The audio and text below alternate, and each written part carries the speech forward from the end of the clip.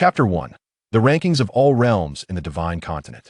This realm serves as the epicenter of countless grand worlds and stands as a sacred ground for practitioners across the myriad realms. Its vast expanse is said to contain fragments no larger than a thumb scattered throughout the cosmos, capable of forming entire universes. Though the Divine Continent has existed for merely 5,000 years, it was brought into being by the formidable being known as Qin Tian, who manifested it through sheer willpower. At the heart of the Divine Continent towers a majestic, immortal mountain, known as Yanhuang Mountain. Soaring to immeasurable heights, it is surrounded by innumerable worlds, suffused with divine radiance and sacred luminescence. Chains of profound truths cascade from its peaks, enveloped in swirling primordial chaos and mysterious purple mist. Occasionally, beams of resplendent light burst forth from its summit, illuminating the surroundings with unparalleled brilliance. Atop this celestial mountain stands an awe-inspiring palace, radiant and adorned with resplendent hues. A plaque hangs above its entrance, inscribed with the golden characters Immortal Palace. This is the sanctum of the esteemed, immortal Qin Tian of the Divine Continent. At this very moment, upon the pinnacle of Yanhuang Mountain, a young man clad in a moon-white robe sits in serene meditation beneath a towering tree, whose branches shimmer with countless divine lights. The youth beneath it absorbs this ethereal radiance, and this extraordinary tree is revered by all living beings as the World Tree, its leaves representing vast worlds. He is Qin Tian. 100,000 years ago, he transcended into this fantastical realm in a mortal body. Throughout these 100 millennia, he has navigated countless trials and tribulations, carving a bloody path through life and death. In a mere 3 years, he grasped the Tao in 7 years. He attained the Golden Core in 100 years. He shattered realms in 1,000 years. He ascended from king to emperor in 10,000 years. He vanquished immortals, and in 100,000 years, he became an immortal. His brilliance is unparalleled, serving as an exemplar for all cultivators and an object of reverence and fear among the myriad realms. He stands upon the immortal dynasty and governs the indomitable immortal sex. Battling against countless prodigies, his blood has drenched the realms, and he has faced death more than once. He has traversed an era, subjugated myriad races, and stands unrivaled among the myriad realms. He is an utterly ordinary member of the human race, lacking exceptional talent, yet he has carved an invincible path through unwavering conviction. In the end, he was the sole individual to dominate the 10 semi-immortals in the Star Sea a millennium ago. In adversity, he reversed the tides, obliterating 3,000 grand worlds and myriad minor realms, slaying the 10 semi-immortals, and even, as a mortal, defied the only immortal in the Star Sea, ultimately becoming a new immortal. From that moment, the name Qin Tian resonated throughout the universe and among all realms. 100,000 years ago, I arrived in this place, solitary and destitute, yet I tread the path to the pinnacle of existence, becoming the sole immortal among the myriad realms. Why can I still not find the way home? I am already an immortal of the myriad realms. Why, with the power of an immortal, can I still not discover it? Could it be that achieving immortality is merely an ephemeral dream? Atop the mountain, beneath the great tree, Qin Feng slowly opened his eyes, filled with profound sorrow. Since his ascension to immortality a millennium ago, no matter the method or divine ability he employed, he has been unable to locate the portal that once brought him here. He cannot find the way back to Earth, nor can he return to his home. He once conjured the universe and the blue planet from his memories, yet it did not evoke the warmth he longed for. He has traversed the rivers of time, seeking traces of that planet in ancient history, searching every inch of the starry sea, even confronting the primordial immortals, yet he still could not find the path he once took. Is it possible that I will never see my loved ones again? Leaning against the great tree, Qin Feng sighed softly as its leaves cascaded down to envelop him. Though he is an immortal, he has never severed ties with a mortal realm like other immortals. To him, how could a true immortal fear worldly affairs? Immortals should not be devoid of emotion. If he cannot find the path, he can only venture into the primordial darkness. Ding! The rankings of all realms have been activated. This list comprises the rankings of the strongest in the myriad realms and the world rankings. The Divine Continent has been detected to be of the highest caliber, permitting billions of cultivators from the Divine Continent to join the rankings of all realms. The higher the world level, the greater the rewards and privileges one receives. Perhaps your wishes may be fulfilled. At that moment, a cold, mechanical voice echoed in Qin Feng's mind. Swish! A stream of light surged into the consciousness of billions of cultivators, imparting permissions related to the myriad realms. Qin Feng, who had been consumed by worry, suddenly paused, a hint of astonishment crossing his face. The rankings of all realms? Rewards and privileges? The possibility of wishes being granted? In an instant, anger flared upon Qin Feng's visage. A system, perhaps. In his past life as a novel enthusiast, he was no stranger to systems. Many protagonists in those tales possessed one. In those stories, possessing a system meant overcoming divine obstacles effortlessly. He had even fantasized about it when he first arrived. Back then, he had attempted to create countless systems to send to the myriad realms in hopes of returning to Earth, yet he had failed. And now, another system had appeared. Could it be a bored, powerful being had concocted this, and it had somehow found its way to him? Had he, after a millennium of inaction, merely drifted into this predicament? Once I find you, I shall ensure you understand what true wrath is. With that thought, Qin Feng's gaze turned icy, his mind enveloping the entire world, searching inch by inch for the source of this system. The aura radiating from him made the skies above the divine continent shift unpredictably, at times filled with purple mist spanning millions of miles, at times shrouded in dark clouds. In his eyes, myriad laws manifested, and as he gestured, countless divine abilities whirled around him. Unbeknownst to the beings around him, time began to advance in half of the world while retreating in the other half, yet none perceived the change.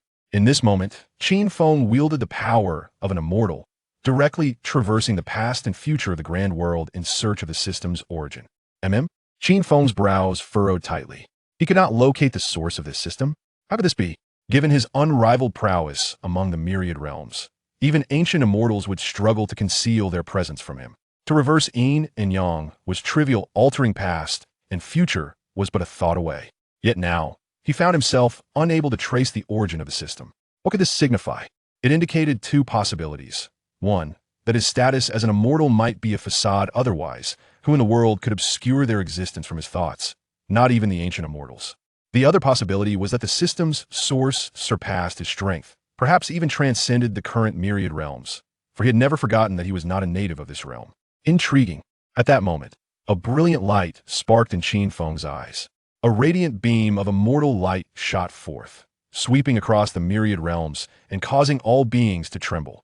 Had he not harbored any murderous intent, this gaze could have obliterated the myriad realms, leaving no chance for rebirth. Could it be that the path home relies upon this system? Qin Feng murmured softly. If the entity behind this system possessed strength greater than his own, it would imply that beyond immortality, other realms exist. If he could attain such heights, perhaps he could return to his homeland.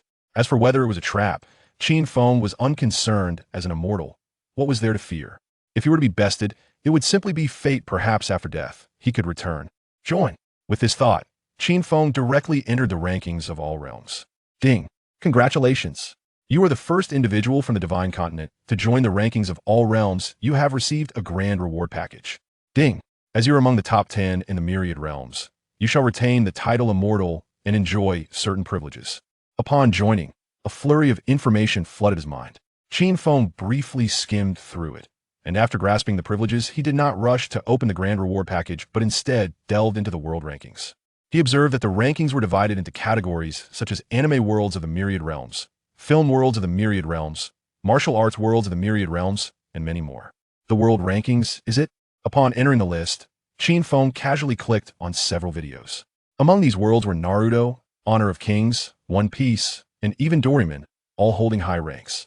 The worlds depicted characters and scenes he was once familiar with now. The rankings had progressed to fantastical immortal worlds, just as individuals were beginning to join. After watching for a while, Qin Feng opened the grand reward package. Ding! Congratulations! You have received one all-knowing card of the myriad realms and one location card of the myriad realms. Note, the all-knowing card of the myriad realms can answer all your questions, but provides only one opportunity to ask. After use, it will vanish into thin air. Please use it judiciously. The all-knowing card of the myriad realms?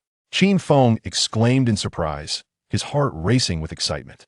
I wish to know how I could find my way home. Without a moment's hesitation, Qin Feng took out the card and activated it, his eyes reflecting a glimmer of longing. He feared that the answer might be that it was impossible. Ding. When you transcend to the highest echelons of the myriad realms and rise above all, you will possess the ability to find your way home. Note, There's only one opportunity for transcendence, and it requires vying against the myriad realms. Ha ha ha. At last, I have found hope for my return. To compete with the myriad realms, I shall see who dares to obstruct me. Those who stand in my way shall not enter the cycle of rebirth, and I shall obliterate their past lives and destroy their present. Qin Feng abruptly rose from the ground, laughing heartily, his eyes once again igniting with astonishing battle intent after a millennium of waiting. At the moment Qin Feng had set his sights on a goal, the cultivators across the vast lands of the divine continent and the myriad realms, from the weakest practitioners to the lofty pseudo-immortals, confirmed that this object held no traceable origin and began to converge. It is worth noting that upon reaching a certain level, they too could create systems. The fact that even pseudo-immortals could not trace its source suggested it was likely conjured by the celestial immortal Qin. Naturally, they felt compelled to enter, lest they incur the wrath of the immortal. With the rules previously etched in their minds, the multitude of cultivators adeptly navigated the celestial rankings, where divine light swirled and the laws of the great Tao enveloped them, an unfathomable mystery. As the crowd delved into the celestial rankings, boom! In that instant, the myriad realms trembled simultaneously. The vast starry sky flowed backward, space tore apart, and spiritual energy surged. The worlds of anime and film were accustomed to such phenomena. Everyone remained calm. This is merely an anomaly triggered by the celestial rankings. It's nothing to worry about. Zhang Wuji from the world of the Heaven Sword and Dragon Saber proclaimed. Indeed, while this disturbance is somewhat more pronounced than usual, it is harmless. Just observe quietly, chuckled Whitebeard from the world of One Piece, stroking his beard. Chapter 2. Great achievers are not bound by trivialities. At that moment, a voice that shook the heavens reverberated throughout the myriad realms. The rankings of the strongest worlds in the myriad realms have been released. The rankings encompass a total of 1,000 grand worlds, with no specific order of precedence. The mightiest world in the myriad realms, our Dragon Ball world, is undoubtedly in the top 10, exclaimed Frisia. Frisia, have you lost your mind? A mere insignificant universe that cannot even rival Apollo dares to boast, retorted Gaia, the cosmic star god. Ha! When you gaze into the abyss gazes back at you. My ultra-beast-armed world is absolutely invincible, proclaimed Hades. What's that? Do you have an objection? A mere robot dares to be arrogant before me? Frisia sneered. In the Dragon Ball world, Frisia sat upon his throne, a smirk playing at the corners of his mouth. Initially, those who had ascended the celestial rankings, such as Uchiha Madara, Luffy, and Iron Man, similarly provoked with bravado, but when their videos were aired, they were reduced to timid turtles, not daring to utter a sound. He believed that once these individuals witnessed his exploits and found them identical to those of others, they would finally comprehend what true strength entailed. Now, the announcement of the world ranked 1,000 in the myriad realms. The Dou Po world. Before Frisia could finish his thoughts, the grand, resounding voice echoed once more. Everyone observed a massive screen manifesting in the air before them, and then a line of colossal characters gradually materialized. The crowd's expressions turned serious indeed. The celestial rankings were about to unfold. Ranked 1,000, the Dou Po world. This is a realm governed by fighting spirit, devoid of flamboyant magic, where only the pinnacle of fighting energy prevails. In this world, myriad races compete for supremacy, striving to become Dou emperors. The Soul Clan stands as the most powerful race, with its patriarch having meticulously orchestrated schemes over millennia, annihilating the Xiao clan, devouring the Ling clan, and exterminating the Stone clan, decimating nearly half of the world's populace, ultimately achieving the status of emperor. Even the heavenly Daos reincarnation could not prevent the demise of the mighty Soul Emperor at the hands of the indomitable Flame Emperor, who rose from humble beginnings and endured countless tribulations. Decades later, the Flame Emperor ascended alongside the other 4 emperors, a historical event known as the 5 Emperors' Ascension. Evaluation. The Dou Po world is rated as a 5-star world. In the video, a line of faint text appeared, chronicling the life of the most formidable Dou Emperor, the Flame Emperor, as well as the Soul Clan's astonishing schemes, shedding light on their respective temperaments. The final commentary on this world was quite revealing.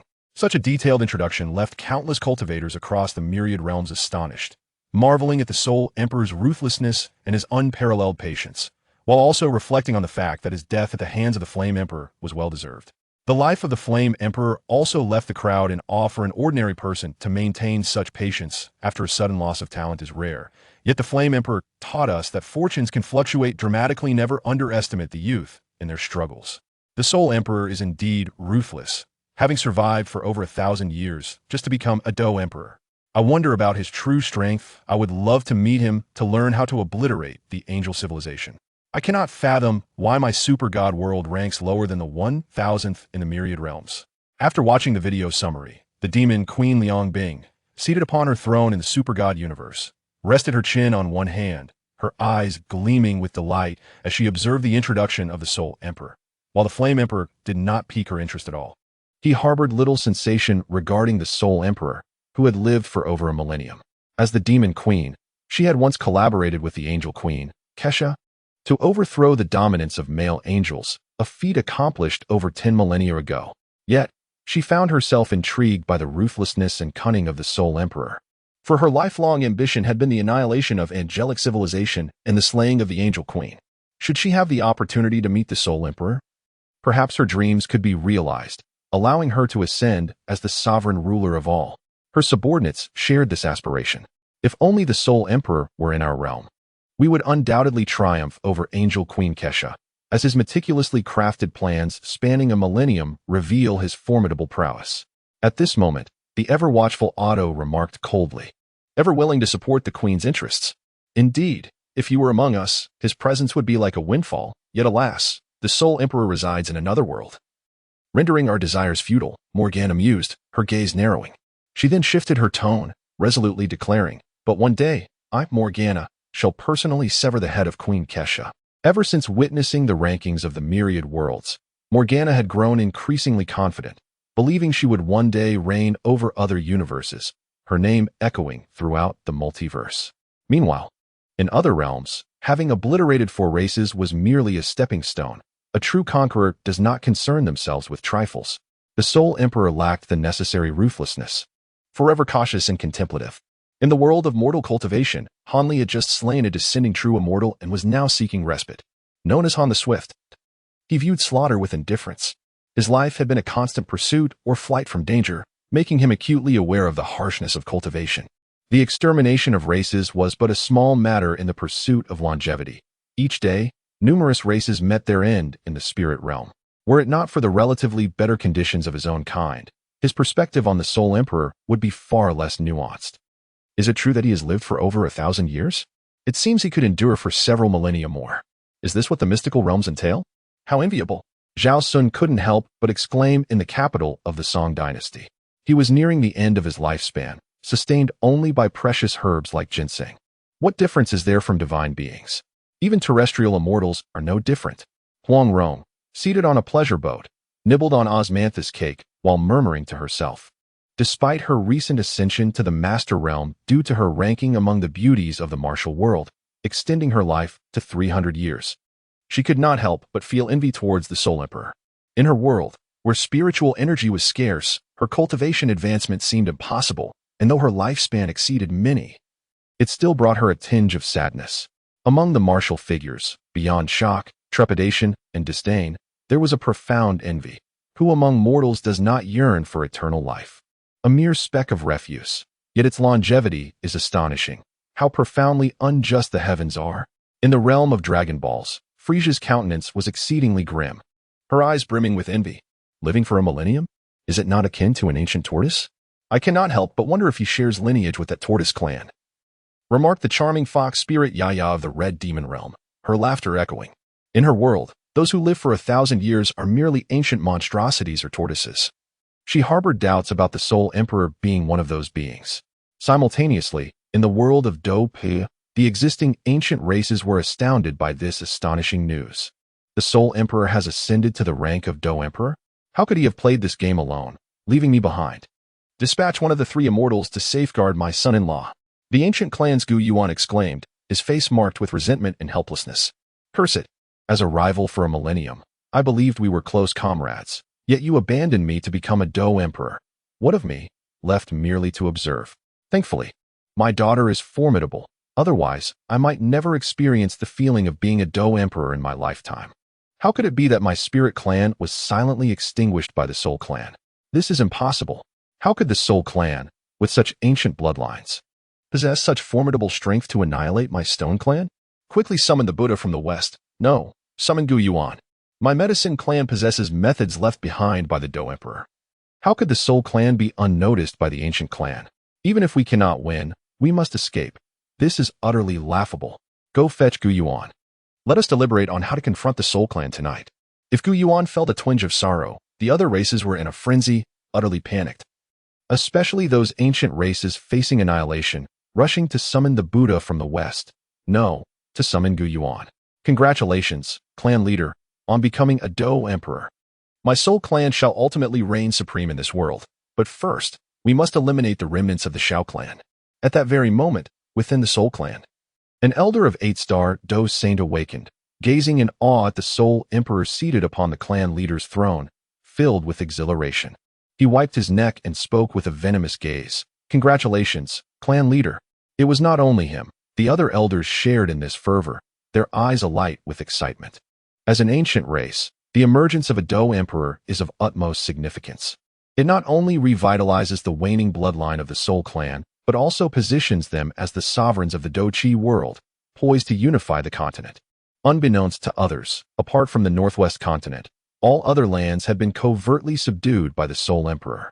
Once the Soul Emperor ascends, the entire continent, save for the central state, shall fall within his grasp. Congratulations, Soul Emperor. From this moment forth, you shall be the true sovereign. The Void Devourer glanced at the Soul Emperor, concealing the tumult within, and spoke with a calm demeanor. Ha ha ha, let us all strive together. This matter is destined for the future. The ascension of the Dou Emperor is not yet a settled affair. Moreover, the premature revelation of our plans has given rise to a significant threat, Soulfire. You must go and extinguish it. On the throne, the Soul Emperor, basking in the adulation of the crowd, could not suppress a hearty laugh. Yet, he quickly composed himself, his face darkening with murderous intent. He had not anticipated that despite the success of his millennium-long scheme, he would perish at the hands of the Xiao clan. This was intolerable. Xiao Yin must die. Meanwhile, the cultivators of the Douqi continent were fixated on the rankings and fluctuations of the list. How can we possibly be ranked last? This is inconceivable. Our Dou Emperor has not been seen for millennia, and yet two have emerged. How could we be at the bottom? Surely this is a mistake. Our Douqi continent, so powerful, should not only be in the top 10, but rather at the very pinnacle. Remember, our Dou Sage can create small worlds, wielding the power to tear apart space itself. This so-called all-heaven ranking is undoubtedly a fabrication, a ruse concocted by some fool. Our Douqi world is far from weak. Countless beings from the Douqi realm voiced their disbelief. As their doubts echoed, they manifested like a barrage on the all-heaven ranking. Chapter 3, Lord Long turned around, startling a cow by the roadside. In the realm of the all-heavens, reactions varied greatly. This is absurd. A mere Dou Sage barely capable of opening a small world. What is there to boast of? In our world, any martial artist can create a small world. It is no grand feat, and they dare to aspire to first place. The most powerful realm among the all-heavens is undoubtedly ours. This is a realm for deities. I, Jehovah, am the mightiest among all. In the fallen angel world, the Western deity Jehovah gazed upon the all-heaven ranking with benevolence. God? Merely a worthless deity from the West. I have lost count of how many I have slain, yet they dare to speak so brazenly? Back on Earth, in the realm of the sorcerer, the demon Emperor Zhang Xiling reclined on a sofa, disdain evident in his tone. Indeed, the Western deities are but worthless scum, audacious in their arrogance. When I ascend to great heights, I find myself ever alone, no one to converse with. The desolate winter chills me to the bone. What is my true purpose in this elevation? The Douqi world appears trivial. Can you withstand my stellar form? Are you willing to forsake everything? The king of the underworld, situated within the coffin of Xianming, murmured to himself. He had battled at the pinnacle for so long that he had grown numb to the prospect of being sealed away again, a consequence of countless cycles. The strongest among the all-heavens? That title surely belongs to my demon and divine world. The rogue dragon bellowed. With a mere turn of his head, he terrified a cow by the roadside. With another glance, the winds howled, and the earth trembled in despair. Upon the third turn, mountains crumbled, and rivers flowed backward. And with the fourth, the king of demons contemplated a leap from his perch. In the perfect grand world, the rankings of the myriad realms emerged. The master of the forbidden lands gradually awakened from a pristine white cranium, raising his gaze toward the luminous screen above.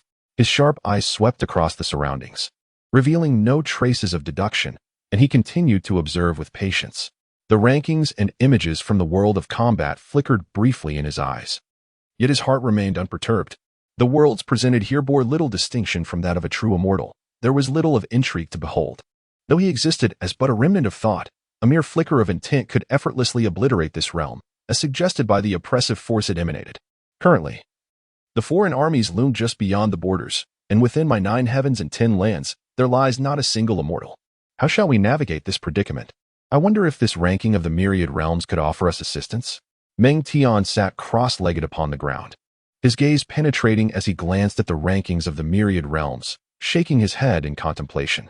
They pay little heed to the rankings on the celestial leaderboard, for they lack the formidable strength of both the foreign realms and the celestial domain. The depicted battle emperor is to them merely a being that could be extinguished with a mere flick of the finger. Thus, even if they were to achieve rewards in the 9 heavens and 10 earths, the foreign realms would undoubtedly receive their own accolades as well.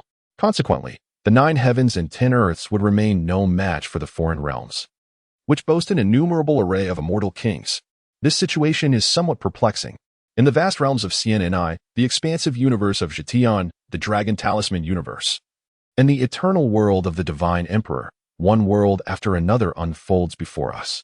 Numerous formidable beings exhibit both disdain and a tinge of astonishment. The rankings of the myriad worlds have left them awestruck. Although they are indeed invincible, they cannot fathom the origins of these rankings, which remain shrouded in mystery. In their eyes, the Dou Po world is akin to a mere trifle, as they perceive the supreme existence of the myriad worlds to undeniably belong to their own realm. Within the divine continent, it is unequivocal that the most powerful world among the myriad realms is our divine continent. The Dou Po world seems rather feeble. Even the most powerful Dou Emperor in our domain is merely on the cusp of breaking through to the small thousand realms.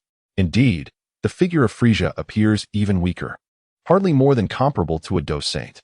One wonders what grounds he has to be so arrogant, aspiring to become the mightiest of worlds. The so-called king of Hades I encountered is indeed noteworthy, possessing a heart of a warrior, and his strength can barely contend with some of the illustrious prodigies of the present age. However, that so-called nebula body holds little merit. We can create countless black holes at will. The angel race is rather intriguing as well, where a cadre of men is bested by women, a fate that spares them from disgrace upon their demise. Yet, in terms of technology, they are utterly unremarkable. The technology we conjure with a mere thought would obliterate theirs for millennia to come. Within the Hall of Immortals, a congregation of semi-immortals sits in meditation, surrounded by an extraordinary radiance and exuding immense power. Were it not for the fact that this world was established by Qin Tian, the convergence of so many semi-immortals would undoubtedly manifest astonishing phenomena. Purple chi emerging from the east, the immortal king descending upon the heavens would be mere trifles, and the reversal of cosmic rivers would be a common occurrence. At this moment, these semi-immortals are engaged in discussions regarding the worlds and characters emerging from the rankings of the myriad realms, offering their insights and opinions. Among them, the king of Hades from the super beast-armed world, Kajila from the super god universe, and Frisia from the Dragon Ball world pique their interest, revealing a glint of amusement. As semi-immortal beings in the current realm of the myriad worlds, their lifespans are boundless, allowing them to witness the ebb and flow of epochs. The birth and demise of the universe are but a fleeting thought. For them, even the animated martial arts, the denizens of the second dimension, and the Dou Po world are merely trifles. In their eyes, only those of the same semi-immortal status merit equal discourse. Those beneath this echelon are unworthy of even a sidelong glance. The only event that once stirred their emotions was Qin Tian's audacious defiance, challenging semi-immortals with his supreme realm and opposing immortals with his semi-immortal prowess. The power system of this super god world is intriguing. As long as one possesses the necessary elixirs, they can attain immense strength. Regrettably, the upper limit is rather low, allowing only for the ascent to the status of transcendent beings. An elderly half-immortal spoke softly. He was Cha Qing, one of the followers of Qin Tian. All the half-immortals in the vast world of Shenzhou were devoted adherents of Qin Tian, willingly so. At this moment, he was examining the contents of past rankings of celestial animated realms, one of which was the super god universe. The power system within intrigued him somewhat. Indeed, it was fascinating to create divine bodies through technological prowess rather than cultivating mystical arts. However, the significant drawback lay in its inability to mass-produce such entities with equivalent resources. one could forge even more powerful beings with fewer defects. Meanwhile, another half-immortal, shrouded in the primordial purple aura and obscured from view, emanated boundless strength and nodded in agreement. This is Xiang Banshin, who has attained enlightenment through the primordial purple aura, possessing an unfathomable strength, unrivaled across the myriad realms. The 4 generations of divine bodies in the super-god world are indeed remarkable. However, the time and resources consumed are excessively extensive. Their method of creating deities through technology, while seemingly impressive, bears significant shortcomings, rendering them incapable of transcending the cosmos. Such a system serves as a source of inspiration for them, yet it fails to capture their admiration. They have gleaned some insights from these worldly experiences, augmenting their own foundations. Insights that the realms of martial arts and cinematic worlds cannot provide. Thus, the masses showed little interest in pursuing them further. Chapter 4. The honor of the king cannot be insulted. The ceiling of the martial arts world is exceedingly low, unless one considers those formidable warriors from high martial realms whose strength could rival the elders of third-rate sects in the divine land. However, how many such worlds exist? One wonders where our divine land would rank on the myriad realms leaderboard. It goes without saying that the Dou Po world, buoyed solely by those 2 Dou emperors, could secure a position within the top 1,000. Any one of us would likely qualify for the top 100, and with His Majesty the Qin Emperor, we shall undoubtedly claim the first position. An excited half-immortal spoke, his voice laced with profound reverence, as if he were in the presence of a celestial being. Qin Tian, the foremost immortal across the myriad realms, has long left an indelible mark in the hearts of all immortals. During his half-immortal phase, he could single-handedly challenge the supreme beings of the myriad realms, suppressing the 10 greatest half-immortals with a mere palm. Now, having ascended to immortal status, his profound cultivation remains unfathomable, capable of annihilating the myriad realms with a single thought. Such an existence is regarded as invincible in the hearts of semi-immortals across myriad realms, with a celestial presence overseeing. Which world in the vast multiverse could possibly rival it? Qin Tian is acutely aware of the astonishment and discussions among the crowd. He merely shakes his head slightly, for he has never considered himself the foremost in all realms. From the system, he learned that there are 10 beings within the multiverse who are not inferior to him, and some even surpass him in strength. Having perused countless novels, he understands that within the supreme primordial chaos, there undoubtedly exist beings of equal might. His own world can project into the multiverse, yet he has thwarted such attempts. Meanwhile, the video continues to play, captivating the celestial beings with its grand visuals that overshadow any cinematic masterpiece, immersing them in an extraordinarily vivid experience. Beneath the video, a barrage of comments emerges, inundating the page with billions of messages each second, far too rapid for the average person to comprehend, yet a commonplace occurrence for these celestial beings.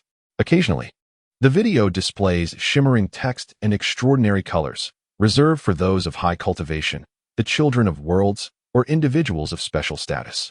Even among these celestial beings, their purple comments are merely twice the size of the ordinary ones. Indeed, the Soul Emperor is ruthless. I propose the ancient races unite to vanquish this shameless wretch, exclaimed the heavenly dragon Suju. Humph, is this the fantastical realm? It is nothing extraordinary, still not a match for me, Frisia, retorted the cosmic emperor. No. We angels are the mightiest race, for God is with you, declared Jehovah.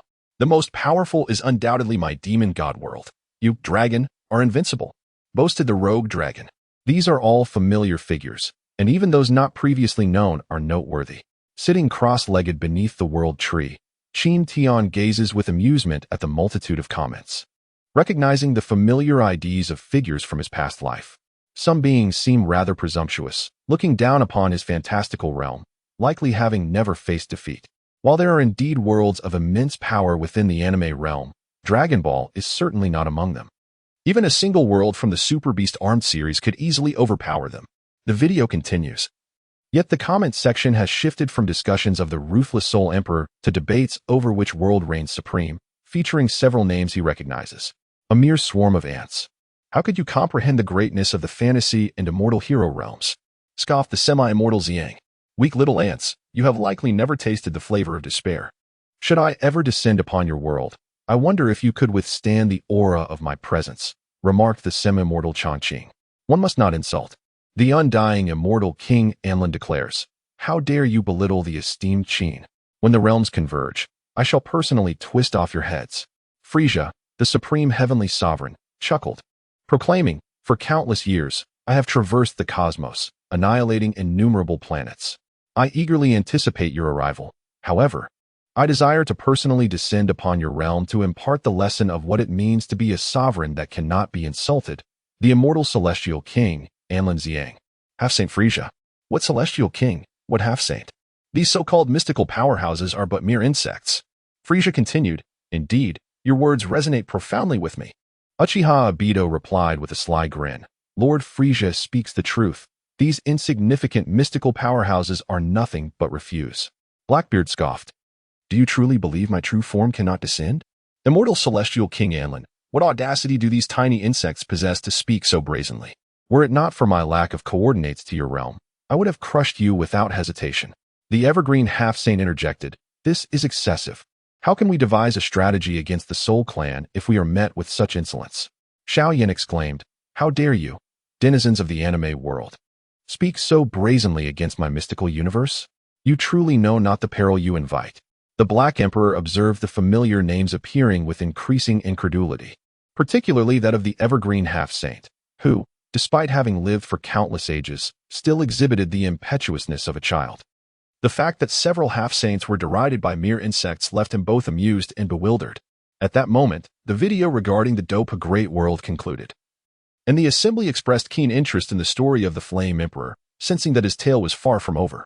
The Flame Emperor is truly loyal and righteous, treating his teacher with utmost respect, and likewise, his beloved wife, remarked Tu Shanyiya. "Humph, a mere remnant of the Xiao clan. I shall dispatch someone to eliminate him. In doing so, who in the entire Dochi continent could possibly challenge me?" pondered the Soul Emperor, as he observed the ongoing barrage of comments from the crowd following the video's conclusion. The moment this comment emerged, it instantly captivated everyone's attention, diverting focus from who was the mightiest in the world. "Xiao Yan, dear brother, flee swiftly. Do not fall victim to the Soul Emperor's ambush. The fate of the world rests upon your shoulders," exclaimed Siko D. Ka. "The villain has appeared. Sisters, shield yourselves with the barrage. The Dragon Girl proclaims that all heretics must be eradicated. Hope, you shall not dream, for our clan leader has dispatched Elder Gu to retrieve our clan's son-in-law," replied Gu Yuan. "The Soul Emperor is still not ruthless enough. It's no wonder he faces defeat," remarked the old demon Han. "What nonsense! Is such a person not ruthless?" retorted the Golden Wheel Mage. Observing the crowd's fervent mockery, even the Soul Emperor found himself at a loss for words. A person of great ambition should not be perturbed by trifles. Was the old demon Han truly implying he lacked ferocity? What, then, would constitute true ruthlessness? Old demon Han, what insights do you possess? You claim this emperor is not ruthless. Pray tell, how ruthless are you? Is it not true that within your very name lies the essence of the demonic? Mused the Soul Emperor. In that moment, he was uncertain of the old demon Han's true nature. How could one who had slaughtered so many be deemed insufficiently ruthless? What, in truth, would qualify as ruthless? Would the old demon Han actually be a demon? If so, how should he confront him? Should he seek alliance, or humbly inquire about the essence of ruthlessness? The Soul Emperor sank into contemplation. "Haha, I am no demon lord.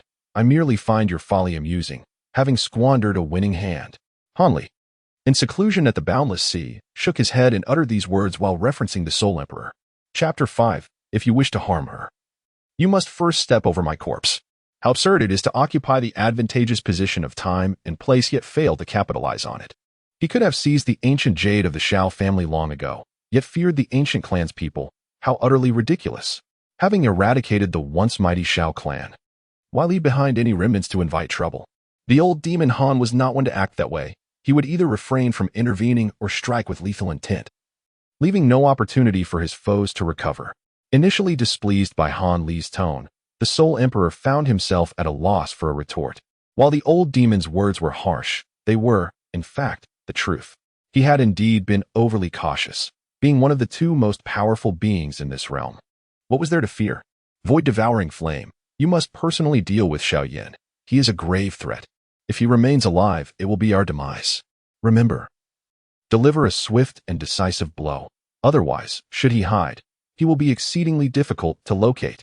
Suddenly, the Soul Emperor awoke to the realization that the situation had not yet escalated to that extent. He still had a chance. If he could eliminate the future Flame Emperor in his cradle, the world of Dou Po would be within his grasp. How could Xiao Yan, who aspired to the same goals, remain unaware of this? At this moment, Xiao Yan felt exasperated. His exposure came far too swiftly. Did they not seek his life? Currently, he was not yet the invincible Flame Emperor of the future. Even a random Dou Zun could overpower him. Master, what should we do? The Soul Emperor, upon witnessing this outcome, likely now considers me a grave threat. If I do not perish, he will not find peace. A spectral entity emerged from the ring in his hand, its countenance grave and watchful, scanning the surroundings with vigilance. Observing this, Xiao Yan grasped the ruler behind him, acutely aware that they were not alone. You must be the esteemed medicine sovereign. The apparition spoke. Do not be alarmed, for I am from the ancient clan of Gu. I have come specifically to escort young Master Xiao Yan to our clan. We, the ancient clan, have formed a coalition with the Spirit Clan, Fire Clan, Thunder Clan, and Medicine Clan to collectively combat the Soul Clan. Once we locate the Soul Clan's realm, we shall take the initiative and strike decisively to vanquish the Soul Emperor. At that moment, the surrounding space fractured, and before Xiao Yan and his companion appeared an elderly man with white hair and a youthful visage. He was one of the 3 celestial beings of the ancient Dao family, having followed the traces left by Xiao Yan to reach this location. In order to ensure the robust growth of future champions for the world, he now bestowed rewards upon the powerful and the world itself. The Soul Emperor was granted a wisp of primal energy along with a 10-year period of protection, during which he could not utilize the primal energy to ascend to the rank of Dou Emperor. Xiao Yan received a realm of and a legacy of Dou Emperor, also accompanied by a decade of protection. In the world of Dou Po, due to its ranking of 1000, a portion of the world's essence was awarded, to be distributed once the 5 emperors broke through the void. Just as the myriad realms speculated on what rewards the Dou Po world would receive, a voice resonated through countless realms once more. Alas, how could the nefarious Soul Emperor be granted such primal energy? It seems the heavens wish to doom my spirit race. I refuse to accept this. It is one thing for the Soul Emperor to obtain primal energy, but why grant him a decade of protection? How are we to seize that wisp of energy? If we fail, my Stone Clan may as well perish. Haha, forgive me, I did not intend to laugh. But upon reading your words, I could not help but chuckle, although I am already aware of your fate. I did not expect the Soul Emperor to possess a decade of protection. Does this imply that the situation will remain unchanged after 10 years? The Black Sovereign quietly inquired. What is primal energy, and why do you all appear so astonished? The little dragon maiden reassured. Fear not. When my angelic race descends upon your planets, I shall personally eradicate that fiend, the Soul Emperor. Queen Angel Yan, it is clear that the Soul Emperor is destined to lose. Not only has he been granted a decade of protection, but the Flame Emperor also enjoys the same privilege, remarked the dignified Morgana. Indeed, it is rather unfortunate. Perhaps in the future, I shall seek vengeance for him. Morgana lazily propped her chin on her snow-white hand. A multitude of characters from the realms of anime and martial arts expressed their opinions on the forum, the vast majority desiring the downfall of the malevolent Soul Emperor. This Soul Emperor may not possess high cultivation, yet he is ruthless and cunning, a true menace. Were he to inhabit my realm, I would assuredly eliminate him myself. In the demon and god realm, Qin Tian rubbed his brow, noting that the Soul Emperor's actions rivaled the will of heaven within his own world, willing to slaughter all for the sake of power. Indeed, if Old Dragon were to encounter such a person, he would simply swat him down. Alas, Qin Tian, come quickly to assist me. This individual is even more shameless than I, and I cannot handle him alone. The rascally dragon raised his claws and subsequently shouted, swiftly typing furiously and bombarding the screen with messages. Yet his opponent proved to be even more ferocious, responding with double the fervor. This rendered him quite embarrassed. Who is this scoundrel Long?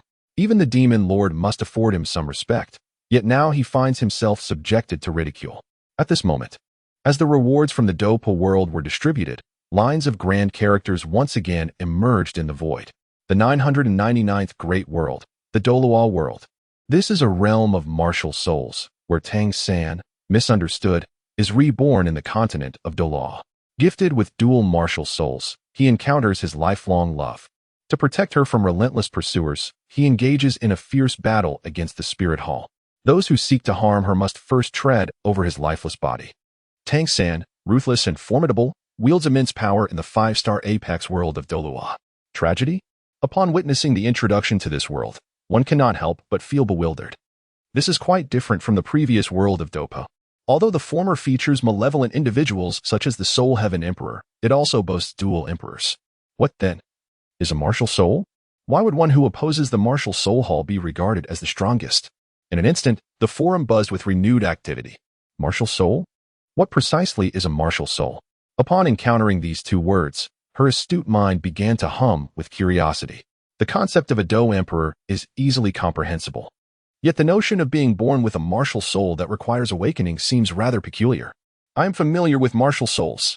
I reside in a world of martial souls as well, where they are categorized from low to high as red, orange, yellow, green, blue, and purple.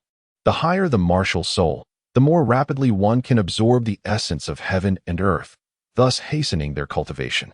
The demon Lord Qin Tian, situated within the realm of the 7 worlds of martial gods, voiced his thoughts. At present, he had ascended to the realm of a cosmic sovereign. Yet he still recalled that his own martial soul was born from a parchment that prevented him from truly becoming a martial artist.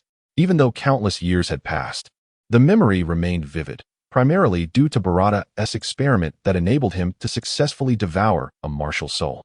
Martial souls. The cultivation system of this fantastical world is indeed marvelously intricate. Previously, there was the Dou Qi and Dou Emperor, and now we encounter martial souls. In the supergod world, the angel queen found herself intrigued by the distinct terminology diverging from Dou Qi. Her curiosity about the unknown was piqued, for she wished to comprehend it, enabling her angelic race to maintain their unmatched supremacy within the cosmos. Individuals from other worlds also gazed with intrigue, even semi-immortals casting fleeting glances. On the screen, a wondrous realm unfolded before everyone's eyes, with lines of text emerging. Every individual is capable of awakening a martial soul at birth. Powerful martial souls can garner preferential resources, while those with inferior martial souls languish in mediocrity throughout their lives.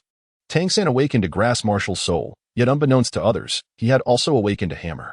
This is the world of Douluo continent, a realm where soul masters reign supreme. It has been quite a while since I last visited Douluo continent, and I am surprised to find myself in this world once again. Moreover, it is said that beyond Douluo, there exist numerous deities, whose powers surpass even those of Dou Po.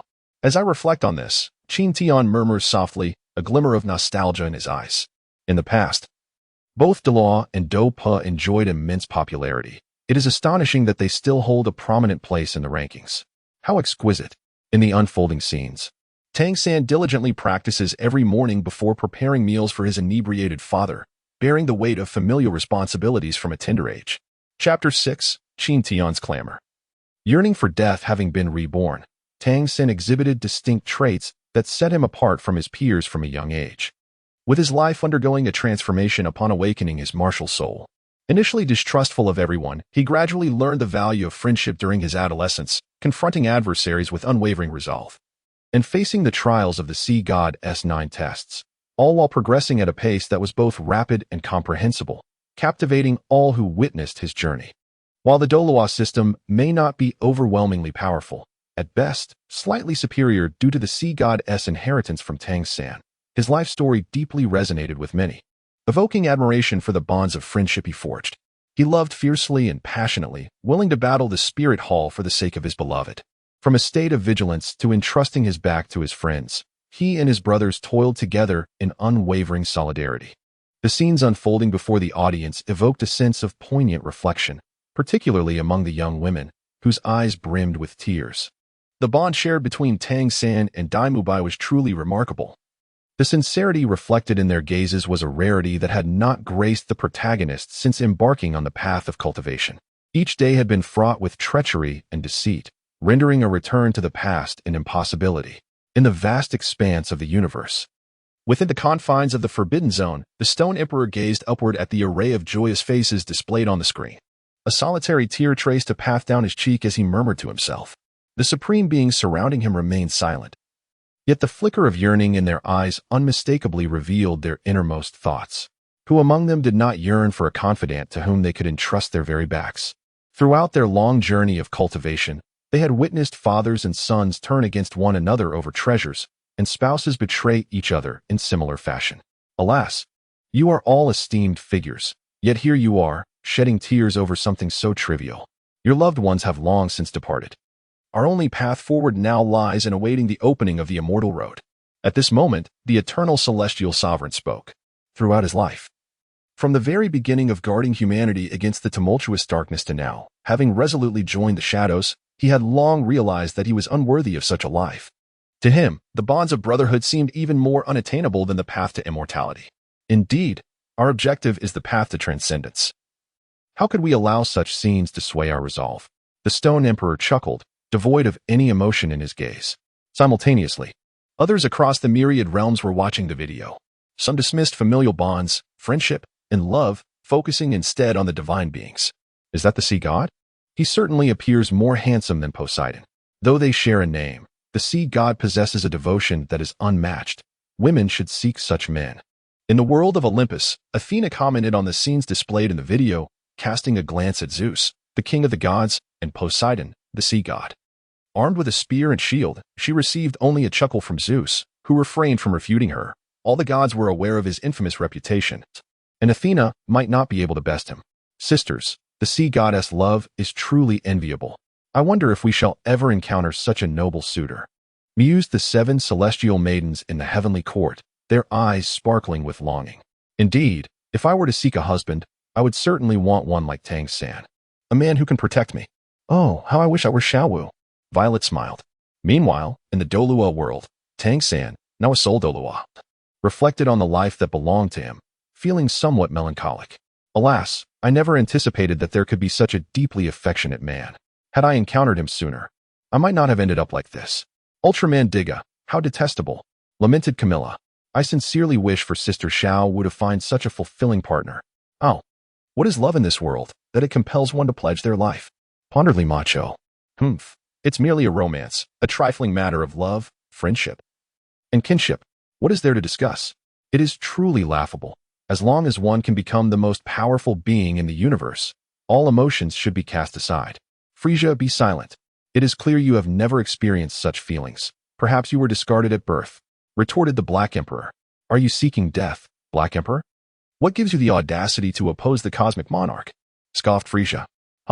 You had better hope I do not descend upon your universe, or your grave shall not be secure, warned the Black Emperor. Indeed, the cosmic monarch is indestructible. What need have I for a grave, should such a day arise? I shall personally annihilate your world, Frisia declared, reclining on his throne in the Dragon Ball world, disdainful of the Black Emperor's bravado. This Frisia possesses no humanity whatsoever.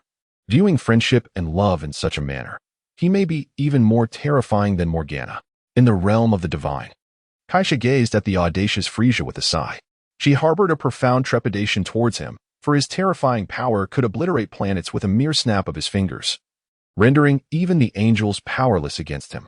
Fortunately, the impossibility of crossing into other universes ensured that offending him would not lead to dire consequences for their lives. At that moment, Frisia was fervently bombarding the forum with comments, deriding those who valued friendship, familial bonds, and love. Coupled with his own legion of admirers across the myriad realms, the incessant stream of comments proved to be quite a distraction from the viewing experience. Such insignificant ants, parading about so boldly, perhaps it would be best for them to silence themselves. Within the Hall of Celestials, the semi-mortal Chongqing furrowed his brow, his reverie interrupted by the relentless barrage of comments. A flicker of ire ignited in his eyes, were it not for the constraints preventing him from crossing realms. He would have swiftly dealt a crushing blow to this so-called cosmic emperor, teaching him the true meaning of fear. I share your sentiments. Yet we lack the authority to mute them. The celestial forum remains indifferent, and none among us possess the ability to traverse realms. We are left powerless in this regard. The semi-immortal Xiang lamented, his disdain for Frisia palpable. Not even the sole emperor inspired such animosity within him. Had he the means to cross realms, Frisia would have long since met his demise, rather than engaging in a war of words here. Wait, is that the celestial Qin Tian? Upon hearing this, Chongqing sighed in resignation, grasping the situation. Just as he was about to speak, something caught his eye, causing him to widen his gaze in astonishment. A celestial sovereign? At Chongqing's exclamation, Xiang and the other semi-immortals turned their attention, their spirits igniting with sudden excitement. How could a mere world ranking command the attention of a being like a celestial sovereign? How noisy! Does the cosmic emperor seek death? Though a single character, celestial. Amidst the overwhelming comments, shone brilliantly, radiating golden light, suffused with purple energy, and emanating a distinctive aura belonging to the celestial Qin Tian. It is indeed the celestial sovereign. That unmistakable aura. Ziyang inhaled sharply, eyes gleaming with fervor, his voice filled with conviction. Simultaneously, the audience watching the video also noticed Qin Tian's emergence, their eyes widening in astonishment. Celestial. Such a designation seems inadequate. It must comprise at least two characters, as a single character is not permissible. This is their first encounter with a name consisting of only one character. What is the origin of this individual? And how is it possible for them to wield a single character? This solitary glyph seems to emanate an overwhelming aura of terror, instilling fear in the hearts of all present. Even the exalted celestial beings, those formidable entities of the fantastical realm, are left in sheer astonishment. The mere presence of this character exerts such immense pressure upon them. Who exactly is this person? A celestial being? Could it be that they are indeed a celestial entity? Yet even celestial beings do not possess such formidable prowess. Celestial? What are you to dare threaten me? Do you believe I would not annihilate your entire family? Frisia, seeking his own demise, audaciously disrespects the esteemed celestial lord. Upon reading this proclamation, the half-celestial Ziyang was infuriated. The wrath of a half-celestial is a fearsome force. Tendrils of their might surged forth, causing the celestial palace to tremble, and even the surrounding cosmos quaked, as if on the brink of shattering. Had it not been for the constraints within the great world of Shinzhou, he would have undoubtedly acted already. Humph. Since you are so foolish as to disregard the majesty of the celestial, I shall personally extinguish your existence. Meanwhile, others observing Frisia's words also felt a flicker of anger. He detests insults directed at his loved ones, as such affronts strike at his very core. Is it ignorance or audacity that drives Frisia to rush toward his own demise? Chapter 7. The arrival of Dragon Balls, outrageous. To insult the celestial lord is an unforgivable sin. You and the beings of your universe shall descend into boundless hell, never to be reborn. At that moment, within the celestial palace, a breathtakingly beautiful half-celestial, Luo Li, bore an expression of indignation. Her aura, surpassing even that of Ziyang Chongqing, surged toward the cosmos with an intensity that disrupted the flow of time itself, sending waves crashing forth and leading to the destruction of worlds. She is Linglong Luo Li, a pinnacle half-celestial of unparalleled prowess and one among many who admire Qin Tian. Rising against countless tribulations from a young age, Qin Tian stands invincible across the heavens, naturally attracting the admiration and affection of numerous women, with Linglong Luo Li being one of them. A mere insignificant ant, a sovereign of the universe? How utterly laughable. The tremors unleashed with each battle annihilate countless universes. Linglong's countenance was frosty. She would not tolerate a single derogatory remark against Qin Tian. Once, a half-celestial dared to insult him. Although he did not react, Linglong took it upon herself to eliminate that half-celestial, who, despite being formidable, could not withstand her might for long. Since that incident, others grew wary of her and refrained from uttering a word against Qin Tian. Should the opportunity arise to act, she would undoubtedly cast Frisia's realm into the depths of hell, ensuring eternal torment. Know your place, insignificant being. When the rankings of the myriad worlds allow for cross-dimensional travel, I shall personally descend upon your realm and obliterate it entirely. Chongqing, I will plunge your world into unfathomable darkness, subjecting you to endless cycles of suffering. The half-saint of Ziyang proclaimed the utter destruction of my world, condemning us to an eternal cycle of reincarnation. Ha! Do you truly believe that with your keyboards you can inscribe my demise within the pages of a book? Oh, celestial sovereign, what wretched celestial being you are! The celestial beings in my realm bow in utmost reverence before me. Is it not akin to the cat celestial, Frisia, in the Dragon Ball universe? Frisia, seated upon his throne, gazes disdainfully at the threats posed by this half-saint of Ziyang, his eyes shimmering with contempt and amusement. Fantasy and martial immortals? Mere trifles. These celestial beings are nothing but rubbish. When encountering him, they must lower their heads in subservience. Their power is mediocre at best, a mere group capable of annihilating planets. Yet he could effortlessly obliterate them with a single hand. To Frisia, figures like the evergreen half-saint are hardly more formidable than the cat celestial, Karen, their strength being merely average, hardly worthy of his concern. This congregation of half-saints ought to cease their clamoring. They have yet to reach the realm of true immortality, thereby bringing shame upon the esteemed title of our celestial kings. In the perfect expanse of the great world of Amlin, the immortal King Amlin observes the Ziyang half-saint and his ilk, who have yet to attain celestial status, his eyes betraying a hint of discontent. How can such lowly half-saints dare to speak in the presence of the celestial kings?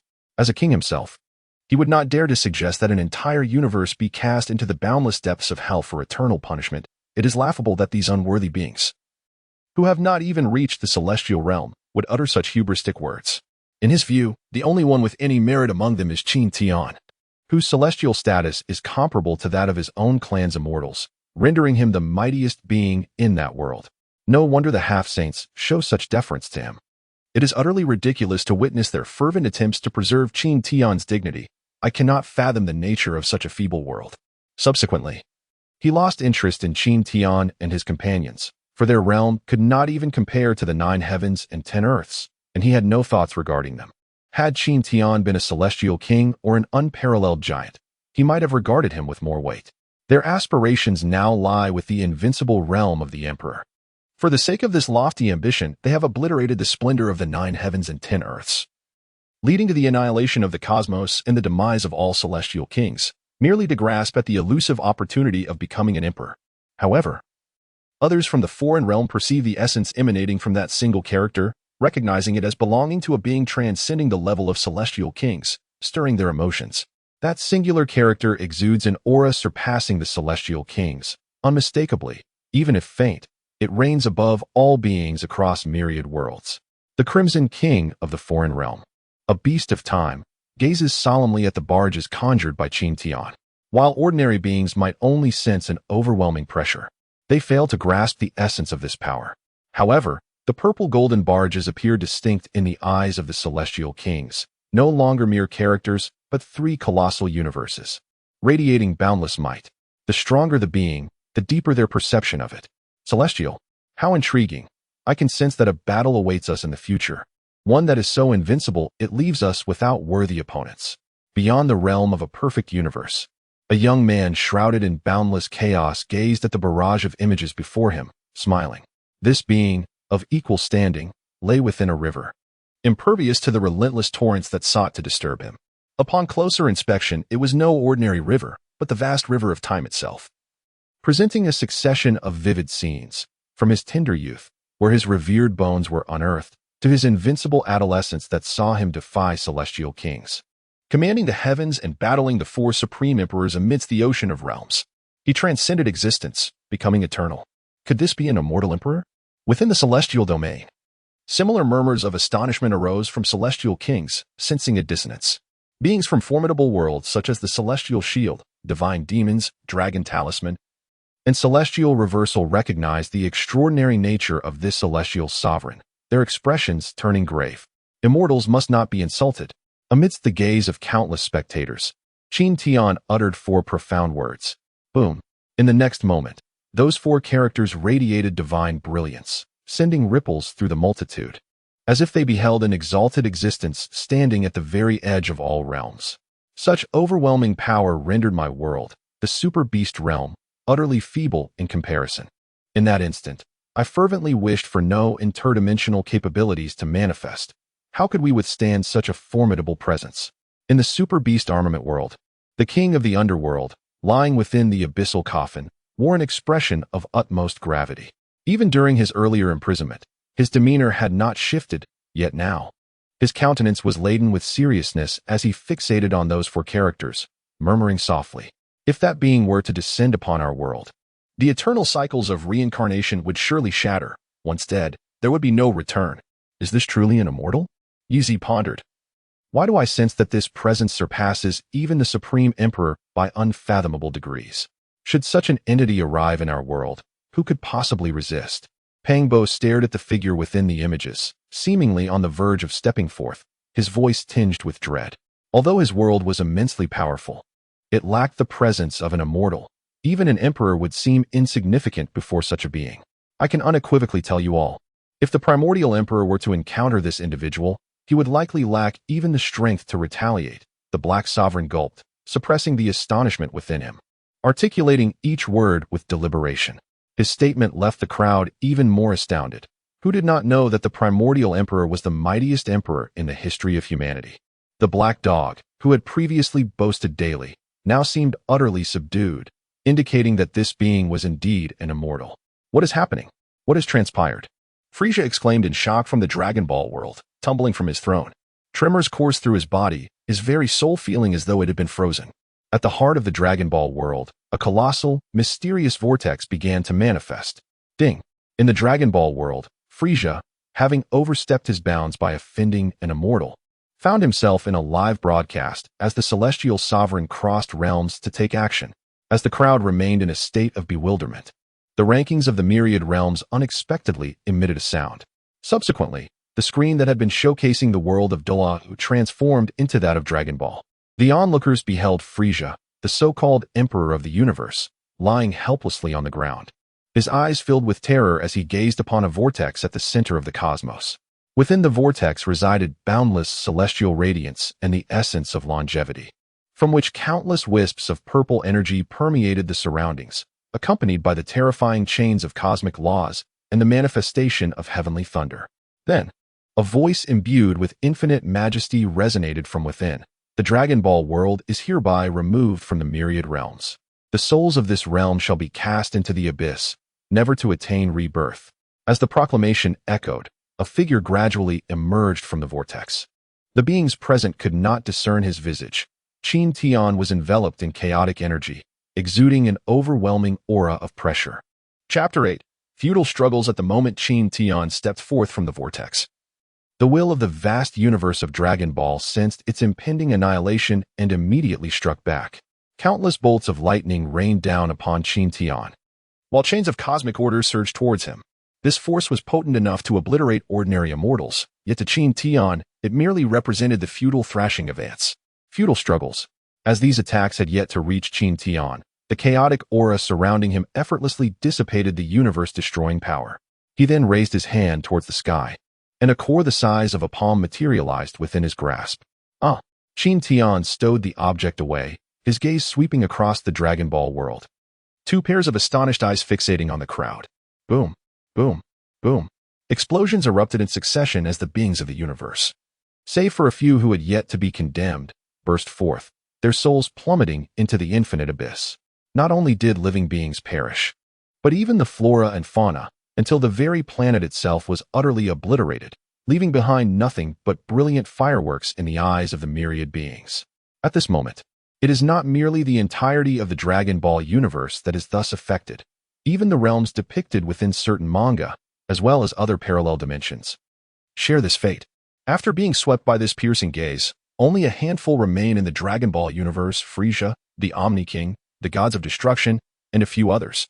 At this juncture, their expressions are marked by sheer terror, cold sweat streaming down their faces, their bodies trembling incessantly, utterly devoid of strength. Such prowess. The words spoken are surely to be fulfilled. I initially believed that Frisia, with such arrogance, must be a formidable figure. However, I was taken aback by his utter incompetence. Very well, may he descend into the abyss. Qin Tian extended a finger and obliterated all existence within the Dragon Ball realm, mere insects in comparison. Had he not consistently sought his own demise, he would have never found himself in this place. Ding! The six-star world, the Dragon Ball realm, has been entirely annihilated. Now erase all traces of the Dragon Ball realm. A gentle reminder. Ding! The Forum of the Myriad Realms is not a place for the unwary. Let all beings refrain from self-deception. As the Dragon Ball realm was utterly erased due to Frisia's actions, all denizens of the myriad worlds received this information along with the gentle reminder. Heavens, is this what immortality entails? Crossing boundaries along a thread of causality. Xiao Feng exclaimed. How can this be possible? Even I, the immortal king, cannot traverse realms. How could a mere immortal do so? Anlan pondered aloud. I recall the invincible dragon residing within the Dragon Ball realm. I wonder what has become of it. Lingxi Revival Earth interjected. Is there any need to ask? Did you not witness the live broadcast? Clearly, it was a complete obliteration, plunging everything into an endless abyss of horror. Dong Yong remarked. All beings in the forum who were watching the live stream engaged in fervent discussions, while many who had missed it were informed of the events, their astonishment palpable. After all, Frisia is quite renowned, possessing considerable strength and being one of the most despised figures in the forum. Although there was some lamentation over his demise, the predominant sentiment was one of relief. Is this immortal too cold-hearted and unfeeling? Frisia may have deserved his fate, yet the other beings were innocent. Why annihilate an entire universe? In the super god universe, Angel Yin gazed upon the devastated Dragon Ball realm, her sense of justice surging as she spoke. Her tone somewhat harsh. Yin, I urge you not to voice such sentiments on the forum. Otherwise, we may find ourselves accompanying you to the grave. Kajila, seated upon her throne, abruptly rose and approached Angel Yin, her voice grave. She was filled with awe towards Qin Tian. Although the live broadcast prevented others from truly experiencing his power, the ability to annihilate an entire universe with a mere glance and to traverse realms indicated extraordinary might. Very well. I shall refrain from such statements, Your Majesty. Yin replied, her earlier surge of righteous indignation now tempered by her understanding. The direct annihilation of an entire universe is more terrifying than even the sole emperor. Wang Yuyin, situated within the realm of Tianlong, could not help but utter a phrase, fearing that Qin Tian might extinguish her with a mere finger, yet upon realizing no harm befell her, she exhaled in relief.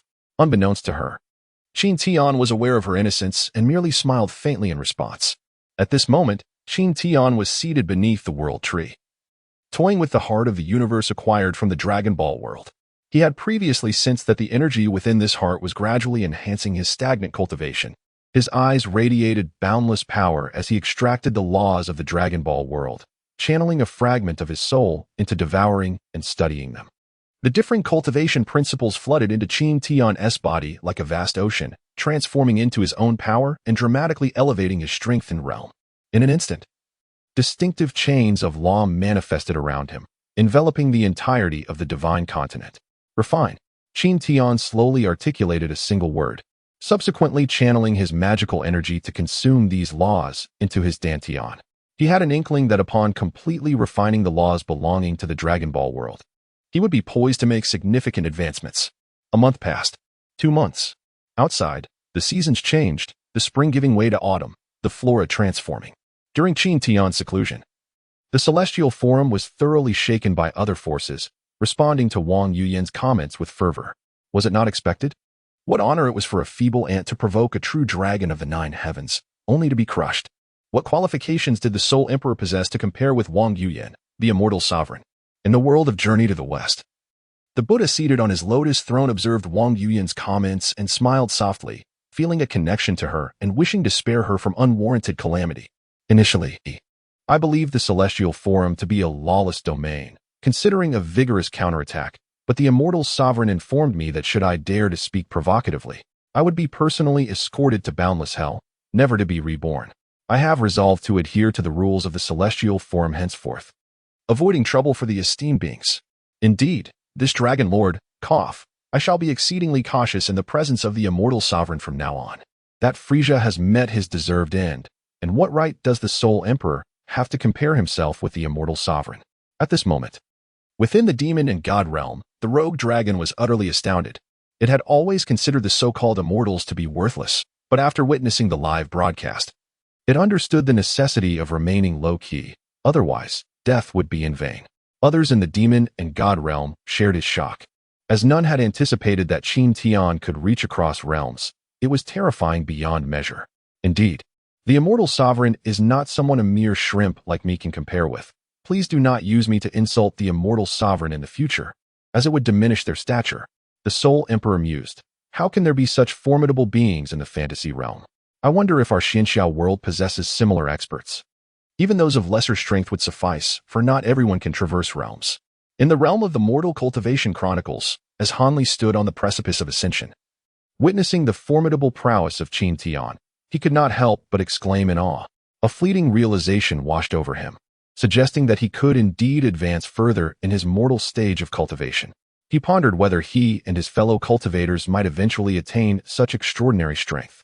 Although Qin Tian was also an immortal, Han Li was acutely aware that not all immortals are equal, and this distinction weighed heavily on his mind. All beings observing the live broadcast grasped a singular truth. While one might offend others without fear of reprisal, crossing an immortal sovereign would invite inescapable doom. Even if one sought refuge at the universe's edge, offending an immortal sovereign could lead to the annihilation of existence itself, leaving one with nowhere to flee but to await death with resignation. In the realms of the Celestial Empire, the demon world, the urban fallen angel world, and the ancient divine emperor world, among others, all-powerful beings fell into a profound silence. Among them were those capable of obliterating the universe with ease. Yet they were bound by two critical limitations. Firstly, they were unable to traverse dimensions. Many were oblivious to the vastness of their own worlds. For instance, even in Lan, a celestial king, remained unaware that above the perfect world lay greater heights and enigmas. The second limitation was that to annihilate the universe, one must either wield the power of divine laws or invoke supreme secret arts. In contrast, an immortal sovereign could bring about universal destruction with merely a gaze. An unparalleled comparison. Some celestial kings could indeed kill with their eyes, but this was a result of their mastery of eye techniques, and they could only slay beings below the true immortal level. In Chapter 9, the saint monk cautioned against excessive discourse. In the Celestial Empire, within the numerous forbidden zones, holy lands, and among the myriad races of the universe, silence reigned supreme. They were engulfed in profound astonishment. The existence of true immortals was no longer a mere myth. Their prolonged wait for ascension had not been in vain, as the reality of immortality now stood before them. Deep within the ancient forbidden land, the long-dormant empress stirred, her eyes flickering open, revealing a glimmer of surprise and a hint of anticipation. Could reincarnation truly exist? Brother, await me. I too shall ascend to immortality. And then we shall be reunited, murmured the ruthless emperor, whose focus diverged from the others. Having transcended the mortal realm, she still lacked the power to resurrect the dead. Yet she perceived a glimmer of hope in Qin Tian. In a wondrous locale, a peerless being adorned with a great bell atop their head reflected upon the earlier broadcast. The shock in their eyes yet to dissipate. A premonition lingered. Before the immortal sovereign, they felt utterly inadequate, instilling both terror and an unrelenting impetus to evolve. Who shall reign at the pinnacle of the immortal path? Upon encountering the immortal sovereign, all aspirations turned to naught. The primordial emperor murmured softly. At that moment, both the emperor and the undying sovereign were similarly shaken. They too were beings of the mortal realm, yet under the overwhelming pressure, their very souls trembled. Despite sharing the title of immortal, their essences were fundamentally different. Even in the immortal domain, such a being was unparalleled. Perhaps only the figure from the age of the fallen emperors could rival the potential of the immortal sovereign.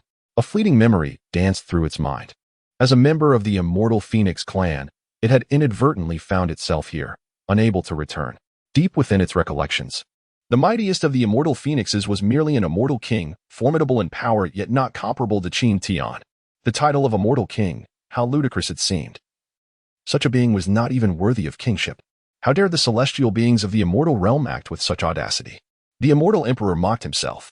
Although the might of the immortal king could overshadow the heavens, it paled in comparison to that of the immortal sovereign, akin to stars beside the moon, utterly incomparable. By heavens, how extraordinarily powerful is this immortal sovereign, capable of crossing realms to slay. Its aura far surpasses that of the Azure Emperor by an unfathomable magnitude. Is this truly an immortal? Can immortals possess such strength? On the other side, Pang Bo could not contain his exclamation, his own words leaving him bewildered. If this was the essence of immortality, what right did they possess to claim such a title? Enough, Pang Bo. This immortal is not that immortal. To compare our mediocre immortals to such a being is to insult the immortal sovereign. Yi Fan spoke gravely. He understood that even if they ascended to immortality, they would not reach the stature of Qin Tian. Such comparisons were a slight against Qin Tian. Should he take offense, their annihilation would be inevitable. In such a scenario, even the Buddha would be unable to intervene. The monkey, trapped beneath the Five Fingers Mountain, would not perish. However, beneath the immortal sovereign's grasp, reincarnation would elude them entirely. Yi Fan speaks wisely. We must not speak lightly of the immortal sovereign. We should focus on our own existence and disregard the affairs of others. In truth, we are fortunate, having attained what the ancient emperors sought, immortality. The black dog chimed in, unwilling to meet a fate akin to that of the cosmic emperor, eternally denied passage into the afterlife. Upon hearing this, Yi Fan and Pang Bo exchanged peculiar glances. There was a kernel of truth in his words. In a certain sense, they had indeed achieved longevity. Ba, the monk lamented, is this immortal sovereign not overstepping bounds? As a being of such immense power, how can they annihilate countless lives across the cosmos for mere words, condemning them to the endless abyss of hell? In the world of Journey to the West, Tang San observed the cataclysmic scene with evident discontent. As a monk, he abhorred those who resorted to slaughter at the slightest provocation. Qin Tian was a prime example. Even more ruthless than the sole emperor, ready to bring about universal destruction at a whim. Before he could speak further, the hidden four value officials and the five directions revealer, along with the 6 Ding and 6 Jia, emerged abruptly. Holy monk, refrain from excessive words. It is better to set forth early than to linger. One of the 5 directions revealers chuckled, rendering Tang San momentarily dazed before vanishing. Brother monkey, this immortal sovereign's strength likely surpasses even those of the 4 value officials. Otherwise, they would not behave in such a manner, Zhu Beiji whispered, casting wary glances around. Is that even a question? Have you ever encountered one capable of crossing realms with such ease? This immortal sovereign's power has surely transcended the bounds of the Tao. After speaking, Sun Wukong placed Tang San upon the white dragon horse and continued their journey westward. At this moment, the name of the celestial sovereign resonates throughout the myriad realms. The celestial sovereign, true to his title, possesses the extraordinary ability to transcend dimensions, obliterating the Dragon Ball world from across countless universes. Within the celestial halls, figures such as the half-sage Changqing are equally astounded. They are left in awe at the notion that Qin Tian could send the entire Dragon Ball realm into oblivion with a mere glance. Though they, too, are merely half-sages, their prowess should not be underestimated. What truly astonishes them is the fact that the strike was executed by personally crossing realms. They were completely unaware of when Qin Tian vanished. This transcendence is not limited to their own divine land, but rather emanates from the vast expanse of other great worlds beyond the realms. They are incapable of achieving this. Even the previous immortals had never heard of such feats. Clearly, Qin Tian's strength has ascended to an entirely different realm, enabling him to intervene across dimensions. Such power, they might spend their entire lives without ever reaching it. As Qin Tian's livestream concluded, the world of Douluo continued to unfold before the audience. There, Tang San, having ascended to the status of sea god, engaged in combat with the angel god, ultimately triumphing over the spirit hall. In a heart-wrenching moment, the Pope Bibi Dong of the Spirit Hall sacrificed herself to shield her daughter, moving all to tears. In the Spirit Hall of Douluo continent, Pope Bibi Dong gazed at the scene of her sacrifice, her eyes betraying not a single ripple of emotion. Had she failed? Shuayer. Bibi Dong had believed she could conquer the Douluo continent, thinking no one could thwart her, yet she was ultimately bested by Tang San. How could it be that she ended up in such a state? This was impossible. Sea God, Sure God, Tang San. These were the figures responsible for her downfall.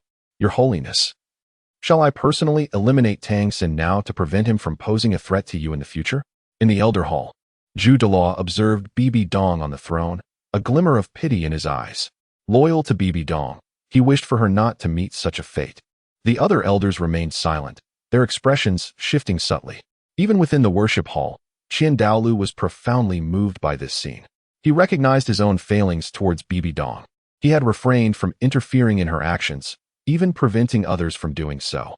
Had it not been for Tang San, Bibi Dong would likely have been the most outstanding pope in the Spirit Hall. Others were simply incomparable, yet alas, she still lost in the end. No, Douluo, I understand your sentiments. Since fate has already been sealed, we cannot alter it. We are not powerful beings like the immortal sovereign, unable to dictate our own destinies. After speaking, Bibi Dong rose and departed from the throne. Chapter 10. 6-star great world mortal. Upon hearing these words, Douluo and the other Douluo powerhouses of the Spirit Hall felt the deep-seated helplessness concealed within Bibi Dong's heart, and they could only shake their heads and sigh. Douluo, come with me. Ghost Douluo, witnessing the departure of the Spirit Hall elders, called out to the somewhat dazed Douluo, his eyes glinting with a hint of danger. What is it, Ghost Douluo? Do you have something to discuss? Perhaps you wish to assist the Pope in dealing with Tang San? Having partnered with Ghost Douluo for so many years, Douluo understood his thoughts well and spoke without hesitation. Indeed, old Ju, are you unwilling? Ghost Douluo's voice was as cold as ice. As if Douluo dared to utter a refusal, he would face a fierce retaliation. How could I be unwilling? The Pope has shown us immense grace, regardless of others' opinions. I am willing to be the sword in the Pope's hand, sweeping away all enemies for her. I, Douluo, have never believed in fate. If fate decrees that the Pope must surely perish, then I shall die before her. Douluo, with unwavering determination in his gaze, harbored a hint of resignation, fully aware that this journey might lead to his final departure. Yet, he felt no remorse whatsoever. Ha ha ha, very well. As brothers, we shall fight for our queen. And if we must perish, let it be before her. With that, Douluo and Douluo vanished from sight. Though they did not articulate their intentions, the others understood perfectly. Bibi Dong, I shall lend you my strength. What do you say? I refuse to believe that with my unparalleled Douluo prowess, I cannot eliminate a mere nascent deity. Qian Tian emerged from the shadows, addressing Bibi Dong in a grave tone. He recognized that Tang San would not be easily vanquished. Yet for Bibi Dong's sake, he was willing to make the attempt. There's no need for that. Douluo and the others will suffice. Teacher, I am destined to become the inheritor of both the Sea God and the Shura God. I have even personally obliterated the Spirit Hall. Should I now go into hiding? I sense that someone seeks to take my life. Within the Monster Academy, Tang San marveled at the extraordinary future that awaited him. Even as one who had lived 2 lives, he found it hard to fathom. While he had confidence in becoming an immensely powerful soul master, he had never considered the possibility of destroying the Spirit Hall, the pinnacle of power on the continent. Now, he harbored no doubts that the Spirit Hall would harbor an intense hatred for him. Should he indeed seek refuge? After all, despite his potential to ascend to divinity, he was merely a great soul master at present, vulnerable to the whims of a mere soul saint. Yes, I should hide. Who goes there? It is I, Xiao San. Come with me back to the Haoyan clan, where the Spirit Hall cannot easily reach us. Tang Hao appeared, addressing Tang San. He had not anticipated that his son was a reincarnate, yet upon realizing he was the child of Ayin, he chose to overlook the matter. The Douluo continent was comprehensively rated as a 5-star pinnacle world. Rewards were distributed. 3 strands of world essence from the Douluo realm, 9 million-year soul rings for Tang San, and a singular opportunity for Bibi Dong to traverse time and space. Note, this could only alter her own fate, not that of others. Once utilized, monumental changes would ensue. Simultaneously, as the video of the Douluo continent concluded, rewards were imparted by the rankings of the myriad realms, resonating in the ears of all beings across the universes. This revelation instantly ignited a fervor among the crowd. They had not anticipated that Bibi Dong's reward would present an opportunity to alter her fate. It is worth noting that, after perusing the overarching narrative of Douluo, the character most deserving of sympathy is indeed Bibi Dong. Her every action stemmed from the influence of Qin Tian. Had it not been for this, countless regrets would have been avoided. Astonishingly, the possibility of changing one's past has emerged. Could it be that the myriad realms deemed Bibi Dong's plight as particularly tragic? Black Emperor, this is splendid. At last, Sister Bibi Dong may transform her woeful destiny. How despicable of Tang San to treat a woman in such a manner. Flower Xiaogu, I concur. Though Tang San is the child of the world, some of his actions are disconcerting, particularly towards Bibi Dong. It truly tugs at my heartstrings. Uchihamadara. The notion of traversing time and space to amend one's fate is indeed the most exquisite of rewards. May there cease to be so many regrets and disappointments. At that moment, Sun Wukong, situated within the vast realm of Journey to the West, perceived the reward capable of altering his destiny. And a glimmer of hope flickered in his eyes. He envisioned a chance to reshape his role as a mere pawn and avert tragedy. One wonders how the divine beings of that world compare to the Olympian deities. Is there truly any tragedy, or is it merely the law of the jungle? Zeus, perched upon his throne atop Mount Olympus, scoffed, declaring that those so-called deities hardly merit the title, being merely individuals endowed with a modicum of divine power. The rankings of the myriad realms continued to unfold, captivating the hearts of countless spectators. They yearned to discover the standings of their respective worlds, the formidable beings within them, and the rewards that awaited. The rankings revealed 998th place, Yuan Zun 896th place, Super Beast Armed World 721st place, Ni Dao 2 600th place, Huaqian Gu 500th place. The world of ordinary people cultivating immortality, a humble youth from a modest village inadvertently entered a local martial arts sect, becoming a registered disciple. With this identity, he carved out a niche within the sect, entering the ranks of cultivators despite his mediocre talents.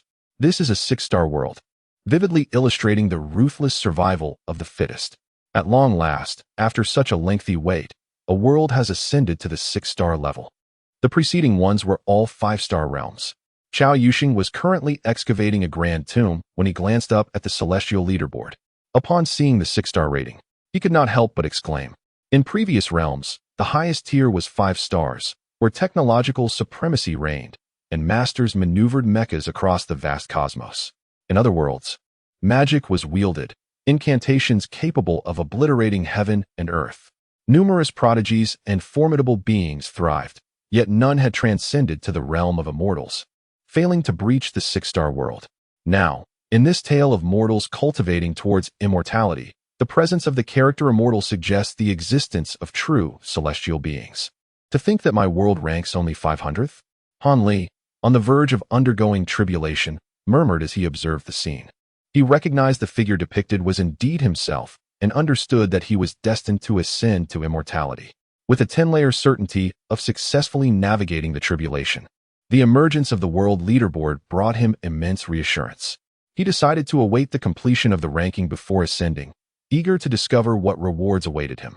Han Li concealed his form, sitting cross-legged in the void, his gaze piercing as he focused intently on the celestial display, a flicker of reminiscence crossing his eyes. This new world promised to be splendid. After all, it was a six-star realm. Huang Rong wondered what the world of the celestial sovereign might be like and if she would have the chance to witness it in her lifetime. Su Fengyan pondered the six-star world, uncertain of their own world's rank, yet confident that their power surpassed those of the five-star realms, possibly reaching 7 stars. In the vast universe of Qin Tian, within the immortal mountain, the Stone Emperor spoke with conviction, asserting that among the multitude of worlds, few could rival his strength. With the emergence of a six-star realm, he anticipated soon discovering the rank of his own world. Though they, the sovereigns, could not traverse the heavens like the celestial sovereign, annihilating a star system was well within their capabilities, and they understood that a lower ranking was preferable. Indeed, we are all emperors of great power. Once suppressing the myriad races of the universe, declared the eternal Dragon Emperor, confidence radiating from his eyes. The other sovereigns concurred, convinced of their unrivaled strength in this realm. Mortals cultivating towards immortality, scoffed the undying king, Unlan, upon reading the New World introduction and noting the words about inferior potential. How could weak ants ever change their fates, especially those deemed as worthless? Undying King Unlan. I hope you live to see the day when the cross-realm functionality of the celestial leaderboard is unveiled. At that juncture, may you still possess the audacity to utter such words. At the pinnacle of the celestial realm, the Time Dao ancestor, Han Li, observed in Lan's commentary, his gaze flickering with a perilous glimmer, his expression as frigid as ice. Chapter 11. To comply is to be mortal, to defy is to be immortal. Why should we, cultivators, shy away from a battle? This individual dares to hold Han Lao Mo in disdain, and yet presumes to voice such contempt before him? Truly, it is akin to an ancient tortoise consuming arsenic, seeking a longer life. With a mere flick of his hand, he manipulates the laws of time. Can he not extinguish a mere king of the undying? And what of the king of the undying? In the face of time, all is but ephemeral. Where then lies immortality? Who are you, Time Dao ancestor, Han Lao Mo? Can one even alter their name? The king of the undying has just spoken, and what you uttered was not directed at you. Why the agitation? Unlan, the king of the undying, found himself momentarily stunned upon realizing he was the subject of discussion. This time Dao ancestor's remarks were tinged with a pale violet hue, while his own commentary bore no color, clearly indicating that the strength of this time Dao ancestor surpassed his own, despite not having provoked him. Why did he harbor such animosity? Wasn't Han Lao Mo merely an individual who had yet to transcend to immortality? How could there be another? He had also attempted to change his nickname post-registration, which implied that these two were not the same person. Yet, what connection did this time Dao ancestor have with the Han Lao Mo he referred to? Han Li, noticing Lan's perplexity, chose not to elucidate. Instead, a dangerous smile graced his lips. Unlan, the king of the undying, pondered, who says that lacking talent precludes one from achieving immortality. With immense determination and a willingness to strive, success is not beyond reach. Not everyone is a genius. Yihei chimed in, indeed, what of low aptitude? To comply is to be mortal, to defy is to be immortal. Why should we, as cultivators, shy away from a battle? Wang Lin added, in this world, nothing is insurmountable for the resolute. Low aptitude can be compensated 100-fold. Ling Qi Revival World, Xiao Ling remarked, humph, a swarm of mere ants. Without talent and background. What right have they to transcend? What right have they to be invincible? Unlan, witnessing this throng of ants rebuffing him, felt his anger surge. Were it not for the constraints placed upon him, he would have already silenced them with a single strike. For now, He could only engage in this form battle. With no talent or background, what right have you to ascend? What right have you to be invincible? He chuckled ominously. Behold, king of the undying and lawn. And witness how I ascend step by step, how I become invincible step by step. Han Li, situated within the realm of mortal cultivation, observed in Lan's disparagement of him and responded with an air of authority. Enough, enough. The video is commencing. Watching it will reveal all. As the crowd threatened to erupt into chaos, the Black Emperor and the Black Dog swiftly diverted attention to the video. On the screen, the figure of Han the Elder Demon began to materialize slowly. It depicted a moment before he embarked on the path to immortality, a simple, earnest youth. By a twist of fate, Han Li stumbled into a local sect and became the disciple of Dr. Mo, only to later discover that Dr. Mo sought to seize his soul. Engaging in a battle of wits, Han Li ultimately triumphed, marking his first victory by vanquishing an immortal cultivator. Key experiences from his life unfolded rapidly, captivating the audience, who reacted with a mixture of alarm and applause. Little did they know that Han Li's life was so extraordinary. No wonder he was dubbed Han the Elder Demon. This was the reason. The little dragon girl remarked in astonishment that it was surprising how readily people here resorted to murder for treasures. Merely encountering an object could lead to soul possession. If she were to reside in such a place, she feared she would become a corpse within 3 days. Ironically, ordinary people were the safest here. Hua Qinggu, observing Han Li's remarkable life, felt a deep resonance and began to comprehend why it was previously said that the Soul Emperor lacked ruthlessness. She had thought Han Li to be a heartless monster, but now realized how little she truly understood. Was this truly the essence of the immortal cultivation world? One could be at risk of soul possession by formidable cultivators at any moment. Yihei, hailing from the world of Tian, recognized that Han Li's experiences epitomized the brutal reality of the immortal cultivation realm. Although their world was rife with turmoil, the emperors there did not engage in soul possession. Unlike in the realm of mortal cultivation, where powerful beings frequently sought to usurp souls. Initially, he thought the emperor was merely exaggerating when he claimed he was not ruthless enough, but after witnessing the environment in which Han Li existed, he realized the truth in those words. He had been too indecisive. The Soul Emperor of the Dou Po world gazed at Han Li's journey with profound astonishment. Although his world possessed souls, they lacked the potency for possession, and had Han Li found himself in his realm, he would have perished countless times. Han Li's life had indeed been fraught with twists and turns. Many would falter in his position, and even he, if in Han Li's shoes, could hardly have fared better. The half-immortal Chongqing, amidst the assembly of celestial beings, murmured appreciatively about Han Li. Indeed, to ascend step by step in such a merciless environment is no simple feat. We, too, have thrived due to the support of powerful factions. Had Han Li existed in our world, he might have also reached the status of half-immortal. The half-immortal Xiang softly reflected that he remembered the immortal sovereign was much like Han Li, having risen from humble beginnings, initially exhibiting mediocre talent, yet ultimately achieving immortality. A semi-divine being pondered deeply and then spoke. Suddenly, a resounding roar echoed from various locations, awakening everyone present. They hastily turned their gazes to the world tree, where an extraordinary sight unfolded. 3,000 forces of law emerged, coiling around the tree like majestic dragons. In the midst of this spectacle sat a young man, enveloped in a mist of purple energy, exuding an overwhelming aura. As the sacred Mount Yanhuang trembled violently, countless beings within the vast realm of Shenzhou looked up, their eyes filled with expressions of confusion. At that moment, Qin Tian opened his tightly shut eyes, which had remained closed for months, revealing within them the essence of the universe. The myriad laws of the 3,000 great Tao were seamlessly integrated into his being. Since the battle in the Star Sea with the esteemed immortal sovereign and his subsequent ascension, the vast world of Shenzhou has enjoyed peace and prosperity, devoid of turmoil. Yet now, what has caused the tremors of Yanhuang Mountain? Could it be that the immortal sovereign is displeased?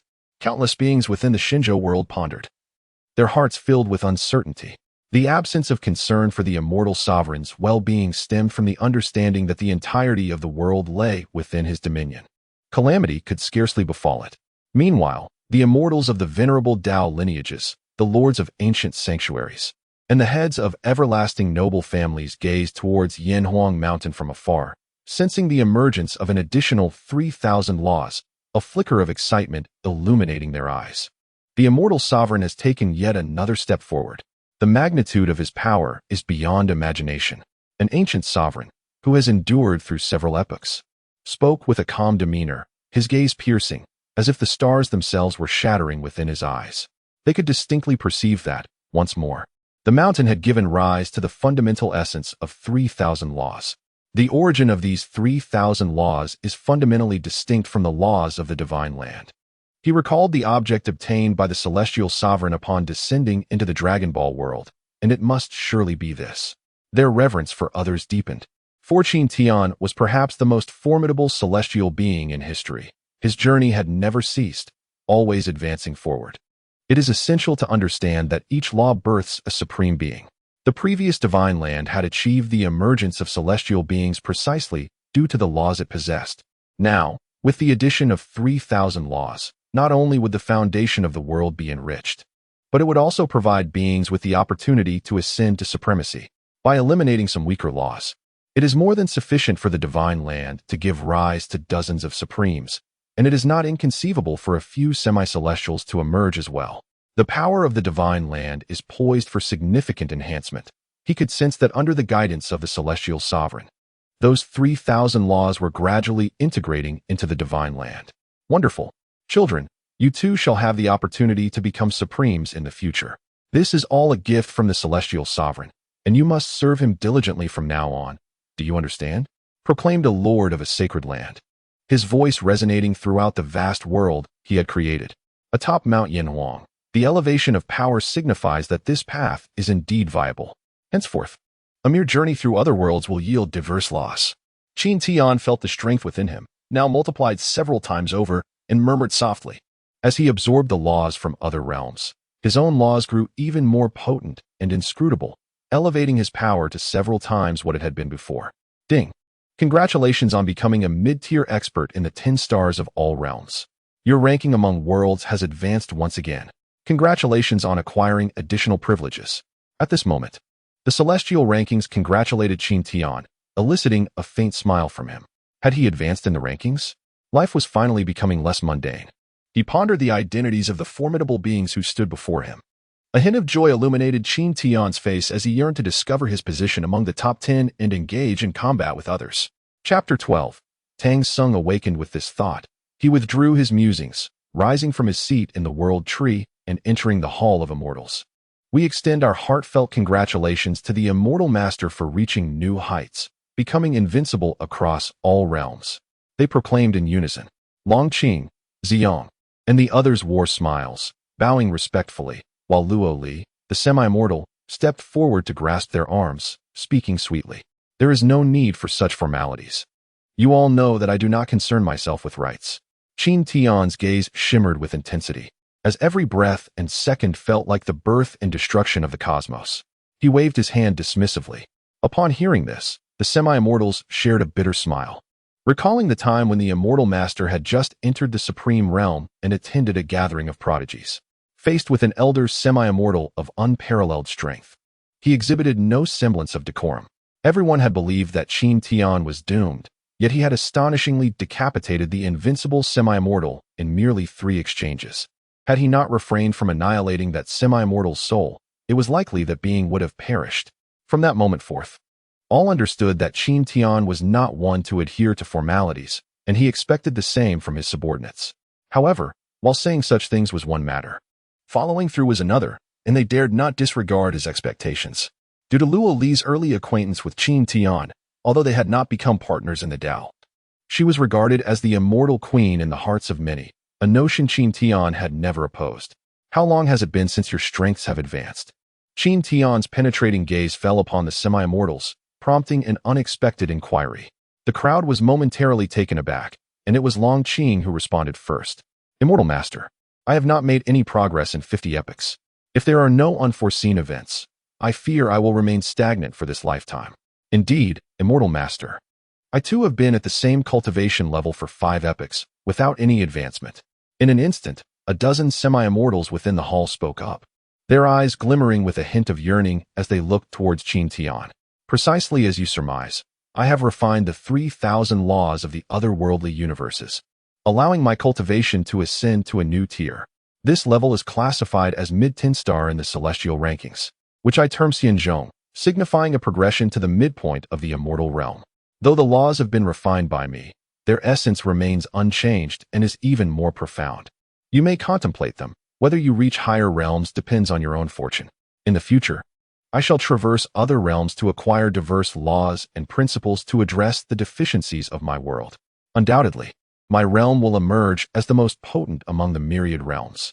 Qin Tian gazed at the others, his voice calm, yet resonating with an intensity that left them utterly astonished. The prospect of venturing into other worlds to grasp their laws suggested that one day, they too might glimpse the splendor of the celestial realms. We express our profound gratitude for the blessings bestowed by the esteemed celestial sovereign. The assembly of demi-saints looked at Qin Tian with fervent admiration, their tones imbued with overwhelming joy. Pray tell, to which world does the celestial rankings currently extend? Qin Tian inquired, turning towards Luoli and the others. Esteemed celestial sovereign, we have reached a world within the narrative of a mortal's journey to immortality, currently ranked 500th. Although the practitioners in this realm are rather feeble, their environment reflects a stark reality where even members of the same sect may betray one another. Luoli furrowed her brow, expressing her discontent with such a world. She believed that, had it not been for the protection of powerful kin, she would never have ascended to the demi-saint realm in merely a few million years. In her view, disciples of a sect should not resort to infighting. Oh, we have arrived at this world, Qin Tian remarked, a flicker of nostalgia crossing his eyes. Before he ventured into this fantastical realm, the first novel he encountered was indeed a mortal's journey to immortality. This tale is divided into two parts, with one reaching the level of immortal, akin to the demi-saint realm of this world, while the other aspires to the heights of the Dao ancestor, a commendable achievement, ranking within the top 100 across the realms. The current 500th ranking clearly pertains to the world where the highest attainment is immortal. Celestial Sovereign, are you familiar with this world? Indeed, this realm is exceedingly ruthless, characterized by survival of the fittest, and could easily secure a spot within the top 100. Longqing, the demi-saint, listened intently as Qin Tian spoke. But this world is ranked 500th. How could it possibly belong to the top 100? Longqing was not the only one bewildered. Even Xiang and the other demi-saints were perplexed. Ultimately, it was Luo Li who voiced the collective confusion. Oh, haha. Have you not witnessed Han Li's ascension to the spirit realm? Why should there not be other worlds beyond the spirit realm? This world is merely a fraction of a celestial realm. Qin Tian explained with a smile before vanishing from sight. The celestial sovereign truly is remarkable, possessing profound knowledge even of the world within a mortal's journey to immortality. Indeed, the celestial sovereign is the most formidable prodigy our world has ever seen. Unmatched by any in the past or future, it is no simple matter to possess such knowledge. Very well, let us delve into the understanding of this power of law. I have not felt such excitement in a long time, Longqing declared with a grin, recognizing a chance for advancement. Go ahead. I shall remain here to guard the halls of the Celestial. Although our nation enjoys peace and prosperity, it is still prudent to have someone on watch. Lori chuckled, and upon hearing her words, the crowd nodded in agreement before their figures vanished from sight. Meanwhile, within the Celestial Forum, discussions erupted. The prospect of smuggling into the spirit realm, with one's powers sealed and soul tethered to the body, posed a dire predicament. One could not help but wonder about Brother Han Li's well-being. Wang Lin expressed his empathy, exclaiming how he could truly relate to the harrowing experience with the six-winged frost centipede, which had brought him to the brink of death. Indeed, the earlier events, while thrilling, lacked the visceral sense of life and death peril that rendered them less authentic. Kaisa, with a reverent tone, remarked that the tribulations faced by Han Li elucidated the reasoning behind his moniker, Old Demon Han. Were it not for unforeseen circumstances, who would willingly embrace such a fate? Han Li's unwavering resolve deeply moved her. With her disciples' support, her circumstances were far more favorable than his, and she vowed to reclaim the sacred scriptures. At that moment, Tang San, situated in the world of Journey to the West, remained fixated on the screen above. Only cultivators could perceive the three figures. Yet his own formidable prowess as an immortal allowed him to be seen by all. Wukong, it was my folly in the past to dissuade you from violence. Now, I have come to realize that from this point onward, should any demons obstruct our westward journey, we must show no mercy. If I do not descend into hell, who shall? Tang Sing stated slowly, taking a sip of water from his golden cup. This startled Sun Wukong, Zhubeiji, and the others. They had not yet slain a single monster when Tang San suddenly intervened, proclaiming that heaven bestows mercy upon all living beings. Yet, how had he so abruptly changed his stance? They remained unaware of the reasons behind Tang San's transformation. Regardless of his previous demeanor, he was now human. Possessing flesh and blood, he could deeply sense Han Li's yearnings and helplessness. Having left his parents and loved ones at a tender age, he fought alone through life and death, battling against heaven and earth, all in pursuit of immortality. Han Li's world was truly merciless. That little Dio had done nothing wrong yet faced threats to her life. Fortunately, Han Li had rescued her, who had previously labeled him a heartless fiend. Were those he had slain not deserving of their fate? Indeed. While Han Li's methods were ruthless and unparalleled, he was also loyal and compassionate, not inferior to even the holy monarch. How dare any race belittle my humankind? Even the diminutive spirit race dares to act so audaciously. I shall ensure that this world knows no spirit race. Should they exist, they shall not be spared. Indeed, the spirit race's cruelty knows no bounds. I shall seek out those who would annihilate them. Our human race is resilient. We shall not be extinguished by the spirit race. The leader of the spirit race, Qin Tian, sat in a discussion with others regarding the eradication of the Soul Emperor, feeling utterly baffled. Why was her spirit race being targeted for annihilation? She felt as though she had been unjustly caught in the crossfire. Chapter 13. Having gazed upon the vast cosmos, none could compare to the brilliance of a mother's visage. Rest assured, spirit race leader, we know you are not of that ilk. Besides, those are beings from another realm, unrelated to you. Let us continue our discourse on how to confront the Soul Emperor. Gu Yuan rose to redirect the focus onto the Soul Emperor, stirring the atmosphere among the alchemist and stone clans. Meanwhile, in the realm of mortal cultivation, on a desolate island within the boundless sea, 3 women stood, Nangong Wan, Yuan Yao, whose cultivation was but a step away from the great completion, and Silver Moon, who had already reached that stage. Behind them, Bing Feng led a host of Han Li's disciples, all at the integration stage. My husband has prepared adequately, leaving us with sufficient tools for transcending calamities, ensuring our worries are alleviated after his departure. Now, he merely awaits the conclusion of the heavenly ranking before facing the tribulation of ascension. Although he has shared his experiences with me, nothing compares to witnessing it firsthand. My husband has endured so much suffering over the years. Thank you, Silver Moon. Observing Han Li's harrowing journey of near-death experiences on the screen, Nangong Wan was filled with heartache and reluctance, burying her feelings deep within. I had no idea my fellow cultivator faced such tribulations. It is indeed lamentable. No wonder he was able to slay the immortal Maoliang. In midair, the demonic light spoke to its master, Han Li, astonished. He had never anticipated Han Li's emergence from such a feeble world, overcoming countless adversities to become the revered Han Tianzuan. Ha! Han Li merely smiled without speaking. He held a favorable view of the celestial rankings. The video did not reveal his possession of the small vial. The onlookers assumed his success was merely due to luck. Yet he understood that it was simply the result of consuming more potent elixirs than others. At that moment, the sky above the deserted island was enveloped by a vibrant cloud of 5 colors, with countless streams of spiritual energy swirling towards Han Li's head. Your ascension tribulation is imminent, my friend. How much longer can you suppress it?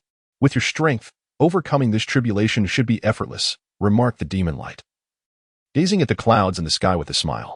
Ha ha ha, there is no need for concern, my friend. I can at least wait until the conclusion of this celestial rankings. This ascension tribulation is not so easily traversed. Countless mighty beings have perished in its trials, and I would not dare to underestimate it. Han Li replied nonchalantly. If it were anyone else, I might believe it. But you have mastered the divine refinement technique and the 5 organs forging method. Your strength surpasses that of ordinary true immortals. Please do not be modest, laughed the Fire Whiskers.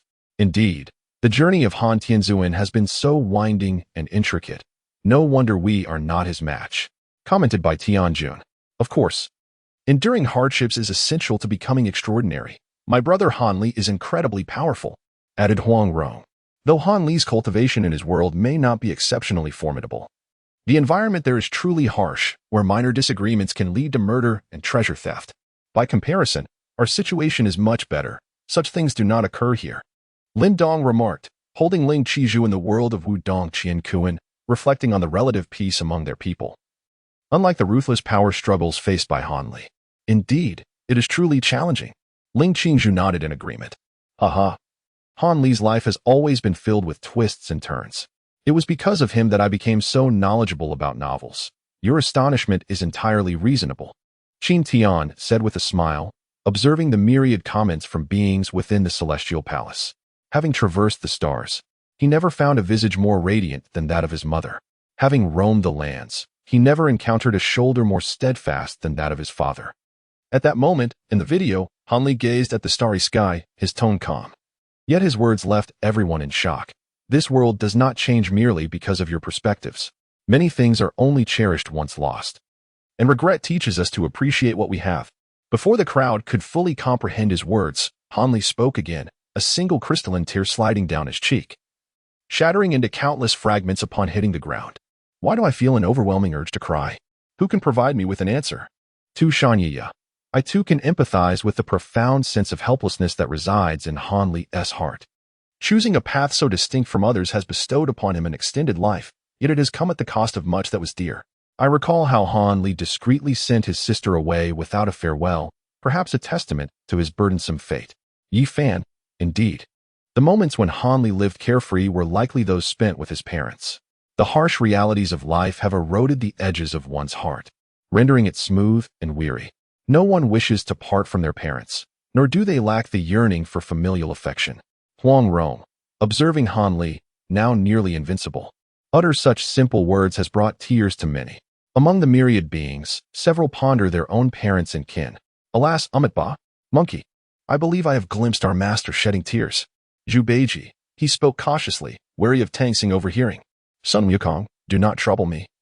For the emotions of this mortal realm elude my understanding. Though he sensed the sorrow, he dismissed Zhu Beiji, asserting that only the weak shed tears, while the strong fear nothing, merely a swarm of ants. The immortal king Enlon, at this moment, Enlon, residing in the foreign realm, observed the discussions of emotions on the forum and immediately switched to a mode of derision. In his eyes, only the weak would place faith in tears. The strong rely solely on their fists. His disdain for Han Li and his companions deepened. Han Li, humph, Enlon, mark my words. There will come a day when I shall personally extinguish you. The immortal king, you must not have a mother, else how could you utter such words? I advise you to retract your statement, or I, Yi Fan, shall take it upon myself to end your existence. Yi Fan, infuriated by the immortal king's remarks, he, too, cherished his parents and relatives. Such words merely reflect a deep-seated longing for family. How can they be reduced to the excuses of the weak before you, the immortal king? I urge you not to court death, lest I personally send you to the cycle of reincarnation. The fierce emperor, the empress, awakened from her mystical state within the ancient forbidden land, has attained the level of a mortal fairy. Her greatest vulnerability is her brother. And even if she does not ascend to immortality, she will await his return amidst the mortal realm. Enlon's words blatantly insult her brother, and not even an immortal king is exempt. She possesses the confidence to become an immortal king and surpass even that. Indeed, immortal king Enlon, do not deceive yourself. Apologizing is not beneath one. Love is the greatest strength. Ultraman Tiga, ha ha ha. A flock of unascended ants dares to boast before me. I wonder who has bestowed such audacity upon you. Yi Fan, the fierce emperor, Ultraman Tiga, immortal king Enlon. Kin are mere tools for becoming stronger. Tears are worthless. The immortal king Anlin observed the multitude intent on his demise with a disdainful expression. It was indeed a farce, mere mortals, unascended beings, daring to threaten him. Did they not understand the sanctity of a king? In the cycle of reincarnation, I gaze down upon the epochs, accustomed to the ebb and flow of life and death. Who would dare to reincarnate? Those whom the celestial king has vanquished are but refuse. Who would challenge me with such folly? Reincarnation is merely a beautiful jest. For a true champion harbors no belief in such cycles. In a distant land, Anlin contemplated briefly before uttering a remark. In his eyes, who would have the audacity to usher him into reincarnation? Once again, he donned the guise of arrogance, leaving many to wonder when he might temper his temperamental disposition. Kuan Di, observing Anlin's brash proclamations on the forum, felt a twitch at the corner of his mouth. Was it truly wise to utter such words in the presence of so many formidable beings? I, Anlin, am unrivaled in this realm. Who can subdue me? Without waiting for Kuan-Di's response, Anlin unleashed another barrage of words, his tone exuding unparalleled dominance. While Kuan-Di contemplated the previous boast as perhaps salvageable, the current bravado seemed to seal his fate. Who could restrain him? Surely, the celestial sovereign would not need to lift a finger. Was this an intentional provocation? Anlin, in uttering this, have you disregarded the presence of the celestial sovereign? Questioned the little dragon maiden. Indeed, your earlier bravado was impressive, igniting a fervor within me. Yet your subsequent words are evidently courting disaster. Do you truly consider yourself invincible? Guijing postulated. Perhaps he seeks to display his superiority. Such individuals are not uncommon. After all, the celestial sovereign may not deign to acknowledge such insignificant ants, remarked Luo Li, the semi-immortal. While that may be the case for the sovereign, my patience has limits, declared Jiudaoyi. Chapter 14. Who dares claim invincibility? In the age of the fallen emperor, such boasts are seldom witnessed. Amidst the fervent discourse, a line of golden, resplendent characters emerged on the celestial forum, exuding an incomprehensible pressure, their brilliance eclipsing even the stars. Simultaneously, amidst the boundless chaos of the myriad realms, a hand scooped a bowl of water from the river of time, and with a flick of his finger, he sent a message onto the forum, subsequently consuming the bowl of temporal water. His divine eyes gleamed with unparalleled radiance as they surveyed the vast chaos. Though he had transcended perfection, existing beyond the realms of heaven, the holy ruins, and the other shore, he still remembered Anlin. Were it not for his own wife's suffering, he would not have endured such tribulations. Contemplating the necessity of making Anlin kneel in penance, he could not resist sending a message. Indeed, Anlin was a master of boasting. Even within the perfect realm. How amusing. Surely, he is among the 10 most powerful entities across the myriad worlds, his aura not significantly weaker than my former self. It appears he is the pinnacle of strength within the red-haired quartet, Emperor Huang. Qin Tian gazed at the golden barrage with a hint of amusement and an overwhelming sense of martial fervor. The life of the being known as Huang had been anything but ordinary. It was inevitable that he would eventually clash with such a formidable opponent. There was no need for haste. Meanwhile, the spectators watching the video were equally astonished by Huang's emergence. They understood that the power of the celestial lord transcended realms. It was likely that beings of equal caliber could also traverse dimensions. The notion that he, Osha, had offended such a powerful entity left him incredulous. Not only would he perish, but the entire world would face annihilation.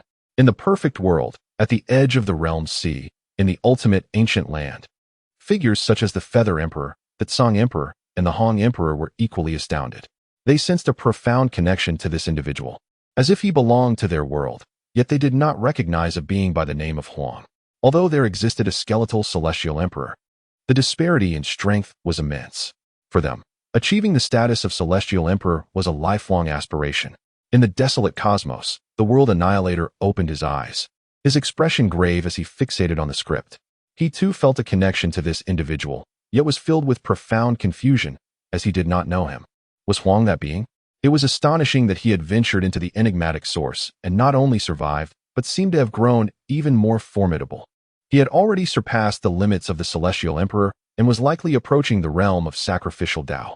Above the heavens, a celestial emperor of the ultimate path spoke with a grave countenance. He had previously disregarded the celestial lords because none were known to him. Although they had reached an invincible state, they posed no threat to him. However, this Huang was a familiar figure, with a single sword. He had severed the ancient ties and resurrected all beings within the realm sea. The celestial emperors above, upon witnessing the script, were struck with shock. They recognized Huang, the celestial emperor who had ventured to confront the mysterious source and had never returned. They had presumed him fallen, only to discover he had become invincible. Simultaneously, the ancestors of the enigmatic clan from the Holy Ruins epoch, upon witnessing this scene, wore expressions of deep dismay, their eyes betraying a flicker of fear. Hadn't their peculiar clan completely annihilated Huang? How could he now emerge as an existence far more powerful than any before? The ashes of that being and certain ominous remnants had rendered their enigmatic clan invincible across countless realms, obliterating numerous great worlds throughout epochs. The one they believed to be deceased had surpassed that great individual. Was their peculiar clan facing extinction? Ah, how astonishing it is! Yet, alas, you are but remnants of the past, mere echoes reflected in the river of time. The true you has long perished, lost to the ages. Huang recalled the time when he, alongside Yi and the united Xiao Feng, had engaged in their mischievous escapades, a smile playing at the corners of his mouth. That was light, the light of hope, brighter and more radiant than even the brilliance of Ultraman, warm and resplendent. Within the realm of the Ultraverse, the illustrious Ultraman King, alongside formidable beings such as Reijudo and Tiga, gazed upon a radiant light emanating a brilliant white glow. Their eyes sparkled with fervent intensity, for they sensed that absorbing this singular beam would surpass the combined might of all beings in existence, transcending even the Ultraverse itself. Fortuitously, such luminescence did not reside within their universe. Otherwise, how could they possibly vanquish the odious Ultramen, Umbrella, Belial, and other formidable entities of darkness? As well as ultimate life forms, wore grave expressions as they spoke. They were already ill-matched against the Ultraman clan, and should these Ultramen acquire such power, their fate would be sealed. That was a force surpassing even the Eternal Core, Tiga murmured to himself. Meanwhile, a multitude of beings reacted, their hearts racing and hands trembling as they gradually unleashed a flurry of messages. Who is this person? Why does it evoke within me a sense of encountering a celestial being? Pondered the little dragon girl. Could this be yet another formidable entity, akin to the esteemed celestial master? Questioned Kaisa.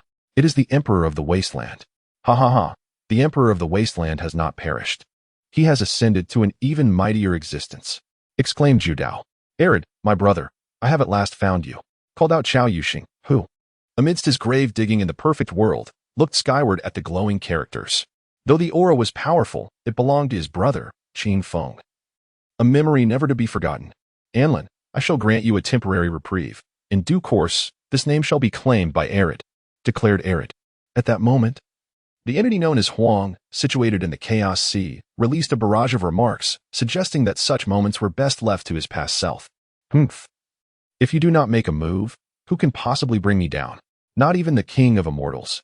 Upon hearing this, Anlin, the immortal king who had initially been trembling in fear in the alien realm, felt an instant sense of relief. He then remarked, in his view, such a formidable being would not dare to act against him, for a single spit from such a powerhouse could easily be his undoing. However, what was Huang, in truth? To think he could end my life? Unbeknownst to Anlin, the nearby immortal kings had stealthily retreated to the fringes of their realm, poised to enter the Sea of Realms at a moment's notice. Anlin, your penchant for courting danger is truly remarkable. If it were not for the ulterior motives of this great deity, we would have already met our demise. They too sensed the lingering aura of Huang within their world, indicating a shared existence. Thus, their fate seemed grim, with nowhere to flee. Let us hope you remain defiant until the end, thought Huang, observing Anlin's arrogance. He was reminded of a similar past, when he had shouted, "You Tua, save me," and could not help but smile to himself. Masters, I find myself perplexed by a certain matter. Why does Lord Huang suggest allowing another Huang to resolve it? Is there truly a distinction? Are they not all Huang? At that moment, the little dragon girl, situated in an ancient tomb, clutched the forum of the myriad realms and sent forth a barrage of comments, prompting a momentary halt in discourse as everyone sought clarity on why Huang would propose such a resolution, as if they were not the same entity. Monkey brother, why would Lord Huang utter such words?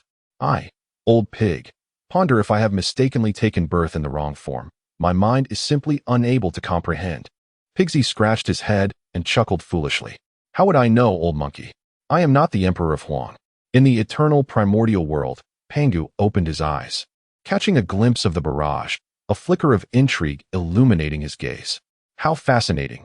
Yet another ally has emerged among the myriad realms. I wonder when we might engage in battle.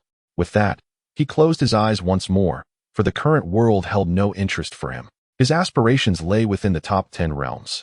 In the world of Journey to the West, within the 8 Scenery Palace, Xuandu Taoist wore a perplexed expression and hastily inquired of the Supreme Laozi, Master, why would that Huang of the heavens utter such a statement? Is there a difference? This is not something I can easily articulate, replied Laozi, murmuring to himself. I fear that if Xuandu were to comprehend, it might shatter his very state of mind. Your Majesty, what is your perspective on this matter? In the mythical realm, within the magnificent Lingxiao Palace of the 33 Heavens, the venerable Taoist Lao Jun took a step forward, clasping his fists in respect, his gaze towards the Heavenly Emperor filled with reverence. The celestial beings of the divine court shared this sentiment, Standing behind him were the 6 saints, the progenitor of the earth immortals, the demon master Kunping, the blood sea and the nether river, the Buddha of enlightenment, the 4 sovereigns, the 5 emperors, and the celestial deities of the heavens. At this moment, their eyes brimmed with awe, bowing their heads in deference, too intimidated to meet the gaze of the Heavenly Emperor. The Heavenly Emperor, a being of equal might to the Supreme Ones, Xinzuan and Huang, stood as the true embodiment of the Supreme and unmatched Jade Emperor of the vast heavens, revered across all realms. Chapter 15. You are merely the manifestation of Huang's thoughts. The Emperor sat observing, remarking that the matter at hand was rather simple, one that you too could accomplish. As he spoke, his gaze swept over the 7 saints and the Lord of Earth Immortals, accompanied by a faint smile, after which he fell silent. The essence of Huang implied that this tranquility was to be dealt with by him in the past. To put it plainly, the current state of Huang has transcended the heavens, no longer manifesting within the river of time. The celestial realms remain oblivious, and the myriad worlds are unaware. Yet, everything in your world is but a manifestation of his thoughts. You may have perished, but Huang, with his formidable powers, has made you believe you are still alive. Everything in your existence unfolds in accordance with his memories, and even if you were to become aware of this reality, you would remain shackled by destiny, compelled to follow the script laid before you. Do you comprehend my words? Seeing the prolonged silence, another glanced at the little dragon girl's ID, leisurely sending 3 messages. Little did he expect these 3 utterances would shatter the minds of countless beings across the realms, nearly reversing their cultivation and leading them to the brink of death. Are you jesting, esteemed Xinzuan? Questioned the corpse immortal emperor. What are you to dare challenge my authority? I hope there shall not be a next time. Those ants are hardly worthy of my jest. Upon witnessing such dissent, others furrowed their brows, sending forth a message of their own. Yet, rather than elation, the atmosphere grew increasingly grave. In the perfect great world, at the edge of the realm's sea, a dark and eerie corpse, exhaling the essence of life, remained in profound silence. It had long believed itself to be the most powerful existence across the myriad worlds. Yet the emergence of others had dealt a stinging blow to its pride. He endured this, as the disparity in strength was far too great for him to contest. However, the news he received was that they were demons, and everything about them was merely a fleeting thought. The true essence of who they were may have long since perished, leaving behind only what the powerful wish to preserve. This plunged him into confusion. His entire existence unfolded merely in accordance with the memories of that formidable being. In other words, he ultimately became the Celestial Emperor, and in his recollections, he had always assumed this very posture. Was there any significance in our instigation of the Dark Rebellion? It was merely a thought of another. After all, we had lost in the past. The Feather Emperor displayed an expression of despondency, speaking feebly. Anyone who has long believed themselves invincible, only to discover they are but a figment of another's imagination, would likely crumble under such a revelation. The other 2 emperors fell into silence, momentarily contemplating the abandonment of their plans for the Dark Rebellion. In the sacred ruins, upon the strange expanse of the plateau, powerful ancestors awakened. This time, they refrained from tainting the path of cultivation or slaying rebellious foes. Instead, they sat silently upon the plateau, and the other celestial emperors of the enigmatic race dared not intrude. Time passed, though how long was uncertain. Alas, we never anticipated that all our endeavors were mere phantoms. We simply sought the eternal existence of our lineage. What transgression was there in that? Why has it come to this? Why must we endure such a fate? I had always believed that aside from that powerful being, no one in this world could rival us. If we could seize this plateau, we would be indomitable, especially since that formidable being had perished, unable to resurrect. Yet, we still faced defeat. Could it be that the celestial sovereign deliberately deceived us, and we are not merely another's fleeting illusion? Such an existence would not stoop to deceive us. We lack the standing for that. As these words lingered in the air, silence prevailed. Within the realm of the shrouded heavens, Yifan exclaimed, "This is utterly terrifying. The entire world is but a construct of others, mere illusions. Could we also be such?" Beside him, the black dog trembled, its legs quaking in fear, its eyes wide with shock. It recalled a fragment of memory regarding Anlin, a being of unimaginable power, capable of obliterating their world with a single strike. Yet, the realm that housed such a being was merely a thought. Were they not also mere thoughts? Why ponder so deeply? How can one ascertain that the world they inhabit is definitively false? What one perceives may not necessarily be true, nor entirely false. Yi Fan remained unfazed. The ranking of the myriad realms persisted. Perhaps the Anlin of that world was a different entity altogether, not necessarily akin to them. Instead of worrying over trivialities, it was more prudent to contemplate how one might ascend to such an existence. He too was astounded by such prowess. The means employed were beyond comprehension. In the mythical world, the celestial sovereign was about to convey this very notion. Bibi Jinxing respectfully inquired, bowing deeply. Indeed, such feats are within your capabilities, albeit with considerable effort. However, my presence cannot exist within. I have thoroughly transcended this world. Should I desire it, no being would remember me, yet I remain unable to traverse beyond this realm, at most reaching the nearest world. This reveals that the celestial sovereign's power is far more intricate than it appears on the surface. How Tian descended from the throne of the Heavenly Emperor, and the celestial beings could only perceive the laws of the universe before them, unable to gaze directly. Once Hao Tian retracted his overwhelming presence, the crowd could finally behold him clearly. In that moment, their understanding deepened, their eyes reflecting a hint of astonishment. The Heavenly Emperor's might was formidable. One could only wonder how powerful the celestial being capable of traversing the heavens truly was. The Queen's prowess was indeed terrifying. It seemed that the angelic civilization appeared as mere ants in her eyes. Fortunately, she was not a formidable force within their realm.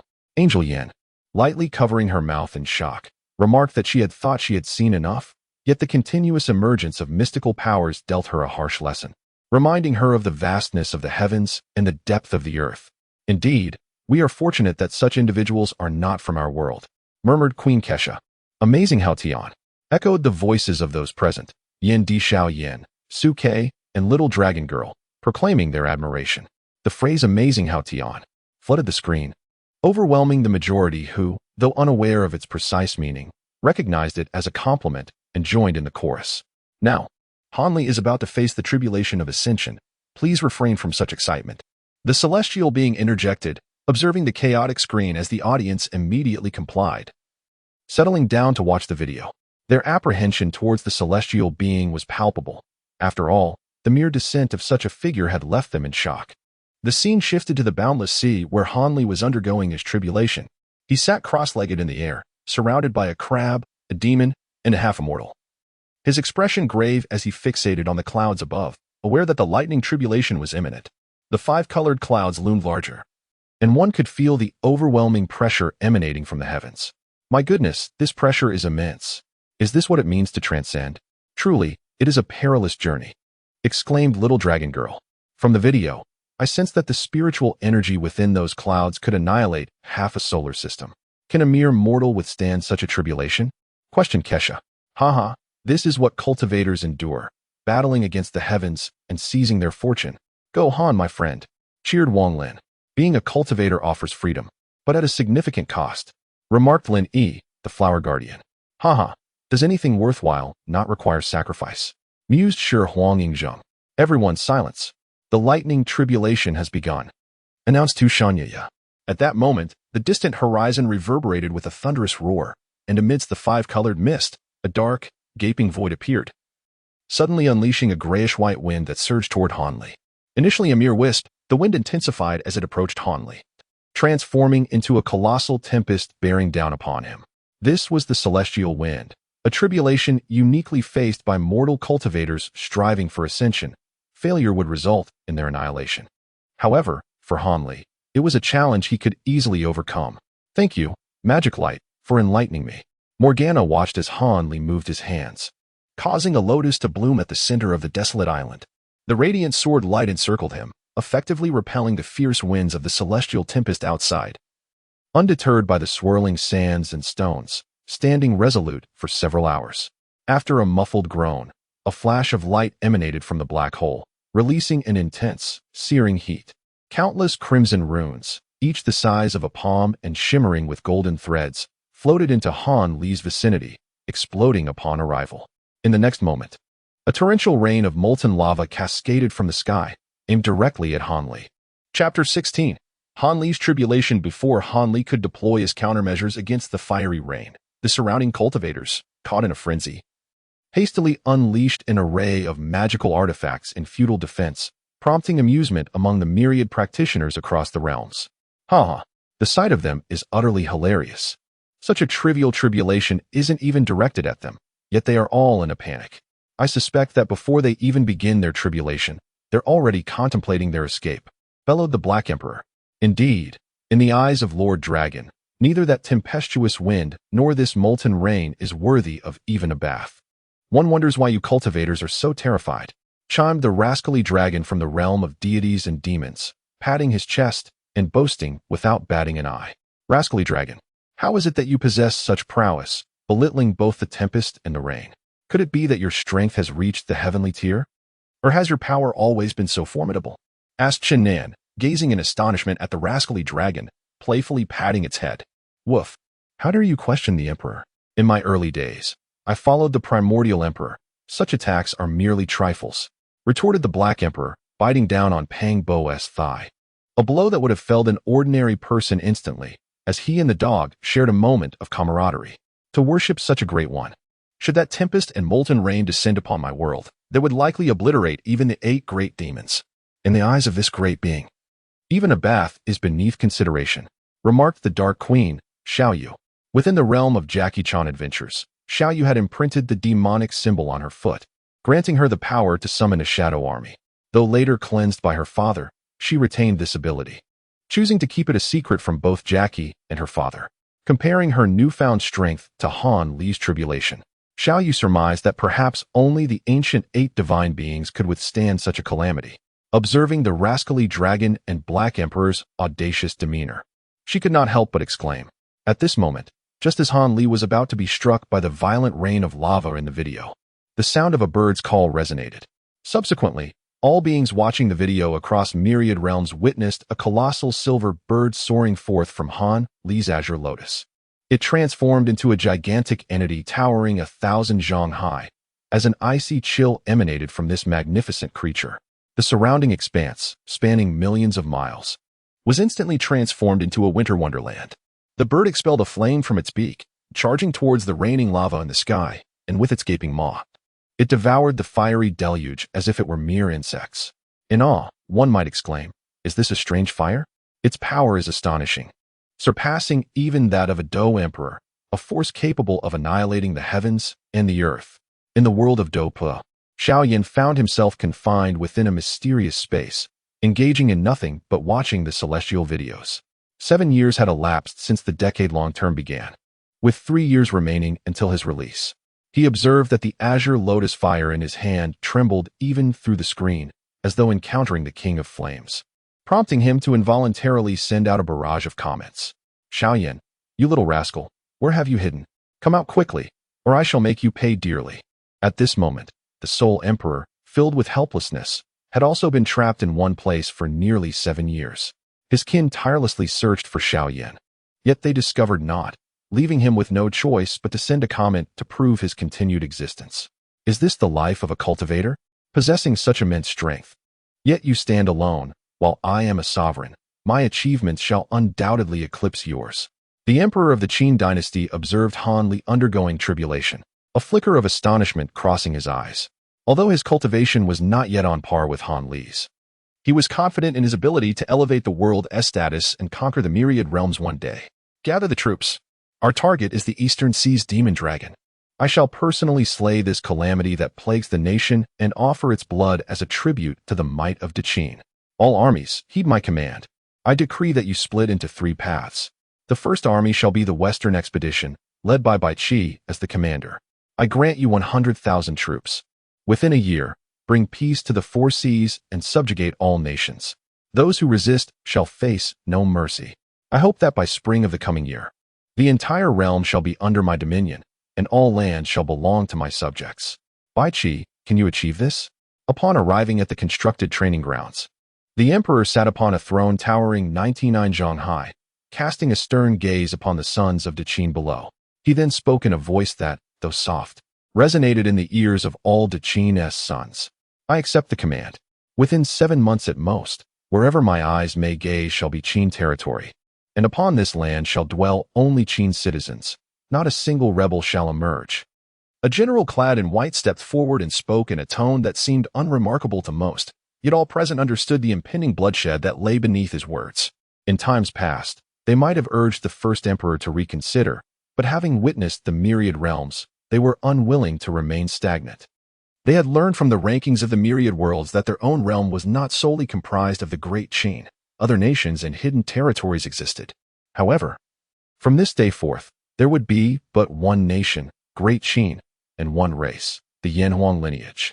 Wang Jian, heed my command. I grant you 200,000 troops to utterly eradicate the remnants of the Six Kingdoms. Any resistance shall be met with lethal force. Those who surrender will be pardoned. I shall obey. Where are Han Xian and Xiangyu? I bestow upon you 300,000 elite iron cavalry of Great Qin. Clear the path for the various schools of thought. Ensure that vehicles run on the same tracks, writings share the same characters, and conduct adheres to a common code. Additionally, vanquish the wild gods of the West. Xiao He and Zhang Liang will accompany you. The first emperor proclaimed from his throne, following which 4 young men stepped forth to receive their orders. Long live the Great Qin, eternal through the ages. A tempest erupted as the million-strong army roared, their voices resonating throughout the land, echoing across half of Xianyang City. As they observed the departing forces, the foundation of the Great Qin's everlasting legacy commenced. Meanwhile, Han Li traversed numerous tribulations, the trials of the heart, the will, and the cultivation. Yet, the most daunting of challenges awaited him, the thunderous tribulation. As the demonic light flashed before the crowd, a wave of trepidation swept over all but the most powerful. My queen, is this not Han Li's tribulation? Why do I feel as though I am experiencing it myself? Angel Yan, perplexed, remarked. Though she was an angel and not subject to tribulations, the ordeal appeared terrifying to others, yet it should be a mere trifle for Han Li. Yan, this sensation is what earthlings refer to as empathy.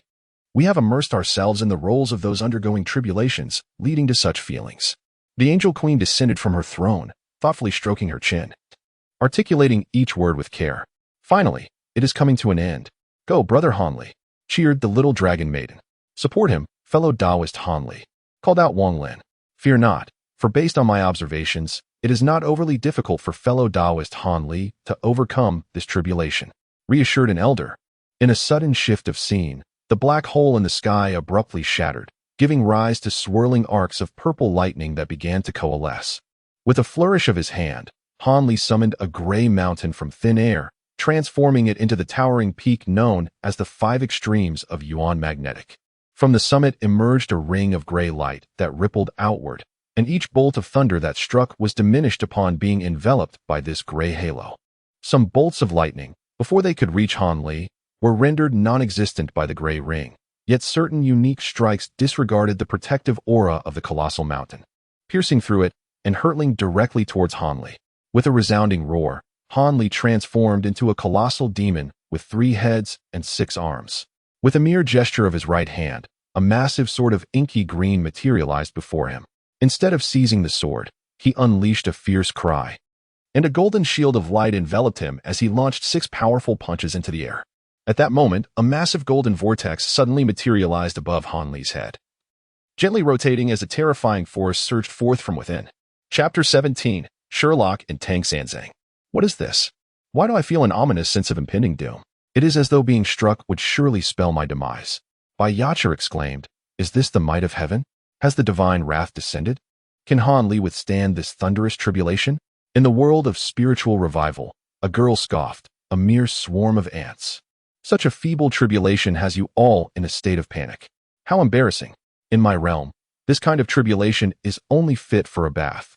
The Supreme Emperor retorted, one must not speak so lightly. No matter how formidable you may be, can you compare to the Celestial Sovereign or the Emperor of the Abyss? Calling others ants, one might think you are a truly remarkable individual. The 7 fairies responded in unison, sister's words ring true. You call others ants and yet claim to be the Supreme Emperor. Perhaps in your diminutive realm, you might be a great figure, but you could very well be just another ant. In the realm of the Supreme Emperor, the young man seethed with rage, infuriated that the 7 fairies, mere ants, dared to contradict him.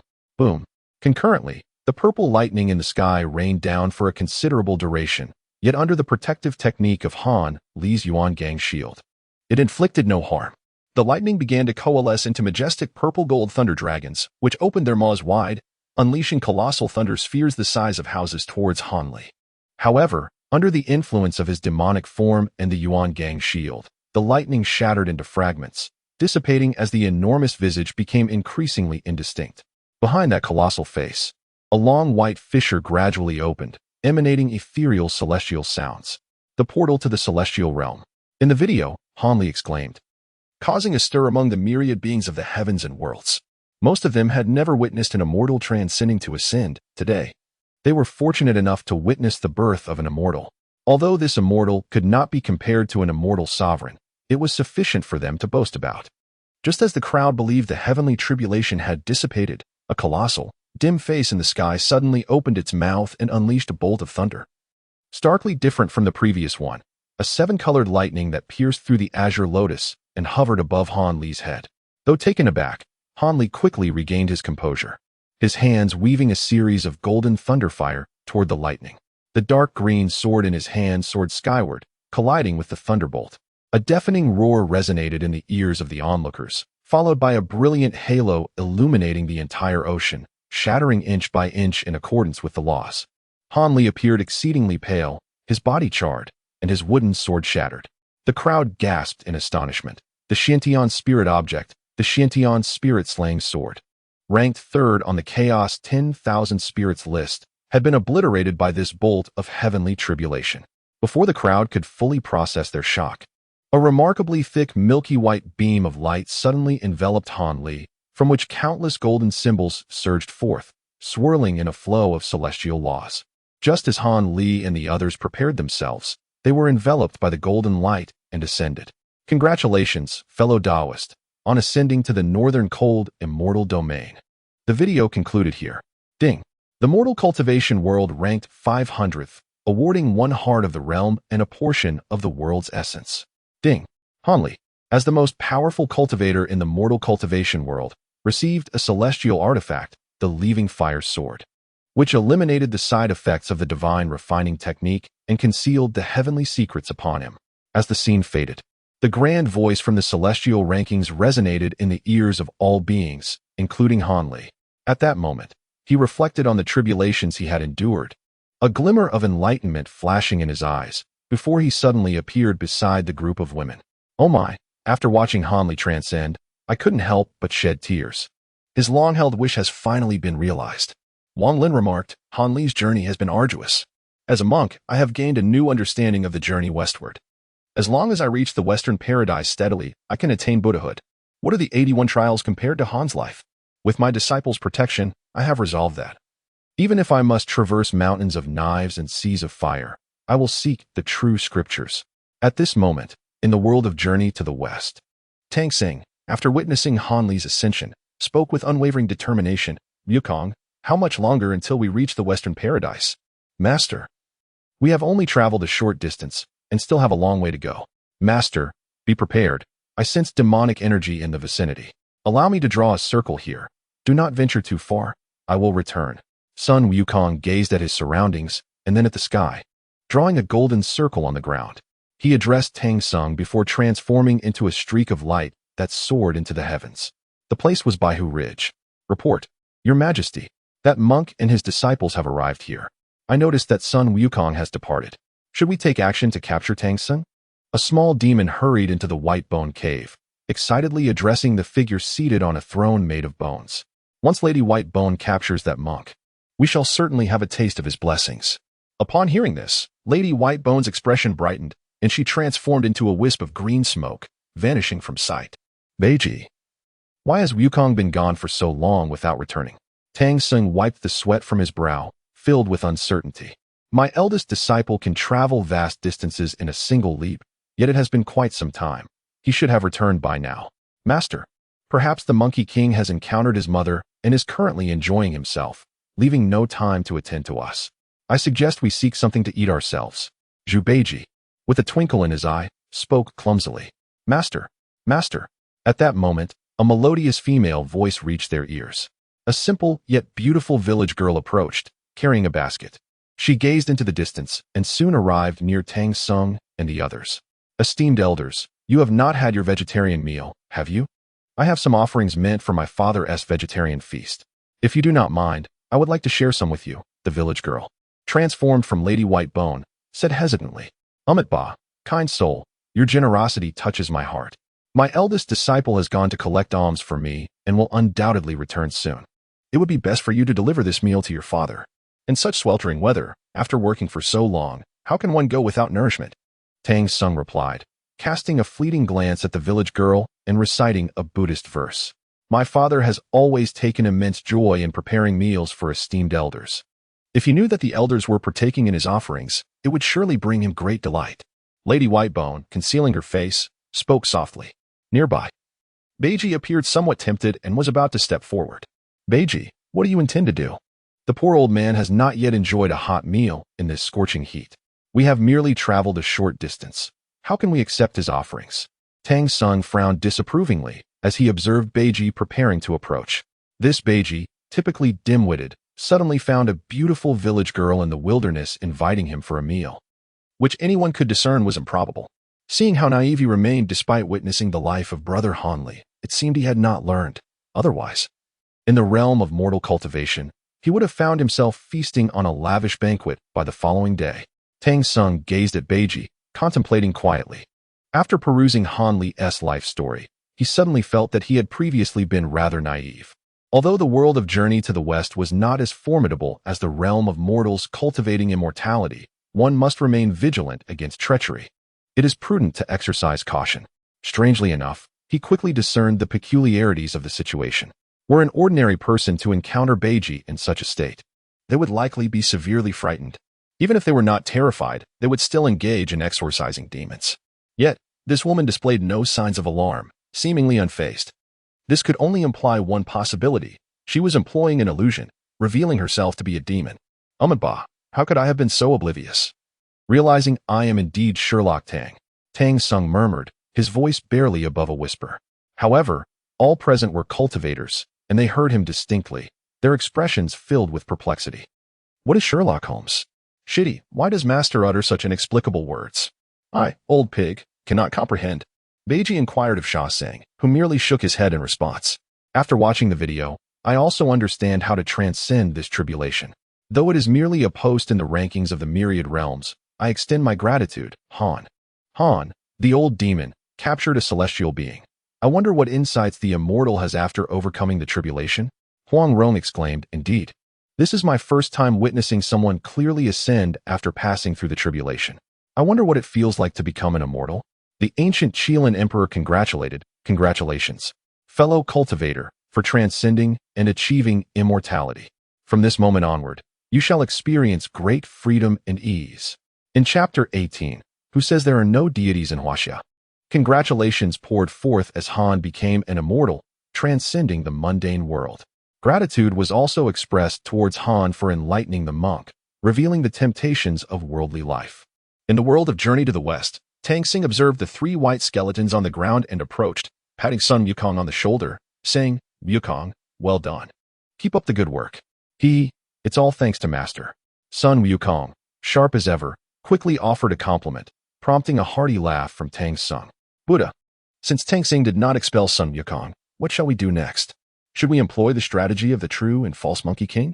In the Western Thunder Sound Temple, Avalokiteshvara Bosatsu, radiating compassion, spoke to the Buddha, while behind her sat a monkey with 6 ears, silent and observant. This being was the 6-eared macaque. The original plan was to confront the white-bone demon 3 times, after which Tang San would dismiss Sun Wukong, allowing them to arrange for the true and false Monkey Kings, transforming the real into the fake and the fake into the real, replacing the disobedient monkey with their puppet.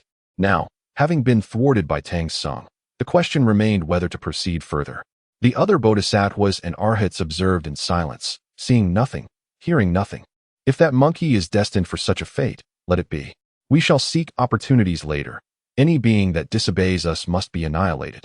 Even if it is the great sage equal to heaven. Holding high the lotus seat of the Tathagata, his eyes remained closed, merely uttering a few words. The 6-eared macaque humbly adhered to the Buddha's will. Amitabha, Guanyin, and the other Buddhas chanted a Buddhist invocation. My dear fellow cultivators, do not be so modest. Each individual possesses their own karmic affinity, and this is your destiny, unrelated to Han.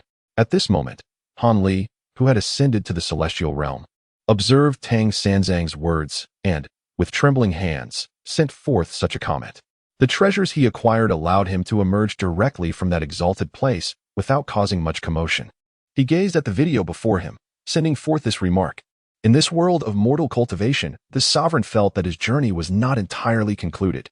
Since there existed a celestial realm beyond, it was only logical that his ranking should not be so lowly. From the world of the voice of the eternal life, celestial sovereign resonated, filled with curiosity. He could perceive the fierce laws of the celestial domain, abundant with eternal materials, vastly superior to the spiritual realm. Why then was the situation as it currently stood? Shouldn't there be further elucidation? Who could say? Before the tribulation, Han Li's strength was merely that of a peak great sage. Yet after the tribulation, the aura he exuded was no less formidable than that of you or I. And coupled with his cultivated celestial techniques, he likely rivaled an ordinary second-generation emperor. Surely, the celestial domain must possess even more powerful beings. It should not have concluded in such a manner, unless the child of the world was someone else. So it seems. Yet this sovereign envies Han Li for being born in such a realm, allowing for eternal life and transcendence. Other sovereigns expressed their perspectives, their eyes filled with envy. They too desired to be born in such a world, to revel in the limitless path. The might of these celestial beings is truly immense. One wonders who could possibly exceed even the true immortals. How exhilarating! In the world of the return of the Condor heroes, Xiaolong lay upon her rope, her eyes brimming with anticipation. Although her cultivation had reached the level of a grand master, the constraints of the martial arts world prevented her from transcending. After centuries, she would still turn to dust unless she encountered a celestial being capable of traversing realms, or unless the world rankings developed cross-realm functions. In her eyes, Han Li, a self-made celestial, embodied the epitome of masculinity. She was utterly captivated. Forget Yang Guo and the like. She aspired to become a celestial maiden herself. Indeed, now she could boast for a lifetime. While others in the world claimed there were no celestial beings, they were all swiftly proven wrong. Who would dare to mock the divinity of our Huaxia? What rubbish are these Western pseudo-deities, daring to deride us? The resurrection of the deities in the meantime. In a world strikingly similar to Earth, a man unleashed a barrage of comments, laughing maniacally towards the heavens. He is the war god of Huaxia, a formidable figure capable of standing against the Western deities. For ages, it has been said that Huaxia lacks divine beings. Yet, only a select few are aware that the gods of Huaxia have ventured forth to confront even more formidable adversaries. The Western gods are but pretenders, too cowardly to engage in battle. How could a being of merely the integration realm withstand the onslaught of the Western deities? Now, witnessing Eastern cultivators transcend their tribulations and ascend, he is convinced that with diligence, he too can achieve the same, rising as a new god of Huaxia. How dare these false gods from the West utter such insolence? It seems I have shown them too much mercy. Soon, I shall journey to the West and ascertain whether these wild deities truly possess such audacity to speak against Huaxia. Luo Feng, having long transcended Earth, was immediately incensed upon reading this comment. He detests such individuals who mock Huaxia's divine heritage. Although not from the same realm, he has the means to confront this world as challenges. Indeed, I will soon make these gods aware of the might of the Demon Emperor. How dare they speak so arrogantly? Even I have not made such claims. What audacity for a mere wretch to do so. Demon Emperor Su Xiling returning to the realm of Earth. Su Xiling gazed towards the west. The newly appointed Pope had barely begun to deliver his inauguration remarks before collapsing, prompting a high-ranking bishop to check for a pulse and shake his head in dismay, causing a stir among the crowd. The position of the Pope is now yours. I believe I am more suited to the role of the cardinal. I have heard of vampires emerging in France. I shall attend to this matter. What? Very well. I have just received word that werewolves from Russia intend to disrupt my church. I shall confront them forthwith, demonstrating the might of the Lord. Suddenly, a thought struck him. Today marks the day of childbirth for my 376th concubine. I must see if the offspring is truly mine. I am unworthy of the papacy. Your Holiness, please continue. I must check on the preparations for the ceremonial music. God, at this moment, God observed his servant's hasty retreat, feeling somewhat speechless. A mere Su Xiling, an insignificant being, has frightened them so. What an embarrassment. How dare these mortals look down upon the Western deities? It infuriates me. Athena, go and slay the Eastern gods. Let these mortals be reduced to mere servants. Zeus, the king of the gods within Olympus, roared, casually casting a bolt of lightning that obliterated an entire nation's army, causing its people to kneel and beg for mercy. Zeus laughed heartily at the sight. In our world, there are no Eastern gods nor Eastern mortals, only Western names. Asking me to seek out Eastern deities is akin to requesting that I compete with you for divine status, far more realistic. Athena spoke with a tone rife with disdain. Yet Zeus remained unfazed. Accustomed to his daughter's constant jabs, he recognized her strength rivaled his own. Deep within, Athena harbored contempt, particularly for her father, whom she deemed a coward, lacking any sense of responsibility, fleeing after his duties, truly a disgrace. Were it not for his divine status, she would have long since brought about his demise. How infuriating. In that case, Ares, incite chaos, let these mortals witness the wrath of the gods. Zeus's gaze shifted, a cunning plan forming as he commanded Ares, which only deepened Athena's discontent. She resolved to assist the mortals, who had done no wrong and ought not to become the victims of divine whims. Zeus understood his daughter's intentions but refrained from interference, as he still anticipated fathering more offspring, unwilling to risk the annihilation of humanity. Our world is far superior, free from tribulations. Just observe that thunderous tribulation. I doubt even the ultimate life forms would fare well. Thankfully, these worlds do not manifest in the external realms, for otherwise, we might not even need to intervene. A single thunderous trial could spell our end. In the alternate dimension, the cosmic demon Zoda pondered as he watched the unfolding events, his eyes glinting with an odd intensity. Although he was immortal, he could hardly endure such turmoil. Of course, his immortality pertained to the Ultraman lineage, excluding those formidable beings. He vividly recalled the day when Qin Tian unleashed his power, obliterating an entire universe. Zoda's immortality was contingent upon the existence of universes, devoid of them. Death was inevitable. Chapter 19. The Method to Revive Ultraman, Dago's Brew. This celestial being appeared quite formidable, possessing an abundance of divine consciousness and power-absorbing treasures. Should I encounter such a figure, escape would seem impossible. Even Noah would pale in comparison among these individuals. In a shadowy abyss, the crimson eyes of the dark Zaki flickered ominously, his words laden with gravity. He discerned that in the realm of fantastical warriors, any strong individual could easily overpower him. The laws of magic and supernatural forces were utterly irrational. If you could enlarge yourself, so could he. If you could emit rays, he possessed formations to convert your strength into his own, returning it to you afterward. Is it not rather perverse? More importantly, you revel in close combat, do you not? I shall summon a few puppets to engage with you. One will not suffice, two will be inadequate, countless would be the only solution. Even with your formidable strength, you shall eventually exhaust your stamina, at which point I shall reap the benefits as an opportunist. Even if one were to draw him into the shadows, it would be futile. With a resolute mind, he might instead harness the dark power for himself, rendering them truly invincible. Upon reflecting on this, he could not help but feel fortunate that he was merely contending with Ultraman Noah. Although Ultraman Noah is powerful, he cannot bring about my demise. The Universal Rankings? 454th place. One Punch Man, the Universal Rankings, for 100th place. The World of Death, the Universal Rankings, 379th place. The World of Zhu Xian, the Universal Rankings, 350th place. The world of Ultraman Tiga, is it merely up to the 350th rank? In the world of Ultraman Tiga, just moments ago, Tiga transformed into a radiant being alongside those who believe in the existence of light, vanquishing the malevolent deity Gadanjiru. The divine light stick in his hand dissipated into dust. Yet the inheritor of light could still perceive the footage in the sky, leaving him perplexed. Dagu, over here. Hey, you've been acting as the lone hero for too long. How inconsiderate. Indeed, Dagu, when will you invite us to celebrate? Teased Shinjo and the others. Seeing that Dagu had cast aside his confusion, he returned to the continent with the others. I never expected our world would be next. It's a perfect opportunity to witness your grand exploits, Dagu, said Ikari with a smile. Ha ha ha. Thanks to Dagu, we can also view that footage. This is truly wonderful, exclaimed Zhu Jing, gazing at the screen in awe.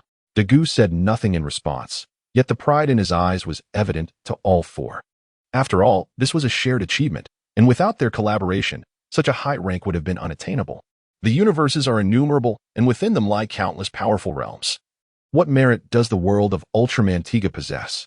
The world of Ultraman Tiga belongs to the six-star pinnacle, the struggle between light and darkness. The enduring hope and brilliance within the hearts of humanity, demonstrates that although mankind may engage in absurd conflicts, they have never relinquished hope. Meanwhile, within the video, a scene began to materialize, revealing a colossal figure towering at over 50 meters, radiating a golden glow before the astonished crowd. His sharply defined features were accentuated by a blue timer upon his chest, exuding an aura that rivaled the formidable beings of the fantastical realm previously witnessed. Before him loomed a dreadfully malevolent beast, launching an assault. The giant, with arms outstretched in the form of a cross, unleashed a radiant beam of hope that struck fiercely at the creature, securing victory. As the scene shifted, two monstrous entities emerged. One, the ancient sky beast Merba, and the other, the primeval creature Gorzon. They exhibited an uncanny synergy as they advanced towards a pyramid, dismissing everything in their path with disdain. Soon, they arrived at the vicinity of the pyramid, where Gorzon unleashed a devastating ultrasonic beam, shattering the structure. Subsequently, it charged towards the outermost statue, a fate that Merba mirrored, resulting in the destruction of two of the three statues, leaving but one remaining. What, pray tell, is the method to awaken the giant? The victorious team roared in desperation, their eyes filled with urgency. The means to resurrect the giant lies in the ancient broth concocted by Daegu, Earthstar Hu. The method to revive Ultraman also resides in the ancient broth of Daegu, Zhang San. At this moment, amidst the tension of some, a statement appeared on the Celestial Forum, leaving even the mighty Celestial Kings perplexed. Why must the ancient figure be simmered into broth? What offense had the Ancient One committed? Qin Tian. Why is the method to awaken the giants to turn the Ancient One into soup? What sort of remedy is the Ancient One? In the vast realm of the Divine Land, Luo Li gazed at Qin Tian with wide, bewildered eyes. Oh haha, the Ancient One is not a potion. He is a person. They express it this way merely for amusement. The original meaning is that the Ancient One transforms into light. Qin Tian affectionately ruffled Luo Li's hair, a smile gracing his lips as a flicker of nostalgia crossed his eyes. He reminisced about the days after school when he would sit with his siblings, watching Ultraman on television, often exclaiming, "Tiga, the Ancient One. Could it be that you, who fell from the sky, were truly simmered into a pot of broth? I wonder what that would taste like." In the Ultraman world, Zhu Jing observed the barrage of comments with astonishment, perplexed as to why. If the Ancient One had been turned into soup, he still stood before him. Was he perhaps a specter? Naturally, others were unwilling to believe such assertions about the Ancient One being broth, especially Lena, who had exercised with him just the night before. Surely he wasn't turned into soup. Was he? Oh haha, don't listen to their nonsense. I transformed into light. The Ancient One chuckled, then declared with a sense of sanctity. Just then, the background music began to play, and before the video could continue, the barrage surged once more. Like sunlight piercing through the night, dawn quietly sweeps across the horizon, whose silhouette flits through the cycles of reincarnation. The video echoed with familiar voices once more. Hey, how do you know this so well? Zhu Jing, in the world of Tiga Ultraman, couldn't contain his confusion and sent a barrage of comments. Ha, your world is merely a television series to me. Even children are aware of it. Yi Feng, situated in the urban world, gazed at the beautiful women in the water forum, observing Zhu Jing's perplexity, and immediately sent a barrage. It's impossible. We are all living beings. How could we possibly be characters from a television series? Who are you to say such things, and what is your intent? Zhu Jing, in the Ultraman realm, expressed his skepticism upon reading the barrage, refusing to believe he was a figment of another world's imagination. What is impossible about it? Not only you, but tales like the heavenly regulation, the sacred ruins, perfection, a mortal's journey to immortality, and Journey to the West are all novels and animations. Yet, the Emperor of the Desolate has transcended. Just a moment ago, when I perused history, that segment had vanished, leaving behind a void. Yi Feng was acutely aware that the crowd found it difficult to believe the situation at hand. In truth, he too harbored doubts that perhaps his world was merely a creation of a novel or a cinematic narrative. Yet, as long as he believed in his own existence, that sufficed. How could it be? I, the Emperor, am invincible across the cosmos, not merely a figment of another's imagination. Insects shall not disturb my resolve. The Stone Emperor interjected. Indeed, I am flesh and blood. How could I be a character from someone else's tale? Pay heed, for I shall make you pay dearly. The Black Emperor declared. With a mere gesture, I could obliterate the myriad worlds. With a single thought, I could conjure existence. How can you dare suggest that my world is illusory?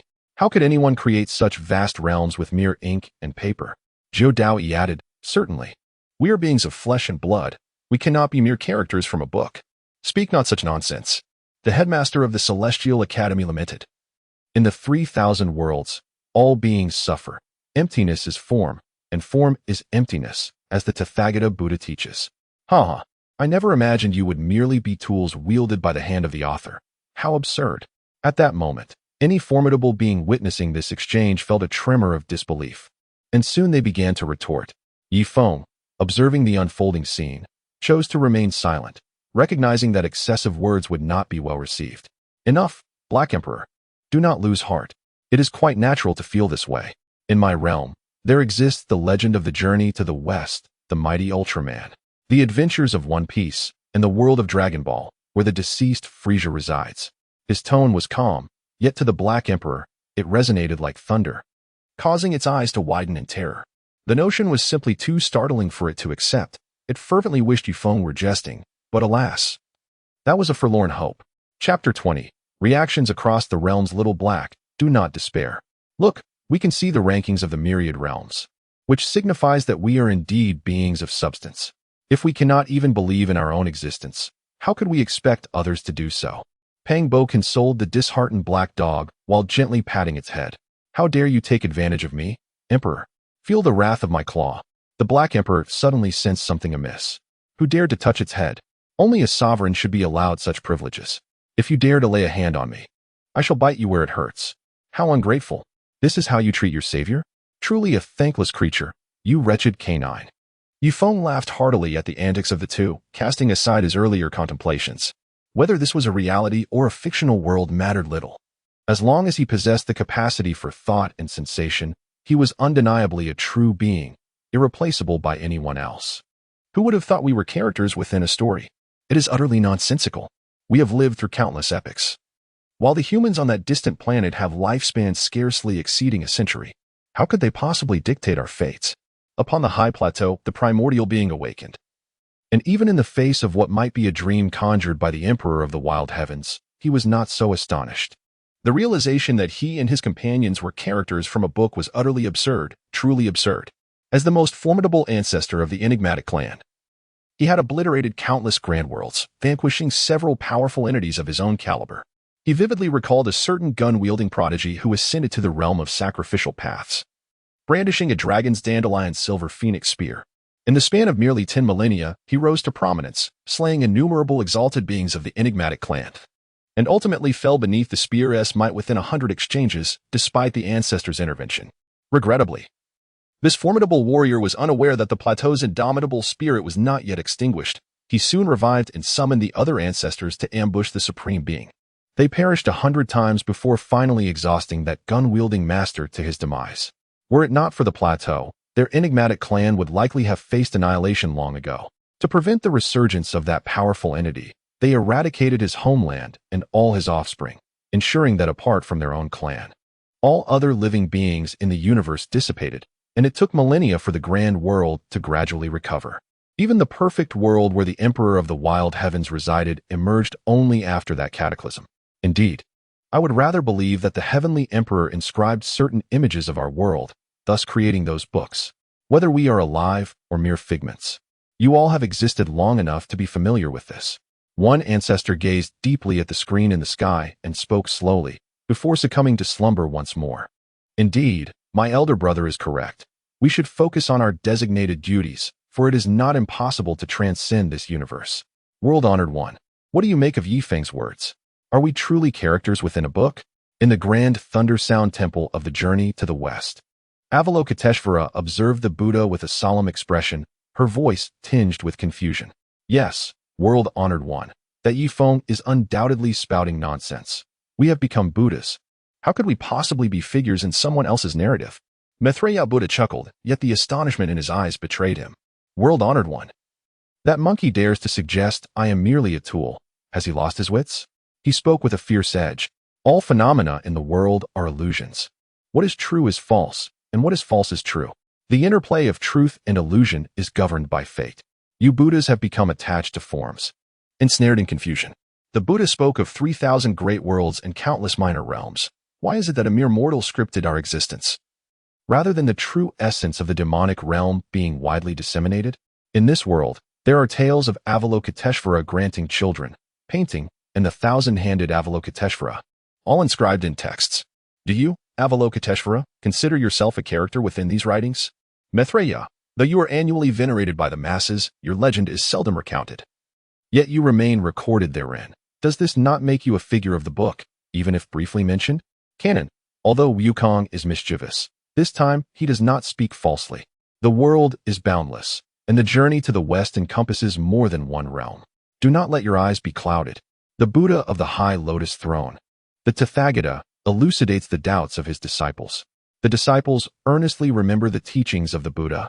Avalokiteshvara humbly remarked, I understand, my Buddha. Maitreya, casting a glance at Avalokiteshvara, pondered upon his own modest achievements, feeling a twinge of competition for recognition. I shall abide by your teachings. At that moment, Tang San and his companions, who had just departed from the White Tiger Ridge, paused to rest.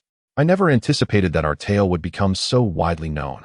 It seems we shall indeed retrieve the true scriptures and benefit all beings. Tang San observed the comments from Xiao Feng, his attention captivated by the three characters, Journey to the West, which referred directly to their own quest as a quartet seeking the scriptures in the West. He pondered whether this journey to the West pertained to their world or perhaps to other realms of existence.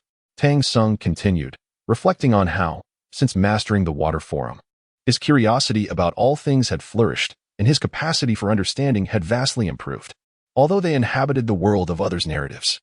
He recalled the mention of the wild Celestial Emperor, who had transcended that realm, leaving no legacy behind. With this in mind, he wondered if he too could transcend. Monkey, that comment was tea from you, was it? If it were, we might be in trouble. Zhu Beiji cautiously glanced at Tang San, then at Xia Feng, and addressed the monkey. He was aware of some unsavory dealings. Retrieving the scriptures was genuine, yet the notion of universally liberating beings seemed more a jest. For if everyone were to renounce worldly ties, humanity would face extinction. The backlash of humanity was no trivial matter. The three realms could very well meet their doom. Both the Buddha and the Jade Emperor were cognizant of this, yet with the resurgence of Buddhism, the momentum was irreversible, and the Buddhist domain sought to establish its renown among all beings. However, such matters were best left unspoken, for only the dead could safeguard secrets. Fear not, my simple friend. I, Sun Wukong, am no fool to stir trouble at such a critical juncture, the monkey reassured, patting Zhu Beiji's shoulder with a smile. He had long recognized his role as a pawn in the hands of others, and had contemplated rebellion, yet reality dictated that he should go with the flow, lest he find himself on a path to ruin. Meanwhile, Ultraman Tiga rose in a brilliant display of light, his essence seemingly derived from the primordial consciousness of ancient times. Confronting Melba, he transformed into a blue giant, swiftly inflicting severe injuries upon the foe. Against Gorzandi, Ultraman Tiga shifted to red, his power surging as he subdued the beast renowned for its might, pressing it to the ground with overwhelming force. At this moment, sensing impending danger, the monster attempted to flee, but Tiga naturally intervened. Just then, the sky dragon Melba unleashed several beams of energy upon Daigu, causing the blue timer on his chest to turn red. He swiftly turned and executed his ultimate technique, shattering Melba into fragments, and then soared away into the sunlight. Daigu, so this is how you transformed into light. No wonder we were baffled when we witnessed your aircraft crash, yet you emerged unscathed. Everything is now clear, Jiwejing remarked with a smile, stroking his chin. Chapter 21. Tiga is faith indeed. We were profoundly concerned for your well-being. We even contemplated where to dine, never expecting to see you so vibrant and alive before us. Captain Munahara was quite disappointed at the time, Newtown teased, glancing at Munahara. Oh, spare me, Daigu. Don't heed his nonsense. I had no such thoughts. However, regarding the banquet, it would be prudent to hasten preparations. When will you wed Lena? I would love to attend your wedding. Munahara shifted the conversation, smiling at Daigu and Lena. Meanwhile, in another parallel universe, Asuka watched the video in the sky and murmured, so Daigu was once an Ultraman. How splendid. I can seek his guidance in times of trouble. To her astonishment, Daigu was revealed to be the Tiga Ultraman from 20 years prior. I recall transforming into light that year. Yumi exclaimed, covering her mouth in surprise as she gazed at Daigou on the screen, never realizing her idol, Tiga Ultraman, had always lived in the same vicinity. Unbeknownst to Daigou, his true identity had been exposed. Dispatch personnel to ensure Daigou's safety. He is no longer an Ultraman, but one of our own. He has done so much for us. We must protect him in his twilight years, stated TPC Director Miyata with grave seriousness. Tiga Ultraman, ranked 350th? I find this hard to believe. Such a creature, merely larger in size, hardly deserves such a ranking. In the demon world, the brash dragon, initially unfamiliar with the name Tiga Ultraman, assumed it referred to a formidable race. Yet, upon witnessing the creature's feeble attacks, he concluded they were ineffective, even inferior to some low-tier beasts in other realms, and deemed the ranking utterly erroneous. As for the others in the demon world, though they harbored doubts, they remained composed, refraining from uproar. Rankings are seldom mistaken. There have been instances of such worlds before, indicating a pivotal moment. Indeed, I too contest this. Though the monster appears imposing, does it rival my might as Oxer? To be ranked so highly is beyond my comprehension. The king of Oxer, Li Xiaoqiu, disdainfully remarked. His unparalleled strength rendered that creature no match for him. Its beams would not harm him, but rather spread his toxic essence further. What merit and capability does Ultraman Dyna possess to be ranked 350? I perceive Ultraman Dyna as an exceptionally formidable entity. Little dragon girl, King Oxar, what right do you, a mere harbinger of pestilence, have to insult the beacon of light in my heart? In that year, we were all embodiments of light. You, a mere source of infection, scurrying about. As the aura of revival emerges, Zhang Xin scoffs, despite his disdain for Oxar. In a world devoid of Ultraman Dyna, what power exists? Why should that Ultraman be positioned at 350 among the myriad realms? Stone Emperor, within the ancient Forbidden Zone, shares a similar disdain. He has no objections to the realms with extraordinary powers. However, Ultraman is merely a vessel of inherited brilliance. He harbors no faith in the light.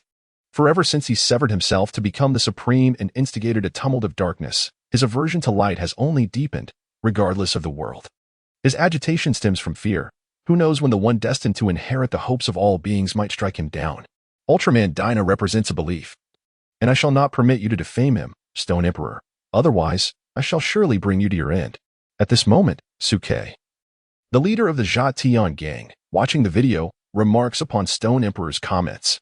He recalls his childhood fondness for Ultraman, and though he has grown powerful, he still cherishes the memory of Ultraman Dyna. Thus, he cannot tolerate any slander against him. Indeed, Ultraman Dyna was invincible in this universe 30 million years ago. Even the malevolent deity Gotangia dared not show his face. The current strength of Dyna is merely a fraction, yet to be fully restored. Summer Knight concurs, stating that should you encounter Ultraman Dyna in his true form, Stone Emperor, you might not even stand a chance. Do not belittle Ultraman Dyna. The comments section is filled with supporters of Ultraman Dyna, not merely for his prowess, but because during their darkest moments, a call for Ultraman Dyna dispelled their fears. Now, though they have matured into heroes themselves, they have not forgotten the hero that is Ultraman Dyna. Wang expresses astonishment, questioning whether Ultraman Dyna truly possesses such power to defeat an emperor, a being that exerts pressure across the universe. The great black dog wags his tail in disbelief, feeling that Ultraman Dyna could hardly be a match for such an emperor. I am uncertain. They have yet to clash. But I have heard that Dark Dyna is formidable and might rival an emperor. Yifan contemplates his memories, reflecting that Ultraman Dyna indeed displays the qualities of a mighty being, and perhaps Dark Dyna could be comparable to an emperor. Damn it, a mere insect. What right does he have to exist for 30 million years? If I had that time, I would have already stepped into the realm of immortals. On the other side, within the ancient Forbidden Zone, the Stone Emperor was momentarily stunned, soon succumbing to an overwhelming fury. A terrifying divine consciousness surged skyward, stirring boundless tempests, causing a significant portion of the universe to tremble, leaving many to fear that the dark upheaval was about to commence. Good heavens, the Supreme is about to take action. This aura is utterly terrifying. Little Leaf, we must hide. Upon sensing this dreadful presence, Pangbo immediately seized the black dog and Yi Fan, retreating to safety. It was evident that the Emperor was enraged, likely envious of the longevity enjoyed by others. At that moment, the Stone Emperor's expression was exceedingly grim. As an ancient monarch, he believed himself superior to even the likes of Ultraman Tiga. How could such a feeble insect endure for so long while he was cursed with a lifespan of merely 10,000 years? Had he possessed such an extended life, he would not have been reduced to a participant in the dark turmoil. Do not let your anger consume you. The path to immortality has yet to be unveiled. Wait until the pathway opens before you assert your authority, spoke the celestial sovereign in a calm tone. Indeed, we are not from the same realm. Our path to immortality is soon to commence, at which point our lifespans will be boundless. Why should we allow ourselves to be provoked? The other supremes advised, cautioning that if the Stone Emperor were to annihilate these lives, how would they absorb the essence of life and sustain their existence? 30 million years, what an unfathomable span of time. My world has existed for less than 500,000 years. That is many times over. All right, let us proceed to the next chapter. Soon we shall uncover why the world of Ultraman Tiga ranks so highly. Indeed, my super god world is formidable as well. Why does it rank beneath Ultraman Tiga? At that moment, Kesha, situated in the super god world, expressed her confusion through the commentary. She could scarcely believe that her world was inferior to that of Ultraman Tiga. The light they had just witnessed was indeed powerful. Yet their planet's annihilation cannon was not to be underestimated. It was certainly not weaker than that beam. Exactly. I refuse to believe that our technology pales in comparison to that ray. Angel, Yin spoke slowly with her hands on her hips. Chapter 22. The destruction induced by Kajila. In her eyes, that beam of light could at most penetrate a mountain, whereas the annihilation cannon of her angelic race could shatter stars. Its power immeasurably greater than that light. As time passed, the public perception of Ultraman Tiga began to shift, no longer regarded with such disdain. The scene now depicted the monstrous Kajila, one of the culprits behind the obliteration of ancient civilizations. An unusual flower began to bloom, captivating not only ordinary people, but even the captain of the victory team, Kika, who found herself entranced. Simultaneously, a father and daughter from 30 million years ago arrived on the present planet. The girl informed the crowd that this flower was the source of the world's destruction, luring humanity into a blissful demise devoid of suffering. Meanwhile, the colossal Kajila had fully blossomed, and all who inhaled its fragrance succumbed to a dreamlike state. In this realm, there were no pressures of work, school, or finances. Upon awakening, many appeared deranged, reluctant to leave the dream behind. Dou, observing the thrall of the crowd, helplessly inquired of Yu Lian why, with so many Ultramen from ancient times, none intervened. Because they are all light, and light does not interfere. This is solely humanity's choice. Yu Lian replied with a hint of self-mockery. As Kajila continued to bloom, humanity fell deeper into their idyllic dreams.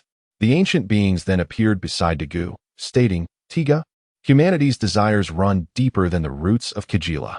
As the sun set, many who awakened from their dreams sought out Kajila for its pollen, a scene that cast a pall of silence over many realms. Concurrently, thoughts of eliminating Kajila filled the minds of the victory team, yet they voiced their conflicting feelings.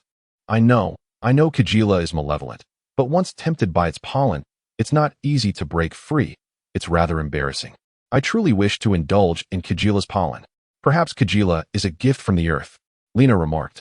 Seeing the dire situation, Dou swiftly interjected. We do not need this. Even in suffering, we must strive for dreams more splendid than Kajila. Meanwhile, within the great world of Shenzhou, the semi-divine lowly observed the crowd's behavior with disdain, slowly commenting, mortal beings are thus perpetually ensnared in their own fabricated fantasies. A mere wisp of Kajila's pollen has vanquished them. I find it truly regrettable for Dou, who seeks to protect such individuals. Yet, Lo Li's words should not be taken lightly. Although mortal willpower may be frail, it is not so easily defeated. Is it not through such struggles that humanity has gradually become the most formidable race across all realms? Qin Tian opened his bright eyes and gazed at the choices made by Dou in the video, a faint smile gracing his lips. In his mind, this was the essence of humanity facing adversity with a tendency to evade, to indulge, to become ensnared, yet ultimately shattering the fears that beset them with a will more resolute than iron. The descendants of Yin and Huang have endured countless tribulations and faced immense hardships. Challenges have never defeated us, neither in the past, nor in the present, nor shall they in the future. What cannot conquer us only serves to fortify our strength. Continue watching. Luoli, and you shall comprehend. The others remarked enigmatically. Observing their mysterious smiles, the celestial figure Luoli felt a twinge of discontent. Yet her attention remained fixed on the unfolding events, eager to witness how these mortals would navigate their impending tribulations. The frail mortals, upon encountering the woven tapestry of dreams, fall completely into its embrace. Even the elite among humanity, the victory team, are no exception. It is truly bewildering how these beings persist. Their existence poses the greatest instability in the world of Ultraman. Were I Tiga, I would have long since allowed the monsters to ravage the human realm. In the world of Naruto, Uchiha Madara observed the video, noting the immense power wielded by others who still sought to shield the weak. Often misinterpreted and scorned by the very ants they aimed to protect. Had it been him, he would have unleashed a Shinra Tensei, eradicating those human insects without remorse. However, in this realm where he now resides, he could only seethe in silence, for the others here still regard him with trepidation, fearing to utter a word against him. Indeed, Tiga is too merciful. As a deity in the realm of Ultraman, safeguarding humanity is already a divine blessing. The audacity to treat a god with such disregard, particularly from the islanders, is no wonder that the offerings have dwindled. This video elucidates everything. They have clearly forgotten the might of the divine. I shall ensure they remember. Meanwhile, in a parallel dimension akin to the Ultraman universe, within the depths of Mount Fuji, the eight-headed Yamada no Orochi engaged in hushed discourse. It was no wonder offerings had ceased. Initially, it believed its divine messenger had simply overlooked this duty. Now, it appeared these humans, much like those in Tiga's world, regarded the gods as inconsequential, mere tools for their protection. Indeed, these lowly ants dared to forget the majesty of the divine. Today, I shall make them aware of the terror that comes from inciting a god. One of the heads proclaimed ominously as a fireball erupted forth. Suddenly, a tremor shook the ground. What was happening? An earthquake? At that moment, a beautiful young girl sensed the ground trembling beneath her, and her face paled in fear.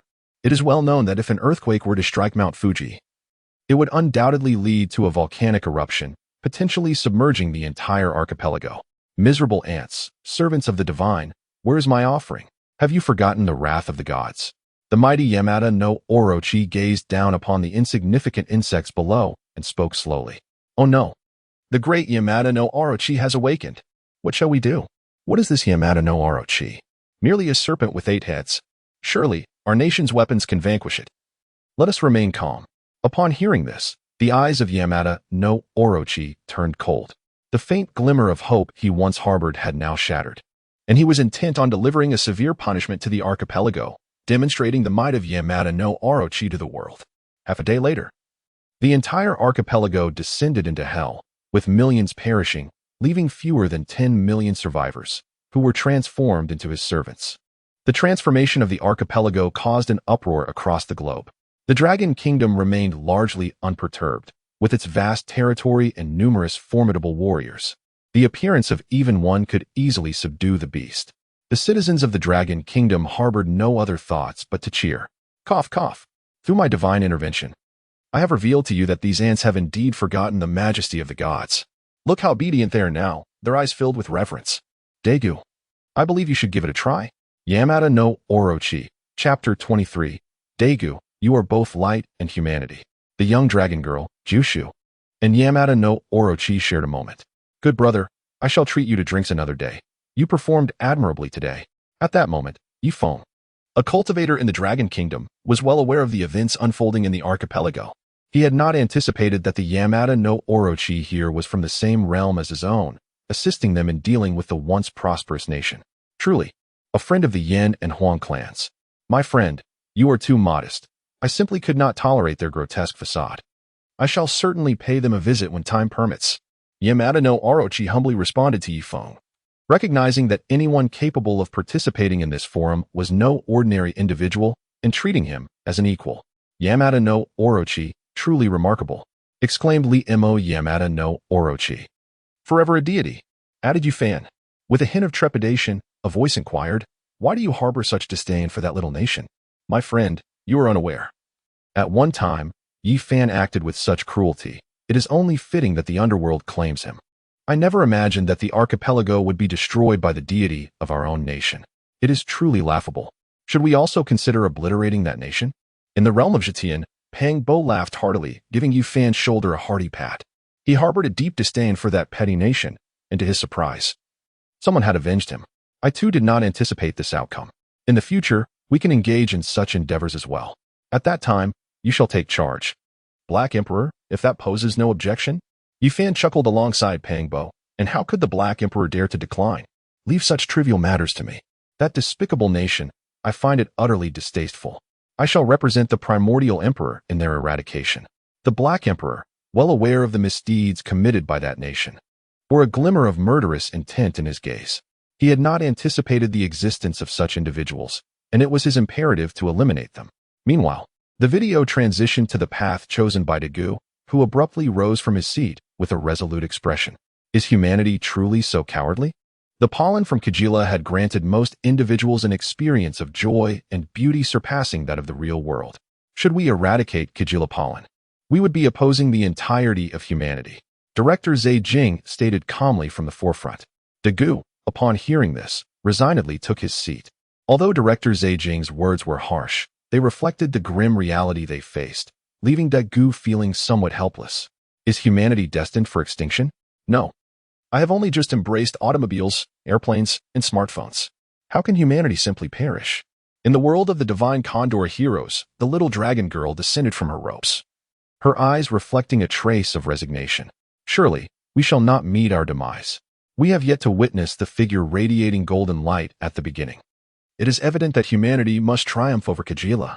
Huang Ron, ever resourceful, now possessed an intellect even more formidable. Drawing from her previous observations and her current understanding, she believed that humanity had overcome its inner desires and would not repeat past mistakes. Indeed, we must have faith in our race. The human race is resilient. How could we be vanquished by such a trivial flower? Indeed, we are not born to be ordinary. Who can dictate our destinies? Wang Lin declared. Simultaneously, the scene shifted to a conversation between Yu Lian and Dou. You are different. You embody both light and humanity, Yu Lian remarked to Dou, her eyes shimmering with anticipation, hoping that Dou's choice would align with her desires. Dou, lost in thought, then transformed into Tiga, confronting Kajila and battling alongside the ancient beast that had once annihilated humanity. This revelation not only shook humanity across the globe but also left the ancient beings in utter astonishment. Ultraman Tiga, the first to interfere with human choices, elicited a hushed awe from Luke, who uttered in disbelief. At that moment, Kajila launched an attack on Tiga, stirring deep emotions among the onlookers. A small boy turned to his father and pleaded, "Daddy, please burn this. Tiga is in so much pain." Simultaneously, the members of the victory team, despite their own suffering, chose to stand united with Tiga. The parents on the ground looked at their children and nodded resolutely. With a thunderous explosion, the two ancient beings sustained by Kajila disintegrated into particles of light, vanishing from existence. In his final moments, Luke addressed Dou. "Thanks to you, Ultraman Tiga, I have finally grasped the essence of true life, to live a brief existence to the fullest and pass on the fruits of our labor to future generations. Humanity grows and evolves in this manner. It is indeed remarkable." As Kajila was vanquished, the victory team returned to normalcy. Captain Kuma smiled at the team and remarked, "I truly admire Tiga. He knew the entire world was against him, yet he risked everything to save us." He cast a glance at Dou, unnoticed by the others, who cheerfully responded, "It is humanity itself that directly saves humanity." Then, "Captain, did you already know Dou's true identity? He is Ultraman Tiga?" Meanwhile, Jueki inquired, puzzled by Kuma's earlier gaze towards Dou while speaking. He had witnessed the captain's knowing look, indicating that he had been aware of Dou's identity all along. "No, I wasn't certain at that time. It was only later that I confirmed Dou is indeed Ultraman Tiga. The past is behind us, and it serves no purpose to dwell on it now. Wouldn't you agree, Dou?" Kuma smiled gently at the group, casting a final glance at Dou. "You are right. Captain, with Katangier defeated, our world has returned to peace. Ultraman Tiga is no longer needed. We, as humanity, can protect ourselves. We are all Ultraman Tiga. Have you forgotten?" Dou spoke with a hopeful gaze towards the rising sun, addressing everyone with a smile that reflected his yearning for peace. "Dou is correct. We are all Ultraman Tiga. Instead of worrying about this, we should ponder what gifts we will present at Dou's wedding," remarked Zhongfeng with a slight smile, though he was unaware that his expression startled Jueki and the others. Wow, the vice captain actually smiled. "I thought he was expressionless." Someone exclaimed in astonishment. "Is it really that exaggerated?" "Indeed, I did not anticipate such a revelation. Dou possesses extraordinary courage and resolve, truly befitting of the illustrious Ultraman Tiga." No wonder his popularity is soaring. Xiao Long Nu exclaimed, "Indeed, indeed. This stunning beauty comprehends that if you embody both light and humanity, it signifies that humankind can confront the adversities of life through their own efforts, never yielding easily. Perhaps the journey is not aesthetically pleasing and is fraught with obstacles. Yet we shall overcome hardships, triumph over challenges, for humanity will never concede defeat." Huang Rong added, "Indeed, as mere mortals, we are undeniably fragile. Even a common ailment can claim our lives. However, as that ancient sage proclaimed, in this fleeting existence, we bequeath our achievements to future generations. For humanity perpetually evolves. This is the essence of generational inheritance." In Chapter 24, the emergence of the malevolent deity Gitanjir elicited reactions across the realms. Indeed, when our kind faced persecution from myriad races, we did not abandon our hope. Together with the sages of generations past, we labored for the resurgence of humanity. Though many betrayed us, countless others persevered, contributing significantly to the establishment of an era of peace for our people, which is why we fear neither heaven nor hell. The Emperor Fuxi proclaimed, "Indeed, our ancestors once crafted characters, built dwellings, battled formidable foes from the demon tribe, and contended with various races for essential resources. From thousands, humanity has flourished into countless beings," the Earth's sovereign Shenong remarked. Within the vast primordial world, the three sovereigns expressed their thoughts, their eyes still reflecting the determination once held to ensure the independence of humanity and to vie for survival against the multitude of beings. Unfamiliar, yet powerful figures, kings and ancestors of humanity, stood as testaments to that struggle. The young woman Huang Rong respectfully addressed the ancestors of humanity. "I, Huang Rong, pay my respects." The youth Yi Feng followed suit. "I, Yi Feng, offer my salutations to the ancestors of humanity." Humanity's Qingsong pays homage to the ancestors. Qingsong added. In an instant, the celestial forum was filled with tributes to the ancestors of humanity. The three sovereigns and 5 emperors represented a faith deeply rooted in their hearts. Wherever humanity existed, their names were known. After a considerable time, the barrage of messages returned to normal, yet the shockwaves stirred by the three sovereigns lingered, resonating across all realms. In the Zhetian world, disbelief permeated the air. How is it possible that this emperor of humanity yet lives? I witnessed his soul dissipate before my very eyes. Who is this individual claiming the title of emperor now? Boomed an ancient emperor from a forbidden domain, recalling how he and a few others had slain that emperor, while the rest perished in the encounter, leaving him alone. Fret not, my friend. This individual is the emperor of humanity from another realm, not of our own. Though his powers are formidable, he cannot traverse realms like the immortal sovereigns. There is nothing to fear. Let us proceed as we must. Indeed, the emperor of humanity has long perished. We all witnessed it. His resurrection is impossible, so there is no need for concern. The supreme beings spoke words of comfort. Yet their eyes flickered with uncertainty, clearly harboring doubts. On the other side, a voice exclaimed in awe, "My goodness, the three sovereigns of heaven, earth, and humanity have all appeared. Their power is no trifling matter. If only they could join us, we could eradicate that so-called supreme emperor and eliminate the chaos of darkness, allowing us to live freely and carelessly." Pang Bo lamented slightly, his gaze fixated once more on the screen, where Ultraman Tiga was engaged in the final showdown. Others soon noticed, and someone in the forum posted a barrage of comments that instantly silenced the crowd. The protagonist, too, was intrigued by the sheer popularity of Ultraman Tiga, urging everyone to hold their tongues for a moment. The crowd collectively gasped as they hesitated to send more comments. Although they were unsure whether the entity known as the Abyss could traverse dimensions, they dared not provoke it. If it were to appear, it would spell their doom. As the scene unfolded, they witnessed a shroud of black mist sweeping across the earth, an ominous haze that seemed to harbor unimaginable power.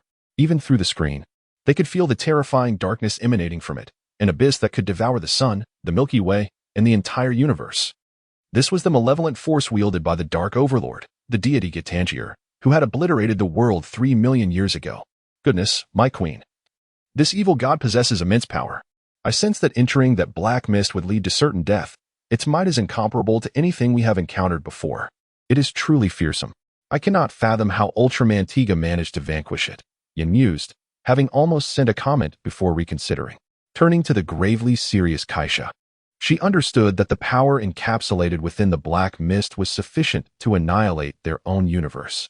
There was no entity in their realm capable of contending with this peculiar ionized darkness. Indeed, our world is no match for it. No wonder Ultraman Tiga's realm ranks above ours.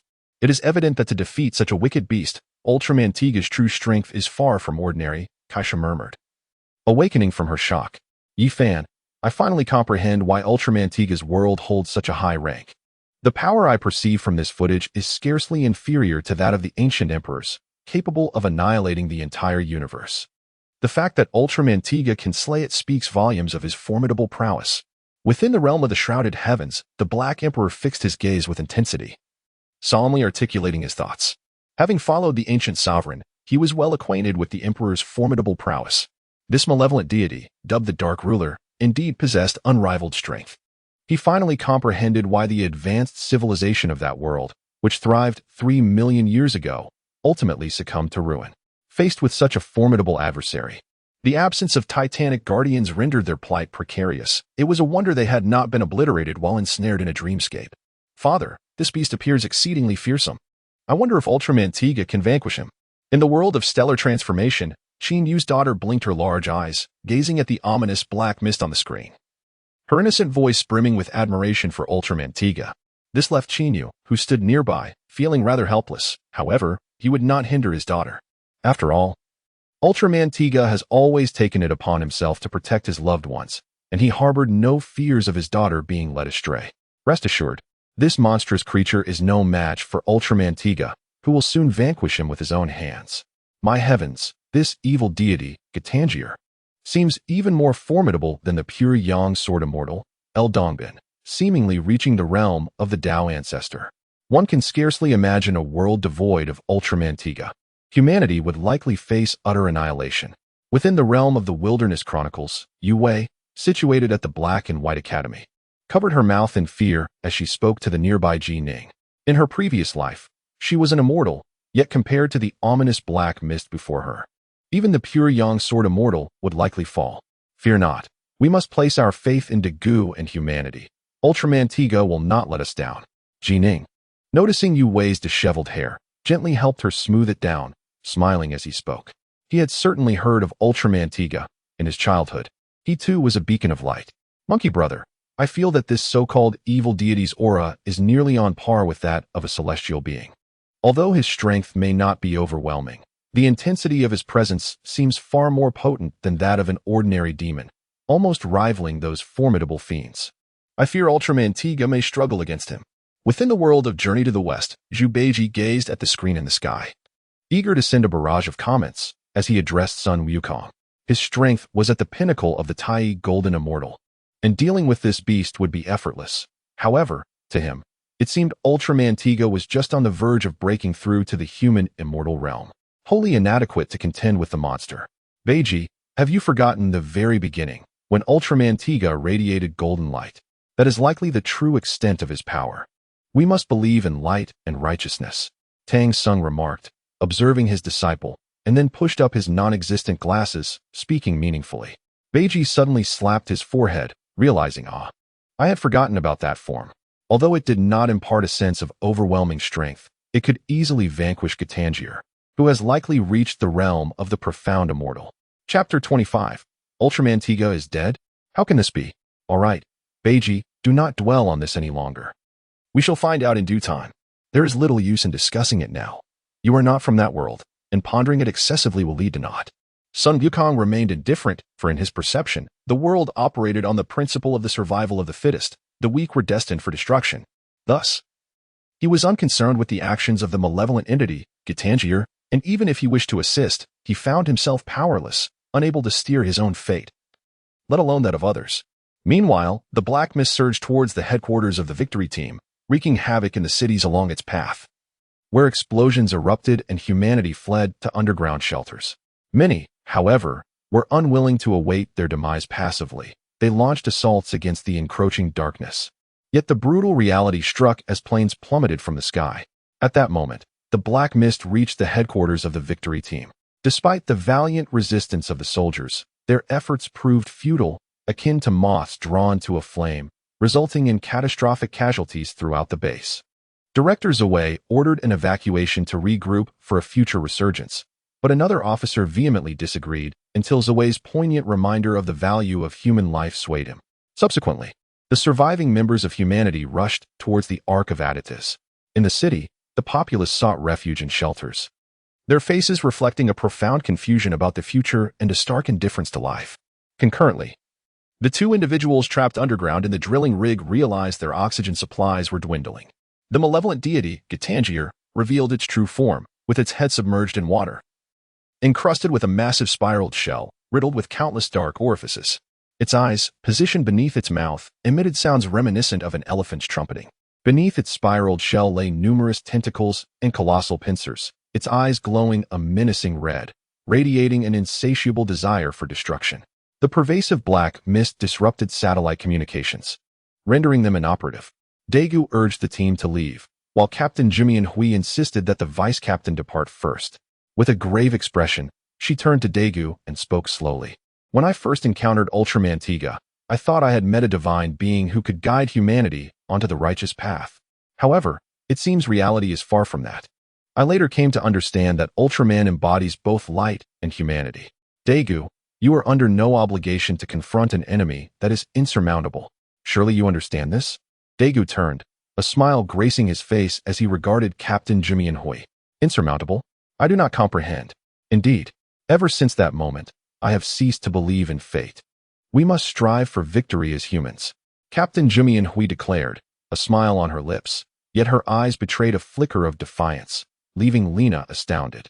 Daegu nodded gravely, conscious that he might not return, but for the sake of everyone, for humanity, he felt compelled to take this leap of faith. He transformed into light, soaring towards the seemingly invincible adversary, his eyes aflame with resolve. Is this what it means to be human? To knowingly face defeat, with death as the inevitable price, yet to charge forward without hesitation? It is no wonder that such fragile beings as humans could become the protagonists of the cosmos. There lies a reason behind it all. In the realm of the legend of the White Snake, by the shores of West Lake, the character Shao Qin grasped Xiao Bai's hand and gazed at the screen above, articulating each word with a sense of awe. In her perception, humanity was comprised of greedy and treacherous beings, each possessing a duplicitous nature. Never had she encountered an individual willing to sacrifice their own life to protect the frail human race. This is the story of a radiant youth, embodying both light and humanity, who bravely charges forward, akin to the astonishment one would feel upon witnessing the Buddha begging on the streets. Shao Qin had long conveyed to you that not all humans are driven solely by greed and the pursuit of wealth. You were skeptical then, but do you now believe? Not every individual is selfish. Beside them, the White Snake playfully tapped Shao Qin on the head, chuckling, entirely oblivious to the scholar nearby, Su Xian, who stared at them in bewilderment, believing the two beauties were merely admiring the scenery. Meanwhile, within the confines of Jinshan Temple, Fahai observed the video of Ultraman Tiga, charging fearlessly towards the monster. He set down his wooden mallet and rose to his feet. Amitabha, may the noble Daegu emerge victorious. He silently prayed, unwilling to see this guardian of humanity perish. Despite knowing in his heart that victory was assured, a tension still gripped him. Damn it! How can a video of such limited power make me feel this way? Muttered Zhu Beiji, rubbing his eyes and chuckling, a hint of astonishment in his gaze. In his youth, he too had faced challenges with unwavering resolve, but now, despite his enhanced strength, he hesitated to confront fierce adversities. Amitabha, may the noble Daegu save our human brethren and vanquish that beast, declared Tang San, his expression serious, palms slick with sweat, his eyes fixed on the aerial spectacle, fearing he might miss something crucial. Meanwhile, Sun Wukong lowered his head, concealing his thoughts. Once, he too had been fearless, battling against the heavenly court, believing himself to be extraordinary, only to realize that he was merely part of a grand performance orchestrated by the heavens and the Western Buddhist teachings. Now, having been tempered, he had become more pragmatic, no longer engaging in futile endeavors. He pondered, is the formidable Ultraman Tiga not courting disaster by confronting such a foe? Why must he proceed? A flicker of confusion crossed the eyes of the great sage, as he questioned, is he still the same? Meanwhile, in the video, Lena piloted the ship Arctis, departing from headquarters and soaring into the skies. At this moment, Daegu confronted the formidable beast, Gadanoth, engaging in a battle where the odds were overwhelmingly against him. The members of the victory team worked to restore communications, and the video displayed the fearless determination of Ultraman Tiga as children cheered him on with shouts of encouragement. In the footage, Ultraman Tiga transformed into his powerful form, yet he still proved no match for Gadanoth. With hands clasped together, he unleashed the Desolate, channeling all his strength into a red energy sphere aimed at Gadanoth, only to discover that it had no effect whatsoever. Unfazed, Ultraman Tiga continued to employ the Zyperio beam, his hands forming an L shape, unleashing a more potent golden beam from his right arm, but it too failed to inflict any damage upon Gadanoth. Subsequently, Gadanoth ensnared Ultraman Tiga with its tentacles and unleashed a purple beam from the sky, piercing through Tiga's form. Thus, Ultraman Tiga fell, reverting to a stone statue. Witnessing this, Lena could not help but call out to Dou, leaving everyone in shock. Captain Kajin resolutely declared that Ultraman Tiga would not be defeated, that he would not succumb. What? Ultraman Tiga is dead? How could this be? He had vanquished that monster. How could he now perish? In the world of the Return of the Condor heroes, Xiao Feng bore a hint of sorrow on her face, having grown fond of Ultraman Tiga over time. How could he simply die like this? It was utterly inconceivable. Ultraman Tiga is dead? How could this happen? In the realm of the legend of the White Snake. Xiao Qing gasped in disbelief, covering her mouth with her small hand, her astonishment unmistakable. In Chapter 26, that year I became light. Xiao Qing regarded Ultraman Tiga as immensely powerful. Neither she nor her sister could match him. How could he meet such an untimely end? Sister, this cannot be real, right? Ultraman Tiga cannot just die so easily. It must be a falsehood. Xiao Qing grasped Xiaobai's hand, shaking her head vigorously, unwilling to accept that Dou, the embodiment of hope, could be so easily defeated. Of course not. We have yet to see Ultraman Tiga in his golden form. Dou is certainly not dead. He will rise again. Xiaobai, observing the despondent Xiao Qing, spoke with a smile, though uncertainty loomed in her heart about Dou's revival. Alas, amidst Dou, may your journey be peaceful. Although we are from different worlds, your deeds have earned my utmost respect. Fa Hai from Jinshan Temple gazed at the stone statue of Tiga, murmuring a prayer before reciting the rebirth incantation. Master, what are you doing? Who has died that you are chanting the rebirth spell? Outside the door, a young novice addressed another with a puzzled expression. Hush, did you not see? Dou has perished, and the master is performing a rite for him. The master may be in a somber mood, so it is best for you to remain silent. Daddy, how could Ultraman Tiga die? He is so powerful, it is impossible. In the world of star transformation, Qin Yu's daughter gazed at Ultraman Tiga, now transformed into a stone statue, and burst into tears, her tear-filled eyes evoking great sympathy. Qin Yu felt overwhelmed. Daddy, can you bring Ultraman Tiga back to life? The little girl asked innocently, her eyes reflecting a blend of hope and concern. As if fearing her father might say it was not possible, Qin Yu understood his daughter's feelings all too well. He recalled how Ultraman Tiga had vanquished that monstrous foe, yet now lay lifeless, which signified that Ultraman Tiga was destined to be resurrected. However, it appeared that no other Ultraman existed in that world, leaving uncertainty about how he could return, let alone with enhanced strength. Do not worry, my dear. Father will employ his powers to resurrect Ultraman Tiga. Such circumstances have manifested across the myriad realms, captivating many with the intrinsic charm of Ultraman Tiga. Were it not for the imposition of silence by the authorities, he would have eagerly engaged in fervent discussions on the forum. They were all keen to unravel the mystery of Ultraman Tiga's resurrection, their eyes fixated on the aerial footage. Even the previously indifferent semi-divine Loli was now engrossed in the video. It was astonishing to discover such a formidable individual amidst mortals. The means of his revival remained a mystery. Having previously exhausted his powers and transformed into a human, he now appeared as a statue. Could it be that he sought another with the genes of light? In the vast world of Shinjo, Loli blinked her eyes at Qin Tian, evidently wishing to inquire about the forthcoming plot. Ha ha ha, you shall soon find out. Take your time to watch. This world is nearing its end, and when the time comes, I shall take you to the world of Ultraman. Qin Tian replied mysteriously, a glimmer of excitement flickering in his eyes. He was particularly intrigued by Emperor Careful from the Ultraman universe, contemplating the replication of the laws governing that realm to enhance his own foundation. Really? That's wonderful, exclaimed Loli, her joy causing her to leap in delight. It had been ages since she had shared time with Qin Tian, and now a chance to exist within the same world together was simply splendid. Qin Tian, oblivious to the nuances of a girl's thoughts, would likely have found amusement in her elation. In the meantime, many within the video were declaring Ultraman Tiga deceased, yet a number of children staunchly disagreed. Ultraman Tiga is not dead. The children proclaimed resolutely, their eyes brimming with hope, firmly believing that Ultraman Tiga would not succumb so easily. Not only Lina and the children held faith in Daigu's survival. Countless beings across the realms also believed in Ultraman Tiga's continued existence. Ultraman Tiga will not perish. We must trust in Daigu, trust in Ultraman Tiga. The victory team, along with numerous humans, refused to surrender. They believed that humanity's strength could indeed safeguard their own. They piloted their aircraft toward the monstrous adversaries, determined to create an opportunity for Ultraman Tiga's revival. Aware of the peril that awaited them, they charged forward without hesitation. At this moment, humanity across the globe united in earnest effort. Even the once despondent prophet, moved by the actions of Daiku and his companions, summoned all his knowledge for the final duel. Kengo Shinomori, who had previously diverged in opinion, also joined the ranks dedicated to reviving Ultraman Tiga, taking matters into his own hands. Yet, they faltered. The light they had just witnessed faded away, and the brilliance of reality had succumbed to defeat. Nevertheless, the light within the hearts of the people remained unextinguished. That was hope. At this moment, children from all corners of the world transformed into beams of light, rushing towards Daigu. Lina, too, became a radiant glow, joining Daigu's side.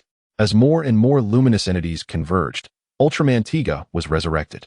In this moment, all the children embody the spirit of Ultraman Tiga, representing light and hope. The resurrected Tiga radiates brilliance, and with a powerful punch, he unleashes a spiraling beam of light that sends the malevolent Gitangier flying. Gathering his luminous energy in his legs, he delivers a devastating kick that severely injures Gitangier. Meanwhile, the response across all realms is one of immense joy. Sister, Ultraman Tiga has been revived. The power within him is formidable, seemingly at a transcendent level, radiating a comfort that surpasses even the light of Buddha, exclaimed Qin, filled with excitement as she gazed at the resurgent Tiga, her eyes sparkling with delight. I can feel it too. It resembles the essence of hope, the light that resides in the hearts of the people, Monkey King remarked. Sensing the extraordinary purity of this power, devoid of any desire, merely embodying hope. Amidst, I have come to understand. As long as one does not abandon hope, one will surely rise again to confront mighty foes, murmured Tang San, his eyes gleaming with renewed brightness. Yay, Daddy. Ultraman Tiga has come back to life. You are truly amazing, cheered a little girl from the realm of Star Change, clapping her hands with a radiant smile, believing her father had a hand in Tiga's revival. Beside her, Qin Yu smiled faintly, choosing silence in this moment of joy. In the visual spectacle, children shouted, I am Tiga, and many across the realms echoed, I am Ultraman Tiga. Tiga amassed energy 3 times before unleashing the dazzling Zai Pali AO beam, a tremendous force that grievously wounded the evil Gitangier. Subsequently, Tiga activated a special timer, channeling radiant energy alongside his colorful chess timer to emit a powerful beam that obliterated the monster that had existed 30 million years prior. After vanquishing Gitangier, Ultraman Tiga transformed into shimmering golden light, dissipating into the atmosphere, yet the shock he imparted upon everyone lingered. The crowd erupted in exuberance. Humanity had triumphed. In the end, Lina and Daigu embraced tightly, the divine light staff turning to ashes, vanishing into the cosmos, as if all had reached its conclusion. Chapter 27. Brother just wants to see if you like it. If you do, brother will give it to you. This ending seems quite favorable. Aside from the disappearance of Ultraman Tiga, humanity once again finds itself in a realm of peace. This world has taught me many lessons, instilling the understanding that unity is strength. United, we can prevail even against formidable adversaries. The esteemed headmaster of the Celestial Academy, Meng Tianzhong, gazed intently at the video displayed on the screen, while Shurho sat nearby, meditating and absorbing the essence of the sun and moon to refine his being. At that moment, he reflected on the nameless heroes, like the 7 kings of the border wilderness, who united in purpose to fend off the formidable immortal king from another realm, safeguarding the 9 heavens and 10 earths for countless millennia. Yet here, they were, consumed by internal strife and the slaughter of the gifted, particularly the abhorrent actions of the Celestial Palace, which denounced the bloodline of the 7 kings as tainted. Regardless of how formidable the darkness may be, the light within the hearts of the people shall never wane. This sentiment resonates deeply with me, as it encapsulates the aspirations I have tirelessly pursued. Meanwhile, Within the world of Tian, Fan also sent forth a message, acknowledging that while this realm does not wish to be engulfed by darkness as Ultraman Tiga was, the Supreme and the Emperor periodically incite dark upheavals, resulting in a bloodbath across the universe, leaving only a handful to survive.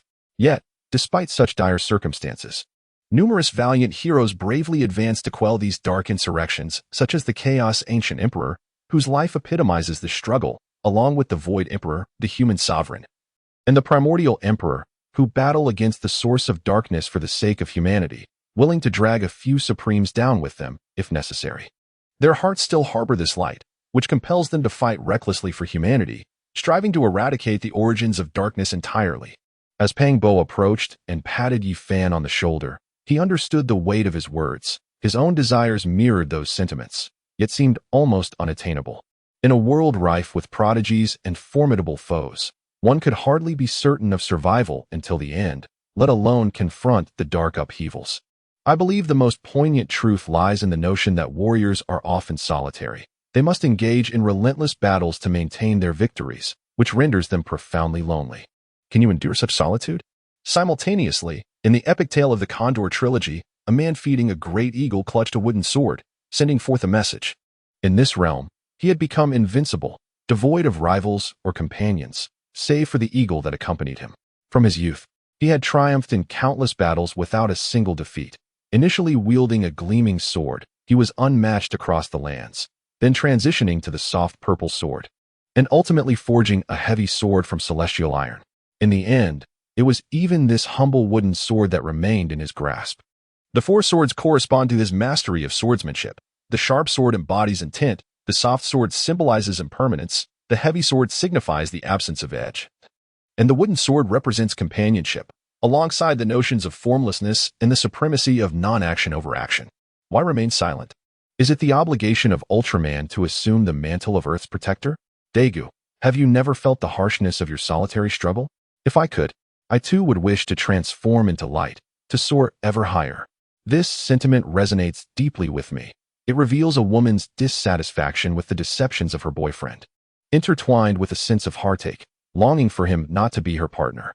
Simultaneously, within a bustling urban realm, a whimsical girl reflects on her boyfriend, who consistently resolves her challenges, even as she occasionally throws tantrums, now realizing how unreasonable she has been. She yearns to fight alongside him, yet is acutely aware of her own limitations, fearing her presence would only hinder him. As a man, one must inevitably confront their fears. As an elder brother, the duty to protect one's sister is paramount. Meanwhile, in the world of Tian, the ruthless emperor gazes at the barrage of comments on the screen, reminiscing about his own brother, who ventured to the celestial gate for his sake, never anticipating that it would culminate in an eternal farewell. Ascending to become an emperor amidst the mortal realm, he exacts vengeance by destroying the very gate that took his brother away. His unwavering desire to resurrect his sibling persists, refusing to ascend to immortality in the mortal realm, waiting solely for his return, forever recalling his brother's words. Brother, I want you to see if you like it. If you do, I shall give it to you. Fear not, sister. They proclaim me a divine seed with the potential to attain immortality. I shall protect you once I transcend. As these thoughts swirl in her mind, the ruthless emperor caresses the ring on her finger, shedding her mask to reveal a visage of unparalleled beauty. The ring and mask are the only remnants left by her brother. Despite the passage of countless years, his memory remains vivid, growing ever clearer. As a celestial being, she has achieved immortality, transforming the mask and ring into eternal artifacts, awaiting his return. Upon encountering the celestial sovereign and the emperor of the wild heavens, her resolve to resurrect her brother intensifies. Such an existence could traverse myriad worlds and descend upon others to wield power, thus enabling her brother's revival.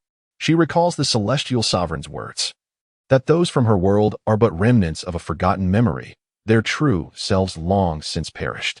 Yet, he has transcended their realm, rendering them dreamlike figures that have materialized into reality.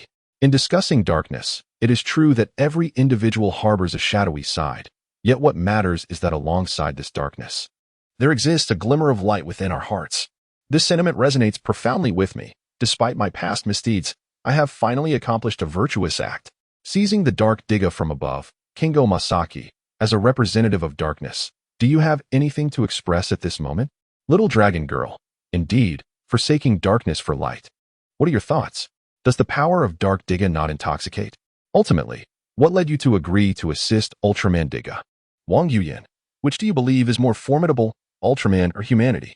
Huang Rong, I firmly believe that with light in one's heart, there exists hope, which can conquer darkness and embrace optimism. Iron-willed God General. In the realm of Ultraman Tiga, Kengo Masaki now finds himself surrounded, not by others, but by the victory team. Mr. Masaki, it appears you have garnered quite a reputation across the myriad worlds. Everyone seems to know you. Makoto Keiko jested. Indeed, Mr. Kengo Masaki is currently more renowned than Ultraman Tiga himself. Wouldn't you agree, Dagu? Zhu Jing playfully nudged Dagu. Yes, Mr. Kengo Masaki has become a savior of humanity. Dagu responded with a smile. Weekly, I must inquire, shouldn't the world rewards be distributed by now? Why is there still no reaction? Could it be that something has gone awry? Dragon Uncle. Indeed, I hadn't noticed until you mentioned it. It does seem to be the case. What could be the reason? Uchiha Madara. Could it be that the rankings across the worlds are experiencing issues? Lena, Chapter 28, Dark Tiga. It doesn't appear to be a malfunction. Rather, it seems not yet concluded. Look at the screen. Little Dragon Girl, it indeed seems to be ongoing.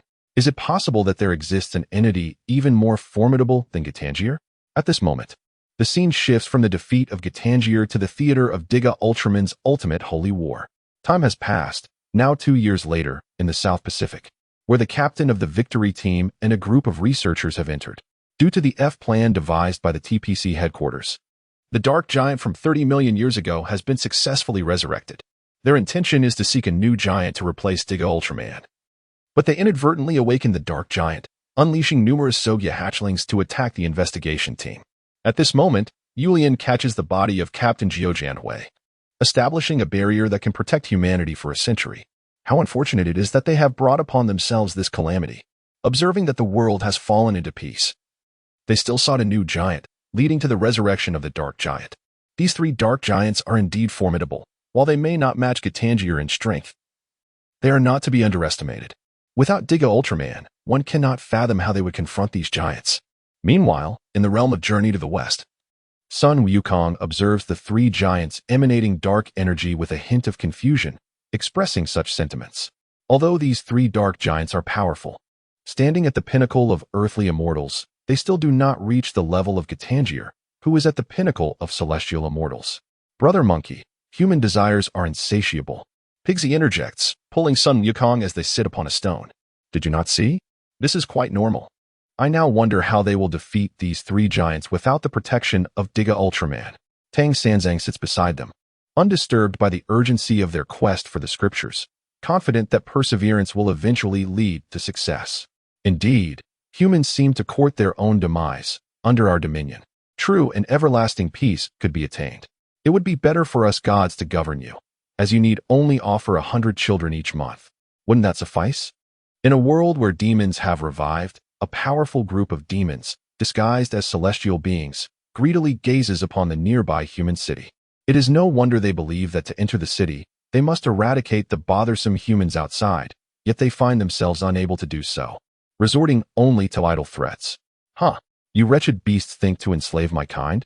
I assure you, it is an impossible endeavor. Abandon such thoughts. We will fight to the bitter end to protect our loved ones, a determined young man among the humans declares. These demons possess the most abhorrent morals. And should their words be believed, the extinction of humanity would be imminent. As the scene unfolds, Zogya attacks the city, and as Daegu and Rina are separated, Daegu gazes at the besieged city, his heart heavy with anguish. The battle is not over, yet we find ourselves powerless. He laments, yearning for power, the power of giants. Use it. It is rightfully yours. At this moment, a captivating girl appeared in Dagu's ears, followed by a divine light emanating a dark aura, which was cast before him. Upon seeing the dark divine staff, Dagu was momentarily taken aback. He picked up the staff and surveyed the surrounding chaos caused by Zoga. Without hesitation, he transformed.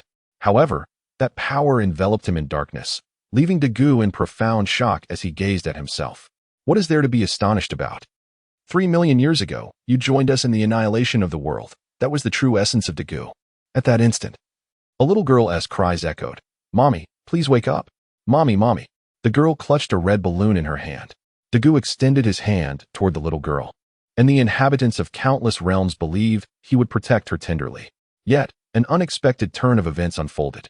Ultraman Tiga clenched his fist and struck the little girl fiercely, spinning her around, leaving only a balloon drifting in the air. Although the scene was not witnessed, everyone knew the fate that awaited the innocent child. Woo woo woo. Daddy. What's wrong with Ultraman Tiga? Why did he harm the child? This is not the Ultraman Tiga I know. The true Ultraman Tiga is not like this. Within the realm of the stars, Qin Yu's daughter wailed uncontrollably, unable to believe that this was the light she held in her heart. It must be someone impersonating him. Qin Yu hurriedly comforted his daughter, fearing that when his wife returned, she would surely be furious with him. He too was taken aback by Ultraman Tiga's transformation. It had occurred far too swiftly. Is this the light?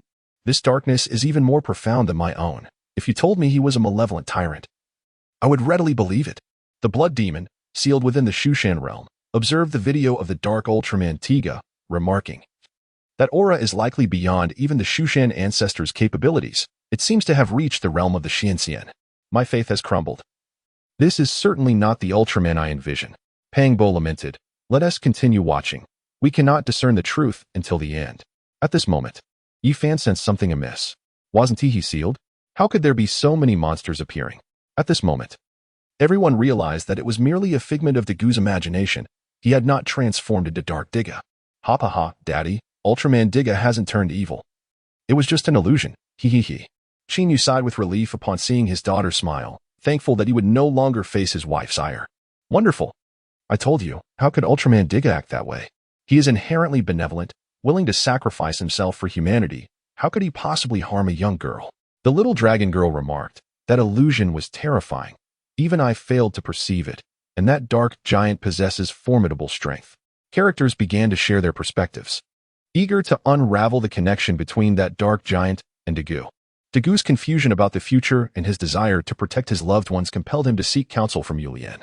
However, the three dark giants confronted Ultraman Tiga, delivering a brutal beating before presenting Douluo with the transformation device of Dark Tiga, then vanishing.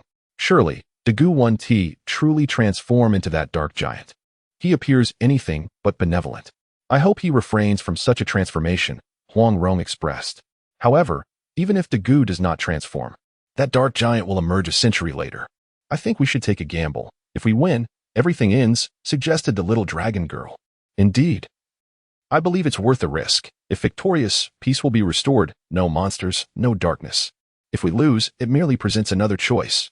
Wang Lin stated confidently, I have faith that Ultraman Tiga will prevail, that formidable Gatangier was eradicated by him, and Douluo will emerge victorious, for we are also light. Li Bai affirmed. Simultaneously, Douluo arrived at the ruins, confronting Chimera and the others. Chapter 29. Humanity can once again become light through its own strength. Ha ha ha. You truly came. If you continue to feign ignorance, humanity might survive for another century, and you could lead an ordinary life. Hitler mocked, looking at Douluo, the one who had betrayed them for the light 30 million years ago. Indeed, you crave power, Darum sneered, his fists clenched, eyes radiating a deep-seated murderous intent. He had longed to eliminate this Ultraman Tiga for 30 million years. Quite fierce, but I like it. Chimera approached, placing a hand on Douluo's shoulder. Why do I sense that their intense hatred for Ultraman Tiga stems from his betrayal? What truly transpired? Who knows? Yet, these three are clearly nefarious beings. Ultraman Tiga's initial decision must have been correct. Regardless, I shall always believe in him. Indeed, the three individuals exude a formidable aura of darkness, undoubtedly embodying malevolence. I take solace in the belief that Ultraman Tiga could vanquish them.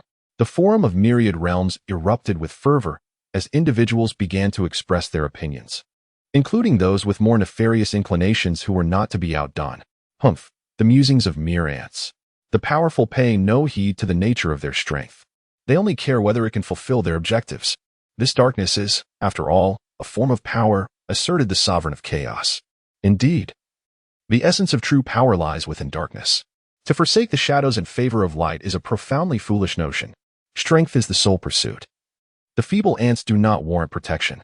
It is a world where the strong devour the weak, and only the fittest survive, remarked the monarch of the void. Meanwhile, at the edge of the boundary within the perfect world, the three quasi-immortal emperors gazed disdainfully upon the unfolding chaos. They had long observed the world's demise from their lofty perch, indifferent to the plight of the insignificant beings beneath them. With each obliteration of a grand realm, countless mortals perished, their life essence exchanged as offerings to the Dark Emperor alongside the remains of the celestial dead. Initially, they believed darkness should be annihilated. Yet after witnessing the might of a higher realm, they turned upon their most trusted subordinates, extinguishing their lives. In their final moments, those subordinates could scarcely fathom that their demise came at the hands of the very sovereign they revered. These quasi-immortal emperors had long been blind to the prospect of breakthrough until they tasted the essence of darkness, which granted them a modicum of progress. However, they dared not fully consume the darkness for fear of being assimilated. What is the worth of such invincibility when one is alone, without family? What purpose does life serve if not to seek rebirth? Pondered the dragon maiden. Enough of this bickering. The video must continue, declared the deity of folding faces. You possess a darkness more potent than anyone else. Let us witness that power once more, urged Chimera, affectionately caressing Daigu's face, a flicker of deep-seated hatred crossing her eyes. Yet, I maintain faith that the darkness within humanity shall not vanish. I believe that humankind can, through their own strength, once again transform into light. Daigu gazed steadily at the three formidable figures before him, resolutely proclaiming, and subsequently transformed into Dark Tiga. Brother, it seems this Dark Tiga has ascended to the level of a golden immortal, truly astonishing. No wonder he was the mightiest among the ancient warriors, marveled Zhu Beiji. Witnessing Daigu's metamorphosis into Dark Tiga within the grand world of Journey to the West, his eyes widened in disbelief. Having previously encountered Dark Tiga only at the initial stage of the mystic immortal realm, and now witnessing a leap to the golden immortal level. Indeed impressive. What is most remarkable is that even in his transformation into Dark Tiga, he retains his rationality, refraining from wielding even a shred of dark power. This, I fear, is not a feat all can achieve. Many believe that a mere taste of power grants them dominion over the world, leading to chaos and lawlessness. The Monkey King gazed at the image of the steadfast Dou, who remained untainted by darkness, and marveled at such indomitable willpower. A quality that certainly warranted his becoming Ultraman Tiga. Ba, he mused, the determination of Dou is remarkable, in my realm. Attaining immortality would be effortless for one with such resolve. My disciples, regardless of the challenges you may encounter, always uphold your true essence. Do you understand? There are no insurmountable obstacles, nor foes that cannot be vanquished. Tang San first expressed his admiration for Dou, then turned to his disciples with a serious tone. Aware of their thoughts, yet feeling powerless to alter their course, hoping that matters would not escalate beyond redemption. Silence enveloped the group as they comprehended the gravity of Tang San's words. Sister, one remarked, his power seems to rival that of Guanyin Bodhisattva. Has he truly reached the Buddha's realm? What a formidable darkness this is. Fortunately, Dou's unwavering spirit remains unscathed. In the realm of the legend of the White Snake, Xiaoqing absorbed the essence of Dark Tiga's power through the video, comparing it to the manifested Guanyin. It appeared their strengths were similar. However, in a confrontation, Guanyin would undoubtedly prevail, given her numerous treasures and unparalleled might. Indeed, Dou is a man of unwavering resolve, impervious to influence. Today's practitioners of immortality often lack such tenacity. Otherwise, they would have long since ascended to the divine, Bai Suzhen murmured. Watching the Titan battling for humanity in the video, they too could achieve such grandeur, perhaps even surpassing it, yet their willpower fell short of Dou's steadfastness. As Dark Tiga made his entrance, the barrier shattered, plunging the world into darkness, swallowing all light. Dou fought alongside Darum, their immense powers fracturing the void. While the victory team faced assaults from Zoga, yet none relinquished hope, they valiantly continued their struggle. Ultraman Tiga, unable to harness the powers of darkness, found himself overmatched by Darum, enduring relentless blows, which left all realms watching in a state of anxiety. Regardless of light or darkness, as long as one harbors light within their heart, they can transform it into a formidable force against evil. In what seemed like mere coincidence, as if responding to the earlier thoughts, Ultraman Tiga summoned a fragment of darkness, and with a single strike, shattered Darum into oblivion. At this moment, the Ultraman Tiga, adorned in a striking blend of black and red, exudes an aura of formidable power. At this moment, he was captured by Hitler, who thrust Ultraman Tiga into a fabricated illusion. The weapon in his hand unleashed luminous projectiles, rendering Tiga momentarily defenseless. Just then, Captain Kajima, risking his life, detonated explosives to obliterate the cave, causing Hitler's domain to collapse, allowing Tiga to break free. Witnessing this, Hitler unleashed his ultimate attack, intent on vanquishing Ultraman Tiga. In that critical moment, the inner light within Daigou triumphed over darkness, transforming his body back to its true form, barring his head, and subsequently vanquishing Hitler. Hooray! I always knew Ultraman Tiga was undoubtedly a beacon of light, not a harbinger of darkness. He transcended humanity, embodying luminosity. He is magnificent and invincible. Daigou is truly remarkable. Pang Bo is incredibly impressive. A mere mortal has triumphed over darkness, transforming into light in human form. His determination is beyond imagination. The esteemed headmaster of the Celestial Academy proclaimed, Chapter 30, I too yearn for the light. How intriguing. I never anticipated a mortal could possess such indomitable will. It seems the myriad realms are far from ordinary. If I encounter Daigou again, I might invite him to join my celestial court, though his strength may not be formidable. His willpower is commendable. He could become a saint of darkness or a saint of light. In the mythical great world, the imposing gaze of the supreme deity swept across, expressing keen interest. In this realm, he is the highest existence. The heavenly path and the great Tao are but his manifestations. Among the celestial beings of the heavenly court, all are saints. Only 7 have reached the realm of the great Tao. The lowest tier among the heavenly soldiers is the perfected Tai golden immortal, numbering in the trillions. Each great Tao is governed by a saint, who masters all paths. Even if he relinquishes control over these paths, no coalition could withstand a single strike from him, which explains his ability to traverse worlds close to the mythical realm. These worlds are either long since obliterated or still in development, with worlds possessing extraordinary powers being exceedingly rare, thus he ceased further exploration. Among the countless realms, there are indeed many with wills reaching such heights. Yet I remain intrigued by that celestial being. I can sense his power has once again ascended. Although he has not yet reached my level, the difference is negligible. Henceforth, I shall entrust this world to you all, while I venture to the primordial world to acquire that formidable strength. Simultaneously, in the supreme primordial world, Pangu opened his profound eyes, observing a group of powerful deities and demons nearby, and spoke slowly. With each breath he took, countless great worlds were born and subsequently perished. We shall heed the divine will. But great deity, has that celestial being truly attained your level? I wonder how he managed to break through. The time demon spoke with a sonorous voice. In his hubris, he once believed his mastery of the temporal Tao was sufficient to slay Pangu, only to be subdued by a mere finger of Pangu. His current power is unfathomably greater than before. What merit does this unknown celestial being possess to warrant such esteem from Pangu? In the myriad realms of existence, the number of prodigies is indeed astonishing. The celestial sovereign not only possesses strength comparable to that of the solitary one, but has also been cultivating for merely 1,000,000 years. It is only natural that you might fall short in comparison. Panga spoke with a gaze that held profound depth, then vanished from sight. Everyone understood that he had departed for the so-called source of the primordial chaos, yet the shock he instilled in them was far from over. The 3,000 demonic deities and the 6 saints stood in stunned silence. How could this be possible? How could the celestial sovereign's years of existence amount to less than an entire epoch, merely a scant 1,000,000 years? This is but a fraction of the time it took to nurture beings like us.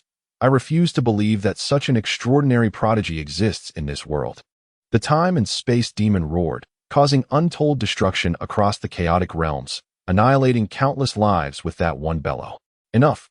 After years of cultivation, what is there to accept? The truth is evident. Further discourse is futile. Do you truly believe that beings of such greatness would deceive you? I advise you to refrain from making such a fuss. The space demon interjected, raising an eyebrow. Observing the unfolding scene, others began to voice their thoughts, while the 3 purities remained silent, their hearts gripped by profound astonishment.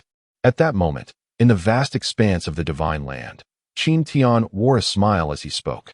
Soon, we shall each project an avatar. Let it not be overly powerful, just sufficient to attain the strength of an ordinary sovereign. Should it be too formidable, the world of Ultraman may very well be obliterated. Why, when the celestial sovereign descended upon that Dragon Ball world, did it not meet its demise? The strongest combat power of that realm seemingly did not even reach 1/3 of that of the Tiga Ultraman world. How could you manifest your true self? Luoli, the semi-divine being, inquired with confusion. She understood that overwhelming strength could annihilate weaker worlds, yet she could not comprehend how others managed to achieve such feats. This is entirely normal. When I ventured to that Dragon Ball world, its position on the rankings across the myriad realms and the stability of its path prevented its destruction. Otherwise, how could the beings witness my annihilation of Frisia? Qin Tian replied with a calm smile. Once the ultimate holy war of Tiga Ultraman concludes, that world will reach its end. At that time, I shall personally guide you to the world of Ultraman. It is indeed a rather intriguing realm. Gazing at the aerial footage of Tiga battling Camilla, it became evident that Camilla had absorbed the power of the dark giant from the relics, transforming into the formidable ultra-dark demon, Dimogia, whose might surged to the pinnacle of golden immortality. Tiga, unwilling to wield the dark forces, found himself no match for Dimogia. Within just 2 strikes from the ultra-dark demon, Tiga lost his life. However, at that critical moment, the spirits of other ancient giants, who had perished 30 million years prior, offered their radiant powers, reviving Tiga as the resplendent Tiga form. Refusing to accept Tiga's transformation into light, Camilla attempted to merge the shining Tiga form within herself, yet could not withstand the overwhelming force of light, leading to her downfall. The brilliance dispelled the darkness, illuminating the world once more, bringing smiles to many, while Lena sought Tiga, believing he would not succumb so easily. Meanwhile, at the relic site, Camilla, still alive yet weakened, reached out towards the sunlight, sincerely expressing her yearning. I too long for it. Upon uttering this, she collapsed. Yet the glimmer of hope in her eyes lingered in the hearts of those present. Alas, I am moved. Who would have thought that even the strongest darkness yearns for the light? I truly wish to guide her onto the path of illumination, lamented the Black Emperor. How disappointing, grumbled the rascally dragon. I never expected such an outcome. No wonder she consumed that light. It all makes sense now. May Sister Camilla find true radiance and emerge from the shadows, wished the dragon girl. Indeed, I hope Sister Camilla can embrace genuine happiness in the future, turning into true light, added Huangrong. I was initially reluctant. A mere Tiga Ultraman should not surpass me. Yet, having witnessed this, I realized not only is his power immense, but it is also filled with hope and brilliance, remarked Uchiha Madara. Tiga Ultraman shall forever be a deity. I am light as well, declared Li Bai. Ding. The celestial rankings announced Tiga Ultraman as the 350th of all realms. He was rewarded with 3 sources of light from the world, and upon facing danger, he would transform into a new beacon of light. Additionally, Douluo received a permanent transformation device, alongside an opportunity for Camilla's revival, as she would emerge as a warrior of light, Camilla Ultraman. Simultaneously, a voice of immense authority resonated once more, igniting excitement among the crowd. Wonderful! Sister Camilla is revived and transformed into light. This reward is splendid, exclaimed the dragon girl. Indeed, I concur. I hope she can joyfully embrace the light and escape the darkness, affirmed the headmaster of the Divine Academy. How absurd. To see such a powerful darkness willingly abandon itself for a frail light.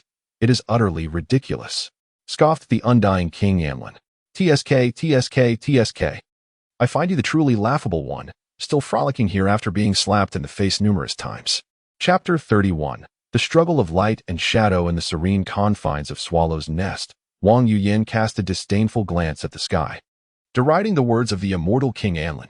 In her eyes, this seemingly invincible figure was merely a buffoon, despite his formidable prowess.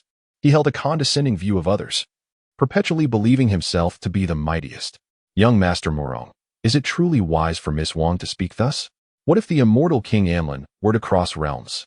Surely, our world would be obliterated. Nay, nay, how could the immortal king ever trouble us? Enough of this quarrel. If the immortal king were truly that powerful, he would have already traversed dimensions. For now, he can only posture on forums. Our objective remains the restoration of Great Yin. All else is trivial. Morong Fu spoke with an air of calm wisdom, save for the matter of reclaiming Great Yin. As anticipated, Anlin's fury was palpable, resorting to insults, referring to them as mere ants. Ants, you dare to speak ill of this king? Once I cross over, I shall obliterate you and leave your universe bereft of a resting place. A king must not be insulted. The immortal King Anlin seethed with rage. How contemptible! Merely a lowly woman from a martial arts realm dares to defame me. When the interdimensional rankings are revealed, I shall ensure the world of Tianlong Babu is your grave. Meanwhile, in the realm of perfect world, Anlin's ancestral grounds echoed with his wrath. While he might have tolerated insults from formidable beings of other worlds, the audacity of Wang Yuyin, a mere figure from a martial arts realm, incensed him far more. He had committed the name of Tianlong Babu to memory, awaiting the day of reckoning. The immortal king, mere moments away from the boundary of the realm's sea, overheard Anlin's words and actions, yet he remained silent. The mention of Anlin, despite being a member of their circle, prompts an unease to speak ill of him. However, it is perhaps best to maintain distance. For Anlin is notoriously arrogant. Regardless of the events that may unfold, they shall not concern us. Our focus should remain on our own endeavors. Should we inform Anlin to temper his audacity? Yu Tuo, the immortal king, inquired with a hint of trepidation, mindful of the many immortal kings he dared not offend. There's no need. Anlin will not heed such counsel. It is prudent for us to conserve our efforts and tend to our own affairs. As long as Anlin does not provoke beings of the caliber of the immortal sovereign, other matters are of little consequence. Remarked an immortal king whose form was shrouded in divine radiance, for his singular ambition was to ascend to emperorship, deeming everything else expendable. At this juncture, the announcement of the world ranked 219th in the myriad realms resounded, the world of the armored warriors. Before the onlookers could further witness the exchange of vitriol between Anlin and Wang Yuyan, that resonant voice proclaimed across the vast cosmos. Armored warriors? What manner of existence is this? Could it be a technological creation of armor? What potency could it possibly wield? Scoffed the dragon lord from the demon world, dismissing the notion with a curl of his lip. After all, in my world, armor grants invincible strength, sufficient to contend with gods and demons alike. Do not be so hasty in your judgment. What if it is not as you perceive? Would you not end up with your face firmly planted in the ground? Akin to Anlin, retorted another, while Chun Nan, with a playful grin, interjected, indeed, it would be wise to reserve judgment until we witness the outcome. Otherwise, you may find it quite embarrassing to show your face afterwards. 5 millennia prior, the Shadow Emperor, the most formidable force of darkness in the universe, launched an invasion against Earth, a vibrant life-bearing planet within the solar system.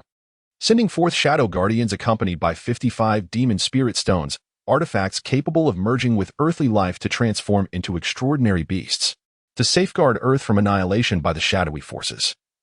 The Solar Star, guardian of the solar system, dispatched 5 light and shadow stones to ancient China. Each of these stones could merge with the 5 elements that constitute the essence of Earth, resulting in 5 sets of armors, light and shadow armors, capable of traversing and battling within realms of light and shadow. Among these armors lies the most powerful set, one that has contended with the Shadow Emperor for countless years, embodying the eternal struggle between light and shadow. Light and shadow? Is that not emblematic of justice and darkness? Is it not akin to that Ultraman? Mused Uchiha Madara, pondering the distinctions. Indeed, it is merely a confrontation between light and darkness. Yet, the Solar Star possesses its own consciousness. Why have I not perceived this before? Questioned the Solar Star Lord. The world is thus. Where there is light, there is darkness. The harmony of yin and yang is essential, came the profound response. Yin and yang, the divine and the demonic. Indeed, the recently developed Tai Chi fist and Tai Chi sword by the old master embody this very principle. The interplay of creation and destruction is indispensable. Yet, ultimately, light shall triumph over darkness. Zhang San Feng, let us cease this debate. The video is about to commence. Everyone, simply continue to watch. At that moment, the audience beheld a figure of incomprehensible darkness in a universe that stood in stark contrast to our own. This entity loomed at the pinnacle of the cosmos, its finger rivaling the vastness of the Milky Way. As it opened its eyes, a chilling calmness emanated from them, fixating upon a distant space that radiated a faint glimmer of light. A being reminiscent of humanity extended its fingers, striving to tear apart a fissure nearly the size of a sun, enough to enable its passage. At that moment, a resplendent blade of light struck forcefully against its massive finger, sending it hurtling back across countless star systems. Then, a thunderous voice resonated. Dark Emperor, this realm does not permit your crossing. Otherwise, the balance of worlds shall be disrupted, and the entire universe will face annihilation. Humph. I merely wish to glimpse the world beyond. You, as the embodiment of the radiant path, and I, as the incarnation of the shadowed path, why can we not venture forth? The Dark Emperor's figure flickered and reappeared, now akin in size to an average person. Before him approached an equally sized armored figure, adorned with the features of a dragon's body. An eagle's wings, a tiger's shoulders, a mastiff's back, and rhinoceros legs, all enveloped in a golden sheen radiating a harmonious brilliance, exuding an air of supreme authority. With my presence here, your departure is impossible. It is best for you to remain, declared the imperial armor, brandishing a sword and fixing the Dark Emperor with a resolute gaze. I may not exit, but I can certainly craft some trinkets. Surely, that would pose no issue? The Dark Emperor said, rubbing his hands together while regarding the imperial armor with indifference. However, the imperial armor contemplated for a moment before uttering a single word. Whoosh! A stream of light shot from the Dark Emperor's hands toward a shadowy planet. Subsequently, 5 powerful humanoid beings emerged from that planet, accompanied by 55 peculiar creatures, all hurtling toward the solar system. Isn't solitude quite dull? Allow me to accompany you. The imperial armor gestured, sending a golden ray ahead to the solar system, merging into the sun, while 5 multicolored crystals soared toward Earth, landing in the hands of 5 individuals. Boom! General Lufa, the Shadow Star has been obliterated, with not a single creature escaping. This battle has resulted in a resounding victory, and surely, Pure will have no further objections. Lufa laughed heartily at the destruction of the Shadow Star, turning to his son, Amixiel. Do remember, the fiends on the Shadow Star posed a threat to the entire galaxy, yet under my leadership, they have been vanquished. Upon our return, King Pure will undoubtedly reward us handsomely, perhaps even grant a title. Chapter 32. Anlin provokes public wrath. This indeed diverges from my prior knowledge. I had not anticipated such revelations. No wonder, no wonder. As Qin Tian gazed at the beginning of the video, he felt a twinge of astonishment. This world, which he often watched during his childhood, led him to believe that the Shadow Emperor had been vanquished by that law. Yet he was surprised to discover that the Shadow Star, extinguished by that law, had occurred long after the Dark 5 Guardians had departed. Luoli, prepare yourself, shortly. I shall take you to the Ultraverse to meticulously inscribe the principles of that realm, aiding you in your swift descent to the realm of immortals, Qin Tian said gently, stroking Luoli's silky hair. That world is not limited to a singular Ultraman, such as Tiga. There exists a multitude of Ultramen, including the enigmatic 4 Ultras, Riagido, Noah, the King of Ultras, and Saiga, along with the omniscient and omnipotent Dracilian. Their prowess is marginally comparable to that of the so-called immortal King Anlin. Anlin is merely a supreme immortal king, while those Ultramen have nearly reached the status of ordinary immortal kings. As long as the universe endures, they shall not perish. Which is rather peculiar. Yet, in the face of one's own might, the universe holds little weight. Additionally, there exists a rather unique being, Jota, who resurrects every 50,000 years, serving as the eternal adversary of the Ultraman clan. However, in Qin Tian's perspective, he merely exists to offer himself up as fodder for the Ultramen, as new Ultramen have consistently defeated him throughout the ages, perpetuating the legend of Jota. The Ultramen, too, are unlikely to forget their predecessors. Jota might simply be an unwitting vessel of experience, first defeated by the Father of Ultras, subsequently vanquished by victory, then humiliated by Orb Ultraman, and later bested by Zero. Presently, his weapons are in the possession of the so-called Barossa aliens. Goodness! Is this Emperor armor and the Shadow Emperor not excessively dull? To toy with life in such a manner is utterly callous. In the world of the Black Emperor, he observed the video, bemused by the hasty decisions made by those 2 formidable entities. It is disheartening that such powerful beings would derive amusement from the plight of lesser individuals. One must not speak thus. The Emperor armor is evidently aiding humanity by bestowing 5 light and shadow stones, granting them the power to combat the anomalous beasts, which is commendable, remarked Peng Bo. You are correct. Why should you concern yourselves with such trivialities?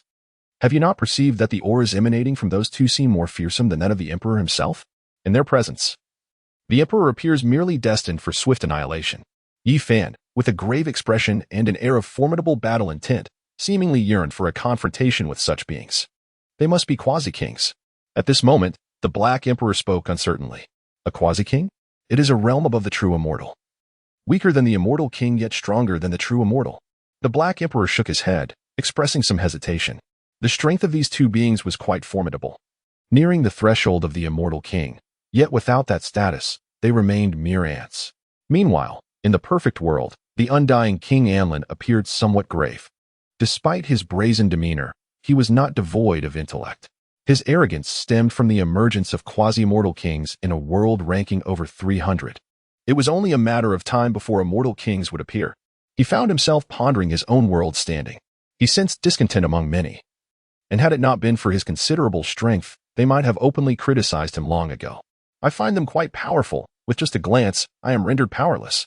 I truly do not understand why you look down upon this one and that one. Do you think you are so formidable? Simultaneously, Jinbei Xian, situated in the rebirth of the urban immortal, confronted Amlin directly through the comments. He could not tolerate Amlin's pretentiousness and wondered what there was to boast about, simply because of a slight elevation in cultivation. How dare a mere earthly ant be so audacious?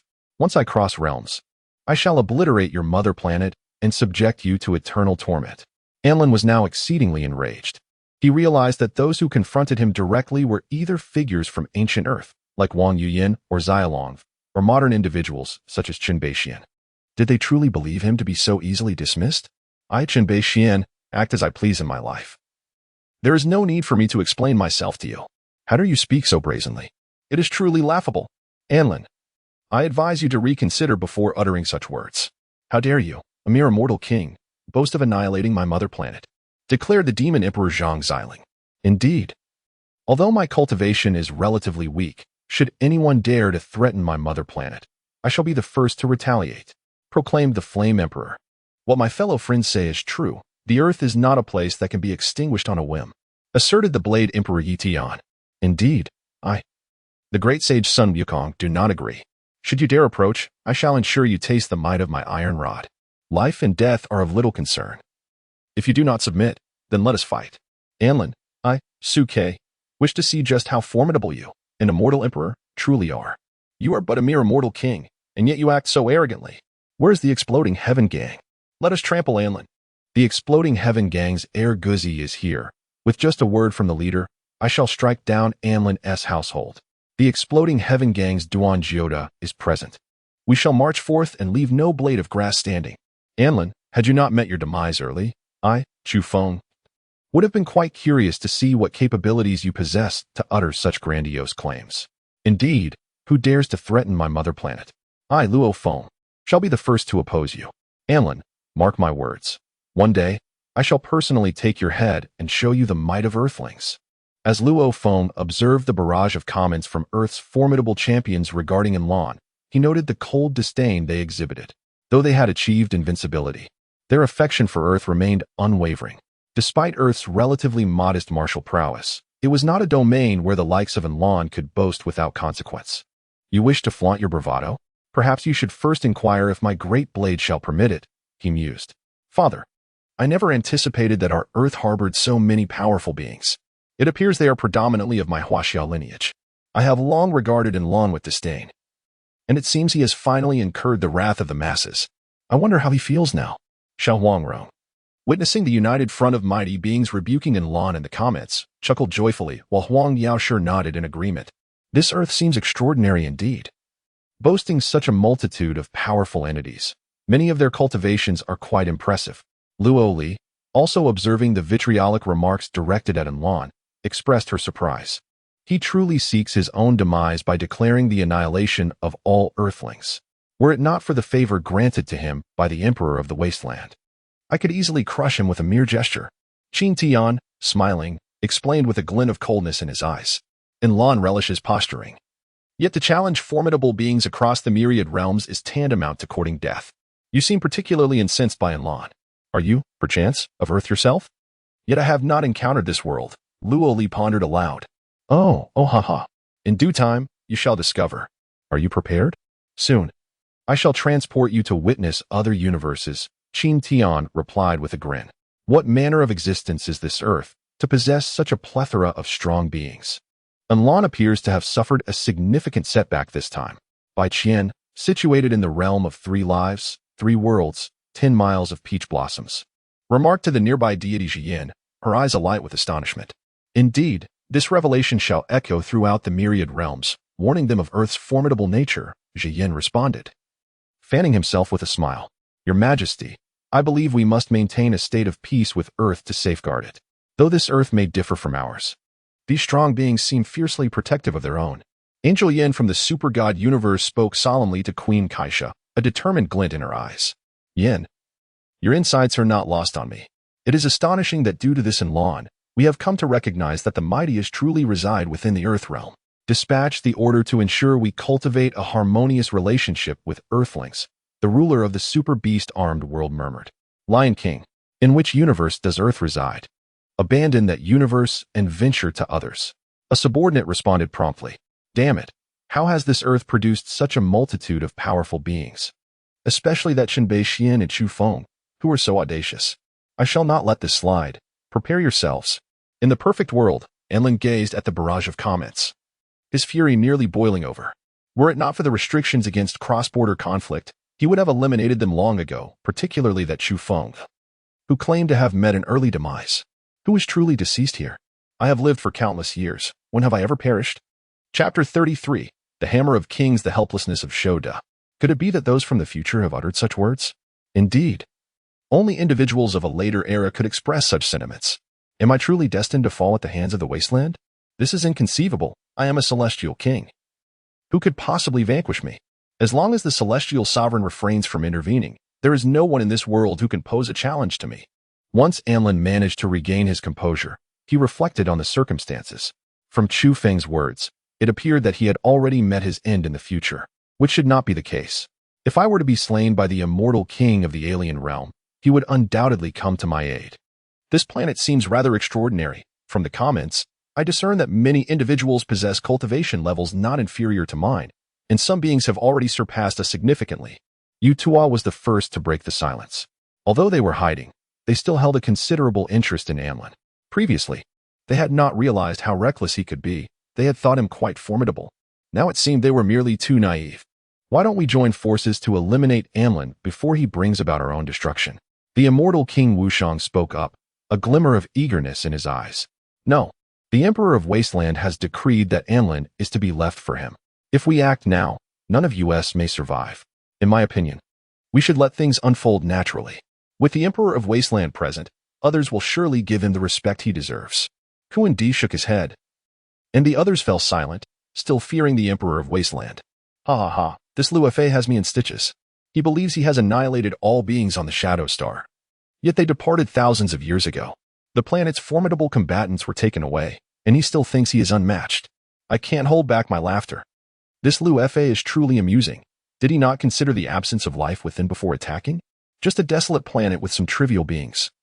And he claims to have obliterated the Shadow Star, even thinking he had defeated the Shadow Emperor. Such ignorance breeds fearlessness. Yet, it seems the Shadow Emperor has yet to make an appearance. This is the essence of self-deception, that so-called King Pier actually believes it. I cannot fathom whether his intelligence is in the negative. You are merely a vassal of the Bright Realm, while the Shadow Emperor is the ultimate boss of the Dark Realm. The most powerful beings of the Bright Realm have failed to defeat him. Yet he believes his subordinates have succeeded. Damn it, do you dare utter another word? Do you believe I will eliminate you? King Pier, who was watching the videos from the myriad realms, was infuriated upon seeing this and immediately exclaimed. The moment his comment was posted, many found it utterly amusing. Haha. The fool has emerged. King Pier, indeed foolish. Impressive, King Pier. Little dragon girl. All right, Luo Li is ready. I am about to embark on a cross-dimensional journey. Upon seeing Luo Li prepared, Qin Tian pointed his hand towards the sky, and a passage imbued with an air of mystery manifested above the divine continent. A powerful wave of energy instantaneously enveloped the entire world. Is this the Celestial Master's divine ability? Where does the Celestial Master intend to traverse this time? A semi-mortal was the first to sense it, gazing up at the peak of Yan Huang Mountain, murmuring to himself. Could it be that the natives have once again provoked the Celestial Master, compelling him to take action? A formidable being shrouded in celestial radiance spoke, a glimmer of astonishment in his eyes. He was the sovereign of the imperishable sacred land. Meanwhile, in the ultra-time-space, deep within the cosmos, a red light was pursuing a golden being. The golden entity, adorned with two horns atop its head and a hint of panic in its large eyes, was being chased. The red figure behind it also bore two horns. He was the father of the Ultra clan, while the one ahead was Zoda, an eternal adversary of the Ultraman clan. Father of the Ultra, will you not cease? I have done nothing to provoke you. Why do you persist in your pursuit? After chasing me for so long, are you not weary? Zoda inquired without turning his head, a flicker of exasperation in his eyes. Were it not for the fact that he had just been resurrected and had yet to regain his peak strength, he would have already drawn his blade against the father of the Ultra. The father of Ultra is indeed exasperating. Once a sovereign who ruled the universe, he now finds himself driven like a dog, a truly humiliating predicament. It is perplexing how the Father of Ultra anticipates my resurrection at this particular location. Every 50 millennia, I am brought back to life in a random place, a fact even I am unaware of. How could he possibly know and choose to act the moment I return, denying me the chance for redemption? Humph, Demon Judah, you shall not once again reign over the universe and disrupt the peace. The Ultra clan will not let you escape. Even to the ends of the cosmos, the Father of Ultra will seal you away. As the Father of Ultra observed Judah's accelerating speed, a sense of helplessness washed over him. Truly, he is the eternal adversary of the Ultra clan, despite just being revived. His power has reached the level of a legendary warrior. Within the entire land of light, he seems unmatched, aside from myself. If given the opportunity to recover, this demon would undoubtedly wreak havoc upon the universe, establishing a new dominion, a prospect we cannot endure.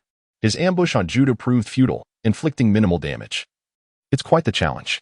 Fortunately, he had brought forth the Scepter of Kings, initially not intending to wield it, but now it seems he may have no choice. Behold the hammer! The Father of Ultra exclaimed, as a wooden hammer materialized in his grasp. He shook it lightly, pondering its weight. Were it not for the personal bestowal by the Ultra King, I would have mistaken it for an ordinary wooden mallet, though its power is formidable. How disgraceful! Father of Ultra, not only do you lack martial honor by ambushing a solitary warrior, but you also dare to wield the Scepter of Kings. Have you no shame? You have brought disgrace upon the Ultra clan. Judah, initially unperturbed, nearly plummeted from the sky upon witnessing the weapon. Curse it! I am unarmed. And you have the audacity to brandish a divine artifact. Have you lost your humanity, or perhaps your sense of justice as an Ultra? Your conscience is gravely compromised. The Hammer of Kings he had encountered before. In truth, he had not been defeated by the Father of Ultra, but rather by a rather unseemly Ultraman, seemingly adorned with a cape. It was this inconspicuous Ultraman who had swung that wretched wooden hammer towards him, inflicting grave injury, allowing the Father of Ultra to seize the opportunity and end his life. Humph, there is no need for honor in dealing with you, wicked Ultraman. Prepare to meet your demise, Hammer of Kings. The Father of Ultra snorted disdainfully, raising the Hammer of Kings high and swinging it towards the approaching Zoda. Once, he had shamelessly slandered Belial without remorse. Now, wielding the Hammer of Kings, what was there to be astonished about? A dark, flowing light surged towards Zoda, who, having learned from past mistakes, was no longer foolish enough to evade. In an instant, he dodged the strike. The dark flow, undeterred, struck a desolate planet, reducing it to dust before the gaze of two formidable beings, vanishing into the cosmos. Goodness, is this power truly formidable? Let us see how you escape this, Zoda. The Father of Ultra bellowed, for this was his first time wielding the Hammer of Kings, and he had not anticipated its immense power. Should it strike him, he would surely bid farewell, but now, as its wielder, Zoda was undoubtedly doomed. For a moment, he even entertained the thought of claiming this treasure for himself. But the overwhelming strength of the Ultra King quelled such notions, redirecting his hatred towards Zoda. Father of Ultra, I wish to reform and become a better person. What if you set down the hammer and I simply surrender? Zoda implored, as several dark rays surged towards him. Regardless of the odds, he shouted, survival is paramount. Although I can resurrect infinitely, being swiftly defeated each time is utterly vexing. As long as the Father of Ultra consented to allow him a moment to express his grievances, he could bide his time until the Father of Ultra eventually passed away, and he would emerge victorious once more. Impossible. I, the Father of Ultra, shall never spare you. Fiend, for the peace of the universe, for love and dreams. This is something even the devil would not believe. Swish, swish. Two figures pursued each other relentlessly, while surrounding planets vanished one after another. Many bewildered extraterrestrials gazed in shock at their disappearing worlds. I was gone for just a moment. Where's my home? My wife? My children, where are you? I will not rest until I find out who is responsible for this. Chapter 34. The arrival in the Ultraman dimension by the heavens. It was they who obliterated my planet. I can no longer endure this. I shall bring them to their end. At that moment, upon witnessing the Father of Ultra and the cosmic being known as Zodar, a certain extraterrestrial was taken aback as he saw a planet instantaneously disintegrate into dust. A realization struck him as he recalled that there was a similar dust in the vicinity of his own planet. Suddenly, the thought of his beloved son and wife turning into mere particles ignited a furious rage within him, compelling him to seek vengeance. Why are you holding me back? Do you really think I need your consent to avenge my family? Exclaimed the extraterrestrial, whose appearance bore a striking resemblance to a well-known figure, his eyes ablaze with fury, threatening with a glare that suggested dire consequences for anyone who dared to obstruct him. My friend, your eyes are frightening. Do you not recognize those two individuals? His companion lamented helplessly. I do not care who they are. Anyone who dares to harm my wife and child shall face my wrath. Even the mightiest of beings would be powerless against me today. They are the father of Ultra and the cosmic Emperor Zodar. If you wish to seek revenge, go ahead. I shall not stand in your way. The alien fell silent, well aware of the formidable reputation of the Ultra clan, and recognizing that Zodar was no foe to be trifled with. With a deep sigh, he departed, despondent and lost. Thus, for 3 long years, the relentless pursuit continued, with countless obliterated planets marking their path, while numerous extraterrestrials harbored their anger in silence. Even Impila remained mute. And the Ultra warriors from the Land of Light were aware of the situation yet refrained from intervention. At this juncture, an explosive disturbance rippled through the cosmos. In an instant, the universe's hues shifted dramatically. A colossal wormhole emerged amidst the celestial expanse, surrounded by an infinite glow of ethereal light and radiant clouds, accompanied by terrifying rifts in the fabric of time and space, as well as ominous bolts of purple lightning from the heavens. From this extraordinary phenomenon, a divine couple gracefully emerged. Is this the Ultra dimension? Indeed, the rules appear to be different here. I feel a profound revelation stirring within me. A voice tinged with wonder resonated from the woman. Indeed, the confirmation echoed in the ears of those present, causing the once tumultuous starry sky to freeze as if a pause button had been pressed, restoring tranquility. Who are they? At this moment, whether it be the King of Ultra, still pursuing Zoda, the extraterrestrials surrounding the Father of Ultra, who is wielding his hammer, or the fleeing Zoda himself, all gaze towards the distant couple. Amidst the vast expanse of starlit sky, 2 figures, indistinguishable from humans, stand serenely within the cosmos. This astonished them, for in their perception, it seemed that Earthlings lacked such prowess. The 2 individuals were adorned in attire that appeared distinct from the Earthlings they encountered, seemingly reminiscent of ancient garb. They resembled humans. Did they not? Countless extraterrestrial beings witnessed this scene, their minds jolted as incredulity flickered in their eyes. Although these 2 could exist within the cosmos, their appearance was strikingly identical to the Earthlings they were familiar with, leaving them overwhelmingly convinced. The sudden appearance of these 2 figures signifies the presence of Earthlings. How is it that these 2 humans can survive in the cosmos? Have they not only just reached the level of laser weaponry? At most, they could pilot an aircraft to venture into space, yet these individuals bear no equipment. Could they perhaps be extraterrestrials who enjoy masquerading as humans? No, they are undeniably human. I am utterly certain, for the essence of humanity cannot escape my perception. At that moment, a multitude of extraterrestrials turned their gaze towards the being who uttered this statement. Upon recognizing the species, the skepticism in their eyes vanished instantaneously, replaced by gasps of astonishment. A flicker of curiosity ignited within them. Although they were aware of the celestial forms and videos, they typically refrained from viewing them, as those did not pertain to their physical forms and their cultivation. Consequently, they remained oblivious to the existence of martial artists and cultivators. Who are these 2 individuals? A glimmer of uncertainty flickered in the eyes of the fleeing Zodai. After being sealed for so many years, has a peculiar new race emerged in the universe? The appearance is quite unappealing. However, the wormhole appears to remain intact. As long as one can escape, it is certain that the father of Ultraman can be evaded. As for Qin Tian and Luoli, they are not regarded as significant threats. Their lack of discernible power suggests they possess the capability to manipulate time and space but lack formidable combat prowess. These 2 individuals seem to be either cultivators or martial artists. The father of Ultraman recalls that most inhabitants of the worlds depicted in the videos he has watched are similarly attired, and those who can traverse the cosmos are undoubtedly strong. Nevertheless, he does not perceive them as interdimensional beings but rather as Earthlings. After all, the rankings across myriad realms have indicated that only supreme beings can transcend dimensions, and the current list has yet to enable such a feature. This individual is certainly not the revered Qin Tian, but rather a sage from ancient Earth. How could he possibly know that Qin Tian had deliberately altered his appearance to avoid drawing attention, thus eluding recognition by the father of Ultraman? Fall to your knees and beg for mercy. I may yet spare your lives. I am the Cosmic Emperor, Zutter. Step aside swiftly. I am about to teleport.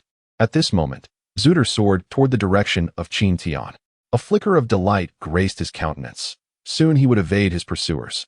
As for the world he would enter, it mattered little to Zutter. So long as Ultraman was absent, he felt invincible. "Oh, and who might you be to speak so brazenly to me?" Qin Tian remarked coolly, unfazed by the approaching Zuder, regarding him as inconsequential. "Are you disregarding my words? I shall demonstrate the might of the Cosmic Emperor, so you may understand what true sovereignty entails." Enraged by Qin Tian's response, Zuder raised his weapon and swung it towards him. A beam of dark energy surged forth, radiating brilliantly across the cosmos. Observing this strike, the extraterrestrial spectators exchanged glances. A glimmer of delight in their eyes. They harbored an innate disdain for Earthlings, and though the reason eluded them, the prospect of witnessing the demise of one brought them exhilaration. "Eliminate them." The extraterrestrial beings erupted in cheers. However, standing amidst the cosmic expanse, Qin Tian gazed at the radiant light with an impassive expression. With a mere flick of his finger, that immensely powerful beam was instantaneously reduced to nothingness, dissipating into the vastness of the universe. "What? How is this possible?" He shattered that light with just a single gesture. "What kind of power does this Earthling possess? When did humanity acquire such strength?" exclaimed one of the aliens, his eyes brimming with skepticism. Yet, what followed sent a chill through him. He watched in astonishment as the man reached out, effortlessly grasping the formidable Zoda, rendering it as manageable as a mere puppet. In that moment, it felt as though the entire star system had been upended, though they dared not confirm it. In the distance, the father of Ultra halted, his expression grave as he observed Qin Tian, wishing to speak yet finding himself at a loss for words. Noticing this, Qin Tian traced a line in the air, conjuring a portal of space before stepping through with Luoli. In an instant, the portal vanished, yet the shock it left upon the assemblage of extraterrestrials lingered. Chapter 35, The Kingdom of Light. My goodness, is that truly an Earthling? Could such a formidable being exist among them? Zoda, the cosmic sovereign, was captured without even causing a ripple. This must be an alien of unknown origin, Emperor Ampila remarked to his subordinates. His dark four kings nodded in agreement. While others might be oblivious to Zoda's might, as Ampila's followers, they recognized the truth. Ampila alone could overpower them with ease, and Zoda, albeit slightly more powerful, was effortlessly subdued by the young man who bore an uncanny resemblance to humanity. The sheer terror was palpable. What manner of being has emerged in this universe? It appears we must tread lightly from now on, lest we provoke such a formidable opponent and invite our own demise, Grozom voiced, his eyes reflecting profound fear. The other kings, though silent, revealed their shared trepidation in fleeting glances. It seems these are practitioners. We cannot discern whether they are friend or foe. The Ultra clan has roamed the cosmos for eons without encountering Earth practitioners. Why, then, have two appeared so suddenly? This matter is of great significance and ought to be reported to the King of Ultra, mused the father of Ultra. Ultimately deciding to entrust this perplexing dilemma to the king, putting the burden of leadership upon him. He was consumed with the dilemma of whether to return with the mighty scepter or to leave it behind. Just then, his gaze fell upon the Ampulon beings nearby, and an idea struck him. Perhaps confronting them with his weapon would suffice. Quickly, retreat. That fiend, the father of Ultra, has taken up an unknown weapon against us. We must flee at once. Ampila, ever cautious, happened upon the malevolent gaze of father of Ultra and immediately began to flee while exclaiming. Meanwhile, in the land of light, Zero was imparting wisdom to the new generation of Ultramen. His voice resonated with gravitas as he stood upon the vividly adorned ground, admonishing the Ultramen in the distance. Behold your prowess, you cannot even unleash a beam of light. How shall you safeguard the peace of the universe in the future? What will you use? What? I ask you, what will you employ to protect the tranquility of the cosmos? Zero inquired, moving among the Ultramen and tugging at their attire. With our fists. At that moment, an Ultraman struck Zero squarely on the face. However, Zero, being a formidable Ultraman, remained unfazed by the blow. Though the intention was commendable, the execution fell short. You, Meng Yao, must diligently practice, he advised, for the peace of the universe shall soon rest upon your shoulders. With that, he dramatically tossed his cape and soared towards the cosmic patrol. Suddenly, a colossal wormhole manifested near the land of light, and from it emerged a man and a woman. Upon their exit, the wormhole vanished without a trace. Is this truly the land of light? The man mused, intrigued. Initially, he assumed there were only a few female Ultramen. Yet it appeared there were quite a number, explaining why Ultraman Taro had offspring and Ultraman 7 did as well. Standing amidst the cosmic expanse, Qin Tian's eyes glimmered with understanding, and he murmured to himself, curiosity evident in his gaze. In his youth, he had often wondered why female Ultramen were so scarce. Now, he realized it was not a matter of quantity, but rather a lack of strength, merely a difference in physical stature. As Lori awoke, the power of the laws surged within her. Let us first retrieve the most representative plasma spark tower of this world, she declared, gazing at the central tower of the Land of Light, which radiated immense power. She sensed that this plasma spark tower was intricately intertwined with the laws of this universe, serving as a vessel to collect and transform these laws into their own foundation and that of their world. The absence of the plasma spark tower was of no concern to her. After all, given the capability to create such an artificial sun, they could surely replicate it. Meanwhile, as the wormhole opened and closed, several Ultramen took notice and gathered, their eyes filled with astonishment as they observed Qin Tian and the other individual suspended in midair. Within the Cosmic Patrol, Zophi regarded the two newcomers with his large, perplexed eyes. This attire seems reminiscent of Earthlings, he pondered. But are not Earthlings still reliant on our protection? The Ultraman currently dispatched to Earth is none other than Taro's son, Tiga. If humanity possessed the strength to thrive in the cosmos, would they still require our guardianship? It seems improbable. These two must be intergalactic impostors with ulterior motives. Taro, they appear to be Earthlings. However, how could they possibly be here in the Land of Light? Mused Eddie Ultraman, who was familiar with Earth, having visited it before. Although Qin Tian and his companion's appearance was peculiar, they undeniably resembled humans. Indeed, I too sense they are human. No, they are indeed human. Yet, I wonder how they can survive in the cosmos, he added, intrigued by the enigma before them. Beside him, Ultraman Taro crossed his arms and spoke with unwavering conviction. He was well acquainted with humanity, having collaborated with them before, and was keenly aware that the inhabitants of this universe would never stoop to impersonating Earthlings, whom they regarded with disdain. Indeed, as far as I know, there are no beings of such formidable strength on Earth. If there were, monsters would surely think twice before invading our planet. Ultraman 7 interjected. Do not let yourselves be deceived. How could humans possibly survive in the cosmos? They must be extraterrestrial beings in disguise, intent on lowering our guard. The captain of the space patrol, Zophi, stated with grave seriousness, although he harbored some doubts. The threats posed by these human-like entities suggested that they possess the power to kill him, an unfathomable notion, given his esteemed status. Indeed, Captain Zophi is correct. We must remain vigilant. If these beings truly are otherworldly entities masquerading as humans, we would be inviting disaster, he cautioned.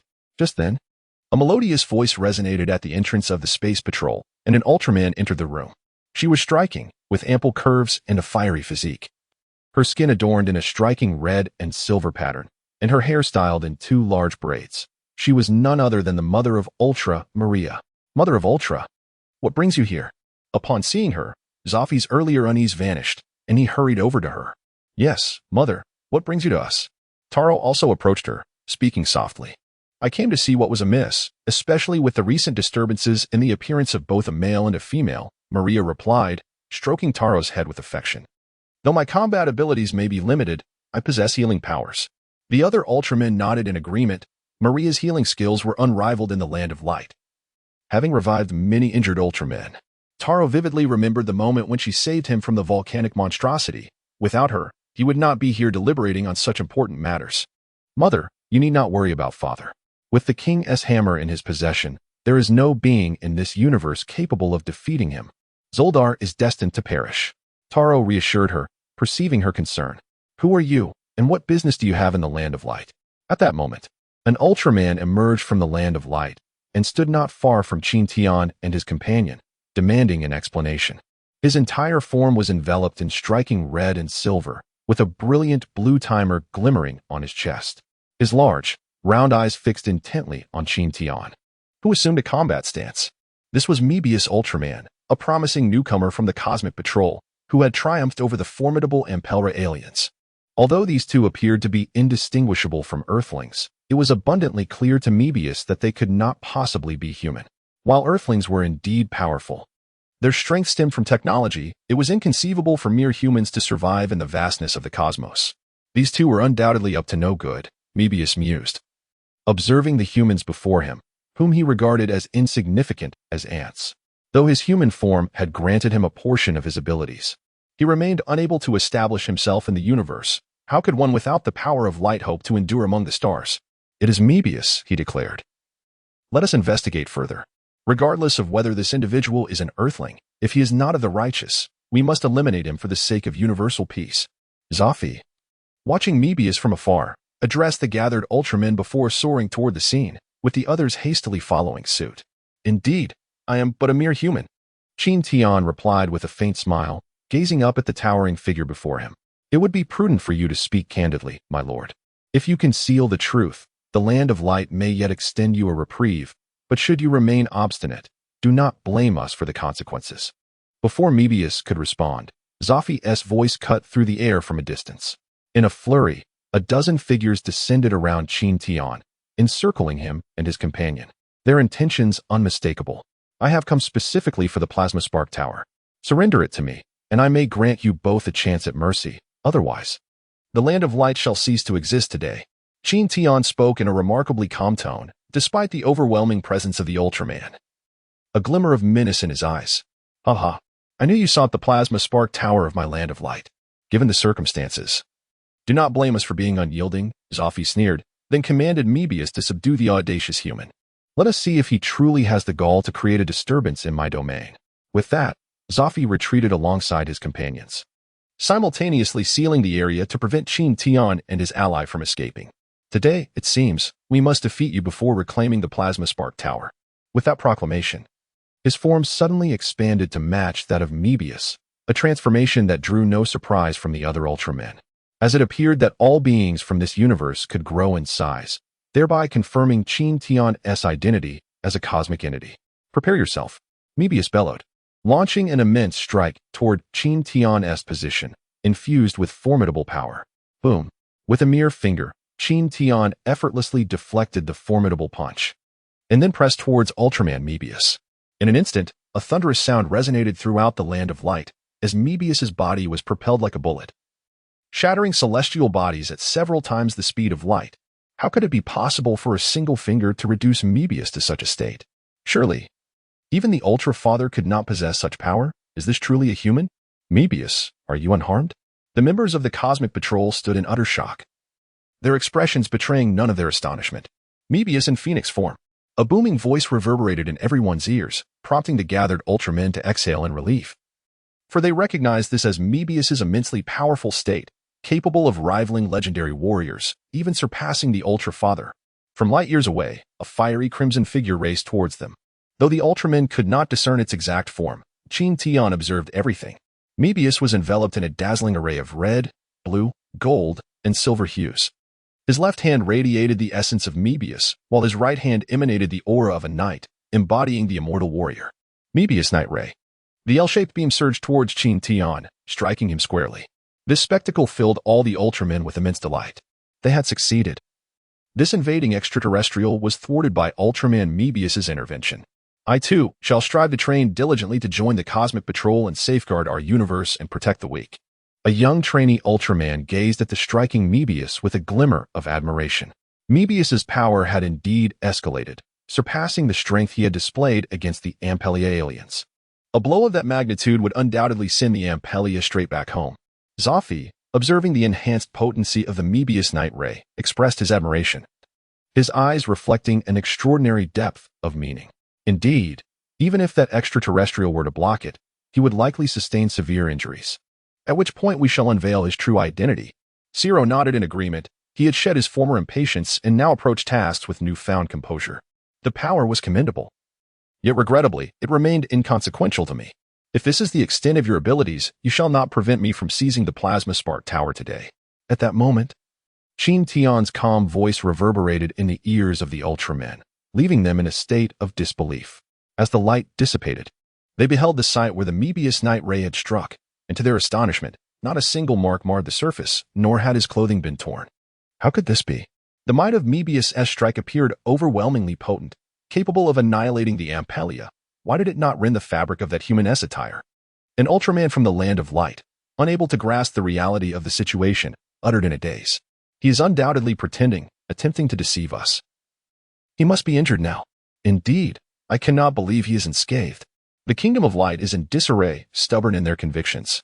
Mebius gazed gravely at Qin Tian, astonished that his ultimate technique had inflicted no damage whatsoever on him, which inevitably brought forth a sense of frustration within him. Who exactly are you? There is no being of your caliber among humanity. Why do you impersonate a human? For a moment, Mebius refrained from acting rashly, voicing his doubts, his eyes betraying a hint of perplexity. Ha ha ha. I have declared myself a human. If you choose not to believe me, what can I do? I shall grant you one final opportunity to surrender the plasma spark tower to me, and I may spare your lives. Otherwise, today shall mark the annihilation of the kingdom of light. Qin Tian's eyes narrowed as he spoke in a deep voice. As a celestial sovereign, he naturally offered a chance. Should they fail to seize it, only death awaited them. He was no benevolent being. In that moment, the Ultramen fell into silence, while Qin Tian patiently awaited their decision. Chapter 37. Divine power calls the wind. Chains of law. Do not harbor such foolish hopes. The kingdom of light shall never bow to you. An unknown cosmic entity. The plasma spark tower is the lifeblood of our realm, and our king, Imo, will not yield. If you possess the strength, then come forth. Our Ultraman clan shall not succumb. Captain Zoffi of the Cosmic Patrol fixed his piercing gaze upon Qin Tian, articulating each word with conviction, though the Ultramen remained silent. Their demeanor revealed their shared resolve. Whether it be Taro, Mebius, or Ciro, they were all beings who defied fate. The adversaries they faced in their initial battles were formidable. Yet they were obliterated under their might. They believed this encounter would prove no different. Mebius Phoenix. Mebius bellowed, his eyes locked onto Qin Tian. With his hands clasped, he ignited his essence and the aura of a knight, transforming himself into a blazing phoenix as he charged forward. This was his formidable technique, and he was confident that Qin Tian would be injured by it. Stubborn and unyielding, such a tactic will have no effect on my true form. Let me demonstrate my might. As Mebius recklessly charged at him, Qin Tian's expression turned cold. He pointed a finger at Mebius, and the laws of the universe manifested instantaneously, densely surrounding Mebius. They swiftly coiled around him, and with a flick of his finger, the endless chains of law ensnared Mebius, wrapping him tightly. Crack! Crack! The Ultraman heard the sound of cracking as Mebius's entire body radiated light. His chest's timer shattered, and he began to morph. Mebius, act swiftly. Dream Beat is no match for him. He is an extraordinarily formidable adversary we have encountered. Even Ampila stands no chance against him. Let us unite. Ultraman Taro and Ultraman Zero shouted as they charged towards the fray, while the other Ultramen commenced their rescue of Ultraman Dreambeat. They devised a plan to split their forces. One group would divert Qin Tian's attention, while the other would save Dreambeat, whose condition was dire, suffering from severe injuries. Is Ultraman Dreambeat all right? Jack inquired of Mother of Ultra, his admiration for this rising star evident. If anything were to happen to Dreambeat, it would undoubtedly be a grave loss for the Ultraman race. Rest assured, with me, Maria, even if Dreambeat were to be torn asunder by the enemy, I could restore him to life. This is merely a trivial injury. There is no cause for concern. Mother of Ultra remarked, observing the numerous wounds adorning Dreambeat's body, dismissing them as insignificant matters entirely. That is reassuring. Jack responded, Esteemed predecessors, I am here to assist you. Just then, another Ultraman entered the battlefield, Ultraman Jeed. Ultraman Jeed. Royal form. He brandished the royal holy sword, draped in a magnificent cloak of red and gold, exuding an aura of grandeur. Royal ultimate destructive ray. A beam of light surged towards Qin Tian, its power astonishing. Your ambition, I shall shatter. Ultimate form. Ultimate Zero sword. Ultraman Zero transformed into his ultimate form. Aware that his ordinary state could not contend with Qin Tian, he unleashed a torrent of sword energy towards him. Ultra decapitating blade. Triple wide area shot. Ultraman 7 first hurled the shuriken from his head towards Qin Tian, then clasped his hands together, launching a beam of light in his direction. Hee. Mere trifles. Bring forth the tempest. As a multitude of Ultramen advanced with intent to attack, a flicker of disdain crossed their eyes, and then a few words were slowly uttered. Suddenly, a black wind surged through the cosmic expanse, its distance and nature obscured. The planets along its path disintegrated into nothingness, as if they had never existed. The formidable light assaults directed at Qin Tian were rendered utterly ineffective, dissipating without a trace against the overwhelming black wind. Subsequently, this malevolent gust swept fiercely through the ranks of the attacking Ultramen, propelling them across hundreds of thousands of light years in the blink of an eye. Qin Tian observed as Mebius exerted a slight pressure with his hands. Even the cosmic laws, reluctant as they were, could not evade their fated subjugation under such immense power. Tightening inexorably. With a crack, Mebius was torn into fragments by the twisted chains of the laws, thereby fulfilling the prophecy of the Mother of Ultra. He was indeed dismembered. Jack, witnessing this spectacle, was momentarily speechless, pondering the uncanny accuracy of their predictions. He recalled the humiliating moment when he had been similarly dismembered by a monster, a memory too painful to revisit. Nearby, Leo Ultraman, witnessing Mebius's dire plight, could not help but reflect on his own past, having endured a similar fate. Yet he had been resurrected. He reassured himself that Mebius, too, would surely return, alleviating any concerns. Fear not, for I am here. As long as I am present, there will be no misfortune for Mebius. You all go gather his remains. I shall revive him. The Mother of Ultra, somewhat bemused, had merely spoken in jest. Yet here was Mebius, reduced to fragments. Truly, it seemed to be an affront to her. However, perhaps it was Leo Ultraman who felt the greatest discomfort, as he had also experienced being torn asunder in such a manner. With Mebius now in pieces, the chains of the laws vanished from sight. In the distance, several streaks of light rushed towards the scene. Those were the Ultramen, including Zero, who had just been blown away. Their condition was dire, their energy levels had plummeted, and their gazes towards one another were laden with gravity. After all, Zero had once vanquished the malevolent Ultraman Belial using his ultimate form, but now, this form had been effortlessly shattered by the human who bore a striking resemblance to Earthlings. This left the indomitable Ultraman Zero in a state of utter frustration, for he faced the most formidable adversary his Ultraman clan had ever encountered. The being known as Zoda, in the presence of this foe, seemed only capable of retreating in defeat. Just then, with a sudden motion, Zoda cast an object from his hand, which gradually expanded into his true form. At that moment, devoid of the aura of Ultra Father, Zoda was filled with unrestrained joy and burst into laughter. Ha ha ha. Ultra Father, await your doom. The day I obliterate the land of light, you shall witness the might of Zoda, the sovereign of the cosmos. However, before he could finish, his voice abruptly ceased. This vibrant, multicolored planet bore an uncanny resemblance to the land of light. He turned and, in shock, leapt backward. What? How did I end up in the land of light? Oh, fate has truly conspired against me. Zoda gazed at the ultimate Zero in the regal Ultraman Qi, among others, and trembled in disbelief. What is happening? I have been absent from the universe for 50,000 years, and yet so many powerful Ultramen have emerged. Some possess such overwhelming presence that I am no match for them. He lamented inwardly, realizing he had merely escaped one peril only to fall into another. With a heavy heart, he dropped his weapon to the ground, nearly moved to tears by his helplessness. Chapter 38. The annihilation of the land of light. The plasma sparks were in hand, and it felt like an affront to the entire cosmic community. How could there be so many Ultramen more formidable than he? Was this not akin to offering his head on a platter? The assembly of Ultramen, though initially surprised by Zoda's presence, quickly dismissed him, focusing instead on the unknown youth before them, whom they deemed their greatest threat. As for Zoda, they would address him later. Damn it, why is no one paying attention to me? I am Zoda, the sovereign of the cosmos. Do I not deserve some respect? If you intend to kill me, at least do so with some finality. What is this drawn-out farce? Do you think I have no dignity? With this thought, he approached Ultraman Zero, voice booming. You Ultraman, if you mean to execute me, then do so. Must you prolong this absurdity? I was once a ruler of the universe, and your disdainful glances are truly disrespectful. Be silent. Before Zoda could finish, Qin Tian interjected, You are but an insignificant insect, rambling endlessly. Do you think I lack patience? Zoda, turning to face Qin Tian, was cut short. He recognized the extraordinary power of Qin Tian and understood why the Ultramen ignored him. It was becoming clearer. Perhaps he could seize the opportunity to escape. Just then, a chain of laws ensnared Zoda, binding him and casting him aside.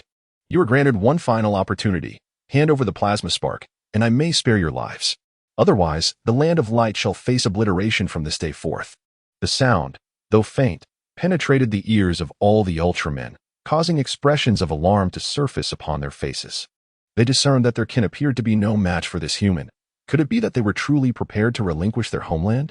In the face of adversity, one must not remain idle. Let us strive together.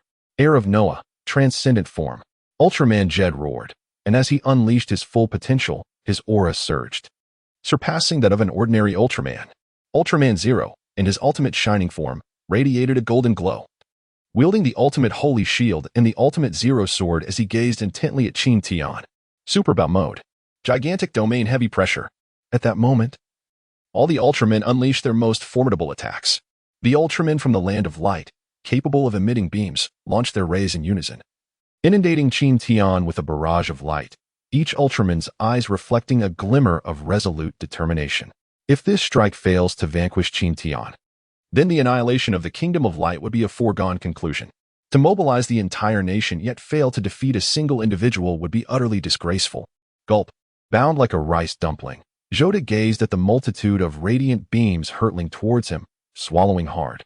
Many of these beams posed a significant threat, and under some of them, he feared he would be obliterated instantly. Could the man before him withstand such an onslaught? Had he encountered such a barrage of light, his demise would have been assured.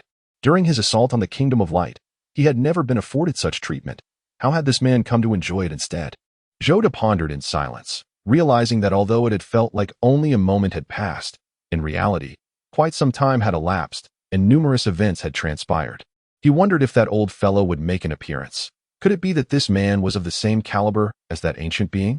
Suddenly, Zhou recalled the king of the Ultra clan, whose strength seemed unfathomable. With just a single hammer, he had been reduced to a mere dog. The king must possess formidable power. Otherwise, he would not have been so untroubled by such a divine artifact circulating freely. Meanwhile, the planetary forces near the Kingdom of Light were reeling from the overwhelming beams emanating from it, their hearts heavy with concern. Could it be that the Kingdom of Light had resolved to unify the universe? Otherwise, why unleash such terrifying light? Was it a demonstration of power? Azure Light Shield. Qin Tian uttered with calm assurance as a massive azure shield enveloped him and Luo Li. The beam struck the shield simultaneously. Yet, the azure barrier remained unwavering, absorbing the entirety of the assault. An ultra warrior fell as their energy was depleted, followed by another, then a third. As time wore on, only the members of the Cosmic Patrol remained standing, yet they too were nearing their limits. "Senior, I can't go on," Jeed Ultraman said weakly, and in an instant, the onslaught ceased. It seemed to trigger a chain reaction, as Zero, Taro, and other Ultramen also halted, revealing expressions of despair. This adversary was more formidable than any they had faced before. Even with the full might of the Ultra Clan, they were no match for him. "Qin Tian, you've toyed with them long enough. Let us dispatch these Ultramen and explore the laws of the universe." Luo Li addressed Qin Tian, having remained silent, recognizing his desire for amusement. Otherwise, an Ultraman would have been obliterated long ago, and they would not still be in the fray. "Very well. It is time to conclude this." "Star-shattering palm," Qin Tian declared, and a colossal hand appeared from thin air, its aura radiating immense power. He pointed towards the hand, directing it to descend upon the Kingdom of Light. "Stop. You cannot do this. Fellow compatriots, flee. You fiend. I, Zero Ultraman, shall not let you escape. Prepare yourself." Witnessing that overwhelmingly formidable giant hand descending upon the Land of Light, the Ultramen, situated in the cosmos, roared in unison. They yearned to avert this catastrophic fate. Yet their energies were nearly depleted, barely sustaining their existence in space. They possessed neither the strength to rescue their kin nor the means to intervene. Left to watch helplessly as Qin Tian obliterated their homeland. "I do not wish to perish. I have yet to join the Cosmic Patrol, nor have I become a respected member. Who will save us? I want my mother. It's over, it's over. Your Majesty, where are you? Come swiftly to rescue your subjects." Each Ultraman cried out in despair, their eyes reflecting utter hopelessness. Their pleas did nothing to halt the descending hand, which continued its relentless descent upon the Land of Light. With a thunderous crash, the Land of Light shattered under this immense force, its former glory dissolving into nothingness. Qin Tian pointed towards the ruins, and soon, plasma sparks gathered in his palm. Gazing at the desolate cosmos littered with corpses, Qin Tian's eyes betrayed no emotion. Had the Ultramen refrained from unleashing their light attacks upon him, he would not have crushed the entire Land of Light with a single blow. At most, he might have seized the plasma sparks. But once they opted for aggression, only death awaited them. The might of the divine cannot be defied. To touch it is to court demise. "Damn it, I will not spare you," Zero Ultraman bellowed, his eyes ablaze with fury as his form began to darken. Only the weak resort to such futile howling. The strong advance unflinchingly. "You are unworthy to be my rival." Qin Tian scoffed, then waved his hand, opening a rift in space through which he and Luo Li entered, taking the Cosmic Emperor Zhita along with them. Not long after their departure, another Ultraman emerged amidst the ruins of the Land of Light, infuriated by the dire plight of Zero and his companions. He swiftly crushed several cosmic marauders to ashes with a wave of his hand. He was the king of the Ultraman clan. Chapter 39. The king of Ultraman sends the Ultraman signature. What has transpired? I departed only briefly, and how has the land of light come to such ruin? Why do you remain silent? Have you all lost your voices? After dispatching the band of cosmic thieves, the Ultraman king beheld the debris of the land of light and the vanished plasma spark tower, erupting in fury. He surveyed the battle-scarred Ultraman, inquiring about their depleted energies. After a lengthy pause with no response from any of the Ultramen, his anger intensified. Damn it, I am speaking to you. Why does no one answer? Do you look down upon me? Zero, explain this to me. How did the land of light become such a shell of its former self? Why has the plasma spark tower disappeared? How did you all come to be in such a state? The king of Ultra surveyed his surroundings, his gaze settling upon Ultraman Zero, and with a grave tone inquired about the sudden obliteration of the illustrious land of light during his brief absence. He was eager to comprehend how such a formidable realm could fall, especially considering that both Ultraman Zero and Ultraman Mebius had begun to exhibit immense power, rivaling even that of Ultraman Jade. Although they may not have matched his own prowess, they were nonetheless invincible within this universe. How could the land of light have been reduced to such a state? Upon hearing the king's inquiry, Ultraman Zero, whose eyes had previously lost their luster, gradually regained their brilliance. After a moment, the original divine radiance re-emerged in his gaze as he began to articulate his response to the king. Our land of light was annihilated by an extraterrestrial being, who also seized the plasma spark tower. Even we, a multitude of warriors, were vanquished by this alien. Ultraman Zero recalled the figure of that human-like youth, who with a mere command could subdue many, deflect their assaults with a shield, and with a single utterance could obliterate the land of light.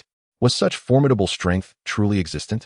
Contemplating this, Ultraman Zero felt his once invincible faith crumble within him. How vibrant and spirited he had once been, having personally defeated Belial, the very being that initiated the destruction of the land of light. At that time, Belial had already reached a legendary echelon of power, yet he had still fallen before Zero. Now, having ascended to the infinite dimension of the Ultra God, armed with various weapons and abilities, he should have been capable of contending with many extraterrestrial monsters. Even if he were not a match, he should not have succumbed so swiftly.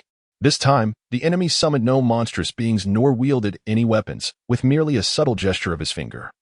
He obliterated their entire cosmic defense force. He could only imagine that had he and his companions not been in the universe, they would have been reduced to mere dust on that luminous planet. What? They were vanquished by a single individual. Could it possibly be Belial? No, despite Belial's formidable power, it was impossible for him to unleash such ruthless destruction upon them, especially since, even if Belial were still alive, he could not possibly overpower them. And what of Father of Ultra, Cain? Why was he absent? Had he perhaps already made the ultimate sacrifice? The Ultra King sensed a vast radius of 5 million light years, yet found no trace of Cain's essence. His expression darkened with concern. After all, Cain had been chosen as his representative. Though somewhat unscrupulous, he possessed commendable capabilities. Now, with his whereabouts unknown, could it be that he had perished alongside the enemy? Father of Ultra had pursued the cosmic monarch, Zod, and was not present in the universe. He possessed her scepter of kingship, so he must be safe. Ultraman Zero pondered, believing that no one else would dare to challenge Father of Ultra. After all, based on his knowledge of Father of Ultra, escaping danger was his forte, making his demise highly unlikely. The land of light was not obliterated by Belial.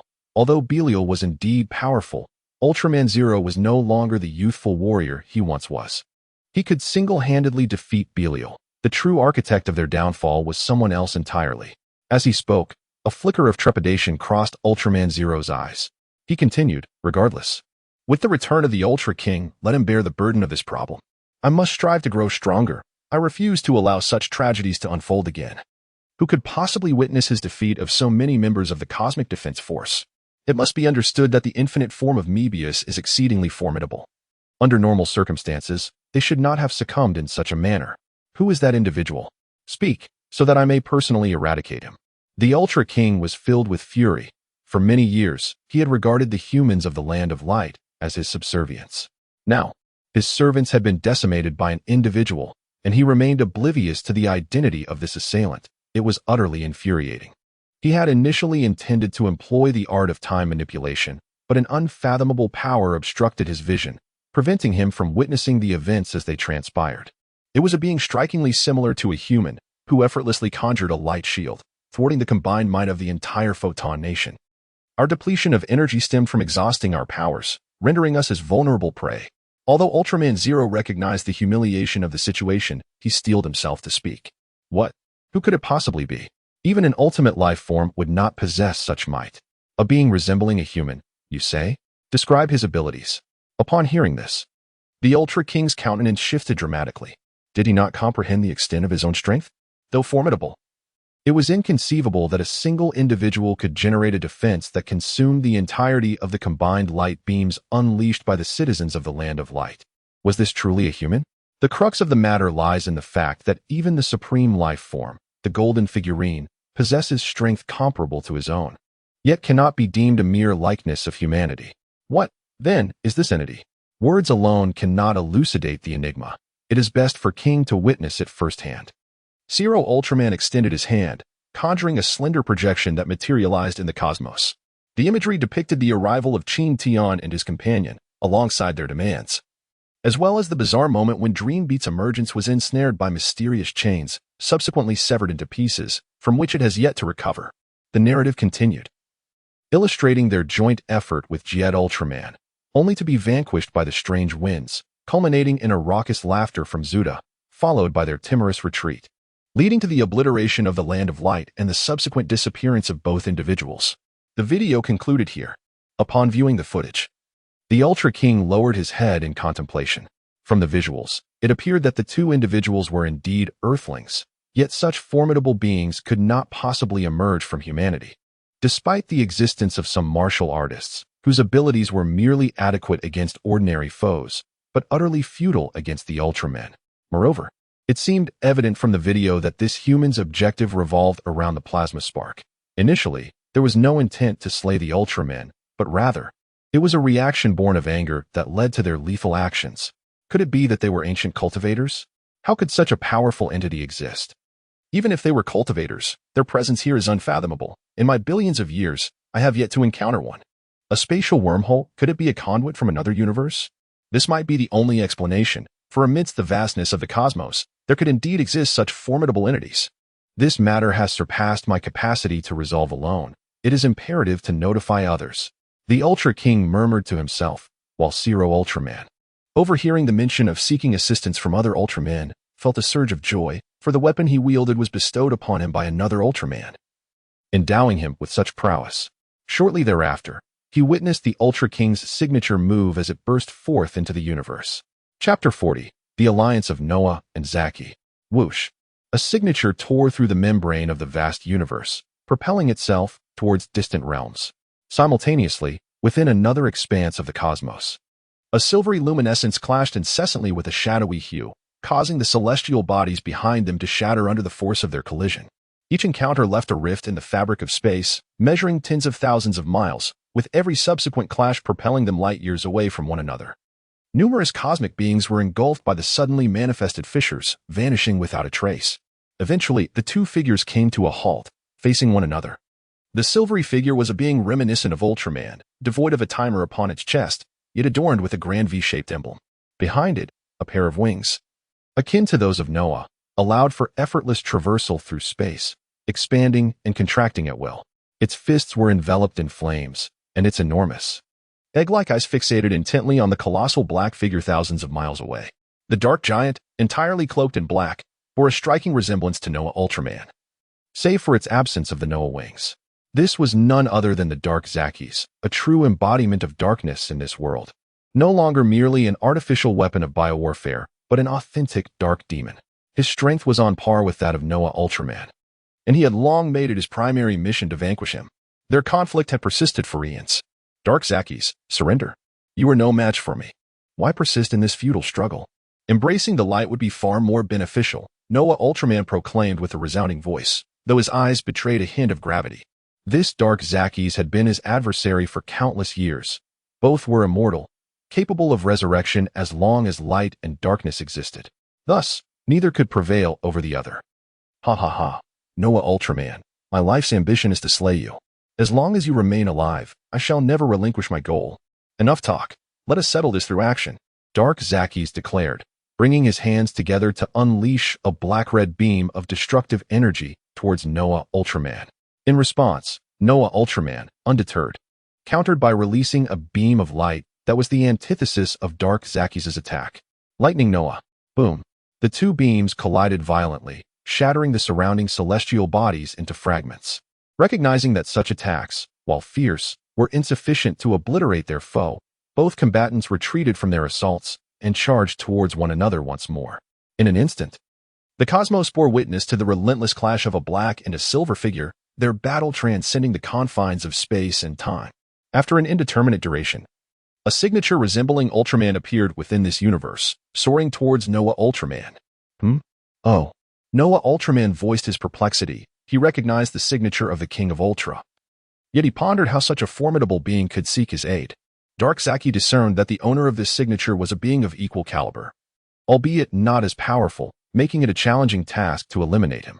What could prompt such an entity to issue an Ultraman signature? What events had transpired? In an unspoken agreement, both he and Noah Ultraman ceased their conflict. Swiftly, we must confront an adversary of undeniable might, one whose strength may surpass our own. This brief statement left both warriors astounded. They were among the most potent beings in the universe. And now the King of Ultra proclaimed that there were life forms that had outstripped them. How could they not be astonished? Instantly, they set aside the life and death struggle and gazed at one another. Noah Ultraman, we have battled for so long without a decisive victor.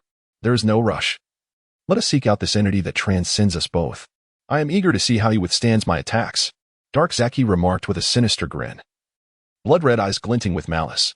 Very well, let us go together.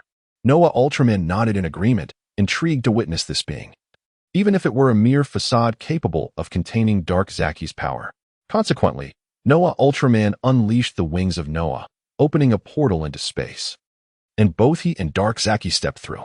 Qin Tian would never have anticipated that his actions would inadvertently lead to the first collaboration between two sworn enemies. Even if he were to learn of it, he would likely remain indifferent. After all, it was merely Noah and Zaki.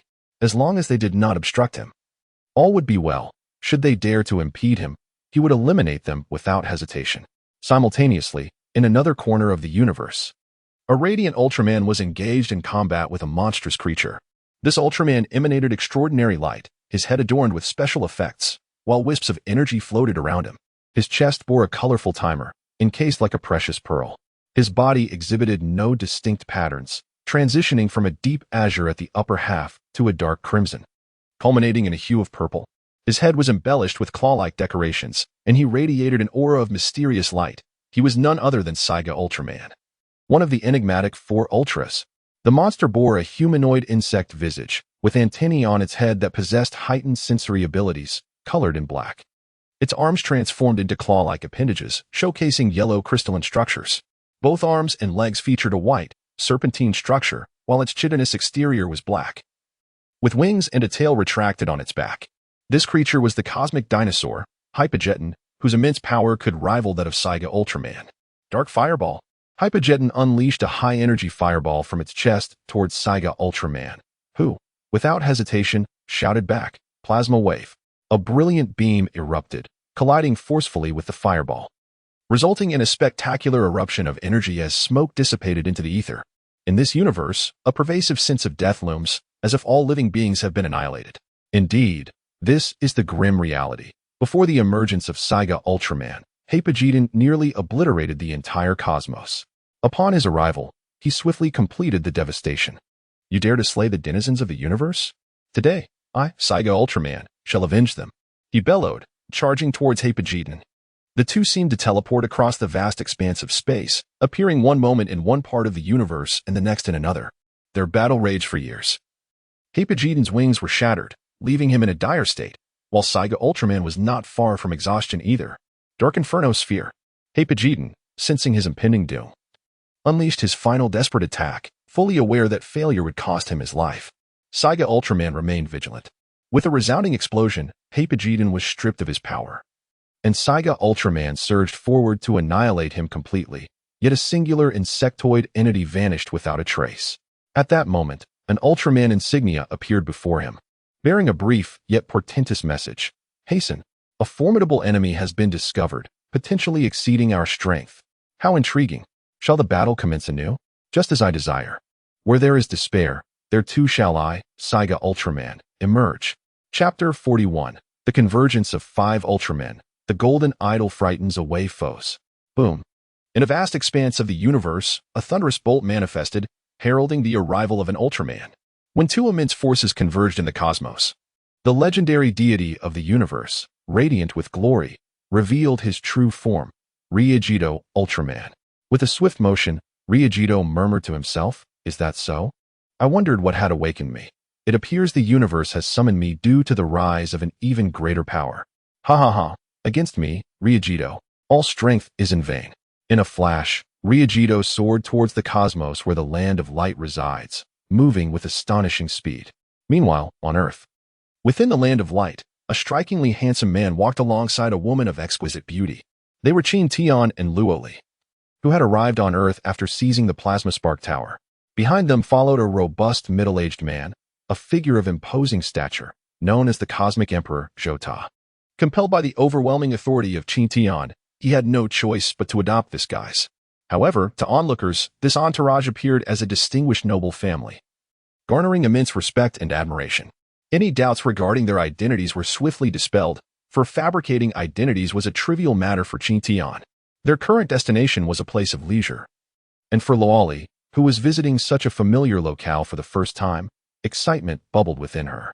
This was particularly significant as it marked a private realm shared solely between her and Qin Tian, making Xiao's presence, a being of questionable humanity, a matter of little concern.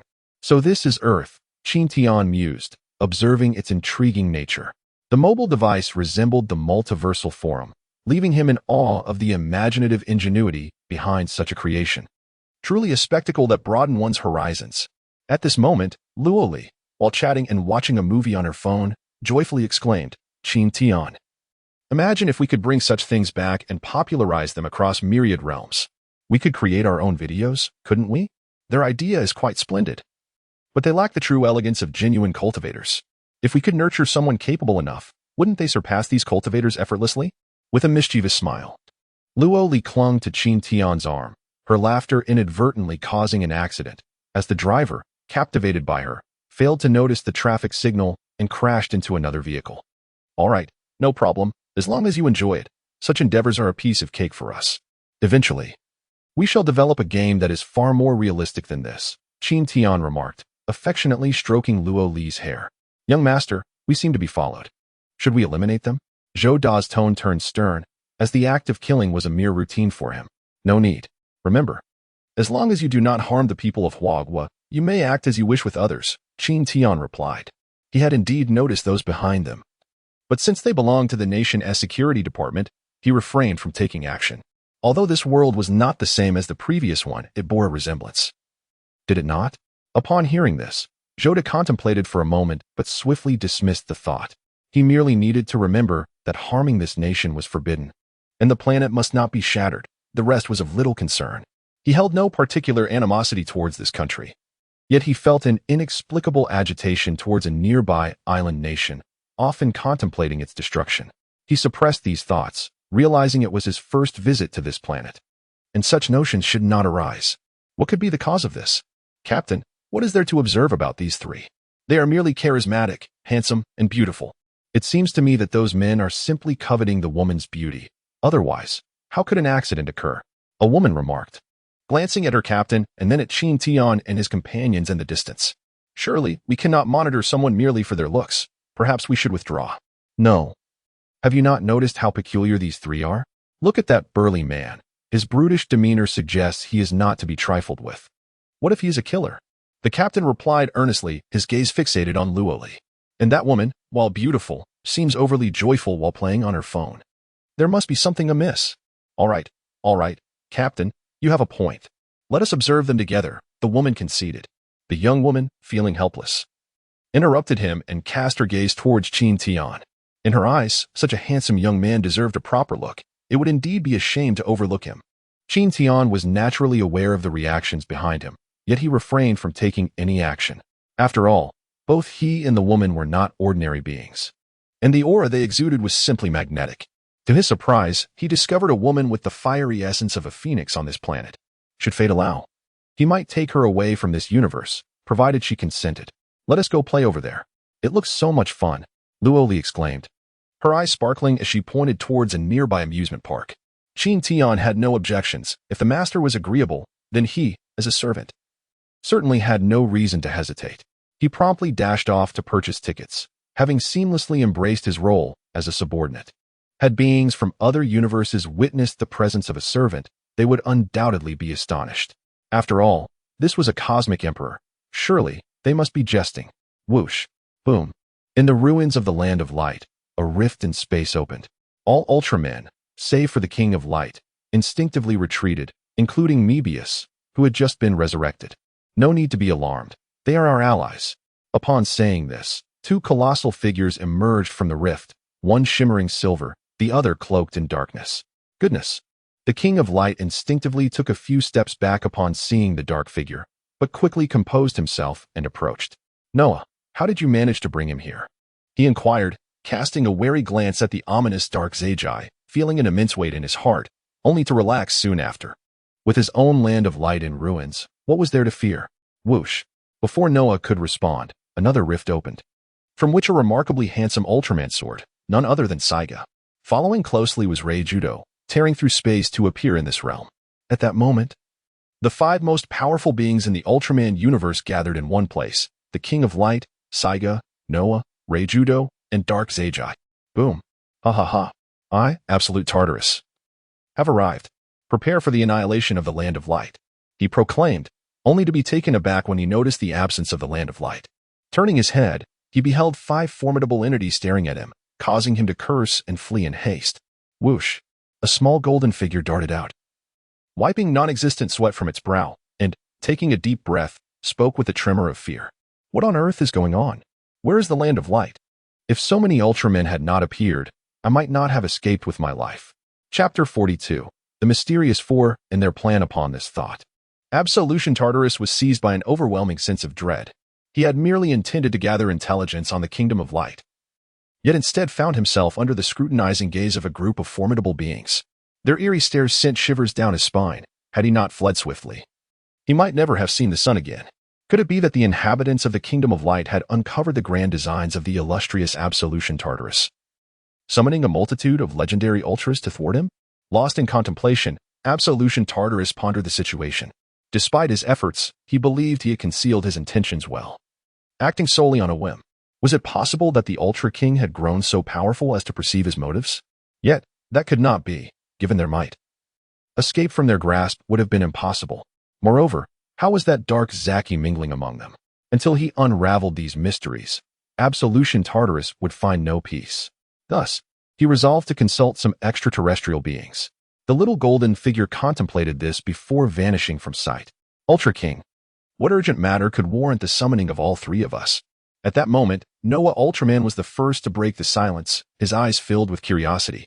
The combined strength of the five of them was not to be underestimated. Together, they possessed the power to obliterate the entire universe. What type of adversary could compel the Ultra King to act with such caution? Indeed, Ultra King, where is your Kingdom of Light? We have yet to see it. Could it be that the fragments surrounding us are remnants of your realm? Tiga Ultraman, having noted the absence of the Kingdom of Light, paused momentarily before glancing at the other ultras and the colorful shards scattered about, questioning in bewilderment. Indeed, these fragments are remnants of the Kingdom of Light, which now belongs to the annals of history. There shall be no Kingdom of Light henceforth. The reason I summoned you today is that the Kingdom of Light was annihilated by that individual. His devouring of spirits is unlike anything you have encountered before. Behold for yourselves. With that, he tossed a crystal orb into the air, and images began to materialize. The footage captured everything from the onset to the final moments, without omitting a single detail. The video concluded swiftly, leaving the ultras enveloped in silence, momentarily at a loss for words. Were the esteemed predecessors truly powerless against this individual? At this moment, Ultraman Zero gazed at the crowd in silence, disregarding Ultraman 7's attempts to restrain him as he charged forward with fervent excitement. His thoughts were consumed by one pressing question. What was that chain, and how could it ensnare Ultraman Mebius, who was otherwise formidable? Our assaults failed to shatter that chain. Ultraman Zero voiced his inner turmoil, utterly perplexed by the chain's nature, directing his attention to Ultraman Noah, whose weapon had been bestowed by this esteemed predecessor. The chain is the chain of loss. Though your strengths are formidable, you have yet to transcend the universe. The human wielding it draws upon the laws of the grand cosmos. I never anticipated that this world would harbor human practitioners. Ultraman Ryujito remarked, his tone tinged with astonishment. As the embodiment of the grand cosmos, he was unable to employ the chain of laws, yet this individual captured on video could. Truly, practitioners possess abilities that inspire dread. Ryujito was acutely aware of the rankings among myriad realms. Qin Tian's prowess was comparable to what he had witnessed before. However, none among them could master the laws. And despite being the will of the grand cosmos, he too could not manipulate the laws. He found himself perplexed as to why a practitioner would emerge in this universe, having not encountered a single one until now. With the appearance of this individual, uncertainty loomed. Was this a blessing or a curse? This person's strength was formidable. Even without harnessing the power of the laws, he had managed to withstand the entirety of the Light Kingdom's fusion beams with merely a shield. Individually, we could not contend with such power. Ultraman Saga stated gravely, recognizing that this individual surpassed them in might. It was indeed terrifying that a human possessed such strength. If all humans were similarly formidable, the cosmic beings of this world would find themselves utterly vulnerable, abandoning their invasions in favor of seeking escape. Our current mission is to trace his whereabouts and discern his true identity and intentions. He has already wrought considerable destruction upon the Light Kingdom. My concern is that his aim may be the annihilation of the entire universe. Should we fail to halt him, this world could face utter obliteration. Ultraman Noah expressed his views and opinions to the Assembly of Ultramen. In my estimation, this need not be so complicated. If he intended to slay the Ultramen, these few would not survive. It seems he harbors no desire for murder. The notion of cosmic destruction can be dismissed, since he seeks the plasma spark tower. It is evidently of significance. We can investigate locations rich in such energy, and we may very well lie in wait at the energy source. I, Zaki, am eager to discover whether his strength truly matches the legend. The dark and crimson gaze of Zaki scrutinized the crowd as he expressed his perspective. In his eyes, the individual who failed to eliminate Zero and his companions was met with palpable disdain. His final remark before departing was revealing. It was evident that obtaining the plasma spark tower held significance. Concurrently, a streak of light descended, revealing an Ultraman adorned with horns before the gathered audience. It was none other than Father Cain. What has happened to the Land of Light? Why is it absent upon my return? Cain questioned, perplexed. His thoughts raced as he recalled the pursuit of Judah, wondering how the Land of Light could have vanished. Were it not for the presence of Ultraman King and several others, he might have believed he had strayed from his path. Behold the Land of Light, Ultraman King exclaimed, tossing an item towards Cain before continuing the discussion of their strategy. By the stars, it is him. Cain bellowed upon viewing the video, startling those around him. Do you know him? Ultraman King inquired, bemused by Cain's sudden outburst. Had it not been for the destruction of the Land of Light, he would have considered reassignment for such a reaction. Indeed, while pursuing Judah, I encountered this individual. With a mere gesture, he dispatched Judah, and I returned. Cain replied, raising the King's hammer, his tone tinged with trepidation. Upon hearing this, the assembled Ultramen paid him little mind, though Mary approached to embrace him. As far as I know, within a parallel universe lies a potent artifact known as the Eternal Core. We could take refuge there, should he arrive. We can confront him and discern his intentions. If he does not come, we shall devise alternative strategies. Ryujito suddenly had a revelation, addressing Ultraman King and the others. Upon hearing this, Noah, Saiga, and the rest nodded in agreement. It was the only viable option. They had just employed their ultimate techniques and had failed to notice that Qin Tian and his companion had traversed to that time and space, leaving them with no choice but to resort to this rudimentary method. Whoosh, whoosh, whoosh. Shortly thereafter, several individuals confirmed their direct journey to the Tiga universe, leaving only Father Ultraman and his companions behind. They dared to annihilate my Land of Light. I shall not let this transgression go unpunished. Father Ultraman cried out upon witnessing the devastation wrought by Qin Tian. Father Ultraman, you are no match for him. It would be prudent to keep your distance in the future, Zero remarked, visibly displeased. He understood Qin Tian's formidable nature. Despite his apparent timidity, he spoke the truth. Indeed, it is wise to avoid unnecessary peril. That individual could eliminate you with a mere finger. Dream Bias interjected, still shaken by the recent events. Father Ultraman, feeling the sting of their disdain, reflected, how they underestimate me. It is truly a blow to my pride. Yet, perhaps they are correct. I would be courting death. I shall refrain from such folly. He decided it best to settle temporarily. Let us venture to a nearby planet to find a safe haven and deliberate on how to reconstruct the land of light. The father of Ultra approached, wielding the king's hammer, his mind brimming with a plan to conquer a planet by exterminating its monsters. How splendid it would be. Shouldn't we call back Tiga Ultraman? He could be in danger alone. Tyro Ultraman, with a flicker of concern in his eyes, pondered aloud, fearing what might transpire should Tiga encounter Qin Tian. Worry not, replied the father of Ultra. I have crossed paths with those two. They do not delight in wanton slaughter. They would hardly regard your strength worthy of their attention. In fact, should you attempt to confront them, they might simply ignore you. The assembled Ultramen felt a pang of dismay at being deemed so ineffectual. Meanwhile, on Earth, Qin Tian and his companion had just exited an amusement park. Luo Li's face radiated satisfaction, clearly delighted with their day's escapades. Zhoda trailed behind, clutching a teddy bear and various toys, his eyes alight with curiosity. To think that this planet could be so entertaining. The roller coaster was exhilarating, and it was astonishing that such frail creatures as humans could create such peculiar contraptions. This ice cream is surprisingly delectable. How had I never discovered such a delight before? Was I truly so foolish in the past? I must indulge myself. As Zhou savored his ice cream, he reflected on his years as a cosmic sovereign, where his days were consumed with battles or the journey to them. This time, he had accompanied Qin Tian and his companion out of necessity, yet he had unexpectedly stumbled upon such amusement and culinary delights. He finally understood why Qin Tian and his companion cherished this experience. There is a saying, when in Rome, do as the Romans do. Now, he comprehended its meaning. China, indeed, outshines that so-called island nation, which is home to a barbaric populace that feasts on raw fish, euphemistically termed sashimi. Zhoda, hurry up. What are you dawdling for? Do you intend to stay here forever? Qin Tian interjected, bemused at the sight of a monster distracted by mere ice cream. All right, boss. Where to next? Zhoda responded cheerfully, realizing that Qin Tian was not a villain. As long as he aligned with him, life could be quite pleasant, devoid of any bizarre occurrences. We shall partake in hot pot. Hot pot? Luo Li paused at the unfamiliar term. Although she had been introduced to smartphones, her knowledge of other matters was limited. She was not well acquainted with hot pot, and while she could instantaneously access everyone's memories, doing so would rob her of the novelty of experience. Hot pot is a metallic vessel, combining pot and stove, where charcoal is used to keep the broth simmering for cooking various dishes, which are enjoyed as they are prepared. Qin Tian remarked with a smile, Hooray! Today, I shall indulge in this marvelous dish. Luo Li, clenching her tiny fists, echoed his excitement. Qin Tian wrapped his arm around her waist and made his way toward the largest hot pot restaurant. Behind them, Zhoda swallowed hard. The prospect of this peculiar hot pot intrigued him, and judging by Qin Tian's enthusiasm, it must be delectable, prompting him to contemplate a taste as well. Meanwhile, on the Celestial Forum, a plethora of formidable beings from various realms began to boast about their prowess.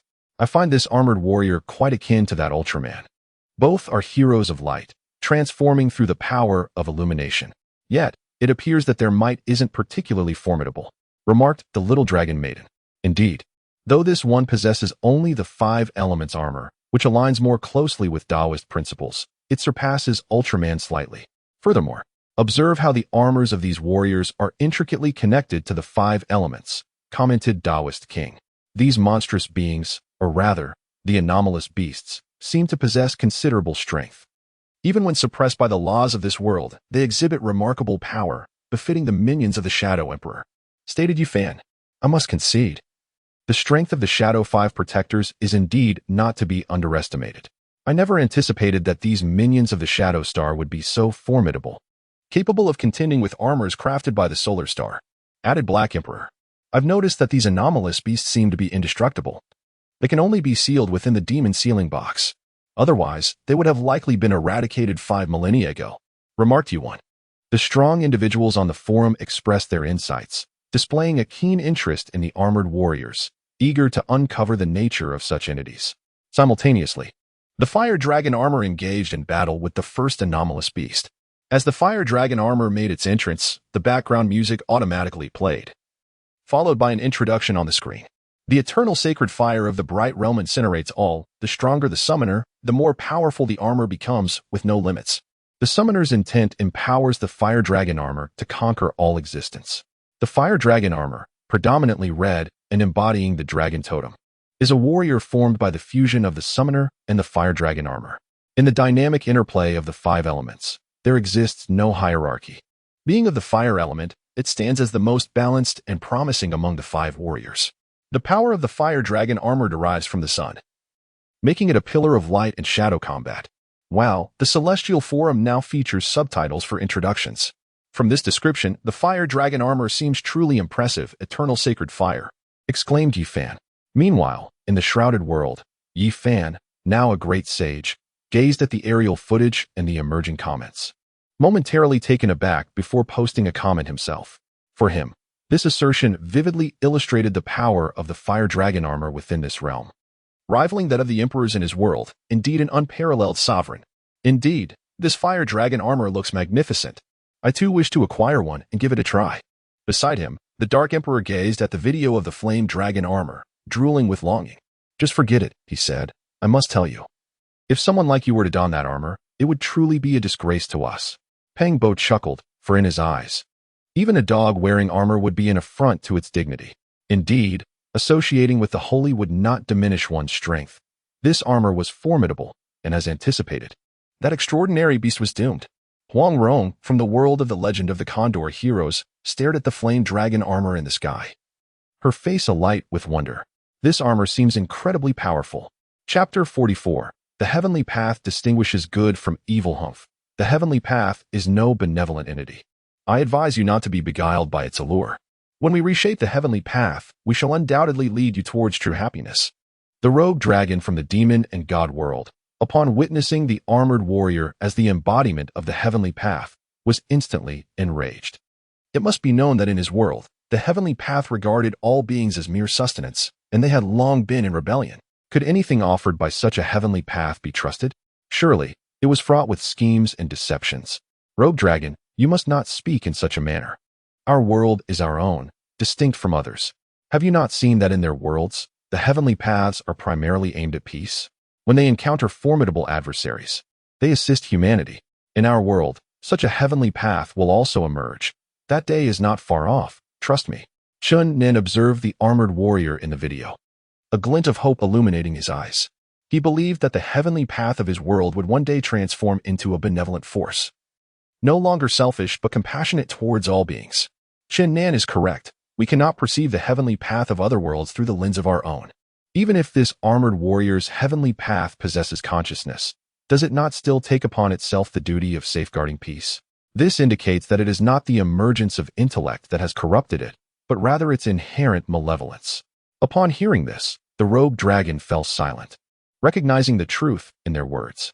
It was indeed the Heavenly Path of his world that had deteriorated, not that of others. Although they all share the title of Heavenly Path, their natures differ fundamentally. The Heavenly Paths of other realms center around the welfare of all beings, while yours is self-serving. Humph, just wait, for the plan is nearing fruition, and a new Heavenly Path shall soon emerge. In a distant location, a skeleton murmured to itself. As the Lord of Ghosts, it was devoted to the annihilation of the Heavenly Path. It gazed at the Heavenly Path of the armored warrior's world with a glimmer of yearning before vanishing from sight. How intriguing. Although the Heavenly Path of the armored warrior's world is feeble, it is willing to protect all beings, unlike this Heavenly Path that treats them as mere fodder. It truly deserves destruction. The Demon Lord, seated upon a lofty throne, muttered to itself. Wow, what a formidable figure. To think they would seek to obliterate the Heavenly Path. How impressive. I hope that the moment of their triumph is broadcasted live, so I can witness the grandeur of this mighty being. Nia Xiaoqian. What audacity you possess to oppose the Heavenly Tao. You are indeed the first. Ji Gong, you are quite right. The first emperor. In an instant, the formidable beings from all realms erupted in fervor. They were not mistaken. There truly exists someone daring enough to challenge the Heavenly Tao.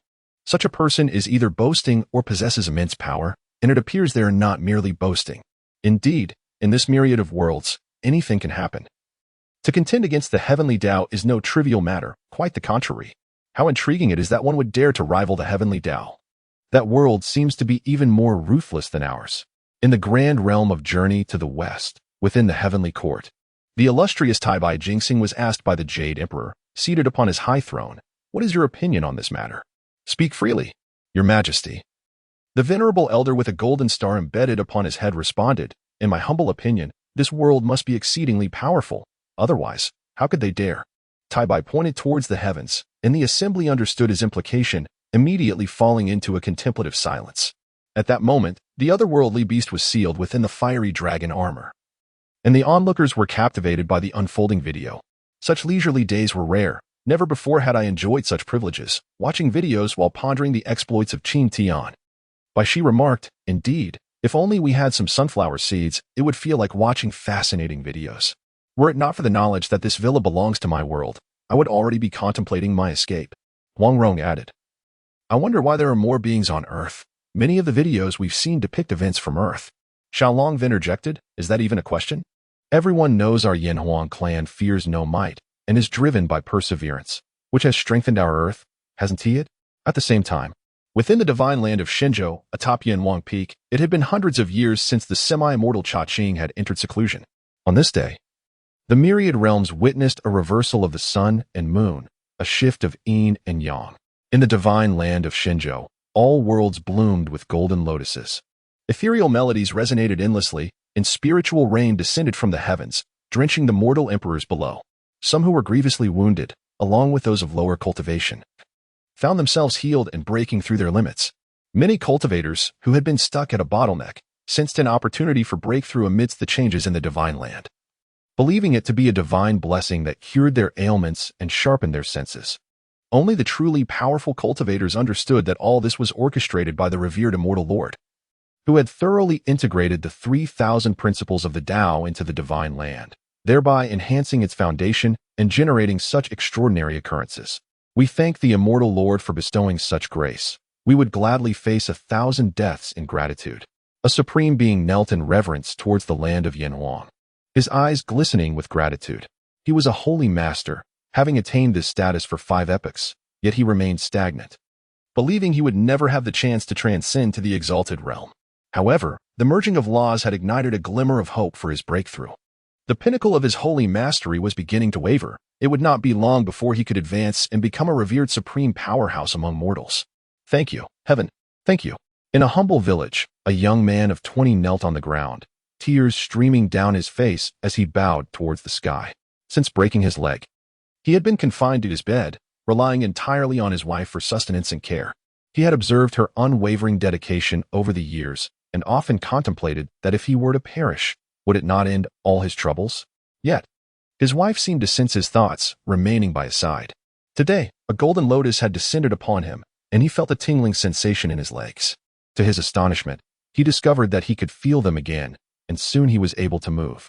This was a newfound experience, the sensation of mobility. All thanks to the lotus in the sky. I can cultivate now. Mom, Dad, your son can cultivate. Once I achieve success, I shall annihilate the Xiao family and avenge you. A golden lotus fell upon him, and a boy of 13 or 14 realized he had also received the gift of cultivation. He laughed heartily and dashed towards the horizon. Presently, he was far too weak to confront the Xiao family, so he resolved to devise a long-term plan. The golden lotus and spiritual rain persisted for several days, engulfing the entire divine continent in a fervor of cultivation.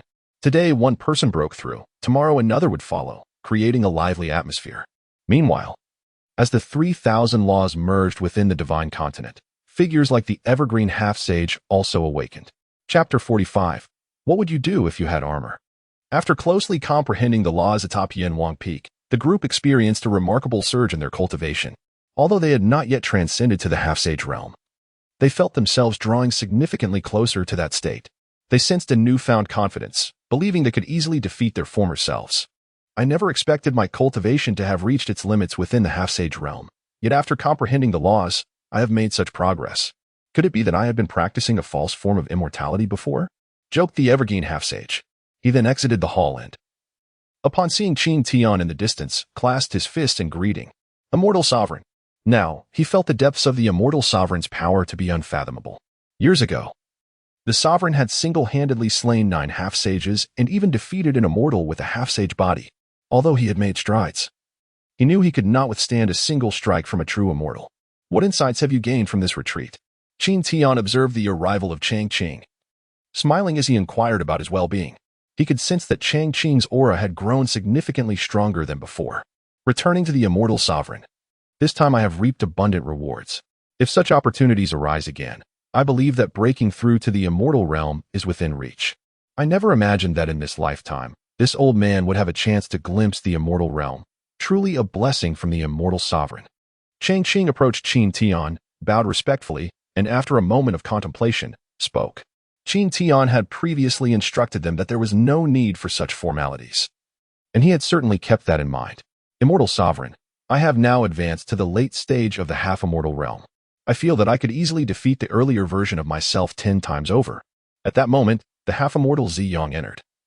Gazing at the figures enveloped in the essence of law and embraced by chaotic energy within the room, a smile of astonishment gracing his features.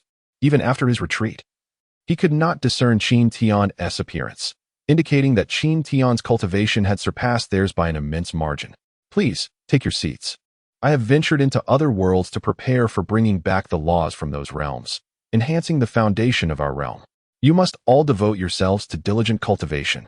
Qin Tian gestured towards the chairs, addressing the gathered half-immortals. Is that truly the case? That is splendid. I am filled with great confidence that I might break through my current limits. Thank you, immortal sovereign, for your grace, exclaimed one of the half-immortals, who aspired to the sun, known as the half-immortal Tian Yang. Her cultivation ranked among the top 5 among her peers, as she practiced the laws of the sun. Tian Yang, you should consider observing the recent worlds related to the sun.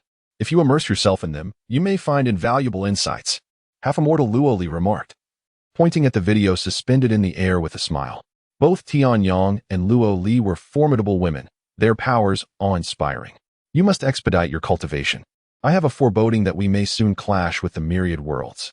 Your responsibilities will be paramount, and I sense that this will come to pass shortly. Once the ranking of these myriad worlds is complete, it shall commence. Qin Tian addressed the half-immortals, contemplating that as allies, it was imperative to remind them. For if they were not cautious, calamity could befall them. Though he may not necessarily perish, their fates were uncertain, especially considering that there were 9 formidable entities in this realm who could rival him. Encountering them could spell disaster. We shall undoubtedly live up to the expectations of the immortal sovereign. Upon hearing this, the half-immortal, who had previously worn a smile, instantly adopted a serious expression. Concern etched on their face. They understood the gravity of their duty. If they did not strive diligently now, would they not become a burden in the future? This black rhinoceros armor has an intriguing edge to it. It possesses a rather audacious aura. Who among you could assist me in confronting them? Zhang Wuji remarked, feeling quite dapper in his attire. Of course, it is stylish. Did you not witness that grand technique? The black rhinoceros armor, the meteoric spear of the cascading torrent, shattering demons in a tempest, as tranquil as a mirror's surface. Hermione replied, affirming the elegance of the ensemble. Behold how melodious the words flow. Moreover, the young gentleman is not only handsome but also affluent, a perfect match. In the realm of spiritual resurgence, the black rhinoceros armor is indeed extraordinary. While it may not rival the formidable flame dragon armor, its defensive capabilities are among the finest in the bright realm, signifying its universal necessity. Players of the game Honor of Kings have commenced discussions regarding their favored armored warriors. Pray tell, if you were to possess such armor, what would you do upon returning? Xiao Feng mused, were I to don such armor, I could safeguard the common folk of Song against the Mongolian slaughter. In the city of Xiangyang, Guijing, gazing at the barrage of messages in the sky, uttered these words without hesitation, facing the dense ranks of Mongolian troops. The sight of the Mongolian cavalry filled him with dread. If I had such armor, I, Zhang Wuji, would never allow the 6 great sects to pressure my parents to their demise. I would demand retribution for their blood. That little wretch is still alive. Where are the 6 great sects? Let us seek this scoundrel and inquire about CS&S whereabouts. Cried Taichung. Ahmedba, such words are well spoken. Xiesun has committed countless atrocities and must be eliminated for the sake of the martial world, remarked the abbot of Shaolin. You hypocrites! Cloaked in righteousness while committing villainous acts, Zhang Wuji retorted. Meanwhile, Zhang Wuji, upon reading the messages, felt disheartened. Merely sending a message had summoned responses, prompting him to consider that this place was no longer safe. This armor is merely mediocre, not even approaching the might of my own battle armor. Only lowly insects like you would value it. To me, it is but refuse. proclaimed the immortal King Enlon, disdainfully. In the perfect realm of the otherworld. Enlon scoffed, considering it merely a tattered piece of armor, daring to claim unrivaled defense. His spear, the chiefing, could breach any defense. What a farcical claim. The other immortal kings of the otherworld silently observed Enlon's display of arrogance, realizing there was little they could do about it, choosing instead to remain uninvolved. It seems that the martial prowess in this world has yet to be unleashed. It is solely the armor that takes action. What could be the reason for this? Huang Rong, glancing at the fallen humans, felt a twinge of concern, yet had not encountered any presence akin to the constables. What could be the matter? Had they truly abandoned any semblance of aid? Surely not, for these are lives at stake. It appears to me that the locations of the monstrous appearances are entirely random. The police cannot possibly be stationed nearby to respond to reports. By the time they arrive, the beasts have already fled. Moreover, the armored warriors possess the ability of spatial teleportation and are safeguarded by transformation devices, rendering them unharmed, Daegu observed. Everyone recognized that without a transformation device, teleportation was impossible. By the time they finish battling, the police may not even arrive in time, underscoring the extraordinary nature of the armored warriors. Ordinary individuals cannot compare. I concur with Daegu. At times, one is left utterly helpless. When the authorities arrive, the culprits have already vanished, leaving no trace behind.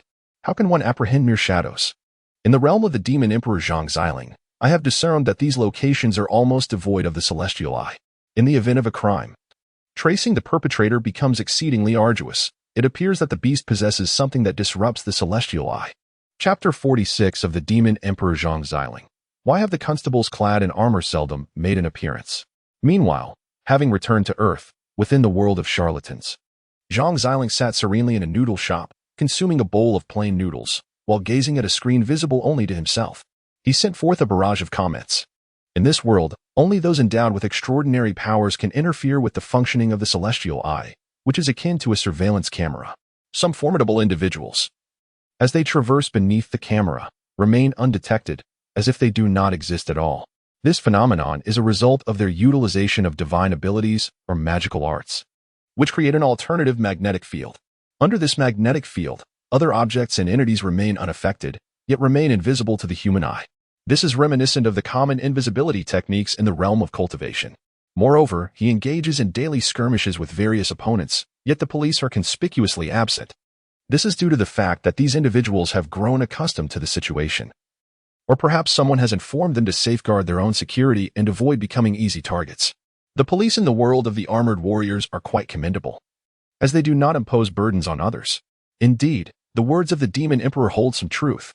One can observe that the supernatural beasts possess formidable strength, rendering ordinary humans utterly powerless against them. Even if they were to arrive early, it would merely equate to a death sentence. Moreover, the armored warriors utilize a remarkable means of transportation. What do they call it? A satellite. It is akin to the legendary Baisuzhen, capable of teleporting from a distant place to this very location. For ordinary individuals, traversing such vast distances is nearly an impossibility, despite the existence of airplanes and automobiles. In the realm of the legend of Lady White Snake, Baisuzhen, gazing at the numerous bullet comets, playfully sent out a couple of her own. Having taken a moment to study this world with utmost seriousness, the Flame Dragon armor, known for its affinity for motorcycles, boasts incredible speed, exceeding even that of a BMW. Although it may not match the swiftness of these cultivators, it is still remarkable. The constables of this world handle minor thieves adequately, as they do not often encounter failure. However, when faced with skilled martial artists, they must summon the expertise of the Six Doors. For specific demons and monsters, they either seek the assistance of monks or skilled Taoists, or rely on benevolent cultivators to intervene. Tasking ordinary constables with capturing demons often results in dire consequences. Many lives are lost, akin to sending meat buns to a dog. There is no return. Baisuzhen comprehends why there are no police in the armored warriors world to apprehend criminals. The descendants from Wuxing village lack extraordinary powers, the only exception being their ability to transform into armored warriors. Indeed, they are correct. In a world like this, even the constables find themselves powerless against the supernatural beasts. This subtlety indicates that they have likely attempted to intervene, but were rendered helpless, only to discover the existence of the armored warriors, thus leaving the matter in their capable hands. From my perspective, it is not a matter of unwillingness to act, but rather an acknowledgement of their inability to succeed. How could these mere mortals possibly contend with such beings? Surely, some must have been taken for research, only to find that a widespread application was impossible. Eventually, upon realizing that these entities were not malevolent, they entrusted the supernatural abilities to the Armored Warriors team. Meanwhile, in the world of the Great Sovereign, within the Endless Fire domain, Xiao Yin has just ascended to the rank of Heavenly Sovereign. Recently, he vanquished a host of invading foes, including formidable adversaries of the same level. His fame has surged throughout the realm, with nearly everyone aware of his existence. After dispatching his enemies, Xiao Yin turned his gaze to the forum and videos in the sky, his excitement palpable upon seeing the armored warriors he cherished in his youth. Indeed, the armored warriors remain as powerful as ever, their strength likely on par with that of the Great Sovereign. As Xiao Yin witnessed the clash between the Emperor's armor and the Shadow Emperor, he mused to himself that his current strength was still far from sufficient, undoubtedly inferior to the heavenly supreme beings of the immortal realm. Based on his knowledge from his previous life regarding nations, it was inconceivable that they would unleash such perilous supernatural beasts upon their own people. They likely had long been aware of the secrets of the Five Elements village and entrusted the guardianship of these mysteries to themselves. Only a mysterious power could contend with the supernatural beasts. Alas, how often it has been reiterated that only magic can counter magic, just as light can vanquish darkness. And only the armored warriors can confront these extraordinary creatures. In the world of Jackie Chan adventures, in the old man's antique shop, the elder, peering through his spectacles, contemplated the issues suspended in midair. Observing the armored warriors, reminiscent of those from his own world, he recalled the 8 divine beings and the 8 demons from his realm, along with his long-standing adversary, the Lord of Light. These entities could only be vanquished through the use of magic. They were immortal. For even if their physical forms were annihilated, their souls endured, enabling them to resurrect. Furthermore, there existed a law: when one demon was defeated, a more formidable demon would emerge in its stead. An example of this was the demon dragon that absorbed the essences of the 8 great demons. Had it not been for the intervention of the Lord of Light, both would have perished, potentially leading to the destruction of the world as it is known. Grandfather, I wish to visit the amusement park tomorrow. At this moment, Xiao Yu came bounding over, her excitement evident as she too could see the barrage of comments, particularly those from her father. Aside from the mention of the formidable Jackie Chan, she did not notice any other remarks.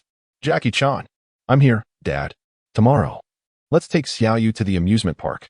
Oh, Dad, why are you hitting me? And one more thing, we are running low on materials for crafting magic. Remember to buy some back tomorrow. You know what we need, right?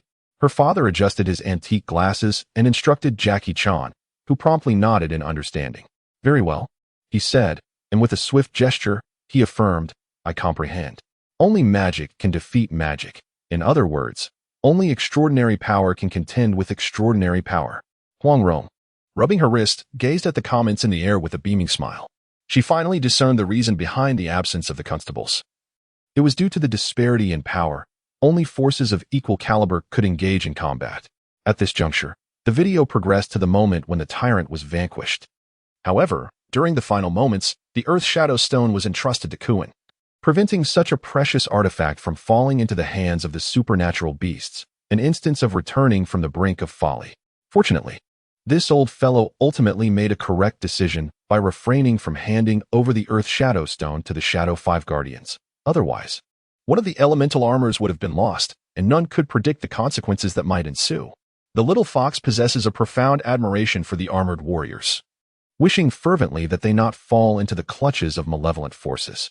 That tyrant, had he not witnessed the transformation into an armored warrior, would have remained an enigma, concealing his lineage as a descendant of the Earth Shadow Village. Alas, his strength is somewhat lacking, and his intellect leaves much to be desired. It is astonishing that after all this time, he remains oblivious to the fact that his most trusted subordinates are, in reality, agents of the King of Realms. Thus, he deserves the fate he has met. This elderly gentleman displays a certain dullness, having failed to realize that his own men are, in truth, infiltrators sent by others. He came perilously close to being slain by one of these spies. Had I been in his position, I would surely have succumbed to rage long before this. Upon observing the armored warriors, the old man was struck by the realization that the divine armors of his world had suddenly lost their allure. He yearned to transform into an armored warrior, inheriting the power of light. Naruto Uzumaki, however, was advised to abandon such aspirations. incapable of even stabilizing the chakra. You should perhaps remain in the realm of dreams, as reality is often harsh. Chapter 47. Researching armors and creating an armored legion, Your Majesty, Naruto began. It appears we might also be able to develop these armored warriors by harnessing the power of light in conjunction with the 5 elements to forge armors. The celestial principles of our world are formidable. If we could channel this power into radiant armors, success may not be beyond our reach. In the grand realm of the divine land, the half-saint Tianyang observed for a considerable time before turning to Qin Tian. Her enchanting gaze fixed upon him as she spoke with deliberate clarity. She had mastered the laws of the sun, rendering her invincible among fellow practitioners of the solar principles. Having seamlessly integrated the solar laws into her being, she stood on the brink of transcending into the realm of immortals. She believed that the 5 elements armors crafted from solar energy could rival the might of beings at the Saint Lord level, and if produced in bulk, could yield an entire armored army. The esteemed immortal had indicated that a dimensional war would soon commence. With such armors, their faction could potentially gain numerous formidable warriors. Besides the son of the divine land, other sons could be created with relative ease. However, this task is entrusted to you. It is important to note that the armors produced may not reach the level of the Saint Lord, but achieving the rank of the Honored One would be commendable. After all, it is implausible for beings of our caliber to be mass-produced, yet certain armors could indeed be. You shall soon understand. These 5 elements armors can be optimized. In a moment of contemplation, Qin Tian conjured an armor within his mind, assessing its power and discovering it only reached the realm of the Saint Lord. He then addressed the Celestial Yang with a command, acknowledging that the strength of this heavenly Tao is comparable to that of a Saint Lord, thus rendering the armor's capabilities understandable. Within the vast expanse of the divine land, attaining the rank of Saint Lord equates one with the heavenly Tao, while the Supreme transcends it, and the semi-immortal and immortal stand invincible, reigning over all realms. The act of creating armor through the force of the heavenly Tao paled in comparison to utilizing one's own power.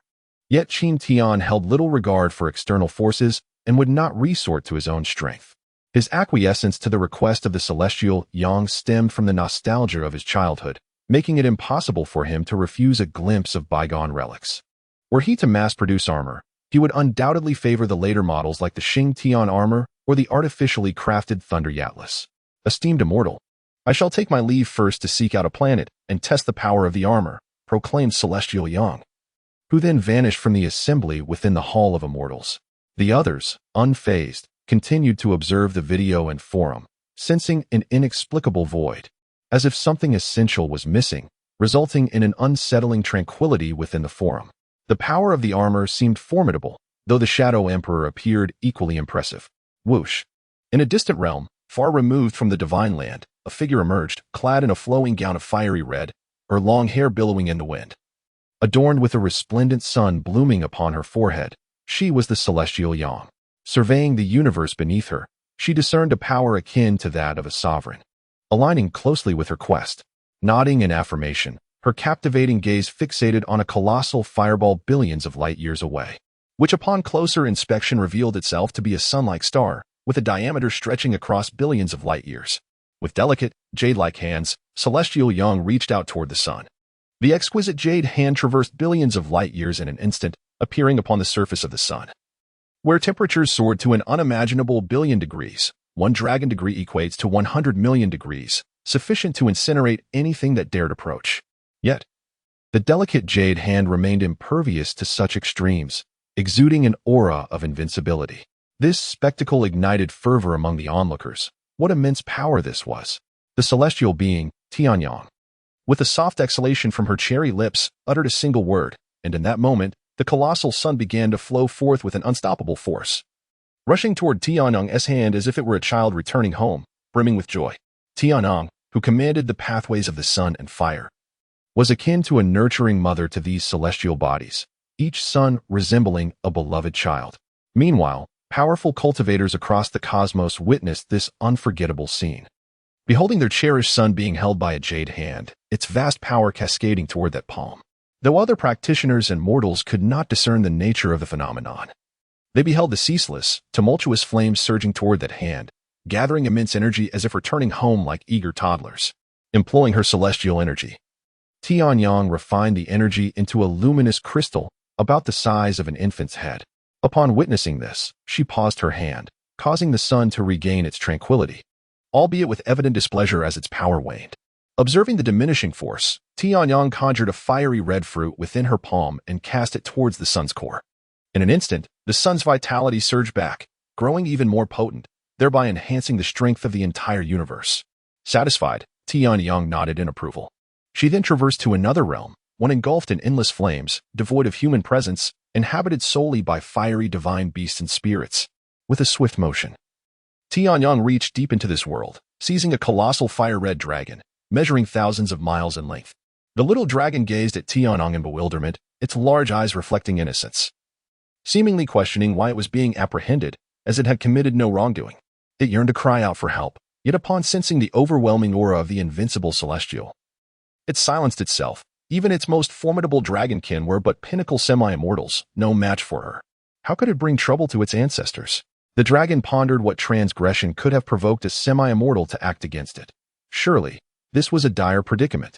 Yet, Tianyang, observing the adorable fire-red dragon in her grasp, seemed to sense its anxious spirit and spoke gently. "Fear not, little one, I bear you no ill will. This encounter is a fortuitous opportunity bestowed upon you. Oh, revered Celestial, please speak. I, the little fire dragon, shall traverse mountains of blades and seas of flames for you. It is indeed an honor that you have set your sights upon me." The little dragon's face instantly brightened with joy. It realized it would not have to face death after all, which was truly wonderful. "This item, you must swallow." In the hands of the celestial sage, a palm-sized crimson leaf appeared, emanating an infinite aura of fiery laws. The little fire dragon's eyes widened in awe. Had it not known that it was no match for the celestial sage, it would have surely attempted to seize it. "This celestial fire leaf is truly for me? You jest not, my sage?" The little fire dragon stammered, overwhelmed. What was this? It was the celestial fire leaf, containing the very essence of the world's fire laws. For a fire attribute divine beast like itself, this was a treasure beyond compare. By simply consuming this leaf, it could undoubtedly break through 3 realms and ascend to the esteemed level. Moreover, this celestial fire leaf not only elevated one's cultivation, but also enhanced the divine beast's innate qualities and talents. Such items were exceedingly rare in the world. It had only heard of them from its ancestors, and now, one lay before it, truly like a dream. The little fire dragon resolved that as long as the sage spoke, it would willingly serve as a slave or maid without hesitation. The celestial sage nodded, nearly causing the little fire dragon to faint from joy. Chapter 48. The fiery dragon armor strikes my sage. Please instruct me on what needs to be done, and I shall accomplish it splendidly. The little fire dragon pledged, its gaze fixed on the celestial fire leaf, fearful that this might all be an illusion. Once you break through, simply infuse a trace of your dragon soul into this crystal, the celestial sage urged impatiently. Now hurry and break through. Do not waste my time. The celestial sage then shoved the celestial fire leaf into the little fire dragon's mouth. Had it not found this little dragon somewhat pleasing, such fortuitousness would never have befallen it. Although the celestial sage understood that the celestial fire leaf was not particularly valuable to other fire attribute divine beasts, it was indeed a treasure. Aside from her, only the celestial monarch could produce such a quantity. Suddenly, a layer of tribulation clouds enveloped the sky, stretching for billions of kilometers. The celestial sage cast the little fire dragon into a secluded area devoid of human presence. The tribulation clouds would not dare to approach her, for they were well aware of her power. "Ha! This dragon has risen. I have broken through." Simultaneously, the celestial fire leaf merged with the little dragon's body, not only elevating its cultivation to the esteemed level, but also enhancing its innate talent. Boom! Just as it reveled in its newfound power, a bolt of lightning, as thick as several miles, struck down violently upon its colossal form, leaving it utterly bewildered. What the no martial ethics, a sneak attack. Before it could finish its protest, relentless bolts of lightning descended upon it, showing no interest in engaging in conversation with a mere insect, the crackling sounds echoing incessantly. "How dare you, heavenly Dao? Just wait for me." The little fire dragon, caught in the tempest of lightning, lost all sense of direction. This thunder tribulation persisted for years, yet in the end, the little fire dragon grew accustomed to the baptism of thunder. Whoosh! Sage! As the thunder dissipated, the celestial master Tianyang appeared beside it. The little fire dragon respectfully spoke, aware that its swift tribulation was largely attributed to that celestial fire leaf. "Now, Divide your dragon soul into 300 parts and place them into this box. 300 parts? Isn't that a bit excessive? Rest assured, once the task is accomplished, you shall not be deprived of your due rewards. 3 hours later, the celestial master Tianyang departed from the realm of endless flames, journeying to another location, the renowned armory hall of the divine continent, presided over by another celestial master. Upon learning that it was a request from Qin Tian, the master immediately began forging 5 sets of armor summoning devices, and subsequently acquired 59 more sets from other craftsmen, totaling 300. He then infused the dragon soul into 60 of the fire-attributed armors. After a painstaking endeavor lasting 81 days, the 60 sets of armor were finally completed. The celestial master Tianyang gazed upon the most formidable flame dragon armor in his possession and made his way outside. Thank you for your efforts, celestial master Xianqing. Tianyang extended his hands in gratitude. Oh, what do you say? It is my privilege to serve the esteemed celestial master. I too am eager to witness the power of the 5 elements armor from our divine continent. How can I consider this a burden? Xianqing waved his hand dismissively, admiration glinting in his eyes when mentioning Qin Tian, who had ascended to immortality in merely 100,000 years and had slain the previous immortal. Xianqing had lived through countless epochs and remained a half-immortal. Since that is the case, let us forego pleasantries. I am aware of a certain force that poses a threat to the region. I shall test the armors against them. Tianyang, sensing the determination in Xianqing's words, understood that she would uncover the answers she sought. There indeed exists a faction that bullies the weak and wreaks havoc, a band of cosmic pirates. They number around 3,000. With the weakest among them at the level of a cosmic sovereign, and the most powerful being a peak cosmic overlord. They have refrained from aggression thus far, so I have chosen to ignore them. If you wish to conduct your experiment, you may seek out a few of them. The timing is quite fortuitous, Xianqing suggested. Nodding in agreement, Tianyang took her leave and hastened towards the lair of the pirates. Brother, after robbing the Zhou family's cargo ship, do you think we will attract the attention of their powerful allies? On board a pirate vessel spanning tens of thousands of miles, 2 slender pirates inquired of their leader, who sat in the center, concern evident in his eyes. The Zhou family was no ordinary clan, and their strength far surpassed theirs. If the Zhou family comes after us, even if we are on the brink of reaching the Saint Sovereign realm, escape will be nearly impossible. After all, the Zhou family is an illustrious lineage, boasting an exalted being among them and 2 sovereigns. Oh, my dear third brother, your timidity is truly excessive. Although the Zhou family is immensely powerful, they lack a celestial being to oversee them. If we merely evade their pursuit, what can the Zhou family possibly do to us? You should relax. Indulge in fine food and drink, and if you happen to encounter any of those lovely ladies who catch your eye, simply take them back with you and revel in the experience. There will be no issues whatsoever. The pirate captain, Zhang Sanpeng, embraced 2 women he had seized, chuckling as he addressed his timid younger brother. His brother, despite possessing many admirable qualities, was somewhat lacking in courage. What is merely a Zhou family? Over the years, they have offended many immortal families, and have they not all come to terms with it? As long as they do not provoke celestial beings or those from the divine land, they can rest easy. What Zhang Sanpeng was unaware of, however, was that while it was true they had previously faced little consequence, today's vessel harbored none other than Zhou Xilan, the eldest daughter of the Zhou family, whose patriarch is a sovereign being. Upon learning that his daughter had been abducted, the patriarch would be consumed with rage and would immediately summon his clan to this location, having already devised a plan to deal with the brigands. Boom. At that moment, the pirate ship of the cosmic marauders shook violently, causing the entire vessel to tremble, much to the discontent of the bandit. What in the world are you all doing? A bunch of fools who can't even operate a spaceship properly. What are you even trying to achieve? He exclaimed. Brother, we are under attack from outside. At that moment, a pirate rushed in, flustered and breathless. Upon seeing Zhang Sanpeng's furious expression, he exclaimed, We are pirates. It is the enemy who should tremble in fear, not us. Speak up, who just attacked us? Why are you so frightened? You are a pirate, don't forget.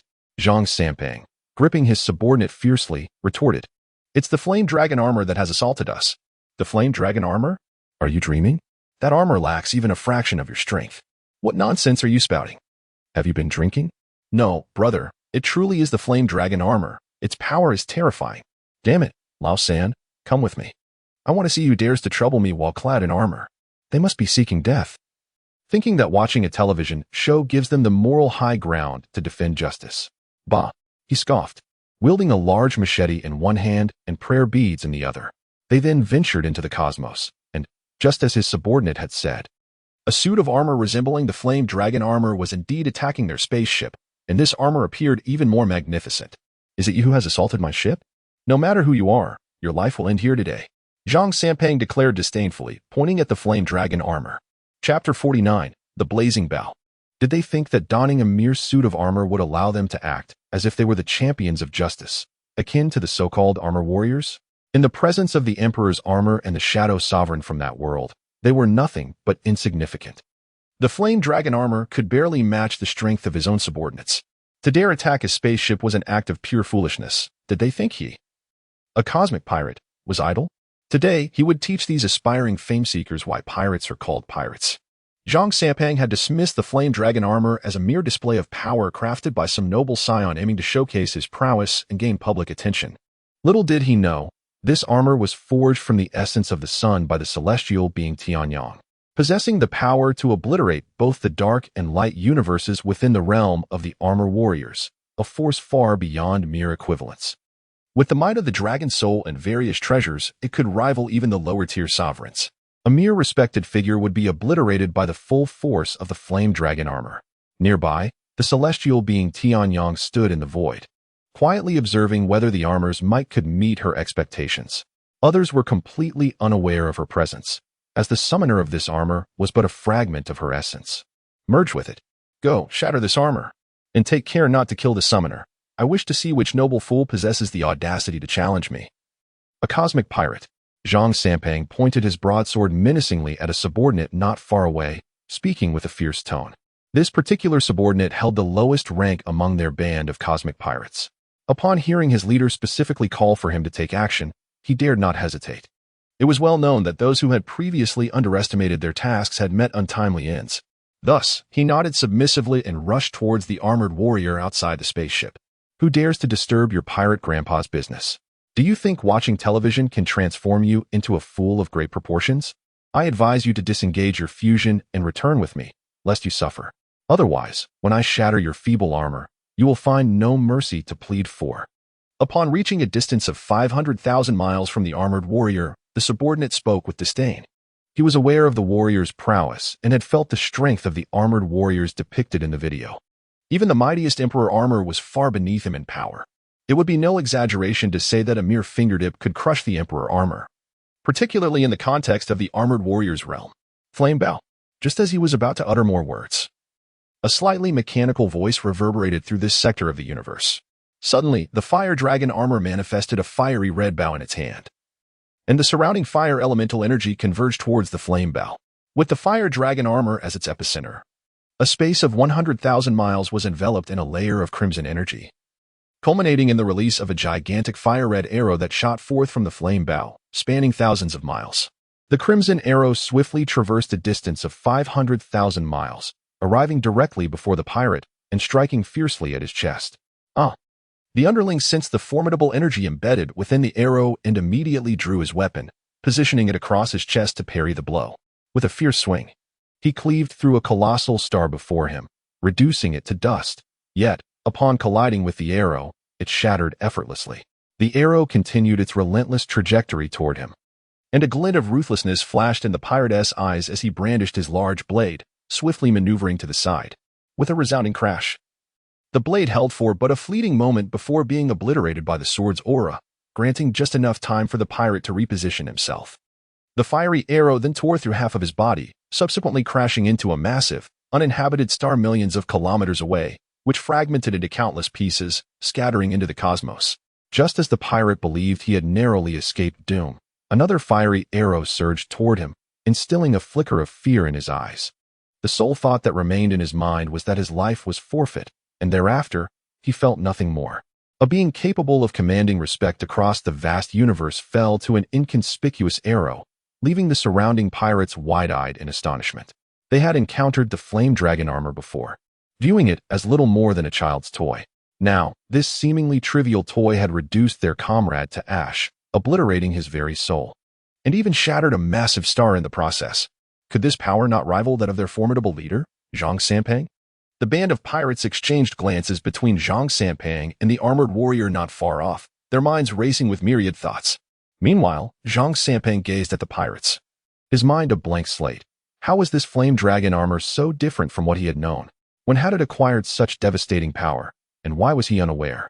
He realized that if he did not obliterate this so-called flame dragon armor today, he would struggle to maintain control over his crew. After all, in the realm of cosmic pirates, only those of unparalleled strength could lead, and any sign of weakness could lead to replacement. Third brother, you and second brother should test the true power of this armor, Xiao Feng commanded, addressing the two individuals beside him. Both were early-stage venerables, respected elders within certain sects. And he reasoned that even if the armored warrior was formidable, it could not possibly overpower two at once. After all, strength must possess its limits. The Elder Third and Elder Second are not to be underestimated. When they once took action to personally eliminate a late-stage venerable, they left the entire universe in shock. Many tremble at the mere mention of these two figures. Now that we understand, we shall take care of this armor, Elder Second said in a hoarse voice, devoid of any fluctuation. In his view, an armor could at most reach the level of a venerable. He and Elder Third, when united, should easily overpower a mere collection of scrap metal. How many punches do you think Elder Second and Elder Third would need to shatter that armored warrior? I wager 1 punch. A pirate, relishing the spectacle, pulled out a crystal and proclaimed to the crowd of pirates, his eyes gleaming with excitement, I bet 2 punches. That armored warrior looks formidable. Surely, Elder Second and Elder Third will need several punches. Is that armor really so powerful? I bet just 1 punch will suffice. I'm placing my wager on that. That makes sense. We shall all place our bets on this. As they traversed the cosmic expanse, Elder Second suddenly expanded, transforming into a colossal black wolf towering 100,000 feet tall, his crimson eyes fixated on the flame dragon armor, his tongue flicking out to wet his lips. It seemed he had spotted a delectable morsel. Elder Second, the embodiment of a cosmic overlord, was a renegade from the Deep Space Demon Wolf clan, who had subsequently joined the ranks of cosmic pirates. The Deep Space Demon Wolves possess an acute sensitivity to treasures, and from the flame dragon armor, he sensed a fire attribute treasure reminiscent of a celestial fire leaf, which is deemed invaluable by certain races in the universe. If he could acquire it, he would surely revel in untold freedom in the future. Thus, they boasted of their intentions to claim the spoils. Yet he could never fathom that the object of his covetous gaze was a semi-immortal, nor could he anticipate that the armor's power would far exceed his expectations. Boom. Beside the third commander, upon witnessing the deep space demon wolf, he too underwent a transformation, expanding to a size comparable to the formidable beast. The power emanating from him nearly brought annihilation to several weaker races scattered throughout the cosmos. Chapter 50. One strike to obliterate a sovereign, elevating the limits of armor. The third commander of the pirates was no ordinary being. He was a cat demon adorned with 18 tails, each crowned with a distinct head, a rabbit, a lion, a serpent. This race, known throughout the universe, was infamous and envied by numerous others. They were referred to as the chameleon cat demons, and each head upon their tails represented a member of a race that had met a tragic fate at their hands. However, the chameleon cat demons did not indiscriminately strike down any race. The targeted race must be under the protection of a sovereign, with bloodlines directly descending from that sovereign. Each chameleon cat demon possessed not only unparalleled intelligence but also formidable strength. Despite being hunted and despised, they remained unassailable due to the presence of a supreme peak powerhouse within their ranks. The chameleon cat demons refrained from provoking races that housed semi-divine beings and would not consume humans, as human bloodlines were deemed ineffective for their sustenance. Once, a chameleon cat demon of sovereign caliber, spurred by disbelief, captured and killed the grandson of a peak semi-divine powerhouse. This utterly infuriated the semi-divine warrior, who personally took action to nearly annihilate the once mighty shape-shifting cat demon clan. It is worth noting that, at that time, the clan had begun to see the emergence of semi-divine beings, yet they could not withstand the might of the human warrior for long before being vanquished. Subsequently, the cat demon of the saintly realm, who had captured that human warrior, ultimately failed to uncover the unique essence of their bloodline. Despite employing various methods, they realized they were utterly incapable of replicating the innate talents of humanity, which led to their immediate demise from sheer frustration. Nevertheless, the human warrior did not relent. He ruthlessly decimated the entire cat demon clan, leaving only one exceptionally adept at evasion alive, while the rest perished. That lone survivor is the current supreme being. At that moment, not far away, the flame dragon armor also uttered four profound words, its form expanding to rival that of the two beastly adversaries before it. Casting a gaze upon them. Wait a moment, something is amiss. After watching this video for so long, I never noticed that this flame dragon armor possessed such a technique. A pirate exclaimed, astonished by the sudden transformation of the flame dragon armor. You're out of your mind. This is clearly a power infused by a formidable being from our world. It's not like we're in some bizarre realm of armored warriors. This is the flame dragon armor, and not far from them are cosmic pirates. I wonder if Lanner is safe. This individual was none other than Zhou Tianhai, the father of Zhou Xilan. Upon witnessing the scene before him, he was momentarily taken aback before realizing that his daughter's fate remained uncertain, yet he felt compelled to rush forward. However, he soon discovered a formidable force had sealed off the area, preventing his entry. This revelation startled him deeply. After all, he had achieved the later stages of the Saint Lord realm, just a step away from the pinnacle of the Saint Lord level. To find himself thwarted by a mere energy shield was disconcerting. He was prepared to unleash his formidable powers to breach this barrier, but at that moment, he sensed a flicker of semi-divine energy emanating from above the shield, compelling him to remain motionless. He feared inciting the wrath of the unknown semi-divine being. Though his daughter was immensely important to him, her life could be sacrificed for the greater good of the Zhou family. Ultimately, the welfare of the clan took precedence. And if necessary, he was willing to make sacrifices for it. A chilling howl echoed through the air as a colossal deep-space demonic wolf, towering at 100,000 feet, turned its gaze and lunged toward the fiery dragon armor. Not far off, the shape-shifting cat demon, unwilling to back down, transformed its head into that of a lion. Its blood-red fur reminiscent of the blood domain lion he had previously slain. Its strength was formidable, rivaling the deep-space demonic wolf, albeit slightly inferior. As the two colossal beasts charged, the fiery dragon armor remained unfazed.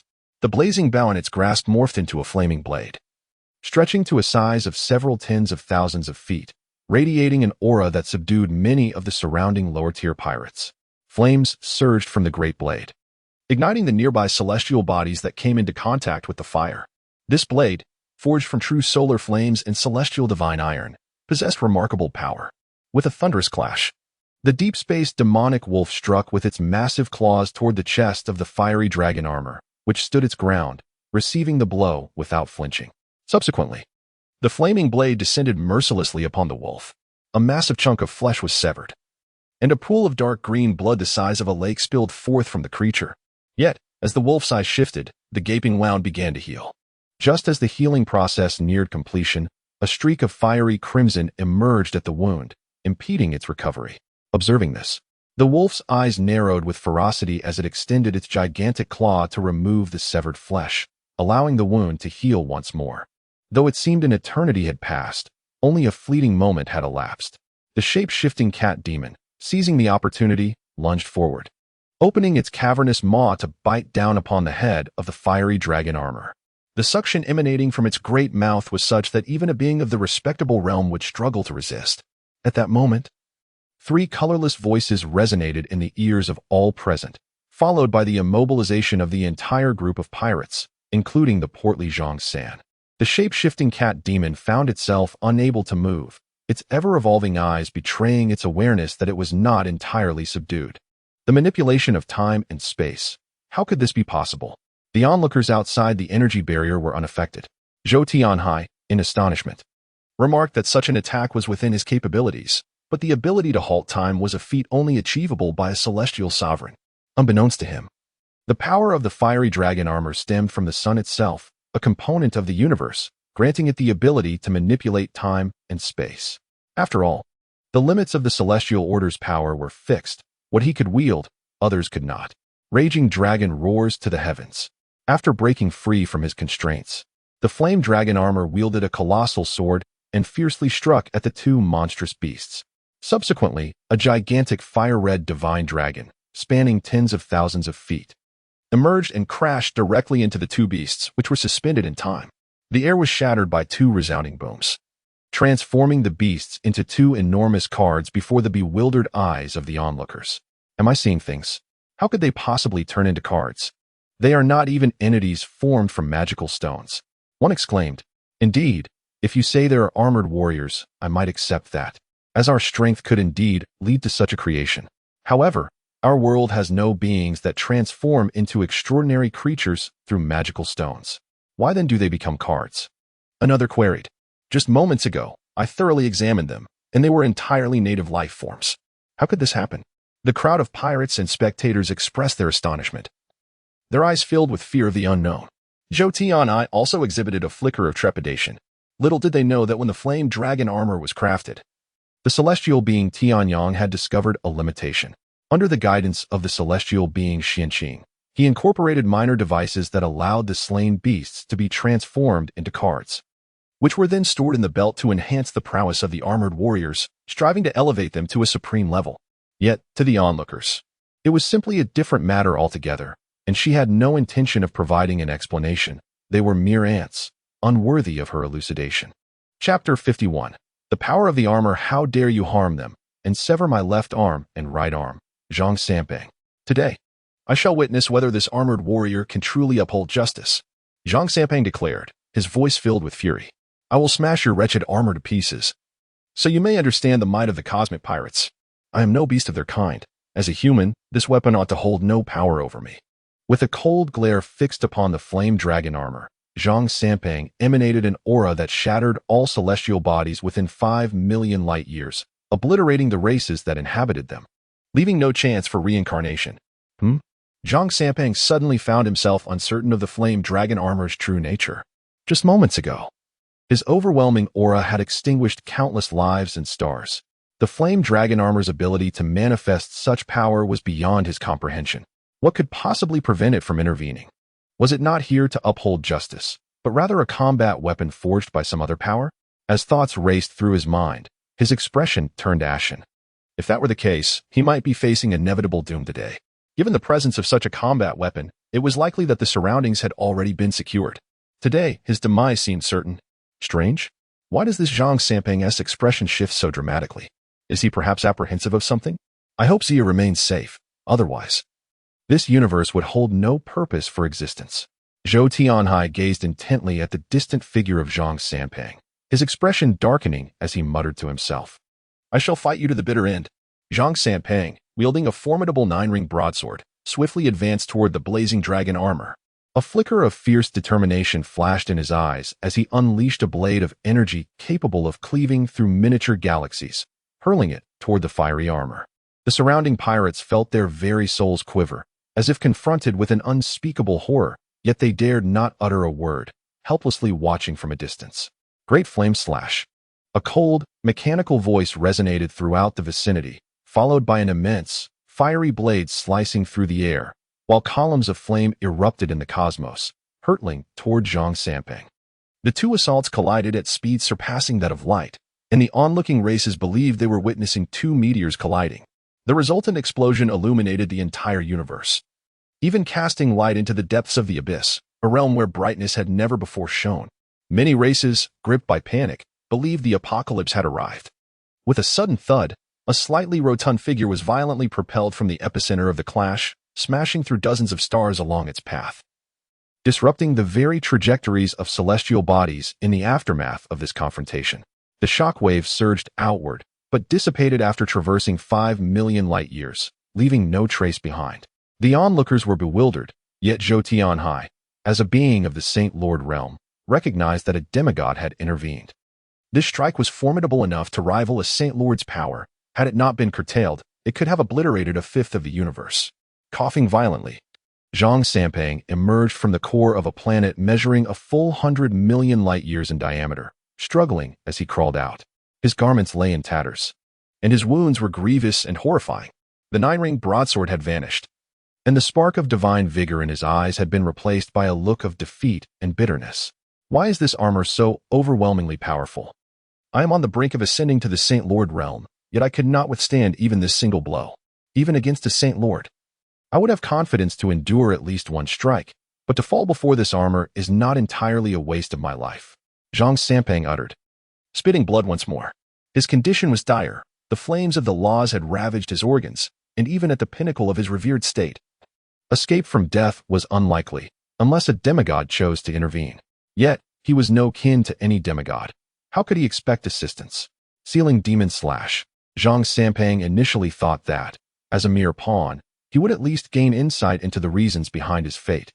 However, all that responded to him was a singular and devastating sealing strike. He sensed a unique aura emanating from the heavenly path, striking towards him as if to enforce divine justice, leading to his demise beneath the sealing blow. Yet, he did not transform into a card. For the celestial sage Tianyang had specifically designed this creation to ensure that beings from races other than humanity would be turned into cards. The Inferno Dragon Armor. Observing the charred corpse sprawled across the cosmic expanse, retracted its blazing blade and drew forth a flaming bow. It lifted the bow and aimed at the bewildered minions surrounding it, who, with their highest cultivation being mere respected elders, stood no chance of resistance and were swiftly eliminated.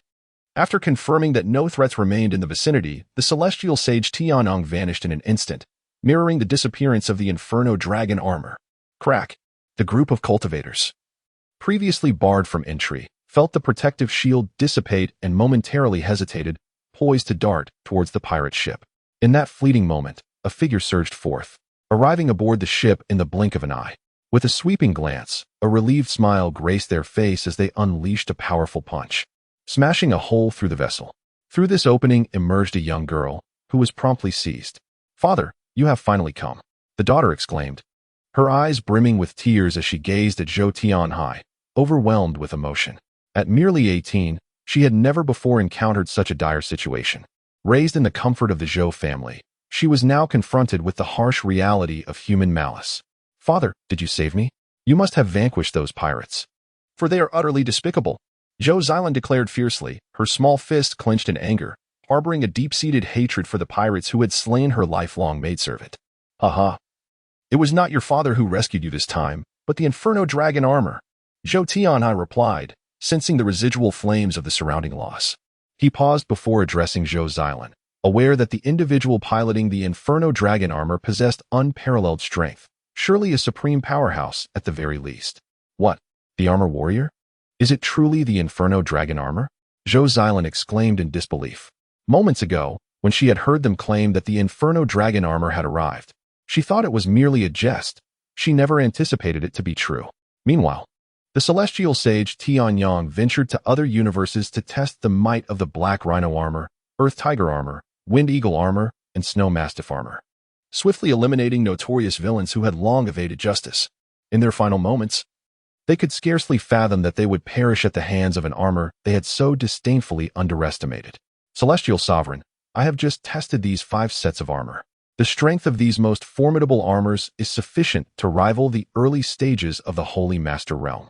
Of course, in a true confrontation with a Holy Master, they may only serve to delay defeat, but cannot genuinely overcome or slay a Holy Master."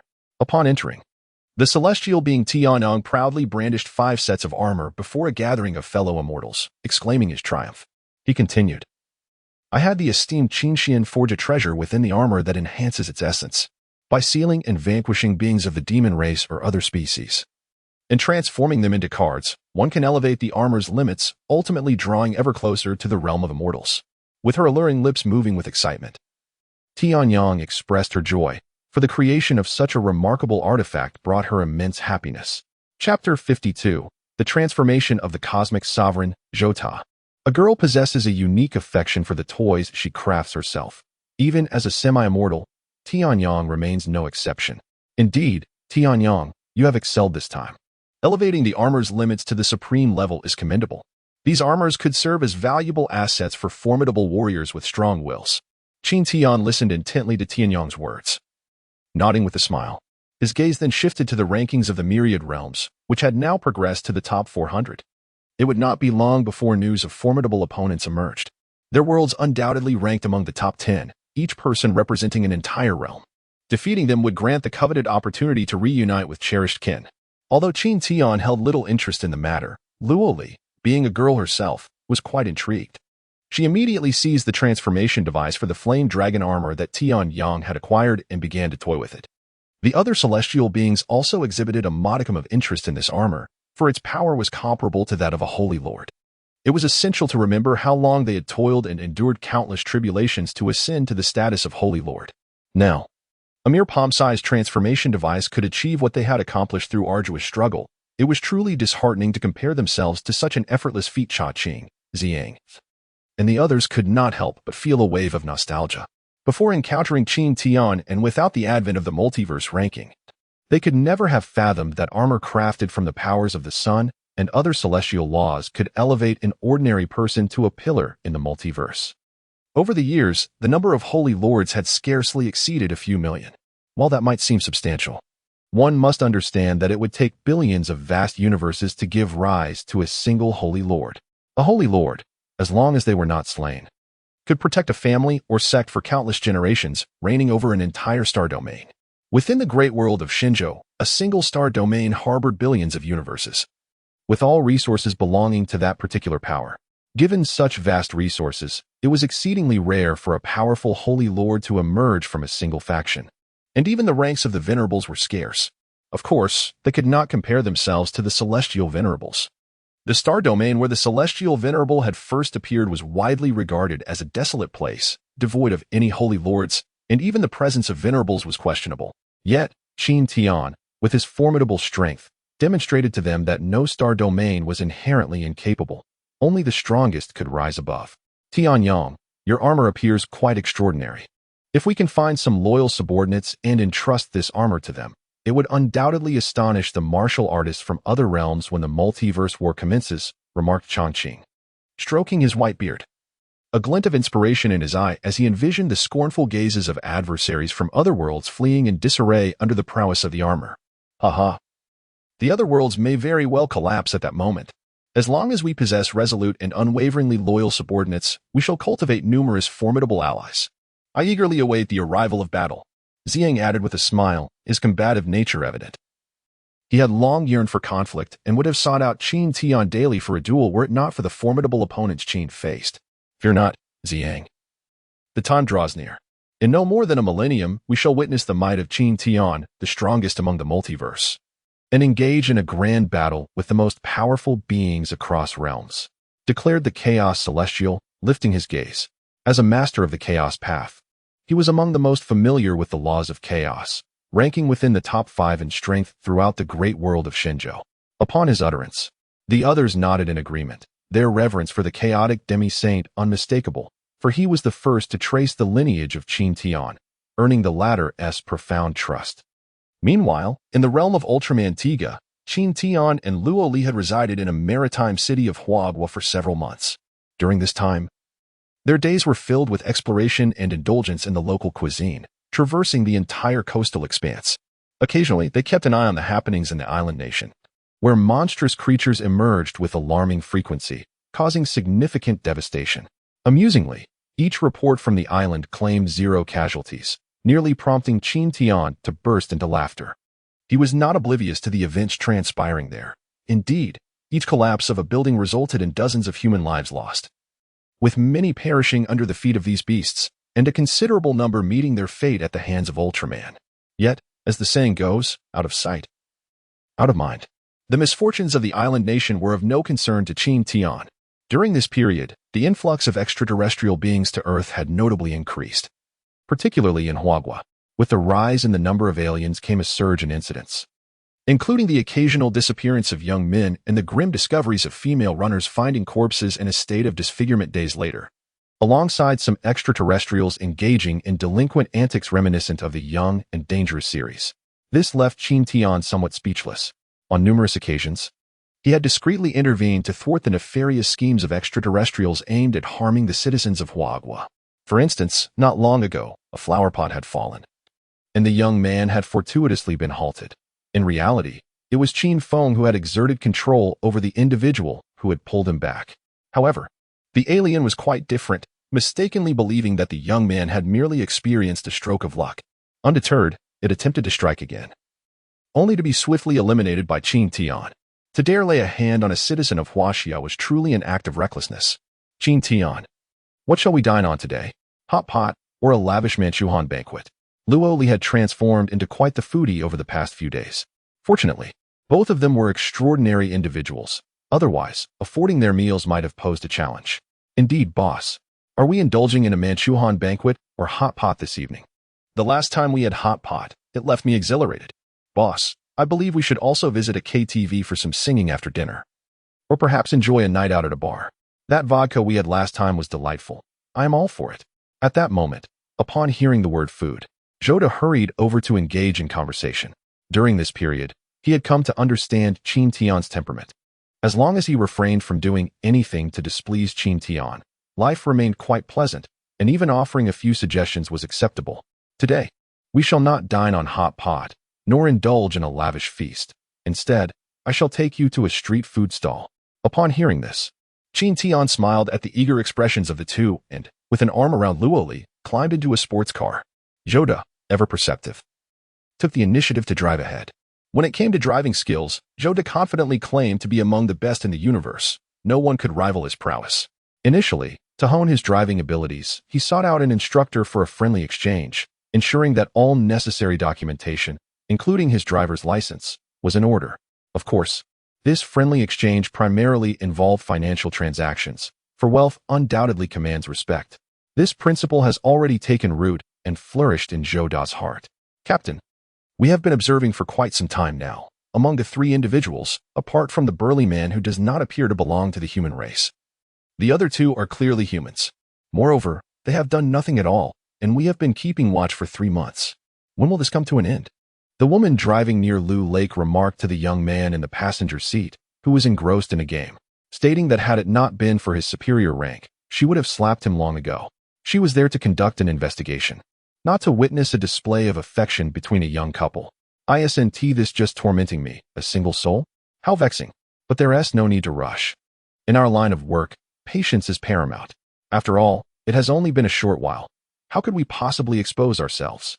The middle-aged man spoke without lifting his gaze.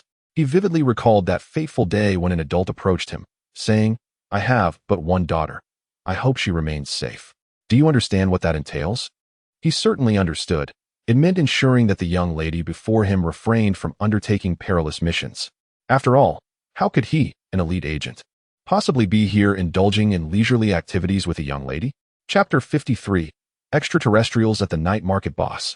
Arriving at the largest night market in the coastal city, Qin Tian sought out a prime location and called out to the proprietor. "Coming right up, handsome. Beautiful ladies, too. What can I get for you three?" The middle-aged man smiled broadly, handing a menu to Qin Tian.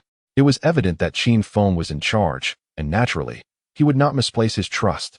Perusing the menu, Qin Tian's eyes landed on dishes such as grouper, stir-fried clams, and tomato egg soup.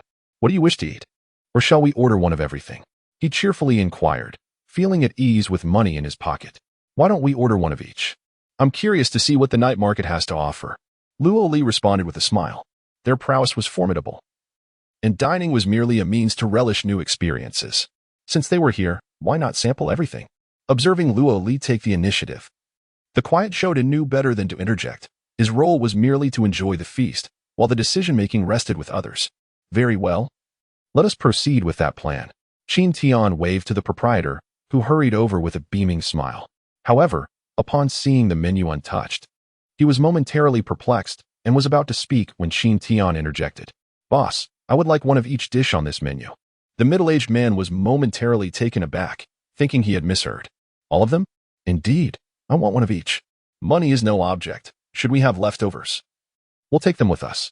Qin Tian gestured towards the nearby sports car, as if to preemptively inform the proprietor. Upon witnessing this, the boss was elated. After all, who would turn down a lucrative opportunity? With such a generous request, there was no need for further explanation. His family was counting on him. "All right, handsome, please wait a moment. Your dishes will be ready shortly." Nearby patrons overheard Qin Tian's words, glancing at the luxurious vehicle, and wisely chose to remain silent. After all, if someone had the means, they were free to spend as they wished. Before long, a plate of ginger duck was brought to the table. Qin Tian subsequently picked up his chopsticks. Selecting a piece to savor, the flavor was quite delightful.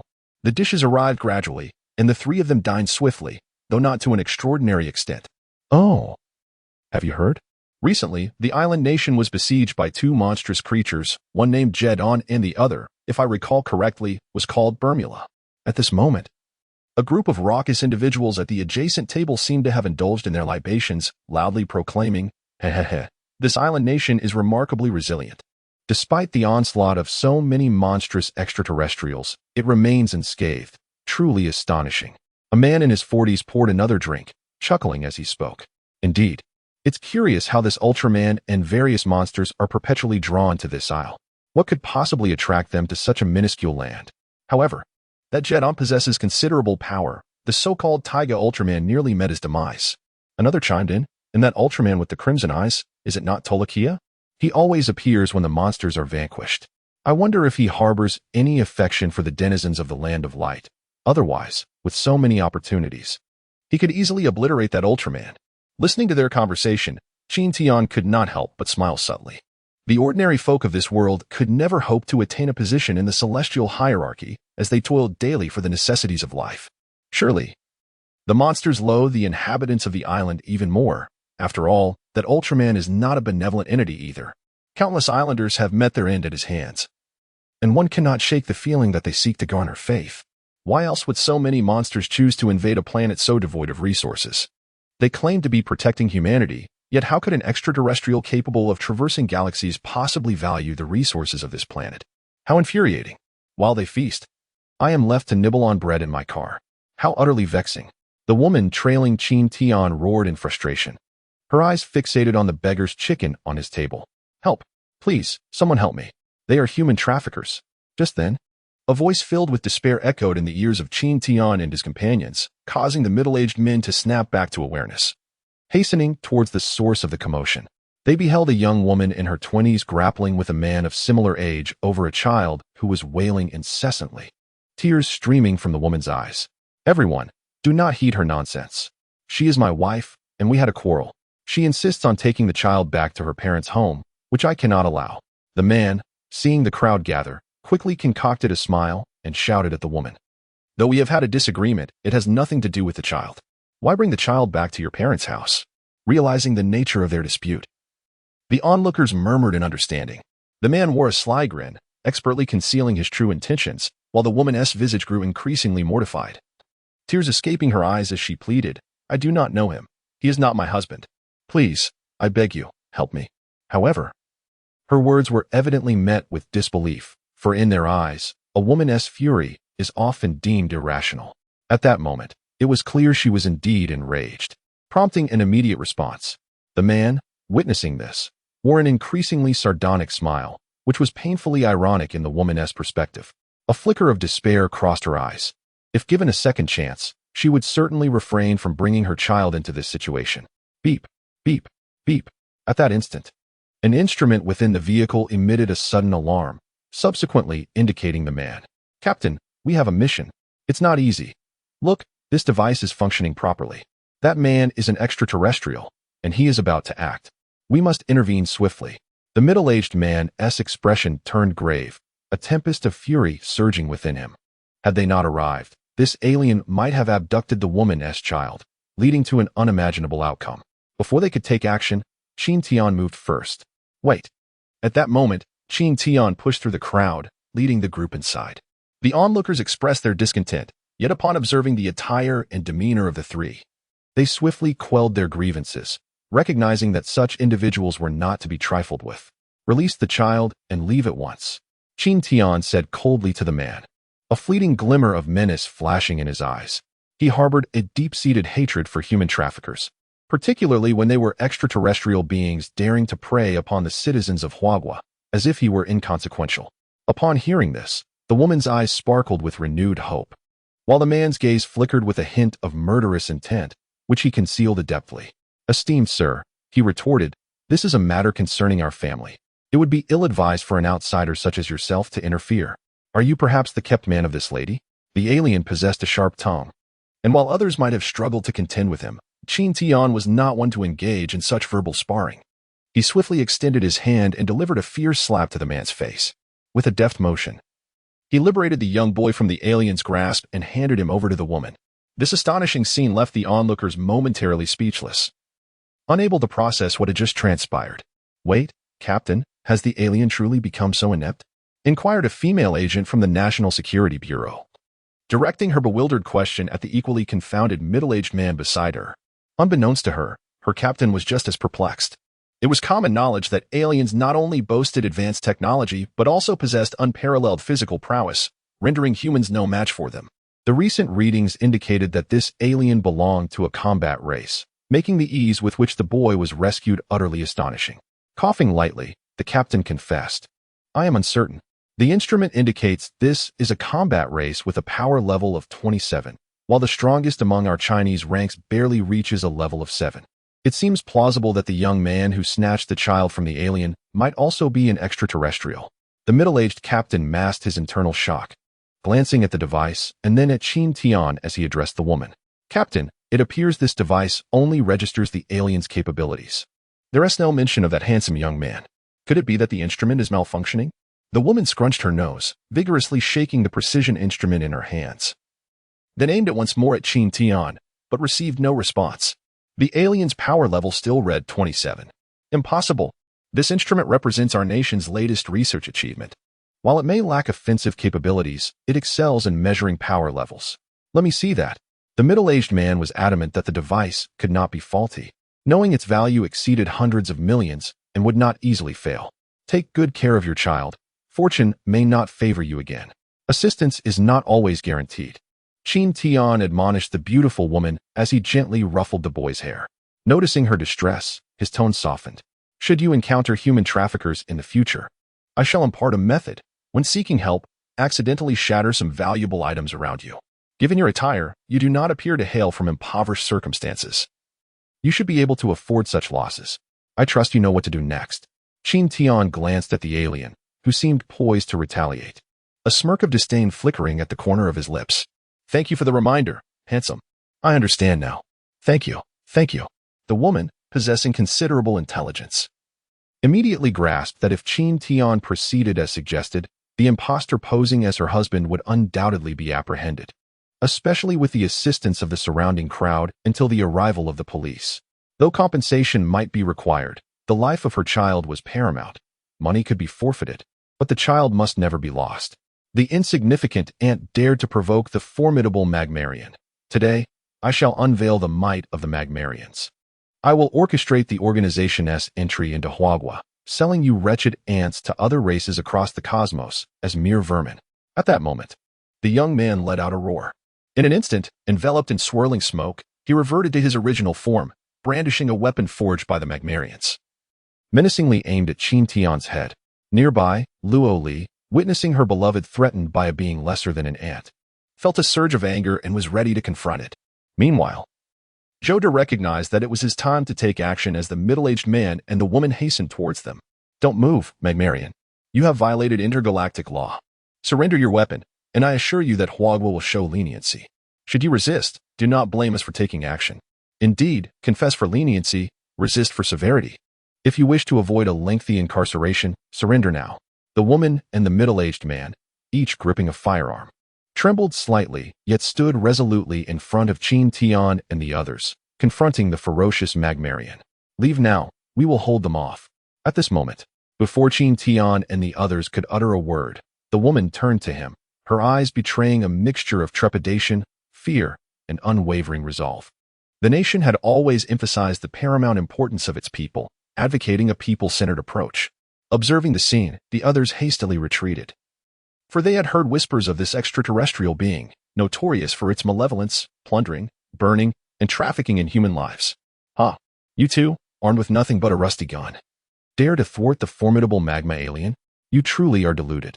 Today, I shall demonstrate the might of our cosmic kind."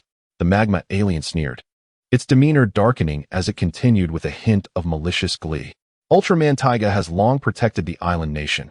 I doubt he will come to your aid. Do not blame us for what ensues, ha ha ha." In a swift motion, the alien tightened its grip on the weapon, unleashing a beam of laser powerful enough to pierce through 10 meters of superalloy metal towards the woman, who stood momentarily bewildered, her eyes clouded with confusion. "Dodge." The middle-aged man attempted to move, but his reflexes failed him as he watched in horror, his voice rising in desperation. "It's over. I haven't even held a boy's hand yet, and now this is how it ends? Woe is me." The woman lamented inwardly. "To think you would dare to kill in my presence. Who bestowed upon you such audacity?" Just as the laser was about to penetrate her form, Qin Tian appeared in front of her with a flash, extending a hand to grasp the lethal beam. which did not ripple in the slightest. What? This is impossible. Am I dead? Why do I see such a handsome young man before me? Is this a reward from paradise? The woman's eyes sparkled with admiration as she gazed at Qin Tian. Noticing her safety, Qin Tian nodded at Luoli, who promptly pulled the woman aside. Though Zhoda was unaware of the unfolding events, he sensed the significance of Luoli's actions and followed suit. Impossible? Nothing is beyond the realm of possibility. Initially, I had no intention of interfering with the development of this planet, but your actions have filled me with revulsion. To dare to strike before me is truly to court death. Qin Tian's voice, though not loud, resonated clearly in the ears of all present on this planet, be it the slumbering monsters, the long-sealed beasts, or the extraterrestrial beings in Ultraman Tiga, as well as Tarikia Ultraman. At that moment, an exalted voice resonated in their ears, and the entire planet was engulfed in silence. Who are you? How could you possess such formidable power? You certainly do not belong to this world. The magma alien gazed at Qin Tian with a look of sheer terror, his legs trembling uncontrollably. The firearm in his hand unleashed a relentless barrage of shots towards Qin Tian, as if such an act could alleviate the fear swelling within him. Yet, the laser beams, which had once demonstrated formidable power, now rendered no effect. They struck Qin Tian without even stirring a ripple. Beside him, a middle-aged man stood in shock, paralyzed, his limbs refusing to respond. He genuinely feared that the laser wielder might direct his fire towards him. He knew he could not withstand such an assault. Me? Rest assured. I am indeed human, though not of this world. However, I am a deity within this realm. You may refer to me as such. Or perhaps, I am merely one who cannot abide extraterrestrial beings. Qin Tian spoke with a calm demeanor, his eyes revealing a hint of disdain. Alas, you lack even the qualification for me to grant you a glance. It is better for you to perish. With that, a crimson beam emanated from Qin Tian's gaze, piercing through the alien's body before returning to him. Just like that, a magma alien, whose combat prowess was rated at 27, fell lifelessly to the ground without a struggle. Simultaneously, his words echoed. I initially had no intention of interfering with the evolution of this planet. Yet your actions have filled me with profound revulsion. To dare act in my presence is a clear sign of your ignorance. These sentiments reached the ears of several individuals endowed with extraordinary powers, eliciting a myriad of reactions. Chapter 55. The formation of arrays. I initially had no intention of interfering with the evolution of this planet, yet your actions have filled me with profound revulsion. To dare act in my presence is a clear sign of your ignorance. Humph, what audacity. We, the extraterrestrial beings, have lingered on this planet for so long. Yet we have never encountered such arrogance. We must locate his whereabouts.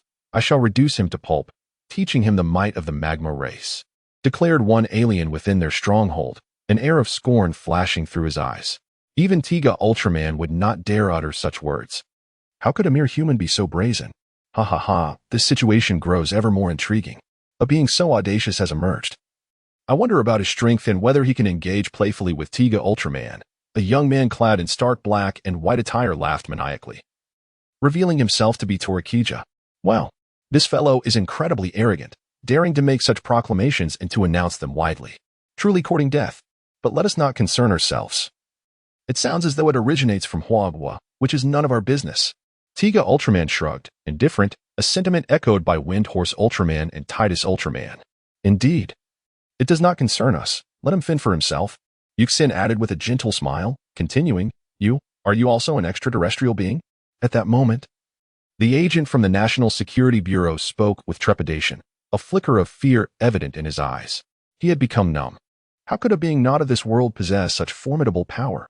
Even 10 of him would stand no chance. Do not worry.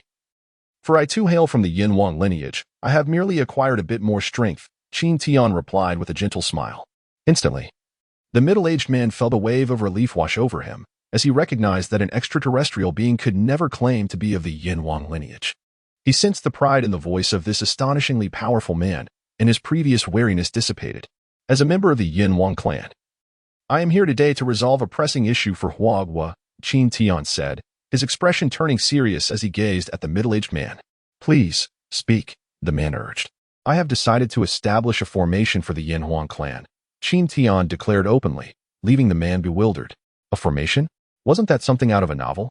When the monsters first appeared, they hoped for the arrival of such myths, yet all they saw were creatures akin to Ultraman. Now, he speaks of formations? Surely, You jest? Do you think I would make light of such matters? Qin Tian asked with a cryptic smile, to which the middle-aged man shook his head. I am Qin Tian, and today I shall set up the Sun and Moon Transformation Formation, which will serve as the foundation for the Yanhuang clan's presence in the cosmic expanse. This formation will suppress extraordinary beings above and eliminate evil below. It is divided into defensive and offensive capabilities. It will automatically attack when encountering monsters. And if the enemy is too weak, it will activate a shield to protect all living beings. A gentle voice resonated in the ears of those present, leaving them in a state of disbelief. Could someone truly speak of establishing a formation? Before they could respond, a remarkably intricate formation was cast from Qin Tian's hands into the air, ascending to illuminate the entirety of Huagua with its dazzling, multicolored brilliance. Is this real? Incredible. The formation resembles those in novels, infinitely complex. Just a glance leaves me dizzy. In an instant, the entire nation of Huagua was invigorated. The earlier voice had proclaimed this to be a protective and defensive formation, signifying that monsters would no longer intrude upon their world. I am also establishing a spirit-gathering formation, designed to absorb cosmic energy and transform it into a force that enhances one's constitution, allowing the people of Huagua to attain a level of greatness akin to dragons. As soon as the words left his mouth, a formation enveloping Huagua materialized. Settling upon the land, the energy from the cosmos began to converge towards Earth, and soon, a rain of spiritual energy descended upon the people, nourishing them all. At this moment, individuals who were once afflicted with severe ailments found themselves miraculously healed. Even those with physical disabilities discovered that their limbs had been restored, enabling them to run faster than ever before. Boom. Ha ha ha, the ancestral power has indeed not deceived me. I have transcended my innate limitations. Ha ha ha ha. What? How is this possible? Who could possess such formidable strength? Even the father of Ultra would likely find this beyond his capabilities. While the stirrings in Huagua could be concealed from ordinary people, they could not escape the notice of Ultraman Tiga and others. Upon sensing the events unfolding in Huagua, Tiga was utterly astonished, channeling the cosmic energy to assist the frail humans. Surely, even the guardians of cosmic peace, the Ultramen, would not undertake such an act. I eagerly anticipate meeting that individual. This is the true embodiment of light, using immense power to empower a nation as people. How hypocritical the Ultramen seem, branding themselves as peacekeepers. It is utterly laughable. Who is this person that wields such power? Logically, someone of this caliber should have already made a name for themselves across the universe. Could they be a visitor from another realm? Indeed, such prowess is beyond our reach. Why has such a formidable being emerged on Earth? Regardless of their identity, anyone who stands in the way of our Ultramen shall meet a fate without a burial place. If we cannot prevail, we still have the Light Kingdom.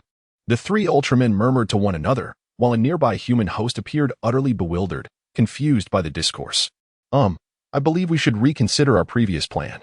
The Martian beings, sensing the overwhelming power, immediately voiced their thoughts, and the other extraterrestrial entities reacted similarly. From this day forth, no beings from other universes shall interfere with Earth's development. Those who defy this decree shall face annihilation. The grand proclamation resonated once more in the ears of the gathered crowd, catching them off guard, as it was directed at them, igniting their fury. What is happening? What is this? As the array enveloped the entire planet, all extraterrestrial beings felt themselves being lifted into the air. Before they could comprehend the situation, they noticed other beings from different universes experiencing the same phenomenon. With a swish, numerous Earthlings concealed among the populace were propelled into the vastness of space. This group included individuals from various professions, even high-ranking members of humanity, but now their identities had been exposed. Before anyone could react, the ground trembled ominously, and those aware of the situation understood that a monster was about to emerge. Just as they prepared to flee, they noticed a transparent bubble encasing a colossal beast, drifting into the cosmos. Wow, that was Golzon, and that S-King Red. And at that moment, an overwhelmingly powerful force enveloped the bodies of Yuxing and his companions, lifting them into the universe. What is happening? Yuxing, could it be that you are an extraterrestrial? Mylihua, covering her small mouth, expressed her surprise, unaware that Ayu had already been taken from Earth to the cosmos. The president, though taken aback, remained composed, her eyes betraying a hint of concern. Such power was beyond her control. This formidable force was indeed extraordinary. Could even I not escape its grasp? How intriguing. I wonder what he will do next. Wazaki felt the surge of power coursing through his body. He attempted to resist, but sensed a perilous threat, prompting him to abandon his struggle with a sinister grin. As a multitude of monsters, Ultraman human forms and extraterrestrials converged. Qin Tian withdrew his supernatural abilities and nodded at the middle-aged man. Chapter 56. The Arrogance of Ultraman Tiga Boss. Have everything I requested prepared for me. I will retrieve it shortly. Qin Feng called out to the astonished middle-aged man, who quickly regained his composure and nodded in agreement. With a wave of Qin Tian's hand, the figures of Luo Li and Showdown vanished from sight. The expression of the middle-aged man from the National Security Bureau grew serious as he promptly reported the situation to his superiors. Meanwhile, the aliens, monsters, and Ultramen gathered in the cosmos displayed varied expressions, all sensing a powerful wave of energy that made them pause. They realized that the mastermind behind the attack had finally shown themselves, though their intentions remained unclear. Now that you are here, do not hide in the shadows. We have uncovered your presence. What is your objective? Are you unaware that we are members of the Cosmic Patrol? Those who dare to challenge us will not escape the wrath of the Land of Light. Surrender now, and we might spare your life. Tiga Ultraman, alongside Windhorse Ultraman, spoke calmly, bolstered by Yuxing's body, while those behind them remained unfazed. In Tiga Ultraman's eyes, although Qin Tian possessed formidable strength, could he truly rival the Land of Light? Did he dare to kill him? His audacity in wreaking havoc on Earth stemmed not only from his power but also from the fact that his father was the Prince of the Land of Light, making him a royal descendant. Torquia, standing nearby, wore a disdainful expression but found it difficult to counter Tiga Ultraman's words, despite their despicable nature. The strength of the Land of Light was undeniable. Whoosh! 3 figures descended amidst the cosmic expanse, devoid of any discernible aura. Qin Tian and his companions. The Land of Light. You believe I would fear such a trivial entity? Qin Tian, having overheard Tiga Ultraman's arrogant remarks, furrowed his brow and replied with indifference. What power does your Land of Light possess? Just a bunch of insignificant beings relying on their numbers to bully the few. Such a force has long deserved obliteration. Have you not received the news of your land's destruction at my hands? You, the royal heir of the Land of Light, are truly a failure. Qin Tian remarked with a wry smile at Tiga Ultraman, mocking his ignorance of his own nation's downfall. Boom. Though Qin Tian's voice was not loud, in the profound silence of the universe, it resonated like the boom of cannon fire. Both the Ultramen and the extraterrestrial beings regarded him with expressions of skepticism. The Light Kingdom held a formidable image in their hearts. Despite their deep-seated animosity towards it, they dared not provoke it. Initially, they perceived Qin Tian as merely arrogant.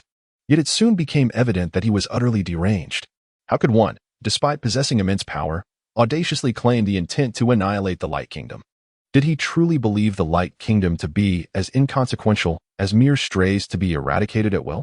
Should you Ultramen choose to kneel and beg for mercy, I may grant you a chance at survival. Otherwise, this vast cosmic expanse shall become your final resting place. Qin Tian declared, his tone laced with murderous intent that enveloped the assembled extraterrestrials and Ultramen. Kneeling in supplication? The Tiga Ultraman felt a surge of intense fury welling up within him, nearly spilling forth. Who did Qin Tian think he was? Were it not for the events of the day, they would scarcely have known who he was. A figure of no renown in the cosmos, daring to assert he could obliterate the Light Kingdom. He was merely a slightly more formidable individual among ordinary extraterrestrials. Yet he presumed to demand the scion of the Light Kingdom to kneel in submission? However, Tiga Ultraman retained a modicum of rationality thanks to the actions of Torquia. There's a saying on Earth, a small grievance can disrupt a grand plan. Why have you brought us into the cosmic void? What is your true intention? Do you intend to collude with these extraterrestrial beings? Feng held back Tiga Ultraman, directing his gaze at Qin Tian. Their strength had yet to be fully restored. Had Qin Tian not intervened to transport all extraterrestrials and monsters from Earth into the cosmic expanse, they would not have manifested in their true forms. They had initially believed him to be a powerful extraterrestrial, only to discover he was simply a human from Earth, perhaps endowed with some peculiar abilities. As inhabitants of the Light Kingdom, they knew little of such powers, evidently considered beneath notice. Otherwise, there would surely be records of them in the Light Kingdom's library.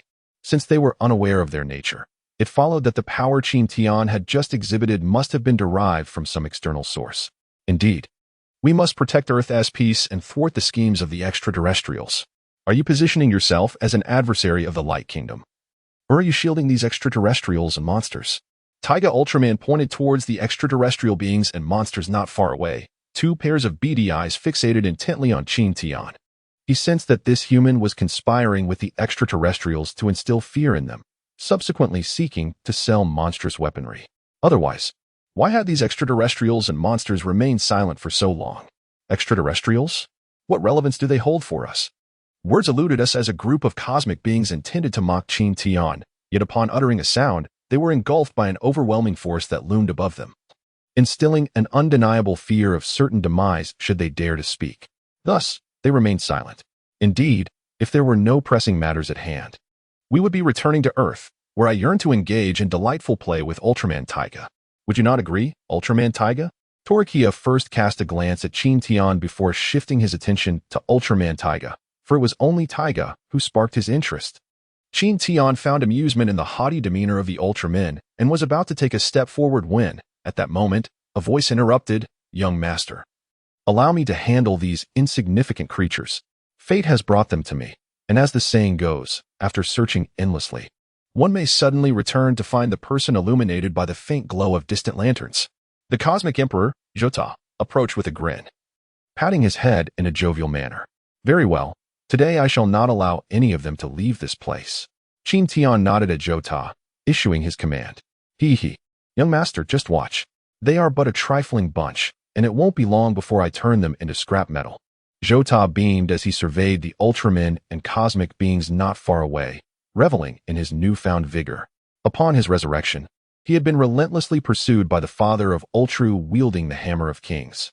It was worth noting that he had once been the emperor of the cosmos. Now that the Land of Light had been vanquished by Qin Tian, revenge could only be sought against this so-called Ultraman Tiga. He had just heard the young master refer to Tiga as a prince, a title of considerable standing, and thus an apt target for his vengeance. In recent days, remaining by Qin Tian's side, not only has my injury healed, but my strength has also ascended to an unprecedented level. While I may not yet rival the King of Ultra, I am no longer vulnerable to the other Ultramen. Even should I encounter Zero, I would dare to chase him as if he were but a rabbit. With this thought, Zutter transformed from a simple, honest man into the majestic figure of the Cosmic Emperor, Zutter. A formidable aura emanated from him, enveloping the gathered extraterrestrials and Ultraman Tiga. Zutter had undergone a complete metamorphosis. He was no longer the easily bullied pawn of the past. Recalling the recent instances where he had been resurrected only to be treated as mere fodder by various Ultramen, he regarded Ultraman Tiga with an increasingly fierce glare. Chapter 57. Zutter strikes. He resolved to thoroughly overpower this Ultraman Tiga.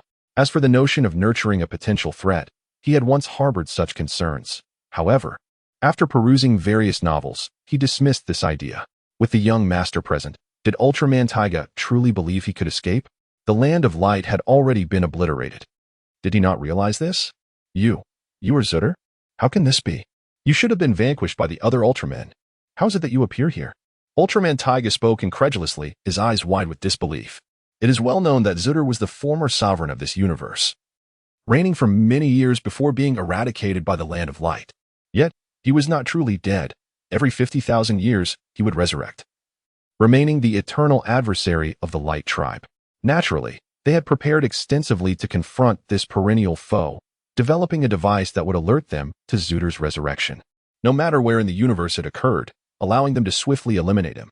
According to the records in the library, it appeared that Zutter's resurrection was imminent. However, he should not possess such formidable strength upon returning. Why was his power so overwhelming? Shouldn't the forces of the Light tribe be pursuing Zutter instead? How could this Cosmic Emperor now stand before him? Was he truly a match for such power? Not only Ultraman Tiga, but also the other Ultramen, as well as the extraterrestrials and monsters, were wide-eyed in astonishment. While some aliens may not have known the exact timing of Zutter's resurrection, they still felt an innate fear of him. The monsters sensed the terrifying aura emanating from Zutter.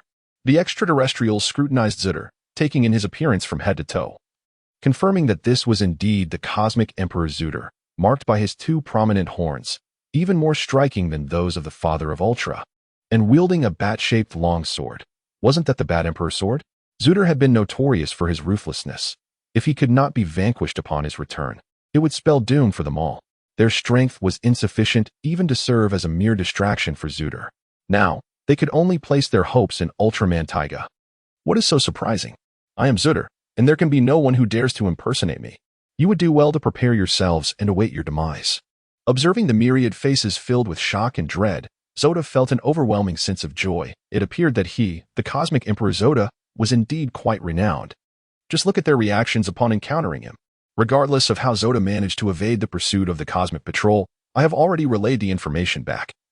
And soon the patrol shall arrive. All I need to do is stall you long enough.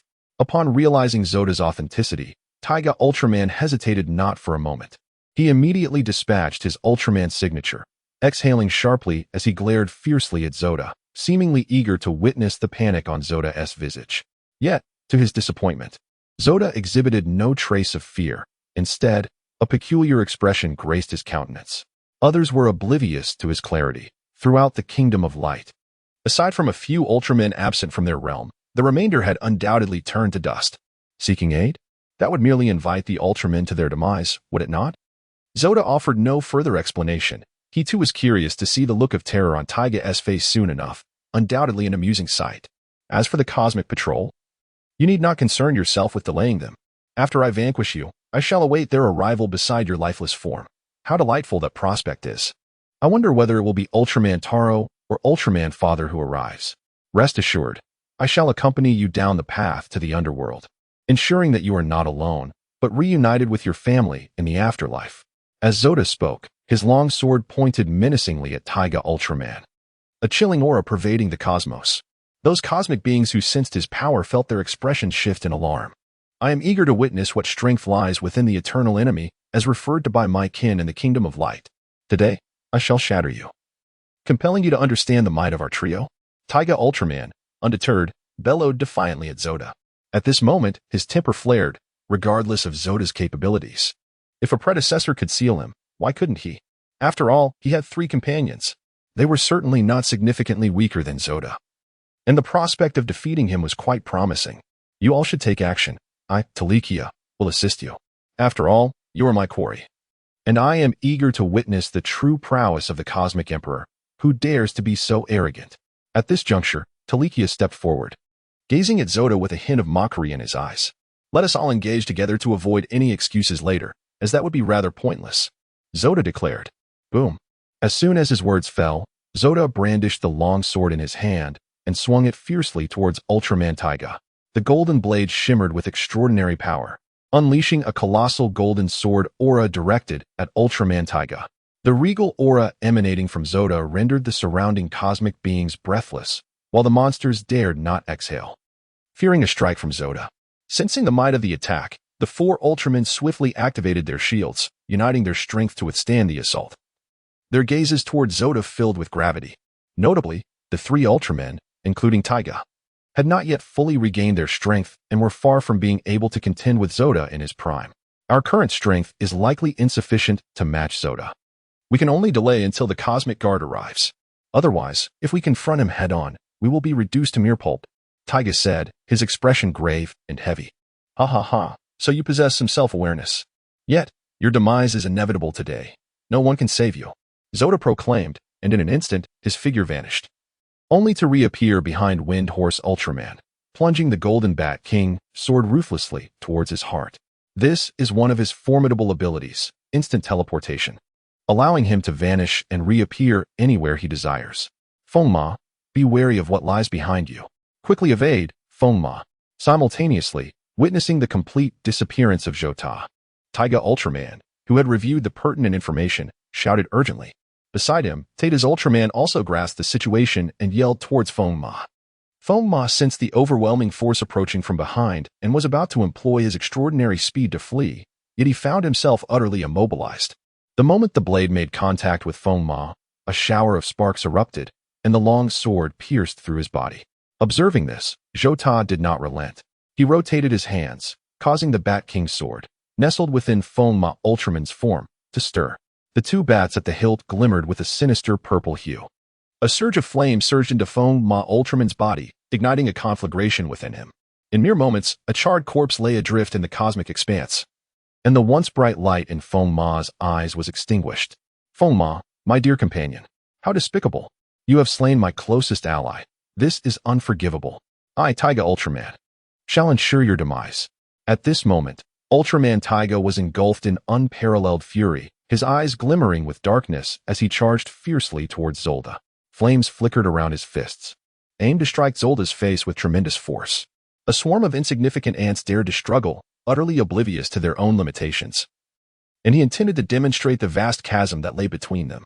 Upon finishing his words, Zolda brandished the long sword in his grasp, ready to confront the enraged Ultraman Tiga. With a swift motion, Tiga's power dissipated as Zolda's sword pierced his chest with brutal force, sending Ultraman Tiga hurtling away for hundreds of light years, shattering countless indistinguishable planets along his path. Chapter 58. The Death of Ultraman Tiga. Tiga, are you unharmed? Just as Ultraman Titus was about to intervene, he witnessed Tiga flying backwards at an unfathomable speed, far beyond the speed of light. Before he could react, a tremendous force struck him, propelling him backward for hundreds of light years, landing perilously close to Ultraman Tiga.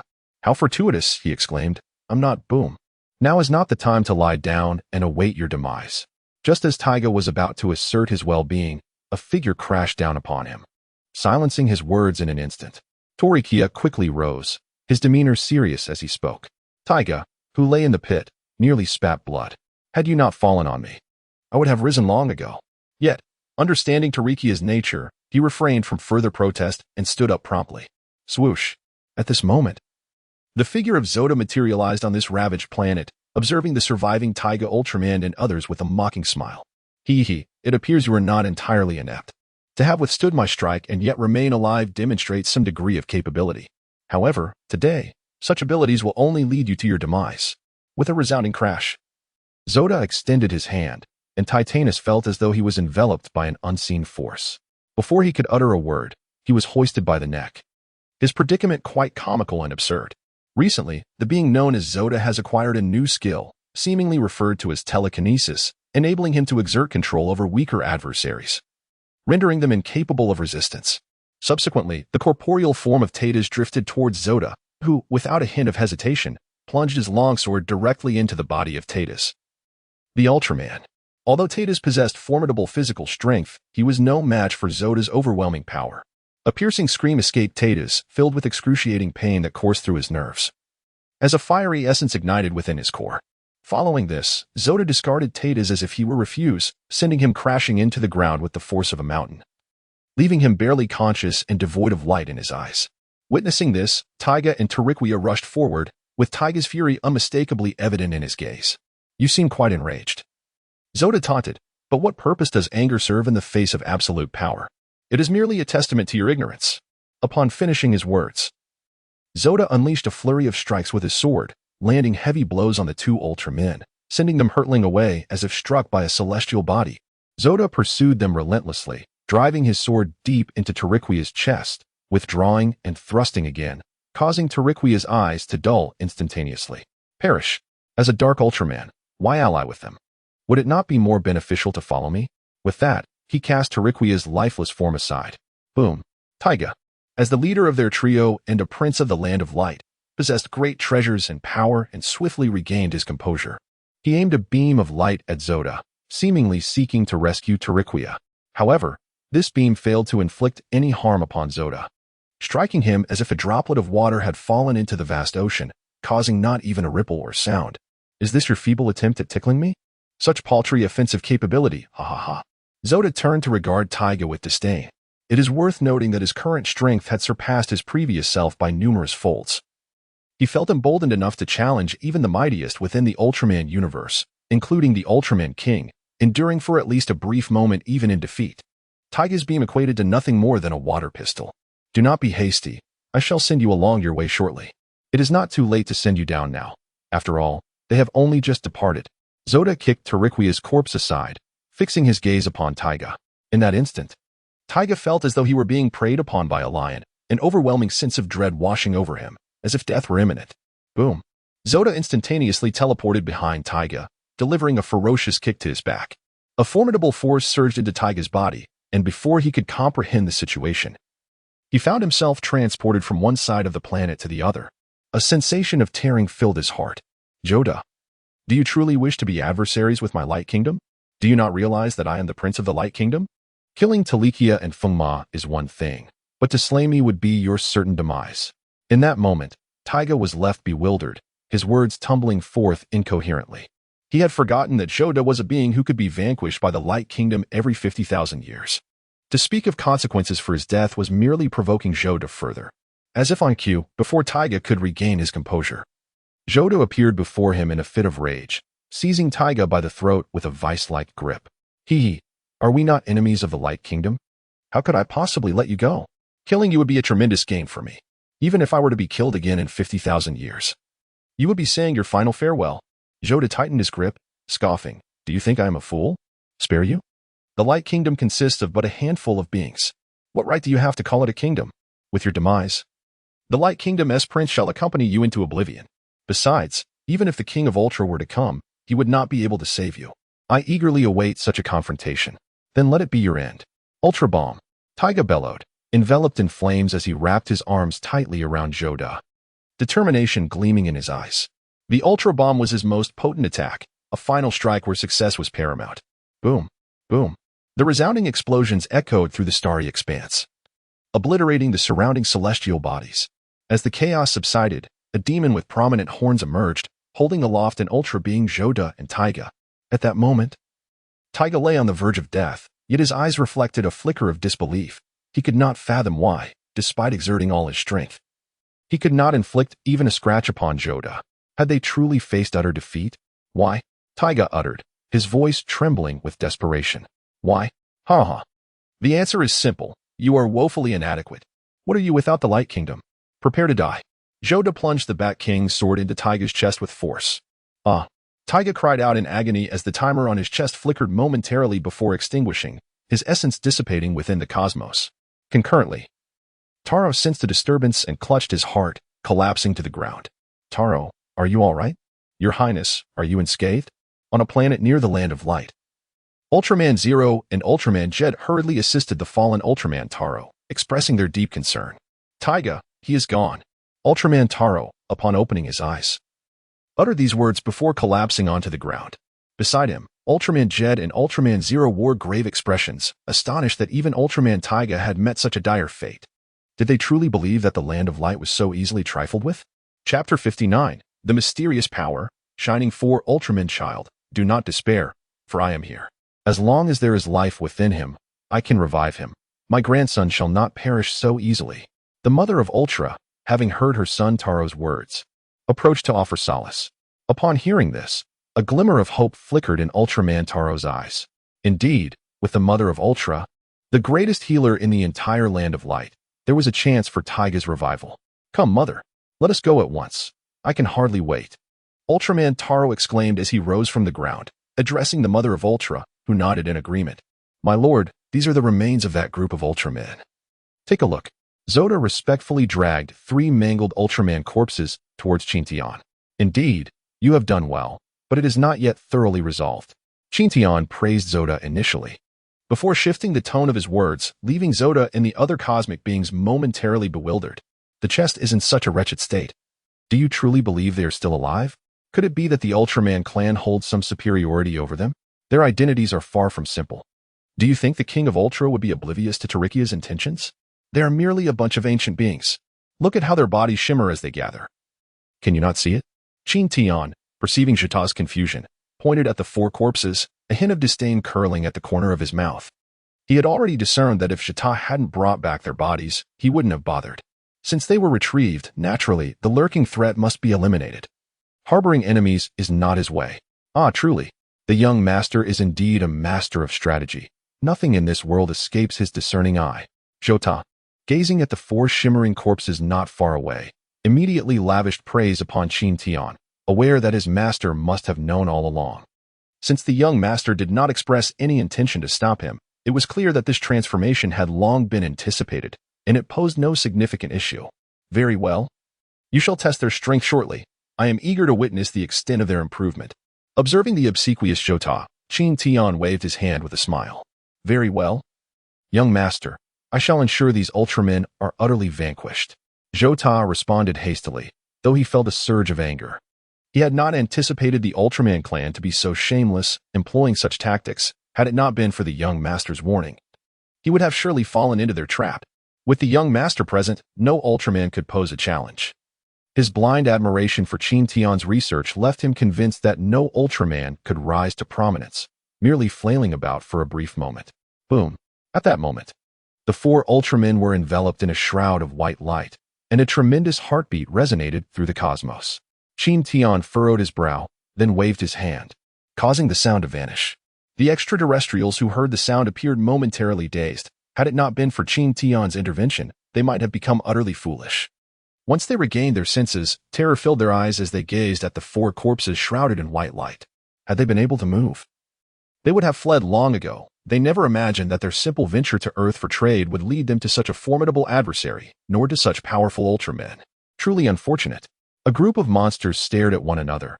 Their forms varied across the cosmos, yet they were all immobilized, held in place by an unseen force. Boom, boom. At that instant, the four Ultramen encased in white light suddenly erupted, and from the chaos emerged four astonishingly powerful Ultramen. Furthermore, their presence radiated an overwhelming aura, causing the atmosphere to become oppressive. Jota, that scoundrel dared to launch a sneak attack on me. Did he truly believe it would be so simple to eliminate me? Now he shall witness the might of Feng Ma. Among the four Ultramen, Windhorse spoke with great indignation. Just moments ago, he had met his demise in the most humiliating manner, caught off guard and swiftly vanquished. Indeed, I shall personally drive this weapon deep into your flesh, demonstrating the magnitude of my power. I, Talikia, have never before suffered such a significant defeat. Today, you, Zoda, shall pay the price. In an instant, the figures of the four Ultramen were enveloped by a radiant golden light, gradually merging into a singular, resplendent form, their bodies transforming into a brilliant gold hue. An overwhelming force radiating around them. Observing the Ultraman's transformation, Qin Tian's expression remained unchanged. He was utterly familiar with this technique. As they prepared to unleash their full strength, he was eager to witness whether the Golden Ultraman or Zoda would prevail. Zoda, too, released his entire aura, matching the Ultraman's intensity and even slightly surpassing it. Much to the astonishment of the gathered Ultramen, the surrounding cosmic beings, however, felt an entirely different sensation. They were akin to a fragile leaf adrift on a stormy sea, fearing imminent obliteration. The overwhelming presence emanating from the two forces instilled trepidation within them, leaving no doubt that even a mere ripple could annihilate them. The monsters, lacking in intelligence, could only sense a fleeting dread. Ha ha ha. With such meager power, you dare challenge me? Do you truly believe that resurrection grants you invincibility? Today, I shall ascertain your true capabilities. As Zoda charged toward the four Ultramen, he unleashed a flurry of sword strikes, each capable of gravely wounding an Ultraman. Yet they effortlessly parried his assaults. Oh, do you possess some skill? No wonder you dare to act so haughtily. Although somewhat surprised, Zoda, being well-versed in tales of resurrection leading to a surge in strength, realized that the narratives did not deceive him. Just as this thought crossed his mind, the four resplendent Ultramen commenced their counterattack. You shall perish. The four Ultramen roared in unison, their voices echoing like thunder. Swish, swish, swish. Each Ultraman unleashed a unique form of assault, rays of light, luminous spheres, and flying blades. Every attack bore the power to obliterate the surrounding monsters, infused with a sense of annihilation. As the formidable onslaught approached, Zoda, wielding his great sword, swung it with ferocity, parrying dozens of strikes, each one meeting the formidable light attacks, no assault breaching his defense. Allow me to shatter you. While strength may be present, the true question lies in its application, Zoda declared as he instantly appeared before Windhorse, thrusting his sword forward. Just as Zoda was on the verge of piercing Windhorse, the Ultraman vanished without a trace, seemingly without warning. Boom. A multitude of blue energy blades, unknown in origin, descended upon Zoda's form. The azure blades of light are undoubtedly the attacks of Windhorse Ultraman, emanating from the spark in his hand. Ultimately, he channels his energy into a powerful strike, a beam of blue light hurtling toward Zoda, aiming to inflict severe injury. Had the previous Zoda been struck by this force, he would likely have been reduced to mere ashes. However, the current assault, while somewhat damaging, is not fatal. You truly are resilient. Such an attack fails to vanquish you. Fortunately, I am not alone in this endeavor. Observing the unscathed Zoda, Windhorse spoke gravely. Glancing at Titan Ultraman, who nodded and charged toward Zoda, experienced the taste of my fist. Titan Ultraman exclaimed, his form flashing as he appeared before Zoda, his golden fist swinging forcefully toward Zoda's head. The immense power shattered the surrounding asteroids into dust. Boom. Impressive strength, yet the wielder leaves much to be desired. Joda exchanged blows with Titan, delivering a fierce kick to Titan's chest that sent him flying, disdainfully commenting. Chapter 60, again? Tiga's traces in the cosmos have utterly vanished. You, Titan, are entrusted to me. I shall make him aware of the formidable prowess of our trio. Nay, our quartet. Tiga Ultraman interjected, halting Titan's advance. In an instant, Tiga's form transformed, unleashing a beam of formidable power, potent enough to pierce through the earlier Joda. Though the current Joda has undergone a remarkable transformation, he may not be an equal match for this assault. This is Tiga Ultraman's most formidable technique, the Radiant Strium Explosion, which can reduce even the triple Strium form to mere ashes. Currently, although Zoda stands at his strongest, he faces Tiga Ultraman, who could effortlessly vanquish even the father of Ultra, making his battle quite arduous. Indeed, Tiga Ultraman's assault swiftly breached Zoda's defenses. The Radiant Strium Explosion surged towards him, promising either death or severe injury upon impact. Zoda, though barely managing to hold his ground, recognized the need for further training to avoid requiring his true self to intervene in future confrontations. Suddenly, a translucent barrier enveloped Zoda, appearing as if it would shatter upon the slightest touch. The Radiant Strium Explosion, which would easily obliterate Zoda's defenses, was unexpectedly halted by this seemingly inconspicuous shield. Two forces clashed within the cosmos, an unprecedented sight as Tiga Ultraman's assault was thwarted by an unknown power. The resulting shockwaves pulverized nearby stars, scattering their remnants throughout the universe. Ultimately, it became apparent that Qin Tian's barrier was indeed more formidable. Realizing he could not penetrate the shield, Tiga Ultraman withdrew, standing solemnly alongside the other three Ultramen as they regarded Qin Tian with intense scrutiny. Who are you? Why do you intervene on Zoda's behalf? He represents the malevolent forces of the universe. Are you not aware of this? Tatas stepped forward, pointing at the diminutive Qin Tian, whom he perceived as insignificant as an ant. He scolded, believing that such a weakling would surely be intimidated by a being revered as a god. Did he dare to defy divinity? Tatas was convinced that his reprimand would instill fear in Qin Tian, compelling him to retreat. After all, in his view, how could an ant challenge an elephant? The answer was evident. It could not. I am the harbinger of destruction from the land of light, and you shall perish by my hand. Furthermore, I do not appreciate being pointed at. Are you so foolish as to let this meager power dictate your actions? Looking down upon others? With such a mindset, you are destined to remain a subordinate. Despite Tatas's enormous stature and the continuous surge of power within him, he would never earn the right for Qin Tian to regard him with respect. Did he believe that size alone commanded authority? How many formidable adversaries had he vanquished? Any of whom could be reduced to mere dust with a single finger? He had initially intended to eliminate the former cosmic emperor Zoda before dealing with Qin Tian, but now it seemed that the latter was hastening his own demise. Thus, they would fulfill his wish. Toraikia gazed at Qin Tian, clenching his fist with unwavering confidence. His strength had multiplied significantly since their last encounter, and he was resolute in his belief that he could vanquish Qin Tian. The oppressive aura emanating from him weighed heavily, creating an impenetrable barrier 3 zhang away from Qin Tian. Zoda dutifully positioned himself behind Qin Tian, remaining silent. Although he was not part of the quartet, he understood that even if 4 Ultra warriors confronted Qin Tian, they would inevitably meet their demise, obliterated and lost to the cosmos. While it was conceivable that a group of Ultra warriors could be revived after defeat, Qin Tian's power would erase all traces from the universe. With a swift motion, Toraikia, Tiga Ultraman, and Fuma Ultraman unleashed a barrage of formidable beams towards Qin Tian. They were certain that even the mightiest of Qin Tian's barriers could not withstand their combined assault. Their current strength had escalated to a terrifying degree, at least 2 tiers above their previous capabilities, and their attacks had become increasingly ferocious. In the face of this overwhelming onslaught, Qin Tian raised his hand, conjuring an unfathomable black hole that expanded at a visible rate, positioning itself between him and the 4 Ultra warriors. As the 4 devastating attacks surged forward, the black hole unfurled its maw, swallowing all light within. The beams unleashed by Tiga and his companions seemed to plunge into an abyss from which there was no escape. Unbeknownst to them, the other end of the black hole connected to a planet occupied by the remaining inhabitants of the Land of Light. In the bewildered gaze of Zero, 4 immensely powerful beams suddenly materialized, hurtling toward him. Caught off guard, Zero was struck directly, while nearby, Jed was similarly affected. The most unfortunate was Mebius Ultraman. Upon arrival, he witnessed 2 figures being flung away, and, Before he could react, found a gaping hole in his chest, his timer extinguished as he collapsed to the ground. Oh no! Mebius Ultraman has perished once more. Mother of Ultra, please save him. Zero rushed to the Mother of Ultra's chamber, exclaiming. The Mother of Ultra appeared bewildered.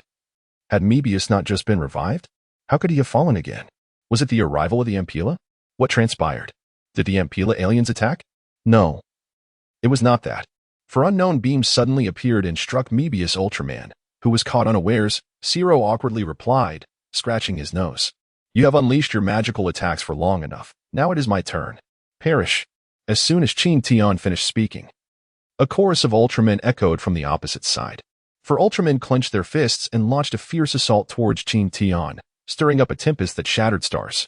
The terrifying force pulverized numerous peripheral monsters, while a special domain, composed of Ultraman's psychic energy, enveloped the others. Realizing that their magical attacks seemed ineffective against Qin Tian, they could only resort to imitating the warrior-like tactics of Tiga Ultraman. The gale produced by their colossal fist was enough to obliterate a moon-sized celestial body. Yet, for Qin Tian, it was as if not a single strand of hair was disturbed. In a flash, Qin Tian surged forward, charging towards the 4 Ultramen instead of retreating. Boom, boom, boom, boom. The reverberations of 4 consecutive thunderous impacts echoed through the cosmos as the 4 Ultramen transformed into streaks of light, hurtling away at speeds exponentially greater than before, vanishing from sight in the blink of an eye, and crashing into countless planets 50 million light-years beyond the solar system. Were it not for the mysterious power within them, the mere act of shattering planets would have been sufficient to annihilate them completely. I'll be back in a moment. With those words, Qin Tian's figure vanished from its location, only to reappear next to the Ultraman. Just as Tiga Ultraman was about to offer a warning, Qin Tian's fist struck forcefully against the timer on his chest. Bang! To Tiga Ultraman, Qin Tian appeared as insignificant as an ant, yet this ant shattered his timer, and he could feel the power within him rapidly depleting. Before he could contemplate further, a 7-colored flame erupted from the timer on his chest, incinerating everything in its path. In but a few fleeting moments, the massive form of Tiga Ultraman vanished entirely, leaving no trace in the universe. Tiga! The 3 Ultramen cried out in anguish. Their eyes filled with disbelief. This was Tiga. How could it be possible? Damn it! I will avenge Tiga. Tiga's Ultraman's eyes glinted with boundless fury as he charged fiercely at Qin Tian, completely forgetting how he had been so easily defeated moments before. He swung a powerful fist towards Qin Tian's head, while Windhorse unleashed beams of light in support, and Torquia sought the perfect moment to deliver a fatal blow. Boom! Tiga's Ultraman's colossal fist loomed above Qin Tian's head, and it was but a moment before he could witness the demise of this ant, avenging his brother, Tiga Ultraman. In that instant, Tiga's Ultraman felt a surge of elation. Tiga, my brother, I will avenge you. However, in the next moment, a radiant light pierced through Tiga's fist, as Qin Tian emerged unscathed from the blow. Tiga staggered back several steps, his hand rendered useless by Qin Tian's strike, leaving him a mere shadow of his former self. Your abilities are rather mediocre.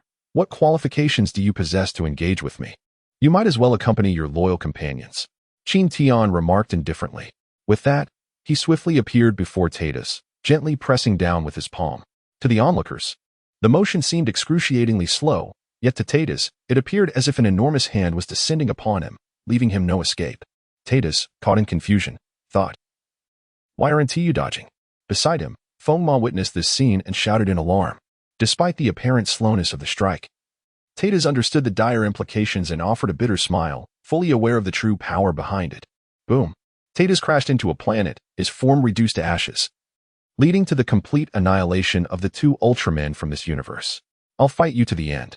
Feng Ma, witnessing the demise of his 2 most cherished allies, charged furiously at Qin Tian, momentarily forgetting the disparity in their strengths. Feng Ma, come back. You are no match for him, Torquia cried out. But his words bore no fruit. Qin Tian regarded the approaching Feng Ma with a hint of disdain, casually pointing a finger at the Ultraman. Boom. What? Feng Ma gazed in horror at the gaping wound in his chest, feeling a surge of intense heat emanating from within, before he could utter a cry of anguish. A vibrant inferno enveloped him, consuming him entirely. Who exactly are you, and how can you possess such formidable power? Torquia, refraining from a reckless charge, asked with a glimmer of desire in his eyes. He understood that escaping Qin Tian's grasp was impossible, yet having spent so long in the land of light, He had never encountered such a formidable being. Indeed, as you surmise, I am a being from beyond this realm. Now, you may rest in peace. Qin Tian assented with a nod, then unleashed a beam of light that pierced through Torikia's body. Boom. With a resounding explosion, Torikia vanished as well. Qin Tian surveyed the devastation surrounding him in the starry expanse before he disappeared from sight. Master, Qin Tian. At that moment, an unfamiliar figure materialized outside Earth, prompting Shoda and Luoli to exclaim in unison. Master, how should we deal with these extraterrestrial beings? Shall we kill them or sell them?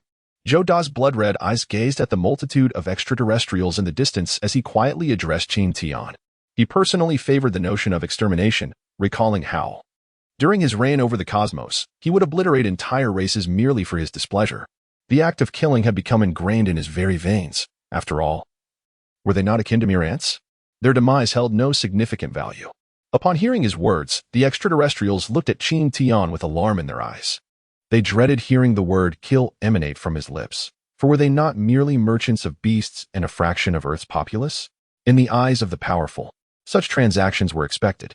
The law of the jungle dictates that the weak perish while the strong prevail. Earth's feebleness could not alter its fate. They hoped that a being as formidable as Qin Tian would not judge the fate of the weak with a mere fist. This group of extraterrestrials understood their fate. They were to be eliminated, for they possessed neither strength nor intellect, rendering their existence redundant. Qin Tian cast a dispassionate glance at the extraterrestrials and spoke in a calm tone, though his words struck like thunderclaps in their ears, freezing their very souls. They protested silently, their terrified gazes pleading for the protection of the Cosmic Guard, hoping to bring justice upon the villain Qin Tian. However, their voices failed them. They could only communicate their fear through their expressions. Luoli, indifferent to their plight, had extinguished entire races with ease, enough to fill several vast universes. Joda, too, remained silent. Killing extraterrestrials was a routine affair for him, and a flicker of excitement coursed through him at the prospect of resuming his old craft. He brandished his sword, ready to strike. Wait. At that moment, Qin Tian restrained Joda. Although puzzled, Joda would not defy Qin Tian's command. The extraterrestrials, believing they might be spared, exhaled in relief, only to be plunged into despair by Qin Tian's next words. You will die one by one. Waiting for the day of reckoning is futile. I shall take matters into my own hands. With that declaration, Qin Tian waved his hand, unleashing an invisible wave that enveloped the hundreds of thousands of extraterrestrials. In the blink of an eye, they evaporated from existence, leaving Shoda breathless in astonishment. He understood that this multitude had been utterly erased from the fabric of the universe. In the next moment, with another wave of his hand, Qin Tian similarly extinguished the lives of tens of thousands of formidable beasts, some of which could contend against the likes of Tiga, though this power was relative to humanity. Moments later, Qin Tian reappeared at the bustling food stall. Boss, is my order ready? Young master, immortal, your meal is prepared. Would you like me to bring it to you? The middle-aged proprietor, pointing to the carefully packaged food in the establishment's finest takeout boxes, spoke cautiously, fearful of incurring Qin Tian's wrath. No need, boss. I shall carry it myself. With a wave of his hand, the sports car and gourmet delicacies vanished into thin air. The boss's expression remained unchanged. He was well acquainted with this trick of the immortal. How he envied it in his youth. Was it not akin to the art of sleeve magic? At that moment, Qin Tian raised his gaze to the sky, revealing a smile imbued with profound significance. In the next instant, he vanished from this universe along with Douluo. Meanwhile, within a certain pavilion, several venerable elders sat, exuding an air of righteousness that was both dignified and approachable. What are your thoughts, esteemed colleagues? One elder inquired, observing the scene where Qin Tian had disappeared. We witnessed the recent battle. That young man bears an uncanny resemblance to those from our legends, perhaps even surpassing them in strength. I believe we should erect a statue in his honor, proclaimed an elder clad in formal attire with an authoritative tone. Agreed. Agreed. They echoed in unison. Simultaneously, Qin Tian, en route to the Trelgar universe in pursuit of the heart of eternity, sensed a faint connection to a certain location. As he beheld the towering statue, he projected a sliver of his divine consciousness towards it. The statue, after 10,000 years, rescued the invaded planet, instilling fear throughout the universe. Chapter 62, Xiangyang vs. the Four Great Beasts. Meanwhile, within the grand world of Shenzhou, Qin Tian and others were greatly stirred as they watched the video that had progressed to its latter stages. That wretched Black Emperor is truly despicable. Unable to contend with a warrior in armor, he resorts to attacking a defenseless girl. What a disgrace. Huang Rong, a young maiden seated in an inn within the realm of the legend of the Condor heroes, seethed with rage as she observed the four great beasts advancing towards a girl. It is well known in the martial world that this Black Emperor is utterly vile. Indeed, I concur. I possess confidence that rivals others, and I would never resort to kidnapping someone else's loved ones as leverage against them. This individual is nothing but a coward, who, even when faced with opportunity, cannot shed the behaviors of a former loser. The undying king in Lan, situated in the perfect world, gazed disdainfully at the Black Emperor's orders and the four great beasts' assault on a girl named Min Si. Such tactics, in his view, are the resort of the weak and the inept. The undying king in Lan would never stoop to such measures. Simultaneously, a group of undying kings from distant realms, positioned at the edge of the boundary sea, glanced at the barrage of comments and immediately recognized in Lan's involvement. However, they pondered. What has caused such a transformation in him?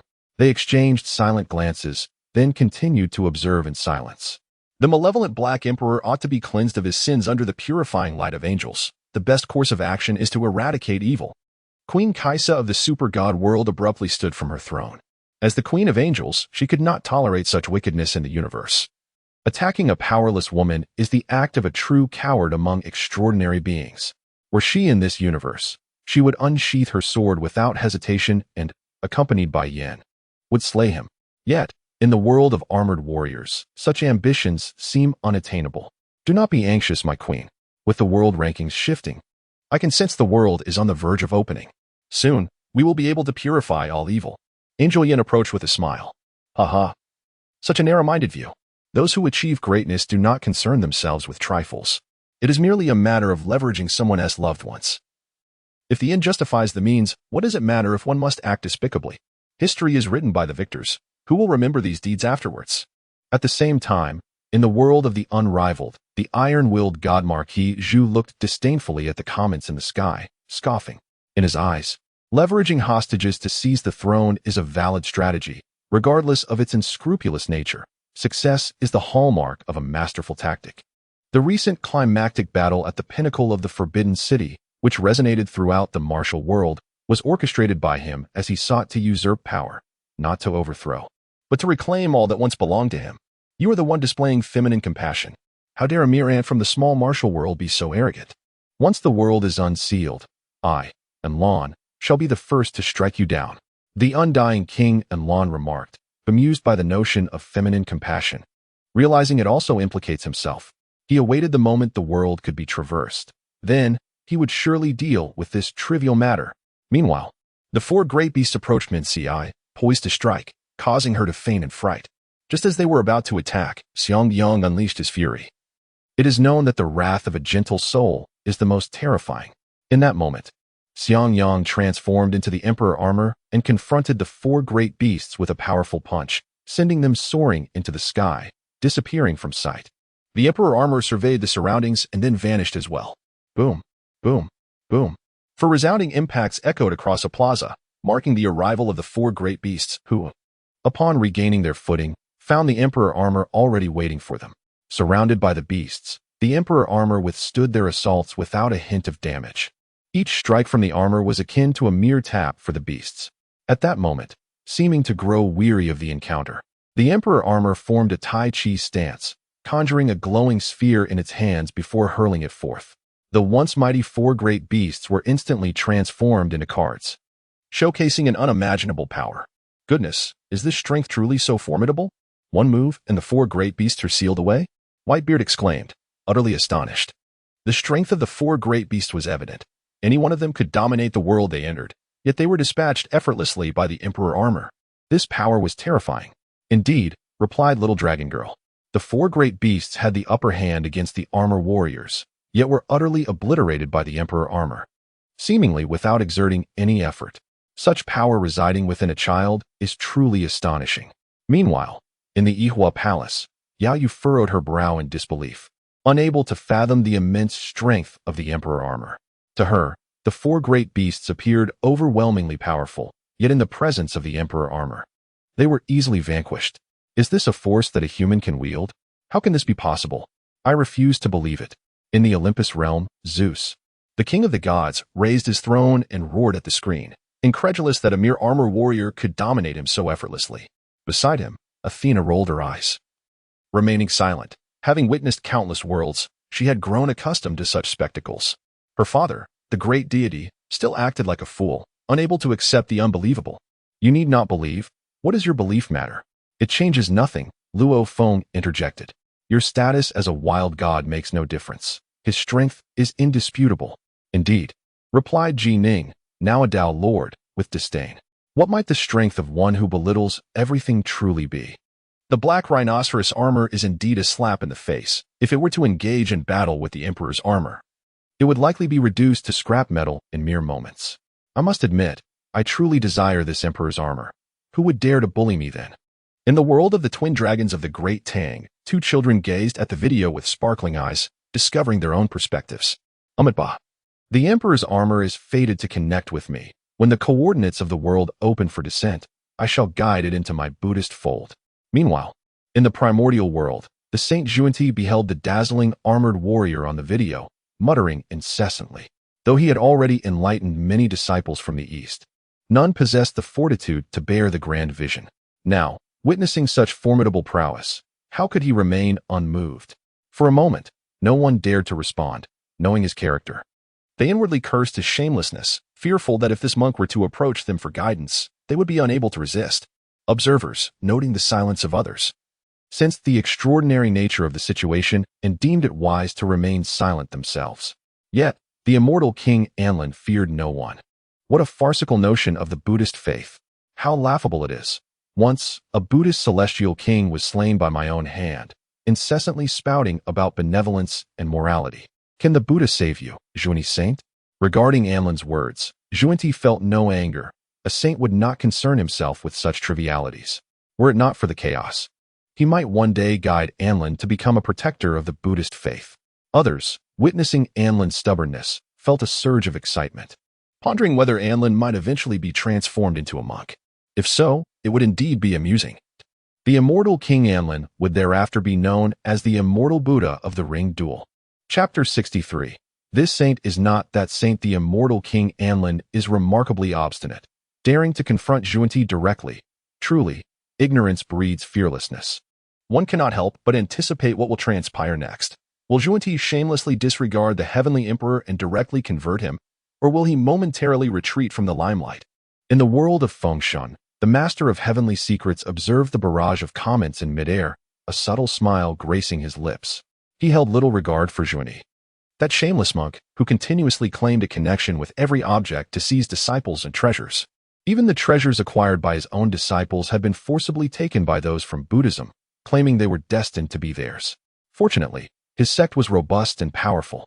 If one could not contend with two, then together they would face them. The last time, the three sisters of Yunshao managed to deliver a resounding humiliation upon the Buddhist order. The master felt a chill creeping down his spine, sensing an ominous occurrence on the horizon. Oddly, he could not decipher its nature. What could this mean? The master of heavenly secrets, sensing an invisible threat that could plunge him into a life-or-death dilemma, employed his great powers but gleaned nothing. Puzzled, he soon dismissed the thought, reassured that his extermination of a mortal's formation could withstand any threat not posed by the four saints. Sister, the so-called immortal King Anlin truly possesses a stubborn spirit, daring to confront the Western figure head-on. I can already foresee his fate once the world opens. He may either become a steed or a mere puppet. On the Three Immortals Island, the celestial maiden Xiao chuckled softly, for the name of the Western saint, Xuanti, is well known throughout the entire world of deification. Even the common folk are aware of this deity, who proclaims daily that this item is fated to be with me and that the practitioner is destined to connect with me. If one lacks a powerful backing, they may be whisked away without hesitation. When they first acquired their magical treasures, Xuanti appeared unexpectedly. Had it not been for the trio's cultivation reaching the great Douluo and the projection left by the Tang Tian cult master, they might have been captured by Xuanti. I still recall the mosquito Taoist, who met a tragic end due to his own obstinacy. Now, let us not disturb our elder sister, who is at a crucial moment of severing her three corpses. Once she eliminates this self-corpse, her cultivation will ascend to the late stage of quasi-sainthood. And then there will be no corner of the world she cannot traverse. Bai Shao covered Xiong Zhao's mouth, and whispered in her ear, casting a proud glance towards the depths of the island where Yun Xiao remained in seclusion. What an extraordinary woman she is, to be her sister. Juni Saint. Why have you fallen silent, old one? Were you not quite formidable just moments ago? Perhaps you are merely a master of empty bravado. Otherwise, wouldn't a multitude of beings on the Celestial Forum be singing your praises? It seems you are not as impressive as you appear, merely indulging in self-entertainment. Immortal King Anlin. Indeed, what a saint is to us is but a being easily extinguished. Great saints are but ants. Let alone mere saints. There's no need for a saint to emerge and embarrass themselves. Shi Wang speaks true. What a farcical saint. In my eyes, they are merely insignificant creatures. And I have dispatched countless saints, their despair etched in my memory, a truly delightful reminiscence. How long Wang concurs. At that moment, within the world of the obscured sky, the Black Emperor was preparing to boast about his former strength when he was swiftly silenced by Yi Fan and Pang Bo, who dragged him away. Woe is me. What are you two plotting? After knowing you for so long, I never imagined you would act in such a manner. Don't come any closer. Save me.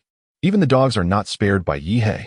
In a remote corner of a mountain range, the Black Emperor was cornered by Yi Fan and Pang Bo, tears streaming down his face as he lamented, eliciting pity from all who heard. Bang! Yi Fan admonished, teach him a lesson. He spouts nonsense daily.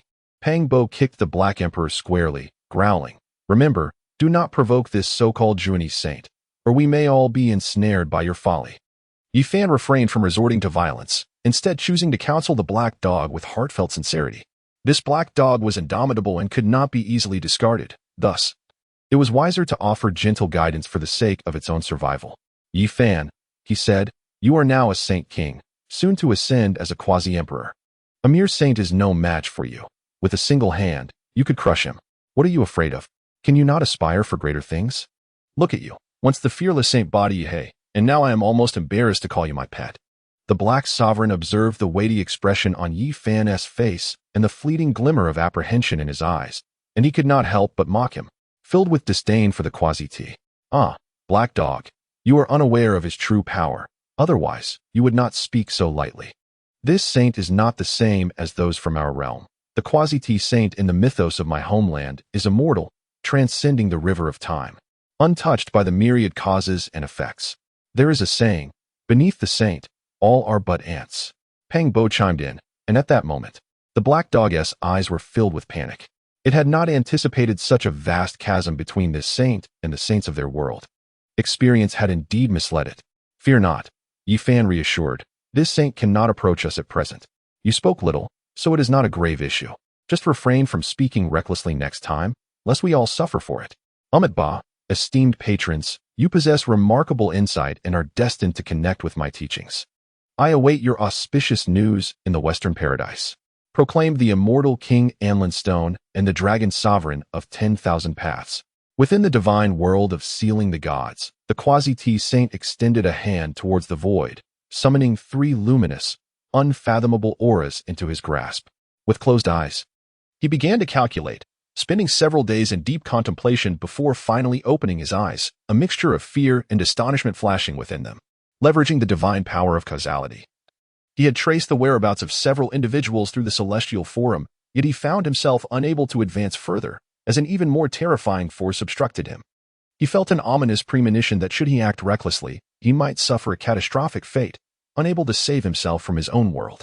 He surmised that this must be the power of the celestial rankings. Without absolute strength, it was impossible to traverse to another realm, even a single thought was stifled. This revelation filled him with profound reverence for Qin Tian. What kind of strength allows one to navigate freely amidst such formidable forces? Yet, he remained untroubled. For he believed that once the celestial rankings were established, a pathway to the myriad worlds would open, allowing him to trace the causality and gather these individuals under his teachings, which would undoubtedly enhance the strength of his faith.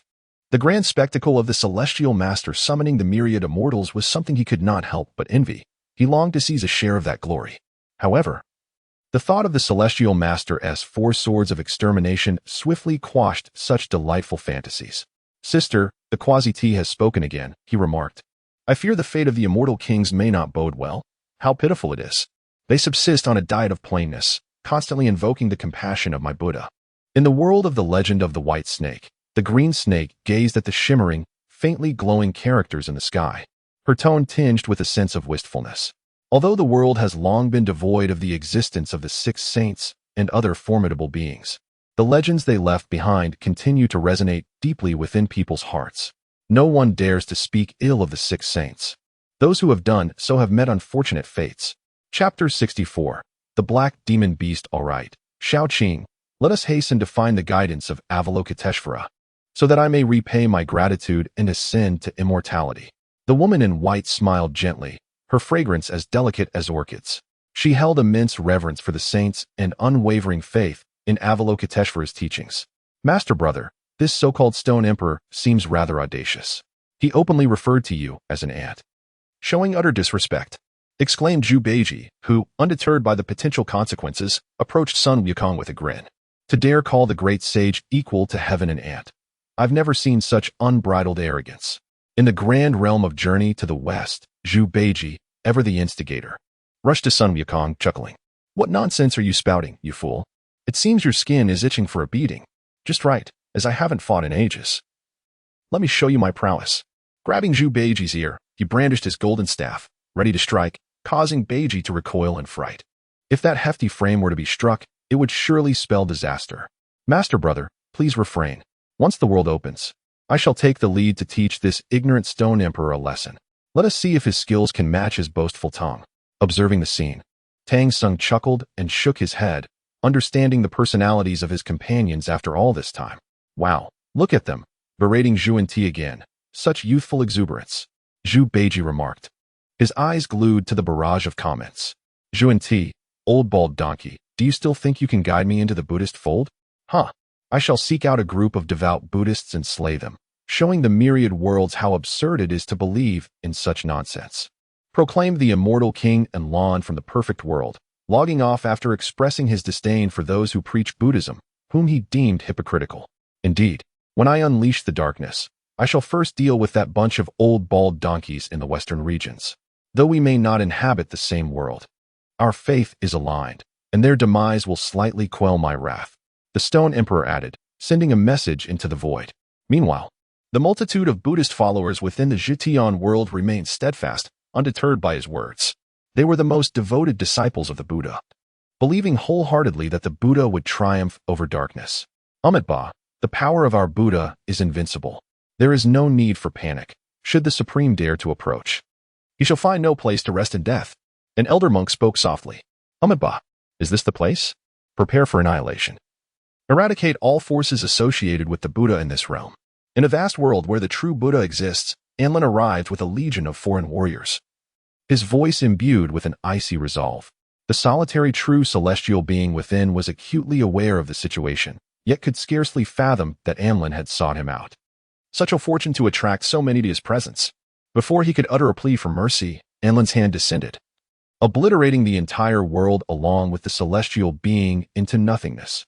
Observing that none had escaped, Anlin nodded in satisfaction and departed with his formidable army.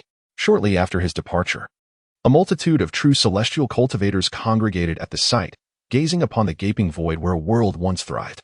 A collective sigh escaped their lips, but they dared not utter another word. After all, murmurs of the celestial king could lead to dire consequences. Their most potent among them were merely late-stage true celestial beings, insufficient to withstand a mere flick of the celestial king's hand, especially one as formidable as he. Meanwhile, the scene shifted as the Black Emperor unsealed a pouch left by the five guardians. Harnessing their essence and the dark heart, they transmuted into an immensely powerful dark beast. Its overwhelming presence engulfed the entire planet, and even the armored warriors felt the pressure, along with the ghostly demons and the Emperor of Oxar, who swiftly transformed into armored warriors to confront the threat.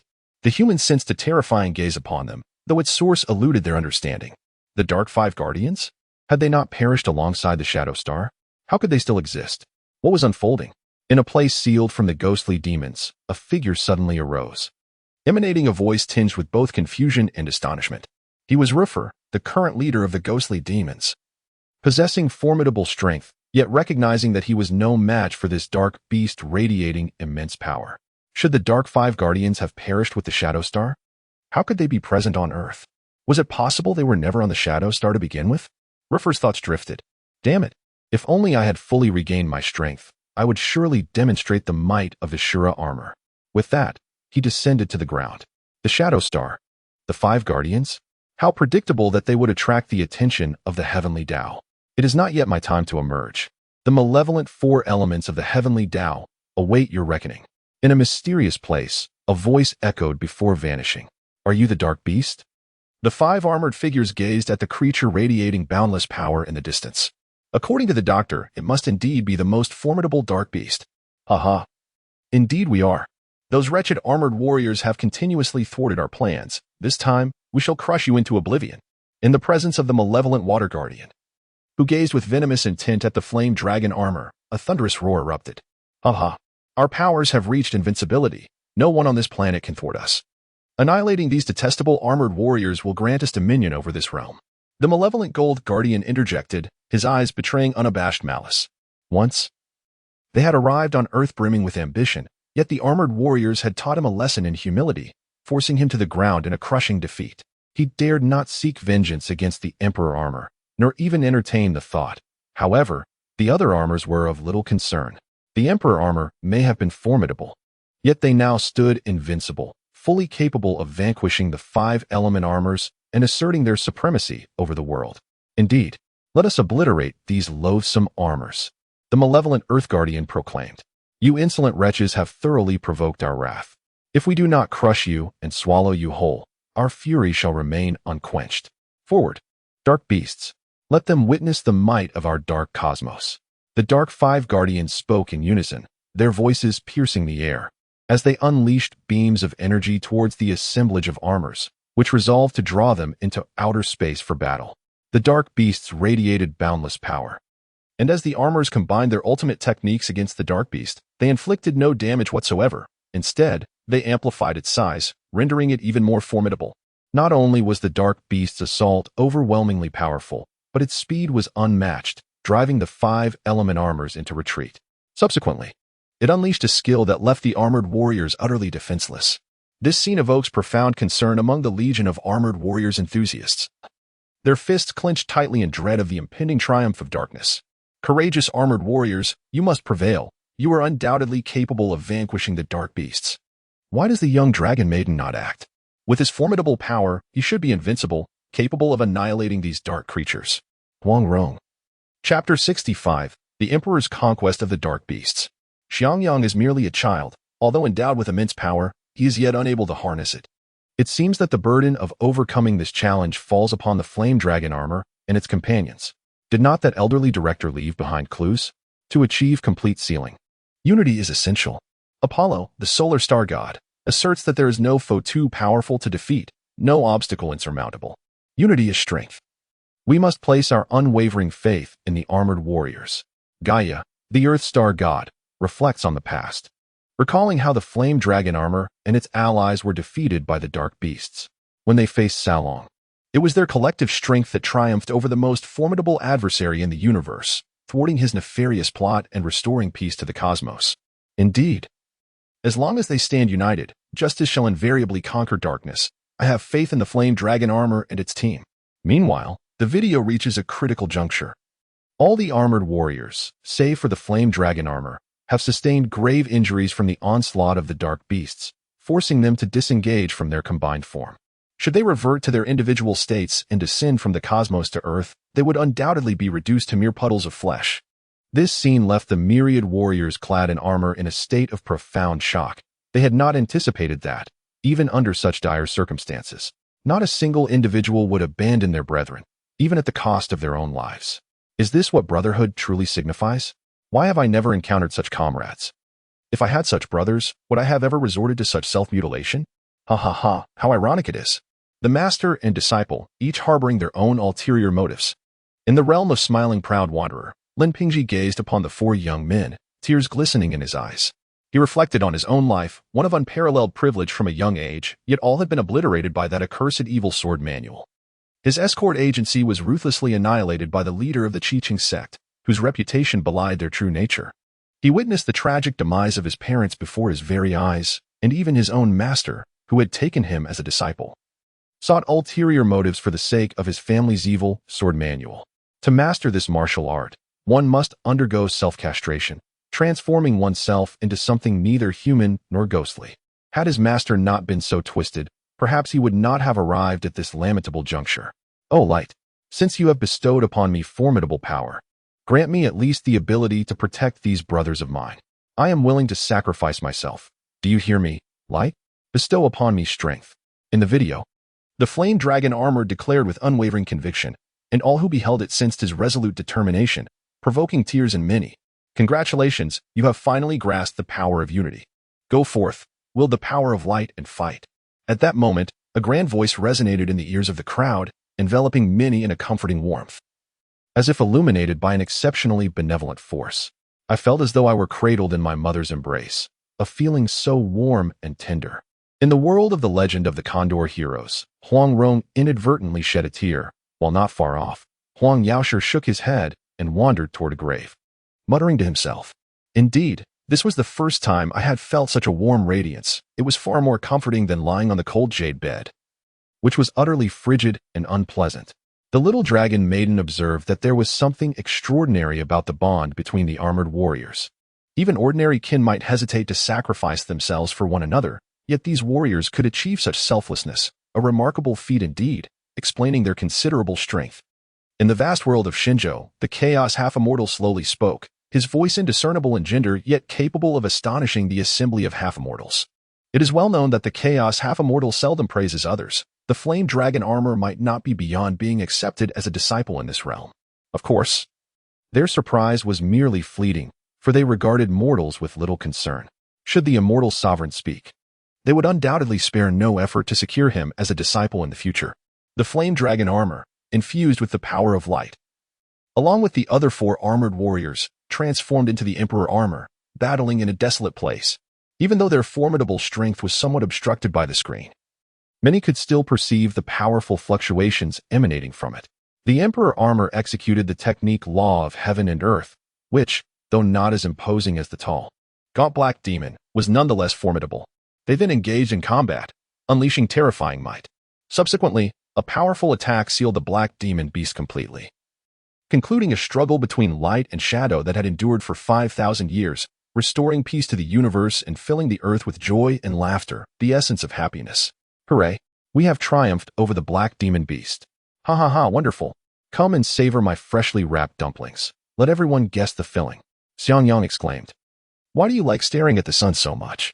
It's not good for your eyes. Come in and eat some dumplings. The video concluded here, leaving the myriad realms with a sense of nostalgia and reluctance. Before they could voice their thoughts, a voice that struck the soul resounded in the ears of all beings across the realms.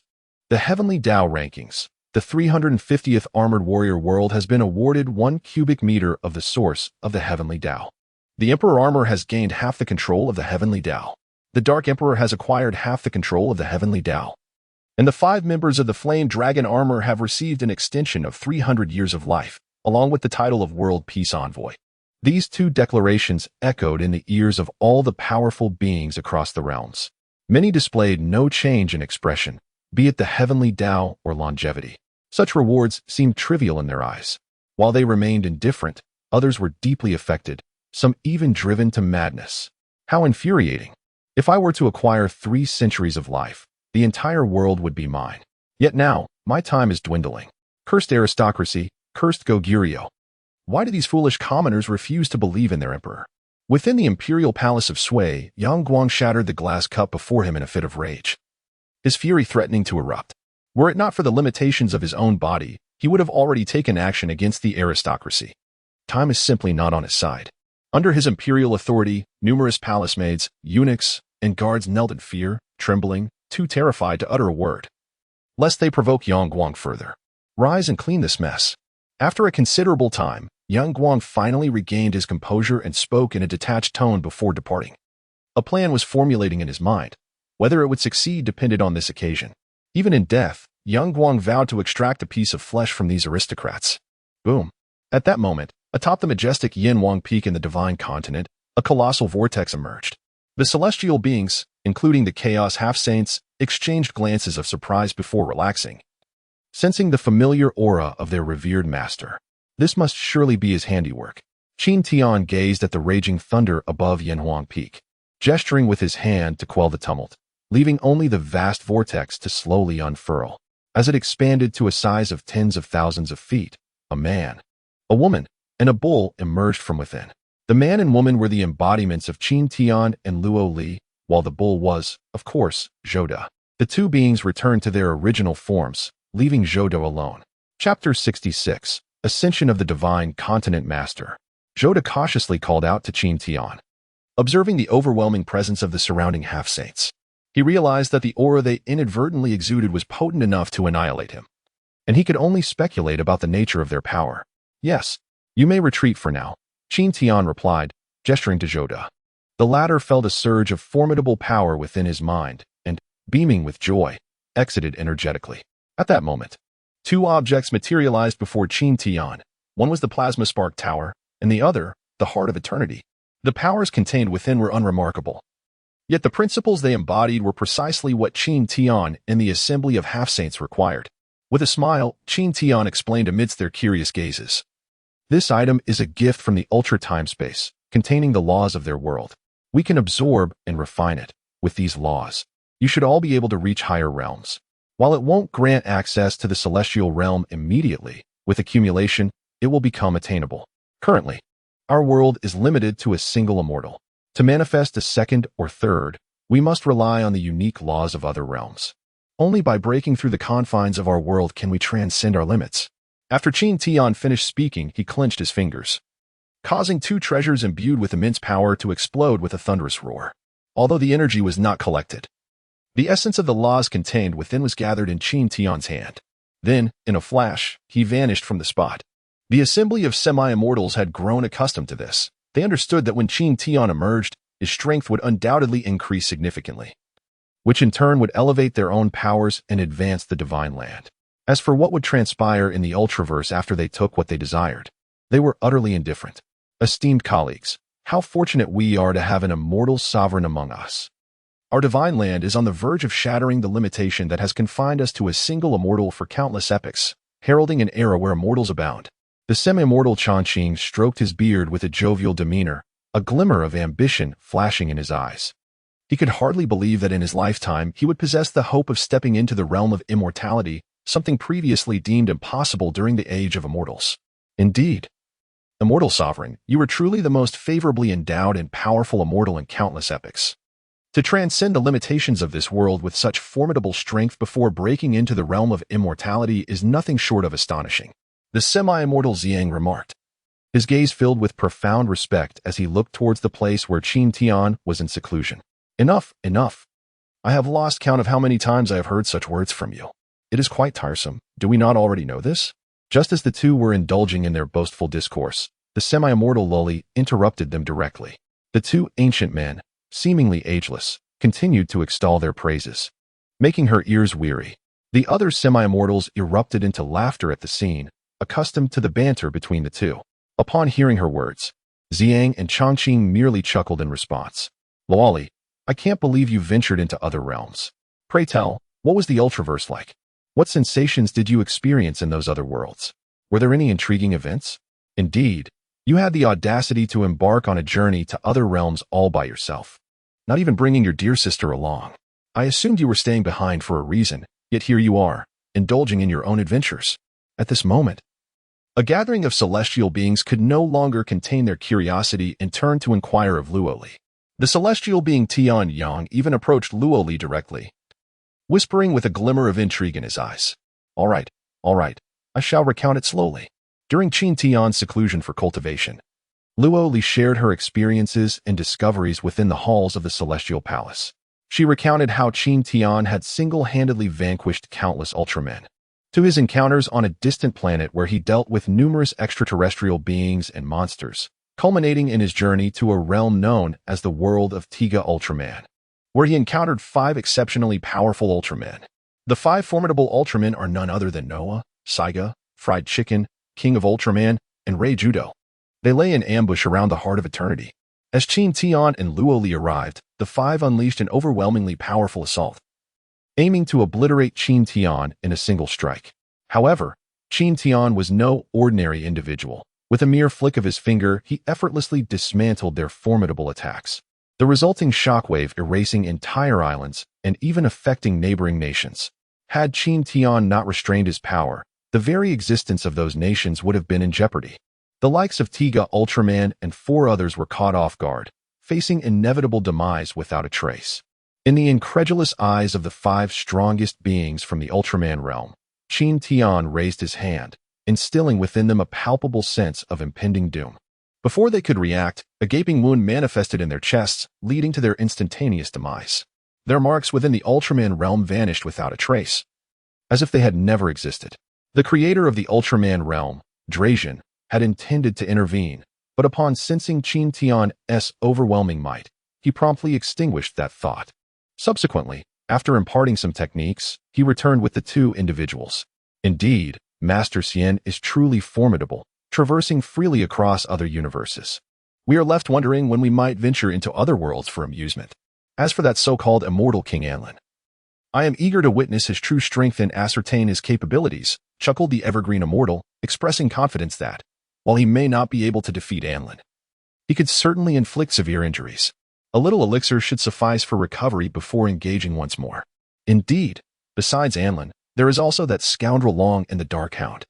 They too must be taught a lesson, otherwise my heart will remain unappeased by their arrogance, thought the purple young immortal. Recalling the recent humiliation inflicted upon him by these 2, a cold smile gracing his lips, his eyes glinting with ominous thoughts. Swish. In the secluded domain where Qin Tian meditated, the laws of the world surged forth, the grand melodies of the Tao resonating throughout the heavens and the earth. Curiously, no one could hear these sounds. Everything was contained within a 100-mile radius around Qin Tian, unable to escape. At that moment, a law entirely distinct from that of the great Shinjo emerged, colliding and merging with the existing world laws. The law belonging to the Ultraman realm seemed unwilling to be devoured and sought to resist.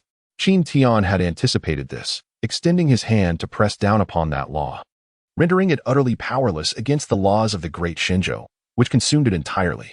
Observing the laws now merged and indistinguishable from one another, Qin Tian integrated them into his being, beginning to comprehend the mysteries that arose from this fusion.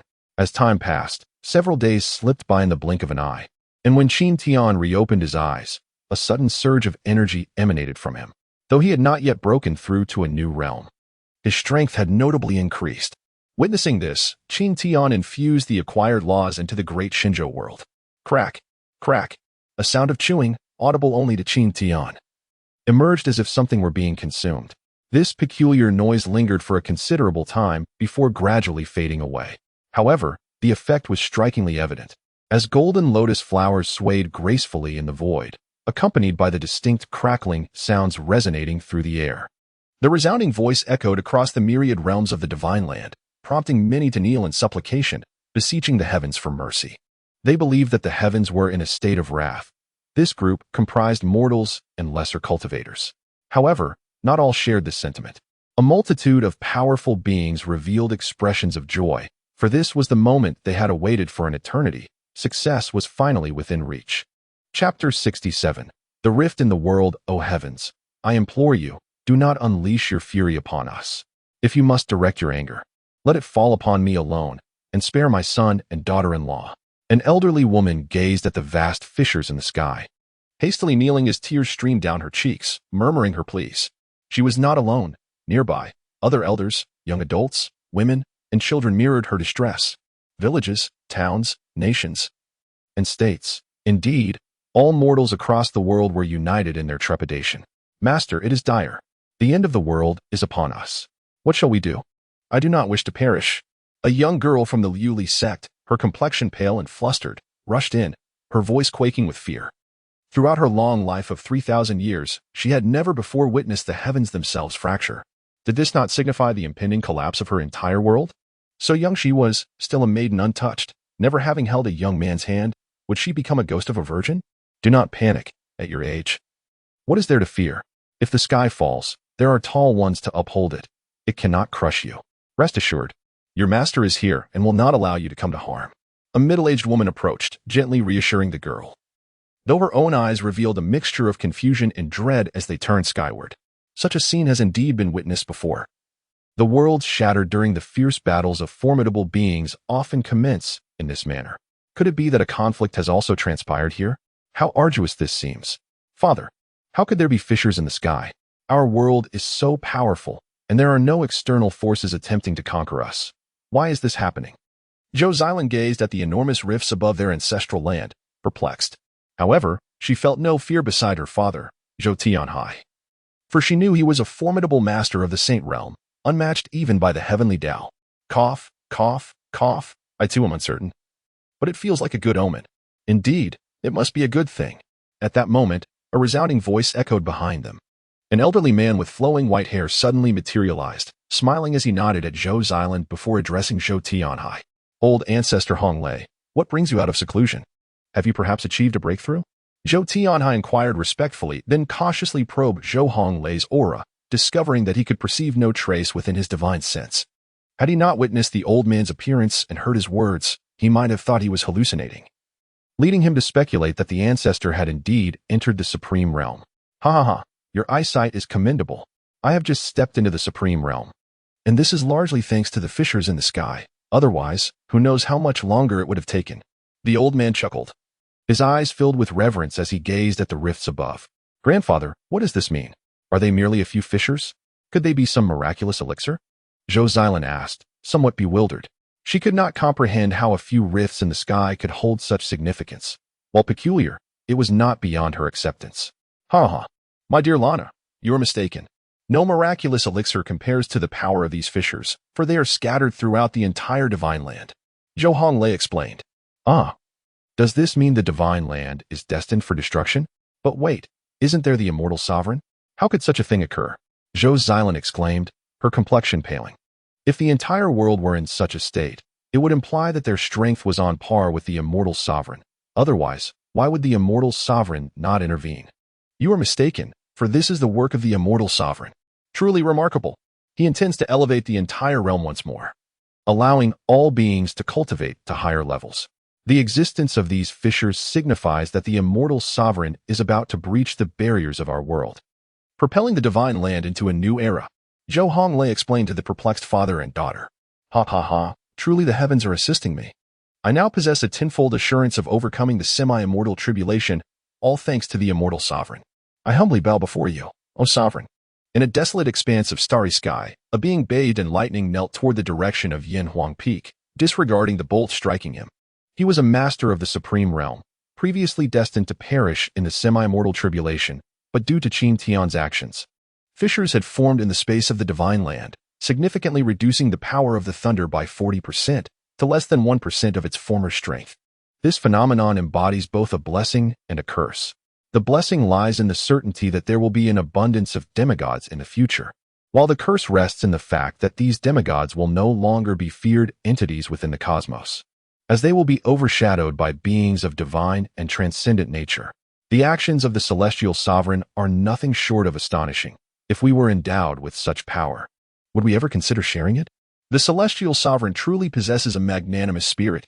Far removed from the distant Yin Huang Peak, a demigod awakens, gazing in awe at the rift in the sky. The world is on the brink of ascension, as long as it continually acquires the laws of other realms. Compensating for its own deficiencies, it shall undoubtedly evolve into the most formidable world across all realms. As the world grows stronger, so too shall its inhabitants experience a meteoric rise in power, engaging in battles that foster further strength. Eventually, they shall conquer other worlds, securing the chance to transcend and become liberated beings, returning to their origins. Qin Tian's divine consciousness swept across the entire world, absorbing every detail. He murmured to himself, sensing that the impending world war would be anything but simple. Should there be any team competitions, the strength on his side would undoubtedly be insufficient. It is imperative to recognize that there are at least 10 individuals across the myriad realms who are his equals, and their subordinates are far from ordinary.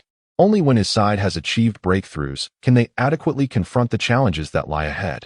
With a swift motion, Qin Tian reappeared within the Hall of Celestials, where the demigods were acutely aware of the external changes. Among them, the chaotic demigod felt the impact most profoundly. With his current prowess, should that rift in the sky shatter completely, he could directly undergo tribulation and ascend to immortality, becoming the second immortal of this world. While the other demigods may not yet possess such capability, they have gained significant insights, as long as they continue to comprehend the laws of other worlds. They will inevitably draw closer to that pivotal moment. O Celestial Sovereign, I have already sensed the opportunity for breakthrough. It shall not be long before I step into the realm of immortals. The chaotic demigod proclaimed, his voice brimming with joy, which resonated with all present. A flicker of envy passed through the eyes of the other demigods, each yearning for a similar fortune. Though they may not possess the formidable strength of their chaotic companion, they too have gained substantial insights, solidifying their foundations. The purple young demigod joined in, laughing heartily, his excitement unabashed. Fear not. It won't be long before the barriers of our world are completely dismantled. At that time, you shall all ascend into the realm of immortals. It will not take long, merely a matter of a few years at most. Qin Tian remarked, a smile gracing his lips as he gazed upon the assembly of demigods. Boom, boom, boom. Within the vast expanse of the divine land, numerous cultivators, previously ensnared in a singular realm, discovered their former bottlenecks vanishing, delighting in their newfound breakthroughs. Laughter and joy reverberated throughout the divine land. These cultivators had fortuitously caught the celestial sovereign's express train. Otherwise, few among them would have ever transcended their realms throughout their lifetimes. What profound realizations might they now be experiencing? The purple young demigod, hearing the myriad wishes of the beings around him, chuckled merrily. Chapter 68, The Top 100, The World of the Great Sovereign. Ha ha ha. One cannot articulate the matter in such a manner.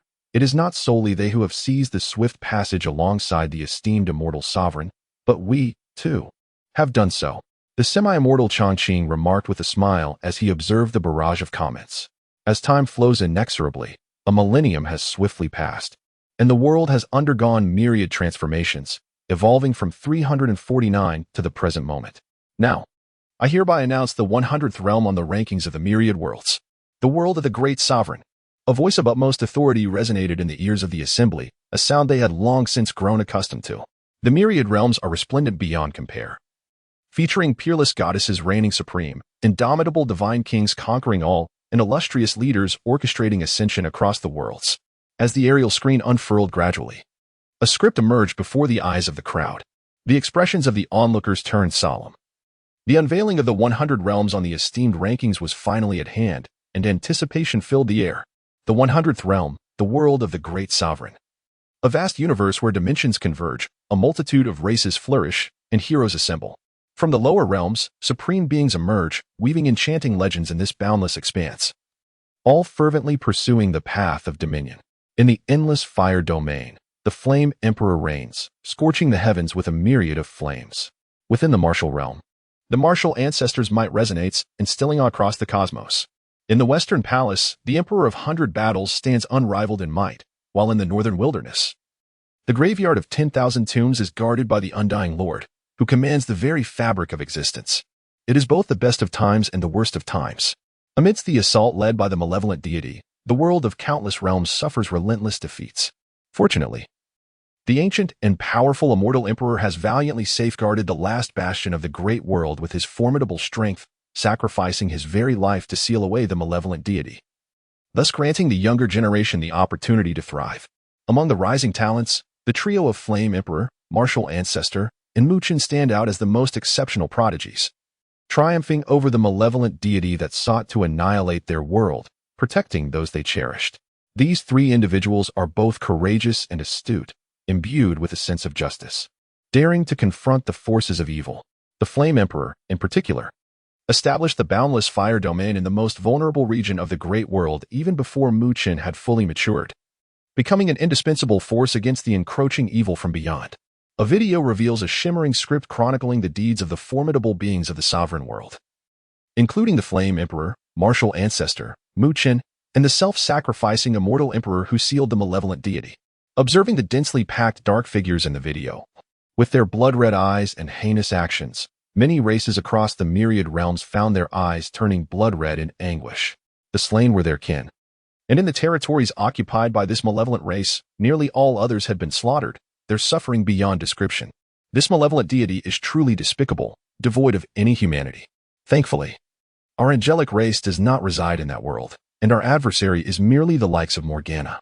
Were we to face this so-called race of outer evil, our fate would be sealed.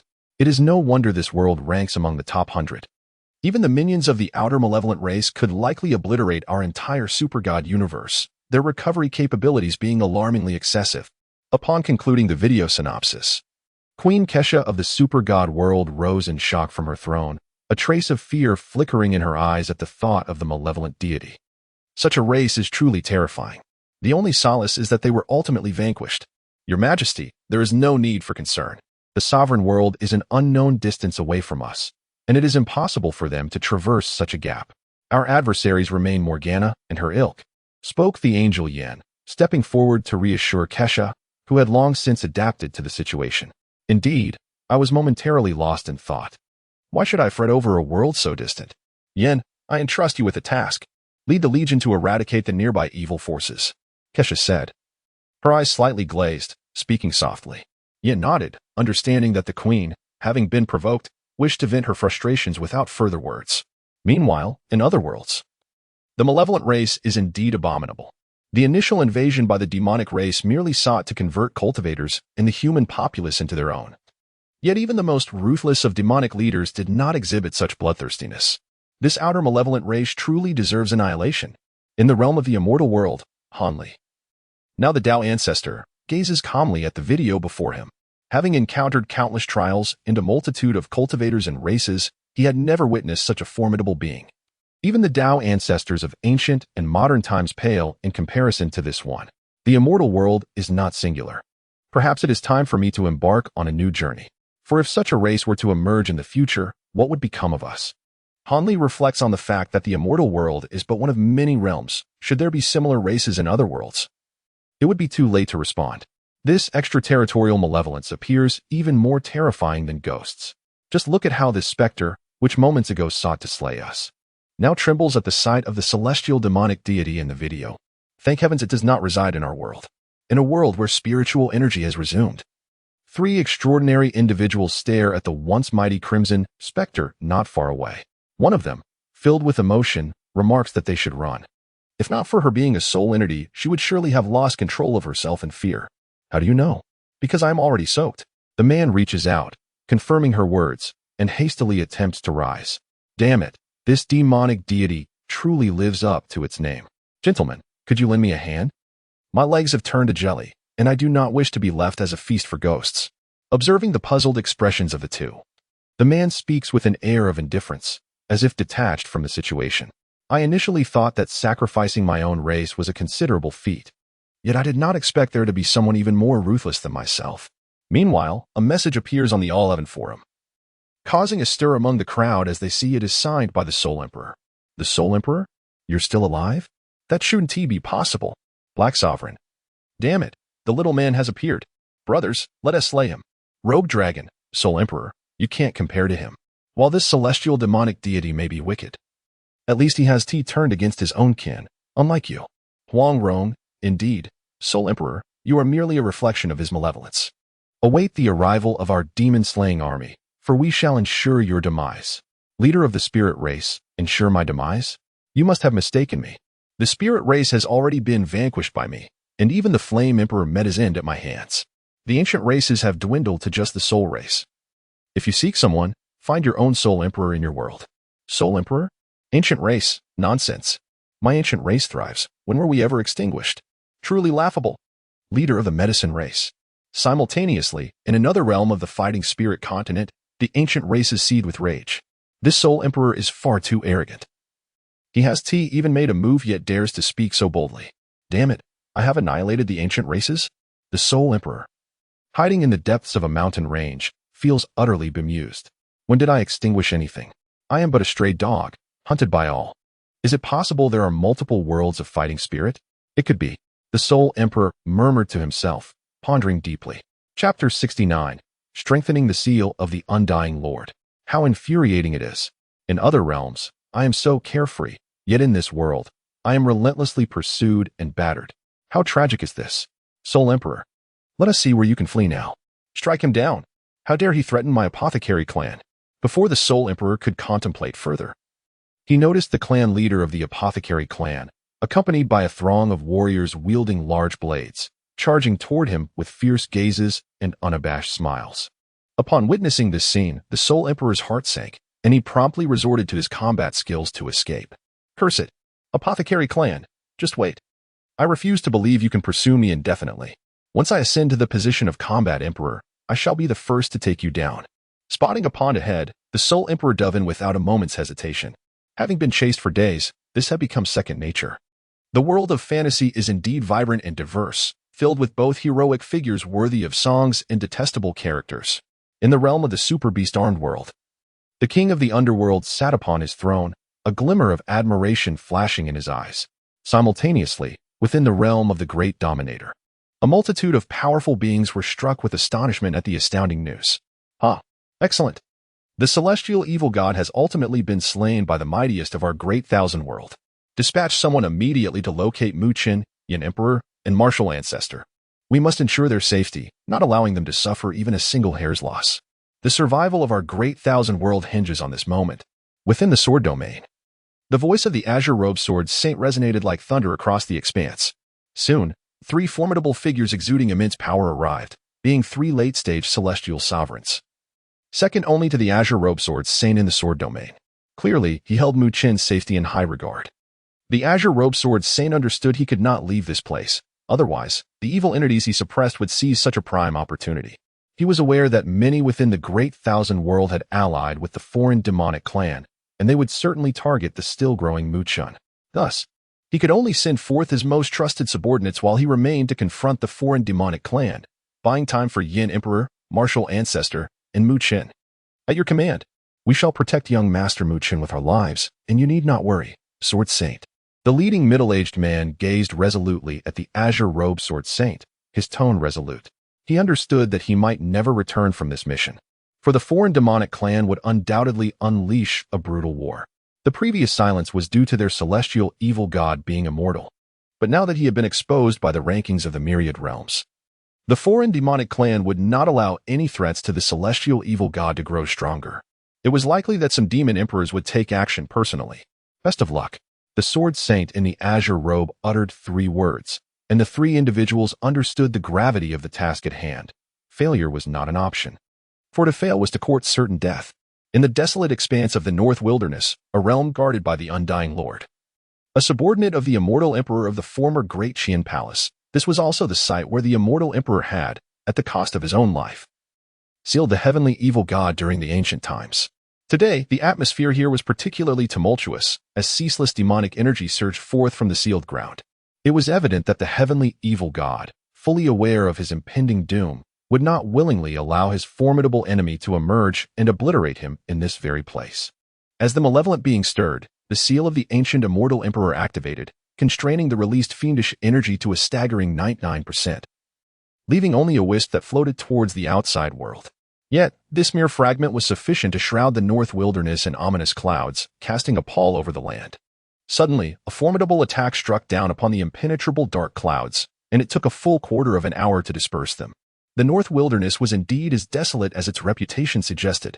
Aside from the Undying Lord's grave-guarding army, not a single living soul could be found in this forsaken place. Cackling, the malevolent entity declared, "You cannot confine me for long. When I emerge, the first task will be to slay the Flame Emperor and the martial ancestor, and to eliminate Mu Qin. Had I been unaware of the events transpiring behind the scenes, perhaps you would have had some time to prepare. But now that I am enlightened, your time is nigh." At that moment, a sinister voice echoed in the ears of the grave-guarding forces. Many disciples of lesser cultivation were transformed into bloodthirsty fiends, ruthlessly slain by their comrades. The Lord of the Undying understood that the celestial evil god was beginning to unleash a fragment of the power contained within the seal. This brought to mind the events of year when the otherworldly demonic tribe emerged, seizing 1/3 of the vast world at lightning speed. Countless beings were obliterated, devoured without a trace. Their aim was not conquest, but rather the insatiable hunger for annihilation. Even when the myriad powerful beings of the vast world united, they were no match for this menace. Ultimately, it was only through the sacrifice of the life of the ancient world's foremost being, the Undying Emperor, that this foe was sealed away. He still recalled the Emperor's final words: "The celestial evil god may not have unleashed his true strength in battle against me. His intent lies with the heavenly principles of this world. Should I easily succeed in sealing him again, it would indicate his cunning design. Yet, even though my cultivation is somewhat lacking, sealing him is still within my grasp. The future of the vast world is entrusted to you. Do not let me down. Now, sensing imminent danger, the celestial evil god sought to break free. How could he be allowed to fulfill such a desire? Rest assured, even if it costs me my life as the Lord of the Undying, I shall not permit him to escape the seal so soon, declared the Lord, gripping his weapon with resolute determination. Where is the grave-guarding legion? He bellowed, his voice resonating throughout the northern wilderness. At your command, came the thunderous reply. Today, as we witness the transformations of our vast world, we know that the celestial evil god shall surely be vanquished by our hands. It is the sons of our vast world who shall emerge victorious. Our guardianship is not in vain. Yet, if the celestial evil seeks to emerge prematurely and slay the likes of Mu Chun, Yin Di, and Wu Zhu, do you stand with me or against me? The Lord of the Undying roared. We stand with you. We stand with you. We vow to protect the vast world, to safeguard the hope of our realm. In this moment, countless guardians of the tomb began to roar, their eyes gleaming with a hint of determination as they realized their purpose, unwavering and resolute. Indeed, they are the sons of our vast world, and I, an old man, shall share life and death with you. Form ranks. The Undying Lord, with a hearty laugh, uttered two words as a multitude of tomb guardians united from all directions, converging in the center of the great formation where the immortal sovereign and the heavenly supreme sat upon the ground. With swift motions, their hands spun, casting forth powerful seals that emerged from their palms, descending upon the sealing formation above. The one-stem array now radiated with brilliant light, seemingly on the verge of reclaiming its former glory. To reinforce the seal?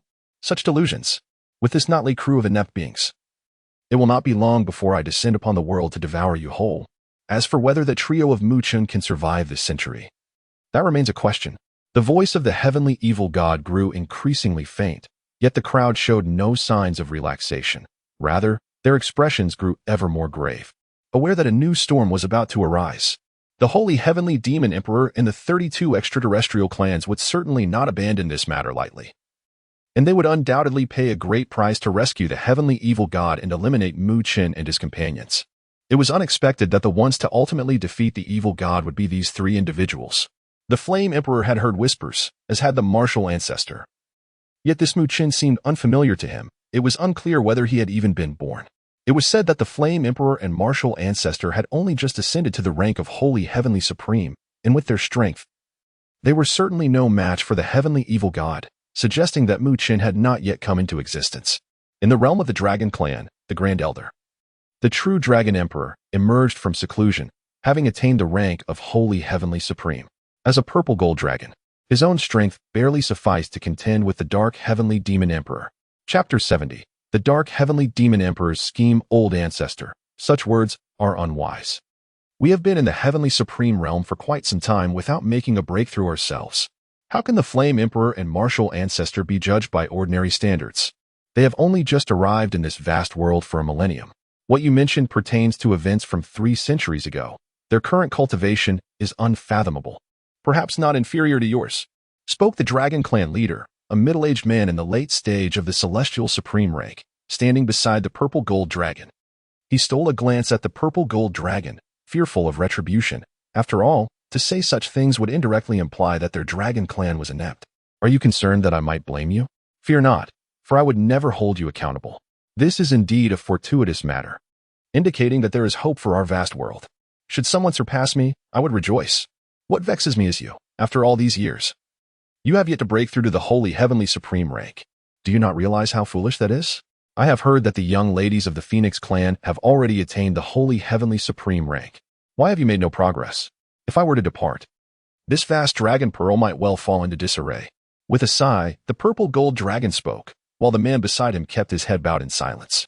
Accustomed as he was to the inevitable reprimands from the Grand Elder each time he emerged, it was better to remain silent. Any retort might lead to a public chastisement for the clan leader today. Indeed, you shall dispatch the 5 dragon guards to seek out Mu Chun's whereabouts. Once located, ensure his covert protection from the other factions aligned with the malevolent forces from beyond. Should you encounter any threats, there is but one directive: eliminate them, instructed the purple gold dragon to the clan leader, who nodded in agreement. He had similar thoughts, yet he hesitated to inquire why the ancestor would not take action himself. A shiver coursed through him, and he swallowed back the words that almost escaped his lips. As he watched the middle-aged man depart, The purple-gold dragon's gaze sharpened. He understood the clan leader's intentions. His task was to impede the Dark Heaven Demon Emperor. Those aware of such matters would not allow them to proceed unchallenged. No one was a fool in this realm. Within a palace thick with demonic energy, 32 immensely powerful malevolent beings from beyond sat in meditation, each the leader of one of the 32 clans. At the forefront was the Holy Heaven Demon Emperor, followed closely by the Dark Heaven Demon Emperor, the Heart Heaven Demon Emperor, the Spirit Heaven Demon Emperor, the Severing Heaven Demon Emperor, and the Black Corpse Heaven Demon Emperor, among others of their exalted rank. Should this assembly of demon emperors unite, it was likely that the vast world would soon descend into ceaseless internal strife. In times past, the world had boasted many formidable warriors, yet even under the leadership of the Undying Emperor, they had proven no match for the 32 clans of malevolent beings from beyond. For many years, their inaction against the vast world was not due to their inability to conquer, nor was it because of the formidable presence of a supreme being standing in their way. Rather, it stemmed from their unwavering belief that the dark evil god was invincible and could never be defeated. However, in the current video, their leader, the dark evil god, has been vanquished. The Holy Demon Emperor and others are not fools. They instinctively understand what must be done at this pivotal moment. With the summoning of the Holy Demon Emperor, numerous demon emperors, whether present in body or spirit, will make their way here. Esteemed colleagues, you are undoubtedly aware of the reason for my summons today. Without further ado, I invite you to express your thoughts. For this realm has been ensnared by my demonic kin. No spies can enter or exit. The Holy Demon Emperor spoke with profound gravity, his piercing gaze sweeping across the assembly of demon emperors. Unfazed by his intense scrutiny, the crowd maintained their composure, prompting the Holy Demon Emperor to nod in approval inwardly.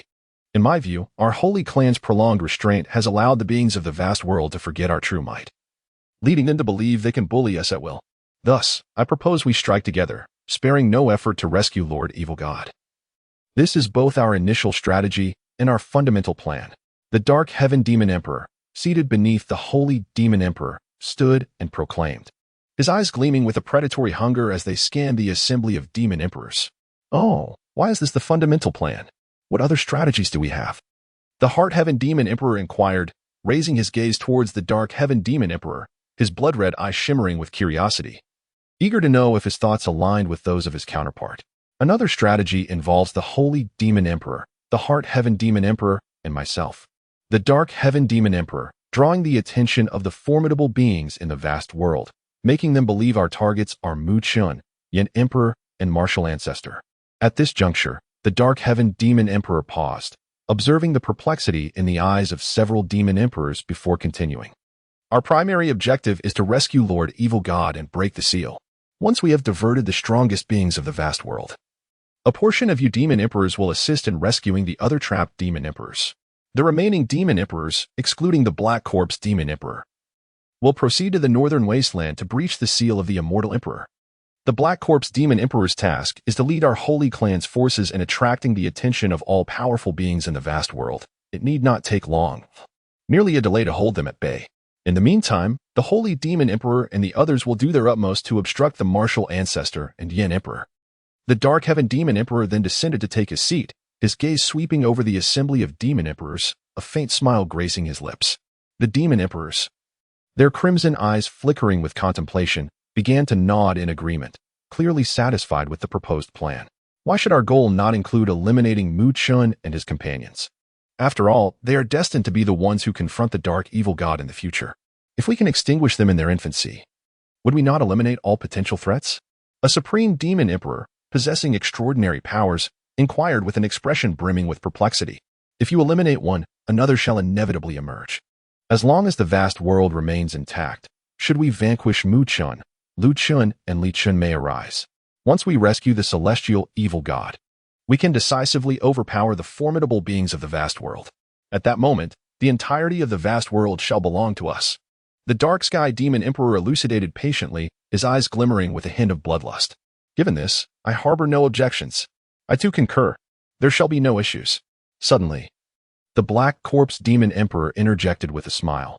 Aren't you concerned about the possibility of never returning after confronting the powerful beings of the vast world? They are indeed formidable, yet we four are not insignificant figures ourselves. We possess our own means of escape. Even if misfortune befalls us and we perish, As long as the evil god emerges, we shall die without regrets. Before the Dark Sky Demon Emperor could respond, the Holy Sky Demon Emperor spoke resolutely. A glint of determination flashing in his eyes. He understood that while their physiques were robust, the multitude of powerful beings from the vast world posed a considerable threat, and they were prepared to risk everything for the Holy Clan. Thus, let us return to prepare. This is the final battle. I hope to see all the Demon Emperors again at the victory celebration.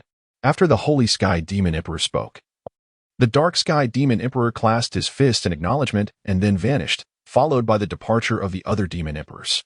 Bring forth my battle armor and soldiers. This time, I shall undoubtedly obliterate the vast world and demonstrate the true strength of our Holy Clan. Subsequently, 3 Demon Emperors radiating mid-tier holy supremacy emerged from the ranks of the Holy Sky Demon Clan, along with 7 exuding late-stage celestial supremacy, and finally 36 emanating spiritual supremacy. They represented the foundational power of the Holy Sky Demon Clan, and this time, the Holy Sky Demon Emperor was not inclined to conceal them. Knowing his fate, he was prepared to fight with all his might, eager to see if he could alter the outcome. The leaders of the other 31 clans shared a similar sentiment. This was indeed the final confrontation. Should they emerge victorious, they would reign supreme over the vast world. Failure would merely result in death. Having survived for so long, they harbored no fear of demise. The directive to prepare for battle resonated throughout the ranks of the extraterritorial evil clans in the vast world, igniting a fervor among the demons, who felt no trepidation. They were impatiently eager to engulf the entire vast world, all for the glory of their king. This time, I shall relish the taste of the blood and screams of the living beings in the vast world. That is the finest gift bestowed upon us by the celestial evil god. Ha ha. None shall vie with me. I intend to devour at least 2 beings of spiritual supremacy alive. As for you, perhaps you should reconsider. Their supreme manifestations are specifically designed to counteract you. Allow me to undertake such a feat, and rest assured, I shall leave 2 celestial supremes for you to slay. In light of this, the task of polluting the entire world shall be entrusted to me. I assure you that you will yearn to return to your extraterrestrial homeland. For this place shall become our true home. Whoosh. Boom. Meanwhile, within the boundless realm of the endless fire domain in the world of the sovereign, an exquisitely beautiful colored lotus flower shot forth from the hand of a black-robed man, swiftly arriving before a remarkably peculiar evil being. The malevolent creature, radiating the aura of a celestial sovereign, had not even reacted before the lotus flower consumed it entirely, leaving only a layer of ashes in its wake. The recent disturbances caused by the extraterrestrial evil race have become increasingly troubling, the black-clad man muttered, and in the next instant, he vanished from the edge of the endless rain of fire, only to reappear in the heart of the Flame City within the endless fire domain, specifically inside the Flame Emperor Palace. Thank you for your hard work, Brother Xiaoyan, Su Nier said, gracefully moving her steps, holding a delicate handkerchief to gently wipe his face. There was no other choice. The extraterrestrial evil clan had been growing more restless lately. The infiltration of a celestial sovereign into our endless fire domain today certainly bodes ill. Having said that, he grasped Su Nier's hand and pulled her into his embrace. Brother Xiaoyan, you truly are incorrigible, always bullying me. Su Nier remarked lightly, yet she found comfort as she nestled against Xiaoyan's sturdy chest. She understood that following the announcement of the future of the sovereign world in the celestial rankings, it was impossible for the extraterrestrial evil clan to remain idle. This time was likely just a test. The next encounter might unleash a cataclysmic battle akin to that of millennia past. In this momentous battle, the foremost figure is undoubtedly Brother Xiaoyan, alongside the martial ancestor Lin Dong and that Mu Qin. As I reflect on how precious the moments spent nestled in Brother Xiaoyan's embrace will become, I find myself cherishing this instant even more. Rest assured, those who wish to take my life have yet to be born. Brother Xiaoyan is no longer the worthless young master that everyone sought to vanquish in Wutin City. I am now the unparalleled Flame Emperor, renowned throughout the vast cosmos. Have faith in Brother Xiaoyan. After all, I still need to protect my beloved Sun Er. Xiaoyan gently stroked Sun Er's silky hair, his voice imbued with a resolute strength that rivaled iron. What? You're only going to protect Sister Sun Er and not me. At that moment, a tall and enchanting woman approached, her colorful gown accentuating her stunning curves, exuding an irresistible allure. Her beauty was striking, with captivating phoenix-like eyes that shimmered with charm, and her voice carried a sweet, delicate melody, making her an unparalleled beauty. This exquisite figure was none other than Kai Lin, the matriarch of the Endless Fire Domain, also known as Queen Medusa. Xiaoyan glanced at the captivating figure in the distance, and in a flash, he vanished, reappearing before Medusa, wrapping his strong arms around her delicate waist. How could it be otherwise? You two, alongside everyone else, are the most important people in my life. Even if I, Xiaoyan, must sacrifice my name, I will not allow you to suffer the slightest harm.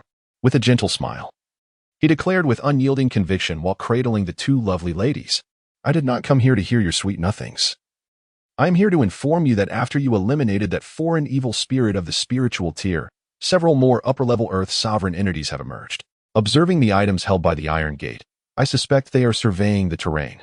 Kai Lin gazed tenderly at the man before her, inhaling the essence that belonged to Xiaoyan, and slowly shared her insights. Is that so? It seems the foreign evil clan is preparing a significant move this time. Surveying the terrain, are they attempting to find the weaknesses of my endless fire domain? How intriguing. The volcanoes of the burning heaven mountain range have not erupted in ages. Should this foreign evil clan dare to come, I shall make them aware of the might of my fire domain.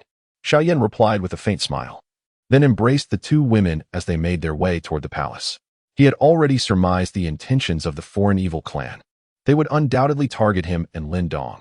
As for Mu Chun, he was unknown to him, but Lin Dong was a formidable character he had encountered several times.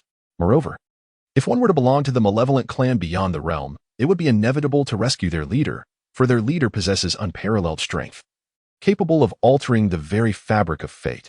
Xiaoyan fervently hopes that this second scenario does not unfold.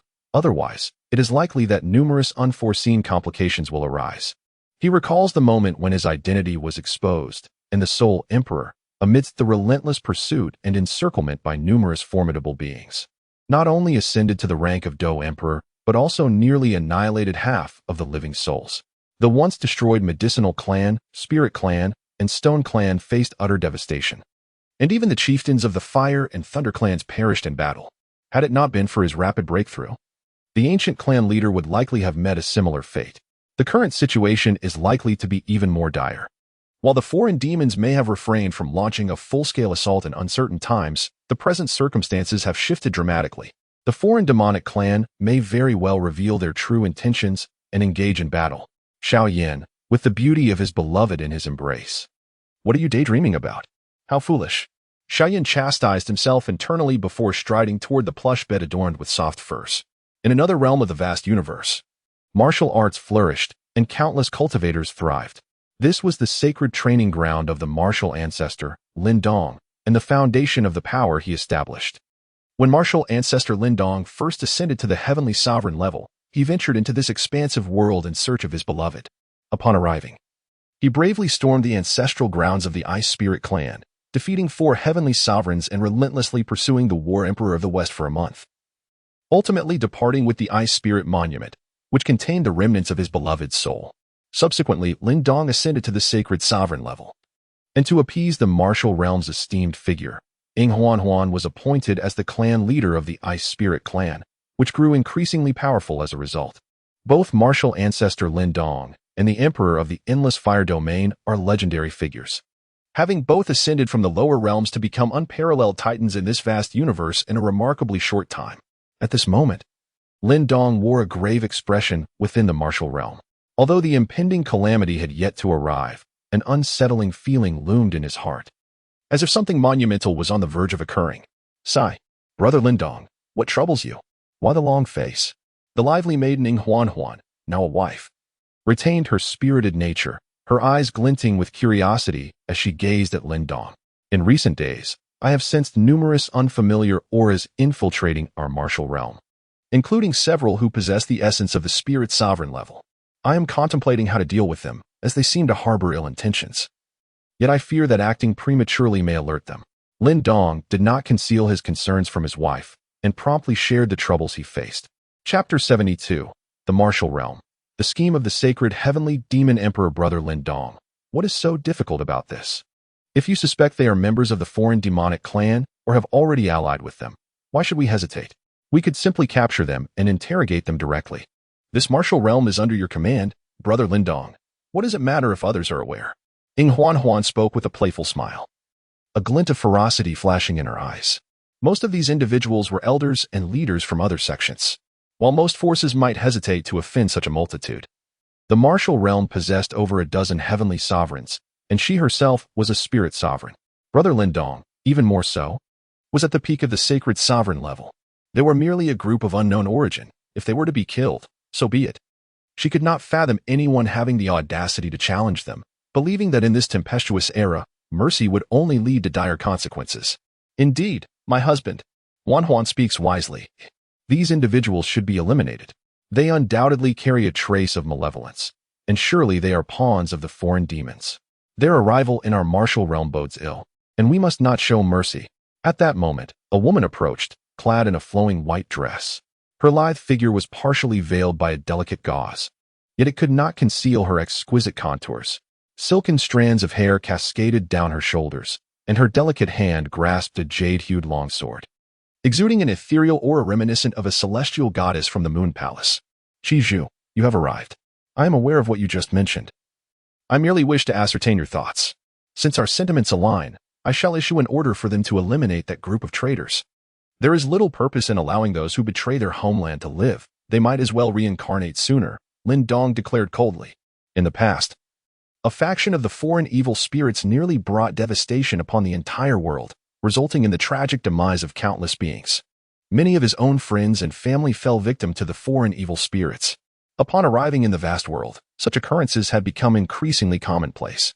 Although he now possessed the prowess of a late-stage sacred sovereign, he was still no match for the foreign evil spirits, many of whom were also at the late-stage sacred sovereign level. Even among those of the same realm, their combat prowess varied significantly. Only a few could engage him in battle, while the others posed no threat. My lord, we must prepare promptly. Judging by the recent movements of the foreign evil spirits, their behavior appears inconsistent with their nature. I suspect they are harboring a grand conspiracy. We must tread carefully, lest we suffer grave losses, Ling Qizhu remarked, her beautiful eyes narrowing in concern. An unsettling feeling lingered in her heart, though she could not quite articulate what was amiss. Do not worry, Qingzhu. I know what must be done. After such a long period of restraint, the world has likely forgotten the power of my martial ancestor.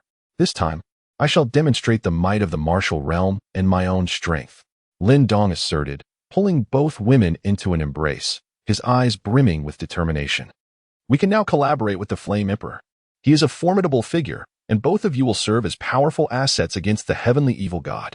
Moreover, you both ascended from that world to the vast realm, so there is a greater resonance between you, AI Huan interjected suddenly, recalling Lin Dong's earlier mention of the Flame Emperor and his exploits.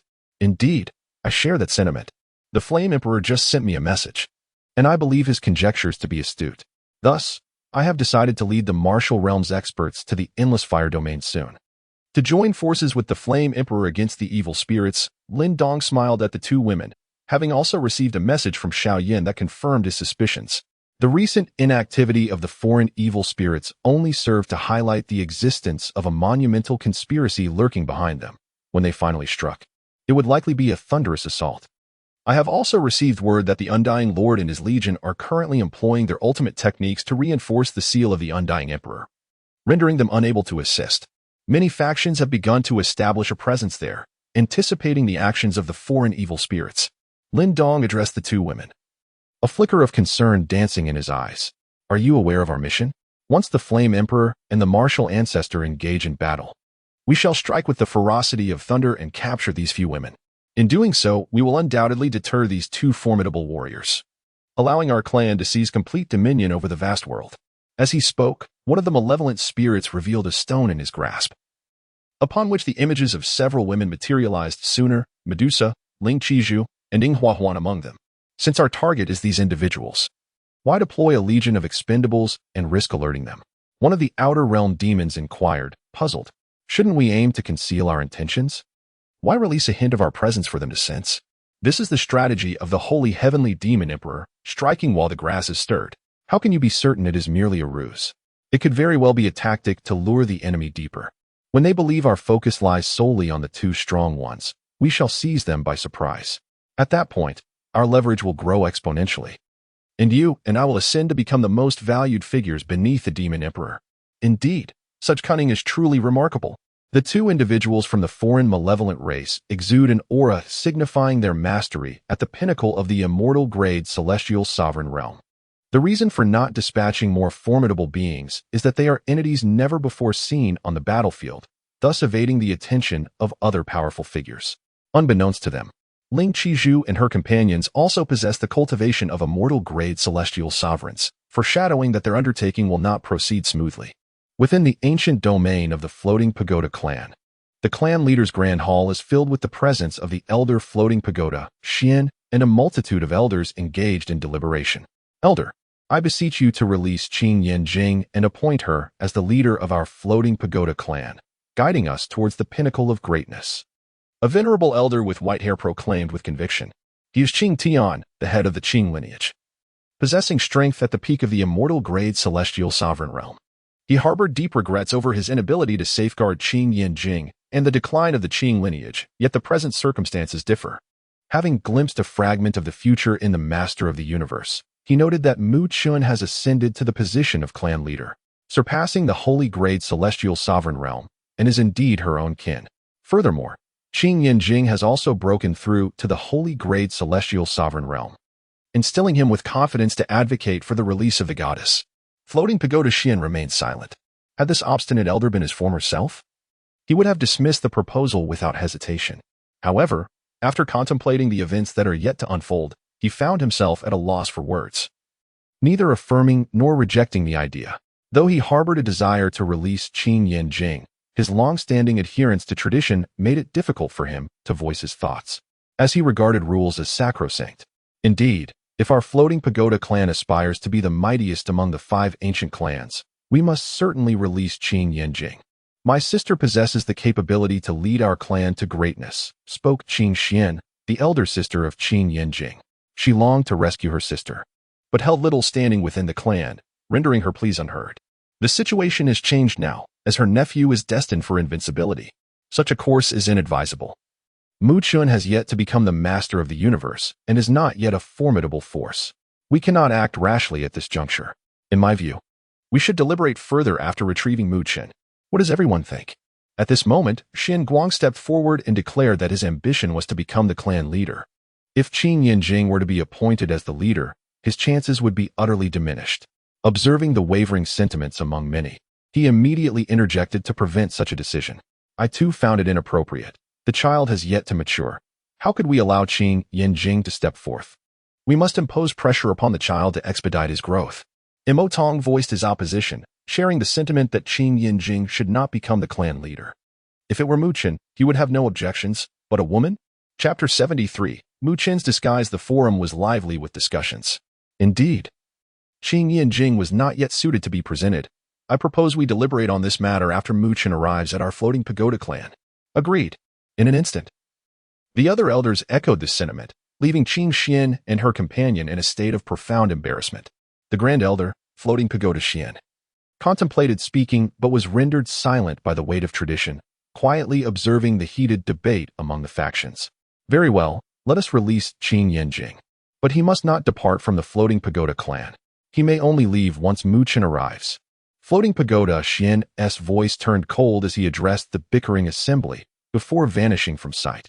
Although the onlookers felt a tinge of dissatisfaction, they had no choice but to acquiesce. Chinner, are you faring well? Bearing such heavy responsibilities must be burdensome. I, as your mother, will surely escape from the Floating Pagoda clan.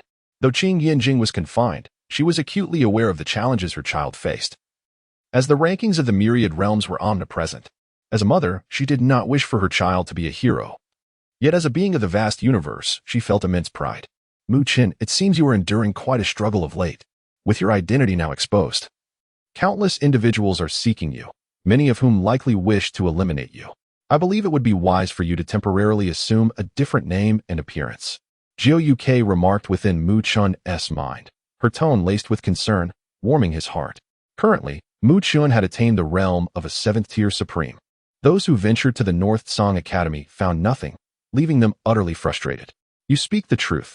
Using the name Mu Chun now is tantamount to courting death. Fortunately, my image in that video was obscured. They do not know my true appearance. However, many from places like Beiling have seen me. It is indeed time for a transformation. Mu Chun smiled, then touched his face, saying, I never imagined that I, Mu Chun, would one day be troubled by this handsome visage. What a sorrowful irony. Upon hearing this, Jiao Yukei's expression soured, and she ceased to engage with Mu Qin. He, however, remained unfazed, seeking out some techniques before altering his appearance to resemble another person, and then he took flight toward the distance. Where could Mu Qin have gone? We chased him all the way from Beiling to here, yet not a trace of him remains. It is most vexing. Shortly after Mu Qin's departure, two formidable men exuding an overwhelming aura appeared not far from him, their presence unmistakably signaling that they were of the spiritual grade heavenly sovereign caliber. Their arrival rendered the surrounding area eerily silent, devoid of any sounds. Well, after all, they are not ordinary individuals. How could we easily locate them? Someone is pursuing us. Let us divert their attention. Among them, there are surely those with ill intentions. We cannot afford to be careless. Indeed, let us head that way. The two then dashed in the opposite direction of Mu Qin. Before long, a group of individuals radiating immense power arrived at the scene, observing for a moment before pursuing the direction taken by the two men. Simultaneously, the video began to play, captivating viewers from myriad realms, including some from the Grand Sovereign world. Initially, the footage seemed rather mundane, but it soon found its rhythm. The barrage of comments in the forum of the myriad realms was overwhelming.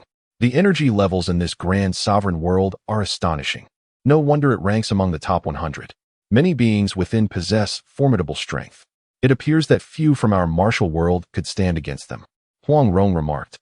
Though I am reluctant to admit it, what you say is indeed true. I am no match for them. It is truly unfathomable that a group of mere teenagers wield such power. I eagerly anticipate the growth of Mu Qin. Xiongba replied, in my view, it is rather mediocre. My demon god world would crush this realm. After all, it is merely one grand sovereign. Their aura seems rather unimpressive, roughly equivalent to that of a heavenly grade. My demon god world undoubtedly ranks within the top 10. Let these ants tremble. Pizzi Long interjected. Do not flatter yourself too much. Do you not possess a sense of your own strength? You think you can enter the top 10? Such delusions. The top 10 surely includes a place for my Shroud of Heaven universe.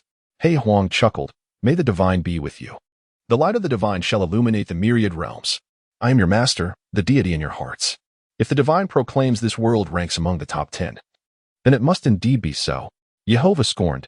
You, a mere birdman, dare to speak so boldly? Just wait. I will annihilate the angelic race in my world. And then we shall see whether you are truly as formidable as you claim to be.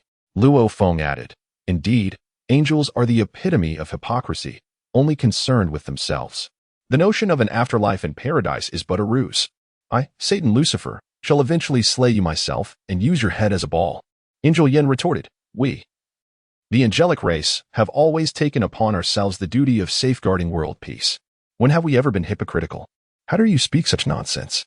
The undying King Enlon commented, and Lon is at it again, prattling on as usual.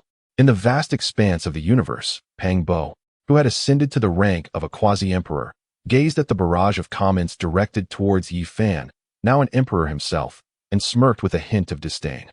Ha ha ha, there's no denying the truth in his words. Although I have become an emperor, I remain bound to this world and cannot transcend it. In the realm of Anlin, however, there exists a being of unparalleled might, one who stands on par with the esteemed immortal lord. Yi Fan, observing the pretentious remarks, shook his head in resignation and replied, so, how confident are you about living a second life? Pang Bo cleverly redirected the question towards Yi Fan, grinning as he spoke. Naturally, I am confident. Let us not forget that we are the ones who brought an end to the dark turmoil. Living a second life should be a breeze. Not only will I live a second life, but I also aspire to achieve a third. Young man, I have faith in you, for you are the most formidable companion I have ever received. The Black Emperor stood up and patted Yi Fan on the shoulder with a smile.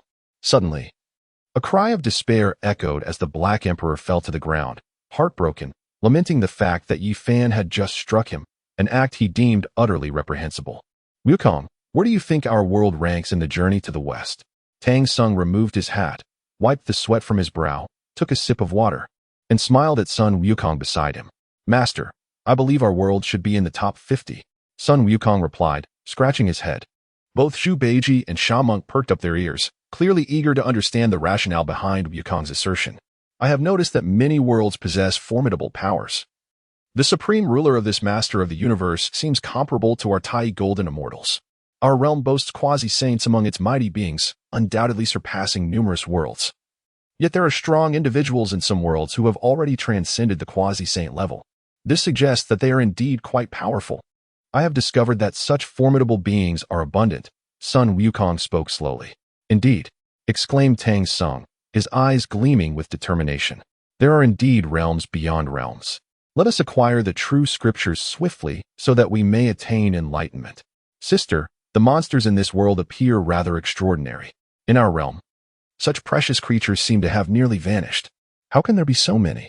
Truly, it is deserving of its place among the top 100 worlds. In the realm of the legend of the White Snake, the immortal Bai Suzhen and Xiao Qin gazed at the video in the sky, marveling at the sights. Chapter 74. The preparation for the mythical world, the great changes in the supreme primordial world. Indeed, that world is not only broader than ours, but it also hosts an array of myriad races. Currently, our realm is home only to the demon race, the human race, and a few other entities. All other races have been obliterated. My demon kin consists merely of a handful of stray cats, either serving as mounts for the powerful or meeting their demise. It is a lamentable fate. In Bai Suzhen's eyes, a flicker of helplessness passed as she spoke slowly. It was thanks to this all-heaven ranking that she had the opportunity to choose a different path for her gratitude.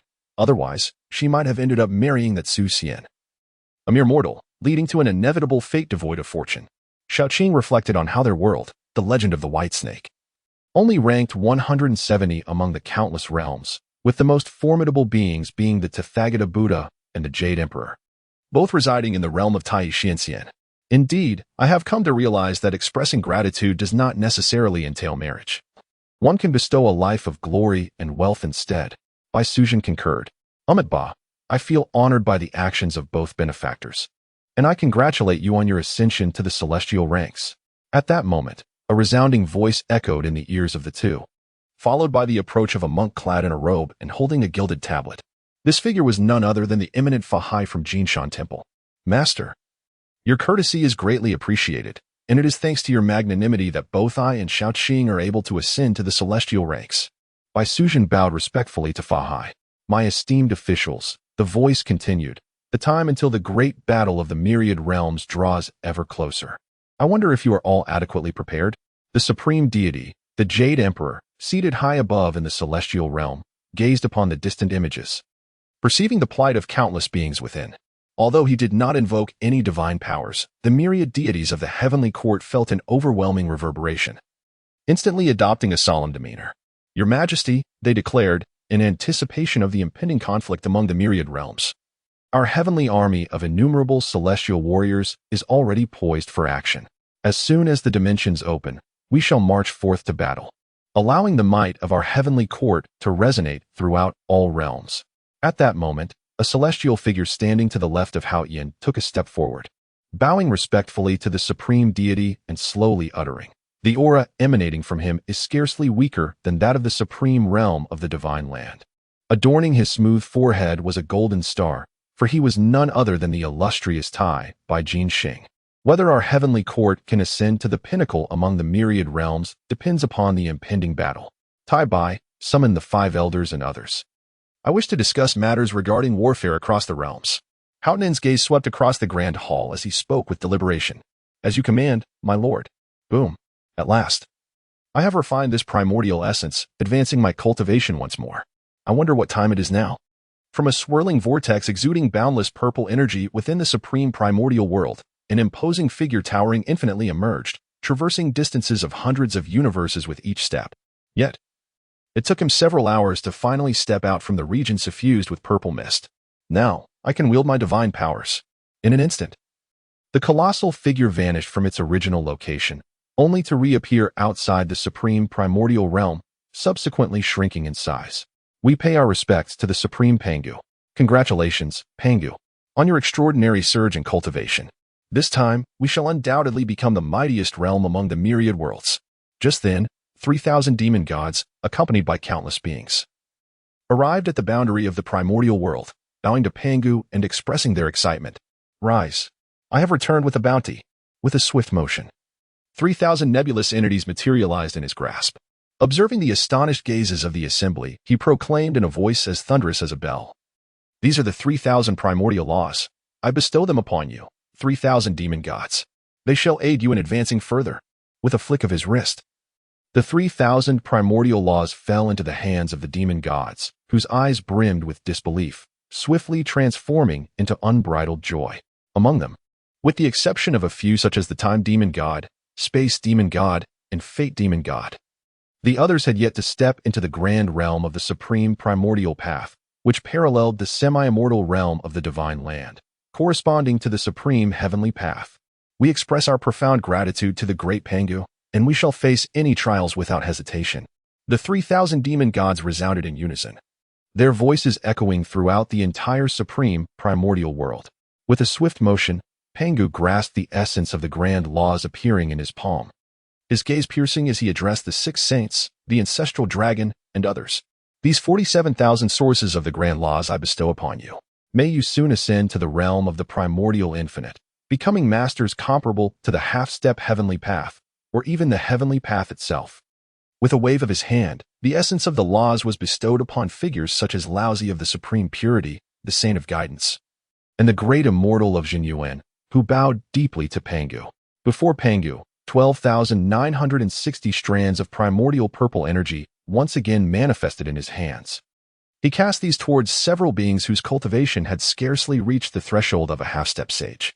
Immediately, the likes of the 3 heavens, Sun Wukong, Yang Jian, Neza, and the Emperor of the Purple Way, among the mightiest beneath the saints, were overwhelmed with ecstasy. Within the grand realm of Shenzhou, the armor legion crafted by the half-sage of Tianyang had reached perfection. Each suit of armor was formidable enough to rival that of an early-stage sovereign, numbering around 10 million in total, with 2 million of each type. Not long from now, we shall tread upon the path to the celestial realm. The half-sage of Zhang gazed at the densely packed fissures in the sky, chuckling as he remarked that during this prolonged duration, the revered celestial lord had traversed numerous worlds, devouring and refining the primordial essence of many. The bottleneck of the Shenzhou realm was on the verge of being shattered by the laws, seemingly imminent within these few days. From the initial few cracks in the sky, the Shenzhou realm had burgeoned to billions of fissures, and the common folk had grown accustomed to this phenomenon. They recognized it as a fortuitous sign, and fear had dissipated. The path of cultivation within the grand realm of Shenzhou had become increasingly effortless, with numerous cultivators achieving breakthroughs each day. The number of those at the sovereign level had multiplied several times over, while the exalted had doubled, and a few more half-sages had emerged. These individuals were not filled with joy. Rather, they held an even deeper reverence for Qin Tian, for they understood that all that transpired was orchestrated by him, and they could scarcely fathom the extent of his cultivation. Indeed, it appeared that the esteemed celestial sovereign had also dispatched a fragment of his divine consciousness to other realms, and he would likely return soon. Once the laws of that world had been consumed, we would all have the opportunity to step into the celestial realm. The semi-immortal Changqing remarked. Ha ha ha, in truth, the semi-immortal of chaos could have long since stepped into the celestial realm. He merely claims that he must wait for us in the interest of fairness. How infuriating. Luo Li exclaimed through clenched teeth as she cast a glance at the semi-immortal of chaos not far away. She was but a step away from that threshold. The prospect of the semi-immortal directly stepping into the celestial realm was beyond her imagination. All right, Luo Li, here, play with this for a while. The semi-immortal Tianyang placed a transformation device in Luo Li's hands with a smile, adding, "This is a new armor I specially developed. It suits you perfectly. By the way, why is this dominator world so feeble? I feel that even one of our insignificant soldiers could obliterate that world." The semi-immortal Xiang questioned, perplexed by the notion. That is a question for the celestial sovereign. How would we know? We have not set foot in other worlds. The semi-immortal Tianyang shot a playful glance at the semi-immortal Xiang before taking Luo Li away. Who knows? Perhaps you should inquire with the celestial sovereign. He might have something to say. The semi-immortal Changqing chuckled while stroking his beard. This world is indeed formidable. We are but fireflies in comparison to the moon. 2 beings from distinct realms. Tu Shanyaya remarked. Well, we are indeed beings from 2 different worlds, one a dominator and the other a humble matchmaker. Tu Shan Honghong laughed. As the chapter unfolded, a resonant sound echoed through the air, drawing the attention of the crowd back. Within the scene, the figure of Mu Chen began to materialize slowly, revealing a resolute youth still residing in the North Spirit Academy, yet to ascend to the exalted heights of the Dominator's realm. In the North Spirit Academy, he has displayed an extraordinary talent since his youth. His delicate, somewhat slender face exudes an indescribable comfort, and the other young men and women nearby gaze at him with admiration. As the scene progresses, the myriad beings across the realms reveal smiles upon their faces. Many formidable young warriors, during their rise, have invariably had a beautiful confidant by their side, enduring countless hardships, battling against the heavens and the earth to protect their loved ones and pursue their aspirations. Observing the tender moments between Mu Chun and his father, many cannot help but shed glistening tears as a wave of bittersweet emotion floods their hearts, touching the most vulnerable part within them, reserved for their parents and kin. Alas, perhaps in this lifetime, they may never meet their families again. A yearning arises to understand why they were abandoned. After so many years, one would think they had forgotten. Yet that single shimmering tear undeniably reveals the lingering envy within. In the world of the seven realms, Qin Tian, now the sovereign of the universe, sits cross-legged in the void, as a solitary tear gently cascades down his cheek. He murmurs to himself, "Why does a trace of bitterness linger in my heart? It cannot be. How could I, and Lan, weep over such trivial familial ties?" Within the perfect great world, the immortal king and Lan's eyes shimmer with unshed tears, which he forcefully suppresses, yet memories from countless epics resurface in his mind. Back then, he was not the omnipotent immortal king, but a child of abject poverty, relying solely on his father. His father toiled tirelessly, crafting spears and shields to earn meager coins for their survival, until one fateful night when a band of thieves attacked. In a bid to save him, his father wielded a spear and shield, battling fiercely to secure his escape. What remains etched in his memory is the silhouette of his father, one hand gripping the spear and the other the shield. After enduring numerous tribulations and vanquishing powerful foes, he forged the Crimson Peak spear and the immortal shield from their blood. The narrative does not pause, despite the strong beings reminiscing about the past. Rather, it accelerates. From Mu Chun's cultivation of the Grand Buddha Sutra to his burgeoning strength that allowed him to defeat Mu Yuan and the others. Participating in the Academy's trials and mastering the spirit formations, he eventually emerged from the North Spirit Realm, riding the 9 Nether Dark Sparrow, embarking on an exhilarating journey through the vast and splendid world. He was the only one from the North Spirit Realm to have stepped onto the spirit path, where his terrifying legend spread. Yet, after merely a year, he was expelled from the spirit path, where he met his lifelong companion, Luo Li. Subsequently, he triumphed over the Blood Butcher in the North Spirit Plains, and during the selection of the 5 Great Academies, he proudly defeated Lu Mu Bai, securing a coveted seed spot among the 5 academies. Thereafter, he established a bloodline connection with the 9 Nether Dark Sparrow, propelling their relationship to new heights. At the freshman conference, he vanquished his former nemesis, Yang Hong, and subsequently surged to claim the top position on the North Spirit Academy's soul ranking. In a fierce exchange of 3 strikes against Li Xian, the second on the Academy's heavenly ranking, he withstood the might of the 9th grade Supreme Beast, the North Underworld Dragon Kuan, within the Thunder Domain. Through a series of cunning strategies, he acquired the essence blood of the North Underworld Dragon Kuan, which he entrusted to the 9 Nether Infernal Sparrow for its evolution. He then participated in the Hunting War, defeating Gu Tianyan and seizing the Spirit King Crystal. Significant experiences arose vividly in the minds of the onlookers, who were entranced by the unfolding tale, many feeling a deep sense of awe. It was truly unexpected that the fantastical world could be so exhilarating. In this realm, I have known no defeat. I yearn to transcend the mundane and be accompanied only by the sublime. How I wish to have been born in this world, wielding my sword against countless foes. Indeed, I am the unmatched Du Guqiu Bai. I, Shimin Shui Shui, have long sought a worthy swordsman to challenge me, aside from that Yi Gucheng. Here, I have encountered many swordsmen. Should I have the opportunity to engage in battle, my life would not be in vain. As Shimin Shui Shui gazed at the barrage of comments in the sky, he could not help but voice his thoughts. Beside him stood the renowned 4-browed Lu Xiao Feng. Shimin Shui Shui tightened his grip on his sword, exuding an aura of sword intent that soared towards the heavens, drawing the attention of martial arts masters around him. Do you have confidence for the decisive battle at the Purple Forbidden Peak in a month? Lu Xiaofeng cautioned. I sense a hint of laxity in your sword. Perhaps you should refrain from fighting. Once a merciless swordsman becomes emotionally involved, his sword reveals vulnerabilities. He did not wish for his friend to risk his life, recalling the formidable prowess of Yi Gucheng that had led many to their demise. A swordsman must forge ahead unflinchingly. Only one of us may emerge victorious, either him or me. There can be but one sword god. Shimen Shui declared coldly, his eyes brimming with indomitable fighting spirit. It was truly astonishing that such a beautiful world harbored a being like the celestial evil god. How unfortunate it was. If only I were there, I would undoubtedly eradicate them all. Utian, situated in the shrouded sky world, reflected on Mu Qin's experiences. Feeling a profound sense of admiration for his growth from adversity, constantly battling to grow stronger for himself and those he sought to protect. I no longer aspire to be the pirate king. I, Luffy, have a grander dream, to defeat the celestial dragon and create a better world where all can live in peace and prosperity. In the world of One Piece. Luffy tossed aside his straw hat and shouted to the crowd. Indeed, I too shall defeat Wang Xiao, restoring peace to the world so that all may live happily. Behold my Pig dragon-slaying sword.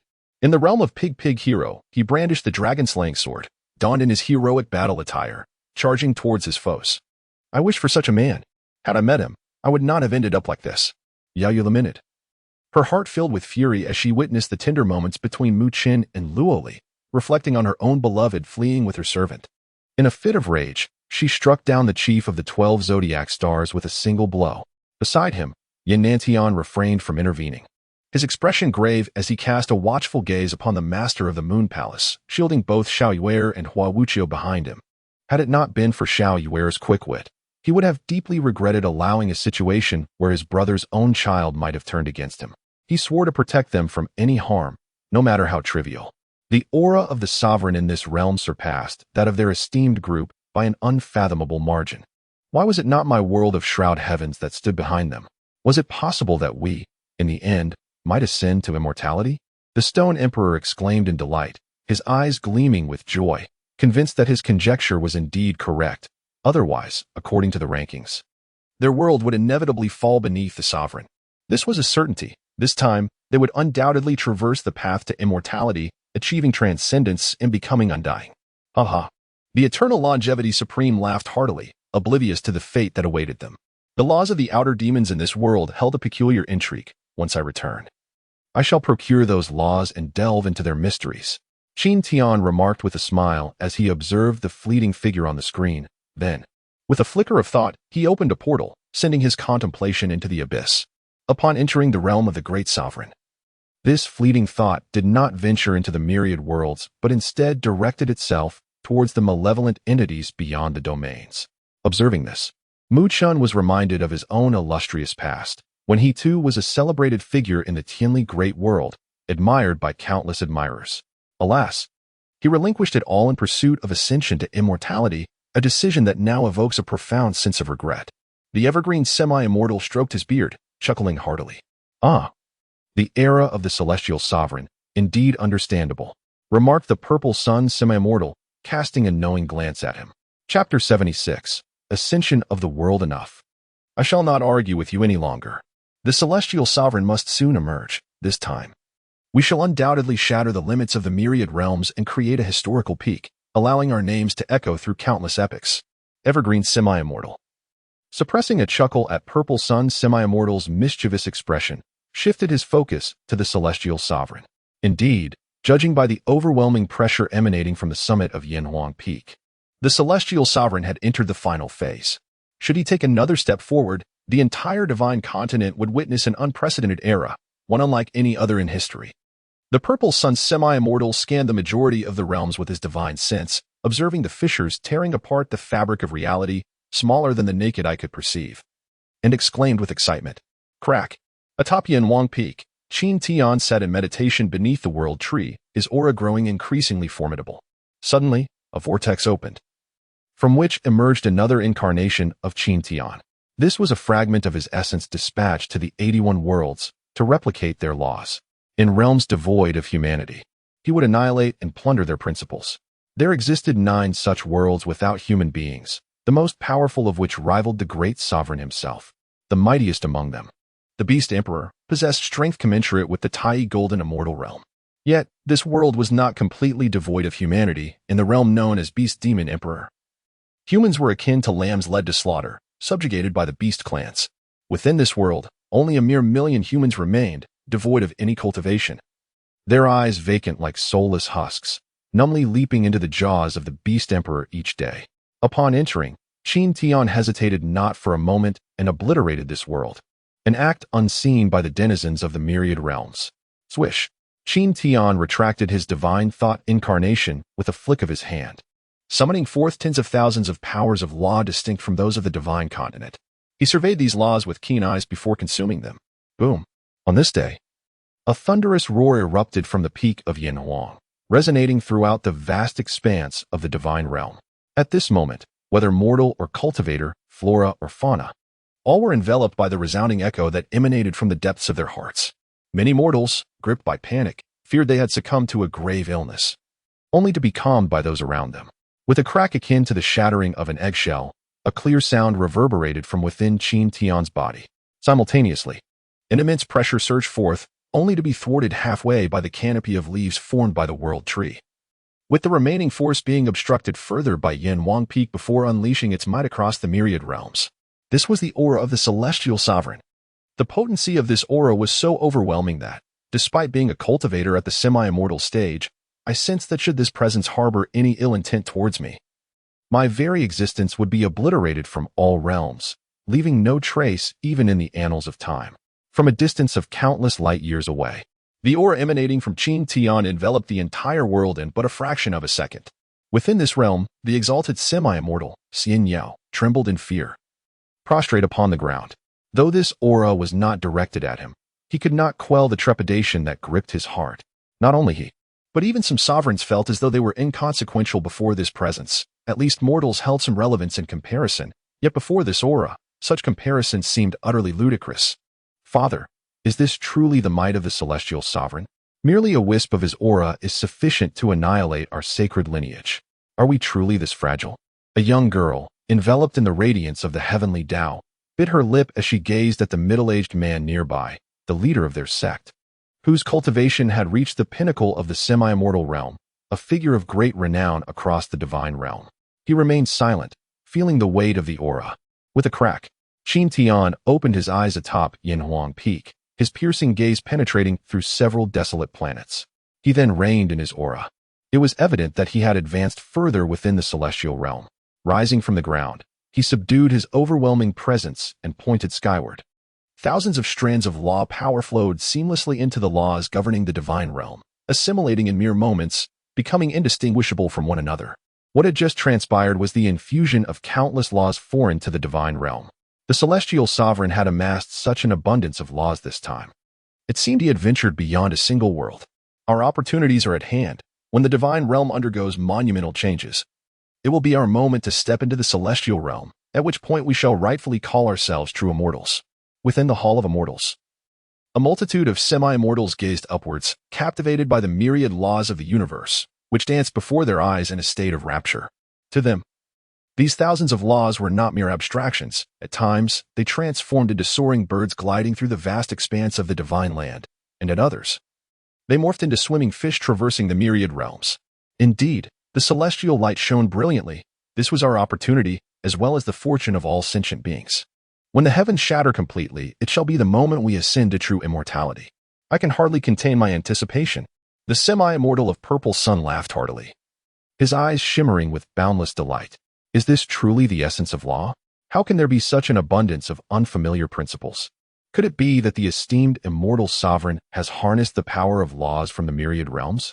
Indeed, only an immortal sovereign possesses such strength and capability. It seems the world is on the verge of breaking through that barrier. I am deeply grateful to the immortal sovereign for this opportunity. A colossal divine dragon, stretching countless miles, fixated its immense eyes upon the unfolding phenomena in the sky, before kneeling reverently towards Yanhuang Peak.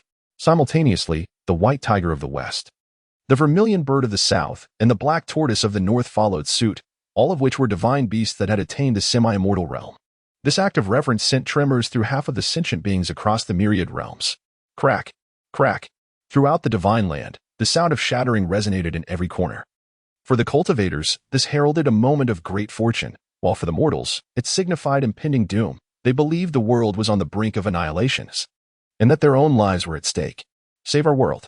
Oh, divine beings, I beseech you. Boom. Crack. In that instant, the myriad fissures of the realms shattered entirely, and a new membrane of existence emerged, enveloping the divine land. The peculiar gas that permeated the divine land was seized directly by Qin Tian. The shattered shackles extend beyond the world itself, encompassing the chains within the hearts of the masses, all of which are now obliterated and fragmented. It appears that all sentient beings have successfully liberated themselves from the constraints of fate, rendering destiny elusive at this very moment. Even semi-divine beings are at a loss regarding their own destinies. Ah, how fortunate it is that I have not perished. I am truly grateful to the divine. But what is this?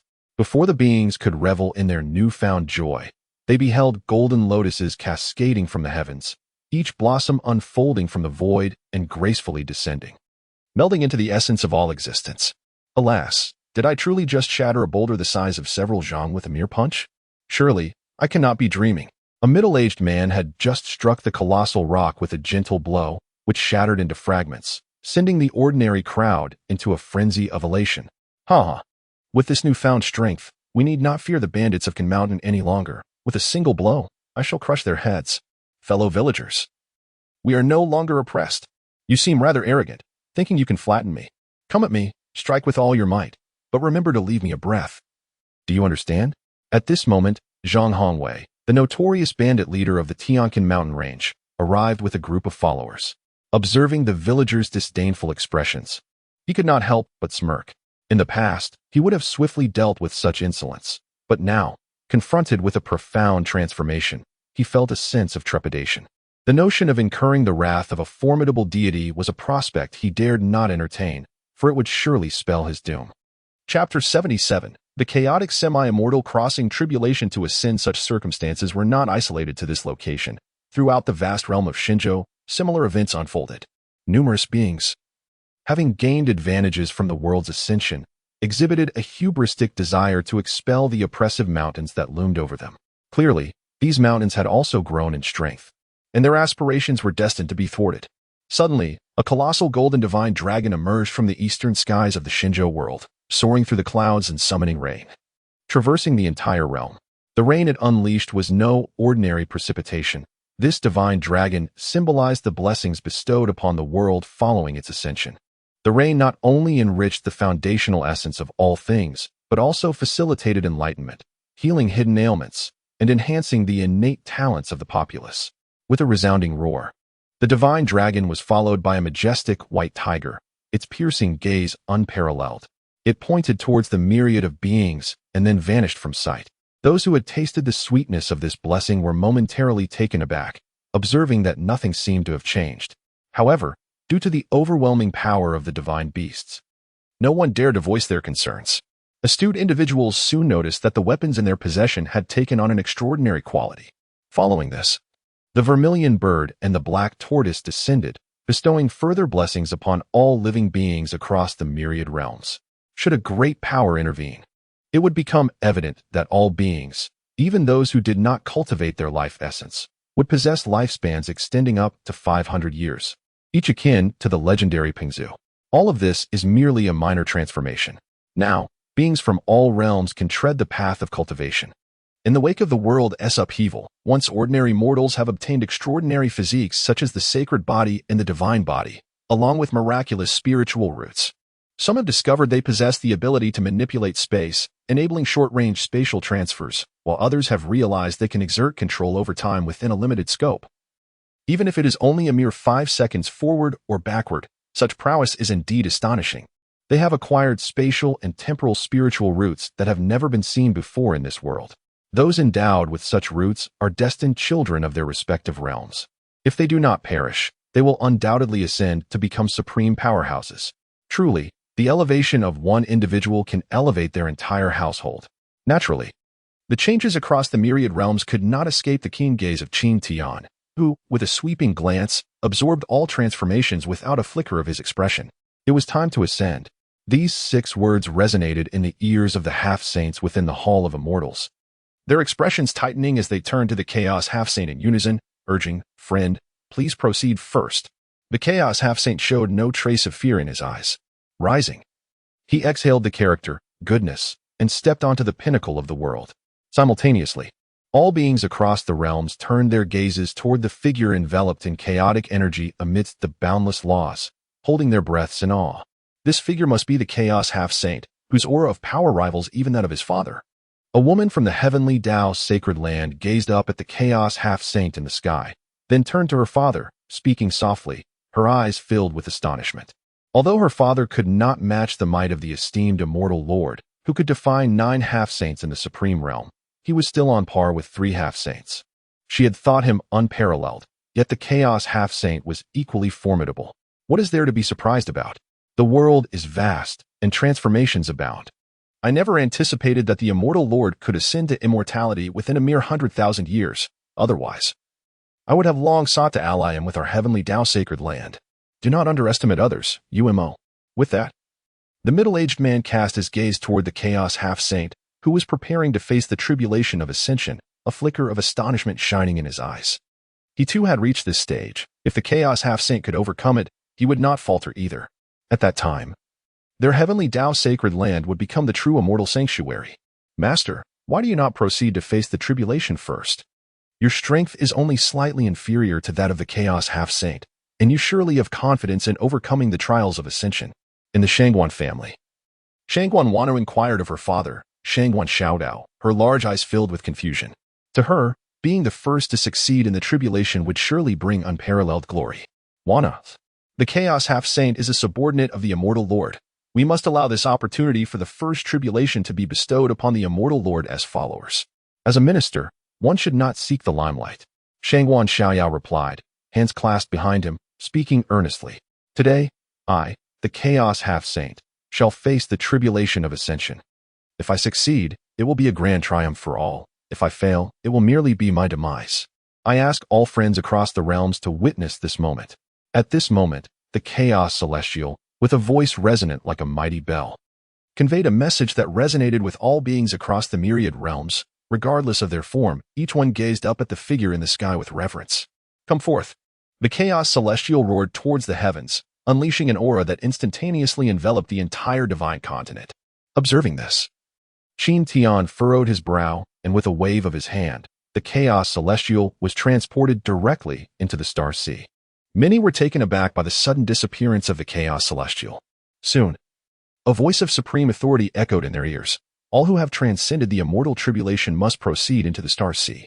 Within the star sea, a tempest of thunderclouds, woven from countless laws, loomed over 2/3 of its expanse, the laws surging forth with an ominous energy. A divine dragon, composed of innumerable laws, emerged from the depths of those clouds, letting out a thunderous roar as its enormous eyes fixated upon the chaos celestial. Without uttering a word, it unleashed a colossal sphere of thunder, hurtling towards the chaos celestial.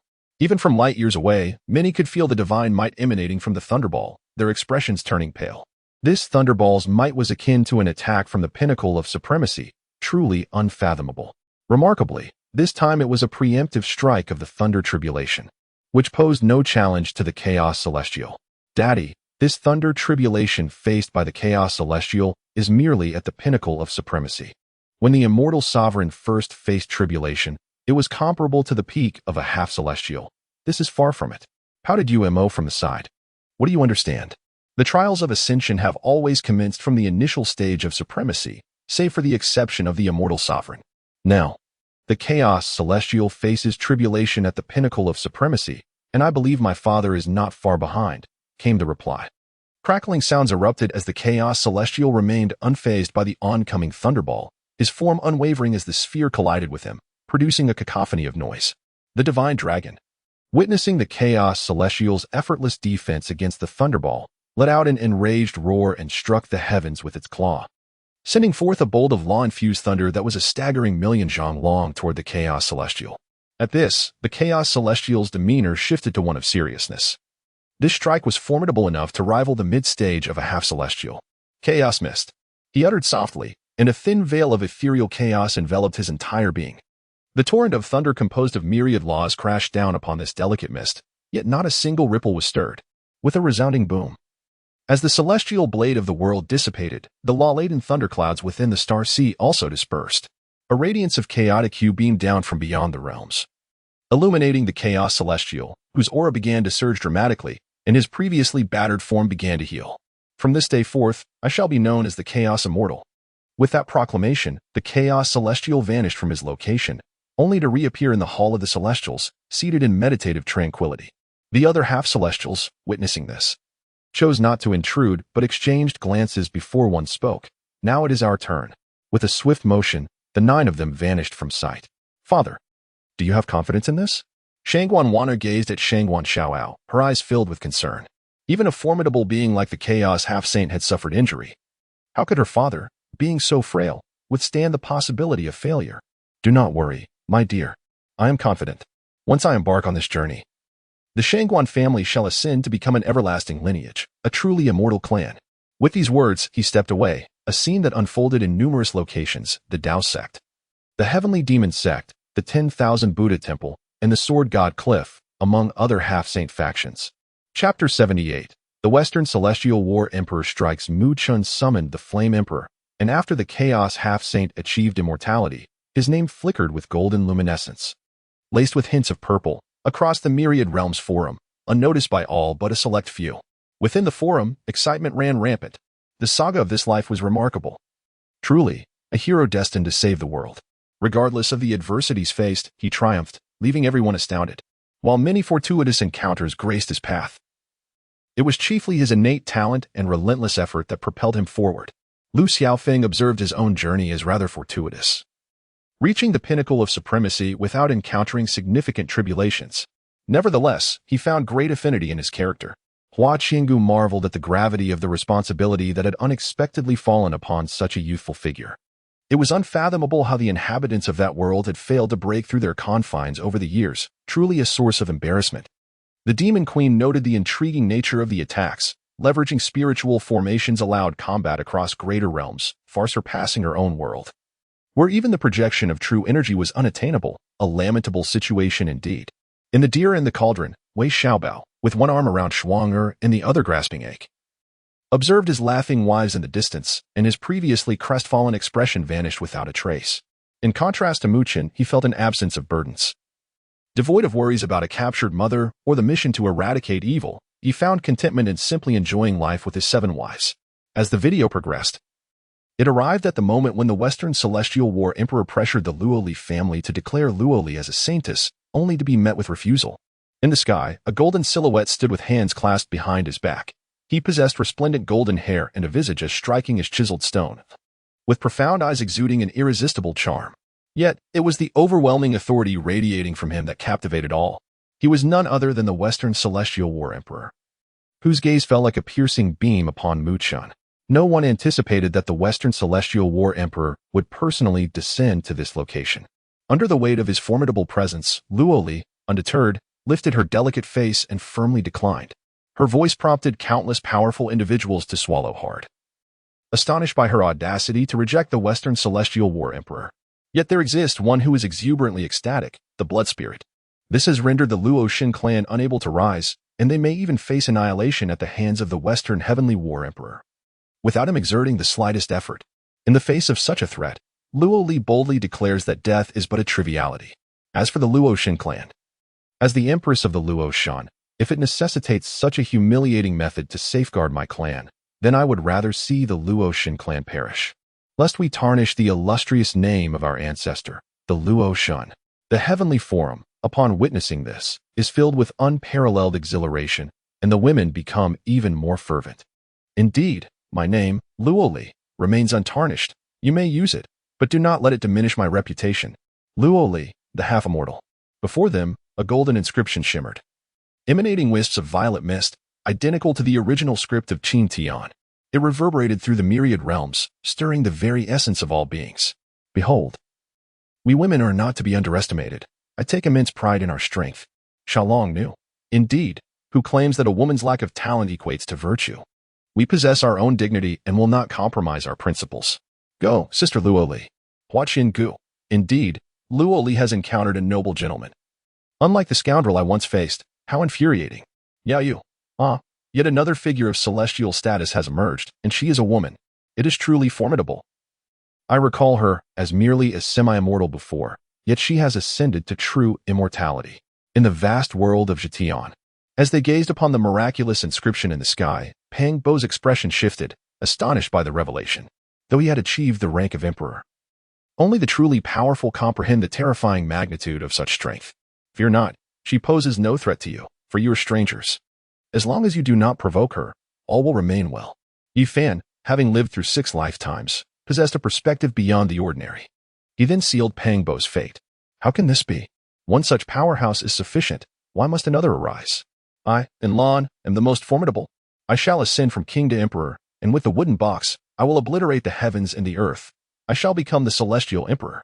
At that moment, in the perfect world, the immortal King Anlin gazed at the barrage of messages from Luoli, feeling the terrifying aura that emanated from them. His expression shifted to one of shock and panic, and he let out a furious roar towards the heavens. After a brief moment, he suddenly recalled the secret of the broken King Qingdi in the 9 heavens and 10 earths. At this moment, the Western Heavenly War Emperor extended his colossal hand towards Mandala and Mu Qin, enveloping them in a golden glow. The surrounding space became ensnared, and even the flow of spiritual energy between heaven and earth came to a standstill.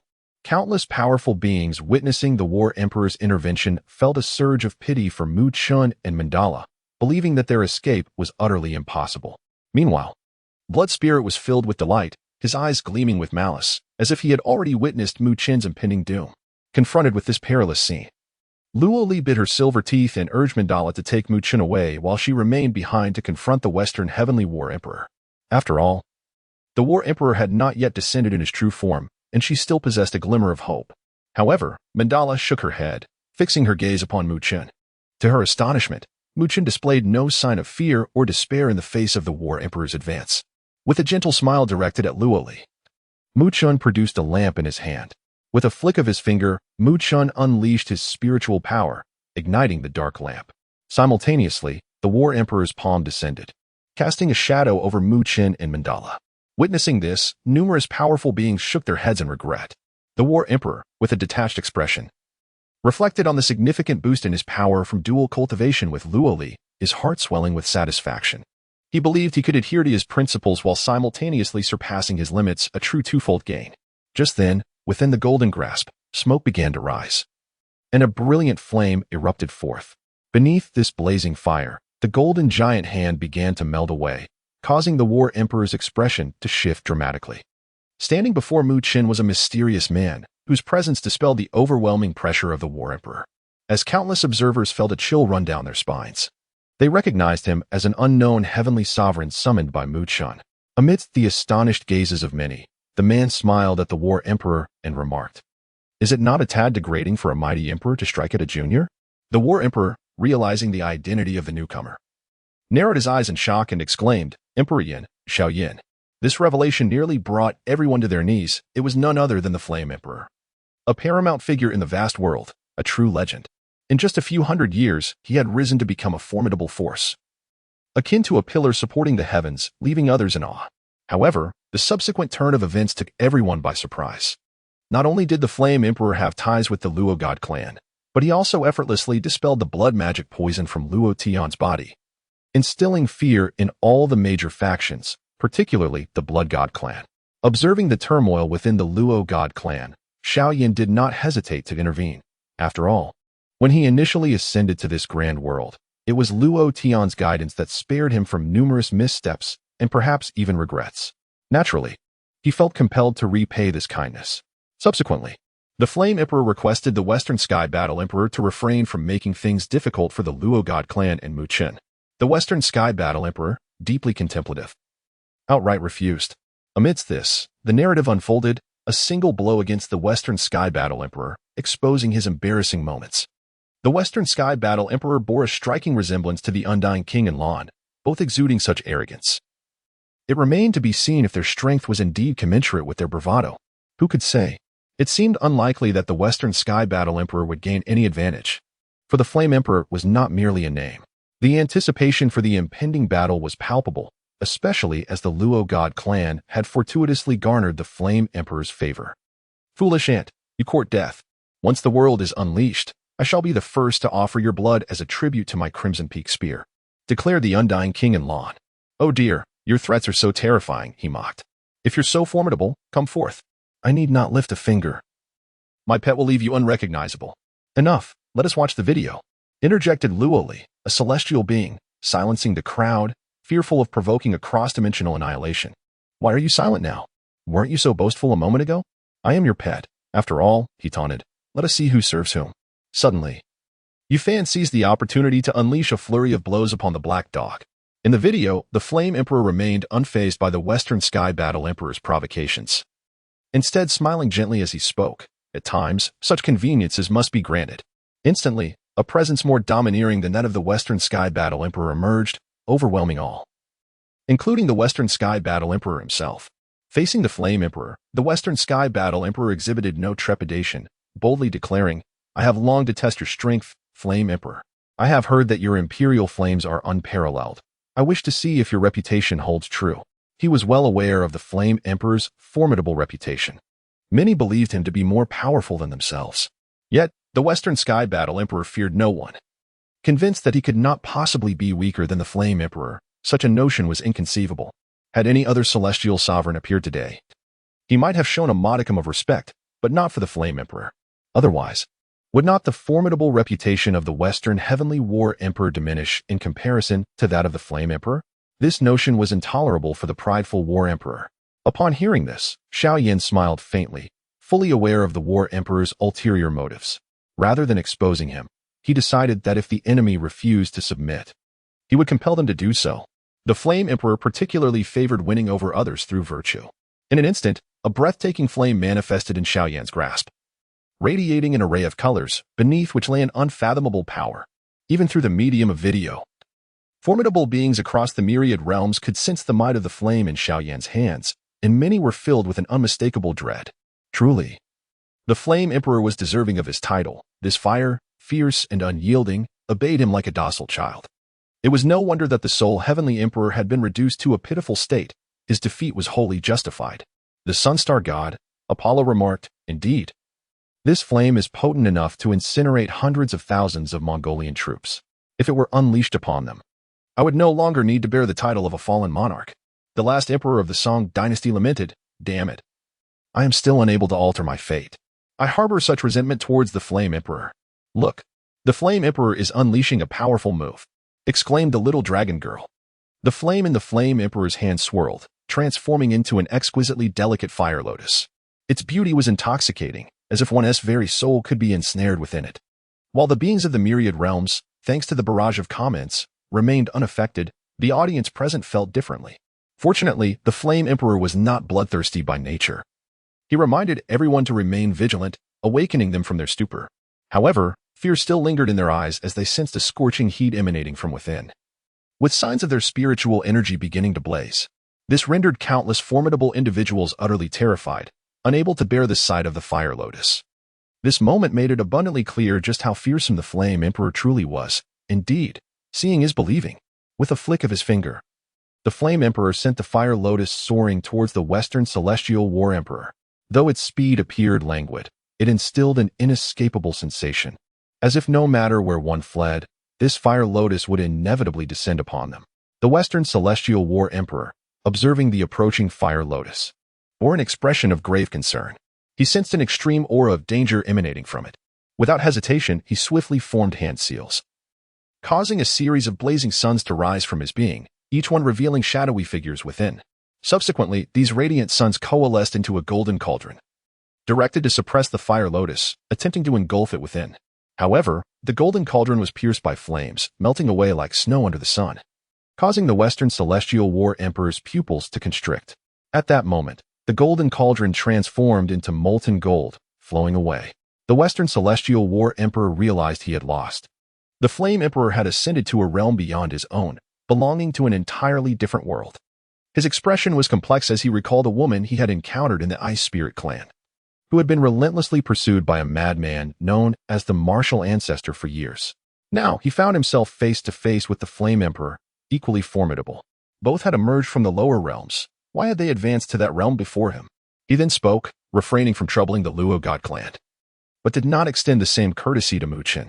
At this moment, the Flame Emperor informed him that Mu Qin had already shown him grace, which the Western Celestial War Emperor found hard to believe. He retorted, who is it that this emperor does not wish to encounter? The Flame Emperor, with a smile that was half mockery, uttered 4 words, Martial Ancestor, Lin Dong. Instantly, the expression of the Western Celestial War Emperor darkened. The onlookers were puzzled. They were aware of the Martial Ancestor Lin Dong, a figure of equal renown to the Flame Emperor, who had once single-handedly defeated an invading malevolent force from beyond the realms. Upon entering the Grand Thousand World, he had audaciously challenged the Ice Spirit clan, founding the martial realm, an authority rivaling that of the Flame Emperor. Why did the mere mention of Lin Dong provoke such a disconcerted reaction from the Western Celestial War Emperor? Curiosity abounded. By Xiaoxing mused, I too am intrigued. It seems this must be a rather unfortunate experience. Otherwise, why would the Western Celestial War Emperor's countenance be as dark as ink? Dagu remarked. I can already sense the scent of gossip. This will undoubtedly be a major news story. The narrative continued in the video. Years ago, the martial ancestor had approached the Ice Spirit clan, seeking to resurrect his wife.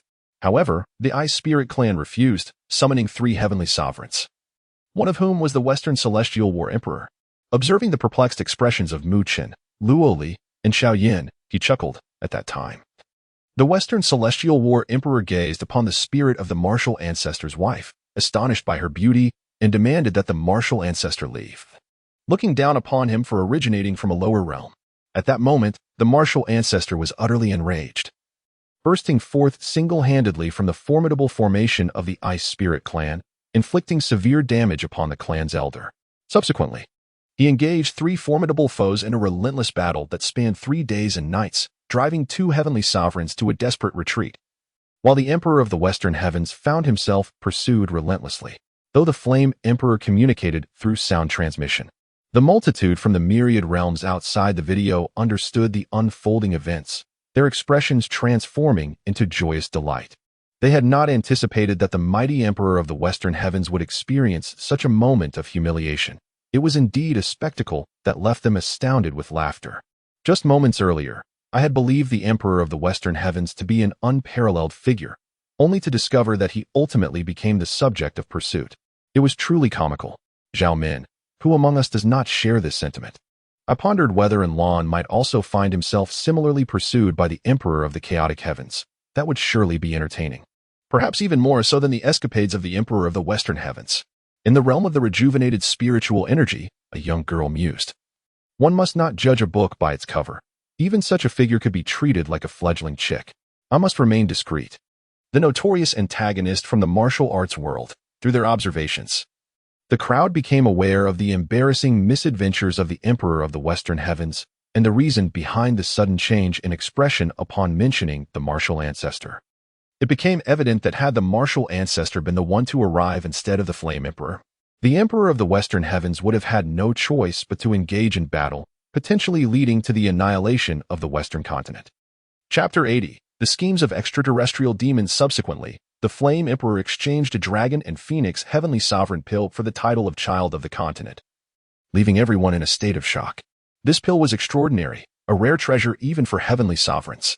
In the vast expanse of the world, the Flame Emperor was renowned not merely for his strength, but for his unparalleled alchemical skills. Who could deny that anything produced by the Flame Emperor was bound to be of exquisite quality? The scene continued, yet those from the myriad realms could not remain tranquil. Each had their own affairs to attend to, rendering it impossible to remain fixated on the video. Boom. In the realm of the Great Ruler. Upon a supercontinent seized by the extraterrestrial demon race, a whirlpool suddenly manifested, drawing the attention of several upper-tier, perfected heavenly sovereigns of the demon race. They conversed in the language of the extraterrestrial demons, which, when translated, bore the meaning, "What is happening? Why the urgency?" A perfected heavenly sovereign among the demons inquired, his eyes burning crimson.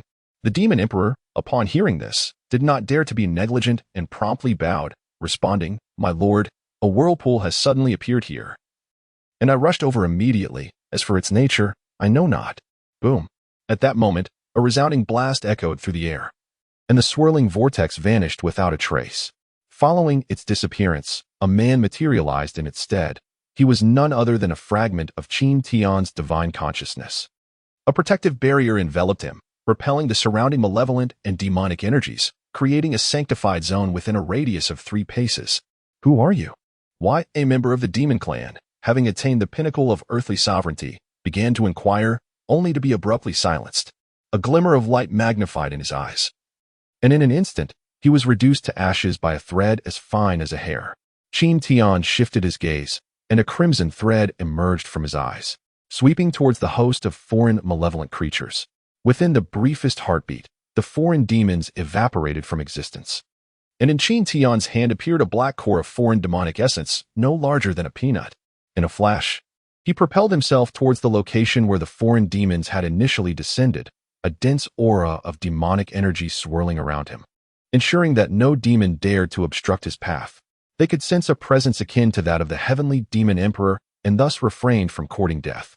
Simultaneously, within the hall of 10,000 demons, the heavenly demon emperor sensed the emergence of a being comparable to himself in the wake of his own presence, racing towards the spot where he and his companions had first appeared. This perplexed him greatly. Logically, aside from himself, there should be no other demon of such formidable strength that he was unaware of. Had it not been for the demonic energies emanating from that continent, he would have remained oblivious. It truly was a time of turmoil. Who could this person be? Among the 32 demon clans of the Outer Realms, there was no mention of such an individual. What purpose did this person have in venturing to the original domain of the outer demons? Regardless, his current task was to rescue his divine being. Everything else was of lesser importance. The original site harbored the most potent demonic energies capable of tainting the entire world. No matter what your intentions may be, this time you shall not escape your fate. The voice of the heavenly demon emperor resonated throughout the hall, after which he resumed his meditative repose. The time agreed upon by the demons was approaching, and he intended to channel all his experiences into this impending conflict. He had previously clashed with the Flame Emperor, who was not far from his own level of mastery. Had it not been for the latter's rapid ascension, he would have dispatched someone to eliminate him long ago, just as he had done with the martial ancestor, a being from a lower realm who had become invincible upon reaching the higher realms. Summoned forth. Lead a contingent of my heavenly demon clan to the lower realms to seize a territory. Should we ultimately face defeat, you shall be the last of our kind. At that juncture, we shall sever our ties with the myriad worlds, ensuring that the vast universe cannot cleanse us. This shall serve as a retreat for my clan, a legacy left by me as their leader. The heavenly demon emperor opened his crimson eyes, sighed, and addressed the kneeling direct descendant. Yes, ancestor. The demon did not hesitate, departing immediately, fully aware that the ancestor acted for their benefit. The martial ancestor, Lin Dong, scoffed, indeed a formidable adversary. That extraordinary talisman once caused me considerable distress. But now, I shall witness whether you are truly as formidable as you claim. The Celestial Demon Clan gazed at the dazzling figure of martial ancestor Lin Dong in the video. The dark Celestial Demon Emperor murmured to himself, aware that he would inevitably confront the martial ancestor this time. It had been many years since he had made any progress, and he wondered if he still possessed the formidable power of the extraterritorial evil demons that once shook the vast world. Subsequently, the other Celestial Demon Emperors began to plan their contingencies, preparing for potential defeat.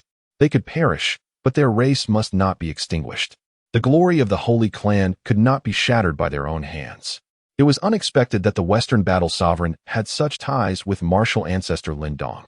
Should I summon the martial ancestor then, allowing him to confront the Western Battle Sovereign with fervor? The supreme ninth-rank Mu Qin gazed at the talisman in his hand, murmuring to himself with a flicker of a smile in his eyes, before shaking his head. He understood that should the martial ancestor take action, he would not spare the Luo God clan, and he might suffer some repercussions. It would be wiser to summon the Flame Emperor, as there was no animosity between him and the Western Battle Sovereign, thus achieving a dual benefit. These individuals truly linger like restless spirits. Now that they know I am bound for the Western continent, many of them bear murderous intent. I must not reveal my intentions. It seems I will need to request the Flame Emperor's assistance to ensure my safe departure. Mu Qin sighed at this thought, feeling somewhat helpless. So many people wishing to take his life, it's truly the peril of fame. Where has that Mu Qin run off to? After chasing him for so long, we haven't even caught a glimpse of him. Could it be that we are heading to the Western continent? One of the thieves-seeking Mu Qin remarked. We have no choice. Otherwise, we won't be able to explain ourselves. We must protect Mu Qin. He is our last hope. The Western Battle Sovereign seems quite fearful of my husband. After all, my husband suppressed him for 3 years, leaving a lasting shadow in his heart. Wu Jing should chuckle softly, having noticed the expression on the Western Battle Sovereign's face upon hearing the martial ancestor's name. Ha ha ha, indeed. Back then, I chased that sovereign around like a child. I truly hope that Mu Qin will crush the talisman I gave him. I want to continue teaching the Western Battle Sovereign a lesson. Within the martial hall, Lin Dong observed the Western Battle Sovereign's expression and felt a wave of relief wash over him, laughing as he spoke, clearly recalling the events of the past. From now on, whenever you encounter Mu Qian, be courteous. Do not provoke him, understood? In the Western continent, within the Battle Sovereign's hall, the Western Battle Sovereign felt a sense of helplessness as his embarrassing moments were unveiled, yet he remained determined to continue honing Mu Qian. Despite his arrogance, he did not wish for the vast world to face annihilation. Mu Qian is the one capable of saving the world, and naturally, he would not intervene. Recently, our Western continent is likely to encounter a host of malevolent spirits. Keep a close watch. Anyone who dares to act recklessly shall be executed without mercy. Mu Qian must not perish, even if it costs your lives. The War Emperor of the Western Heavens rose and spoke aloud, a flicker of astonishment gleaming in his eyes. He understood that the traitorous faction would not let this opportunity slip away. In this moment, as the future of the world lay exposed, those who harbored a deep-seated hatred for the extraterrestrial demons set aside their grudges to unite in aiding Mu Qian. Driven by a sense of self-preservation and a desire to protect the world, we comprehend that while we fear death, we must also ensure that our demise holds significance. Let us safeguard Mu Qian's safety. The myriad realms remained oblivious to the transformations occurring in the world of the Master of the Universe. They continued to watch the unfolding events with overwhelming excitement. Many began to fantasize about themselves as Mu Qian, traversing the world with sword in hand, reveling in song and wine. However, this dream was abruptly shattered when a bandit leader struck them across the face, awakening them to a harsh reality filled with terror. Those who sought mercy found their pleas ignored, as the bandit wielded his great blade and struck down, bringing everything to a close. Chapter 81. The Extra-Dimensional World Stop. You shall not advance any further. As Qin Tian journeyed towards the site of the extraterrestrial demon's descent, a figure emanating an aura comparable to that of the Holy Heavenly Demon Emperor materialized before him. Clutched in his hand was a massive spear measuring 3 zhang and 3 inches, with blood-red eyes fixated intently on Qin Tian. The moment Qin Tian showed even the slightest movement, the spear would show no mercy. With the appearance of this demon emperor, the other demons in this mist-laden land turned their attention towards him, their lips curling in a bloodthirsty manner. The demon emperor who obstructed Qin Tian was known as the bloodthirsty demon emperor, and he was part of the bloodthirsty demon clan, holding a status not far beneath that of the heavenly evil god. His purpose here was to prevent the return of the 32 demon clans to the extraterritorial realm. And he showed no fear in the presence of Qin Tian, whose powerful aura radiated strength. I am the bloodthirsty demon emperor. You seem to possess a profound aura, not just an ordinary being. Depart now and return to the vast world, and I may spare your life. Otherwise, this Mo Yuan continent shall be your grave. As his words fell, the spear pointed ominously at Qin Tian, while the surrounding demons brandished their weapons, prepared to unleash countless attacks should he dare utter a refusal. The assembly of demons, including the bloodthirsty demon emperor, believed that Qin Tian would comply and retreat. Over the years, many demon emperors had attempted to leave, only to be driven back, with some even perishing on this very ground. However, Qin Tian was not merely a demon emperor from the Master of the Universe. He was a transcendent being from another realm, and such circumstances could not impede his advance towards the extraterrestrial domain. Very well, I shall grant you a chance to survive. You will personally guide me, and your kin may live, while you too may depart unharmed. What do you think of this most favorable arrangement? With a smile that danced on the edge of mockery, Qin Tian regarded the assembly of demons. His words ignited a blaze of fury among the bloodthirsty demons, their eyes seething with rage. Had it not been for the bloodthirsty demon emperor's restraint, they would have surged forth in a frenzy, eager to tear Qin Tian to shreds. Young one, you seek your demise. Thus, do not blame me for my lack of courtesy. Stand back, for today. I shall demonstrate to this spawn of the demon clan the formidable prowess of the bloodthirsty demon emperor. The bloodthirsty demon emperor fixed his gaze intently upon Qin Tian and commanded the assembly of demons to retreat hastily, for once he engaged in battle, they would be powerless to intervene. A mere slap could extinguish their lives, leaving them no refuge for lamentation. Qin Tian remained unperturbed, dismissing the demon before him with disdain. And what of it?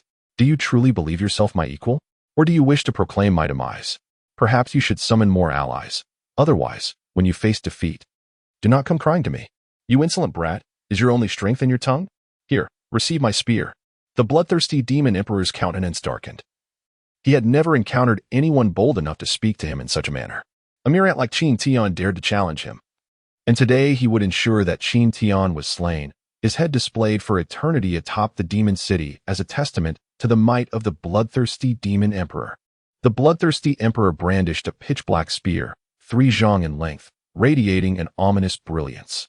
An exquisitely sharp tip surged towards Qin Tian with ferocity, the surrounding demonic energy retreating in fear. This spear, known as the bloodthirsty spear, was said to have once pinned a powerful heavenly demon emperor to the ground. Today, this demon emperor was doomed.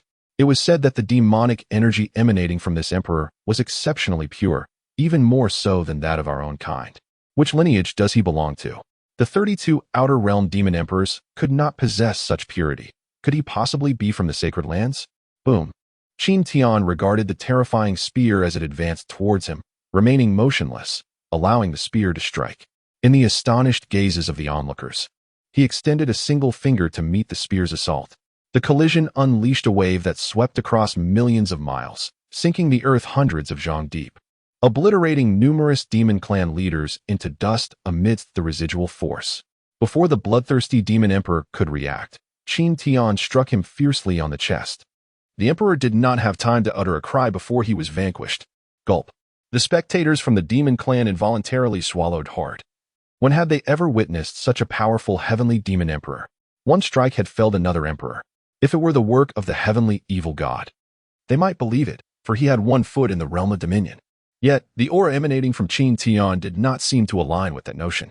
Before they could ponder further, an invisible ripple swept through them, descending from above like dumplings, erasing their presence entirely. Come forth. Must I personally compel you to reveal yourselves? Qin Tian remarked with a slight smile, glancing into the distance. In the distance, 3 figures suddenly materialized. If the celestial evil god were present, he would undoubtedly recognize these 3 individuals, their aura comparable to his own, and their bloodlines nearly indistinguishable, all on the brink of entering the realm of dominion. It is truly astonishing to encounter such formidable beings. Surely, you are not one of my demonic kin. Pray tell, what brings you to the domain of my outlandish kin? This is not a place for one of your stature. The woman among the trio gazed at Qin Tian, her voice laced with curiosity. She could not fathom why someone of Qin Tian's formidable cultivation, capable of sealing the malevolent beings of the myriad realms, would venture to this location. Qin Tian did not respond to their inquiries. Instead, he simply smiled. In an instant, the trio stood frozen in place, their minds momentarily entranced, before one knelt and cried out, "We humbly pay our respects to our master." Qin Tian had effortlessly erased their original consciousness from the very root while preserving their memories, effectively creating a second persona. The first persona had been obliterated. Lead the way, Qin Tian commanded, following the 3 as they proceeded toward the outer realms. The evil beings they encountered along the way did not question the trio's intentions. Shortly thereafter, the 3 celestial demons brought Qin Tian to the very edge of the myriad realms. Before them lay a chasm stretching for billions of fathoms, from which an endless tide of demonic and malevolent energy surged toward the myriad realms, seemingly intent on assimilating them. Surrounding this fissure were no fewer than 1,000,000 demons of the sovereign realm, 100,000 demons of the spirit-grade heavenly sovereign realm, and tens of thousands of demons of the immortal-grade heavenly sovereign realm. Salutations to the 3 carefree demons. The myriad demonic soldiers knelt, their eyes ablaze with fervor, clearly indicating the elevated status of the 3 demon emperors among them. Observing the surrounding demon clan, Qin Tian disregarded the 20 soldiers and boldly stepped into the abyssal chasm. As dark as ink, as he departed, clarity returned to the eyes of the 3 demons, yet they still regarded Qin Tian as their master. Upon entering the chasm, Qin Tian encountered a series of spatial rifts that could easily shred a being of the Dominion realm.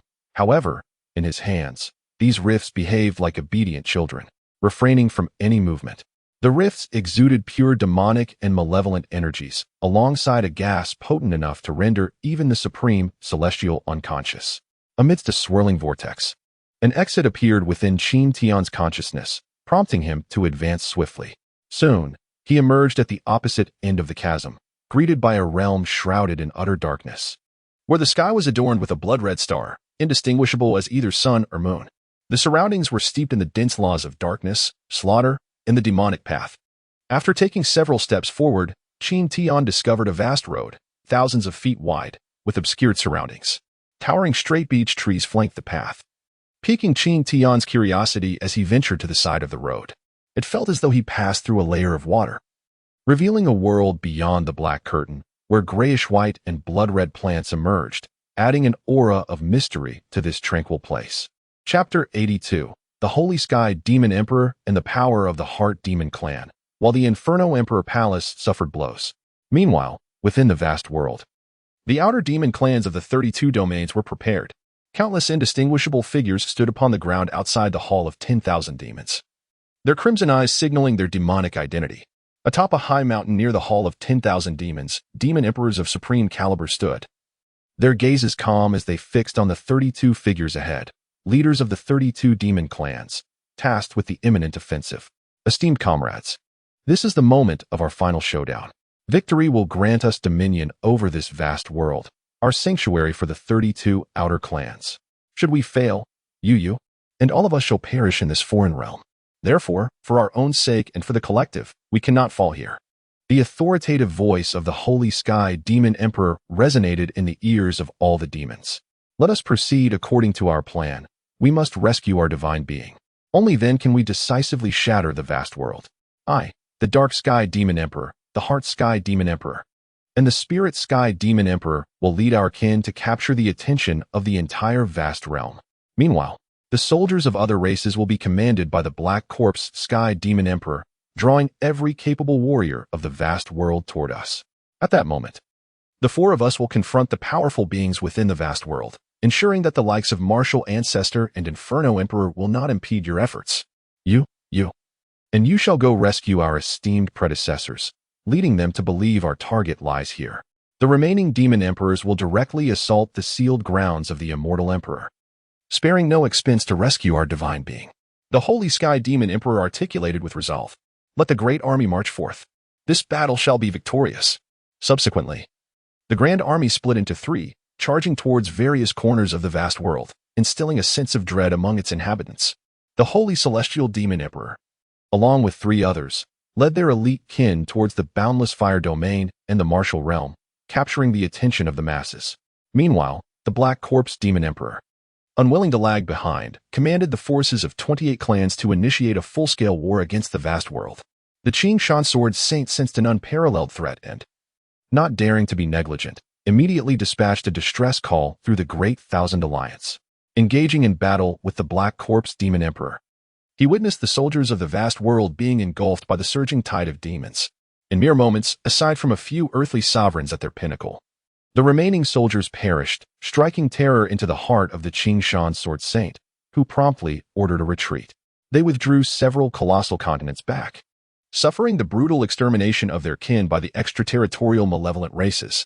Fortunately, due to the proximity to the malevolent beings, there were not many survivors left. Otherwise, the death toll would have surpassed billions. Simultaneously, numerous powerful figures receiving the Great Thousand Alliance's call hastened to the battlefield to provide support. Soon, these two formidable forces, representing the vast world and the extraterritorial demonic clans, clashed in earnest. With the addition of the local warriors, the previously one-sided battle found a momentary equilibrium.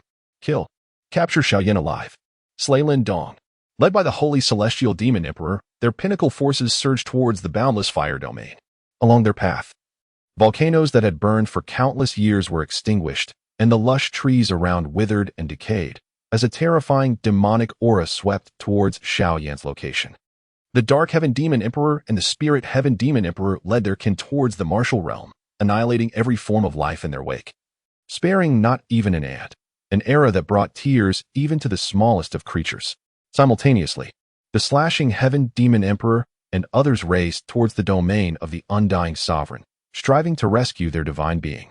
They acted with caution, controlling powerful beings under their command to advance towards this place, preparing to obliterate the ancient formation. Holy Celestial Demon Emperor, we meet again. Is your grand entrance here to annihilate my boundless fire domain?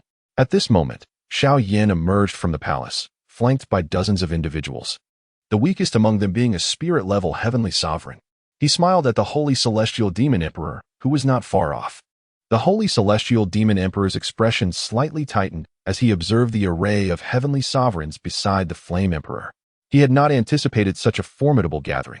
Fortuitously, he had arrived today, Otherwise, future encounters would not yield such favorable circumstances. Flame Emperor, your alchemical prowess stands unrivaled in the vast world. With your elixirs, you have cultivated so many heavenly sovereigns. It is no wonder you are regarded as a superpower in the vast world. In our past encounters, we could not determine a victor. This time, allow me to experience your extraordinary techniques. With that, the Holy Celestial Demon Emperor charged towards the Flame Emperor, and the Heart Demon Emperor beside him joined in the assault. Brothers, let us vanquish them.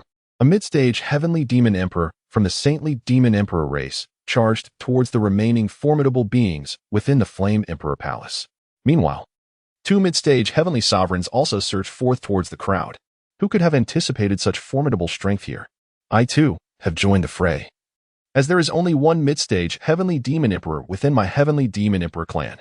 At this moment, three figures emerged from the palace of the Flame Emperor: Gu Yuan, Xiao Xian, and Zhu Kuan. Among them, Xiao Xian exuded an aura comparable to that of a mid-stage Sacred Heaven Sovereign, immediately rushing towards the first approaching Demon Emperor. With both hands, he unleashed martial techniques to intercept the two Demon Emperors. Gu Yuan and his companion, however, possessed merely the strength of early-stage Sacred Heaven Sovereigns. Let us handle one each, Gu Yuan remarked with a smile towards the old Dragon Emperor, before dashing towards one of the mid-stage Demon Emperors, determination flashing in his eyes. As a proud son of the heavens, Gu Yuan resolved to honor his ancestors with the blood of demons today.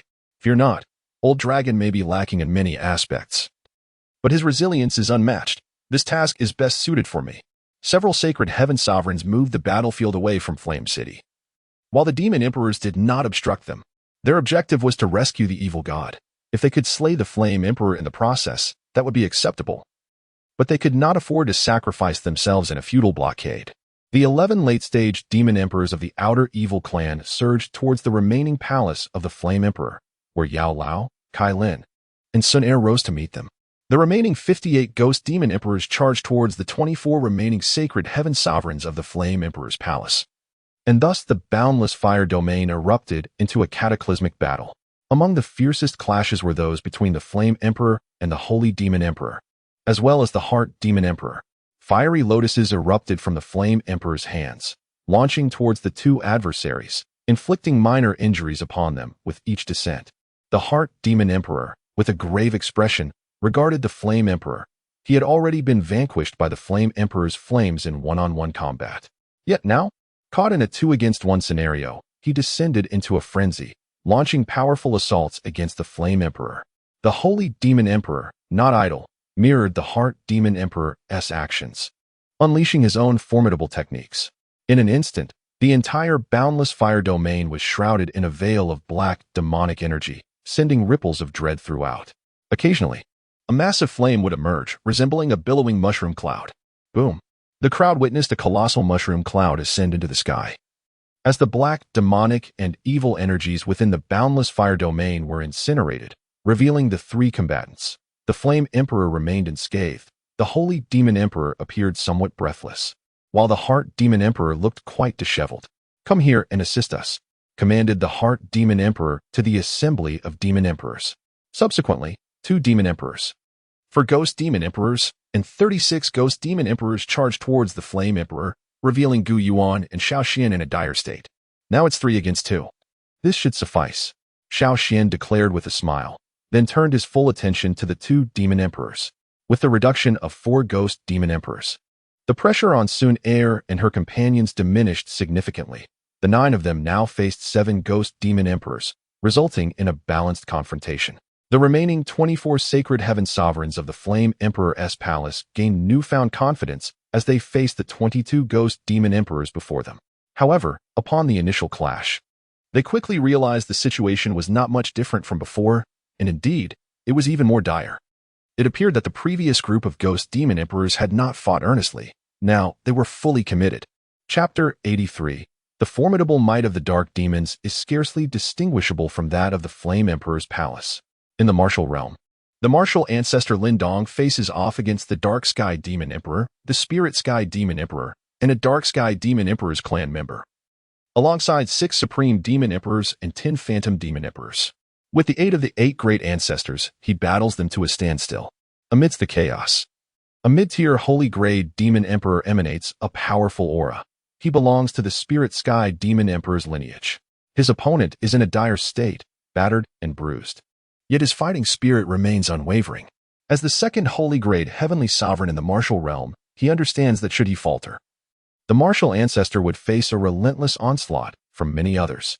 For the sake of the world's populace, he is prepared to sacrifice his life to impede this demon emperor. Meanwhile, the two ladies, Yi Huan and Ling Qingzhu, with their late-stage immortal grade cultivation, successfully held off 6 supreme demon emperors, while the remaining demons were left to the powerful warriors within the martial realm. Occasionally, strong fighters fell, their blood staining the ground. The martial realm was directly shattered. Yet the multitude of demon emperors was temporarily halted, unable to advance further. Simultaneously, the people of the vast world became aware of the plight faced by martial ancestor Lin Dong and the Flame Emperor, and those who rushed to their aid divided into 2 groups. Among them, the Kunping ancestor moved with remarkable speed, heading directly to the nearest endless fire domain. The Western Heaven War Emperor, also cognizant of the invasion, radiated the aura of a nascent holy grade heavenly sovereign and hastened toward the endless fire domain.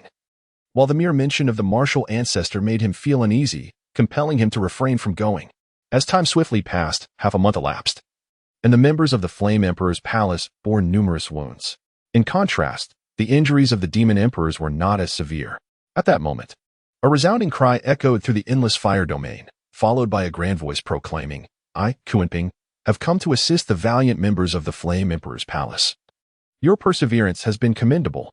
As the voice faded, a spatial rift suddenly appeared before 2 of the demon emperors, from which an enormous claw emerged, reaching towards the mid-tier holy grade demon emperor. In the eyes of the heavenly demon emperor, a glimmer of cunning satisfaction flickered before vanishing. As he braced himself to confront the approaching Kunping ancestor, 2 mid-stage heavenly demon emperors and 3 late-stage Xian demon emperors besieged the Kunping ancestor. Despite the formidable strength of the Kunping ancestor, he was unable to swiftly vanquish his adversaries, resulting in a stalemate. Just as Zhu Kuan, Gu Yuan, and Xiao Xian were about to breathe a sigh of relief, 3 late-stage Xian demon emperors emerged before them, exuding a presence not significantly weaker than their own.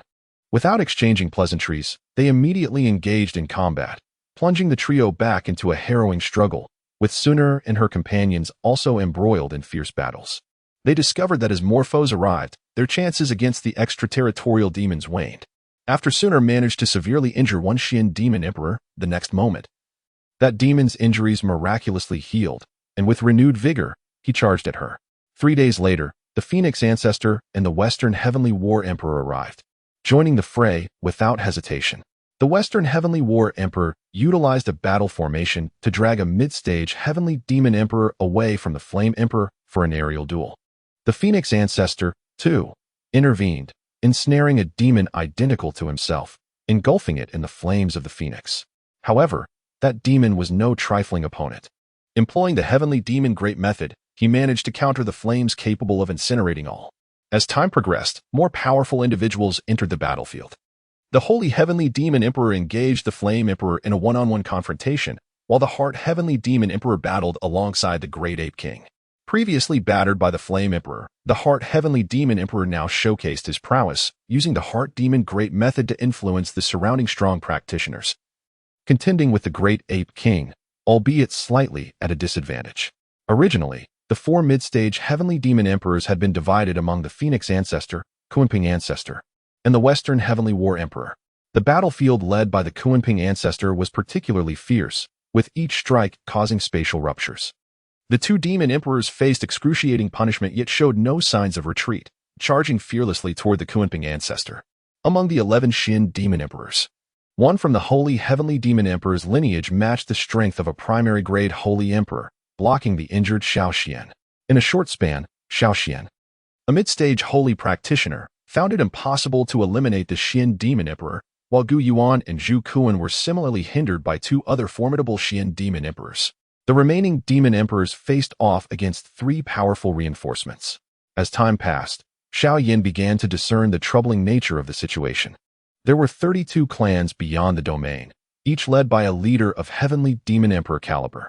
Although 6 Heavenly Demon Emperors had appeared here, only 2 were clan leaders. What scheme were these extraterritorial demons orchestrating? Within the martial realm, The true Dragon Emperor pressed the spirit Heavenly Demon Emperor fiercely, while the martial ancestor clashed with the dark Heavenly Demon Emperor. The more they fought, the more astonished he became. Lin Dong was now marginally stronger than himself. Truly, this was a grave threat from the heavenly evil god that must be eradicated. In the sword domain, as the 5 ancient clans began to support the extraterritorial demons, the tide of battle shifted and a counterattack commenced. However, the expressions of the onlookers turned grave, their faces betraying a sense of foreboding. They could not comprehend why. With only one demon clan leader present, the others could not contend with the Flame Emperor and the martial ancestor. Meanwhile, the Holy Demon Emperor, the Dark Demon Emperor, and the Slashing Demon Emperor clandestinely transmitted coded messages into a grand world hidden not far from the North Wilderness. The formidable beings within this realm were under their control, poised and ready to launch a massive offensive against the North Wilderness at the signal from the Holy Demon Emperor and his companions, intending to unleash the celestial evil god. At that moment, an invisible wave resonated in the ears of the demon clan leaders, their expressions turning serious as they uttered 2 words, "Act now." Instantly, the outskirts of the North Wilderness were suffused with boundless demonic energy. The leaders of the 26 outer clans, accompanied by their elite warriors, surged toward the North Wilderness, leaving a trail of lifeless beings in the wake of their malevolent intrusion. The Lord of the Undying also sensed the upheaval beyond the North Wilderness. His countenance hardened as he inscribed a talisman in the void, sending it drifting into the distance. Simultaneously, an immense protective barrier enveloped the entire North Wilderness, successfully halting the onslaught of sinister energies. However, as the demon clan leaders entered the fray, it seemed that the barrier would not endure for long. Alas, the external malevolence had split into 3 forces, deliberately luring us into a trap. Fortunately, Qin Tian was not present. With his formidable strength, he could momentarily withstand the onslaught of the outer demons. At this moment, the master of the sword domain, the blue-robed sword saint, exhibited a change in demeanor before swiftly intervening to thwart the onslaught of the demon emperors. He communicated telepathically with others, urging them to assist the Lord of Immortality. However, the Black Corpse Demon Emperor was unwilling to grant him this favor, unleashing a formidable assault that shattered the sword domain, albeit sustaining injuries while desperately attempting to impede the blue-robed sword saint. Within the martial realm, the martial ancestor, Lin Dong, once more showcased his formidable prowess, unleashing a bolt of lightning that resembled a world-ending force, aimed at the Spirit Sky Demon Emperor and the Dark Sky Demon Emperor, among others, causing them to retreat in disarray. Seizing this opportunity, other powerful beings hastened towards the Lord of Immortality, though some were fiercely obstructed by the demon emperors. In the endless fire domain, the Holy Sky Demon Emperor radiated an aura of true strength comparable to that of a half-step dominator, engaging in a fierce battle with the Flame Emperor, even gaining the upper hand. The Flame Emperor's expression hardened as he conjured myriad flames to incinerate the Holy Sky Demon Emperor. Simultaneously, the Heart Sky Demon Emperor exuded immense power, matching the might of the Celestial Ape King, suggesting that the true strength of the extraterrestrial evil was finally revealing itself.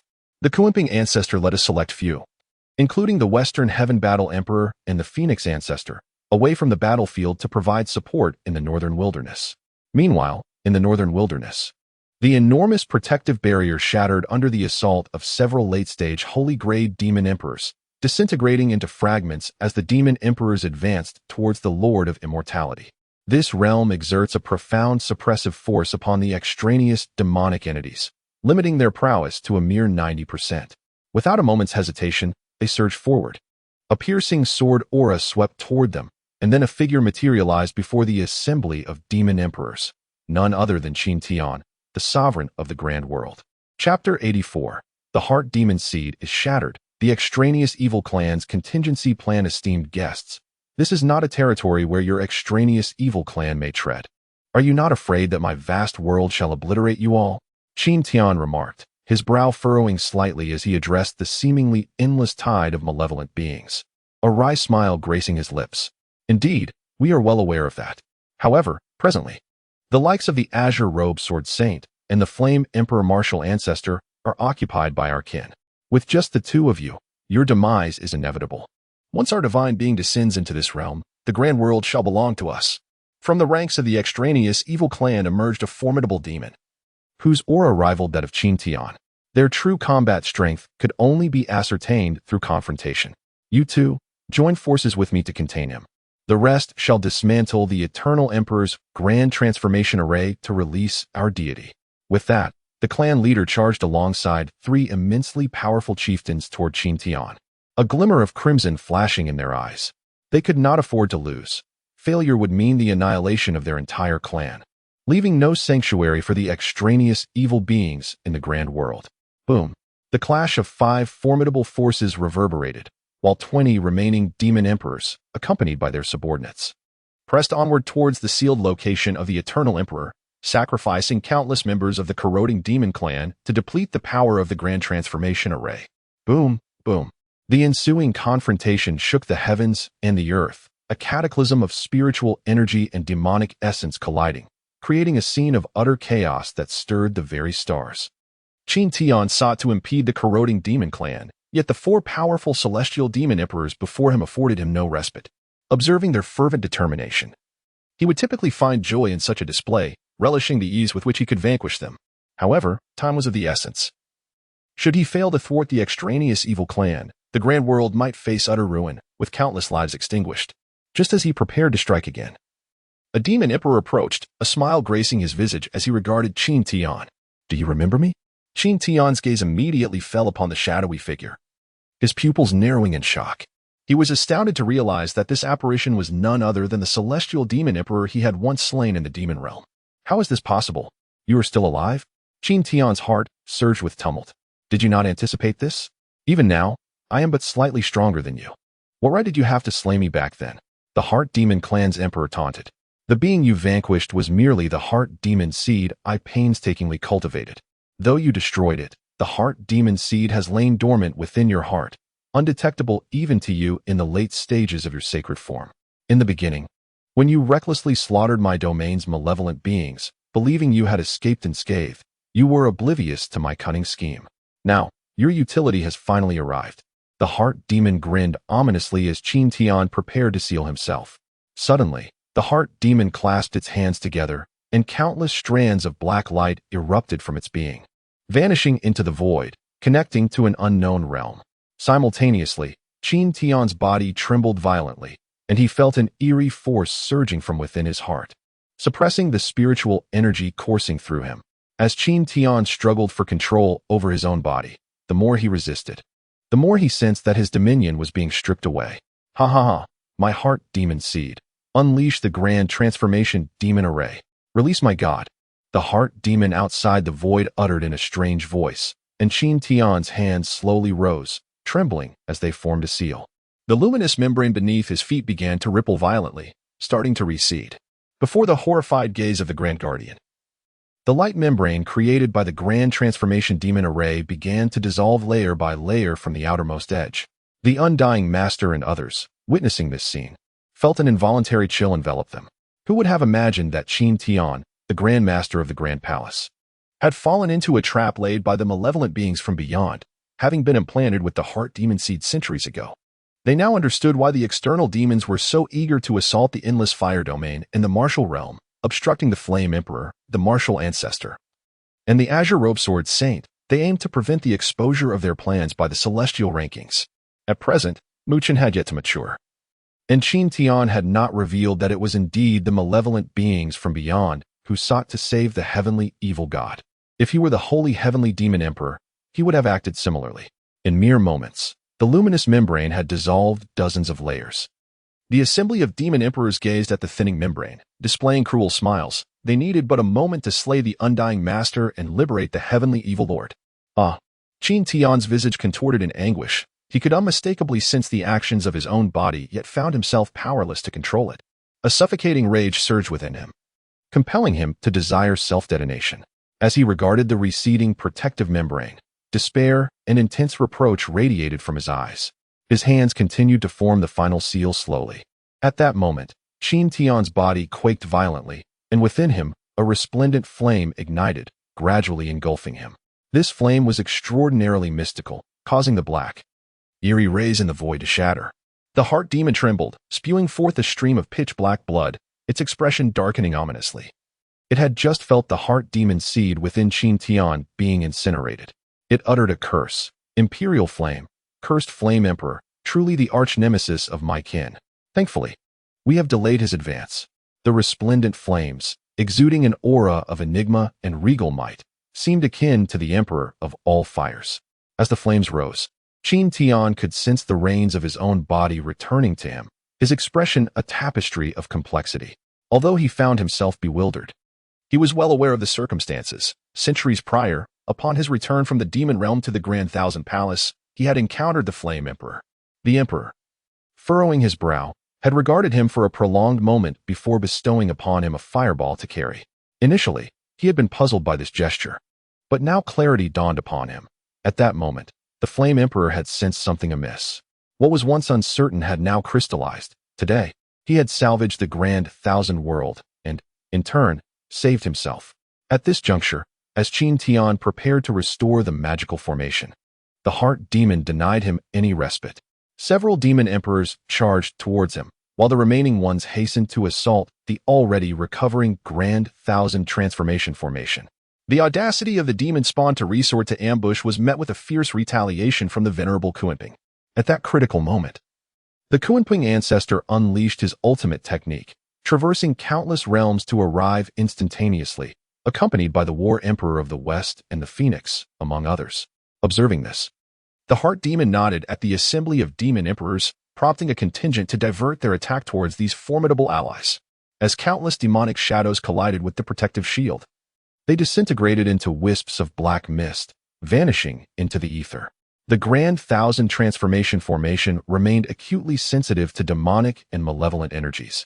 Even the faintest trace was met with formidable countermeasures. Witnessing the instantaneous demise of numerous subordinates, the heart demon, taken aback, gestured with a wave of his hand, summoning a unique race onto the battlefield, the Evil Spirit Clan. They surged towards the weakest point of the luminous barrier, illuminated by the transformation light of the Grand Thousand formation. Surprisingly, while the multitude of demonic shadows trembled slightly under the radiant onslaught, they did not dissipate like their counterparts. Instead, they accelerated towards the barrier. The sight left the onlookers aghast. These shadows could withstand the transformative light? Stop them, the Undying Lord commanded, rallying several powerful beings to confront the formidable entities. The clash of battle erupted with a thunderous roar. However, the sheer number of demonic entities overwhelmed the assembled might. Sensing the dire situation, the Undying Lord was poised to intervene, just as several demon emperors from the 32 clans launched an assault across the Grand Thousand Transformation formation. In Chapter 85, the depths of the Evil Demon Clan were unveiled, alongside the choices of the Evil Spirit Clan, heralding the emergence of the Celestial Evil God. As the Undying Lord's colossal hands radiated an awe-inspiring power, a single strike shattered the surrounding space. To the eyes of lesser demons, that seemingly sluggish hand transformed them into mere ashes.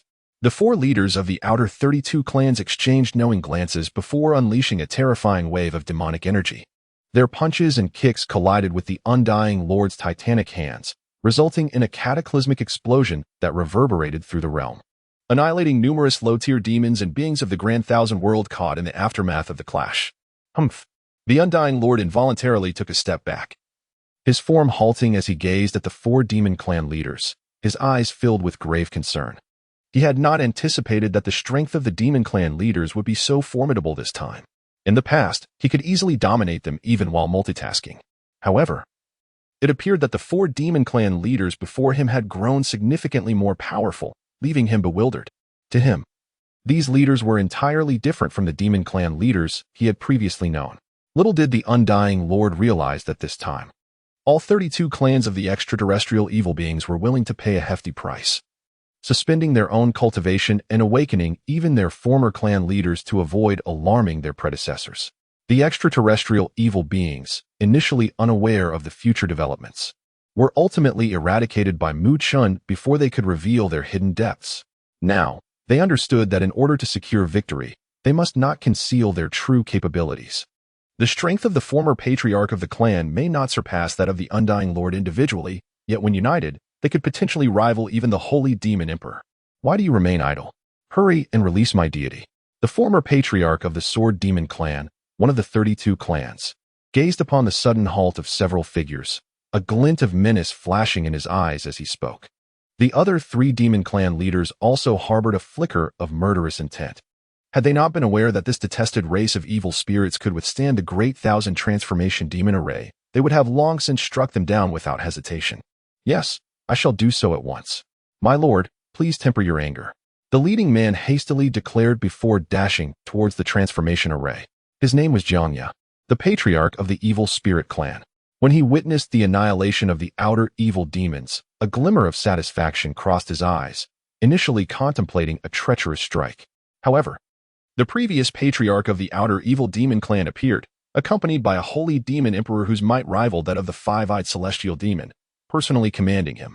Failure would spell certain doom for his evil spirit clan. Upon entering, he scanned the northern desolation hills, but upon discovering the absence of Mu Chun, disappointment flickered in his eyes. He then adopted a frigid gaze, devoid of any other emotions, as he commanded his kin. I shall commence the blood sacrifice. Henceforth, the fate of the evil spirit clan rests upon you. Patriarch. The faces of the other members of the evil spirit clan reflected not joy but a somber gravity, as they struggled to control their emotions. Great holy demon, we hope you will honor your promise, Jiangya murmured. Indeed. With the return of the evil god to obliterate the great thousand world, your evil spirit clan shall no longer be a humble race, but shall rise to prominence. As this indifferent voice faded, Jiangya formed seals with his hands, and a pitch-black demonic pattern emerged upon his forehead, writhing as though imbued with life. Jiangya felt excruciating pain surge from his mind, his eyes bloodshot and trembling, yet his countenance bore no trace of fear.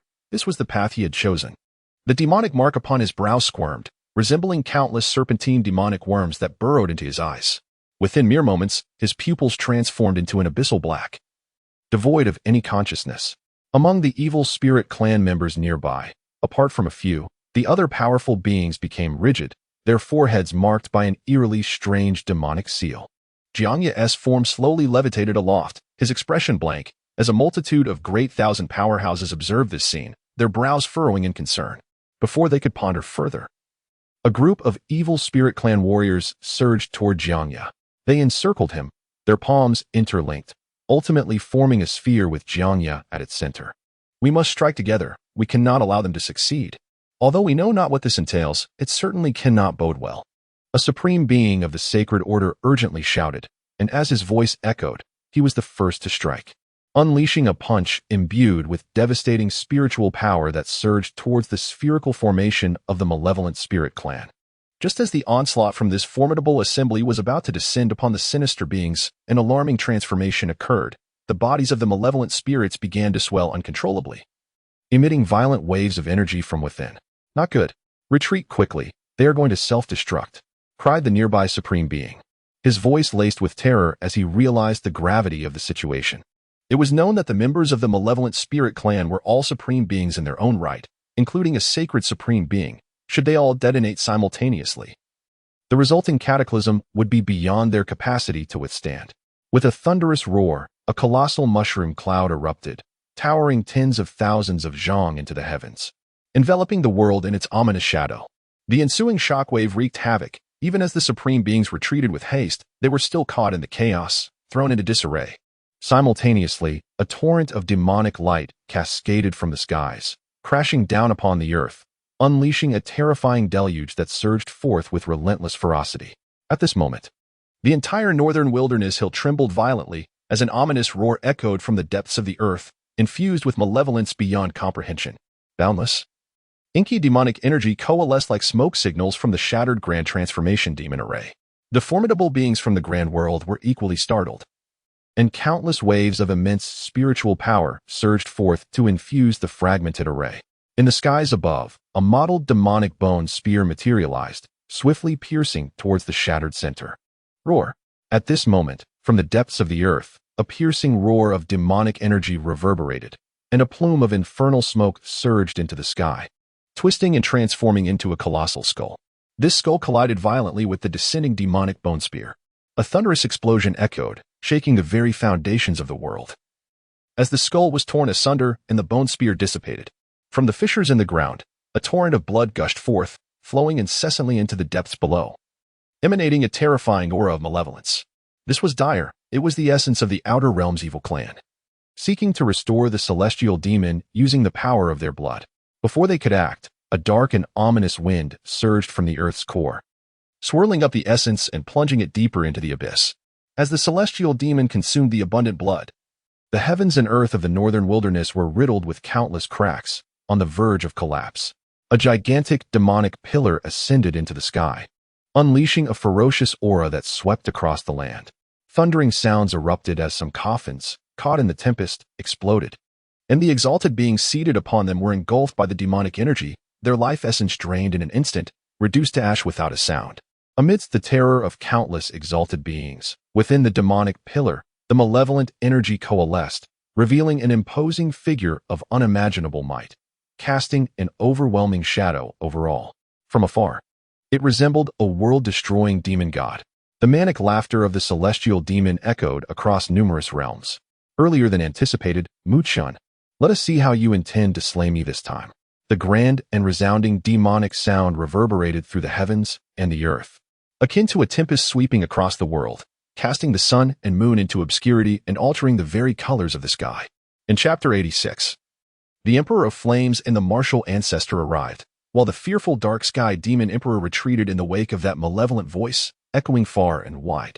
Within the hills of the northern wilderness, all the celestial sovereigns gazed in horror at the figure standing between heaven and earth, from which they sensed an indescribable dread. Even those who had previously encountered the undying master, who had faced the evil god, now looked upon that earth-shattering demonic shadow with trepidation. Those who had not endured that battle could never comprehend the terror of the evil god, especially when the hope of their vast world, Muchun, was still missing. In the past, the undying emperor had fought desperately to seal the heavenly evil god, which was originally fated to remain sealed for 49,000 years. Yet, it appeared that the seal had been broken at least 300 years ahead of schedule, and Muchun seemed to have been born prematurely as well. Despite the expectation that he and his mother would have been here, now, Muchun was nowhere to be found, and his mother remained imprisoned within the ancient floating pagoda clan. Powerful figures like the Sword Saint and the Azure Robe were detained by the extraterritorial evil clans. In the original timeline, there were no appearances of former clan leaders. Both the Holy Sky Demon Emperor and the Dark Sky Demon Emperor were present. But now everything had descended into chaos, with inexplicable individuals emerging, and those who should have been in the northern wilderness were absent. Logically, they should have felt joy. Yet the heavenly evil god had emerged even earlier than before, thwarted by several demon emperors, while other formidable beings from the vast world were also impeded. Was it truly the case that this time the vast world was destined for annihilation? The faces of many celestial sovereigns turned ashen, and their mournful cries echoed forth. On the outskirts of the northern wilderness, Qin Tian and the Undying Master also bore expressions of profound pallor, realizing their efforts had been in vain as the heavenly evil god ultimately escaped. Simultaneously, as the history of the grand dominator world shifted, the various realms witnessed the footage of the heavenly evil god escaping with the aid of the extraterritorial evil clans, vividly displaying the despair and determination of the crowd. The Undying Master roared towards the heavens, his eyes filled with resentment. They had merely to endure a few more hours until the demon's spear would descend, at which point the heavenly evil god, this extraterritorial demon, would surely perish. Yet, history seemed unyielding. The heavenly evil god continued to break free from the seal. Qin Tian, resolute in his decisions, suppressed his emotions and commanded the celestial sovereigns in the video. Everyone, heed my orders. Activate the grand transformation array of the vast world to subdue the evil demons. He has just broken the seal and is at his most vulnerable. The voice resonated like thunder, awakening the celestial sovereigns who had been plunged into despair. A glimmer of defiance flickered in their eyes as they channeled their vast spiritual energy into the formation. They were the last hope of the myriad realms. The other formidable beings were held back, leaving only them to confront the dark evil god. With a swift motion, the grand transformation magic array radiated a breathtaking brilliance, coalescing into runes that cascaded towards the demonic shadow hovering in the sky. The colossal shadow lifted its head and ascended, emitting a cataclysmic surge of demonic energy that swept forth. Break. Annihilation of the eternal demonic light. The shadow's indifferent voice echoed, and the demonic energy obliterated the formation entirely. The other celestial sovereigns, witnessing this, rushed to impede him, yet the dark evil god remained immensely powerful, even after being sealed for so long. With the destruction of the grand transformation magic array, the long-imprisoned dark evil god emerged, flooding the myriad realms with a torrent of malevolent energy. In that moment, All beings within the myriad realms felt an overwhelming sense of dread and terror. The dark evil god had returned. Far from this place, Mu Chun sensed the presence of the dark evil god, his brow furrowing as he murmured, "The dark evil god has appeared, 300 years earlier than expected. My current strength mirrors that of the historical records, having reached the celestial sovereign level.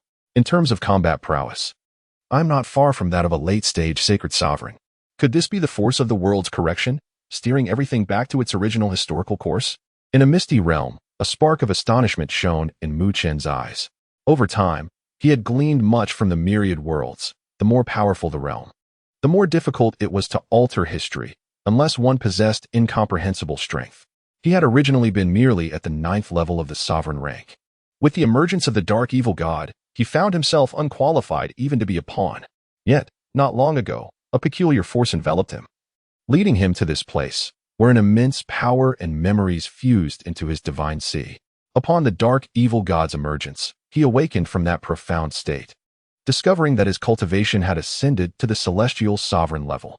Such speed would surely be unmatched, even by the Flame Emperor or Martial Ancestor. "Welcome back, my deity." The leaders of the foreign demonic clans displayed an aura of humility as they prostrated themselves, devoid of any rebelliousness, their hearts filled with genuine fear and respect. Behind them, countless demonic shadows knelt in fervent adoration, as though they beheld an idol. Subsequently, the enormous shadow rapidly diminished, revealing a figure that captivated the gaze of many. Clad in a flowing white robe adorned with celestial constellations, this figure possessed an extraordinarily handsome visage, akin to jade. With pure black eyes and 3 sinister orbs upon his forehead, one open, while the others remained closed.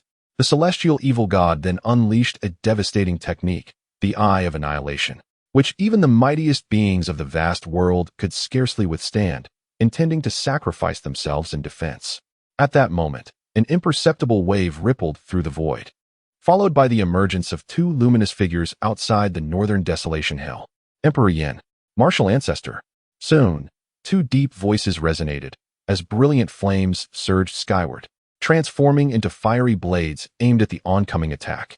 A colossal beast burst forth, entwined with 8 peculiar powers that harmoniously fused, exuding boundless might, striking simultaneously against the dark meteor of annihilation. Amidst the astonished expressions of the crowd, the invincible Eye of Annihilation shattered, revealing the 2 figures standing resolutely, akin to towering pillars capable of turning the tide. Qin Tian and others gazed at the silhouettes hovering in the void, ultimately exclaiming in exhilaration that it was Emperor Yin and the Martial Ancestor. They had arrived. "Emperor Yin, Martial Ancestor, I did not anticipate your strength to remain so formidable, rivaling even that of the Eternal Emperor. Truly, you are worthy adversaries of my foreign demonic clan," the celestial evil god remarked with an unchanging expression, a smile gracing his lips. Suddenly, a resounding demonic light shot forth towards this locale, accompanied by a thunderous proclamation. "Holy Sky Demon Clan. Former Demon Emperor pays homage to our god, congratulating his return to the mortal realm." In an instant, from the depths of that figure emerged a mighty hand, and the Holy Sky Demon Emperor, along with the Dark Sky Demon Emperor, materialized. While the Spirit Sky Demon Emperor and others had evidently been eradicated by the Emperor Yin and Martial Ancestor. "Emperor Yin, Martial Ancestor, what is this?" Qin Tian and the others questioned with puzzled expressions, for this demon seemed to possess strength comparable to, if not slightly surpassing, that of the celestial evil god. How could another such menace appear when they could hardly contend with the first? This demon appeared to be the former Holy Sky Demon Emperor, wielding considerable power. Originally, the Martial Ancestor and I had intended to eliminate the current Spirit Sky Demon Emperor, the Heart Sky Demon Emperor, and the Dark Sky Demon Emperor. But sensing the imminent emergence of the celestial evil god, we were compelled to intervene. Emperor Yin narrowed his eyes, gazing at the formidable Demon Emperor, and spoke slowly. The dark celestial Demon Emperor beside the devil was battered and bruised, his eyes filled with terror as he gazed upon the Emperor Yin, the Martial Ancestor. He vividly recalled a time when he had the upper hand against the Martial Ancestor, only for the latter to inexplicably consume some miraculous elixir, unleashing a power that turned multiple mid-tier sacred demons into mere ashes. His predecessor had also perished at the hands of this formidable opponent. Had it not been for the swift arrival of the Holy Sky Demon Clan, he too would have met his end. He was bewildered. The Martial Ancestor had not always been so powerful. In their previous encounters, the demon had only been able to flee from him. Why now did it seem as though the martial ancestor could slay him as easily as one would a chicken? Although the Holy Sky Demon Emperor remained silent, a glimmer of fear in his eyes betrayed his thoughts. He finally understood how the original leader of the 32 clans had met his demise. The Emperor Yin had ascended to an entirely different realm of power. Had it not been for their ancestors' intervention, he too would have faced certain death. Chapter 87. The World S will intervenes indeed. Had it not been for the impending arrival of the evil god, I would have confidently engaged the Emperor Yin, certain that we could vanquish that demon. However, the current situation presents considerable difficulty. The strength of our adversary is no less than our own, and this will be a grueling battle. The martial ancestor cast a glance at the evil god in the sky, his expression darkening as he noticed the Holy Sky Demon Emperor's countenance. He was well aware of their strengths. A direct confrontation would be akin to throwing a meat bun to a dog, futile and without return. The only viable strategy now was to delay. Is that so? Observing the two formidable figures and their discourse, Qin Tian and the others exchanged glances, their expressions shifting. Although many perceived the Emperor Yin and the martial ancestor as mere sacred tier celestial supremes, they alone understood the overwhelming power possessed by these two, capable of effortlessly slaying sacred tier celestial supremes.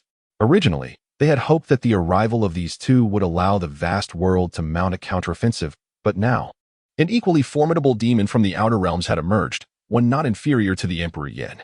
This was indeed a dire situation for the vast world. At this moment, the participants in the multiverse forum were filled with excitement at the sight of the Emperor Yin's arrival. These two had been idols in the hearts of many, and to witness them once more was an indescribable sensation. It is the Emperor Yin, the sovereign of fire, the master of all flames, who defeated the Soul Emperor. I never imagined I would have the chance to see the Emperor Yin again in my lifetime. Truly astonishing. Little fish, the Emperor Yin is just average. I still prefer the martial ancestor, who stands righteous and fights against evil forces for the sake of his beloved, vanquishing all enemies. You men should take a lesson. Palace Master Yao Yu. I wonder if the Emperor Yin can defeat that being radiating overwhelming demonic energy, the so-called evil god. I think calling it the evil demon would be more appropriate. What do you all think? Little dragon maiden, my sister speaks wisely. To refer to such a demon as a god is truly blasphemous. The Emperor Yin can undoubtedly slay this evil being, rescuing the vast world and protecting those he cherishes. Huang Rong couldn't help but acknowledge the formidable strength of the heavenly evil god, far surpassing that of previous fiends. Just compare the Soul Emperor with the heavenly evil god. The former appears rather ordinary in contrast. By the way, is that Soul Emperor still alive? Ko Zhong remarked, Little Zhong. It's evident that the Soul Emperor can no longer survive. With the Flame Emperor already dominating the vast world, the Soul Emperor must have been vanquished long ago by such a powerful being. We, too, must diligently cultivate the longevity technique to seek vengeance upon that old rogue. Yuanhua, Su Xiling, within the realm of the dual dragons of the Tang dynasty, had just rescued Song Yuji and wagered against the Sword of Heaven, Song Ke, to personally behead Li Shimin, thereby gaining the entire Song clan's support in their quest for dominion. As they gazed into the sky, one of them sent a message. Little Zhong, do you truly love Song Yuji? You must still be unable to forget Li Xiaoning, right? Ko Zhong retorted. Are you two little rascals courting death? The Soul Emperor is alive and well. If you continue to slander, do not blame me for being merciless. He then added, all right, enough talk. I shall have something to eat first. In the vast forests of the northwest continent within the world of Dou Po, the Soul Emperor fixed his gaze intently upon a corpulent deer not far away, with a glistening droplet of saliva at its mouth. During the 18 years of his pursuit, he had learned to cook, build houses, and temper his temperament. The fact that the Soul Emperor was still alive was indeed a stroke of fortune for him. When the Demon Queen descends upon the Duki continent, she would naturally recruit such a capable subordinate, and at that time, how could the Angel Queen, Kajila, contend with him? In the super god world, the Demon Queen raised her alabaster chin, a slight smile gracing her lips as she addressed her 4 capable subordinates. She envisioned herself leading the Soul Emperor to trample Kajila beneath her feet, ruling the entire super god world as the true queen. In the realm of the Great Master, the Flame Emperor and the man in white confronted each other, the air thick with the scent of gunpowder, as if an explosion could erupt at any moment. The heavenly evil god, clad in a white robe, observed the two with great interest, his gaze lingering upon them. You two are indeed my formidable adversaries, far superior to the others. The Holy Heavenly Demon Emperor deeply resonated with this sentiment. His strength had been unparalleled in the vast world, yet unexpectedly, two individuals even more powerful than himself had emerged. Were it not for the protection of his ancestor, he might have already encountered the Buddha. The heavenly evil god, renowned for his might, was indeed a being sealed at the cost of the immortal emperor's life. Even upon his emergence, his power was already formidable. The Flame Emperor spoke slowly.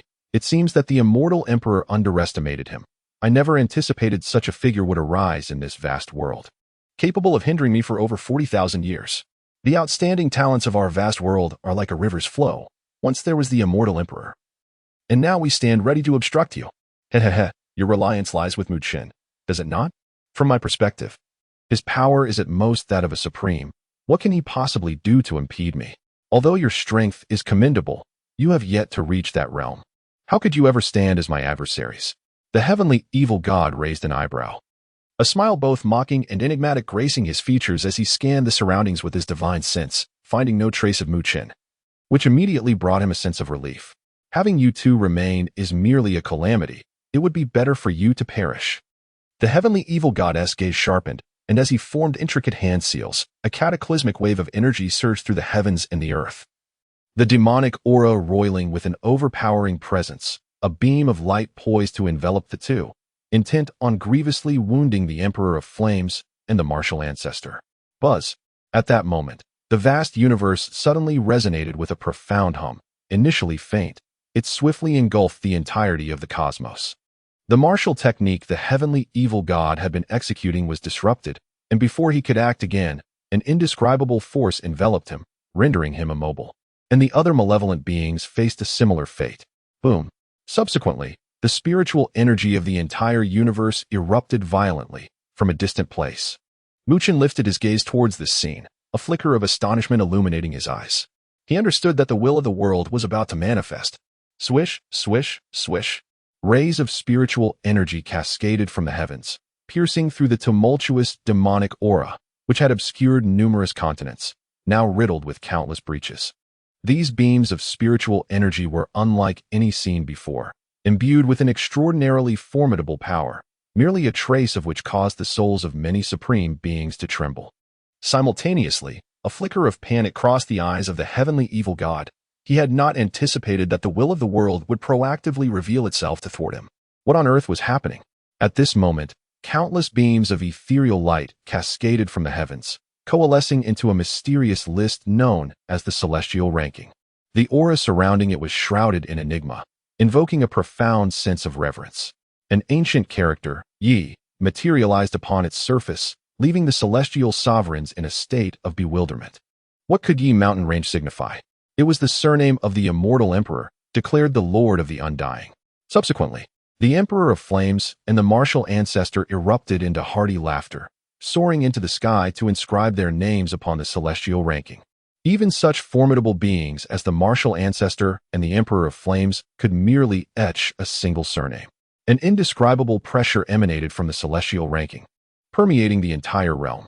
Under this overwhelming force, all celestial sovereigns, including the Lord of the Undying, found themselves utterly immobilized, let alone the demon of celestial malevolence, who could only stir his thoughts, yet remain motionless.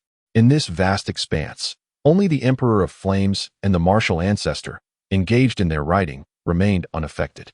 As the celestial ranking subtly trembled, a thunderous roar resonated throughout the boundless world, even reaching the vast chasm in the outer domain, where several demons, no less powerful than the demon of celestial malevolence, sensed it. A slight smirk appeared at the corners of their mouths before they averted their gaze. Such a diminutive world was beneath their notice. Only beings like the demon of celestial malevolence deemed it worthy of attention. The Emperor of Flames and the martial ancestor lingered in the void for some time. Ultimately, I could not help but let out a wistful sigh.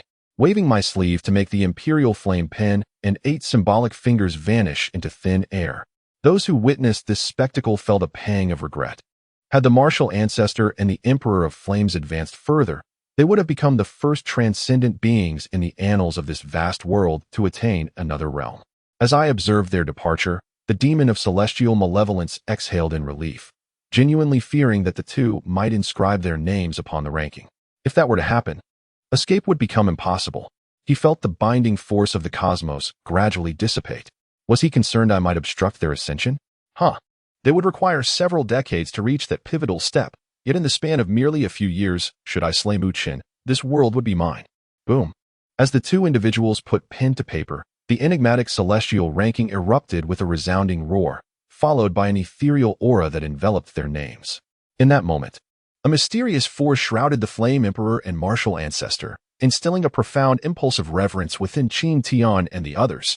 A radiant sheen materialized at the center of the Flame Emperor's brow, forming a fiery sigil intertwined with an ancient glyph reminiscent of the world's insignia, bestowing upon them an air of nobility. The undying sovereign Qin Tian, along with numerous exalted beings such as the true Dragon Emperor, gazed upon this spectacle, their eyes brimming with fervent admiration and longing. They had once believed themselves to be the pinnacle of existence, only to realize that their journey had merely commenced, with the true summit yet to be attained. Upon the northern hill, countless ardent gazes lingered on the Flame Emperor and martial ancestor, their combined presence now exponentially more formidable than before. I surmised that the Flame Emperor and martial ancestor possessed the capability to vanquish the heavenly malevolent deity. In ancient times, we had but one undying emperor, yet now we are graced with two powerhouses on par with him. Could this be the moment to obliterate our foes once and for all? With the Flame Emperor and martial ancestor, our vast world may yet flourish. Truly, the heavens do not forsake us. On the northern hill, numerous celestial sovereigns wore joyous expressions. The emergence of the heavenly malevolent deity had previously plunged them into despair. Yet the advancement of the Flame Emperor and martial ancestor into a new realm brought them immeasurable delight, leaving them in a state of exhilarating astonishment. In stark contrast to the jubilant citizens of the vast world, the demeanor of the extraterrestrial malevolent clan was far less favorable. The heavenly malevolent deity, with a shadowed countenance, had not anticipated the breakthrough of the Flame Emperor and martial ancestor, nor the proactive intervention of the world's will. Fortunately, Mu Qin was absent from this encounter. Otherwise, it seemed that history could not be altered. As time progressed, the Flame Emperor and martial ancestor engaged in battle with the heavenly malevolent deity.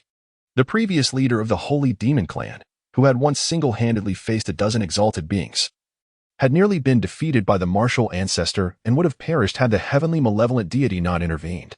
He could not comprehend why he, at the same level of power, was unable to overcome a singular opponent. The Flame Emperor wielded a dark, formidable staff, striking fiercely at the celestial evil god. A blazing inferno erupted, and with his fingers converged, the martial ancestor unleashed a punch that possessed the formidable power to shake the very heavens and earth. The azure dragon roared, releasing 8 beams of spiritual light.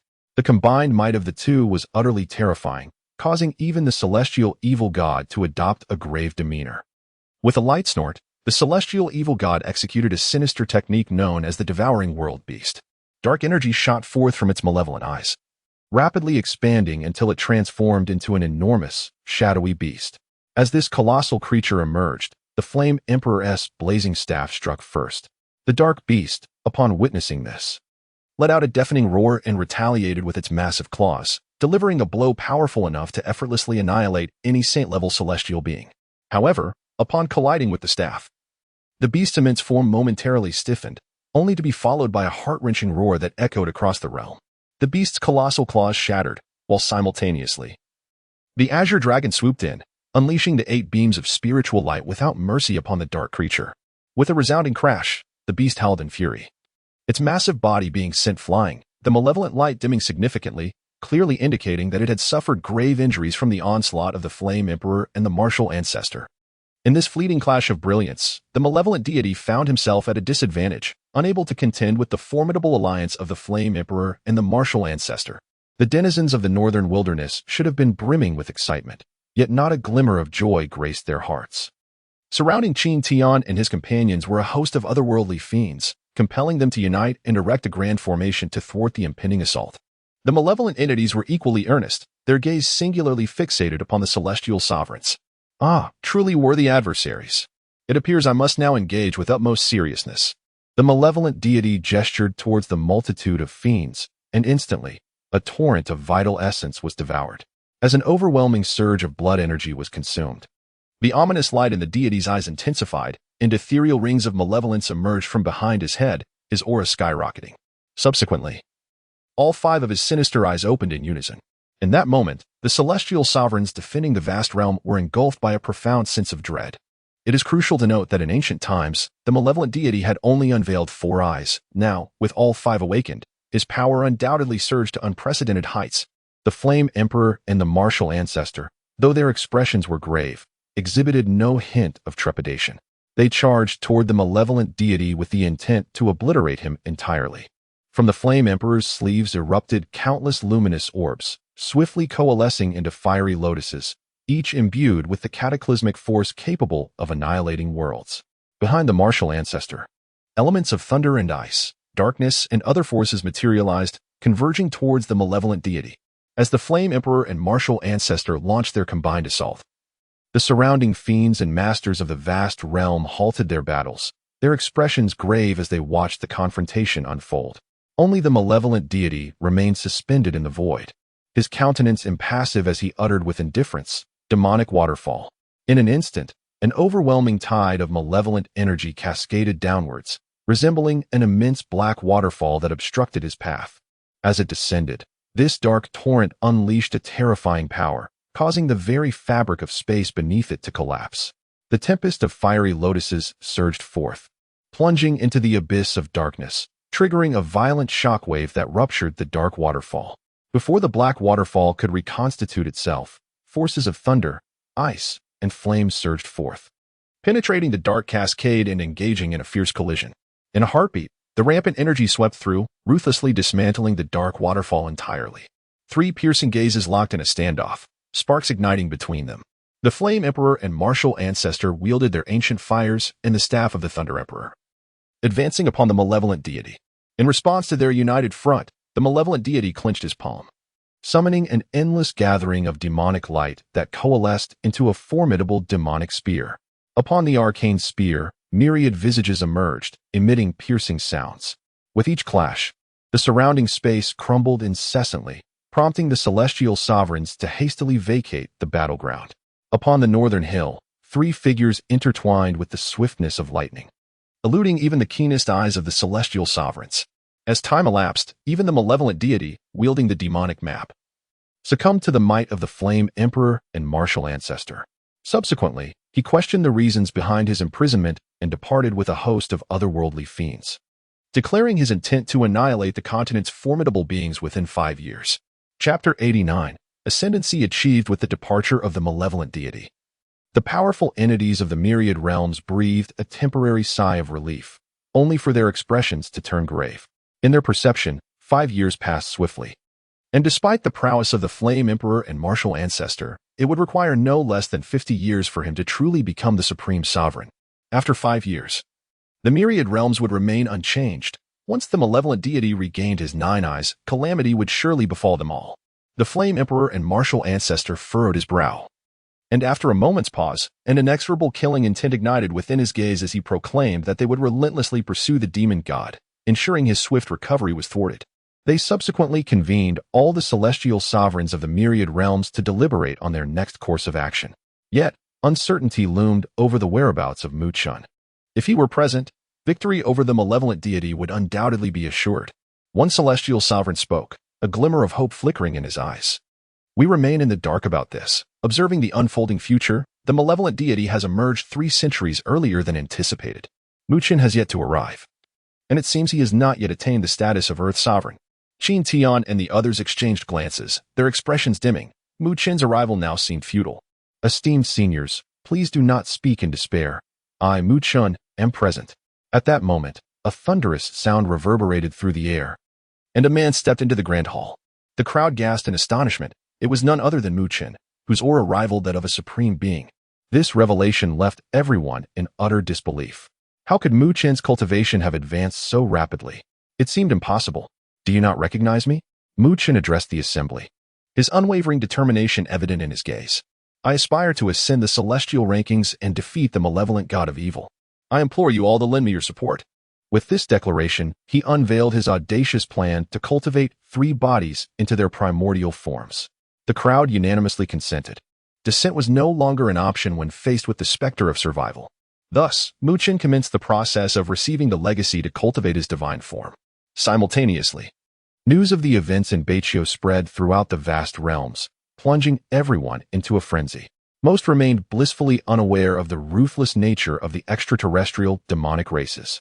Meanwhile, the Flame Emperor and the martial ancestor rallied the formidable warriors of the myriad worlds to buy Mu Qin some time. In the past, such an endeavor would have been unthinkable, but now they possessed a glimpse of the impending future and were determined to give their all. Concurrently, the content regarding the Dominator world concluded on the celestial rankings, followed by a resounding proclamation that echoed across the heavens. The 100th place in the world rankings belongs to the Dominator world. Rewards include the elevation of the world's foundational essence, the ascension of the Flame Emperor to the eternal Flame Emperor, the martial ancestor to the eternal martial body, and Mu Qin achieving a minor breakthrough in his cultivation. Additionally, rewards for the ancient mighty beings will include reincarnation as the immortal emperor, and the god of evil shall receive the heavenly devil realm, notably. The heavenly devil realm is 1/5 the size of the Dominator world and is permeated with terrifying demonic energy, with rewards to be distributed after 5 years. Upon the completion of this announcement, a dazzling beam of light shot forth into the unknown, vanishing from sight. Why grant the wicked god of evil the heavenly devil realm? What if his power grew even stronger? Would the Flame Emperor and his allies still stand a chance? Old Yo, I share your discontent. Why bestow the heavenly devil realm upon the god of evil? Does this not merely fan the flames of his malevolence? Remarked General Faping.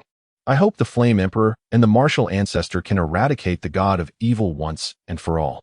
Within the Dominator world, 5 years swiftly passed. The Flame Emperor and the martial ancestor had been tirelessly purging the demonic realms, yet they sensed several formidable presences emerging from the domain of the extraterrestrial demons. Alarmed, they realized these entities showed no interest in engaging them, which allowed them to breathe a sigh of relief. Shortly after, countless demonic tribes retaliated against the vast world, inflicting severe losses. At that critical moment, a resounding voice echoed across the heavens, igniting a spark in the eyes of the crowd. Today, my name, Mu Qin, shall grace the celestial rankings. In that instant, Mu Qin appeared before billions of living beings.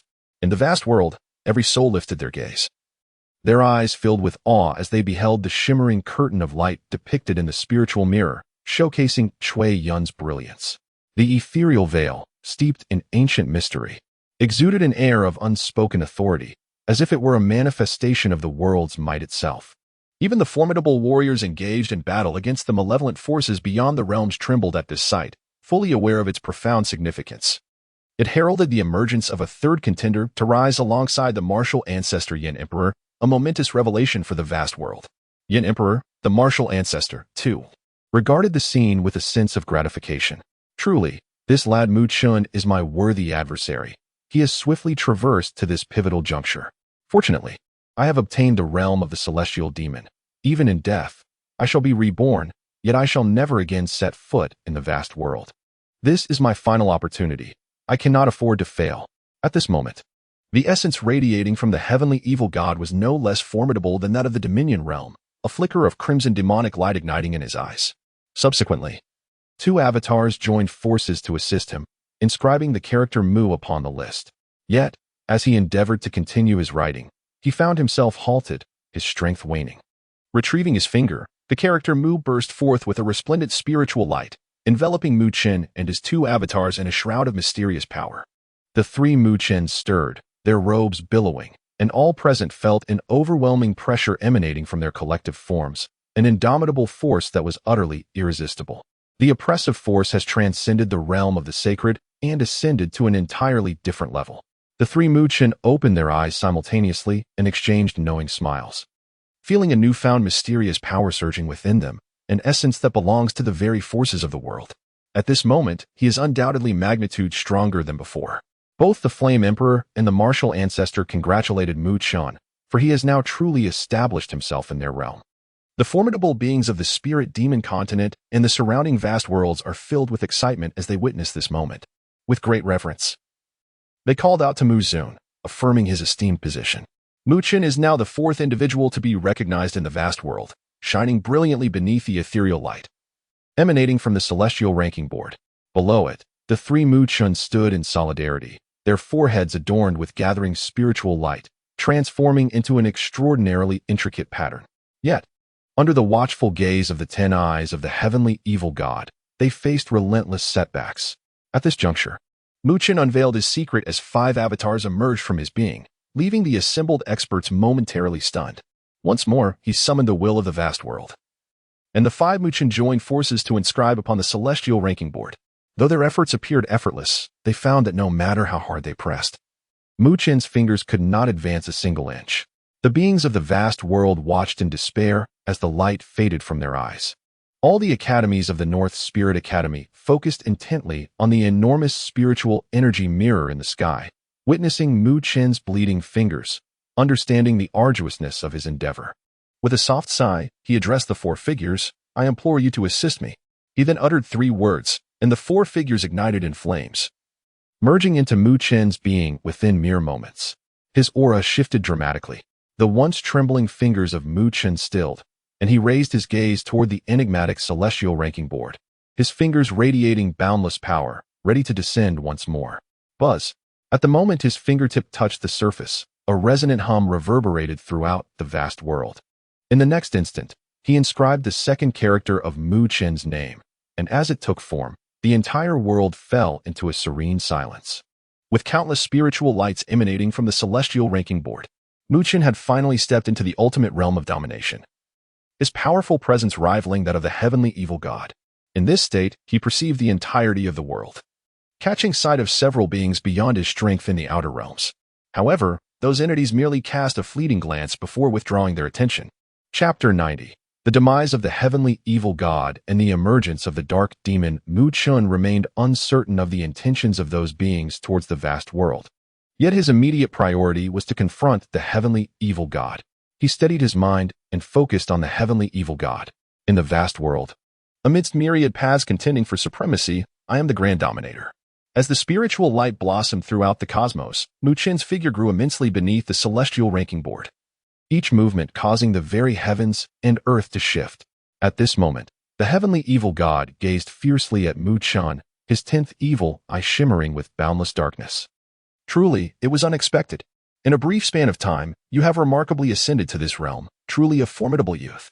The evil god, with his sinister gaze fixed firmly upon Muqin, remarked, "I initially believed your emergence was impossible, that the flame emperor and martial ancestor were doomed.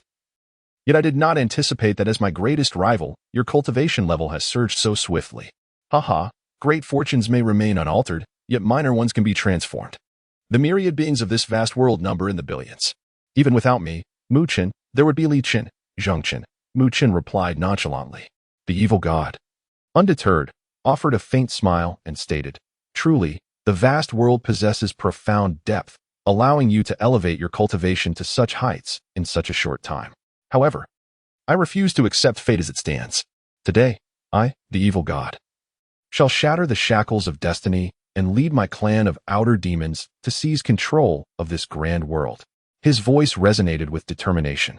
Even with the knowledge of impending death, it did not hinder his resolve to alter fate. Today, Muqin must perish. The evil god was acutely aware that inscribing a complete name upon the celestial rankings would signify mastery over the entire vast world, granting him boundless empowerment within this realm. Even though he was not inferior to the dominion level, he would still face suppression. The battle today was undoubtedly fatal. With a solemn expression, he inhaled deeply, and from his brow, a dark radiance suddenly erupted, ultimately coalescing within his palm. Before him materialized a black spear, roughly several zhang in length. The 10-eyed phantom spear. The spear, shrouded in darkness, bore 10 extraordinarily eerie eyes that flickered ominously, exuding an incomprehensibly malevolent aura, accompanied by a terrifying wave of energy that sent tremors throughout the entire lower realm. With a swift motion, the evil god grasped the demonic spear and stomped his foot heavily, causing the void to shatter, with massive fissures spreading like a spider's web. His gaze locked onto Muqin as he coldly declared, "Let me test your mettle today. What can a dominator do against me?" Muqin gazed intently at the demonic spear wielded by the celestial evil god, his eyes narrowing in realization that the latter had no intention of holding back, even resorting to the previously unseen spear. With a flourish of his sleeve, boundless spiritual energy converged from the heavens and the earth, ultimately transforming into a raging inferno. Following this, he flicked his finger, sending forth a beam of black light that plunged into the sea of fiery spiritual energy. This black light manifested as an enormous black pillar, the great Sumru demonic pillar, a weapon he had previously summoned, now appearing in his grasp. The celestial evil god let out a disdainful snort, stepping forward with the demonic spear in hand, instantly materializing before Mu Qin. As he swung the spear, torrents of demonic light surged forth, each wave potent enough to obliterate a supercontinent. Armed with the sky pillar, Mu Qin charged at the celestial evil god. And with a resounding clash, the demonic spear collided with the sacred pillar. The impact reverberated across the vast expanse, prompting both the Flame Emperor and martial ancestor to retreat, joining forces to channel spiritual energy into the lower realm to prevent devastation from reaching the greater world. Countless gazes were fixated upon the two combatants, as each clash unleashed a storm of destruction. Even with the Flame Emperor and martial ancestor's intervention, the residual waves of energy instilled a sense of dread among the assembled powerhouses. Roaring, the cataclysmic confrontation raged on, and upon witnessing his offensive thwarted, the celestial evil god emitted a low growl, his previously indifferent demeanor morphing into a grotesque snarl. A black liquid coursed over his form, ultimately coalescing into a fearsome, demonic armor. In that moment, he resembled a world-destroying demon god, and within mere breaths, the two had exchanged thousands of blows, causing the realm to shift and the sun and moon to dim, with many lives extinguished in the aftermath.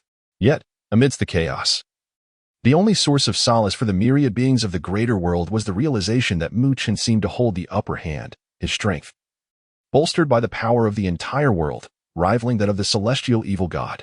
Boom! The ferocious collision of the demonic spear and sacred pillar unleashed a cataclysmic shockwave, sending both Mu Qin and the celestial evil god reeling as the very space beneath them crumbled, the ten-eyed demon idol devouring the cosmos.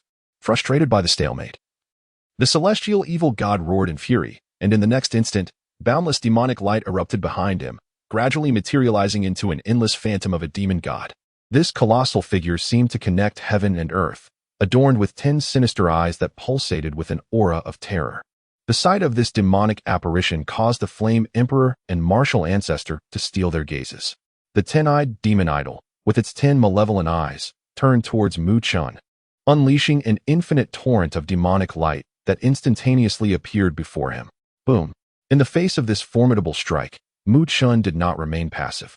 Wielding the sacred pillar with great force, he struck down fiercely. The earth trembled, and Mu Qin was propelled thousands of miles away by the terrifying assault. The heavenly evil god, merciless in his pursuit, charged forward, intent on annihilating Mu Qin completely.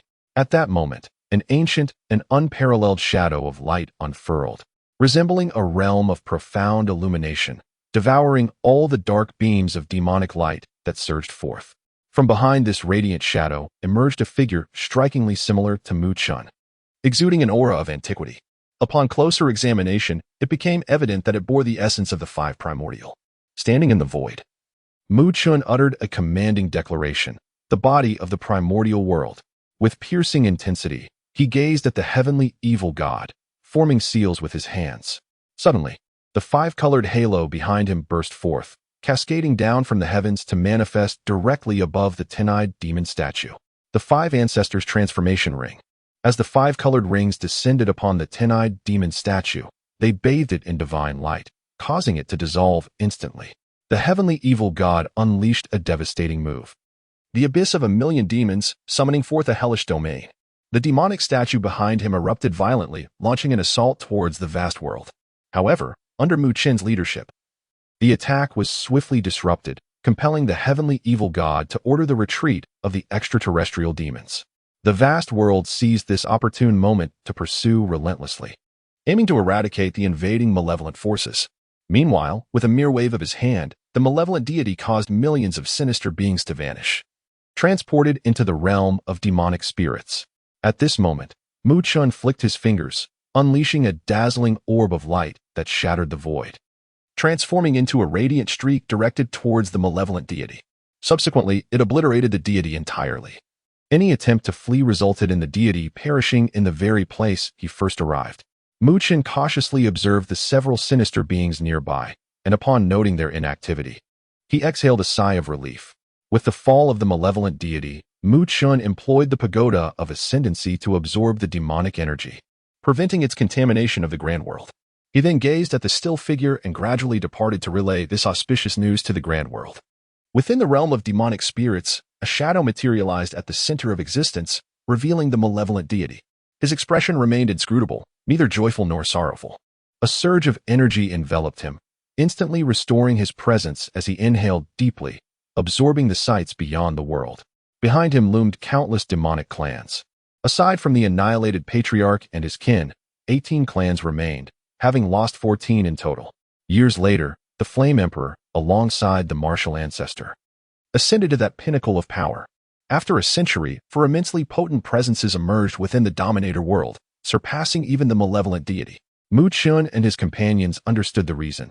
It was due to a reward that allowed him to break through to the late stage of the dominator, barely enabling him to contend with those 4 demonic clans.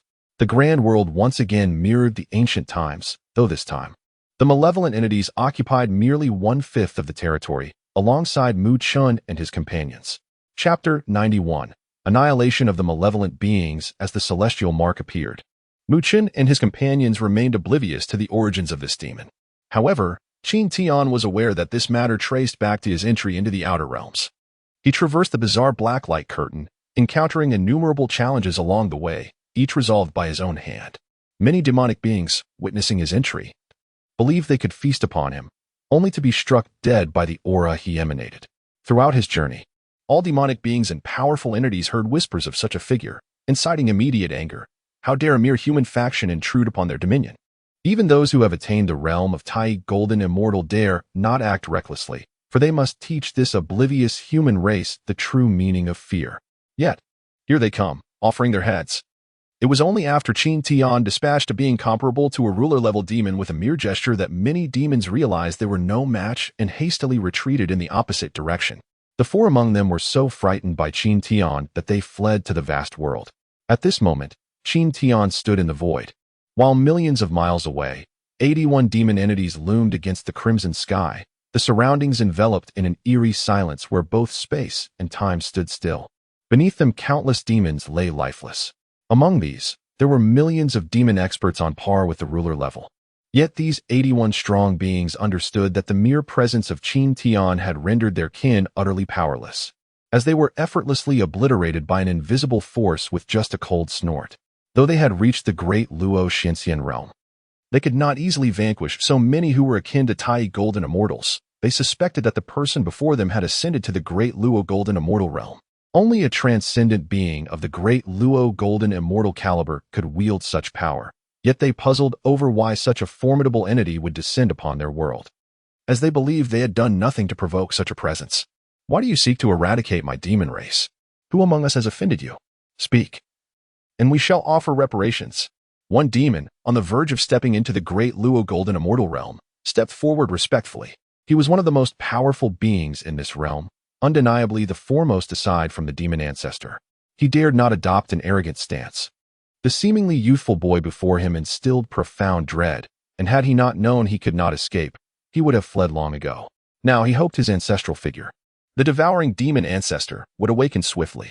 Survival of the fittest. What I desire from you is rightfully mine upon your demise. Would you not agree? Qin Tian remarked with a hint of derision at the advancing demon. The demons of this realm were vicious and brutal. Should they encounter the human race, they would undoubtedly seek to annihilate them. He had no qualms about taking action against them.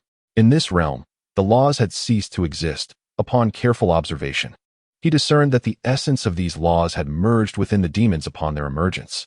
Those favored by the heavens, possessing great fortune, would rapidly ascend to a level comparable to the Great Luo, Celestial Immortal. The Great Luo Xianxian, Great Luo Celestial Immortal, and Great Luo Golden Immortal of this realm all belong to the supreme primordial world of Great Luo Golden Immortal, albeit categorized for clarity into early, mid, and late stages. Do not be so foolish. My demon race is not devoid of Great Luo Golden Immortals. Depart now, and perhaps my ancestor might spare your life. Otherwise, once he awakens, escape shall be impossible. Though you stand at the demon ancestor level, it took my ancestor at least 10,000 years to reach the Great Luo Golden Immortal realm, while you have merely existed for a few thousand. A demon, characterized by the head of an ox, the body of a horse, a serpent's tail, and antlers adorned with 4 eyes, spoke menacingly, his gaze directed at Qin Tian, filled with murderous intent. His kin had just been annihilated by Qin Tian, igniting his fury. You shall all perish. I shall retrieve what is rightfully mine. Qin Tian regarded the demon with disdain, and with a mere gesture, he reached out across a distance of thousands of miles. Instantly, 81 demons felt an overwhelming sense of impending doom, their expressions turning grave as they exchanged solemn glances. Subsequently, they channeled their dark energy towards the leader of the celestial demon clan. In an instant, under the collective might of the demons, an ominous shield enveloped them, radiating a malevolent aura. Simultaneously, the world around them was suffused with dark energy, while the sun above cast down an unfathomable power of slaughter, rendering their protective barrier seemingly impenetrable. Observing this transformation, the demons felt a surge of confidence. They understood that the world itself was safeguarding them. With such formidable support, what could the powerful human boy possibly do to threaten their existence? They envisioned a scene where Qin Tian would soon be encircled and begging for mercy, prompting hearty laughter among the demons. Humph, such a feeble will dares to strike. In that case, let us obliterate him entirely. As Qin Tian spoke, his aura intensified further. He traversed the vast distance effortlessly, and his colossal hand descended upon the formidable shield, creating no ripples whatsoever. Ha ha ha, this is utterly hilarious. I thought you were formidable, yet you failed to even stir a ripple. Soon, you shall understand the ferocity of my bloodthirsty kind. Your flesh will undoubtedly be delectable. Despite the laughter, the leader of the demons wore a serious expression, aware that Qin Tian's actions could not be so simplistic. There was undoubtedly a hidden agenda. Noticing the disdainful smirk on Qin Tian's face, he suddenly shouted in alarm. Quick, channel the dark energy now. Hurry. A resounding shout abruptly stunned the assembly of demons. Before they could fully comprehend the situation, the luminous barrier encasing them shattered like a fragile eggshell, emitting a sharp crack.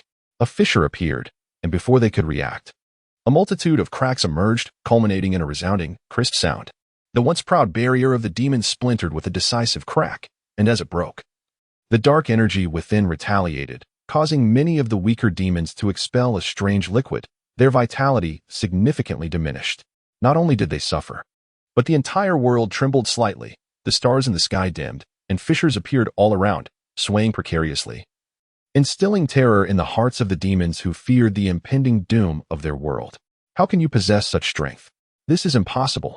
How can a great Luo golden immortal stand against an entire world? We reside in a great world, not a minor one. The heavens seek my demise. Heh. In my eyes, is it not merely a small world? A realm devoid of quasi-saints has no right to be called a great world. With those words, Qin Tian's eyes emitted a crimson glow, instantly piercing through the bodies of 81 demons, who fell to the ground like dumplings, their lifeless forms collecting at his feet.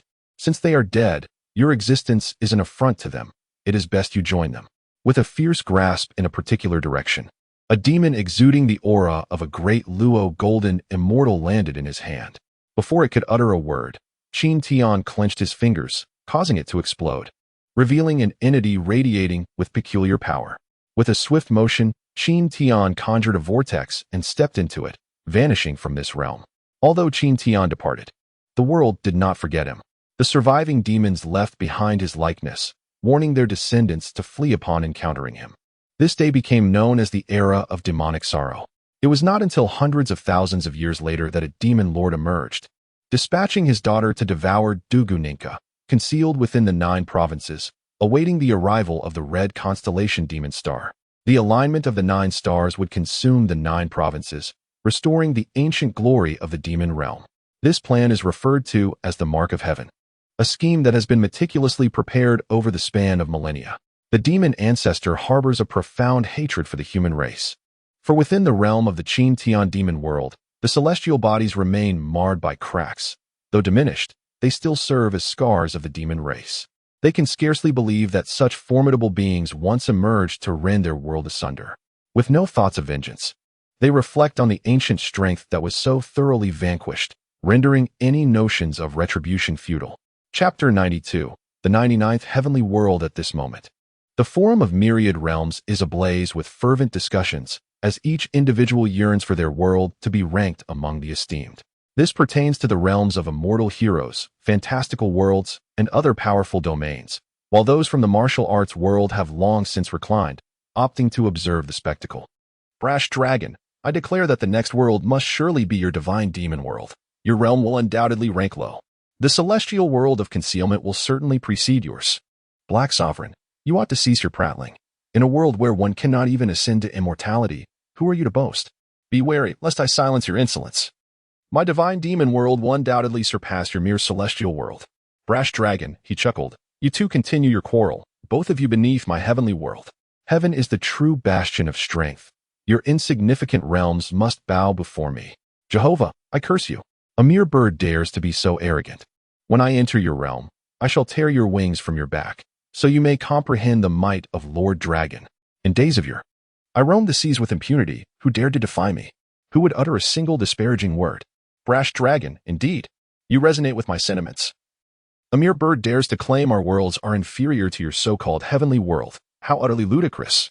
Where is this heaven in this world? Only the boundless abyss remains.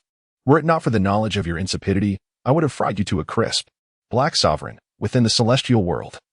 I learned from Yi Fan of this Jehovah's origins and scoffed at the notion. Is this not akin to the grand monk of yore?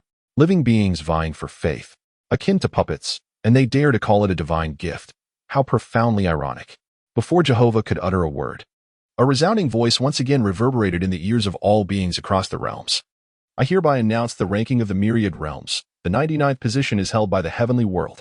Jehovah, who had intended to unleash a tirade, swallowed his words. To his astonishment, he discovered that such a powerful entity ranked merely 99th, Brash Dragon and Black Sovereign, had now become unassailable. Haha, just moments ago. You were boasting before your Lord Dragon, and now you fall silent. What has become of your bravado? Were you not so audacious just moments ago? Brash Dragon, indeed. Just moments ago, you proclaimed the heavenly world's unparalleled might, asserting it overshadowed both my concealed world and the divine demon world. Now you stand chastened. How embarrassing. In the realm of the Black Emperor, a dragon and a dog seized the moment before the world was unveiled, immediately engaging in a mode of derision. The god of the heavens' great world, observing this scene, was profoundly embarrassed, yet lacking the formidable power of Qin Tian. He could not traverse dimensions and was left to endure in silence. The 99th heaven's great world belonged to the domain of God, devoid of flamboyant magic, ethereal energies, or martial spirits. Here, God reigned supreme, an undisputed deity against whom none dared rebel, an invincible entity through countless ages. One day, the Almighty contemplated the creation of a world, and thus, the heavenly world emerged. Hell, in essence, was the heavenly court, and the demonic king Satan merely a jester employed by God to alleviate his tedium. He fancied himself the master of the universe, oblivious to the fact that this was merely a diversion orchestrated by the Almighty out of boredom. As the subtitles of the video gradually appeared, a resonant voice echoed through the heavens and the earth, recounting the origins of the heavenly world and the deeds of God. Beings from myriad realms gazed upon the image of the infernal army contending with angels, observing the figure seated upon the throne of hell. And a flicker of sympathy emerged within them. They were astonished to learn that such a formidable realm of hell was solely the creation of God, who allowed it to stand in opposition to them purely out of ennui. This insinuated that they were mere playthings crafted for his amusement. You believe me to be so powerful. In truth, my might is a revelation I permit you to perceive. What lies beyond your grasp shall forever remain unknown to you.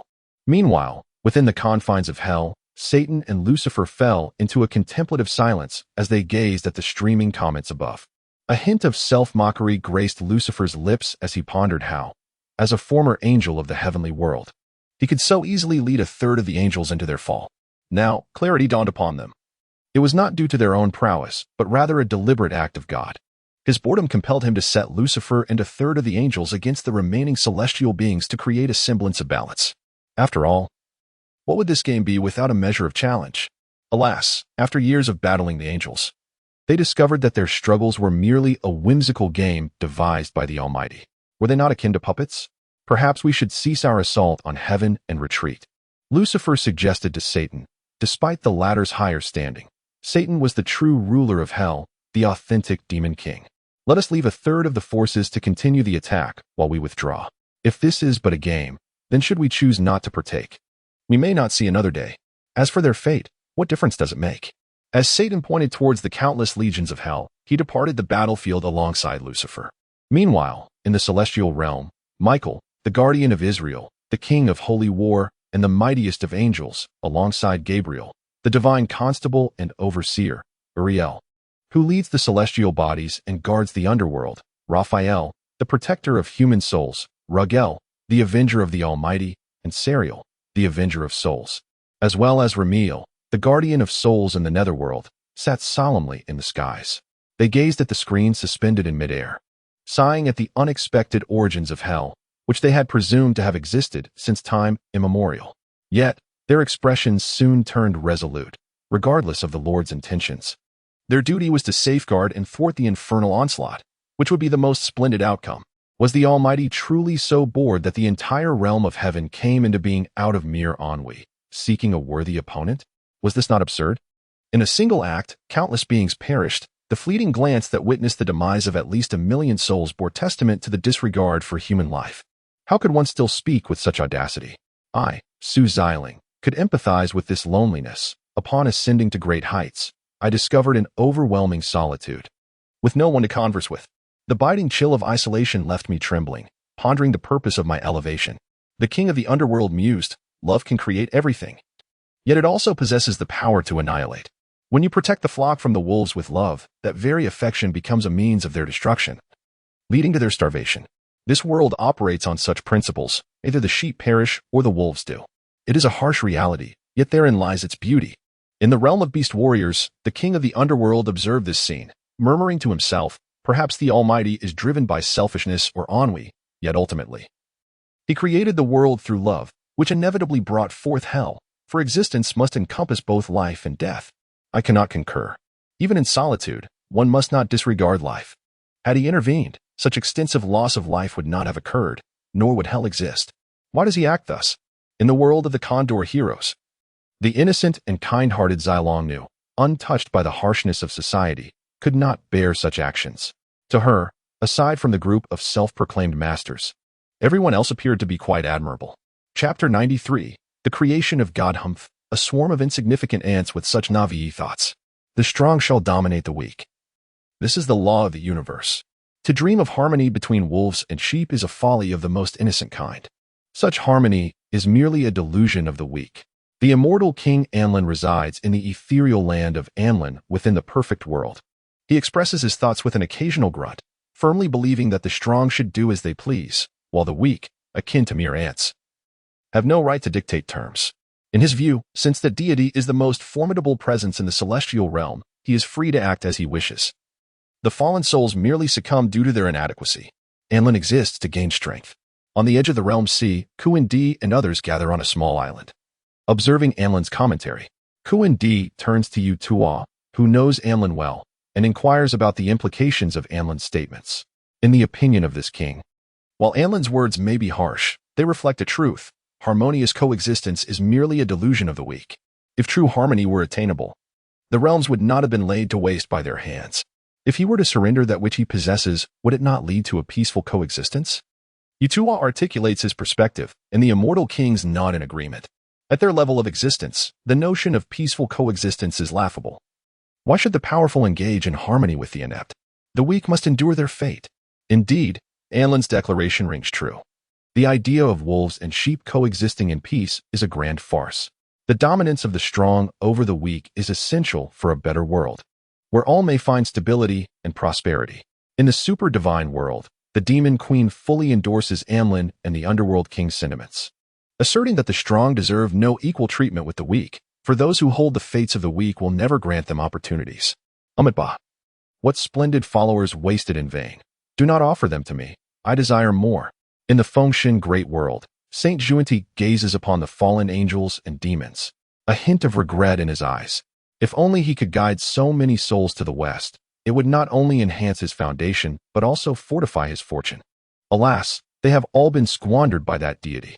Beside him, Jane remains impassive, content to let his junior brother handle such matters as he contemplates how to repay his grand aspirations, a source of great vexation. Others in the Fengshen world, observing the saints, were expressions of astonishment, unable to fathom that even the exalted beings harbor unfulfilled desires. Truly, The grandeur of authority is both awe-inspiring and terrifying. Boom. After a thunderous roar, the scene comes to life, gradually unfolding. In the video, a man bathed in divine light stands amidst a grand and boundless realm. At this moment, time ceases to exist and space is rendered irrelevant. Everything is in a state of nothingness. An infinite darkness envelopes all, save for the solitary ray of light that exists within it. After much contemplation, God, Jehovah, resolved to create the world and bestow existence upon all things. Thus, he commenced the creation of order and beauty, rendering the world more splendid. On the first day, God stood at the heart of the darkness, raising his hands and proclaiming words that resonated throughout the murky world. Let there be light. As soon as the words were uttered, light emerged from the previously mundane world, identical to the radiance emanating from God himself. He then pierced the darkness with this light, decisively separating it. The illuminated portion was named day, and the darkened part was called night. On the second day, God declared, "Let there be air amidst the waters, that they may be divided above and below." Subsequently, a portion of the waters in the heavens gathered above, gradually forming the azure expanse known as the sky. On the third day, surveying his surroundings, God sensed something was still amiss. He then proclaimed, "Let the waters above gather in one place, so that the dry land may emerge." As his words took effect, the waters parted from the earth. God named the exposed land earth, while the gathered waters were called seas. He also decreed that the earth should be adorned with vibrant plants and trees, each bearing seeds within their fruits, thereby establishing the initial form of the world.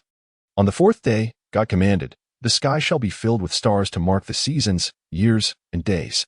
The day shall be governed by the sun, and the night by the moon, transforming the tranquil night into a time of rest, guiding the wanderers traversing the desert." Thus, two luminous bodies were formed in the sky, with God assigning them their roles, the larger to oversee the day and the smaller to preside over the night. Simultaneously, he created countless stars to embellish the vast expanse of the sky. On the fifth day, as God walked upon the earth, he observed the waters and declared, "Let there be fish in the waters and birds in the sky." Thus, a myriad of vibrant entities was created in the waters, classified into various categories. Subsequently, a diverse array of birds was fashioned, each group distinguished from the others. The fish and birds reveled in the divine gifts bestowed upon them, thriving joyfully in their existence. As night fell, the weary birds nestled their heads beneath their wings, while the fish descended into the depths of the water. Delighted by the creations, God blessed all entities, granting them the ability to reproduce and flourish across rivers, seas, lakes, plains, and valleys. On the sixth day, God proclaimed that the world required reptiles and terrestrial creatures as well as other forms of life, such as livestock, insects, and wild beasts. Consequently, he created cattle, tigers, and various animals, both extant and extinct. Observing the harmonious order of creation, God felt a lingering incompleteness and declared, "Let us make man in our image, to govern the fish of the sea, the birds of the air, and all creatures that walk upon the earth."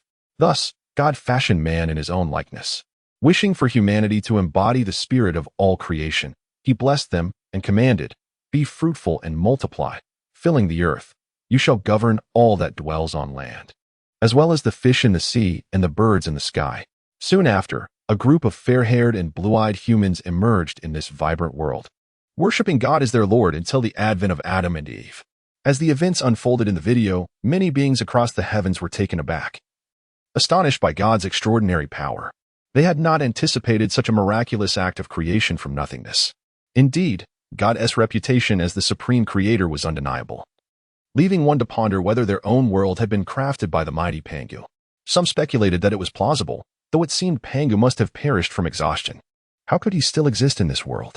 Recently, signs of unusual activity around Mount Kunlun had led to suspicions of the Queen Mother of the West manifesting her influence, prompting a desire to seek her favor. In the pursuit of wisdom, some contemplated the notion of finding the old monk, though they were reluctant to embrace a monastic life. Nevertheless, for the greater good, they resolved that if no one else would venture into the depths of hell, then they would, even if it meant becoming a wine-drinking monk or a dragon-slaying arhat. It was truly astonishing to encounter such formidable beings who had personally crafted the world, seemingly able to manifest their words into reality without lifting a finger. This realization rendered humanity's struggles appear rather trivial in comparison. In Chapter 94, entitled The Bestowal of God's Bible, A character mused that once they had devoured Inhua and Fushi, they would reclaim the might of the Father God, at which point none in the six realms would stand against them. The emergence of the evil sword immortal was imminent, and they hoped that their pawn, Faping, would not disappoint. In the realm of the legend of Sword and Fairy, the Celestial Emperor cast his discerning gaze across the six realms and shook his head in disbelief. He had not anticipated that Nuwa and Fushi would conceal themselves so profoundly, especially Nuwa, who had eradicated innumerable descendants of her own lineage yet remained hidden. Nevertheless, he exhibited remarkable patience, knowing that once the wicked sword immortal emerged and chaos ensued across the six realms, he would then be able to trace the whereabouts of the two. Perhaps he could transcend this world. As for the demon sovereign, he regarded that entity as nothing more than an ant that could be effortlessly crushed. Had it not been for the unpredictable factors of Nuwa and Fushi, the six realms would have long been under his dominion. With Nuwa in the human realm and Fushi in the demon realm, he dared not act recklessly. Amitabha, the master mused, I never imagined that this deity possessed such extraordinary powers. It is truly astonishing. I wonder, Monkey King, do you possess similar strength? In the grand world of Journey to the West, Tang San's eyes glimmered with curiosity as he inquired of the monkey. The monkey, somewhat taken aback, had sensed a difference in Tang San lately, but was uncertain regarding the specifics. Upon hearing the question, he responded, a celestial being of the highest order could create worlds. However, to forge the realm depicted in the video, one would require the cultivation of a great Luo. From what I observe, this deity's prowess seems to peak at the late stage of the Tai Golden Immortal, which is insufficient for such creation. This world must be quite exceptional. I, too, could carve out such a realm, but it holds no significance for me as I possess no sect or affiliation. After a moment of contemplation, the great sage equal to heaven elucidated to Tang San, while Zhu Beiji and Sha Monk nodded in agreement. Observing from outside the grand world of Journey to the West, one could see an immense continent surrounded by countless smaller worlds, where worlds frequently flickered into existence and faded away. The strength of beings in this fantastical world has escalated to alarming levels. They are now capable of creating worlds. In our realm, we cannot even cleave a mountain, demonstrating that the disparities in birth are insurmountable. Some are born to be kings, while others become outlaws. The world dictates the limits. Within a quaint tea house, a man clad in pristine white robes grasped a long sword, gazing at the video overhead with a sense of melancholy. He was Shimen Shui Shui, revered as the sword god, yet he now viewed the barrage of comments with a tinge of resignation. Haha, you, Shimen Shui Shui, would utter such words? I, Xiao Feng, once thought you were nothing but a block of ice. It is unexpected to see you contemplate matters of existence. Truly, the sun must have risen from the west. Xiao Feng chuckled heartily after taking a sip of tea. As beings, we naturally possess emotions and desires. Previously, we inhabited the same world, and aside from those formidable beings, there were none worthy of drawing my sword against. Yet now, the situation has transformed. The abundance of such powerful entities is lamentable. Alas, I, Shimen Shui Shui, have no opportunity to compete with them, though I am confident that my swordsmanship is on par with theirs. Clang. As the long sword was drawn, a chilling aura swept over the crowd, prompting them to hastily abandon their silver and flee. Shimen Shui Shui sheathed his sword once more. Indeed, it would not be long before the world would awaken, at which point both you and I would have the opportunity to ascend to immortality. Wouldn't you agree? Nie Feng and Bu Jingyun, why have you betrayed me? I, Xiongba, believed I had treated you both generously. In a certain location, Nie Feng and Bu Jingyun surrounded Xiongba, their expressions grave as they regarded him. Humph, if you were to live, countless lives would be lost in the 9 provinces. Today, my brother and I shall eliminate this scourge for the sake of our names. After a fierce battle, Nie Feng and Bu Jingyun succeeded in vanquishing Xiongba, bringing an end to the saga that had risen and fallen with the winds. Thank the heavens that there are no beings like Xiongba, for otherwise we would have been unable to defeat such a formidable adversary. I fear my wind god leg would scarcely have touched him. Likewise, my cloud-pushing palm would have been ineffective against him. Take care, brother Nie. The video continued to play, revealing that after an indeterminate period, the deity grew weary of such mundane existence. With a casual wave of his hand, a continent exuding an aura of terrifying dread emerged from beneath the earth. From that day forth, humanity was introduced to a new term, demons. Countless demons surged through the portal into the mortal realm, mercilessly slaughtering the fair-haired, blue-eyed humans. In their desperation, Humanity pleaded for the deity's intervention, yet he remained aloof upon his throne, only driving the demons back to hell after 99% of humanity had perished. The survivors did not harbor any resentment toward the deity. Instead, they revered him even more, regarding him as more significant than their own parents. Such occurrences transpired every few millennia. Eventually, the deity grew weary of this cycle, finding the slaughter of humanity to be exceedingly dull. After a moment's contemplation, he created a new race known as angels. From that point onward, angels engaged in battle with demons, and periodically, they would harvest humans, slaying demons in a manner that led mortals to believe they had saved themselves, thus earning their awe and gratitude. The demons, indifferent to this blame, continued their existence. The deity observed all of this until one day, he noticed that the demons, too, were rather mundane, their existence seeming to conclude before it truly began. He gazed upon the strongest angel and, after a moment of thought, extended his hand to touch him.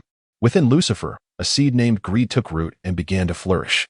Over an unknown span of time, his power and authority grew ever stronger, leading him to believe that he, too, could ascend to divinity. And other thoughts began to take shape within his heart, until the moment when God commanded the multitude of angels to kneel in homage to the powerless Holy Son. Lucifer's fury erupted, perceiving this act as a grave affront to his dignity. Consequently, he, alongside the second generation of creation angels, representatives and guardians of vitality, seasons, and the celestial realm, along with the original Satan, Beelzebub, and a cadre of formidable angels who shared his sentiments, revolted against God. Alas, this was merely a source of amusement for God, even though he led a third of the angels to a fallen state in the abyss. It was but a reflection of God's omnipotence, as the power of hell could scarcely compete with that of heaven. Thus commenced the first civil war among the angels. Regrettably, the proud and confident Lucifer faced defeat, stripped of all authority and glory by God, and cast into the boundless abyss. From that moment forth, he acquired a new title, the fallen angel Lucifer. Little did he realize that all of this was scripted by God. They were but pitiable jesters playing tragic roles, deluded by their own perceived strength. As time passed, humanity's technological advancement surged unexpectedly, transcending feudal and bourgeois societies within mere centuries. With the absence of angels, some began to advocate atheism.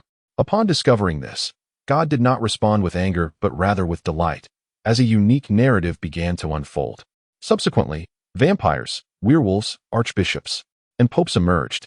As time marched on, the climactic battle between the realms of heaven and hell approached, heralded by the arrival of the celestial rankings.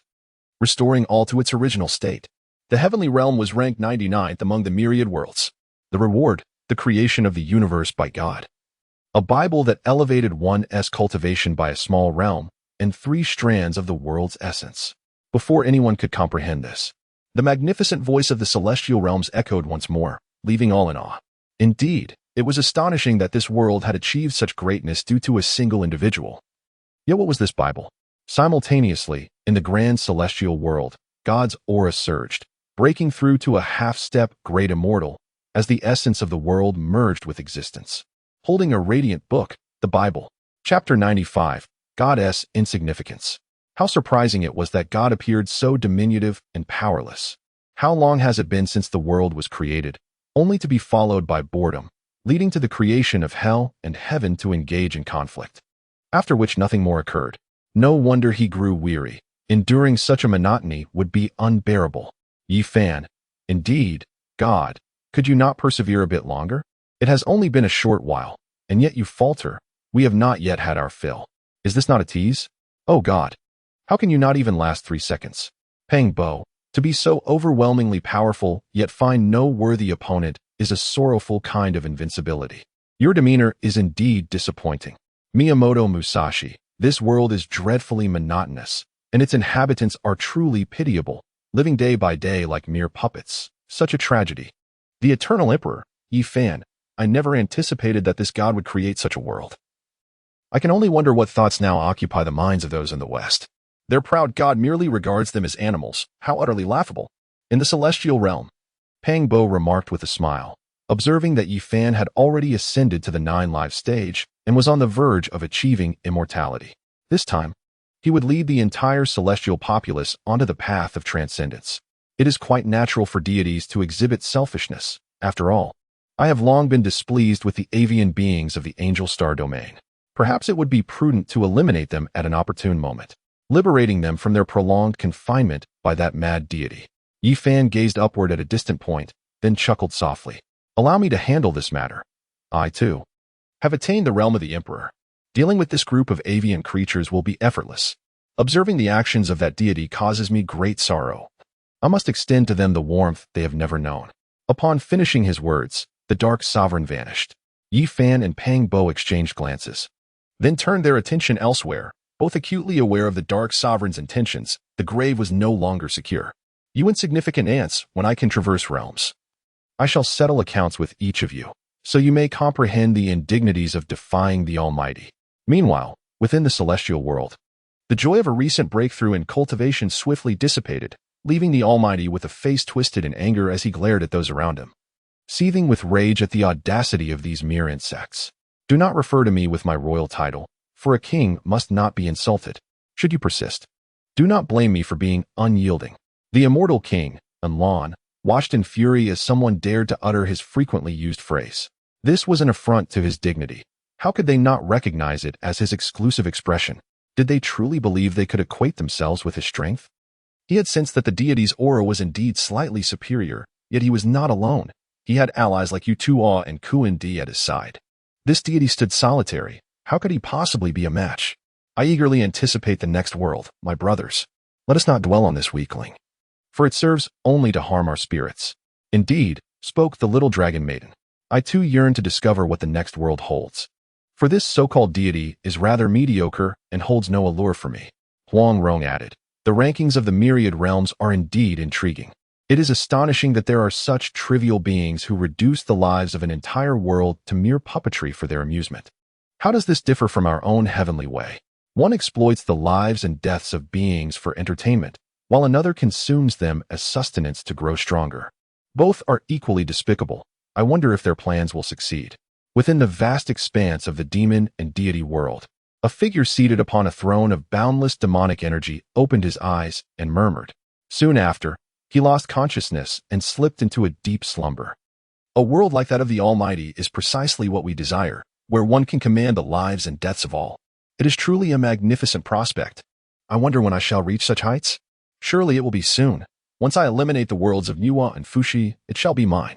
Fortunately, the Ming dynasty is devoid of such characters. Otherwise, even if the entire 6 doors were to be annihilated, one would strive to eradicate such a malignant presence. Speaking of which, isn't that fair-haired, blue-eyed individual from the west? It seems the western lands are not as barren as the east. Within the 6 doors, the illustrious Zhuge Shunho addressed the 4 renowned shops, subsequently recalling the western merchants he had recently encountered.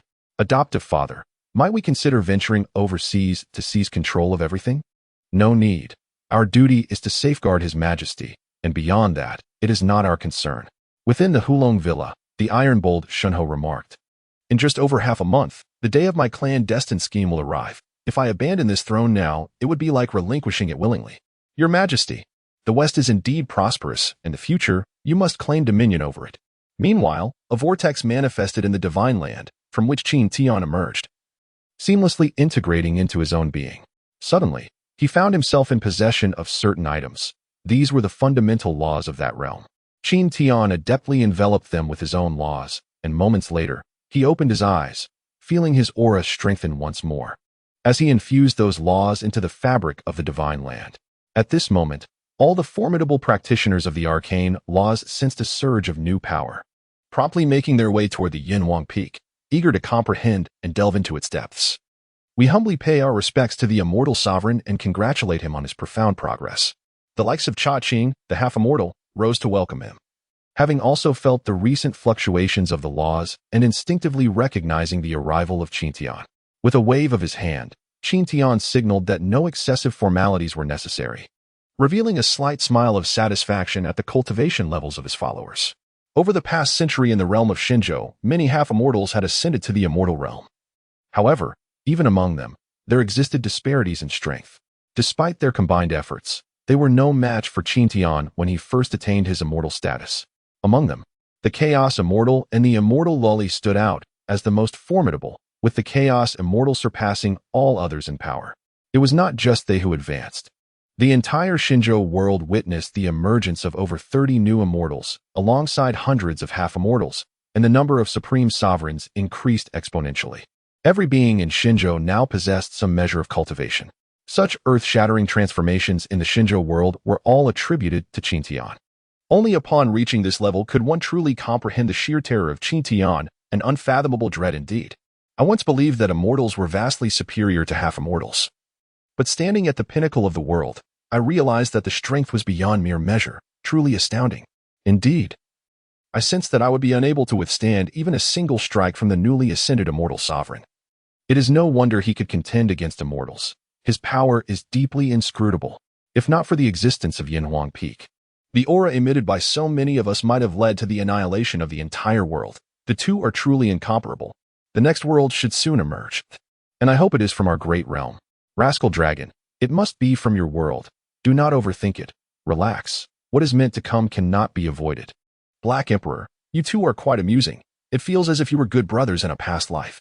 Little Dragon Girl, do not speak carelessly. Who would be brothers with this rascal dragon?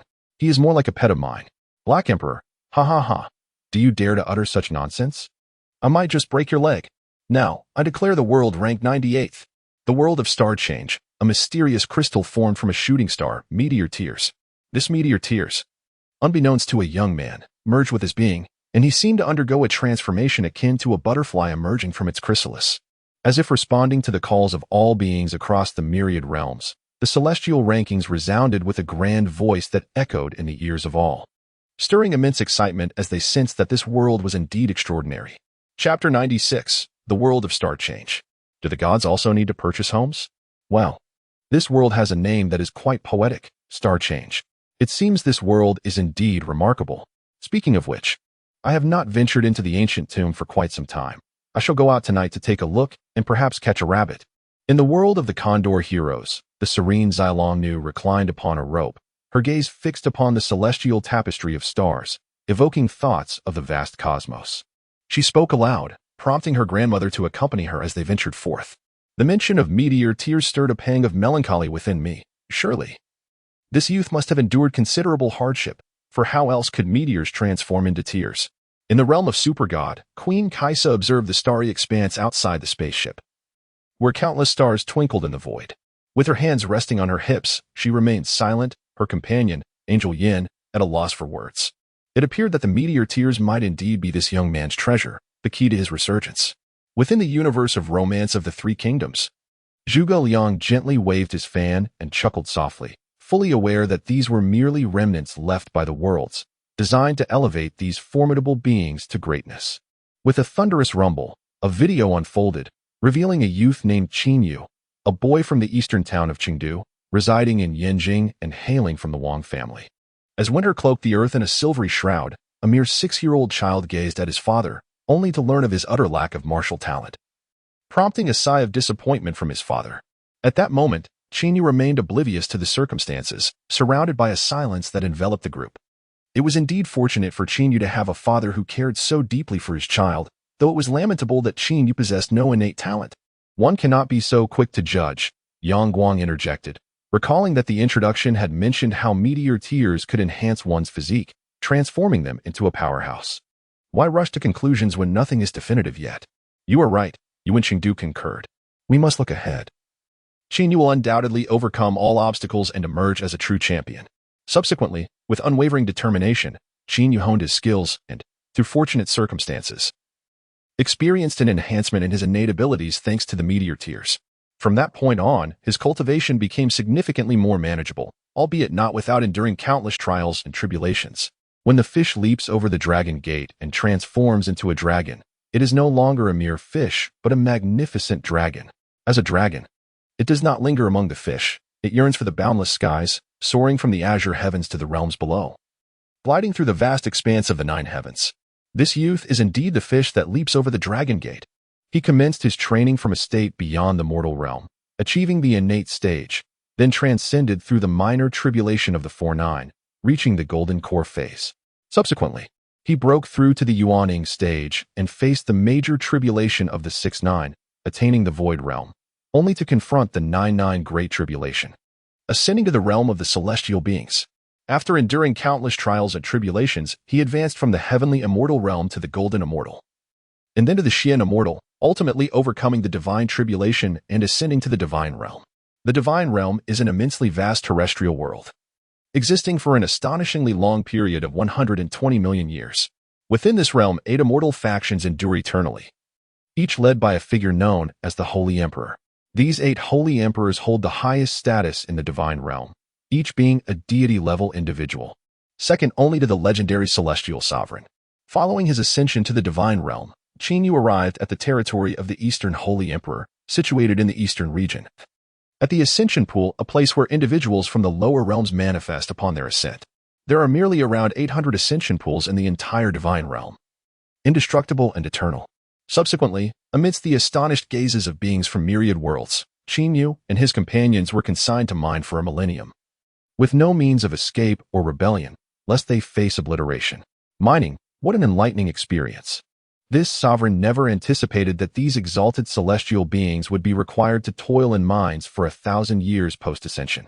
Truly, the world is replete with wonders. The heavenly demon emperor mused that such a formidable being would face such indignity in his world. Surely, no one would dare to act so brazenly there, lest they be swiftly vanquished. In this world alone could such absurdity transpire.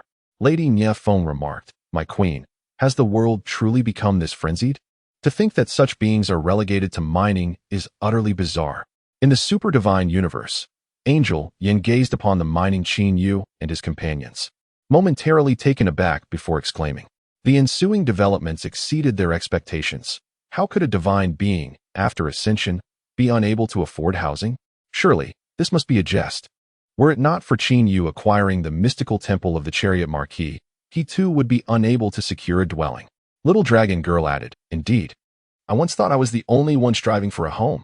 Otherwise, I wouldn't he still be contemplating housing even after becoming a ghost? Yet, it is astonishing that such a powerful figure finds himself in such a predicament over a mere house." The ghost of the house slave exclaimed, "Having encountered immortals and deities, I now finally behold a living ghost. What an exhilarating experience." In the world of the eagle-shooting heroes, Huang Rong, witnessing the barrage of comments, exclaimed with excitement, while her father, Huang Yaoshi, looked on helplessly, choosing not to comment further. He could not surpass Huang Rong, and his curiosity about ghosts lingered, pondering whether his beloved wife might become one. Ba Wukong, this divine being has truly broadened my horizons. Who would have thought that in such a world, one would still fret over housing? It is both laughable and profoundly tragic. In the vast world of Journey to the West, Tang San chuckled quietly, covering his mouth. While his disciples looked on with a mixture of exasperation and amusement, they had noticed that Tang San had been increasingly cheerful of late. No longer the stern figure he once was. Whether this was a positive change or a negative one remained uncertain. The hidden protectors, including the 4 esteemed officials, shared a sense of helplessness as they compared themselves to Qin Yu, realizing that their superior treated them rather well, at least providing them with housing without financial burden. The greatest irony I have encountered in my life is that deities must purchase homes, and some are even unable to afford them. In the realm of the zombie world, Uncle Gio, engaged in a fierce battle with a zombie, burst into laughter upon hearing this news, nearly losing his grip and allowing the zombie to seize him. His anger flared when he realized he was being ambushed by a fellow over 40. This was indeed intolerable. With a swift application of the Maoshan technique, he dispatched the silver-armored corpse back to its dwelling. "Dear sister, the plight of the deities in this world is truly tragic. I had never heard of gods needing to buy homes. This has certainly broadened my horizons." In the world of Whitesnake, Xiaoqing reclined in a vast courtyard, watching a video in the sky and laughing heartily, while Bai Sujin covered her mouth, stifling her giggles. At this moment, Qin Yu and his companions were departing with keys in hand, having shared the harsh realities of the divine realm, which made everyone exceedingly cautious. They soon witnessed Qin Yu retrieving spiritual stones from his inherited legacy, subsequently engaging in cultivation. Wow, is this the source of such confidence? I feel a pang of envy. I too wish to enjoy such privileges. Who would have thought that possessing wealth could be so delightful? Do not envy. If you lack the fortune, even if you obtain it, it will be of no use. Heed my advice. Should you acquire treasures, entrust them to me. You may not safeguard them, but I can. In the realm of Hades, Athena pondered the existence of extraordinary treasures in their world, contemplating whether she could gain a legacy. In the Olympus world, Zeus, the king of the gods, inquired of his daughter, his eyes shimmering with excitement, observing her father, the mighty stallion. Athena was taken aback by the absurdity of his position as the king of the gods. Was this a jest? In our world, you are indeed the king of the gods. What talk of legacy is there? Athena responded with a composed demeanor, a fleeting glimmer of disdain crossing her eyes, unnoticed by others. Although the other deities shared a moment of peculiar exchange, the sea god glanced at Zeus, a flicker of astonishment evident in his gaze, while Hades met his eyes, both understanding each other's intentions. Poor Zeus remained oblivious to the fact that he had already become the target of scrutiny. Chapter 97. The mantis stalks the cicada, while the yellow bird awaits. Within the world of star change, Qin Yu immersed himself in the craft of the divine array, subsequently establishing dominion over Mini Mountain, employing formations and the god-locking tower to gather numerous divine servants. Qin Yu's profound mastery of formations attracted the attention of various factions, ultimately accepting the invitation of the eastern extreme, Xianjin Mountain, to become the master of the Lanshan Hall. Through a series of clues, he discovered that the long-missed Li heir was, in fact, the daughter of the northern polar saint emperor, having cultivated a fearsome, mutated lotus avatar, comparable to a top-tier Hongmeng spiritual treasure. In a remarkably short period, she ascended to the rank of a superior celestial deity. With Jiang Li's public proposal, extraordinary youths from the divine realm flocked to participate in the selection. Initially, it seemed that Qin Yu would emerge victorious. However, unexpectedly, the northern polar saint emperor intended to betroth Li heir to Zhou Xian.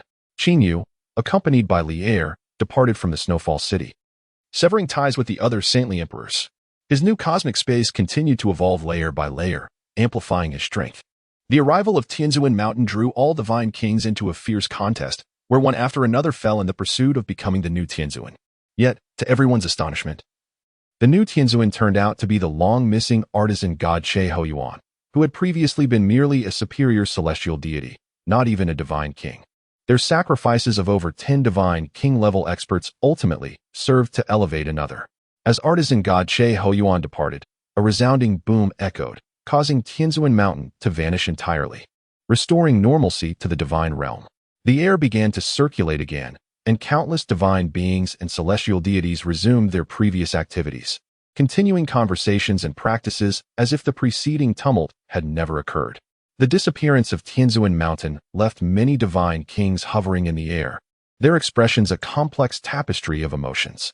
Ha ha ha, after decades of bloodshed and the loss of so many divine kings, it turns out to have been a mere garment for others. The title of Tianzuan ultimately amounts to nothing. Xiao Feng, the king of divinity, laughed bitterly in anger before teleporting back to the northern polar snowfall city. The Azure Divine King and the Blood Sea Divine King were equally perplexed, eventually departing one by one. Qin Yu returned with his friends and over 10 divine king servants to Zishuan Mansion, where he began to contemplate other matters. With only 7 or 8 months remaining until the completion of his new universe, he resolved to enter seclusion. Once his new universe reached fruition, profound changes would undoubtedly unfold, and the benefits of focused comprehension were self-evident. This turn of events caught me utterly off guard. I had initially presumed that Qin Yu would become the Tianzuan, only to find that it was the old artisan Che Hoyuan who ascended instead. Such a thrilling twist. Xiao Feng mused whether this was akin to the mantis stalking the cicada. Unaware of the lurking hunter, it certainly seemed so. The struggle between the clam and the snipe benefited the fisherman, and this old man effortlessly attained the exalted position of Tianzuan, showcasing profound cunning. One can only imagine the shock of those who were outmaneuvered by someone they deemed far weaker. Tai Dan Shenho remarked that indeed, humanity is exceedingly cunning. One must not underestimate any human. This old man has played a plethora of divine kings like puppets. No wonder my mother warned me that the woman at the foot of the mountain is a tiger. Tu Shanyaya has indeed elucidated a profound truth. The one who ultimately laughs is the true victor. It is said that one should not provoke beggars, beautiful women, or the elderly, and now I comprehend this notion more clearly. Zhang Wuji. Simultaneously, in the world of star change, amidst the celestial realm, Qin Yu and other divine kings believed they occupied the pinnacle of this divine domain. However, above this so-called zenith lay another expanse, adorned with endless auspicious clouds, at the end of which stood a magnificent palace. Senior brother, why are you in such haste? Although a new celestial sovereign has emerged and our master has summoned us, I can eliminate Qin Yu in an instant. Once I dispatch him, I can still pay my respects to our master at the Baiyun Hall. Why do you seek to impede me? The formidable rival of Qin Yu, the Thunder Punishment Celestial Sovereign, expressed his discontent to the floating feather Celestial Sovereign as they soared through the skies, one ahead of the other. As for the artisan god Che Ho Yuan and the three Celestial Sovereigns, they had already reached the Baiyun Hall, the epicenter of authority in the entire universe. The floating feather Celestial Sovereign was momentarily delayed to intercept the Thunder Punishment Celestial Sovereign. Second junior brother, what holds more significance, our master's affairs or your personal vendetta? The tone of the floating feather Celestial Sovereign turned icy, and his countenance darkened. At these words, the Thunder Punishment Celestial Sovereign felt a surge of trepidation. His previous ire had been ignited by the impending confrontation, but now he recalled the floating feather Celestial Sovereign's prowess and his standing before their master, suppressing his inner fury. The Thunder Punishment Celestial Sovereign respectfully remarked, "Thank you, senior brother, for your guidance. Indeed, our master's matters take precedence. Had it not been for your advice, I might have allowed my hatred to cloud my judgment. That is well understood. Once we have visited our master, your subsequent actions will be of no concern to me." The floating feather Celestial Sovereign replied, an air of coldness lingering on his face. Following this, the Thunder Punishment Celestial Sovereign nodded in acquiescence. He had long harbored a desire to eliminate Qin Yu, yet due to the rules set forth by their master and the formidable strength of the floating feather Celestial Sovereign, he had been compelled to endure. However, with the artisan god Che Ho Yuan now becoming the new Celestial Sovereign, the opportunity for vengeance against Qin Yu arose, only to be thwarted once again, igniting his fury to its zenith. How petty the Thunder Punishment Celestial Sovereign truly is. Despite being a Celestial Sovereign, he insists on pursuing Qin Yu. It baffles me how such a person ascended to this rank. I wonder if I have such individuals around me. If so, I would not hesitate to strike them down, remarked Huang Rong. I indeed have such a person, yet I, as a humble monk, have spared him, only rendering him powerless, replied King Jinluan.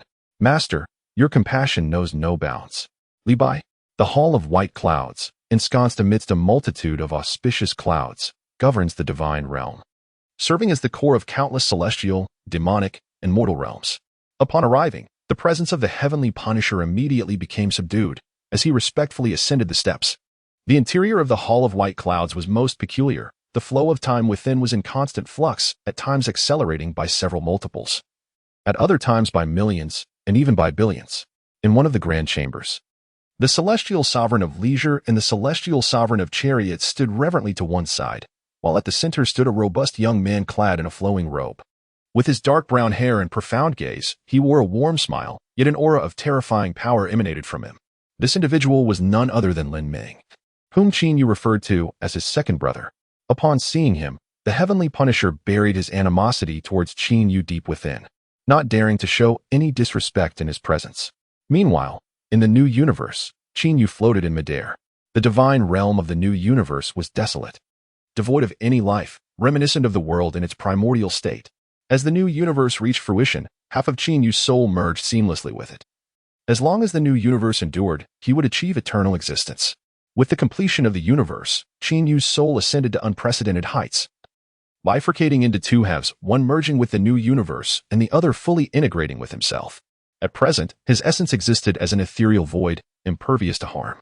He subsequently acquired numerous divine powers and treasures, such as the primal yellow energy that forged his indestructible body and the ability to create life. In his thoughts, 5 colossal land masses emerged in the cardinal directions. Compared to Lin Meng's divine realm, the expanse of Qin Yu's dominion was significantly larger, though life was scarce. With a mere wave of his hand, the ocean began to churn, and a massive, serpentine dragon, stretching 1,000 miles, swam through the waters. Chapter 98. The transformation of stars concluded as various sea creatures materialized from the depths, an array of mythical beasts continuously being born. Qin Yu created but a few creatures before ceasing, for populating the entire universe with life and diverse civilizations was a complex endeavor, one for which he currently lacked the energy. He then commenced experimenting with various divine techniques, while the Heavenly Punisher exited the Hall of White Clouds. Once outside, he exhaled deeply. The pressure he felt in the presence of a celestial being was always considerable. His thoughts turned to Qin Yu. Ah, Qin Yu, fortunate for you. The flow of time within the Hall of White Clouds was not exceedingly rapid. Merely a year had passed in the outside world. His gaze fell upon the Ziyun mansion below. Qin, you have slain my 3 sons and 2 grandsons. Your time has now come. The wrath of the thunder punishment celestial surged within him, overwhelming his chest as he charged towards the purple Xian mansion. At that moment, the mansion remained as tranquil and harmonious as ever, and an elder clad in purple robes appeared in the sky, none other than the thunder punishment celestial himself. He intended to soul-search those connected to Qin, but just as the situation reached a critical juncture, Qin returned. For the first time, the thunder punishment celestial felt a pang of fear upon confronting him, an unsettling sensation that gripped his heart. Subsequently, his celestial weapon was destroyed, and he was cast into the cycle of reincarnation by Lin Meng, while Zhou Qing ascended as the new celestial. In the vast expanse of the primordial space, Qin Yu and Lin Meng engaged in light-hearted banter. Soon, Qin Yu encountered Hong Meng. Qin Yu, I have awaited over 1,000 epochs for Lin Meng's emergence, yet unexpectedly, it took merely 2 epochs for you to appear. My joy knows no bounds. Hong Meng exclaimed, laughter resonating through the air. As the first life form within this primordial space, his exhilaration was palpable. Only by creating a universe could one be considered a life form of equal standing to Hong Meng. The presence of 2 kindred spirits filled him with immense delight. Qin Yu, there is something else I must share with you. The universe is not yet fully formed, Hong Meng continued, smiling as he waved his hand, revealing a shimmering water mirror in front of them. 3 immense universes materialized upon its surface. Qin Yu turned to gaze at the spectacle, astonished. He quickly discerned that the universe on the far right was one he had created, while the 2 universes on the left belonged to Lin Meng and Hong Meng, respectively. Understanding the distinction, he noted that Lin Meng's and his own universes included 4 subsidiary universes surrounding the central main universe, each only a tenth the size of the principal one. Nevertheless, this arrangement provided enhanced stability for the main universe, representing the most perfect state of existence. With a flick of his wrist, Hong Meng caused a leaf to fall from a nearby osmanthus tree, which he then handed to Qin Yu. Qin Yu, the method to create 4 subsidiary universes lies within this leaf. Do not rush. When you return and find time, you may create them at your leisure. They then produced a golden tablet, which emanated a unique pressure that stirred a sensation of trepidation within Qin Yu. He scrutinized the golden tablet closely. Measuring 6 meters in length and half a meter in width, the tablet gleamed in gold, behind which faintly loomed massive characters resembling those on the tablet itself. Qin Yu, this is the Hong Meng golden tablet. To be inscribed upon it is to hold the identity of the Hong Meng master. As the Hong Meng master, you possess the ability to calculate the fates of all beings within the Hong Meng, regardless of the universe, and you can summon the powers of all universes. Hong Meng proclaimed with a smile. Upon hearing this, Qin Yu was profoundly astonished. He had never imagined such an entity existed, instilling a sense of awe within him. The primordial space, boundless and eternal, would witness the emergence of one universe after another with the passage of time. And this Hong Meng golden tablet was designed to govern the entirety of the primordial space. Qin Yu subsequently inscribed his surname upon the surface, his mind brimming with an infinite stream of information encompassing the knowledge of the Hongmeng space, as well as insights into the Hongmeng universe and the Liming universe. He then comprehended why the first line on the Hongmeng golden list could accommodate 4 characters. It was due to the hierarchical nature of the Hongmeng controllers. The foremost line denoted the highest echelon, a level 1 Hongmeng controller, while all others were mere ordinary controllers. The subsequent entries belonged to these ordinary controllers, who were subject to the oversight of the level 1 controllers.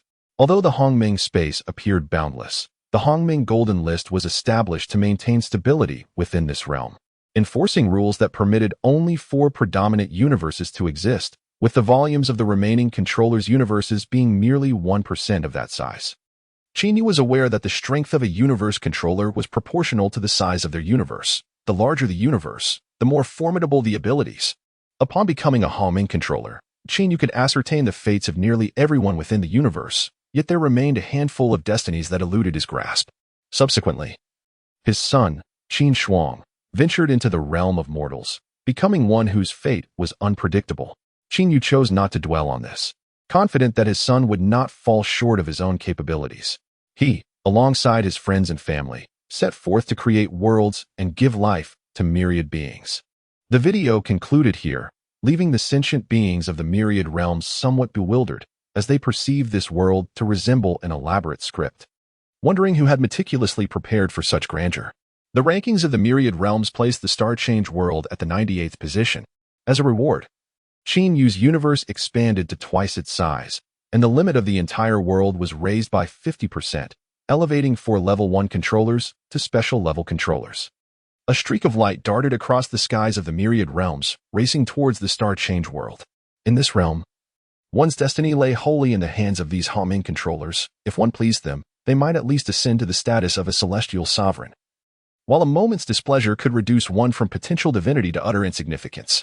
In such a world, the challenges were indeed formidable.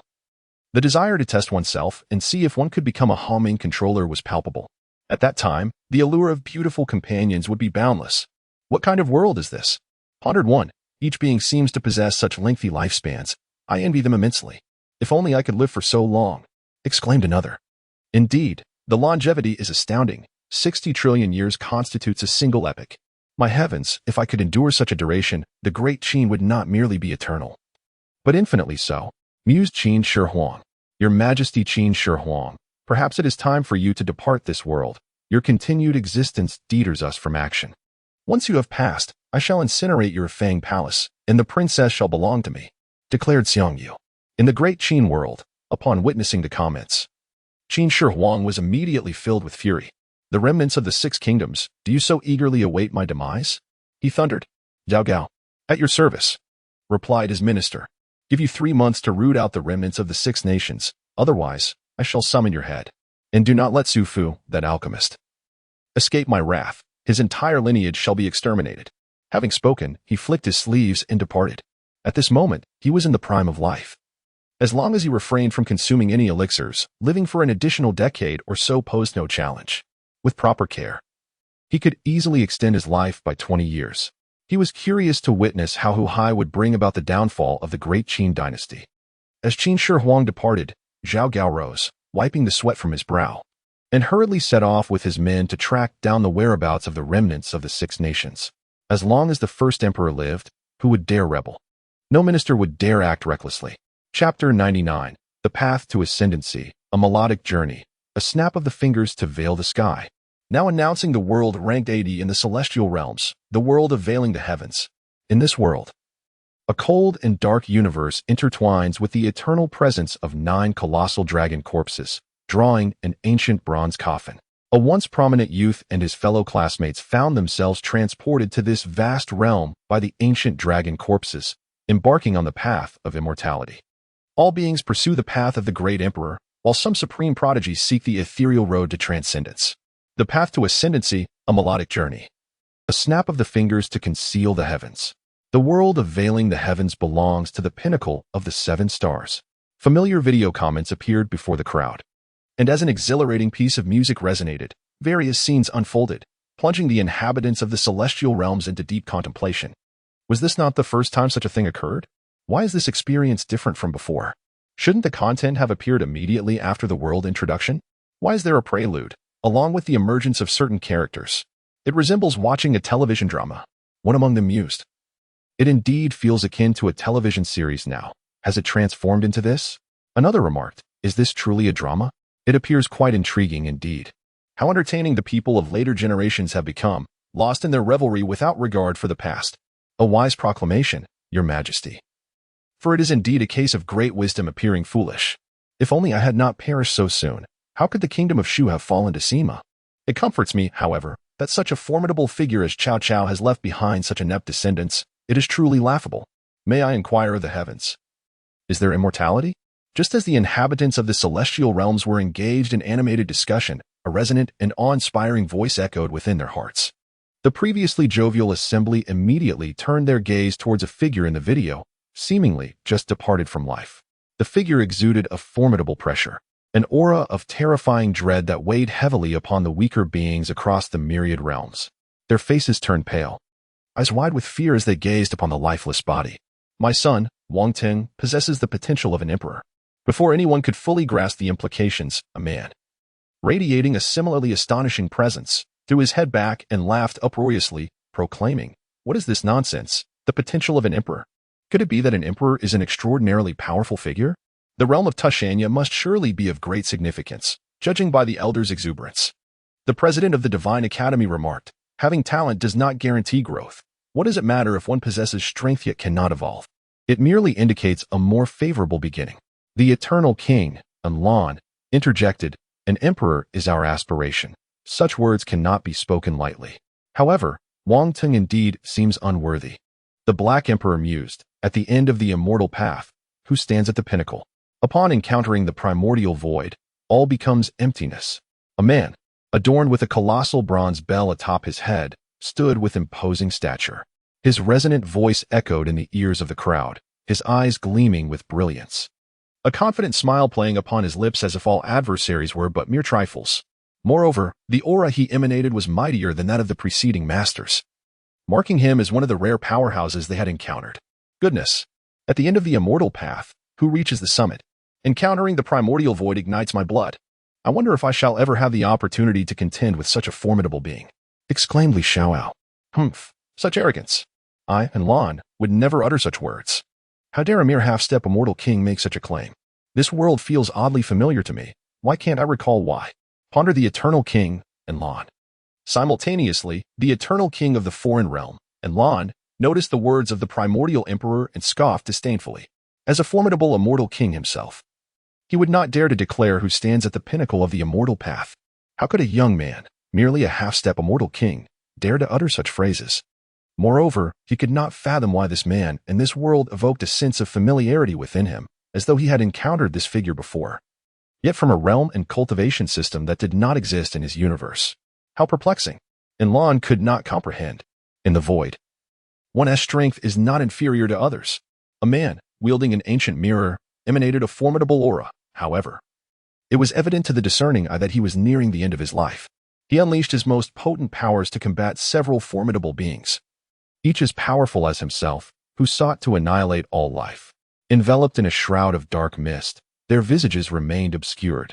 Ultimately, the Emperor of the Void vanquished several of these warriors and, with his battered body, slowly departed.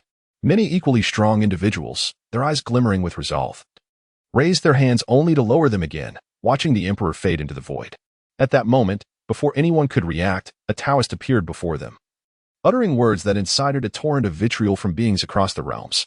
Reflecting on the past, he recounted how, in his youth, the Emperor was invincible, clad in nothing but the simplest of garments, while the Taoist himself reigned supreme, confidently surveying the world. With a mere thought, entire graves and ancient tombs were reduced to dust. He proclaimed, "Who among you is a hero? Behold my unmatched brilliance. You are finished. You have offended me gravely.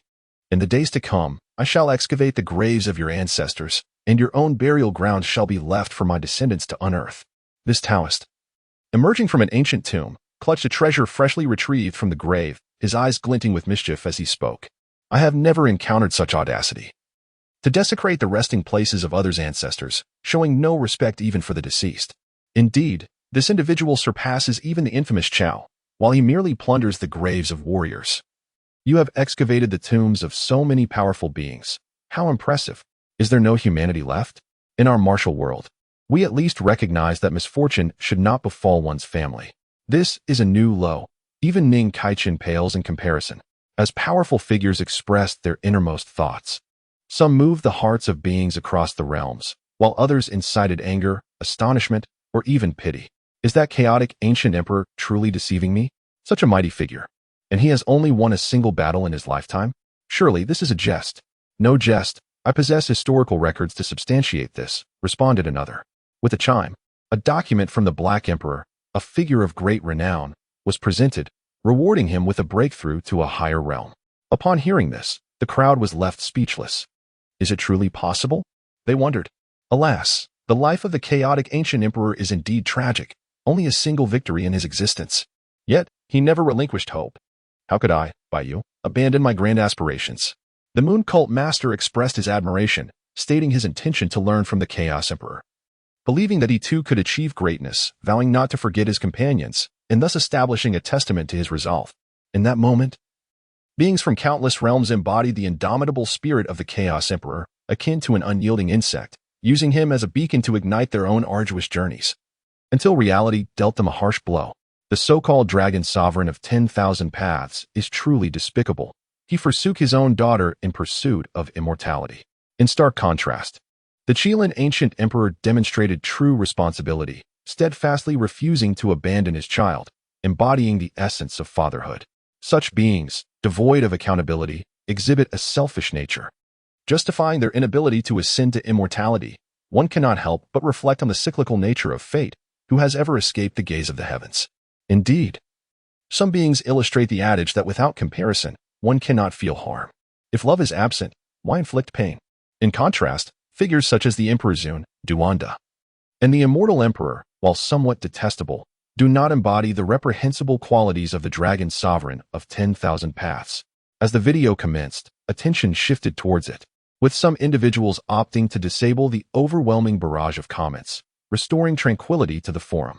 The imagery unfolded amidst the vast, boundless universe, where countless stars adorned the firmament. A sensation of spatial displacement emerged as innumerable planets rapidly vanished until, after an indeterminate span, a relatively modest planet came into view. Its name was Earth. In the desolate cosmos, 9 colossal corpses lay silently, while the unmanned spacecraft Voyager 2 transmitted its findings back to Earth, astonishing all. Concurrently, astronauts aboard the International Space Station beheld a shocking sight: 9 dragon corpses drawing a coffin toward Earth, prompting them to call out to the planet. Meanwhile, Yifan prepared to attend a significant class reunion as the 9 dragon corpses made their way toward Mount Tai, subsequently engulfing it and departing from Earth. As they traversed the ancient starry path, the crowd noticed an unexpected addition among them, causing their faces to pale in fear, only to discover it was also a fellow classmate. Haha, this is hilarious. They once regarded me as a ghost, and who would have thought I would witness this again? Remarked Pang Bo, who had already ascended to emperor status, observing the video with a faint smile, a glimmer of nostalgia in his eyes. He then sighed, reflecting on the passage of time that had claimed his parents and loved ones long ago. Indeed, I too felt fear back then, yet thankfully, I did not succumb to panic. Yifan gazed at Pang Bo as he articulated his thoughts from that time. As they continued their journey with the coffin, they soon arrived at the ancient star of Yinghua, where the land was adorned in a reddish-brown hue, cold and desolate. Upon exiting the coffin, Yifan and his companions pressed forward, discovering an ancient temple known as the Great Thunder Sound Temple. Within, Yifan acquired a Bodhi and a Buddhist treasure, while others also obtained at least one artifact. Suddenly, a classmate met with an untimely demise, sending shivers down the spines of the group as they scurried towards the 9 dragon corpses. Ultimately, a colossal crocodile of the Saint King realm broke free from its seal and attacked them. Fortunately, the coffin shielded them, subsequently transporting them away from Yinghua to a region named the Northern Dipper Star Domain. As they emerged, they beheld a stone tablet inscribed with 3 characters, Ancient Forbidden. They speculated it to be an ancient forbidden ground. Yifan and his companions observed a bird in the sky that seized an elephant, leaving them wide-eyed in astonishment. Yifan consumed several fruits from the forbidden ground and drank some spring water, while Pang Bo did likewise, before plucking the final fruit to take back. Subsequently, Yifan and Pang Bo transformed into children, while the girls remained unchanged. One man turned into a middle-aged man, and the others became elderly men and women. Soon, a woman appeared to narrate the legends of this place, revealing certain mysteries. She guided them back, where Yifan's ancient sacred body was inadvertently exposed, leading to his unwelcomeness among the group. Yifan then obtained a scripture, and for the first time, he opened a golden sea of suffering. Following this, the tomb of the demon emperor was unveiled, and Yifan and Pang Bo ventured forth, where Yifan acquired the heart of the demon emperor. Afterward, they encountered a nefarious Taoist, whose very visage incited disdain among the crowd. Child, this is a deadly artifact. You cannot contain it. Come, allow me, the Taoist master, to subdue it. The rotund Taoist laughed heartily. A blood-red orb then fell into Yifan's hand, and the Taoist, turning to him, grinned widely, exclaiming, "Indeed, I am fated to meet you, and I did not expect it to happen so soon." He blocked Yifan's path, extending his plump hand with a smile, saying, "This treasure is destined for me, dear friend. May I borrow it for a time? This orb is a manifestation of demons. You cannot tame it. I come to assist you by subduing it for your own good." Just as Yifan finished speaking, the portly Taoist, glowing with delight, swiftly snatched the orb away. Yifan seethed with frustration. "Master, did you not say that upon our next meeting, you would bring me good fortune and express your gratitude? Why then do you steal my belongings?"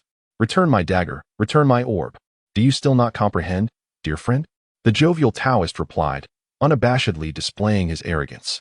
It is precisely because we forged a benevolent connection during our first encounter that I have come again to subdue this demon-manifested orb, thereby aiding you in evading misfortune. This is the auspicious fruit of the good karma you have cultivated. Upon hearing this, Yifan's expression darkened significantly, akin to a charred pancake. He had never encountered such an audacious individual, nearly rivaling the shamelessness of Zhuanti. Shortly thereafter, the rotund Taoist vanished with a swish, leaving Yifan with an expression of exasperation. Indeed, I have successors. Initially, I feared my legacy would be lost, yet unexpectedly, there shines a glimmer of hope. I shall remember this world of concealment and grandeur. One day, I will personally take him as my disciple and pass on my teachings. In the world of function. The Saint Zhuani's eyes lit up as he watched the video of the stout Taoist. He had sought a disciple with such a brazen demeanor for quite some time, yet had remained unsuccessful until now. It reminded him of his earlier attempts to find someone to inherit his teachings from the Buddha, who had fled with remarkable speed. At that time, he had no doubt that had he not been stronger, he would have faced the Buddha's divine palm, the likes of Guanyin, Dizong, and Wenshu had all reacted similarly, making him feel as though they were avoiding him like a predator. At last, he had found a disciple that resonated with his ideals. Brother, you seem to have found a worthy successor, Jane remarked, eyeing the video with hesitant words. The stout figure appeared to embody Zhuani's legacy, his audacity rivaling that of his master, truly impressive. In the Lingxiao Palace, the Jade Emperor addressed the assembly of immortals while observing the video. Your Majesty speaks rightly. Had it not been for his shamelessness, the ultimate beneficiaries would not have been the Buddhists. Alas, it seems we lack such talent. Tabai Jingxing clasped his hands in agreement, fully aware of Zhuani's deeds, which were far from virtuous. My queen, an angel suggested to Queen Kesha, I feel we could learn a thing or two. Observe how effortlessly the stout man aids others without a hint of embarrassment. Surely, we angels could do the same. In the world of Journey to the West, Zhu Beiji expressed his regret. If only I could master even a fraction of that technique, the moon goddess would have long been mine. Alas, had it been 500 years earlier, I would not have had to accompany you on this pilgrimage. Beiji, you ought to temper your expectations. It's already fortunate that Sui Lan has taken a liking to you. Dreaming of the moon goddess is akin to chasing shadows. Hurry and prepare some offerings, lest you dwell on impractical fantasies, Sun Wukong warned, casting a wary glance at Zhu Beiji before tossing him some gold leaf. Indeed, Beiji, I do not wish for my disciple to become such a person. One must remain grounded and conduct oneself with honor, even as a pig. Master, do I sense that you are subtly criticizing me? In the video, Yifan vehemently scolded the Taoist for a moment, until a streak of purple light surged forth, piercing the rock wall before him. At that moment, Yifan's eyes widened in disbelief, grappling with the incredulity of the situation. This time, he refrained from acting impulsively and patiently waited for a considerable duration, observing that the surroundings were utterly still before he approached, muttering to himself, surely that rotund fellow won't appear this time. With great caution, Yifan began to excavate the stone wall, and immediately, enchanting violet light began to emanate, swirling around him.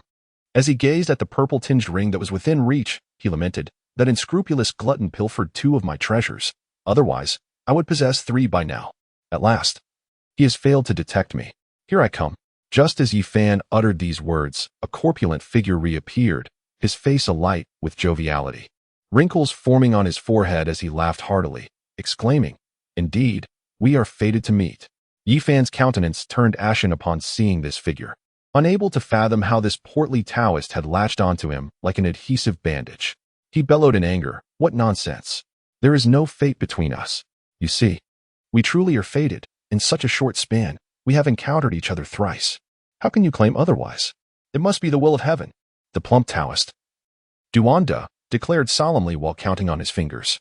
Suppressing the urge to strike the rotund man, Yifan found himself under attack from 5 formidable adversaries, while the treasure of the demon emperor surged towards him. Fortunately, the Taoist exhibited a modicum of humanity, pulling Yifan aside to flee. The two subsequently entered a tomb, discovering both the Yang and Ying graves. Yifan obtained the treasure and escaped the demon emperor's tomb. Upon encountering Li Xiaoman, Yifan faced her with remarkable composure and later ascended to the Lifespring realm. Subsequently, Yifan was captured by the demoness Yenryu. As he sought to flee, he was intercepted by the Eastern Wilderness divine body, Jihaiyue, whose intention was to ascend by stepping upon the legacy of the demon emperor, showcasing the might of his divine physique through the technique Moonlight Rising over the Sea, subduing numerous demon experts. Yin Ruyu, unable to withstand the divine physique, parted ways with Yufan. With no other recourse, Yufan apprehended Gzue and delved into an underground river, discovering the Bronze Immortal Palace. Surrounded by crumbling walls and eerie remnants of corpses. After their escape from the Bronze Immortal Palace, Yifan compelled Gzue to inscribe the Void Sutra. By relentlessly extracting the heart of the Demon Emperor, he shattered his torment and fled, leaving Yufei in a state of astonishment. Thereafter, Yifan mastered the Source technique, battling the celestial prodigies in the Sacred Land and contending with the Forbidden Zones. This world is indeed captivating, teeming with prodigies and individuals of striking character, such as Duanda and his canine companion. This duo truly exemplifies the pinnacle of shamelessness, igniting a desire within me to take action. The Dean of the Celestial Academy remarked, "Indeed, the secret arts, divine abilities, and cultivation realms here are unique. If I could attain them, perhaps I too might tread the path of immortality and transcend the mundane. Alas, such a possibility may still be far off." Dream how reflected. Yifan has been influenced by these two rascals. Recalling his former self as a bright and sunny young man, he has now become so cunning and scheming. That dog truly is unworthy of being human. Whitebeard, I, Monkey D, Luffy, do not aspire to become the Pirate King. My ambition lies in becoming an immortal. It is the pursuit of immortality that defines a true man, and the title of Pirate King is mere folly. That dog, Luffy, was never human. Could it be that you mistakenly regard that dog as a person? Time has swiftly passed, and centuries have elapsed. Over this span, the transformations within the Divine Land have been remarkable. In the realm of immortals, there are now 38 beings, 108 in the semi-mortal tier, 3,672 at the supreme level, and a staggering 49,000 at the saintly master level, with countless practitioners below them, as numerous as the stars in the sky. The power of the Divine Land has escalated by hundreds of times compared to the past.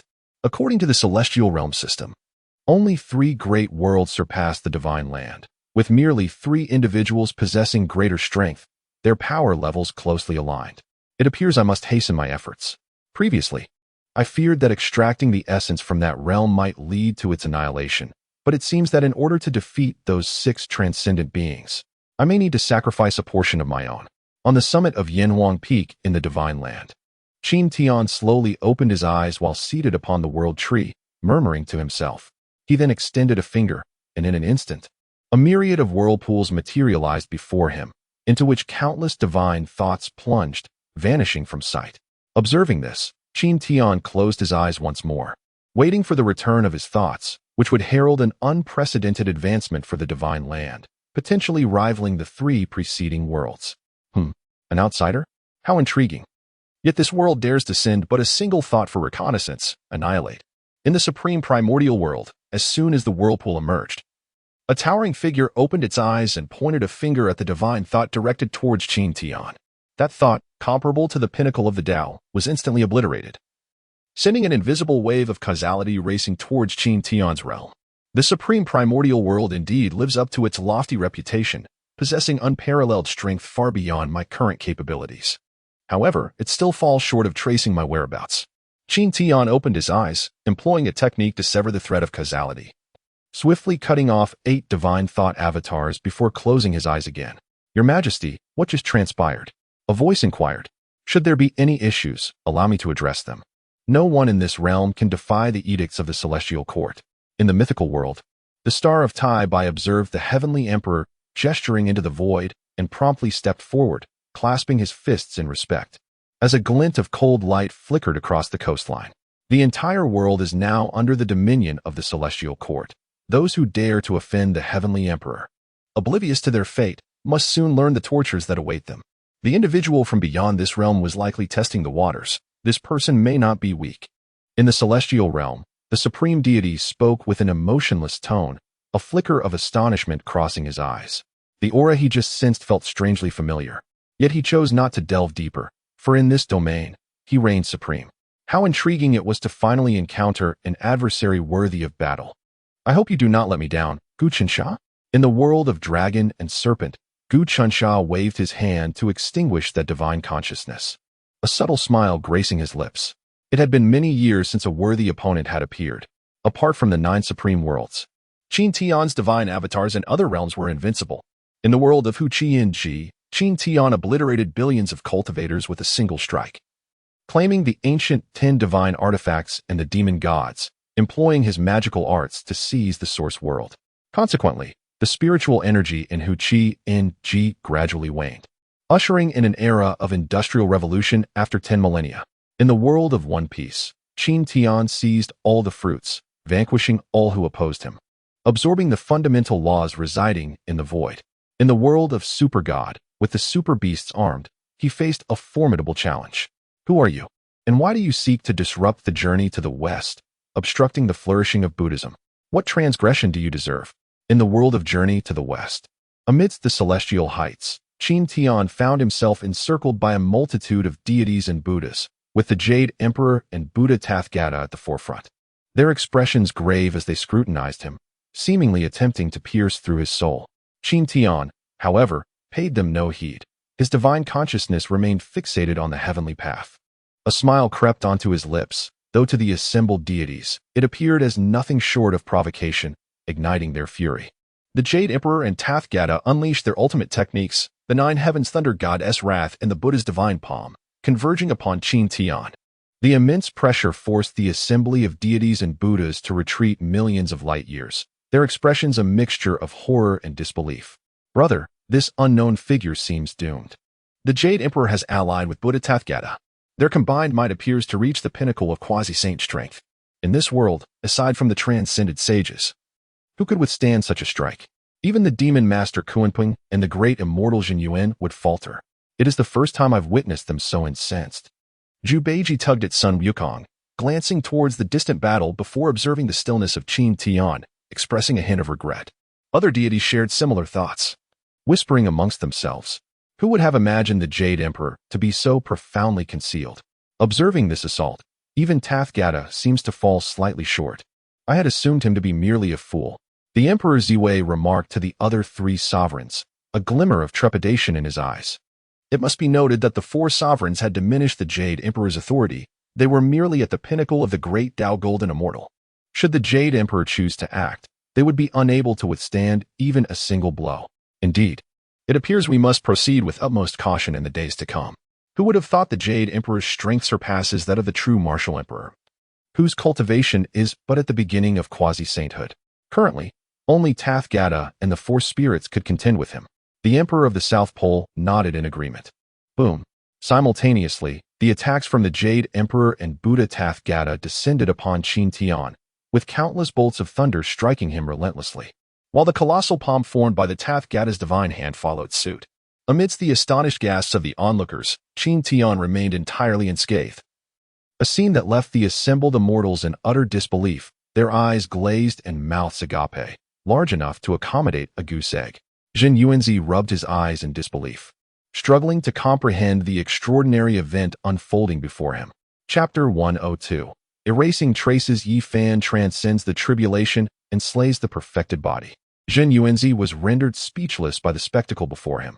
He never imagined that an attack he dared not withstand would be effortlessly absorbed by this young man. It appeared as though the youth had not even employed any extraordinary means, suggesting that his physical form alone was sufficient to withstand the pinnacle of quasi-saint power. What? This is impossible. How could you be so powerful? Such a formidable existence could not possibly dwell within the realm of Journey to the West, especially since the saints have long departed. The Jade Emperor shook his head in disbelief, unable to accept the reality before him. Yet the unmoving figure of Qin Tian unequivocally affirmed the truth of the matter. Buddha Tathagata, standing nearby, also bore an expression of shock. It was known that his divine palm could obliterate even a nascent quasi-saint, yet against Qin Tian, it seemed utterly ineffective, unable to even tickle him. How long has it been since such feelings were last experienced? Nothing is impossible. If so, it merely indicates that your capabilities have yet to reach that level. Now that both of you have made your move, it is my turn. As Qin Tian's words fell, he extended a single finger towards the Buddha and the Jade Emperor. The speed of his finger was languid, so much so that even an ordinary person could evade it. Yet, in the eyes of the 2 deities, it appeared to move with astonishing rapidity, leaving them no time to react. They sensed that the very fabric of space and time around them, along with all potential futures, including their own existence, had been sealed off. Undoubtedly, this realm would henceforth be devoid of legends concerning the two of them. With a crisp sound echoing through the air, the two figures vanished without a trace. Simultaneously, any remnants of their existence within the grand universe of Journey to the West were obliterated. Temples, palaces, artifacts, and memories all faded into oblivion. Qin Tian then stretched out his hand towards the heavenly Tao, which, despite having evolved to the apex of the great Luo golden immortal, offered no resistance. He directly seized its essence and infused it with the primordial power of the divine land. After all, it was a world he had cherished in his youth. Its outright destruction felt somewhat regrettable, Qin Tian murmured to himself, as he invoked his divine powers to absorb the laws of this realm, causing his entire being to vanish from sight. With Qin Tian's disappearance, the beings present regained their senses, albeit with expressions of bewilderment. Monkey brother, weren't we on our pilgrimage to the west? How do we end up here? What is this place? The Erlangchen queried. Why are you here, Jinyu and Daxian? They retained all memories except for those of the Jade Emperor and the Buddha, as well as the three figures of Qin Tian. At this moment, the myriad realms captured the scene of Yi Fan beginning his tribulation for the sacred body, as he engaged in blood coagulation and bone tempering, undergoing a rebirth. He radiated an ethereal glow, akin to a divine being, his flesh shimmering like a beacon from the celestial realm. At this juncture, he attained the pinnacle of his existence. The bloodlight on his crown reflected the mandate of destiny, representing the life of a supreme being who had vanquished countless formidable foes, step by step ascending to the throne. Subsequently, a golden figure emerged from his brow, ascending towards the heavens, releasing a resonant cry that consumed all manifestations of fate. Yi Fan had never believed in destiny. Meanwhile, the oppressive aura of the universe descended, as boundless seas of thunder manifested across the cosmos, transforming into the greatest calamity Yi Fan had ever encountered.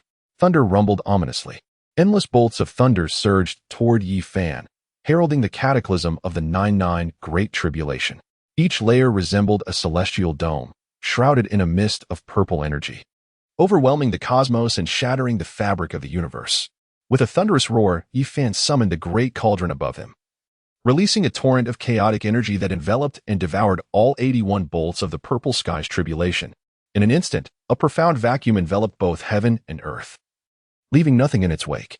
As Yi Fan undertook his tribulation, the entire universe felt the tremors, rousing the supreme beings confined in the forbidden zones. Their gazes sharpened as they sensed a familiar aura, reminiscent of their own past trials. This formidable calamity hinted at the potential for this individual to ascend as a master of the royal path, perhaps even an emperor. Such a monumental tribulation bore limitless potential. Should he ascend to the next level, the outcomes would be beyond imagination. As the thunderclouds thickened, Yi Fan's expression grew grave. He understood that if he were to face the eliminated tribulation of the sacred body, the odds of survival were bleak, a mere 10 chances of life against certain death. Before the tribulation could descend upon him, another divine calamity approached, seemingly intent on eradicating the one undergoing this trial. Yet, Yi Fan did not remain passive. He met the oncoming storm with fervent resistance. In an instant, this place transformed into the most terrifying realm of the cosmos, where even the most exalted beings would inevitably face demise. Naturally, such sovereigns, valuing their lives, would refrain from entering this domain. Amidst the divine punishment, the chime of the chaos bell reverberated, disrupting time itself and rendering Yi Fan's body momentarily paralyzed. In that fleeting moment, Yi Fan felt as though he had lived an entire lifetime, sensing the weight of age upon him. With a powerful shout, he commanded the golden figure to attain tranquility and clarity, invoking supreme divine arts to stabilize himself, disregarding the tumult of time, and achieving instant calm. Subsequently, a luminous glow emanated from his brow as he activated the forbidden and action secrets, unleashing a forbidden power that countered the divine punishment with resolute defiance. With a resounding roar, the 5 elements celestial light surged skyward, emanating an enigmatic aura throughout the cosmos. The great 5 elements calamity manifested as gold, wood, water, fire, and earth converged and coalesced, ultimately forging a grinding wheel that descended upon Yi Fan, posing a significant threat to his corporeal form. Such formidable celestial realms are truly rare throughout history, particularly challenging to encounter at this level. As Yi Fan faced the tribulation, a cold voice resonated from afar, and a figure emerged in the starry expanse, with flowing purple hair, standing at the edge of the thunderous sea, observing the man before him, an ancient sovereign of unparalleled might. In his time, he had also surpassed a millennium during his own tribulation, and his achievements were deemed extraordinary even then. Yi Fan was poised to engage in battle with this formidable figure when the ninefold celestial calamity descended, causing the ancient sovereign to furrow his brow. Realizing he had underestimated the man before him, just as he prepared to vanquish Yi Fan, the latter coldly uttered 3 words, "You have aged." These 3 words caused the formidable Decheng Bati to tremble, abruptly turning his gaze with eyes sharp as blades, fixating on Yi Fan. As the words pierced deep into his heart, without hesitation, he launched an attack towards Yi Fan, who, undaunted, stood resolute, with an air of defiance. He stepped upon the ethereal image of Decheng Bati, exerting his dominance, and proclaimed with a commanding voice for submission. The spectral warrior knelt upon the ground, quaking violently. At this moment, the formidable majesty of Yi Fan, reminiscent of a celestial emperor, was beyond description. It swept through the mortal realm, leaving the world in awe and trepidation, causing hearts to quiver with unease. The perfected dominator's physique expelled a spurt of blood. His arm crackled ominously as he forcefully clapped it together, rejoining the severed limb. His visage was etched with an icy frost. This is an unparalleled humiliation. Once, he was invincible across the realms, yet now he finds himself subdued, kneeling before a junior, a fact that fills him with profound disgrace. With a furious roar, he attempts to liberate himself from Yi Fan's foot, but it remains an unyielding anchor upon him. He invokes the pinnacle of his formidable physique, transforming into a monstrous entity, a dragon's head, a serpent's tail, the claws of a white tiger, the wings of a phoenix, the armor of a Qilin, and the shell of a black tortoise. As this monstrous form emerges, the very fabric of the heavens and earth trembles violently, as if the cosmos itself rejects its presence. Thunder rumbles ominously, and the moment he takes a step, the ground beneath him begins to collapse. The sheer magnitude of his power is terrifying, roaring forth toward Yi Fan. Yi Fan's expression turns grave. With a resounding shout, the Celestial Emperor reclaims his position, merging with him to gaze down upon the beast. The ancestral form is indeed fearsome beyond measure. With a mere gesture, it rends the universe asunder. With a swift motion, a distant galaxy shatters, reduced to mere dust. This illustrates the formidable power of the dominance body. Even a casual strike can obliterate an entire star domain. Any powerful being yet to ascend to the status of an emperor would find it impossible to withstand such an assault. Yi Fan, undeterred, advanced with a palm strike, colliding with his opponent's fist. In an instant, the heavens and earth quaked from their violent clash. Ultimately, the fully realized dominance body was nearly torn asunder, on the brink of collapse, and Yi Fan was not unscathed either. At that moment, a supreme from the direction of the ancestral star of the dominance body launched an attack toward Yi Fan. The fully realized dominance body hastily retreated as Yi Fan unleashed the Celestial Emperor Fist, embodying the essence of purity and radiance. Shattering eternity as he ascended through the heavens to deflect the assault, he then pursued the dominance body, using a cauldron strike to shatter it, bathing in its blood and trampling its form underfoot, regarding it with cold indifference. A supreme fell at Yi Fan's hands, causing the universe to tremble and the 10 wastelands to upheave. This was a cycle. Years ago, the fully realized dominance body had slain the fully realized sacred body, and now it met its own demise. Chapter 103, the 9-tiered immortal tribulation. The obstruction by the Supreme was akin to a colossal storm. Yi Fan, having slain a being on par with the ancient Supremes, had now embarked on the path of invincibility, rising to a status befitting the challenge of the world. At this moment, myriad ripples echoed throughout the cosmos. In the life-forbidden zone, the Supremes fell into silence, though some cast their captivating gazes toward the events unfolding. With the death of the fully realized dominance body, countless beings bearing the bloodline of the dominance body wept on their ancestral star, mourning the loss of their forebear. In times of dark turmoil, their ancestor had stood against the masters of the imperial path, shining brilliantly, yet now felled by a junior, staining the stellar rivers with blood. The ancestral star of the dominance body would not remain idle within the ancestral cavern of blood dominance. An ancient supreme prepared to forsake the celestial realm and ascend to eliminate Yi Fan. However, at that moment, someone intervened to prevent this self-sacrifice. Wait. He has now reached the 9th layer, achieving the pinnacle. It is wiser to allow him to face the tribulation first and strike at his most critical juncture. Any attempt to intervene now would merely serve to offer one's head to the guillotine. He has already been forcefully vanquished, and you are no match for him. An emotionless resonance filled the air, plunging the would-be assailant into silence. Offer my head. Rest assured, I will not allow him to navigate his tribulation unimpeded. Seemingly aware that his previous statement was somewhat flawed, the powerful figure hastily added a clarification. At this moment, the heavens and earth were in disarray. The laws of nature dissolved into chaos. An unprecedented transformation unfolded in the realm where Yi Fan faced his tribulation.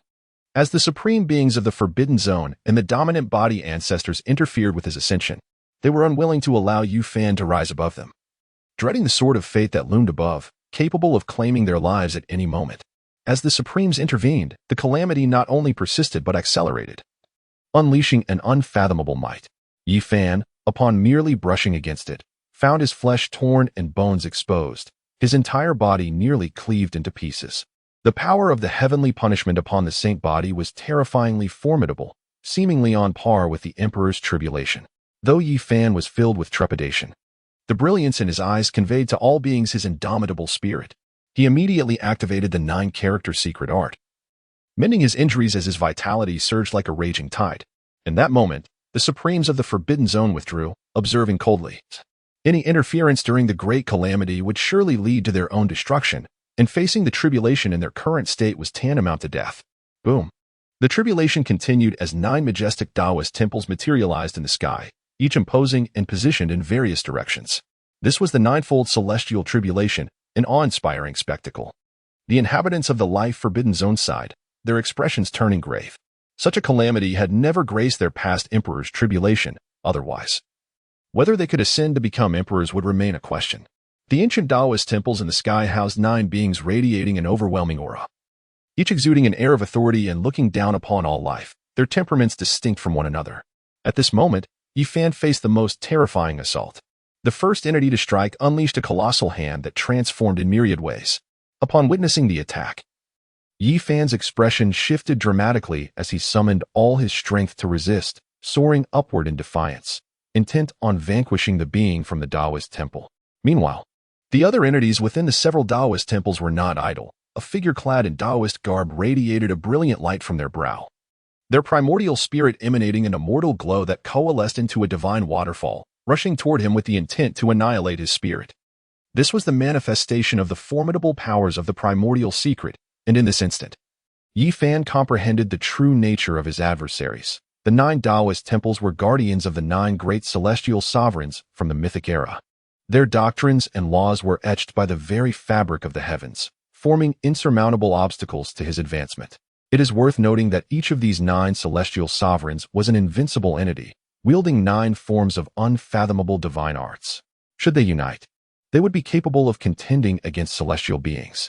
Fortunately, they remained seated in meditation. Had they risen, even the immortals present would struggle to gain an advantage. Yi Fan exerted every ounce of his being, suppressing his boundaries to reveal his true strength, for he dared not hold back.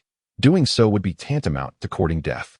At this juncture, the supreme beings within the Forbidden Realm also shifted their expressions. Initially, they believed Yi Fan to be a formidable opponent, but it now appeared that he had evolved into a potential threat. They resolved not to remain passive any longer, preparing to launch a strike at the final moment. Having traversed 2 tribulations, he was on the verge of entering the third, a feat unprecedented. The supreme beings of the Forbidden Zone marveled, their eyes igniting with fervor. Should they refine Yi Fan into a potent elixir, it would undoubtedly extend their lifespans. However, they chose not to act just yet, biding their time until Yi Fan was rendered powerless, at which point they would erase him from this universe, proclaiming the might of the supreme beings to all. Yi Fan's tribulation was merely the beginning. Far more terrifying entities awaited emergence, perhaps rendering their intervention unnecessary. In his current state, drenched in blood, a moment's lapse could lead to his demise amidst the thunderous tribulation. He discerned that not all of the 9 celestial sovereigns were of the human race. Some belonged to peculiar and extraordinary lineages. Simultaneously, within the underworld, the first divine general of the ancient heavenly court, Chuan, laughed heartily as he sensed Yi Fan undergoing his tribulation. He immediately took action, intent on thwarting any incursions from the underworld toward Yi Fan. This was the only course of action available to him, even if it meant sacrificing his own life. On this day, Yu Fan faced a harrowing ordeal. The ninefold celestial tribulation living up to its formidable reputation. The 9 supreme deities launched their attacks simultaneously, each mirroring Yi Fan's own immense power. Every one of them wielded boundless magical prowess, each possessing the ability to rend the very fabric of existence. Yi Fan was shattered several times under their onslaught. Kill! Yi Fan roared, unleashing a myriad of secret techniques, the 9 mystical strange images, the primordial art, the flying immortal decision, and the sky-devouring method. At this moment, his celestial skills underwent a profound elevation as his spells and Tao intertwined. He had been forging a unique path, and having arrived at this juncture, he was on the verge of completing his own law. In this transformative moment, the 5 elements Tao Palace began to radiate light. As time flowed, his body grew increasingly resplendent, and the realms of Wheel Sea, Tao Palace, for extremities, and transformation into dragon converged into one, propelling him toward the celestial platform. At this moment, the supreme beings of the Forbidden Zone were unable to remain passive. Astonished by Yu Fan's audacity to directly attempt to ascend to the throne of an emperor, their response was unequivocal. They could not allow it. Before the supreme beings could act, the 9 great sovereigns manifested from the heavens and struck together, delivering a formidable blow that obliterated Yu Fan's physical form, tearing apart his primordial spirit and shattering his Tao fetus. Fortunately, due to his profound foundation, he did not succumb to despair. Otherwise, he would have perished on the spot. This setback allowed the supreme beings to breathe a sigh of relief, as they genuinely feared Yi Fan's potential to ascend as an emperor. Undeterred by such adversity, Yi Fan attempted 8 successive times, each time resulting in his utter destruction, with blood flowing profusely, a harrowing spectacle. It is important to note that he had attained the perfected holy body. Even the supreme beings struggled to rend such a body apart. The gruesome sights were indeed brutal. Yet with each attempt, he made incremental progress, coming closer to success at the cost of nearly being extinguished from the cosmos. As Yi Fan prepared for one final attempt, the ancient supreme could no longer remain idle. A resounding roar echoed from the ancestral star of the tyrant body, unleashing a tremendous wave that penetrated the celestial tribulation, compensating for the deficiencies of the ninefold heavenly tribulation. At this moment, Yi Fan's body began to crack, and they were determined not to miss this opportunity. Not only them, but simultaneously, those supreme beings who had long been poised to strike also unleashed their attacks. A wave of light surged from the direction of the Big Dipper, followed by an explosion of infinite runes. Yi Fan coughed up blood, unable to endure any longer as his body disintegrated. How outrageous! These supreme beings truly possess no honor. They dare not engage in a fair duel but resort to underhanded tactics. If I were in this world, I would surely strike them down with a single blow. Yu Kai, are you certain? While we are unaware of the full extent of these sovereigns' power, it is evident from Yi Fan's struggles that they are formidable. You might not even withstand a single strike. I advise you to reconsider your words. Is this what the heavenly tribulation entails? It appears that each realm has its own version. The tribulations depicted in a mortal's journey to immortality differ from those in a mortal's cauldron and heaven's cover. However, comparing them, the heavenly tribulation in the heaven's cover world is indeed the most terrifying. Indeed, to undergo tribulation here requires facing numerous adversaries. And these individuals are not mere nobodies, but rather unparalleled powerhouses from long ago. Adding to the peril are the insidious individuals who seize the opportunity to ambush. They possess no sense of decency. They have ignited a dark upheaval, resorting to cannibalism. Do you still expect them to uphold any sense of martial ethics? Your reasoning seems rather flawed. These individuals must be eradicated. There is no reasoning with them. Chapter 104. The Supreme Pursuit, Yi Fan's Great Escape. The previous brother speaks the truth. These self-proclaimed sovereigns of the Forbidden Zone have abandoned all lines. Their sole objective is to survive and pursue the elusive path of immortality.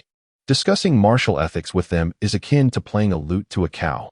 Amitabha, I believe these sovereigns deserve their fate. In Buddhism, even the wrathful deities exist. Regardless of their formidable cultivation, there will ultimately be those who rise to vanquish them. It is not that retribution is absent, it simply has not yet arrived. In the present world, the formidable are indeed awe-inspiring. A mere display of their power can lead to the cataclysmic explosion of stars, resulting in the annihilation of entire galaxies and the tragic demise of countless beings. One cannot help but wonder when such calamities will cease to occur. As for the Snow Emperor, these supreme beings seem to surpass the majority of the exalted within my royal lineage. Except for a few pinnacle supremes and those of unparalleled might, none stand as their adversaries, which is indeed perplexing. The undying king, Anlin, concurs, acknowledging that even he would find it challenging to prevail against these 9 individuals. The supreme emperors of this world truly merit their esteemed titles. Meanwhile, as the mightiest of the myriad realms engage in discourse, Yi Fan finds his path to ascension abruptly obstructed by the actions of a supreme being. Rather than succumbing to frustration, he remains undeterred. Following the 9 heavenly tribulations, the emergence of a great emperor, and the unveiling of the heavenly court, Yi Fan battles fiercely. During this tumultuous journey, he strives for enlightenment, yet encounters failure at every turn. In this very moment, the universe around him becomes unbearably oppressive, with thunderous roars echoing. The celestial realm manifests, enveloping him, as boundless auspicious beasts and divine birds surge forth. Soon after, an ancient tower descends, aiming to subdue Yi Fan. The ruinous tower. Before Yi Fan can utter a word, a group of knowledgeable ancient supremes change countenance and exclaim its name. Realizing that Yi Fan's tribulations are an extraordinary celestial punishment transcending time itself. Simultaneously, a chaotic bell materializes, swiftly diminishing in size to appear at Yi Fan's forehead, effectively halting time. For Yi Fan, who is in the midst of his tribulations, this moment is fatal. The ruinous tower suppresses his corporeal form, while the celestial bell seals away his essence, executing a dual assault that seals this realm. In response, Yi Fan promptly consumes a medicinal elixir and imbibes some divine liquid from the fountain of life, restoring himself to his peak condition, his demeanor gravely serious. With a thunderous roar, the ruinous tower and celestial bell launch their simultaneous strike, shattering his forehead and fracturing his essence. For 9 consecutive days, Yi Fan finds himself shattered countless times, expending an immense reservoir of vitality, depleting his entire collection of heavenly materials and earthly treasures. At this juncture, the ruinous tower and celestial bell, which had been evolving through the laws, also disintegrate, and the myriad bolts of lightning along with the savage beast grow dim. A relentless 9-day siege renders this portion of the universe a desolate expanse, more terrifying than a realm of death itself. After enduring the torment of 9 days and nights, his essence teeters on the brink of annihilation. For the Supremes, the moment to strike has finally arrived. They intend to ensure that Yi Fan, this paragon of sanctity, becomes the most swiftly fallen amongst divine beings. Suddenly, an overwhelming aura materializes, the power of the ancient Supreme surging forth like an oceanic tide towards Yi Fan, who is currently gravely wounded, the murderous intent of the Supremes arriving at the perfect moment. Just as dawn seems imminent, an unexpected darkness envelopes him, threatening to devour all light, a manifestation of divine principles that cleaves the spirit and extinguishes life invisibly. Originally, the heavenly tribulations were on the verge of dissipating, but this sudden onslaught is undeniably catastrophic. In his weakened state, Yi Fan drags his battered form across half a starry expanse, narrowly evading this lethal strike. The area is obliterated, transforming into a black hole, which then morphs into a realm of chaos. Buzz, above the ancestral star of the Dominator, a ravenous hand descended upon Yi Fan, transforming into a cataclysmic seal, dark as ink, looming over his head. The speed was overwhelming, leaving Yi Fan no opportunity to evade.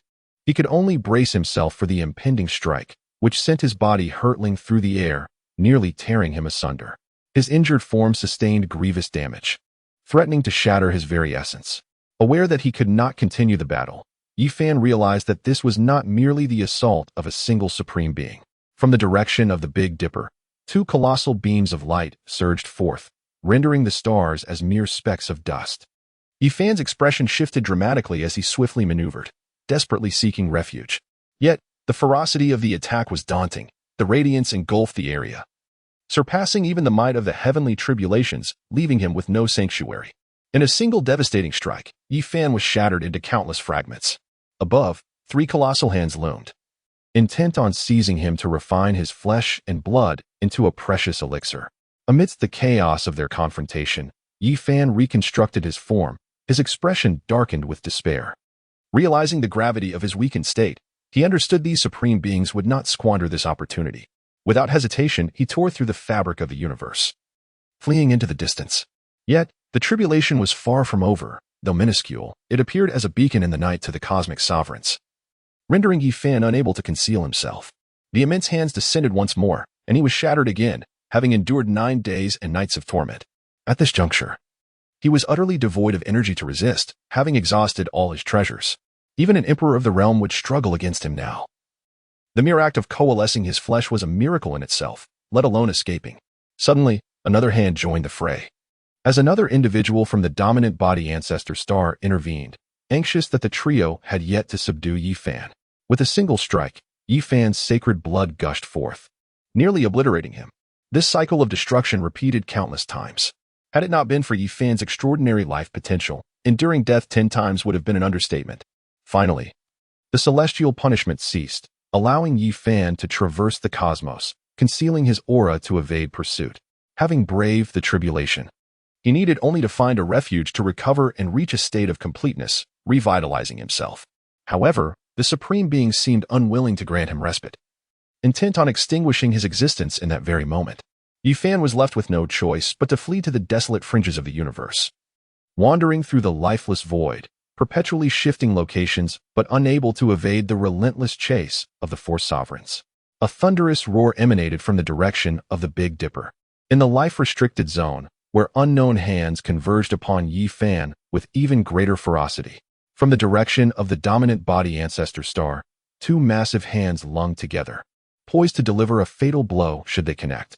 In that critical instant, Yi Fan unleashed a tremendous roar, startling the myriad beings across the realms who were watching the spectacle unfold. They could not fathom why Yi Fan, trapped in such dire straits, would shout with such fervor. Before they could ponder further, a celestial bell above his head erupted in a cataclysmic explosion, shaking the very cosmos and igniting the surroundings. This was the imprint of the celestial artifact's laws, the divine chains of order of the artifact, detonating like a grand explosion, obliterating the cosmic wasteland. Chaos engulfed eternity. Blood splattered, and the celestial imprint shattered, leaving the colossal hands in a state of disarray, ultimately leading to their devastating explosion. The explosion of the celestial artifact caught the unprepared sovereigns off guard, allowing Yi Fan to seize the moment to carve a temporal passageway and escape into the distance. As the bell annihilated the area and erased his traces, Yi Fan proved himself a figure of grand ambition. When a celestial artifact is primed for detonation, it is executed without hesitation. If it were me, I would undoubtedly hesitate. After all, it is a celestial artifact. Thus, Long May Xianren remarked, if you were Yi Fan, you might have already met your demise. A true powerhouse would never be beguiled by external trappings. The essence of survival is paramount. As long as one lives, celestial artifacts will always abound. In death, they merely serve as garments for others. Dragon blood war god indeed, Yi Fan possesses a resolute mind and decisive actions. Truly deserving of being one who can defy fate and alter destiny.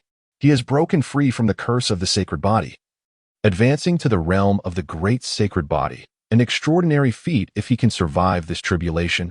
Avenging himself will be a mere formality, as they are all within the same universe and cannot escape. Once again pursued, Yi Fan hastily fled, resolutely vowing to dismantle the life-forbidden zone and eradicate the ancestral layer of the great sacred body lineage. Today, he faced calamity, and with repeated assaults against him, they truly believed that the name Yi Haizi was nothing but a facade. Subsequently, Yi Fan revived the Azure Emperor's weapon, sweeping behind him. This was a desperate escape. Later, he summoned the sky-eating demon cauldron to combat his pursuers.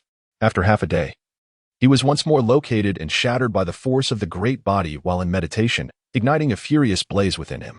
In the end, he entered the fallen domain of the celestial treasure, plunging into its sea of suffering and rushing into the divine essence of its named spring, where he voraciously devoured the energy. This was an immense boon for him, as his bloodied and cracked body received nourishment, significantly healing his injuries and presenting him with a precious opportunity. On the fourth day, Yi Fan vanished from the eyes of the Supreme. He began to fervently absorb the essence of the cosmos, causing vast star rivers to dim. Ultimately, he dove into the chaos sea for further absorption. Those in the life-forbidden zone sighed, knowing they could not prevent his escape. At the very least, Yi Fan could flee and survive. No one expected he would spend an entire month repairing his injuries. Meanwhile, the universe was in an uproar. Yi Fan's great sacred body swept across the world, leaving regions in shock, especially after he dispatched a formidable great body, causing tremors among all beings. Chapter 105. Stepping onto the ancestral star of the great body to slay the great body, time swiftly passed. and more than half a month had elapsed since the news of Yi Fan's slaying of the great body spread throughout the world. In a forbidden area, Yi Fan opened his eyes, rising from his meditative state, a small ancient cauldron resting in his hand, exuding an aura of antiquity. At last, the awaited day had arrived. Yi Fan's gaze turned icy as he stepped forth in the cosmos, no longer concealing his whereabouts or masking his presence. He could gaze down upon the world, unafraid of the life-forbidden zone. Yi Fan had achieved greatness and survived. In the heavenly court, some wept tears of joy, igniting an earth-shattering cheer. At last, the great sacred body had reached perfection, ready to challenge the emperors. What would his master do? Naturally, he would wage war against the life-forbidden zone and obliterate them. As stated by the people of the heavenly court, the heavens and earth trembled, and all major royal families and beings across the universe were filled with astonishment. The emergence of the great sacred body, capable of challenging an emperor, was not mere rhetoric. Such combat prowess truly existed. For so many years, since the Azure Emperor had feigned death and ascended, at long last, a figure of such caliber had appeared. In this era, one could witness emperor-level combat power. This tempest reached even the realm of mortals, where children had heard the name Yi Fan, and the world was abuzz with commotion. A great sacred body has been born in our time. Just after transcending tribulation, he has slain a great body. Who can rival him? The next 10,000 years will undoubtedly be his era. In the face of dark chaos, someone is rising to resist. The great sacred body has been subjected to an assassination. Will he seek retribution in the forbidden zone? The myriad beings of this world are rife with speculation, convinced that Yi Fan will undoubtedly venture into the forbidden zone to demand an explanation. The recent pursuit has reverberated throughout the realm, with countless formidable beings having witnessed his flight firsthand. Subsequently, the former members of the Celestial Court have begun to return, eager to engage in battles within the forbidden zone. Among the Northern Dipper, numerous prodigies display expressions of complexity. Once, they were nearly on par with Yi Fan, yet now, after merely a few centuries, the chasm that has emerged between them seems insurmountable. On this night, many found themselves sleepless, particularly those who had once opposed Yi Fan or even faced him in battle. Gazing at the starry sky, some remained silent. We are no longer youthful, having reached the pinnacle of our glory, yet he is just beginning. A young and accomplished saint body capable of contending with an emperor, how many have there been throughout history? The ancients could only shake their heads and sigh, their desolation vividly reflected in the celestial realm's broadcasts. Observing them, I was reminded of my own gaze upon the Sword Saint and his companions. Sword 23 may not be impressive in other worlds, but in my realm of wind and cloud, he is among the strongest, having directly ascended to the path of cultivation. Alas, even my 3-point return to origin Qi is no match for Xiongba. In this context, I find Xiao Feng truly remarkable in a low martial world. He became a cultivator while others practiced martial arts. Truly, comparing people can be daunting, as there exists a palpable disparity among them. Yiwen, indeed. The two individuals ahead are formidable, having directly transcended to cultivation, astonishing. Li Bai is merely exalted by the world. The old Taoist has only just begun his journey into the nascent soul stage, far from becoming an immortal, as you all have suggested. Xiao Feng. My sword 23 merely opens a realm of swords, with my primordial spirit merely leaving my body. There remains a vast distance to true immortality. The Sword Saint, Confucius, Mencius, Laozi. In the sacred Yao pool, picturesque and unreal, the beautiful Yao pool saintess sat opposite the divine embryo, softly murmuring, regardless of the past, in this lifetime, perhaps only you can stand shoulder to shoulder with him in battle. Among the Wind Clan, some remained silent, yet Feng Huang smiled lightly, saying, with the emergence of a fully realized saint body, the world shall experience tranquility for an extended period, free from dark turmoil. Those adversaries are no match for him. Indeed, after Yi Fan restored his peak, he did not immediately venture to the heavenly court, nor did he go to the ancestral star of the Dominator, or the North Dipper's life-forbidden zone. Instead, he unabashedly advanced towards a perilous land, the underworld, where he sought retribution from the ancient heavenly court's foremost divine general. 20. As news of Yi Fan's journey to the underworld spread, all realms trembled. A fully realized saint body daring to confront the most enigmatic underworld. This news is nothing short of explosive. The underworld is shrouded in mystery, a realm of death and rebirth. Seizing all creation, its origins enigmatic and its power unfathomable. A suffocating aura of death enveloped the desolate underworld, a place where stars had fallen, shattered one after another. Yi Fan realized that the royal sovereign of the town domain was no longer viable and uncovered some hidden truths. He learned that the emperor sought to sacrifice numerous supremes to achieve immortality. A plan that ultimately failed, resulting in the creation of a chaotic entity that merged with the supreme nether treasure. Subsequently, Yi Fan ascended upon the divine rainbow, stepping forth as the cosmos shifted and transformed, traversing the myriad realms, arriving at a certain destination. This radiant rainbow was too resplendent, connecting the shores of the starry sky. What was that? A golden path stretching endlessly. How could it be so long? He unfurled towards the depths of the universe. Was this the departure of a great emperor? Soon, everyone comprehended who it was. Yi Fan had returned from the underworld, shaking the mortal realm. All the powerful beings understood that he was destined for the ancestral star of dominance. This celestial body, grand and magnificent, boasted breathtaking landscapes, a place of extraordinary significance, marked by the unique imprint of the lineage of dominance. Here, other paths to enlightenment were suppressed, and ordinary individuals dared not approach this sacred ground. Subsequently, Yi Fan engaged in a fierce battle with the newly emerged Supreme Dominator, who unleashed a formidable array formed by the secret characters of the assembly technique, leading Yi Fan to confront him in a celestial duel. In this battle, the cosmos was astonished, and beings from various life-restricted zones awakened, for the impact was truly monumental.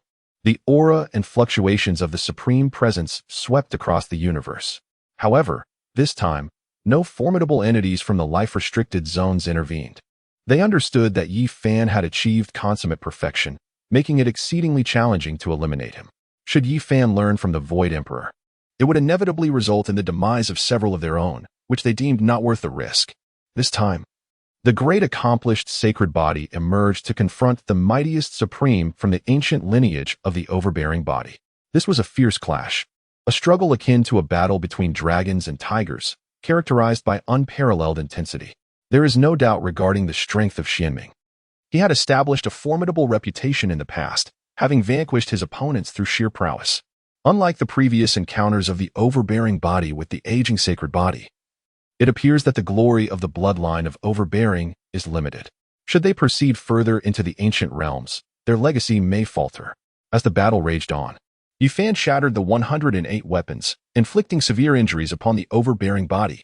At that moment, the void trembled, and another wave of supreme energy erupted.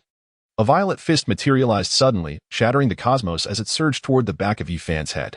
Kill. The primal essence of all things descended from above Yi Fan, and the precious cauldron soared forth to strike the fist, unleashing a celestial radiance that pierced the heavens. Another great accomplished overbearing body, Qin Tian, revealed himself as the final adversary. Even if you two join forces, it will not suffice. Yi Fan bellowed, his extraordinary manifestation erupting forth as the Celestial Emperor reappeared, merging with his true self, causing his spirit, energy, and essence to surge to unprecedented heights. Qin Tian wielded a grand halberd, truly embodying the resurgence of a world-conquering monarch. As he swung the halberd downward, the starry sky was cleaved in two, heralding an era of cataclysmic destruction. In this great battle, Yi Fan transformed into a formidable figure, his power extinguishing the sun and moon, reducing the galaxy to ashes. They fought fiercely from one domain to another, leaving a trail of shattered stars that cascaded like a meteor shower into the void. Time passed, and a heart-wrenching roar echoed, as a powerful being was torn asunder by Yi Fan, its weapon shattering into fragments. The Titan, in a fit of rage, attempted to reconstitute itself. But Yi Fan evaded the assault of another great being, violently ripping it apart and reveling in its blood. The battle raged on, the three combatants shattering the heavens above. Both Titans bore grievous wounds, blood spilling across the starry expanse. Realizing their defeat was imminent, they fled in opposite directions. With a thunderous shout, Yi Fan transformed, channeling the essence of a celestial emperor wielding a grand cauldron in pursuit of one, while he swiftly engaged the other. With a single hand, Yi Fan enveloped the starry domain, crushing all celestial bodies beneath him. In a violent clash, every star was obliterated, rendering the area a vacuum. The colossal weapon of Qin Tian shattered, and he was unable to withstand Yi Fan's assault. As he contemplated resurrection, Yi Fan seized the opportunity, capturing him before he could explode. Qin Tian's self-detonation failed to harm Yi Fan, who crushed him repeatedly until he was utterly annihilated. The onlookers were left in awe, as Yi Fan vanished, intent on confronting the remaining Titan. Amidst the splattering of blood, Xianming recognized his inevitable demise. unable to escape Yi Fan's relentless pursuit. As Yi Fan arrived in his true form, he refined Xian Ming, ultimately transforming him into a blood essence, marking the conclusion of this battle. Yi Fan proclaimed to all that he had ascended to the pinnacle of supremacy, unmatched in the contemporary world. However, the cosmos remained restless, filled with whispers of his deeds. Chapter 106, Traversing the Forbidden Zones. After Yi Fan vanquished the Great Titan and extinguished the actual powers of the Titan's ancestral star, he set forth to the Northern Dipper Forbidden Zone, leaving the populace in a state of astonishment and disbelief. They surmised Yi Fan's intentions, yet the magnitude of his actions shocked them. The Forbidden Zone was far beyond the caliber of the Great Titans. Throughout history, many emperors had attempted to confront it, only to meet with forced transcendence or disgraceful alliances. Even the mightiest of emperors, the primordial emperor, merely managed to suppress the inhabitants of the Forbidden Zone, deterring them from recklessness. Yi Fan's actions appeared hasty to the spectators. While the great holy body was indeed powerful, history had shown that emperors were not to be underestimated. It seemed illogical to them. Having already vanquished the Great Titans, this aggressive campaign could incite numerous enemies. The supreme beings within the Forbidden Zone would likely remain dormant for at least a millennium, allowing them a respite. Yet here was Yi Fan ready to strike.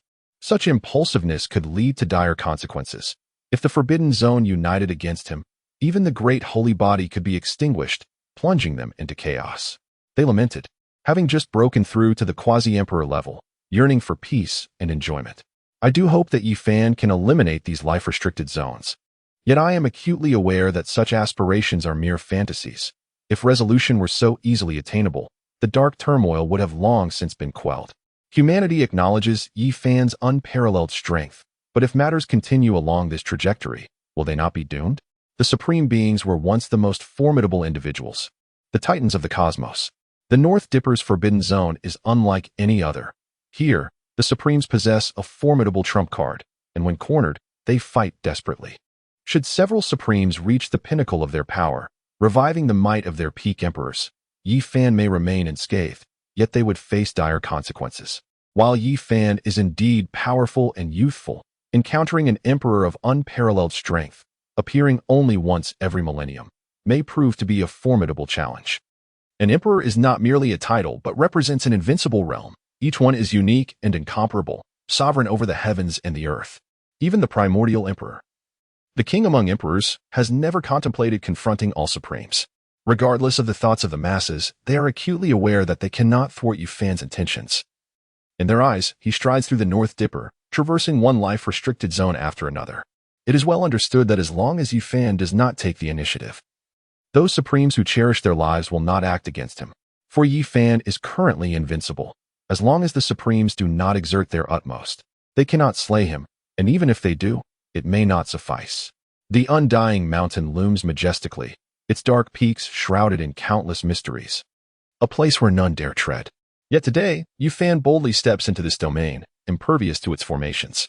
The news of Yi Fan's entrance into the undying mountain spread like thunder across the realm. He had merely lingered outside moments ago, and now he has ventured in. Does this imply he intends to engage? My goodness, Yi Fan has entered. Could it be that he truly means to confront the Supremes? I never imagined I would witness an emperor in action in my lifetime. This experience is indeed worthwhile. Let us not speak further. If Yi Fan triumphs, all will be well. However, should he falter, the Supremes will not spare us. In their eyes, we are but lambs raised for slaughter at any moment. Yi Fan, you must not lose.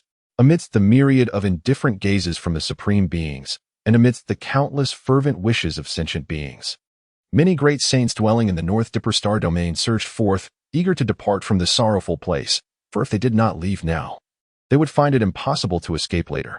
Yi Fan's footsteps were slow as he treaded into the undying mountain, uttering not a single word. When he first entered this place, he did so with utmost caution, fearful of awakening the supreme beings. However, the present moment was markedly different. He strolled confidently beneath their watchful eyes. Yi Fan harvested all the tea leaves from the ancient enlightenment tree. The supreme beings did not intervene, nor did the old tree attempt to flee. After surveying the vicinity of the supreme beings, Yi Fan turned and departed. All beings were aware of the enmity between Yi Fan and the undying mountain. During the dark upheaval of yesteryears, when the Stone Emperor wreaked havoc, many of Yi Fan's kin perished. including the likes of the divine King Jiang Taisu. Subsequently, he sauntered away under the scrutinizing gazes of the supreme beings.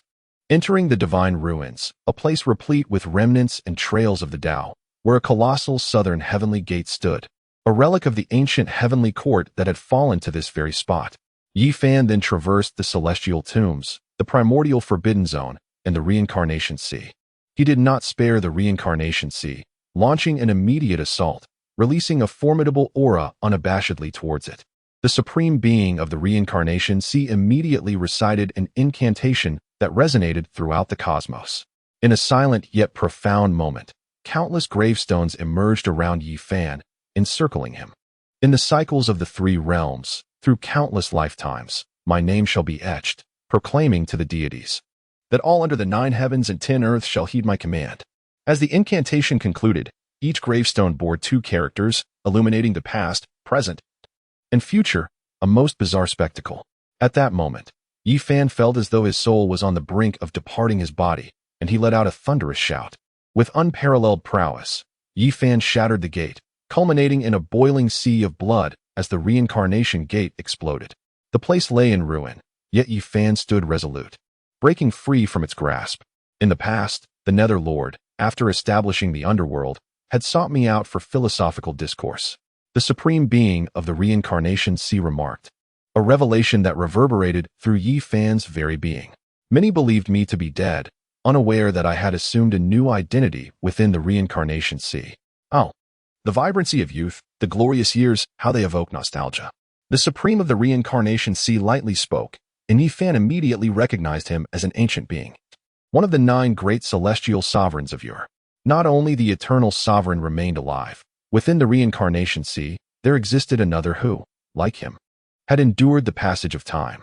Subsequently, Yi Fan learned that this ancient sovereign had once plundered a burgeoning power on the verge of enlightenment, subsequently devouring its Tao fruit and merging with its primordial spirit, thus becoming the entity before him. Upon realizing that this being intended to seize his body, akin to how he had once possessed that aspiring emperor, Yi Fan acted without hesitation. He unleashed his full might, an infinite radiance erupting forth, emanating the most resplendent light.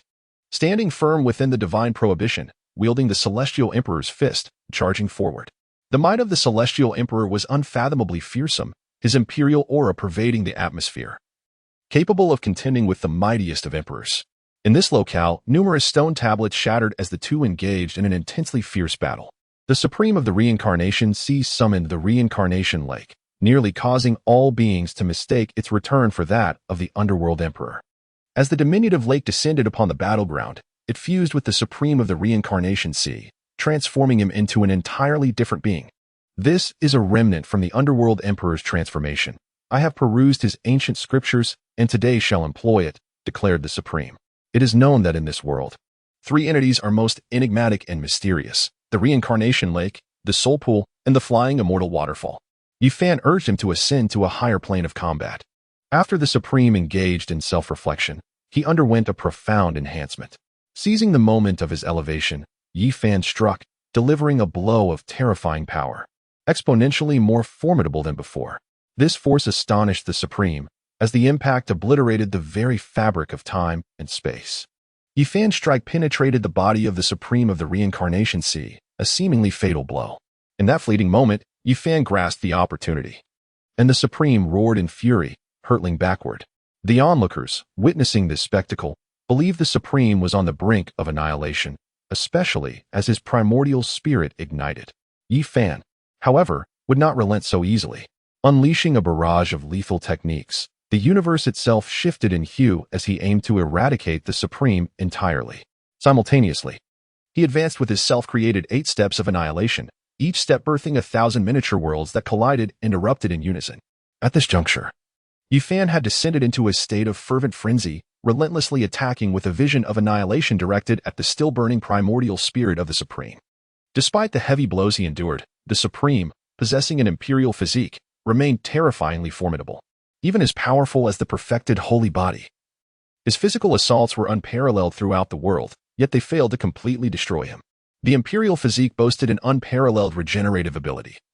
The gaping wound in his chest and the shattered bones of his forehead began to heal automatically, celestial light shimmering forth.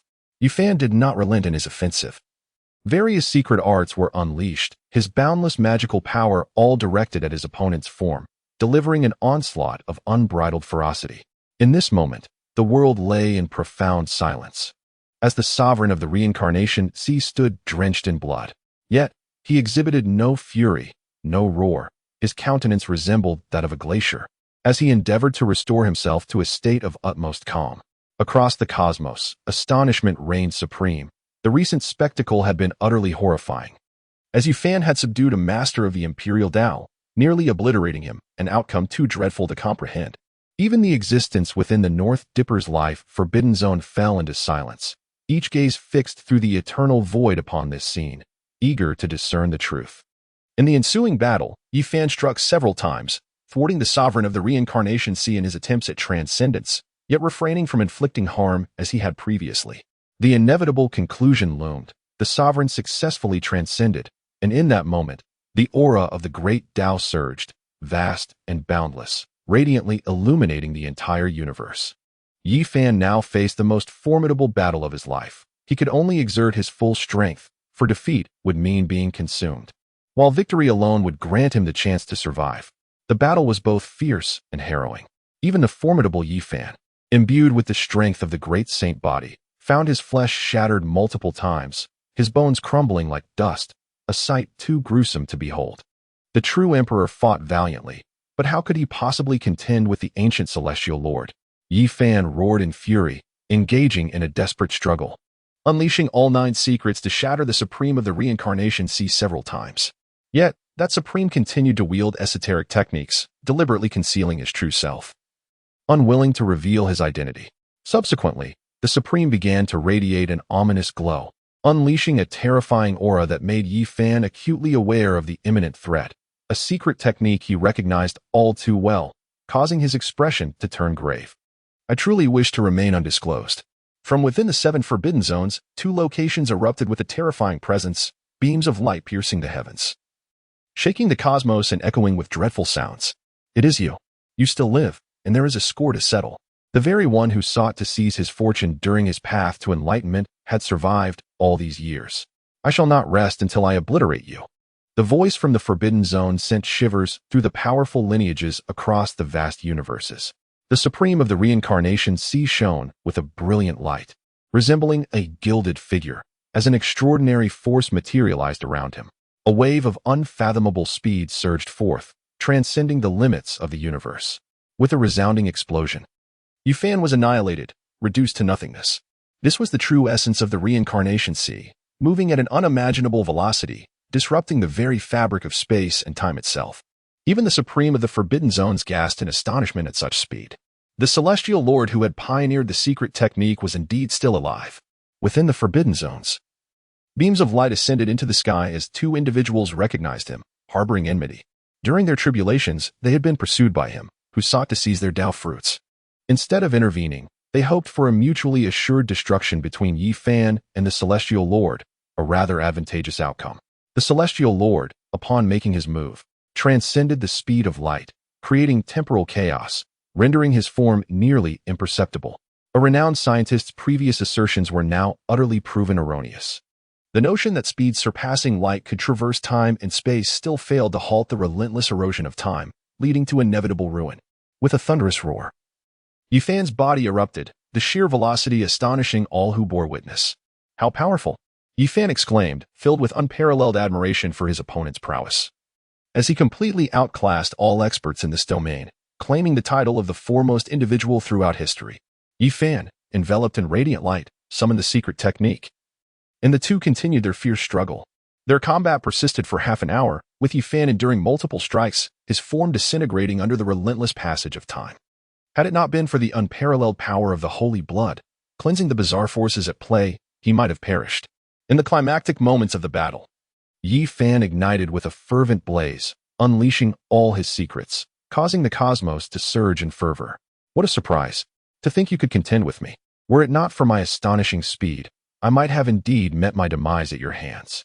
The celestial master of freedom spoke, then halted, observing Yi Fan from a distance, his eyes shimmering with an indescribable brilliance. Taking a deep breath of primordial essence, A single motion caused countless star rivers in the universe to dim, transforming into celestial energy that surged into his body. The Celestial Master extended his arms, continuously forming seals to invoke secret techniques, a sublime advancement based on the character's secret, evolving to an incomprehensible level. With a flash, divine light dazzled, and auspicious colors radiated. An astonishing celestial glow erupted from his palms, piercing toward the cauldron, aimed to penetrate Yi Fan's corporeal form. The light of time. Even the beings within the life-restricted zone could not remain tranquil, emitting gasps of astonishment, evidently shaken by this fearsome divine art that posed a threat to them.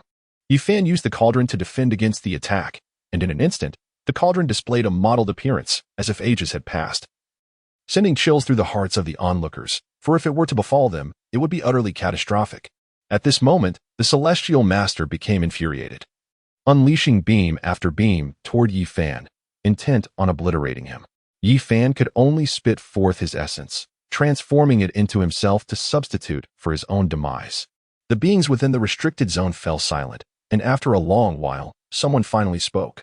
The Celestial Master of Freedom truly lived up to his reputation. His power was formidable, and even I might fall should I confront him. The light of time, an otherworldly force, is indeed challenging to deal with, capable of subduing the supreme rulers of the imperial path. Observing this, Yi Fan prepared to fight with all his might. He was not one to simply stand and endure. The cauldron began to refine the light of time, and Yi Fan realized this was not the path he sought. He aimed for transcendence, a return to the universe. Yet this was an absolute weapon against the Celestial Master. As Yi Fan charged forth, myriad techniques surged towards the Celestial Master, who spat out a mouthful of blood and was flung backward. Pursuing the path of the immortal, he cried out to the heavens, questioning the possibility of eternity. As the river of time unveiled itself, the Celestial Master roared, his radiance engulfing the universe. This was his final strike, and the battle was on the brink of conclusion. A river manifested, initially flowing gently, then rushing forth toward Yi Fan. The river of time. The brilliance engulfed the entire universe, obscuring all vision. Time, like a blade, cleaved through the celestial beings.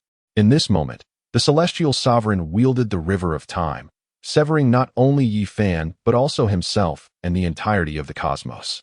He sought to obliterate this realm using the currents of time, to pierce through the universe and forge a path to another dimension, engaging in one final, desperate struggle against fate.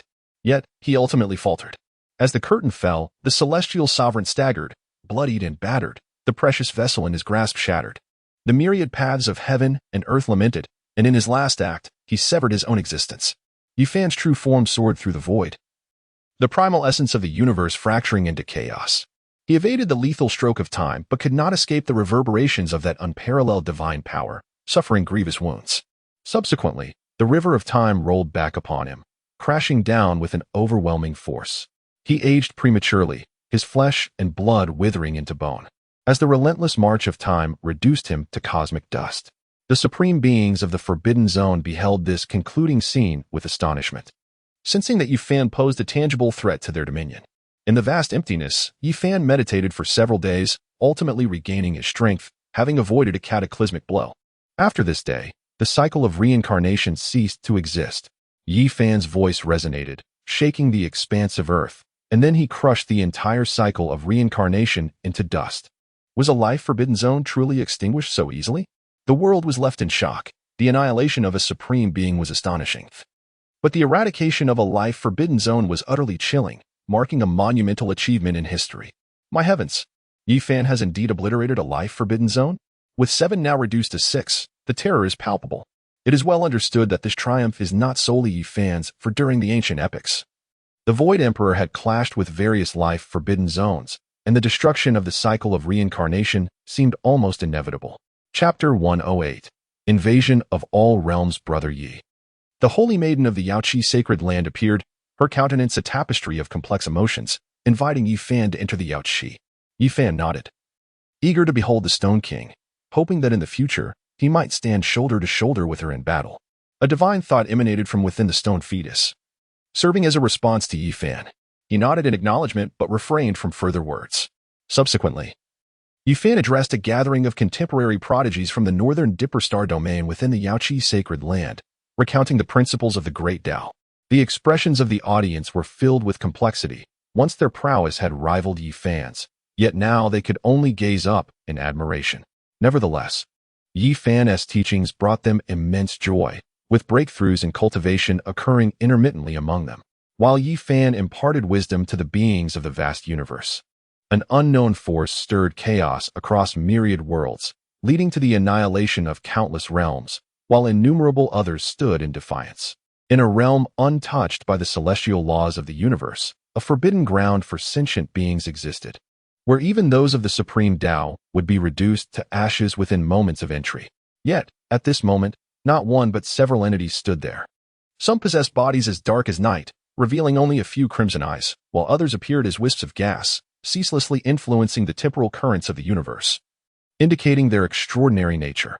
Additionally, there were beings whose mere gaze could evoke a torrent of emotions: joy, anger, sorrow, and desire, rendering even those who had mastered the primal laws of these sentiments powerless to resist. In silence, these formidable entities observed a pitch-black cave billions of light years away, seemingly awaiting the emergence of some creature. Time passed uncertainly, and apart from a few, most of these beings knelt in the chaotic void outside the universe. This chaotic void harbored mysterious energies capable of obliterating the cosmos, yet it appeared ineffective against the gathered entities. Suddenly, a star, comparable in magnitude to a great dominion world and closest to the obsidian cave, was struck by an unfathomable force, disintegrating instantly. Following this, a pair of hands, as white as jade, reached forth, and a man, indistinguishable from a human, emerged with a smile. "All hail our king."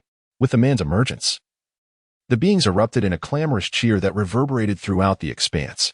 However, the remoteness of this place rendered it unnoticed by any realm within the universe, including the cosmic system itself. "Arise, and go forth to fulfill our grand ambitions. Soon, this universe shall belong to us," the man declared, waving his hand to conjure a magnificent palace in the Forbidden Land, sprawling over billions of dominion worlds in grandeur. Upon seeing the man enter the palace, the assembled beings dared to lift their heads, exchanging glances before departing with their respective followers. Humph! Were it not for the transcendent being's acute familiarity with my kin's essence, I would not have allowed my subjects to venture forth this time. Yet, this realm is but a trifle. Once my army occupies this land in its entirety, even the transcendent beings will find themselves powerless to alter the outcome. The absence of transcendent energy confirmed their assertions. This place was indeed a land of opportunity. For now, the paramount task was for the king to conceal his own presence. The man muttered to himself before expelling a treasure tower, approximately 3 feet in height, adorned with intricate runes, which were not of this realm script. He then tossed it into the sky, releasing an intangible wave that concealed the entire palace. "Heavenly King of 7 emotions, which worlds do you intend to explore this time?" At this moment, a gaseous being inquired of a shadowy figure, whose face was a canvas of emotions. The onlookers perked up, clearly intrigued. "Of course, we shall commence from the vast expanse of the multiverse. This realm can barely accommodate our descent. Do you intend to commence from some trivial world? Even if we were to conquer such realms, they would serve no purpose, for we can conjure millions with a mere gesture. Thus, I shall initiate from the realm of cultivation. This deluded race believes they can transcend to the celestial realm, which is utterly laughable. We ourselves lack the merit to ascend. This group, hardly superior to mere insects, dares to entertain such lofty aspirations. Allow me to guide them into the embrace of the master." The ominous sovereign of delusion spoke, then vanished from sight, followed by the sovereign of emotions, who also disappeared.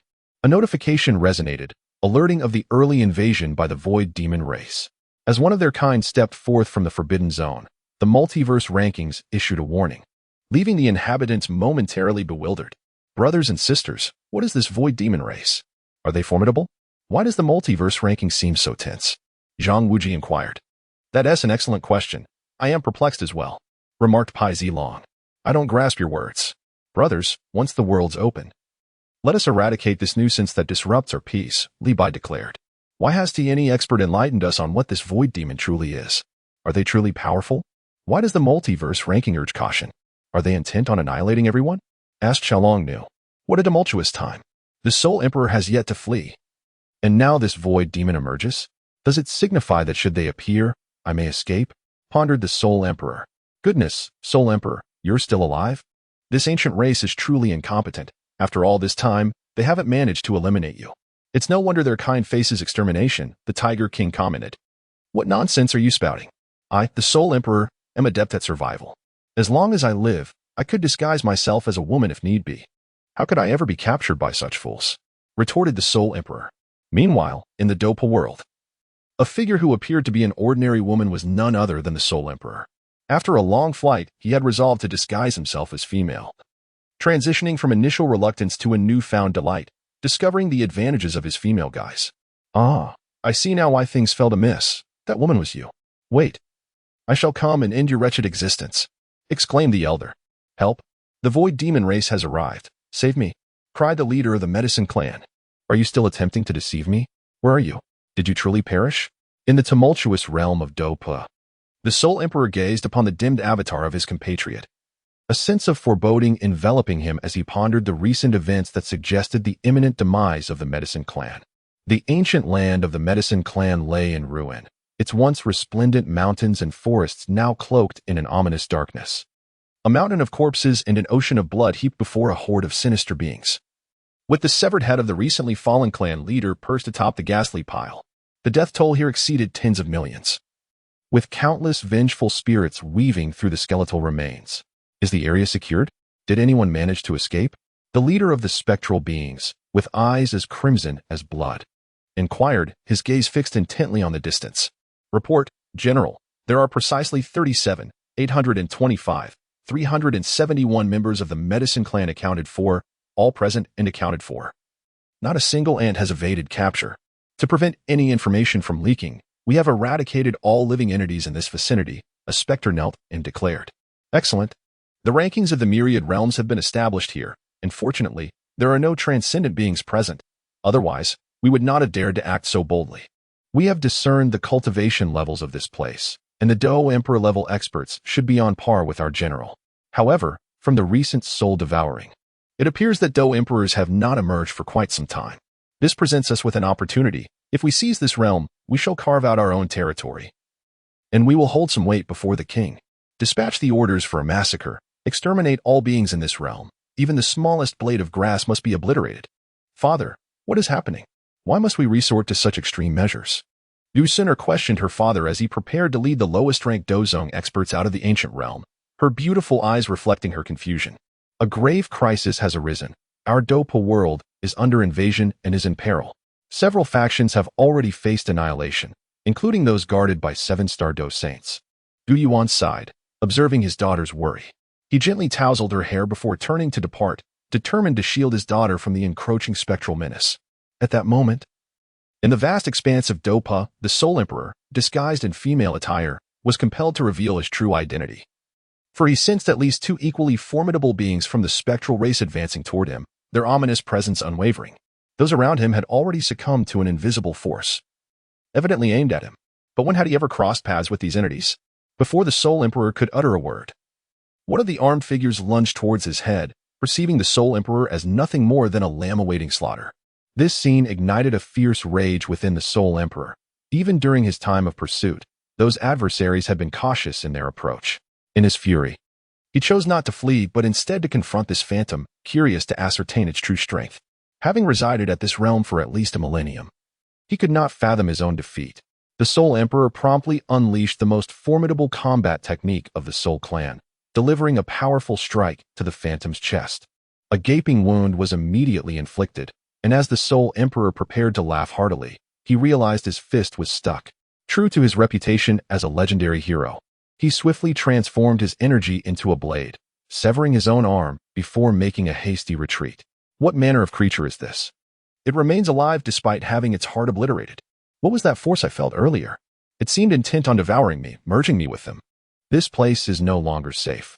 I must flee towards the northeastern continent, hoping that someone will be able to subdue them, although this thought feels rather forlorn.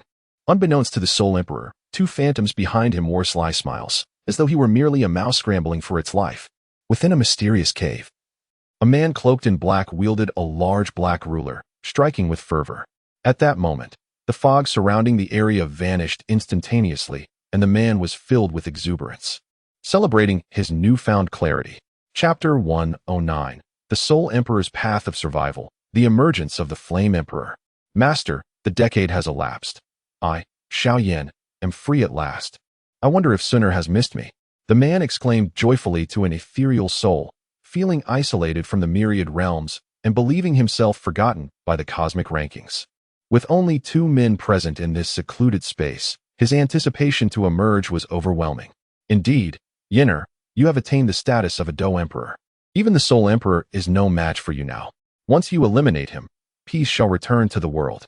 At that time, I shall forge a body for myself to seek out your master, my dear disciple. The old alchemist chuckled, stroking his beard. Together, he and Xiao Yan stepped out of the place they had inhabited for a decade. The time has come. I, the crooked-mouthed Dragon King, know. I, Xiao Yan, am emerging. Is the world ready to embrace my arrival? Whoosh. At that moment, a streak of light surged swiftly towards the direction of the 2 individuals, seemingly pursued by an unseen force. It was the Soul Emperor, who, at that instant, was in a state more destitute than a beggar. Years ago, he had hidden in a latrine, unnoticed, yet now he pondered why the same concealment did not work against these 2 beings. He had remained in that refuge for 7 days and nights, only to discover that these 2 creatures seemed to have known of his presence from the very beginning, deliberately lingering nearby as if awaiting his emergence. However, the Soul Emperor was no pushover. He had endured for 7 days, surpassing his previous limit of merely 3. Logically, he should have felt elated at having exceeded his own record, yet the imminent threat of these 2 individuals robbed him of any joy. What a foul stench. Have you fallen into a latrine? While contemplating how to evade the pursuit of the 2 figures, he suddenly heard a familiar voice, causing him to freeze momentarily. He turned to see a face, slightly matured since a decade ago, and tears welled in his eyes. For the first time in his life, the Soul Emperor felt the essence of hope and love. Xiao Yan, save me. It's me, the Soul Emperor. He cried out joyfully. 10 years of rewards should have elevated Xiao Yan to the rank of a Dou Emperor. These 2 beings were truly inhuman, possessing a resilience akin to immortality. Though he had attempted to resist, his efforts seemed inconsequential against such formidable foes. The Soul Emperor? You must be jesting.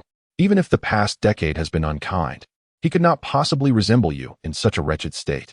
He was a renowned hero, not this pitiful figure. Xiao Yan was incredulous.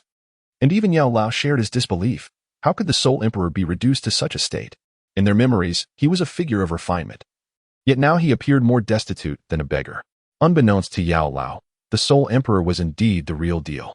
Compared to him, the Yao clan was far worse off. At least the Soul clan still had some remnants of its kin, while the Yao clan had been utterly decimated. I can prove it.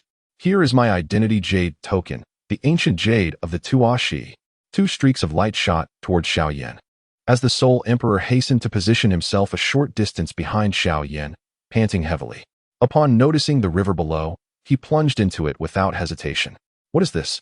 Just as Xiao Yan was about to inquire, 2 bizarre entities abruptly emerged nearby, causing his expression to grow serious. With his current power as a Dou Emperor, he could sense that this realm was decidedly unwelcoming to the 2 beings before him. It was noteworthy that even if the Soul Emperor intended to obliterate the world, such a reaction from the environment was unprecedented. What in the world were these 2 entities? These 2 are from the Void Demon clan. At that moment, the Soul Emperor emerged from the water, devoid of any foul odor. Before Xiao Yan could finish his words, the 2 creatures sprang into action, launching an extraordinarily peculiar beam of light aimed at Xiao Yan's lower body, seemingly targeting him with malicious intent. What treachery is this? Today, I, Xiao Yan, shall make you aware that you are dealing with my esteemed self. Glaring at the 2 identical attacks, he was instantly incensed. Setting aside concerns for the Soul Emperor, he declared, "Dare to threaten my happiness? I'll show you the consequences." Furious Lotus of the Buddha. With that, Xiao Yan conjured a fire lotus with both hands and hurled it towards the 2 attacks, instantly extinguishing their assaults before striking the lower bodies of the creatures. Boom! A stunning fire lotus ascended, radiating unparalleled beauty. Just as Xiao Yan prepared to turn and strike a flamboyant pose, a black chain erupted from the site of the explosion, aiming directly at his lower body. This infuriated Xiao Yan immensely. He extended his hand to counter the 2 chains, but his punch, forged over 2 decades, failed to break through their defenses, leaving him utterly dumbfounded. After all, he was a Dou Emperor. A single blow from him could shatter mountains. What material was this chain forged from? Yet, the chain's master did not grant him a moment to ponder. They had discerned that Xiao Yan had only recently achieved a breakthrough. A flicker of excitement gleamed in the eyes of the two phantoms. Should they succeed in slaying a Dou Emperor, their status would undoubtedly soar. Cackle, perish. At that moment, the chain emanating a ghostly blue light suddenly unleashed a chilling wave, enveloping a radius of 100 miles in an instant, rendering all life extinguished, save for the sole Emperor and the two others. As the chilling sensation first made contact with Xiaoyan, it swiftly penetrated his body, quickly freezing a significant portion of him. However, Xiaoyan did not succumb to inaction. He immediately summoned his, exerting great effort to expel the frigid energy. His gaze towards the two peculiar beings was rife with vigilance. And he then communicated with Soul Emperor telepathically. Soul Emperor, what manner of creature is this? When did the Dou Po world come to harbor such a race? Xiaoyan recalled that in his lifetime, he had not encountered such entities. Had he not left this place directly? It seems to be are you not aware? They hail from beyond the realms, seemingly intent on invading the myriad worlds. Our realm appears to be the first to face this incursion. However, there is no need for concern. After all, you are here. Xiaoyan, you are the hope of all. Vanquish them to protect the peace of our world. From this day forth, I, Soul Emperor, shall be your subordinate, Soul Emperor declared with utmost seriousness. Having immersed himself in the forums of the myriad realms, he had researched various expressions and social conduct, and upon speaking, Xiaoyan was momentarily taken aback, while Yao Lao was equally astonished. Was this truly the Soul Emperor? He seemed so different from the impression he had left. Ha ha ha, daring to engage us while distracted? In that case, you shall perish, one proclaimed. And two crimson beams shot forth from its eyes towards Xiaoyan. Realizing the gravity of the situation, Xiaoyan did not dare to be careless. He raised it to shield himself, only to discover that it seemed to shatter upon impact. Subsequently, Xiaoyan summoned all from the Dou Po world to vanquish the two, instilling a sense of hope among the beings of the continent. Their sentiments towards the Soul Emperor had shifted significantly. Previously, they had regarded it with contempt, but now, in comparison, it did not seem so terrible. At least not to the extent of leaving even the grass unharmed. Father, it's brother Xiaoyan. We are saved. Gu Suner exclaimed joyfully, tears glistening in her eyes. After enduring such a long period of time, their ancient clan had lost countless members, and their struggle against the had only served to slightly slow the onslaught. Meanwhile, in the two shadowy figures emerged, the very that Xiaoyan had defeated. Their auras now seemed to resonate only with the strength of the. Yet they had not been slain. General, how did you two end up in this state? General, there is in this realm. It seems that the heavenly will of this world is determined to fight back. This may facilitate the eventual consumption of this world's heavenly will. In the world of Huaqiangu, an atmosphere of dread enveloped the populace, their faces reflecting profound distress. Have you heard? The immortal Bai Zihua from Chonglu has discovered his life and death tribulation, and it is said to involve a stunning beauty. Oh, a beauty! Did immortal Bai Zihua slay that woman? No. It is said that upon encountering the maiden named Huaqiangu, Bai Zihua became utterly enchanted, spiraling into madness and descending into the path of demonic cultivation. He is now at the Seven Kills Hall vying for territory with the Seven Kills Saint. Is it true? If so, we are surely doomed, and the common folk will suffer greatly. Bai Zihua has fallen into darkness. How could this be possible? Though I hope that Huaqiangu could influence his mind and create an opportunity for me to defeat him. How could he succumb to darkness and venture to the Seven Kills Palace?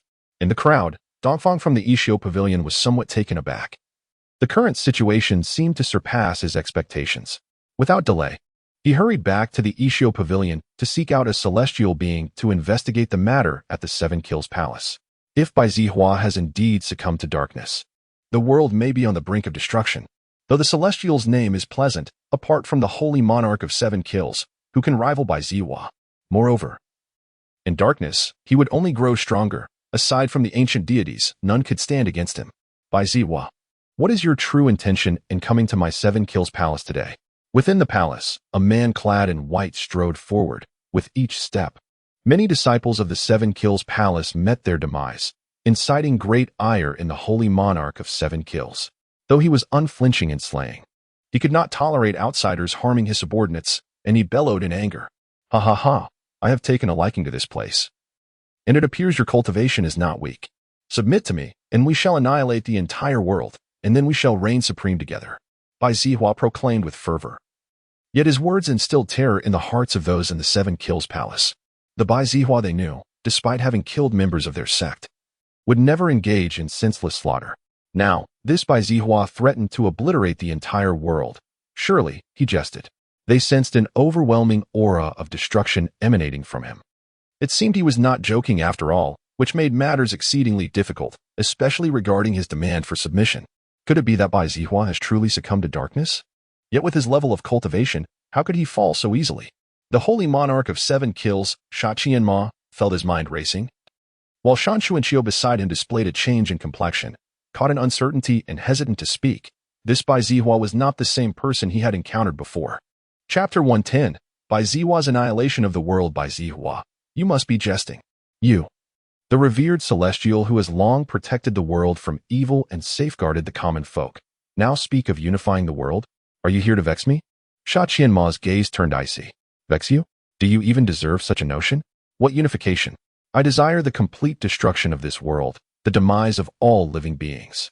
Will you agree or not? Bai Zihua's expression grew increasingly impatient. Should Sha Qianma utter the word no, he would send him directly into reincarnation. He is Bai Zihua. Yet Bai Zihua is no longer himself. He possesses the darker facets of Bai Zihua, while his righteous side has been devoured by a being known as Su Tiangsen Mo. Subsequently extracting himself from that sunless abyss, he has but one purpose, to annihilate the world, for it is unworthy. Words are futile, holy monarch. With so many of us, a single Bai Zihua poses no threat. Once we eliminate him, the world will belong to you, and you shall reign supreme. Dan Chuanqiu knelt on one knee before Sha Qianma, addressing him with a sense of urgency. Sha Qianma, troubled by the peculiar demeanor of Bai Zihua, could not discern the source of his unease. Logically, a person who had succumbed to madness should not exhibit such clarity, and yet Bai Zihua's cultivation had evidently advanced, which was disconcerting. Bai Zihua, you may depart. I shall never acquiesce to your wishes. Are you not merely seeking to ambush me? Sha Qianma declared. Fully aware that Bai Zihua's pride would typically preclude such treachery, yet uncertainty lingered. You squander the opportunities presented to you. In light of this, the 7 kills hall need not persist.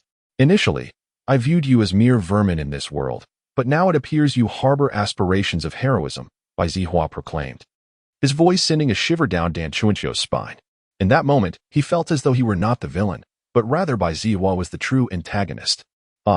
Bai Zihua gestured with both hands, unleashing an assault that brutally decimated the members of the 7 kills hall, leaving a pool of blood in its wake. It was unimaginable that anyone would dare to unleash such chaos within the confines of the 7 kills hall. Bai Zihua, you court death. Sha Qianma, filled with fury, charged toward Bai Zihua. His formidable strength sent several members of the 7 kills hall flying. Yet as he neared Bai Zihua, he vanished within a meter of him. With a powerful strike, Sha Qianma aimed a fierce palm at Bai Zihua's chest. Boom. The force of this strike landed squarely on Bai Zihua's chest. His lack of evasion astonished not only Sha Qianma but also Dan Chuanqiu and the others, even in a state of madness. It was inconceivable that Bai Zihua would remain so motionless. Is this all the power you possess? If so, it seems there is little reason for this world to exist. Let you be the first formidable opponent I vanquish in this realm. Bai Zihua extended his hand and seized Sha Qianma, tossing him backward as if he were a mere projectile, crashing him to the ground. In that moment, Sha Qianma, more preoccupied with fear than adjusting her appearance, gazed at Bai Zihua with alarm. You are not Bai Zihua. You are a void demon? Though her voice trembled with uncertainty, she confirmed his identity. So you beings of myriad realms refer to our kind as void demons. How apt. However, we prefer to call ourselves the true demon clan. As his words echoed, Bai Zihua devoured a soldier who had approached him, subsequently unleashing a massacre where none could withstand his might. Dan Chuanqiu, flee at once. Inform them that Bai Zihua has been infiltrated by the void demon. The world must exert its utmost to eliminate him. I shall hold him off. Sha Qianma scrambled to her feet and urged Dan Chuanqiu. Saint Lord, I shall share life and death with you. Begone. I have no need for your company. There is no need to rush. Today, none of you shall escape. You shall all remain here. A moment later, Bai Zihua emerged from the Hall of 7 Kills, toying with the Zhixian umbrella, one of the ancient 10 divine artifacts. In the next instant, he materialized at Chanlu Mountain, astonishing the onlookers. The esteemed one has returned. The esteemed one has returned. He has not succumbed to madness. The disciples of Chanlu, led by Luo Shi, cried out as if the return were their own. Upon hearing his words, the senior members hastened to gather. Zihua, you have returned. I heard you went to the Hall of 7 Kills and fell into madness. Is this true? Mo Yin, one of the three esteemed ones of Chonglu, inquired, his tone aggressive. Ah, senior brother, the master has just returned. Let us discuss matters indoors, Sheng Xiaoma interjected, observing his senior brother's stern demeanor with some exasperation. Bai Zihua looked directly at Mo Yin and chuckled. Indeed, I just came from the Hall of 7 Kills. From this day forth, the hall shall no longer exist. What? You destroyed the Hall of 7 Kills? How is that possible? The holy monarch of 7 Kills is nearly your equal, and that Dan Xuanxiu is no easy adversary. How did you manage to slay him? Mo Yin questioned, nearly pulling his hair out in disbelief. He had a clear understanding of Bai Zihua's strength back then. He had not yet stepped into the 10th heaven. How could he possibly have defeated the holy monarch? If what you say is true, then we need no longer worry about casualties in the future. With the destruction of the Hall of 7 Kills, no one will vie for the divine artifacts. Sheng Xiaomo remarked, his eyes glimmering with satisfaction. Is this what you were referring to? Bai Zihua retrieved the unreturning inkstone and the exiled immortal umbrella, and upon witnessing these two divine artifacts, the crowd immediately believed his words. From today onward, there shall be no 7 Kills palace, nor shall there be Chonglu. What nonsense are you speaking, Zihua? Mo Yin exclaimed, his anger palpable. Ha ha, were you not just inquiring whether I had succumbed to madness? Allow me to enlighten you. I have embraced the darkness. Should the 7 Kills palace refuse to submit to me, they shall meet their demise. And I doubt Chonglu will yield either. Let it be extinguished. With that, he grasped a heart in his hands. Mo Yin, witnessing the gaping wound in his chest, felt disbelief wash over him. As he opened his mouth to speak, blood streamed forth, and he succumbed to the ground in despair. Brother, boom, go accompany him. Before Sheng Xiaoma could finish his words, Bai Zihua delivered a decisive slap. Sheng Xiaoma stepped into Mo Yin's path, while the assembled leaders and disciples exchanged bewildered glances, soon preparing to flee. You are all excellent sustenance. How could I allow you to escape? A little preservation will yield an exquisite flavor. Haha. In an instant, Chonglu transformed into a hellish realm. Meanwhile, the experts from the world of Hua, Qiangu felt a deep unrest and were about to step out when they froze upon seeing a figure. Master? Before the disciples of Shu Mountain could finish their sentence, they were nearly annihilated. Following that, news from Tiga Mountain emerged. This is dire. The situation appears to be spiraling beyond your control. The celestial being within Ichio Pavilion spoke gravely, addressing the nearby Ichio Jun. Bai Zihua has slaughtered everyone within the 7 Kills palace. Could it be that he has ascended to the 10th heaven? Upon hearing this, Dongfang was momentarily stunned. I do not know, he replied. Even the immortal from Chonglu who perished shook his head, revealing even more shocking news. Report. A scout from Shu Mountain has just informed us that the Changlu immortal has massacred the entire Shu Mountain sect and seized the heavenly binding chain. Before Ichio Jun could recover, another message struck him with astonishment. Report. A scout from Tiga Mountain has informed us that the Changlu immortal has slaughtered Tiga Mountain and taken the illusory bell. It is said that the sect leader did not withstand a single strike and is perished. Report. A scout from Palai has just reported that the Changlu immortal has annihilated Palai Island and taken the floating pearl. Our people have also perished. But not before transmitting the news. Report. A scout from Tianshan sect has reported that the Changlu immortal has killed the entire Tianshan sect and taken the Konggong seal. Report. How could this be? How can Bai Zihua possess such swiftness? In a mere span of time, all 10 divine artifacts have been seized. What is his intention? Dongfang said, his fury evident. These individuals were originally part of his scheme to manipulate Bai Zihua, yet now Bai Zihua had inexplicably caused their demise. It must be due to the unreturning inkstone. After all, Sha Qianma fell at his hands. But how could Bai Zihua annihilate entire sects? What on earth is happening? The celestial being spoke, disbelief lacing his tone. Wait, could it be that he seeks not the 10 divine artifacts, but the utter destruction of the world itself? It seems that all the formidable individuals in the world have been vanquished, leaving behind only a multitude of insignificant beings. What, then, are Bai Zihua's true intentions? He now feels a sense of trepidation, entirely unaware of Bai Zihua's plans. A week later, within the realm of Hua Qiangu, apart from the mortals, only 2 individuals possess immense power. One is Hua Qiangu herself, and the other is Bai Zihua. How is it, my dear Bone? In this world, no one can disturb our master-disciple relationship. We stand as the mightiest, having obliterated all forces of resistance, Bai Zihua stated, his words deliberate and measured. Beside him, Hua Qiangu nodded and nestled her head against Bai Zihua's shoulder. Utilizing the forgetting inkstone, she ventured back to the past, only to discover that everything had changed. Bai Zihua had brought about the world's destruction. This left her in disbelief. However, she cherished the affection of Bai Zihua, who initially faced disdain from the crowd for her aversion to killing. Now, she found herself enveloped in happiness. Meanwhile, outside the realm of Huaqiangu, two ethereal beings observed the entwined couple. Is this the outcome of your machinations?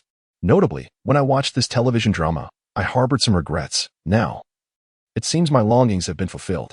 Do not disrupt this, for there are countless worlds beyond. One replied, rest assured. We are not like those who incessantly resort to slaughter. We merely need to deal with the formidable ones, as long as we oversee this world. It is unlikely that a demon god will emerge unexpectedly. Hee. The two gaseous entities engaged in conversation, one being the architect behind this affair. Are you all well? In this world, we have the Flame Emperor among us, and it is time for us to launch a counter-offensive against the Void Demon Clan. We shall report back with good news. Soul Heavenly Emperor, Nashi Pai, Soul Heavenly Emperor, how is it that you are still alive? And mingling with the Flame Emperor? How has he not dispatched you with a single blow? It is quite perplexing. Black Sovereign. Am I, the Soul Heavenly Emperor, a man of antiquated notions? I too know how to seek powerful allies. With the Void Demons invading, we must unite and stand against them.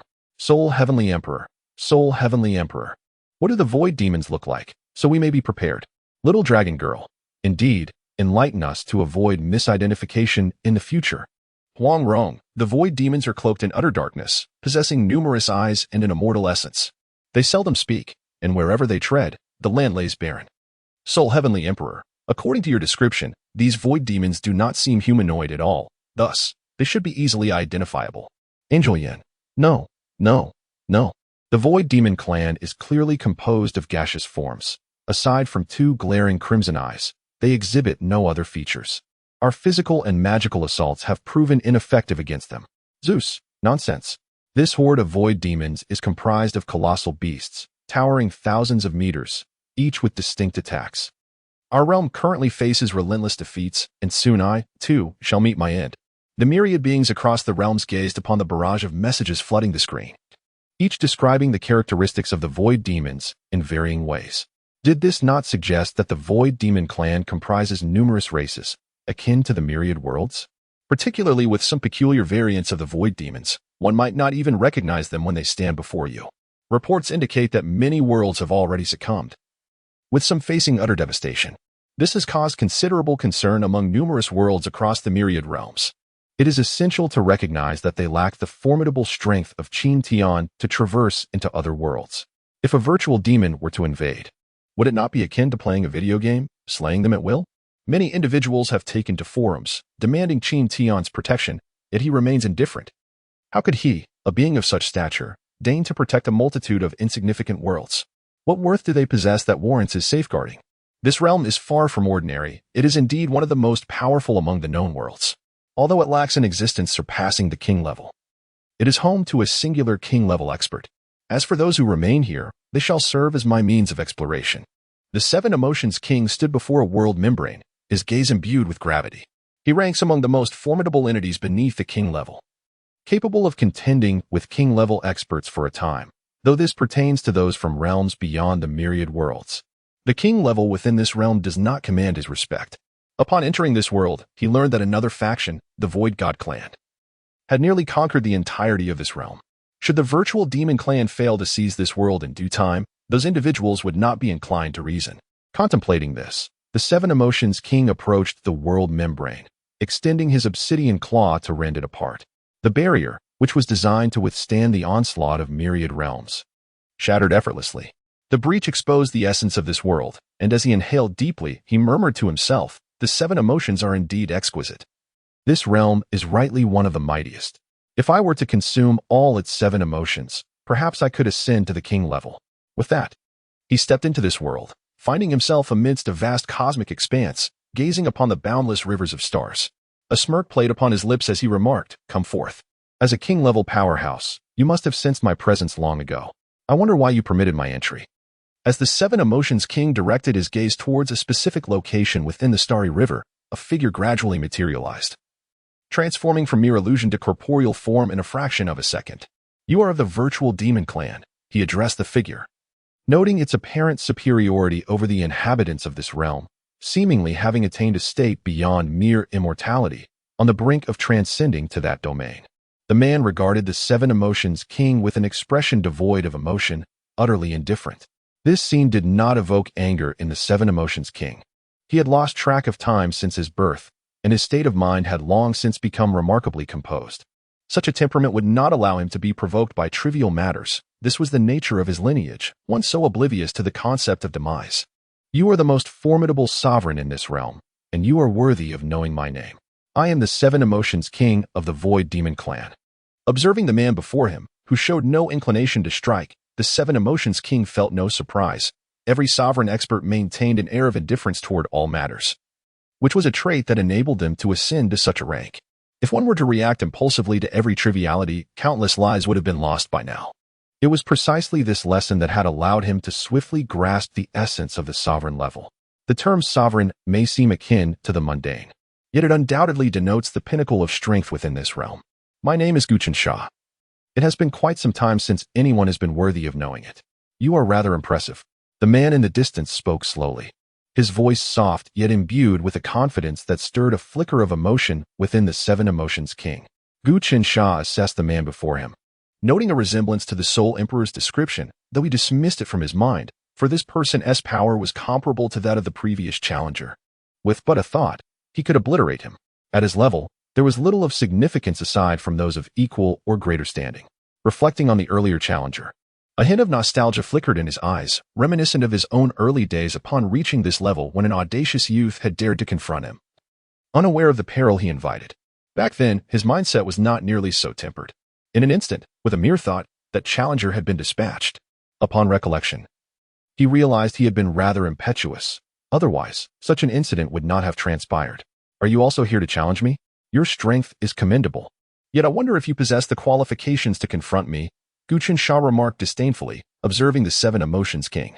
In response, the seven emotions king displayed no trace of anger, merely clasping his hands in salute. To engage in battle with a formidable opponent is a pursuit unto death. Today, I, the seven emotions king, challenge you, Qian. Do you dare to accept? A resounding roar reverberated throughout the dragon symbol world, causing the powerful beings within to change their expressions, their eyes filled with terror. They were acutely aware of Qian's formidable strength. That once arrogant individual had been obliterated in an instant, his cultivation level reduced to mere ashes, leaving no trace in the entire world.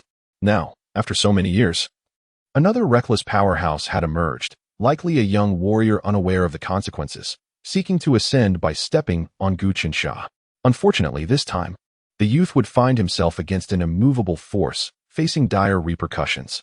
It was astonishing to witness yet another oblivious young master arise after all this time. Judging by the aura he exuded, he seemed to surpass even the 11th rank of the immortal realm. An elder in the dragon symbol world, radiating a terrifying aura, directed his gaze toward two figures at the edge of the world and remarked to those beside him, indicating that he too was a master of the 11th rank in the immortal realm. Indeed, he laughed heartily. Qian has transcended all, reaching an ineffable realm. Though we may differ by only 1 or 2 ranks, the disparity is greater than that between an ant and the cosmos. One wonders what goes through the mind of that fool. A beautiful woman glanced at the location of Qian and then at the elderly men nearby, chuckling as she said, "At our level of cultivation, as long as we do not provoke Qian, we are immortal and indestructible." The camaraderie among the group was evident. Yet they shook their heads at the dark figure in the distance. At this moment, the seven emotions king had no time to regard the nearby powerhouses. Perceiving them merely as a group of inept individuals, he could easily contend with them all, dismissing everyone but Qian. Hiki, if you think that way, you are not mistaken. My purpose here is to conquer this universe. Should you submit to my Void Demon clan, you might secure a position of authority. Resistance is futile and will lead to certain death. With arms crossed, the seven emotions king observed Qian from a distance, curious about how he would respond, whether he would align himself with their clan or fight to the bitter end. Based on his experience in annihilating countless worlds, such a powerful being would undoubtedly reject his proposal. Kings of such stature possessed dignity, their resolve unwavering, and could not be swayed by mere words. As anticipated, Qian fixed his gaze upon the seven emotions king and declared, When have I, Gu Qinsha, ever yielded? How formidable the Void Demon clan may be. Today I shall witness their true prowess. As Gu Qinsha approached the Seven Emotions King, his seemingly slow stride exerted considerable pressure on the latter. Chapter 112, Gu Qinsha vs. Seven Emotions King. Haha. It seems you have anticipated my thoughts. As a sovereign-level powerhouse, how could one of your stature ever submit? Especially for beings like yourselves, who have ascended to the rank of kings in this world. Your intellect and will are undoubtedly of the highest caliber. What a pity. The Seven Emotions King chuckled, a trace of regret flickering in his eyes as he regarded the advancing Gu Qinsha. It is worth noting that in his own world, it would be effortless for someone of Gu Qinsha's cultivation to enter the realm of transcendence.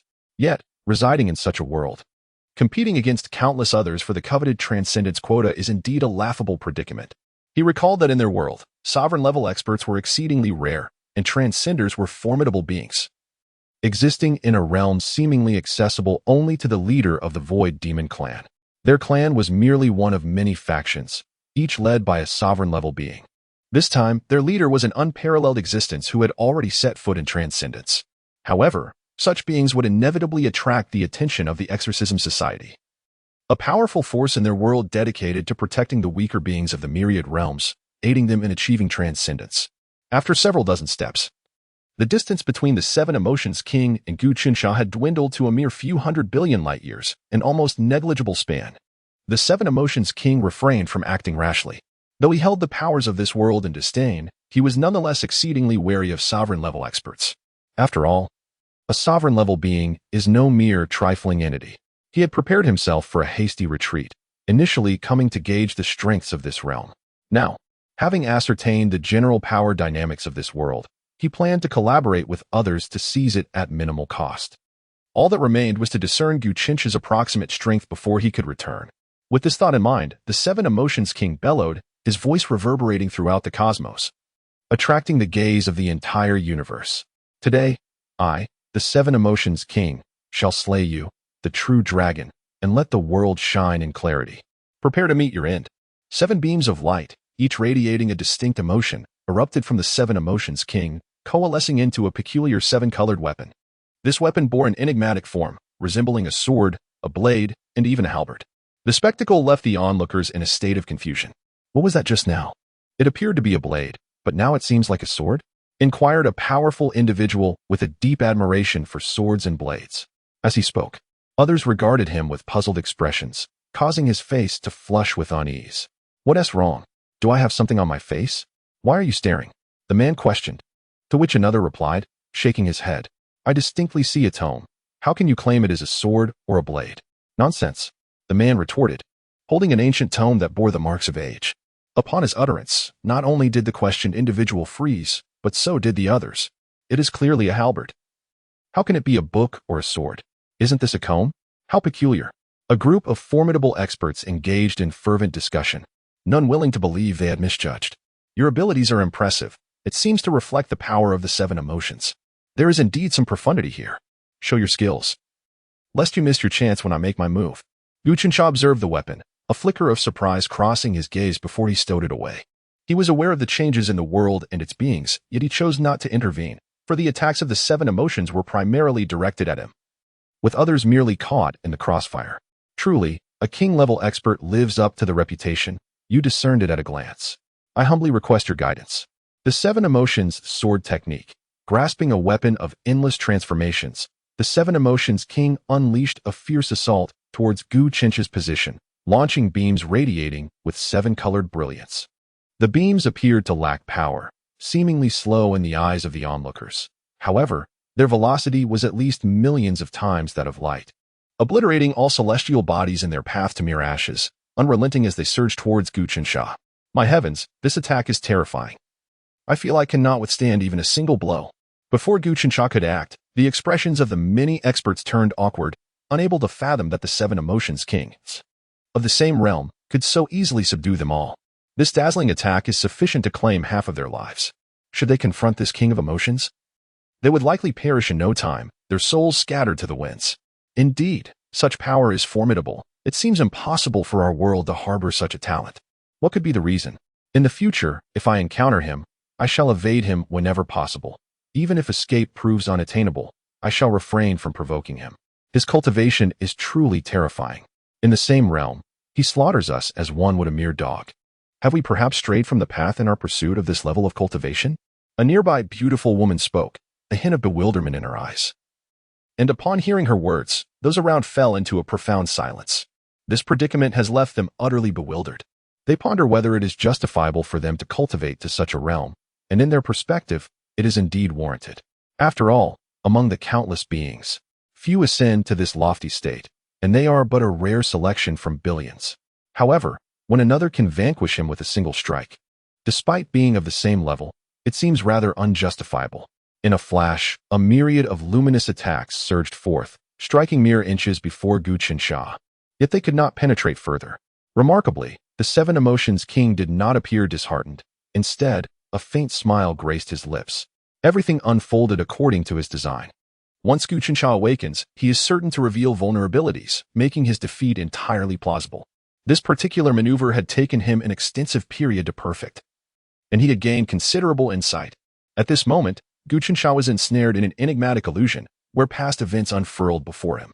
The seven emotions, joy, anger, sorrow, fear, love, aversion, and desire, were stirred within him, causing his body to tremble incessantly, as if he were undergoing a profoundly distressing experience. Occasionally, he erupted into boisterous laughter. At other times, he appeared utterly deranged, his visage contorted like a demon emerging from hell. Yet, there were moments when his eyes brimmed with affection, as if he beheld the woman he had always endeavored to protect. At this moment, the myriad emotions of Gu Qinsha were vividly displayed. The king of seven emotions gazed at Gu Qinsha, who was deeply ensnared in these emotions, a faint smile gracing his lips. He surged toward Gu Qinsha's direction, intent on eliminating him at this crucial juncture. With his demise, no one would be able to thwart his ambitions. The vision was alluring, yet reality proved starkly different. As he approached Gu Qinsha, merely thousands of light years away, an overwhelming pressure descended upon him, rendering him akin to a fragile skiff on a tempestuous sea, liable to be engulfed at any moment. Ah, truly worthy of a king, even while temporarily subdued by my seven emotions. The mere aura he exuded was sufficient to withstand my assault. I wonder if others are faring better in their attacks, the king of seven emotions mused, his words inaudible to all but himself. Though others were unaware of his pause, they collectively exhaled in relief. What if this wretched being succeeded in slaying Lord Gu Qinsha? Break for me. At that moment, the immensely powerful king of seven emotions let out a furious roar, his entire form swelling dramatically. In the blink of an eye, he transformed into a colossal entity towering millions of light years high, his aura intensifying with each passing moment. His original visage morphed abruptly, his head resembling that of a true dragon, with a singular, magnificent horn emerging from his brow, surrounded by countless worlds that flickered in and out of existence. His ebony scales shimmered with a verdant glow, and seven distinct arms sprouted from either side of his ribs. The fully realized king of seven emotions bellowed mightily, shattering the invisible force that had restrained him. His gigantic fist, adorned with countless barbs, hurtled toward Gu Qinsha, whose form appeared minuscule by comparison. Countless celestial bodies trembled as the universe seemed unable to bear the weight of this immense power, crumbling under the strain. That punch, faster than light by billions of times, was poised to strike Gu Qinsha. The onlookers could not ascertain Gu Qinsha's fate, but they knew that any entity struck by such a blow would surely perish. They retreated billions of light years, seeking solace, for advancing toward the fray was unthinkable. They had no desire for death. Surely, Gu Qinsha cannot be vanquished so easily, one speculated. This individual's attack seems most sinister, and his form does not exude benevolence. Could he be of the Void Demon clan? It was indeed a possibility. Yet they felt woefully outmatched, left to observe the fate of Lord Gu Qinsha. Boom. In the infinitesimal fraction of a second, the gargantuan fist collided with Gu Qinsha's almost imperceptible form, producing a muffled grunt. What? You managed to breach my seven emotions cutting divine technique so swiftly. You are truly a master of the kingly caliber. At the same time, the king of seven emotions marveled at the formidable force that had thwarted his fist, an astonishing revelation that soon gave way to acceptance. Bang!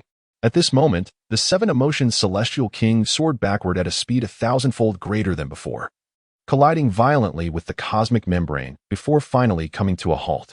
A mouthful of fresh blood erupted from his colossal maw, and before it even touched the ground, one could observe countless cosmic births and deaths swirling around the blood. Upon closer inspection, it was revealed that his once mighty fist, aimed at the ancient figure of Qin Sha, was now utterly mangled, the bones within shattered, with wounds that healed at a painfully slow pace, indicating a recovery period of no less than 10 millennia. Naturally, the seven emotions celestial king could not afford to wait such an eternity. He swiftly severed his own arm, and as the severed limb regenerated, his gaze turned gravely towards the man who had just opened his eyes. The celestial king had not anticipated that this being, hailed as the foremost expert below the rank of king, would come perilously close to death at the hands of a king-level master from a realm far inferior to his own, and yet, he remained ensnared within his own divine powers. This technique was no trifling matter. Neglecting the mental assault would result in devastating consequences, potentially annihilating all corporeal forms beneath the king level, and even inflicting severe damage on those of kingly stature. Should the attack fail to manifest physically, it would trigger a mental onslaught, revealing fragments of time and resurrecting the past, crafting an array of emotions that would bind the target eternally within that realm, or obliterating their consciousness entirely. The maneuver employed against Qin Sha was precisely this latter tactic. Under normal circumstances, it would take at least 2 days for a target to awaken, during which time the opportunity to vanquish a king-level master could easily arise. However, the current situation seemed markedly different. Qin Sha's strength exceeded his wildest imagination. The only source of solace for the Celestial King was the secret card he had retained, a relic from an existence that transcended the king level. This transcendental being belonged to their Void Demon clan's servitude, and any void demon approaching the king level could demand the crafting of such a safeguard. Chapter 113, The Seven Emotions Time Annihilation Technique. Indeed, such a safeguard was effortless for the transcendental beings. It was said that some core disciples within the Void Demon clan possessed formidable secret cards that imposed certain limitations even against transcendentals, a prospect that felt exceedingly distant for him. Even within this realm, their king was merely a neglected branch of the Void Demon lineage, yet his strength was fearsome. The last time he acted, he obliterated 7 king-level masters of comparable might with a single strike. What other methods shall be employed? A calm voice resonated in the ears of the Seven Emotions King, and shortly thereafter, a man appeared within a distance of less than 10 billion light-years, quietly observing him. The Seven Emotions King exhibited no trace of anger. Instead, a flicker of astonishment crossed his eyes. Qin Sha truly deserved his reputation as one of the mightiest experts across the myriad realms, having achieved yet another breakthrough with that single move. Realizing that he could attain king-level prowess in this realm eased his demeanor. However, upon facing Qin Sha, the Seven Emotions King felt an overwhelming gravity in his heart. Fully aware that he would need to resort to his hidden trump card, a wave of murderous intent enveloped him, causing a layer of frost to form upon his scales. He gazed at Qin Sha, who was shrouded in an incomprehensible aura not far away, without a hint of hesitation. The weapon in his hand emanated boundless power, transforming into armor that enveloped his entire being. Drawing a deep breath, he harnessed the essence of the sun and moon, depleting the spiritual energy from all the celestial bodies within a radius of 500 billion light-years. Suddenly, an energy manifestation of 1 billion light-years in size materialized atop his 18 arms, which multiplied anew, suggesting that his power had ascended to the king level, unleashing a terrifying aura that swept across the cosmos. Qin Sha observed from a distance, his expression betraying no turbulence. To him, the formidable presence before him resembled nothing more than a mere jester. Under the weight of that aura, a cataclysmic rift emerged within the surrounding starry expanse, stretching towards the world barrier as if intent on obliterating it. Upon witnessing this, Qin Sha extended his hand and waved at the fissure. It was as if the wind had met an imposing, sturdy wall, effectively halting the rift's advance and preventing its further spread.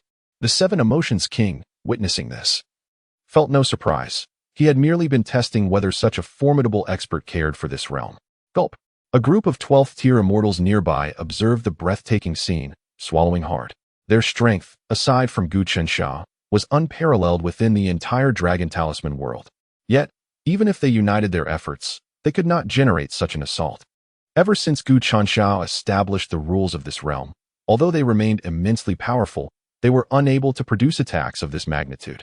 Now, an intruder had demonstrated such formidable offensive capability, suggesting that he had temporarily stepped into the same realm as Master Qin Sha. That realm they had previously inquired about from Qin Sha, who described it as one of omniscience and omnipotence, indescribable, ineffable, unattainable, transcending time, impervious to annihilation, surpassing all dimensions of existence, and existing beyond the myriad realms. In essence, it was extraordinarily formidable. Master Gu Qiansha had claimed to have traversed considerable distance within that realm. Yet now this intruder had outpaced them in reaching it. Crazy old woman, shall we make our escape? This fellow has activated some sort of cheat. With our current strength, even a casual fluctuation could obliterate us. Let us retreat a distance and observe, so that should any trouble arise, it shall not fall upon us. Would that not be splendid? The elderly man cast a wary glance at the seven emotions king, then proposed something to the beautiful woman. She did not respond, but instead vanished in an instant to a location billions of light years away, leaving him alone. How uncivilized. They abandoned this old man. Wait for me. This move is my own creation. I shall name it Seven Emotion Space Annihilation Technique. You are the first to witness it. The Seven Emotions King wore a faint smile, then coughed up a mouthful of blood.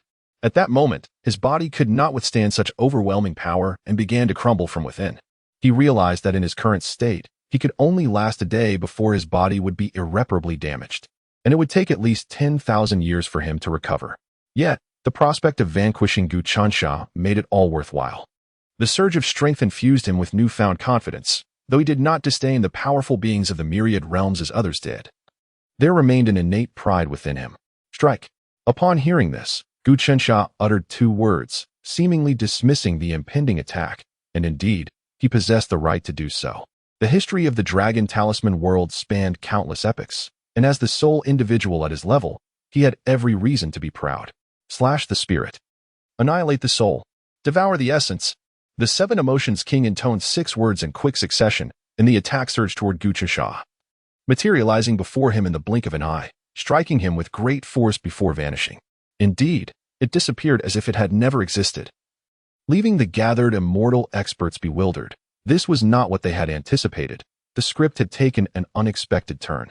Intriguing, Gu Qiansha remarked in response to the attack, and then he felt a blur before him as he suddenly found himself in another location. Within a palace, the very one where he had resided during his childhood. Gazing at the palace, Gu Qiansha's eyes betrayed no emotion as he walked toward the exit, encountering palace maids and guards who regarded him with utmost reverence. What kind of attack was that? It was so grand yet left no trace? Is it merely a display? Why is no one answering me? The elderly man muttered to himself, then sensed something amiss. Why was no one responding to him?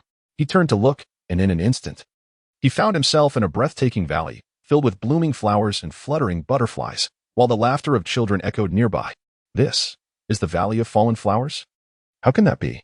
Did that not occur ages ago, back when I had yet to embark on the path of cultivation? Could this be an illusion? The elderly man gazed at the familiar faces in the crowd and those long forgotten in his memories, incredulously exclaiming, Xiao Linzi, what illusion is this? Tell me about it. At that moment, a striking figure appeared before him, a young girl of 17 or 18, possessing unparalleled beauty, her pure large eyes blinking as they gazed at the elder known as Xiao Linzi. Su Qianer? How could it be? How could it be? Wasn't she long dead? The elder, upon seeing the girl before him, noticed a tear of murky sorrow trickling from her eye. This girl was no stranger to him. She was his childhood sweetheart before he embarked on a quest for immortality. He vividly recalled the day when a horde of bandits invaded Falling Flower Valley, resulting in the tragic demise of 1,786 souls, leaving him as the sole survivor.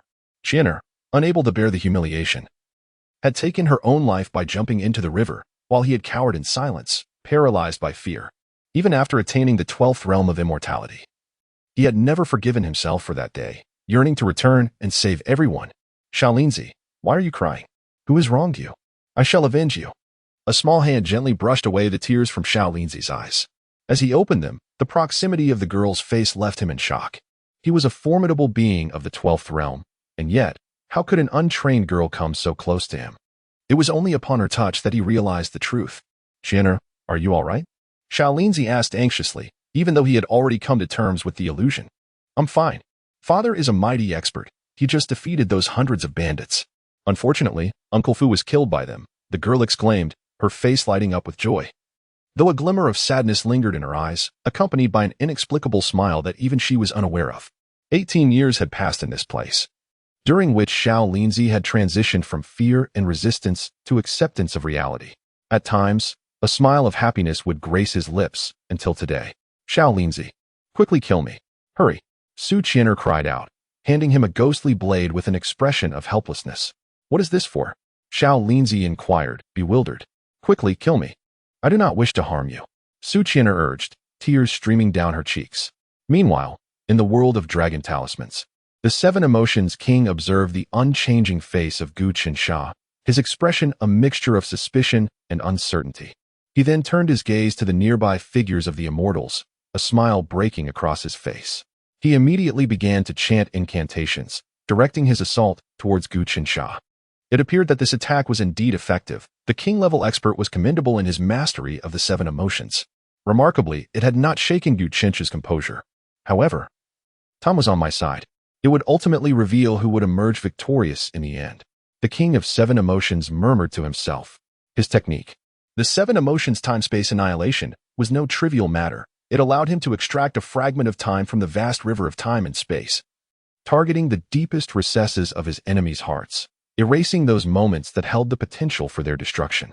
He could only return to that moment in time at the same cultivation level he possessed then, a feat that required an immense sacrifice. He was unable to directly obliterate Gu Qinsha in that time. He had to proceed with caution. As for those at the 12th level of the Undying Realm, they were merely grazed by the ripples of his power. With a thunderous boom echoing through the silent cosmos, the elder known as Xiao Linzi was suddenly reduced to dust, vanishing from the starry expanse. Had a powerful being been able to trace the river of time, they would have discovered that there was no elder named Xiao Linzi within it. In that very river of time, a woman named Su Qian'er, unable to suppress the tumult within her heart a decade later, wielded her ghostly blade to carve 48,600 pieces of flesh from Xiao Linzi, leaving only a skeleton behind. I told you to kill me. Why did you not do it? If you do not kill me, you shall perish. Do not worry. Xiao Linzi, I shall come to accompany you. Decades passed, and the beautiful woman, the scholar, and the swordsman all perished. Now, within this vast universe, only Gu Qinsha and the king of seven emotions remained, as all other beings had been reduced to dust beneath his technique. The river of time was invisible, and the fate of existence had dissipated. Chapter 114, Slaying the King of Seven Emotions Trifling with the World. The King of Seven Emotions held the title of a king for a reason. Despite the passage of time, he exhibited no fluctuations in his aura. However, he felt his strength waning. He observed the myriad cracks that marred his body, then turned his gaze to the increasingly powerful and harmonious presence of Gu Qinsha, a flicker of determination glinting in his eyes. His current form could no longer withstand the strain. A king-level master indeed lived up to that title. And the river of time in this realm was not to be underestimated. Had he not come from that other world, he would have long since perished. Did he truly believe that the beings of this world could be so easily extinguished? Without certain divine artifacts, he would have been devoured by the very world he sought to conquer. It appeared that self-detonation was his only option. Hopefully, he could slay his adversary, or at the very least, inflict severe damage. Has he broken free? Just as the king of seven emotions contemplated self-detonation, he felt a powerful force emanating from Gu Qinsha, causing his seven emotions time-space annihilation to be shattered. With a cough, the king of seven emotions suffered immense backlash, spewing a copious amount of blood, his aura dwindling to its lowest ebb. His once mighty form could no longer bear the burden, reverting to its original state. Yet the innumerable cracks upon his body could not be restored. Cough, cough, cough. Gu Qinsha, you are truly the strongest of this realm. Were it not for the constraints of our respective worlds, I would gladly befriend you. The seven emotions celestial king coughed lightly, casting a complex gaze upon Gu Qinsha. This maneuver, he had previously attempted in the myriad realms, was in its nascent stage back then. Now, it had reached unparalleled perfection. Yet, to be surpassed by another is indeed a terrifying prospect. Such a person, if they were to appear in his world, would undoubtedly be a coveted entity among numerous powerful factions. However, in such a realm, it is destined to follow the world to its demise. The resources of that world are dwindling, and the emergence of an additional individual is certainly something that many factions would prefer to avoid. The addition of another person signifies a reduction in the share of the proverbial pie, and given that they are already fixated on the leading figure, how could they possibly wish to welcome newcomers? You are quite remarkable. If the strategy were to be employed at the same level as the original, you might indeed have the potential to obliterate the original. Gu Qinsha observed the battle-worn king of seven emotions with great admiration. Such a level is rarely acknowledged by those of his caliber, and the King of Seven Emotions is indeed impressive. Regrettably, today, the Void Demon must perish. As he gazed at the injured King of Seven Emotions, a thought arose in his mind. I have yet to strike, and already you are battered. How profoundly lonely is invincibility. Ah? Guqinsha uttered softly, for he had just sensed the King of Seven Emotions, who astonishingly seemed unharmed. Truly, the Void Demon clan is formidable. It is worth noting that in ancient times, a rather arrogant adversary had attacked him, and with but a thought, the most powerful being in the universe was reduced to dust. No such entity exists within the cosmos now. Yet, this same method has been withstood. Isn't that astonishing? Originally, I ought not to voice this, but your strength commands my respect. Alas, you are merely a victim of circumstance. I, belonging to the Void Demon clan, possess the strongest existence beneath the royal level, equipped with means left by royal powerhouses specifically to counteract the prowess of royal experts. Otherwise, how could there be a lack of formidable rogue cultivators in our world after all this time?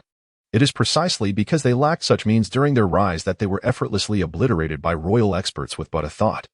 Although your myriad realms possess a few transcendent experts, there is no shortage of royal powerhouses, and our Void Demon clan would naturally refrain from committing such a grievous error. Make your move. We shall meet again. The King of Seven Emotions smiled at Guqinsha. The Death Void Demon clan knows no fear. Death is merely another beginning. And what they truly dread is an inability to die. In response, Guqinsha nodded, and then unleashed a punch. This strike appeared exceedingly slow. Yet to the King of Seven Emotions, it seemed as though an entire world was descending upon him. Boom! With a thunderous sound.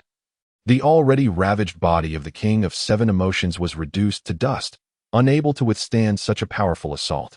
Just as a soul attempted to escape, Guqinsha extended his hand, imbued with countless principles, to thoroughly eradicate it. Following this encounter, the entire world will undoubtedly usher in a fervor for cultivation. In the vast expanse of the universe, the ancient being Guqinsha sensed an absence of life. Speaking to himself, he waved his hand, unleashing a formidable wave that reverberated throughout the cosmos. In mere moments, the mortals within the universe returned to their former states, their eyes reflecting a flicker of panic, while the powerful beings beneath the celestial realm were revived. It took Guqinsha a full 15 minutes to erase the impact caused by the Seven Emotions Heaven King's technique. The Seven Emotions Time Annihilation. We are eternally grateful to Lord Guqinsha for saving our lives, the myriad beings of the universe solemnly expressed, a collective sigh of relief escaping their lips. Had it not been for Lord Guqinsha, they would have met a dire fate. Many hurried to the forum of the myriad realms to share their experiences, igniting a sensation across the worlds. I must tell you, the Void Demon clan is extraordinarily powerful. They can directly seize the moments of your life filled with regret, manifesting them as reality, one remarked.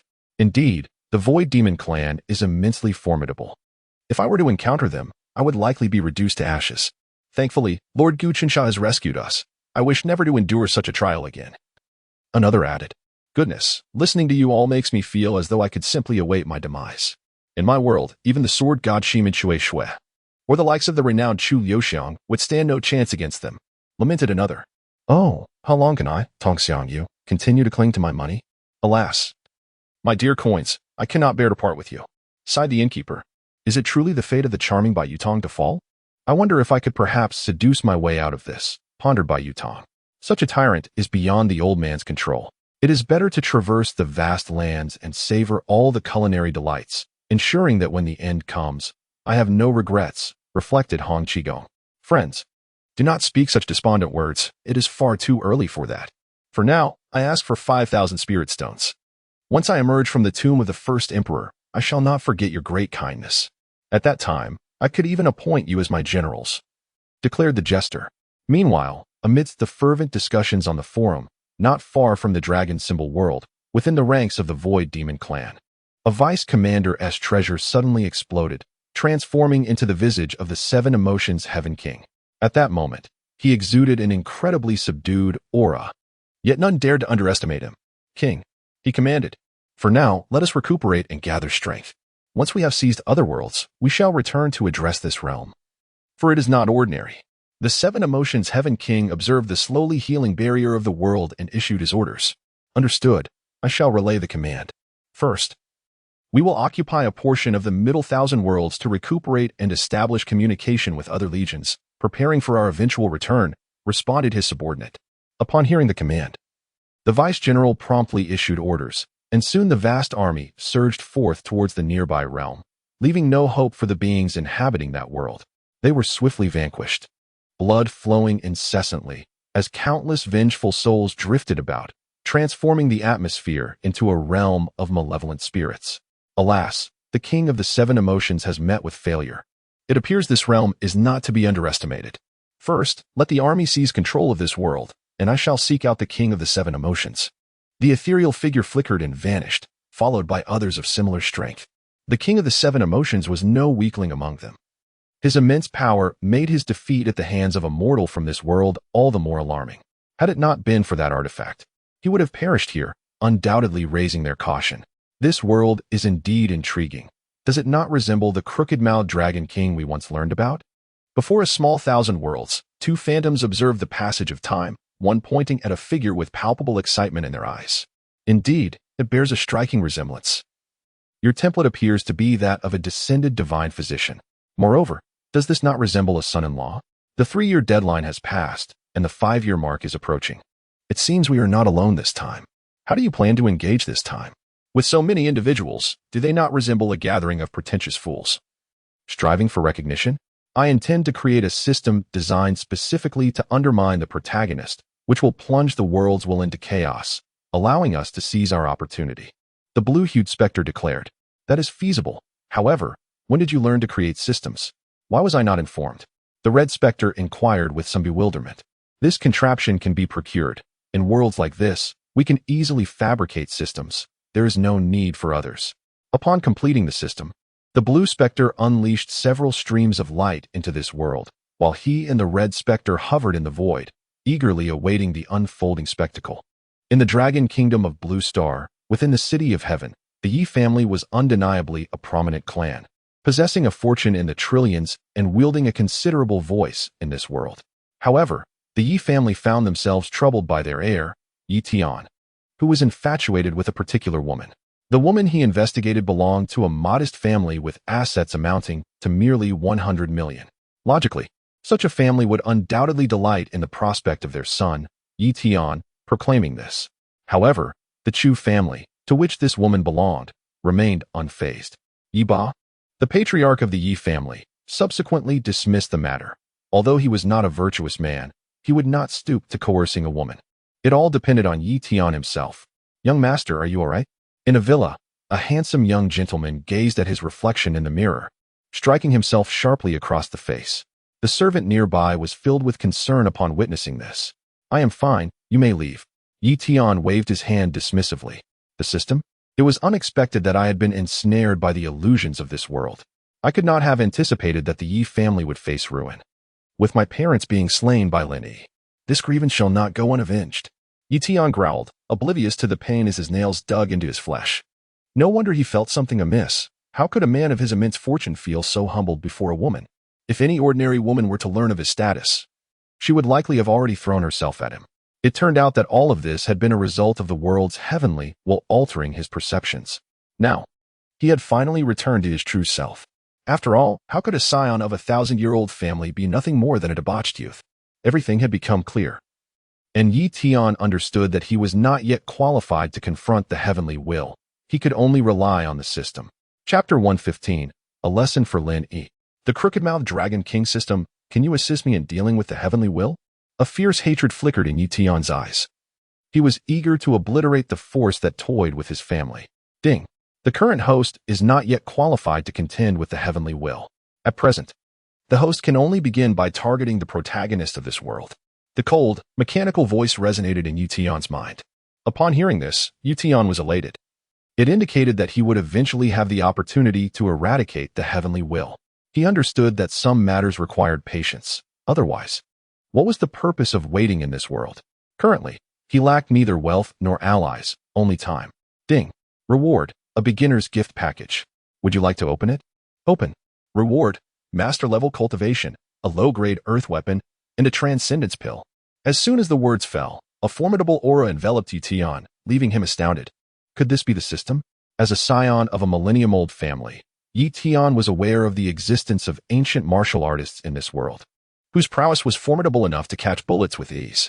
The 8 realms of cultivation included third-rate, second-rate, first-rate, postnatal, innate, master, grandmaster, and celestial being.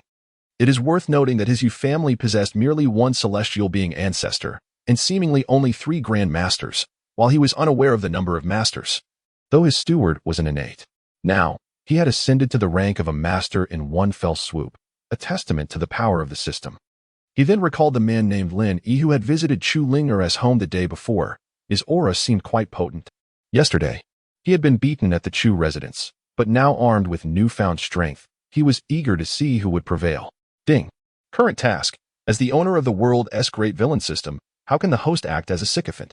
The host must publicly humiliate Chu Ling'er at the entrance of Tianqing University and brutally defeat Lin Yi to earn 500 plunder points and a cultivation enhancement card.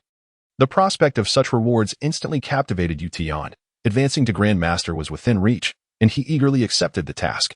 At that moment, Tianqing University was bustling with students exiting for the day.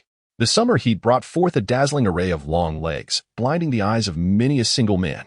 Among them emerged 2 exceptionally beautiful young women, accompanied by a young man. The boy, with a nonchalant gaze, appeared indifferent to everything around him. Is this the bodyguard your father found for you, Lingo? He looks like he crawled out from some gutter. I hope your father hasn't been deceived. Mu Xiling remarked with a glance at Lin Yi, her voice laced with laughter, which Lin Yi could hear. He remained silent, merely surveying the 2 young women with fervent interest, thinking to himself, the old man knows my taste well. These 2 are clearly untouched and destined for me. Are you Lin Yi? Just then, several figures appeared, causing the crowd to disperse in fear at the sight of their leader. Lin Yi, growing impatient, wondered why so many interlopers emerged while he was admiring the beauties. Indeed, it is your grandfather. The man was about to speak when the roar of a sports car interrupted him. Recognizing it was Yu Tian, he quickly turned to greet him with a bow and a smile. Young Master Yi, what brings you here? Yi Tian stepped out of the car, ignoring the ruffian and making his way directly toward Chu Ling'er, who was not displeased by this. Ling'er, Yu Tian is back. My, your charm is quite irresistible, haha. Mu Xiling laughed, though a hint of disdain flickered in her eyes at the sight of Yi Tian. Ugh, like a persistent plaster, utterly detestable. Chu Ling'er expressed her distaste openly, for Yi Tian was the bane of her existence. Make way. Can't you see young Master Yi has graced us with his presence? What are you standing here for? Do you want me to deal with you? Please, this way, young master.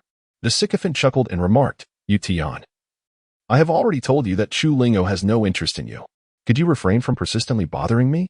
Your behavior resembles that of a love-struck fool, and it is genuinely vexatious. Before Yu Tian could respond, Chu Ling'o disdainfully interjected, fully aware that her words would not deter Yu Tian, who would undoubtedly cling to her stubbornly. Very well, Yu Tian acknowledged with a nod towards Chu Ling'er. What? The onlookers were astonished. Was this truly the Yu Tian they knew? Shouldn't he be on his knees pleading for forgiveness at this moment? Why was he acquiescing so readily today? You agreed? Chu Ling'er asked in disbelief, to which Yi Tian nodded affirmatively. He then approached her with purpose. What do you intend to do? As Yi Tian drew nearer, Chu Ling'o felt a twinge of apprehension and promptly voiced her concern. Nothing of consequence, merely collecting some interest. The crowd was further puzzled. What interest? A sharp crack echoed in the air as Chu Ling'o covered her right cheek, staring incredulously at Yu Tian. With another swift motion, he struck her again. At that moment, Yu Tian felt an exhilarating sense of relief. This was indeed satisfying. Meanwhile, Lin Yi, who had just registered the events unfolding, realized that Yu Tian was not jesting but had actually struck Chu Ling'er. Now it was his turn to take action. Anyone who dares strike my wife will pay dearly. Lin Yi glared at Yi Tian, having already devised a plan to deal with him. Even your father cannot save you today. Is that so? I am curious to see just how formidable you really are, to make such grandiose claims. Yi Tian responded disdainfully as Lin Yi charged at him. In a fit of rage that turned to laughter, Lin Yi could not fathom being questioned. He was the king of assassins, after all. He launched a powerful punch towards Yi Tian's chest, the force creating a resounding boom that signaled its gravity to the onlookers. Yi Shao, be careful. One of the ruffians, witnessing the might of Lin Yi's punch, had the thought of stepping in. He believed Lin Yi would not strike with lethal intent, hoping to gain Yi Tian's favor. Yu Tian, however, reached out to pull the ruffian aside with one hand while using the other to meet Lin Yi's formidable punch. Observing Yu Tian's delicate arm, Lin Yi smirked inwardly, certain that this arm would be rendered useless. Is this truly the extent of your strength? How disappointingly lackluster. In that case, your existence is no longer necessary, Yu Tian declared as he seized Lin Yi's fist, pulling him closer and delivering a powerful kick to his chest. With a whoosh and a resounding crash, Lin Yi was sent sprawling several meters away, colliding with the school gate before collapsing to the ground, his head spinning in confusion. Just yesterday, this Yu Tian was an ordinary individual. How had he become so formidable overnight? Lin Yi, a practitioner of the initial stage of innate strength, could hardly comprehend being bested in such a manner. Before he could gather his thoughts, Yu Tian charged forward, unleashing a flurry of punches. Reminiscent of the martial arts he had seen on television, striking at Lin Yi with impressive form. He had not anticipated that Lin Yi was a formidable expert of the innate realm. At such a young age, had it not been for the system, it would have taken him decades to reach this level, truly a testament to being the protagonist. Ultimately, Lin Yi could only shield his vital points with his internal energy. Had Yu Tian been trained in martial arts, he would undoubtedly have met his demise. He pondered how Yu Tian had transformed overnight into a master. Stop. At that moment, a commanding voice rang in Yu Tian's ears. He turned to see a beautiful policewoman, her expression icy, regarding him with disapproval, and upon glancing at the battered Lin Yi, Yu Tian ceased his assault. There was no rush to toy with Lin Yi. He had time. You two are fighting and have been apprehended. Come with me for an investigation, the policewoman declared. Yu Tian promptly pulled out his phone to make a call. He had no desire to be detained.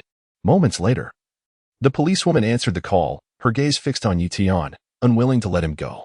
There is still plenty of time. We can take our time with this. I'm curious to see just how formidable you are, relishing the fact that you wish to harm me yet cannot, Yu Tian remarked, nonchalantly lighting a cigarette and exhaling a cloud of smoke, casting a glance at Chu Linger as she drove away. Meanwhile, not far from Tian City, in a grand metropolis known as Magic City, the world's economic hub, a man entered a lavish villa. He was Liu Mo, who had married into the Lin family 5 years prior. 3 years ago, when he had a child, his mother-in-law insisted on following the maternal lineage, and he had not contested it. Greetings, Dragon King. Upon his entry, a man knelt respectfully on the ground. Rise. The 5-year period has concluded, and I, Dragon King Liu Mo, can once again emerge into the world. Congratulations, Dragon King. We eagerly await your return. Which faction shall we target first? The man's lips curled into a cruel smile as his hand rested on his neck. The Xiao family in Magic City would be an excellent choice. Let us set our sights on them. Liu Mo smirked, sealing the fate of the Xiao family amidst their banter. Simultaneously, within a villa belonging to the Xiao family, Xiaoyan was taken aback. To think I, Xiaoyan, have been granted a second chance at life. Liu Mo, if you dare to annihilate my family, I will not let you go unpunished. How much time do I have? Only 7 hours remain until my family faces destruction. What should I do? As he glanced at the time, rage surged within him, as if fate had destined him to die once more. Ding! The strongest rescue system has been successfully bound. A beginner's gift pack has been issued. Will the host accept? Upon hearing this, Xiaoyan's expression shifted, and he was filled with ecstatic joy. There is hope. I accept. Ding! Congratulations! The host has attained Grandmaster level cultivation and received the heart-crushing Palm and Old Tan's leg techniques. 3 beams of light enveloped him, and shortly thereafter, a cracking sound echoed through the air. Haha. This time, how will you, Dragon King, exterminate my entire Xiao family? Subsequently, Xiaoyan hurried to inform his family of the matter, meticulously laying out a trap to await the Dragon King, even alerting the authorities. At midnight, a group stormed into the Xiao residence, mercilessly slaying anyone in their path. Moments later, a voice cried out, "Retreat. This is a conspiracy." In this assault on the Xiao clan, one of the 3 grandmasters was slain on the spot, while the others suffered grievous injuries. The Xiao family also faced their share of losses, with one of their elders perishing. Nevertheless, the family managed to endure.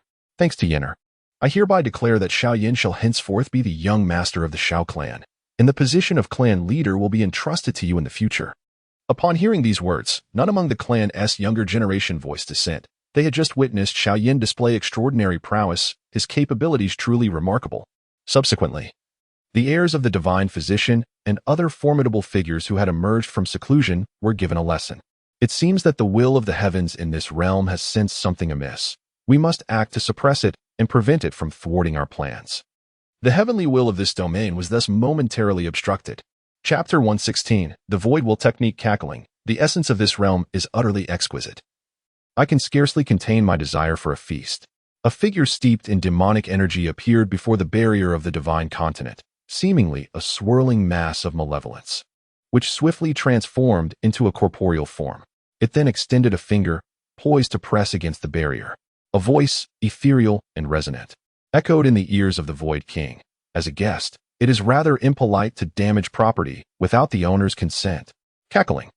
I did not anticipate that this realm harbored such a formidable expert. I shall observe your strength. The Void King retreated several galaxies distance, watching as a spear of condensed demonic energy struck where he had just stood, a smile curling at the corners of his mouth. He was taken aback to discover that the realm's king-level expert was a practitioner of the demonic path. Although he was in the initial stages of king level, such power was not to be underestimated. Though his words dripped with disdain, his heart was heavy with gravity. You possess commendable strength. Considering we are both practitioners of the demonic path, should you choose to surrender to my Void Demon clan, I could petition the king to appoint you as a general. What say you? The Void King spoke slowly, gazing at the true immortal of the Celestial Demon. Ha ha ha. No need for that. You may proceed to attack. I too wish to witness the might of the Void Demon clan. The true immortal of the Celestial Demon replied nonchalantly. Having painstakingly persuaded the myriad of immortals in the divine continent to concede this opportunity to him, now finding this delay rather vexing. Very well. As the words of the Void Demon were uttered, 6 pairs of wings emerged behind him, each resembling a vast world. With the enhancement of these worlds, his power ascended to the king level, akin to the realm of immortals. The true immortal of the Celestial Demon did not underestimate the situation. He unleashed all of his strength. In the divine continent, he refrained from exerting his full might, but beyond its borders, he felt unencumbered. With a flick of his hand, he conjured a massive halberd, grasping it firmly. Swoosh!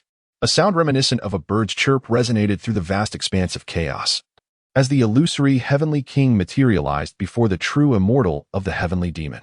With claws sharp enough to effortlessly rend the fabric of reality, he lunged toward the true immortal's head. The true immortal, possessing extensive combat experience, swiftly raised his halberd to sweep toward the illusory Heavenly King's form, channeling immense power into the strike. The illusory Heavenly Demon, recognizing the threat, hesitated to test the durability of his own body against the formidable halberd. He retracted his claws, and with a powerful flap of his wings, vanished from sight, only to reappear behind the true immortal, his claws aiming for the heart. In an instant, the true immortal was enveloped in a suit of jet-black armor, exuding boundless demonic energy, a sight that would surely inspire countless beings in various worlds to proclaim their intentions of vanquishing evil. With a resounding crash, the illusory Heavenly King's claws struck against the armor, sparking a shower of luminescence, within which myriad realms were born and extinguished. With a thunderous motion, the true immortal swung his halberd backward, unleashing a tremendous force that collided with the illusory Heavenly King, propelling him away at a velocity rivaling that of billions of galaxies, stirring up chaotic gases in the void. Seizing the moment, the true immortal appeared beside the illusory Heavenly King, his halberd slicing toward the king's head. The king, however, reacted with remarkable swiftness, summoning an immense, pitch-black holy mountain that loomed above him. The true immortal's strike met the mountain without a sound, as though he had struck the very essence of a world itself. Your power is indeed formidable. Had you not possessed this treasure, I might not stand a chance against you. Yet now, I am eager to witness your true strength, rising from the sea of chaos. The Heavenly King expanded to a size comparable to thousands of galaxies, the holy mountain in his grasp swelling to an unimaginable scale, causing smaller worlds to implode under the overwhelming pressure. Realizing the gravity of the situation, the true immortal did not falter. He invoked the form of the Heavenly Demon, matching the king's colossal stature, wielding his halberd which now threatened to collapse the very fabric of reality. The illusory Heavenly King proved to be a worthy adversary. Although the true immortal ranked lower in the realm of the divine state, he was still a being of the celestial realm, and the king's prowess was a testament to the might of the invading forces. The true immortal Xiang observed the titanic clash between the two figures from beyond the world's barrier, smiling as he addressed the 65 other true immortals surrounding him. Meanwhile, Qin Tian remained uninterested in the spectacle of battle, focusing instead on gathering the fundamental laws from other worlds to enhance his own power. Indeed, while the heavenly demon's strength may be slightly inferior to ours, he is certainly not someone a mere half-immortal can provoke. This illusory heavenly king, initially of mere half-immortal cultivation, has now transcended into the celestial realm, proving to be a worthy existence as foretold by the myriad worlds, remarked the true immortal Cha-Ching. Thankfully, with the presence of the immortal sovereign, our great world of Shinjo has ascended. We have entered the celestial realm. In the past, there was only one celestial being throughout the great epics, yet in a mere 1,000 years, we have witnessed the emergence of 66 celestial beings. Before long, there may be even more. A middle-aged man, exuding a formidable imperial aura, proclaimed himself the sovereign of the most powerful dynasty in the divine land. Initially at the half-immortal realm, his cultivation surged dramatically with the ascension of the world, elevating him to the status of a true immortal of the imperial path. His prowess ranked among the top 10 within the realm of immortals. The Emperor Xianyuan spoke wisely.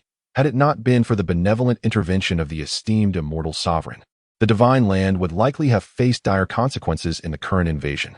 We owe our gratitude to the immortal sovereign for all that has transpired. The immortal sovereign, with his inscrutable depth, regards such matters as trifles. Let us observe closely the peculiarities of the invading void demons and, in the meantime, support our friend, the celestial demon. To guard against the schemes of the void demon clan, suggested the true immortal Tianyang, to which the other immortals nodded in agreement. You possess commendable strength. It is surprising that so many royal-level experts have emerged in the world we are invading. Yet, I wonder if you possess the capability to thwart my efforts in consuming this realm. The celestial king hurled the sacred mountain towards the celestial demon, crashing heavily against the great halberd. A formidable force surged along the halberd towards the celestial demon, having engaged in countless rounds with the illusory celestial king. The celestial demon was well acquainted with such attacks and adeptly dissipated the force, allowing it to merge into the chaos. The entire chaos swelled and ebbed once more, the roiling chaotic energy engulfing numerous worlds, where the inhabitants vanished without uttering a single cry, obliterated across the myriad realms. Yet, as one world fell into ruin, another sprang forth, perpetuating an eternal cycle of birth and demise. Void rotation technique. At that moment, the illusory celestial king bellowed, unleashing an endless tide of demonic energy from his being, which enveloped an expansive range of billions of light years in mere moments. To the celestial demon, aside from the gas encircling him after the celestial king's shout, there was no discernible movement, leaving him perplexed about the celestial demon's intentions. With this technique, many royal-level experts had perished at my hands. I wonder if you possess the strength to counter it, echoed a divine thought in the celestial demon's mind. Yet the celestial king maintained an impassive demeanor. To the other true immortals, the space surrounding the celestial demon began to morph from the original expanse into distinct planes, with the celestial demon ensconced within one of them. Subsequently, those planes transformed into lines, reducing the celestial demon to a one-dimensional space, and then from lines to points, placing the celestial demon at the center of that point. The Void Demon clan is indeed peculiar. Such an intricate attack seems complex, yet they wield it with ease. And it appears the celestial demon is not in immediate peril, remarked true immortal Cha-Ching. Fear not, though the immortal sovereign is not present, should any danger arise, he will undoubtedly intervene. Let us observe, this is a splendid opportunity for learning. Upon hearing this, the celestial beings nodded in agreement, subsequently gazing in astonishment at the King of Illusion. At this moment, the King of Illusion remained oblivious to the multitude of true immortals observing him. He dared not lose focus, for the technique he was employing, the void rotation, was far from simple. This was a dimensional strike, not one derived from technology, but rather a specialized assault aimed at the most formidable of beings. He had expended tremendous effort to master it, and he sensed that this occasion would be no different. Should one become ensnared in his attack without promptly shattering the void, their true spirit would plunge eternally into the abyss of hell. Ultimately, their true essence would be obliterated, leading to their demise, which is precisely why he was known as the King of the Void. This tactic could indeed be a lifesaver. When confronted with an overwhelmingly powerful adversary, one could effortlessly draw them into a lower dimensional space, thus buying precious time for an escape. Meanwhile, within that minuscule realm, the heavenly demon exhibited a hint of irritation. In his perception, Not only did the illusory sovereign remain utterly motionless, but even his own attacks seemed utterly ineffectual, striking without any response as if they existed in disparate realms. How perplexing. The essence felt insubstantial, yet that aura was unmistakable. It appeared that I have fallen victim to this predicament. I must ascertain whether I can breach this space. If not, I will be compelled to resort to that ultimate maneuver. The manic glint in the heavenly demon's eyes slightly diminished before he brandished his colossal halberd, cleaving towards the illusory sovereign, obliterating countless worlds along the way. Suddenly, phantoms began to materialize beside the heavenly demon, each leaving a deep gash upon his formidable form, with blood cascading from his immense physique. Every droplet that fell into the chaotic abyss harbored fragments of grand worlds. Observing this, the heavenly demon displayed no trace of surprise. His injuries healed almost instantaneously. As time gradually passed, he found himself locked in combat with the illusory sovereign for a century. During this span, the heavenly demon intermittently erupted, transforming into a mist of blood. How astonishing! I had not anticipated this maneuver to be so formidable, capable of erasing my primal mark. Fortunately, the duration has not been extensive. 2/3 of my essence remains intact. It seems I must resort to that ultimate technique. In that space, the heavenly demon momentarily ceased his relentless assault, gazing upon dozens of identical entities before him, a flicker of realization flashing in his eyes. He had discerned the clues. Yet his current strength was insufficient for a direct breakthrough. A tactical approach was necessary. The heavenly demon truly embodied the mightiest of this realm. His will and essence remarkably robust. In the external world, he would undoubtedly be a formidable sovereign, having taken a century to diminish merely 1/3 of his essence. To completely eradicate it would require over 100 years. Indeed, there is nothing simple about the sovereign class. I must be the first to slay such a formidable master from the myriad realms. The illusory king gazed intently at the heavenly demon, who was valiantly battling within the spatial node not far away. With swift and intricate movements of his hands, he unleashed countless laws towards that node. Chapter 117, The Great Method of Heavenly Demon Creation. As Qin Tian intervened, each law that surged into the spatial node enhanced the tangible power within it. In mere moments, the manifestation of the illusory king became even more formidable than that of the heavenly demon, exuding an overwhelming aura, with a deep crimson hue intensifying in his eyes. He exhaled a cloud of inky black smoke that enveloped the heavenly demon. Within the black mist, faint, fragmented sounds could be heard. The heavenly demon, utilizing his spiritual eye, discerned that amidst the endless demonic energy were minuscule insects. These tiny creatures shimmered with silver light, and the surrounding space was drawn closer, occasionally revealing spatial rifts that posed a threat even to king-level experts. Despite their diminutive size, the heavenly demon managed to grasp their general appearance. The insects, cloaked in darkness, bore a small horn atop their minuscule heads, enveloped in silver radiance, pulsating with an enigmatic power. Each insect possessed a pair of wings, and with every flap, the surrounding space turned a deep crimson. As the heavenly demon contemplated the creature, fleeting thoughts raced through his mind, yet he found no recollection of such insects, indicating they did not belong to the divine land or even to the myriad realms. The inhabitants of the myriad realms were oblivious to the internal changes. All they knew was that the illusory king was the mastermind, and the heavenly demon was the target of the attack. The heavenly demon appeared to be ensnared by the black mist. How strange that my spiritual sense cannot ascertain his condition, he mused. Indeed, the last time I encountered such circumstances was when the esteemed immortal lord wielded his tremendous powers. Now, we are faced with an inexplicable phenomenon, revealing the invader's numerous hidden cards. Do you not care for the heavenly demon's well-being? Could this black mist be specifically targeting us? Or is it a ploy to lure us out? You overthink it. Does the illusory king look as though he has noticed us? His grave expression suggests he is unaware of our presence. If he were, we would have fled in terror by now. Everyone, remain calm. The heavenly demon possesses considerable means, though his strength may be slightly lacking. His ability to survive is unparalleled among us. Let us observe quietly.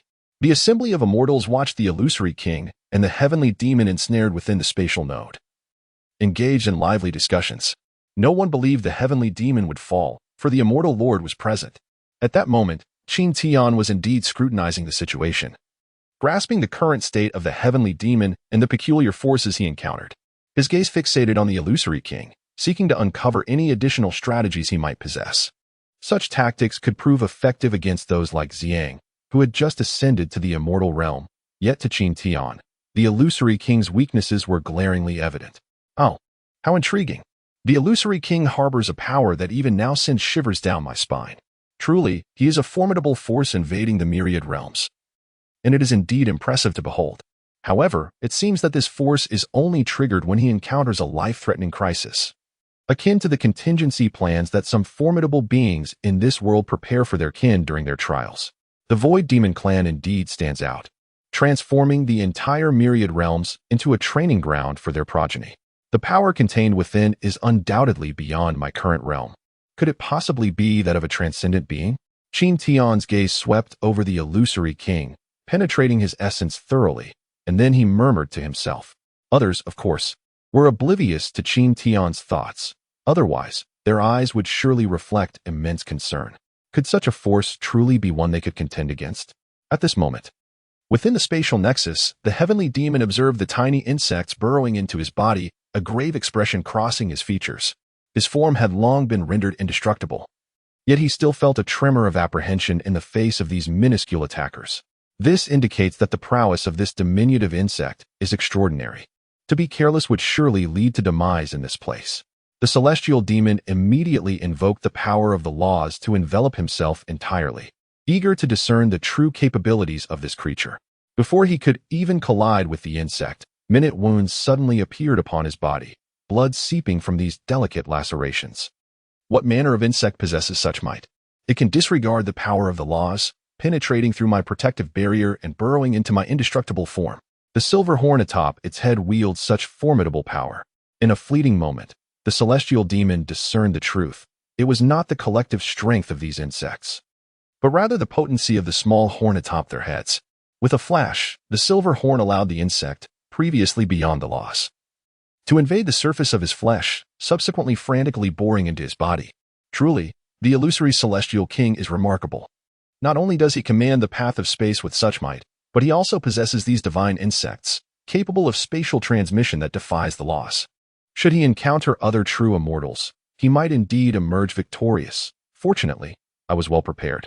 The celestial demon invoked the great transformation technique. As he felt the multitude of insects crawling within his body, a resolute expression crossed his face, and without hesitation, he bellowed, his voice resonating throughout the spatial node. What kind of divine ability is this? The illusory celestial king, seated amidst the turbulent chaos, observed the figure within the spatial node, a silhouette that seemed both divine and demonic. A flicker of curiosity passed through his eyes. The name sounded formidable, yet something felt amiss. Is this not a grand technique? Why does it appear as though he is poised for self-detonation? Surely, such a powerful being could not possibly resort to self-destruction. It must be a ruse to intimidate me. Even should he self-destruct, I would still benefit, for his demise would merely leave me gravely injured. The illusory celestial king gazed at the increasingly swollen figure within the spatial node, his expression shifting in surprise. By the heavens, this is the first time I have encountered a powerful being so eager to self-destruct over a trivial disagreement. It truly broadens my horizons. Why? When he could live for several more decades, or even centuries, does he choose this path? Boom. With a resounding blast, the illusory celestial king's divine ability was shattered, and the countless insects suffered catastrophic losses, yet no trace of sorrow marred his eyes. Instead, he displayed a look of exhilaration. As the backlash surged forth, the illusory celestial king felt as though he had been struck violently by the cosmos itself, the pent-up blood within him erupting forth. The dark blood swiftly consumed by the chaotic sea. Aha! This world is mine. Once I devour it, I shall transcend my own existence. At that moment, the gravely wounded illusory celestial king's eyes brimmed with joy. He could scarcely believe how effortlessly he had compelled a king-level expert to self-destruct. In his own realm, he possessed numerous countermeasures against the silver-horned black fog insects. Yet here, these insects had transformed into a threat even to kings. It can only be said that one's perspective shapes one's understanding. This old fool, so elated, makes me want to deliver a resounding slap to his face. Alas, my fellow Taoist, he is currently under the influence of that celestial demon. We shall merely observe from here. The next opportunity to venture into the realm of demons will be abundant, as the esteemed immortal Lord has proclaimed. At that time, you will find no chance to evade your fate, so let us refrain from competing for now. I can already envision the bewildered state of that old rascal. After all, in his eyes, Brother Celestial Demon has already met his end. Ha ha ha, the imagery is vivid. When Brother Celestial Demon strikes, I wonder if it will jolt him back to reality? Let us have Brother Celestial Demon give it a try shortly. In the vast world of the divine land, we observe the ecstatic yet mocking expression of the illusory Heavenly King. Were it not for the sudden appearance of the immortal Lord, I surmise that even the formidable being from 100,000 years ago would struggle against this illusory Heavenly King. At their level, they possess the capability to annihilate them. It is not that they are weak, but rather that they lack awareness of the invaders. The techniques deployed by the invaders are diverse and unpredictable, and a moment's negligence could cost them their lives. Whoosh! At that moment, a shadow as dark as night surged towards the realm beyond the divine land, swiftly appearing before the meditating and healing figure of the illusory king. The demon, observing the recovering monarch, did not hesitate to extend a massive hand and strike at the king's face. As the force of the blow rushed towards him, the king instinctively sensed the impending danger, opening his eyes to behold the demon mere inches away, startling him. He immediately recoiled, creating distance between them, his gaze brimming with caution. He could hardly believe that this was the very demon he thought had perished. How could it be that nothing seemed to have happened in the face of his void cycle technique? Such an occurrence defied reason. Upon scrutinizing the demon closely, the king noted that the aura surrounding him remained unchanged. It became evident that the recent self-detonation was merely a ruse to capture his attention. The demon regarded the king from a distance, a flicker of intrigue passing through his eyes. He had not anticipated the king's remarkable composure. Drawing upon his heavenly demon transformation technique, he had transformed himself into a member of the demon clan and entered a state of half-immortality while transcending the heart demon tribulation, thereby restoring himself. At that moment, the half-immortal stared in disbelief at the demon who devoured heavenly tribulations. Wasn't this his heart demon tribulation? How could it be that he consumed his own tribulation? Was he successful in overcoming the tribulation or not? Truly, a king-level figure possessed such capabilities. He realized he had underestimated his opponent. If you wish to strike, then come forth. I am eager to witness the prowess of a king-level master, the king declared, spitting out a mouthful of blood, elevating his momentum to its zenith as he fixed his gaze upon the demon. Having fought countless battles throughout his life, with both victories and defeats, he regarded this encounter merely as a trial on the path to kingship. Come and fight, he bellowed, transforming into a half-human, half-beast form, charging towards the demon enveloped in chaos. Each clash was a brutal melee, causing the tumultuous chaos sea to surge and roll. Observers noted that the physical prowess of the illusory king appeared nearly on par with that of the demon, truly deserving of the title that bore the character for demon. His physical form was indeed extraordinary. One could discern that the laws he wielded were entirely different from those of our world, yet their potency seemed even greater. Indeed, I feel as though I have grasped something, yet it also feels elusive. The celestial beings remarked, their gazes towards the king tinged with curiosity. Decades passed in the timeless chaos, and the once solid figure of the illusory king now resembled a specter, barely retaining a hint of color. Ha ha. Encountering a master like you is indeed a delightful surprise. I shall personally seek your counsel. With the last vestiges of his strength, the illusory king uttered these words, only to have the great halberd in the demon's grasp pierce through his translucent form, exploding amidst the chaos sea. Next time, I shall not be alone in this endeavor. Upon hearing this, the devil's mouth curled into a nonchalant smile as he remarked, with the intervention of the esteemed celestial sovereign, our next encounter will undoubtedly showcase a remarkable enhancement in his prowess. At that time, he may very well crush the void with but a single hand. Boom. Bang. Truly, as a transcendent being, the life-preserving artifact he left behind was beyond my capability to intercept, yet the disparity does not seem insurmountable. Qin Tian retracted his colossal hand from the chaos and casually stated, just now, when I attempted to intercept the soul of that void monarch, an otherworldly force impeded my approach. Had I launched an active attack, I am certain I would have sustained injuries. Chapter 118, The Sovereign as a Weapon. The semi-immortal as a general, and the immortal as a marshal. No wonder it is said that only transcendent beings can seek a place of belonging. Whoosh. The Celestial Sovereign. A flurry of brilliance from the celestial hall culminated in the appearance of 66 figures, the very beings who had just observed the devil's confrontation. Their previously jovial expressions were instantly replaced with solemnity upon beholding Qin Tian, who stood resolutely at the center of the celestial hall. There is no need to concern ourselves with these formalities. Qin Tian spoke softly, as he despised the rigidity of tradition and the emphasis on superficial gestures. Your Excellency jest. While the celestial sovereign may remain indifferent, we cannot afford to be so. The true immortal of chaos chuckled, and the assembly of celestial beings nodded in agreement. Seeing this, Qin Tian refrained from further commentary. He could not impose his personal will upon them. What are your thoughts regarding that being from the void demon race? Qin Tian inquired directly, eager to hear their opinions. The celestial beings exchanged glances, remaining silent, clearly harboring reservations. Nevertheless, we are all of the same kin. Even if you err, I shall not hold it against you, Qin Tian reassured them, sensing their hesitation and providing a dose of confidence. Since the celestial sovereign has spoken thus, I shall voice my perspective. In the midst of their silence, the true immortal of the devil stepped forward, bowing respectfully to Qin Tian before addressing the assembly. In my confrontation with that being known as the Void Monarch, I sensed that his strength was not dissimilar to our own. However, certain abilities rendered him exceptionally formidable. Had I not refined my creation technique, I might have been the first among us to fall to this invader, the devil recounted, a trace of apprehension flickering in his gaze as he mentioned the monarch, clearly affected by the encounter. Initially, that Void Monarch was merely at the semi-immortal realm, his aura akin to that of a nascent chaos semi-immortal. Logically, with my ascended strength, such a semi-immortal should have been easily vanquished. I acted without hesitation, but as I approached, my methods were thwarted by an unseen force, rendering my divine abilities ineffective and forcing me into a direct confrontation. Not only that, but I am bewildered by the mysterious powers he possesses, which enable him to elevate his strength to the realm of immortality, a level he refers to as the king tier. I suspect that among the invaders, there are numerous adept practitioners at the king level, and perhaps even those who transcend it. The illusory heavenly sovereign, in my perception, seems devoid of a physical form. He is neither solid nor gaseous, resembling an entirely different life form. His methods are elusive and difficult to counter, particularly one peculiar insect he unleashes, which can blatantly disregard the laws of space and time, affecting both the corporeal and the ethereal.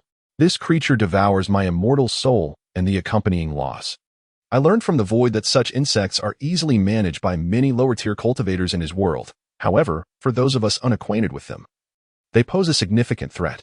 The celestial demon true immortal articulated many of his insights, causing the countenances of the assembly of immortals to shift dramatically.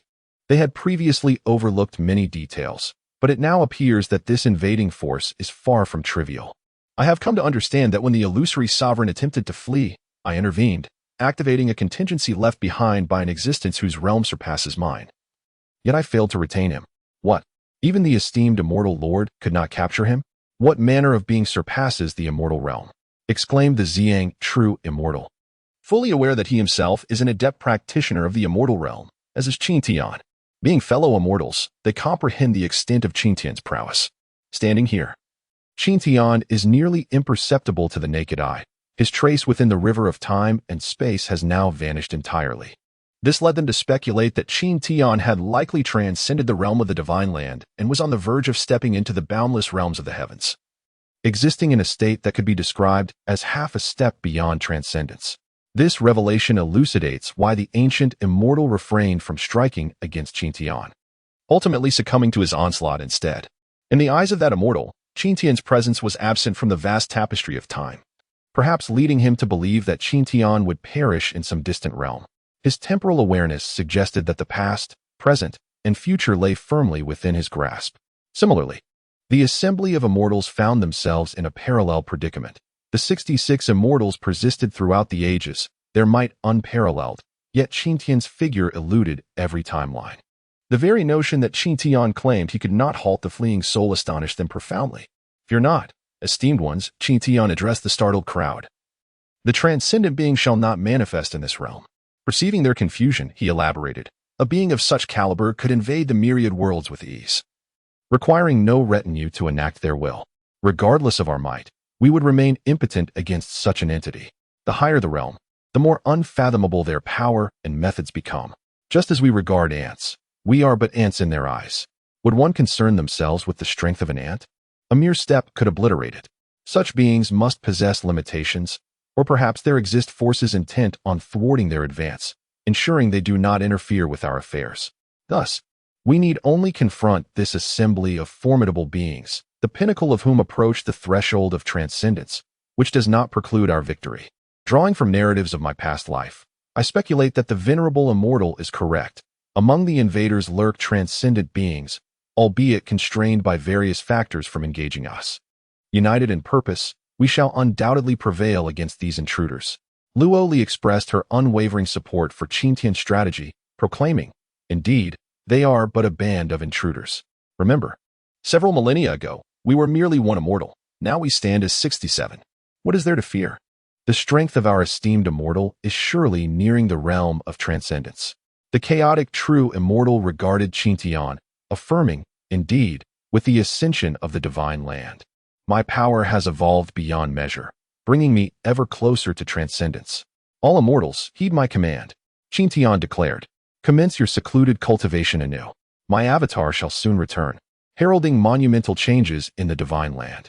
Seize this opportunity to enhance your prowess several-fold in preparation for the impending invasion." Observing the hesitant Qin Chong immortal, Qin Tian inquired, "What troubles you, immortal Qi Chong?"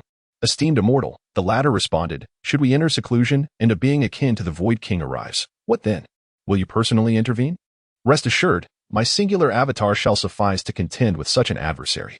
Subsequently, Qin Tian arranged the tasks for the future, mobilizing the forces of the divine land and recruiting all masters who had attained the Supreme Saint realm into the army. Supreme Saints would serve as soldiers, semi-immortals as generals, and immortals as marshals, forming 33 legions stationed at crucial military strongholds across the divine land. Phew, this time, he had narrowly escaped death, never expecting the prowess of the royal-level experts from that world to be so formidable. In the desolate realm where the Tao of the myriad worlds could not tread, a faint luminescence awakened from a palace, absorbing a portion of the stagnant energy from this lifeless zone and rising anew. "Xuang, how could you, like Qiqing, be vanquished by someone? Have you encountered a formidable royal-level opponent?" At that moment, a figure seated upon an immensely high throne in the palace spoke ethereally. Upon hearing this, Xuang the Heavenly King knelt, trembling as he replied, "Oh, it seems this world is indeed intriguing. Someone struck at you just as you were attempting to flee. Their strength appears commendable. I never anticipated encountering such power in a world like this." The figure on the throne chuckled in response to Xuang's words, surprised by the existence of such might in this realm. "Go ahead for now. We shall refrain from disturbing these great worlds and instead see some smaller ones first. Ultimately, we shall gather our strength and obliterate these formidable realms. As you command." Xuang then departed from the palace, and the figure on the throne also vanished from sight. Chapter 119. The battle god of the nine heavens Pangu made his move, shaking the heavens and earth. In the vast starry river, amidst boundless chaos, there existed an immense world at the heart of the chaos, known as the primordial world, enhanced by the epithet supreme. Another entity unaware of its mortality, truly believing that possessing a mere trinket could elevate it to divinity and ancestry. How utterly laughable. At the edge of this world, a colossal willow tree took root in the chaotic sea, its countless roots perpetually absorbing the essence of chaos. This was Yang Mei, the space demon, a being who had reached the realm of the great Tao, or rather, transcended the great Tao to ascend to another level. Ha ha ha, dear Yang Mei, why be vexed? With the world under siege, is it not natural for these insignificant beings to harbor such delusions? Chuckled Shurchin, the time demon, from beside him. Humph. These insects dare to attempt to annihilate this deity, seeking to replace my spirit with a soul brought from who knows where into my body. How could this not infuriate me? Upon hearing this, Yang Mei could not help but emit a cold snort. In his hand lay an object shimmering with golden light, which danced and attempted to escape his grasp. However, no matter how far it tried to flee, it remained ensnared, as if his hand possessed an infinite space. A terrifying manifestation of the laws of space. It was astonishing that this system dared to be so audacious, attempting to usurp the essence of a fellow cultivator. Its power seemed to nearly reach the realm of the heavenly Tao. Fortunately, it sought to seize control of a companion, for had it targeted another, it might have succeeded. The time demon, Shurchin, cast a sharp glance at the golden orb, his eyes narrowing with cold intensity. Among the 3,000 divine beings, he shared the closest bond with the space demon, and now a system daring to usurp was a blatant affront to him. With a sudden crack, Yang Mei's manipulation of the laws of space surged forth, obliterating the system that rivaled the heavenly Tao in strength, annihilating it along with an entire world. Just as the two prepared to return to the Hongwang realm, a figure arrived, traveling at a speed billions of times faster than light. Its aura surpassing even that of the space and time demons. An outsider? Yang Mei and Shurchen exchanged a glance before launching their attack. Spatial turbulence. Temporal shatter. Two immensely powerful assaults manifested before the figure, obstructing its path. How intriguing to encounter such formidable opponents. It seems you have both stepped into the realm of kings. At last, I face worthy adversaries. The figure proclaimed, its speed increasing as it charged toward the impending attacks. Chaos of time and space. The figure uttered 4 words, unleashing a grayish assault from its hand that initially resembled the size of the sun, yet rapidly expanded to the scale of a galaxy as it surged forward. The 2 potent attacks were swallowed by the chaos, creating only the faintest ripples before falling silent, as the grayish attack continued its advance toward the time and space demons.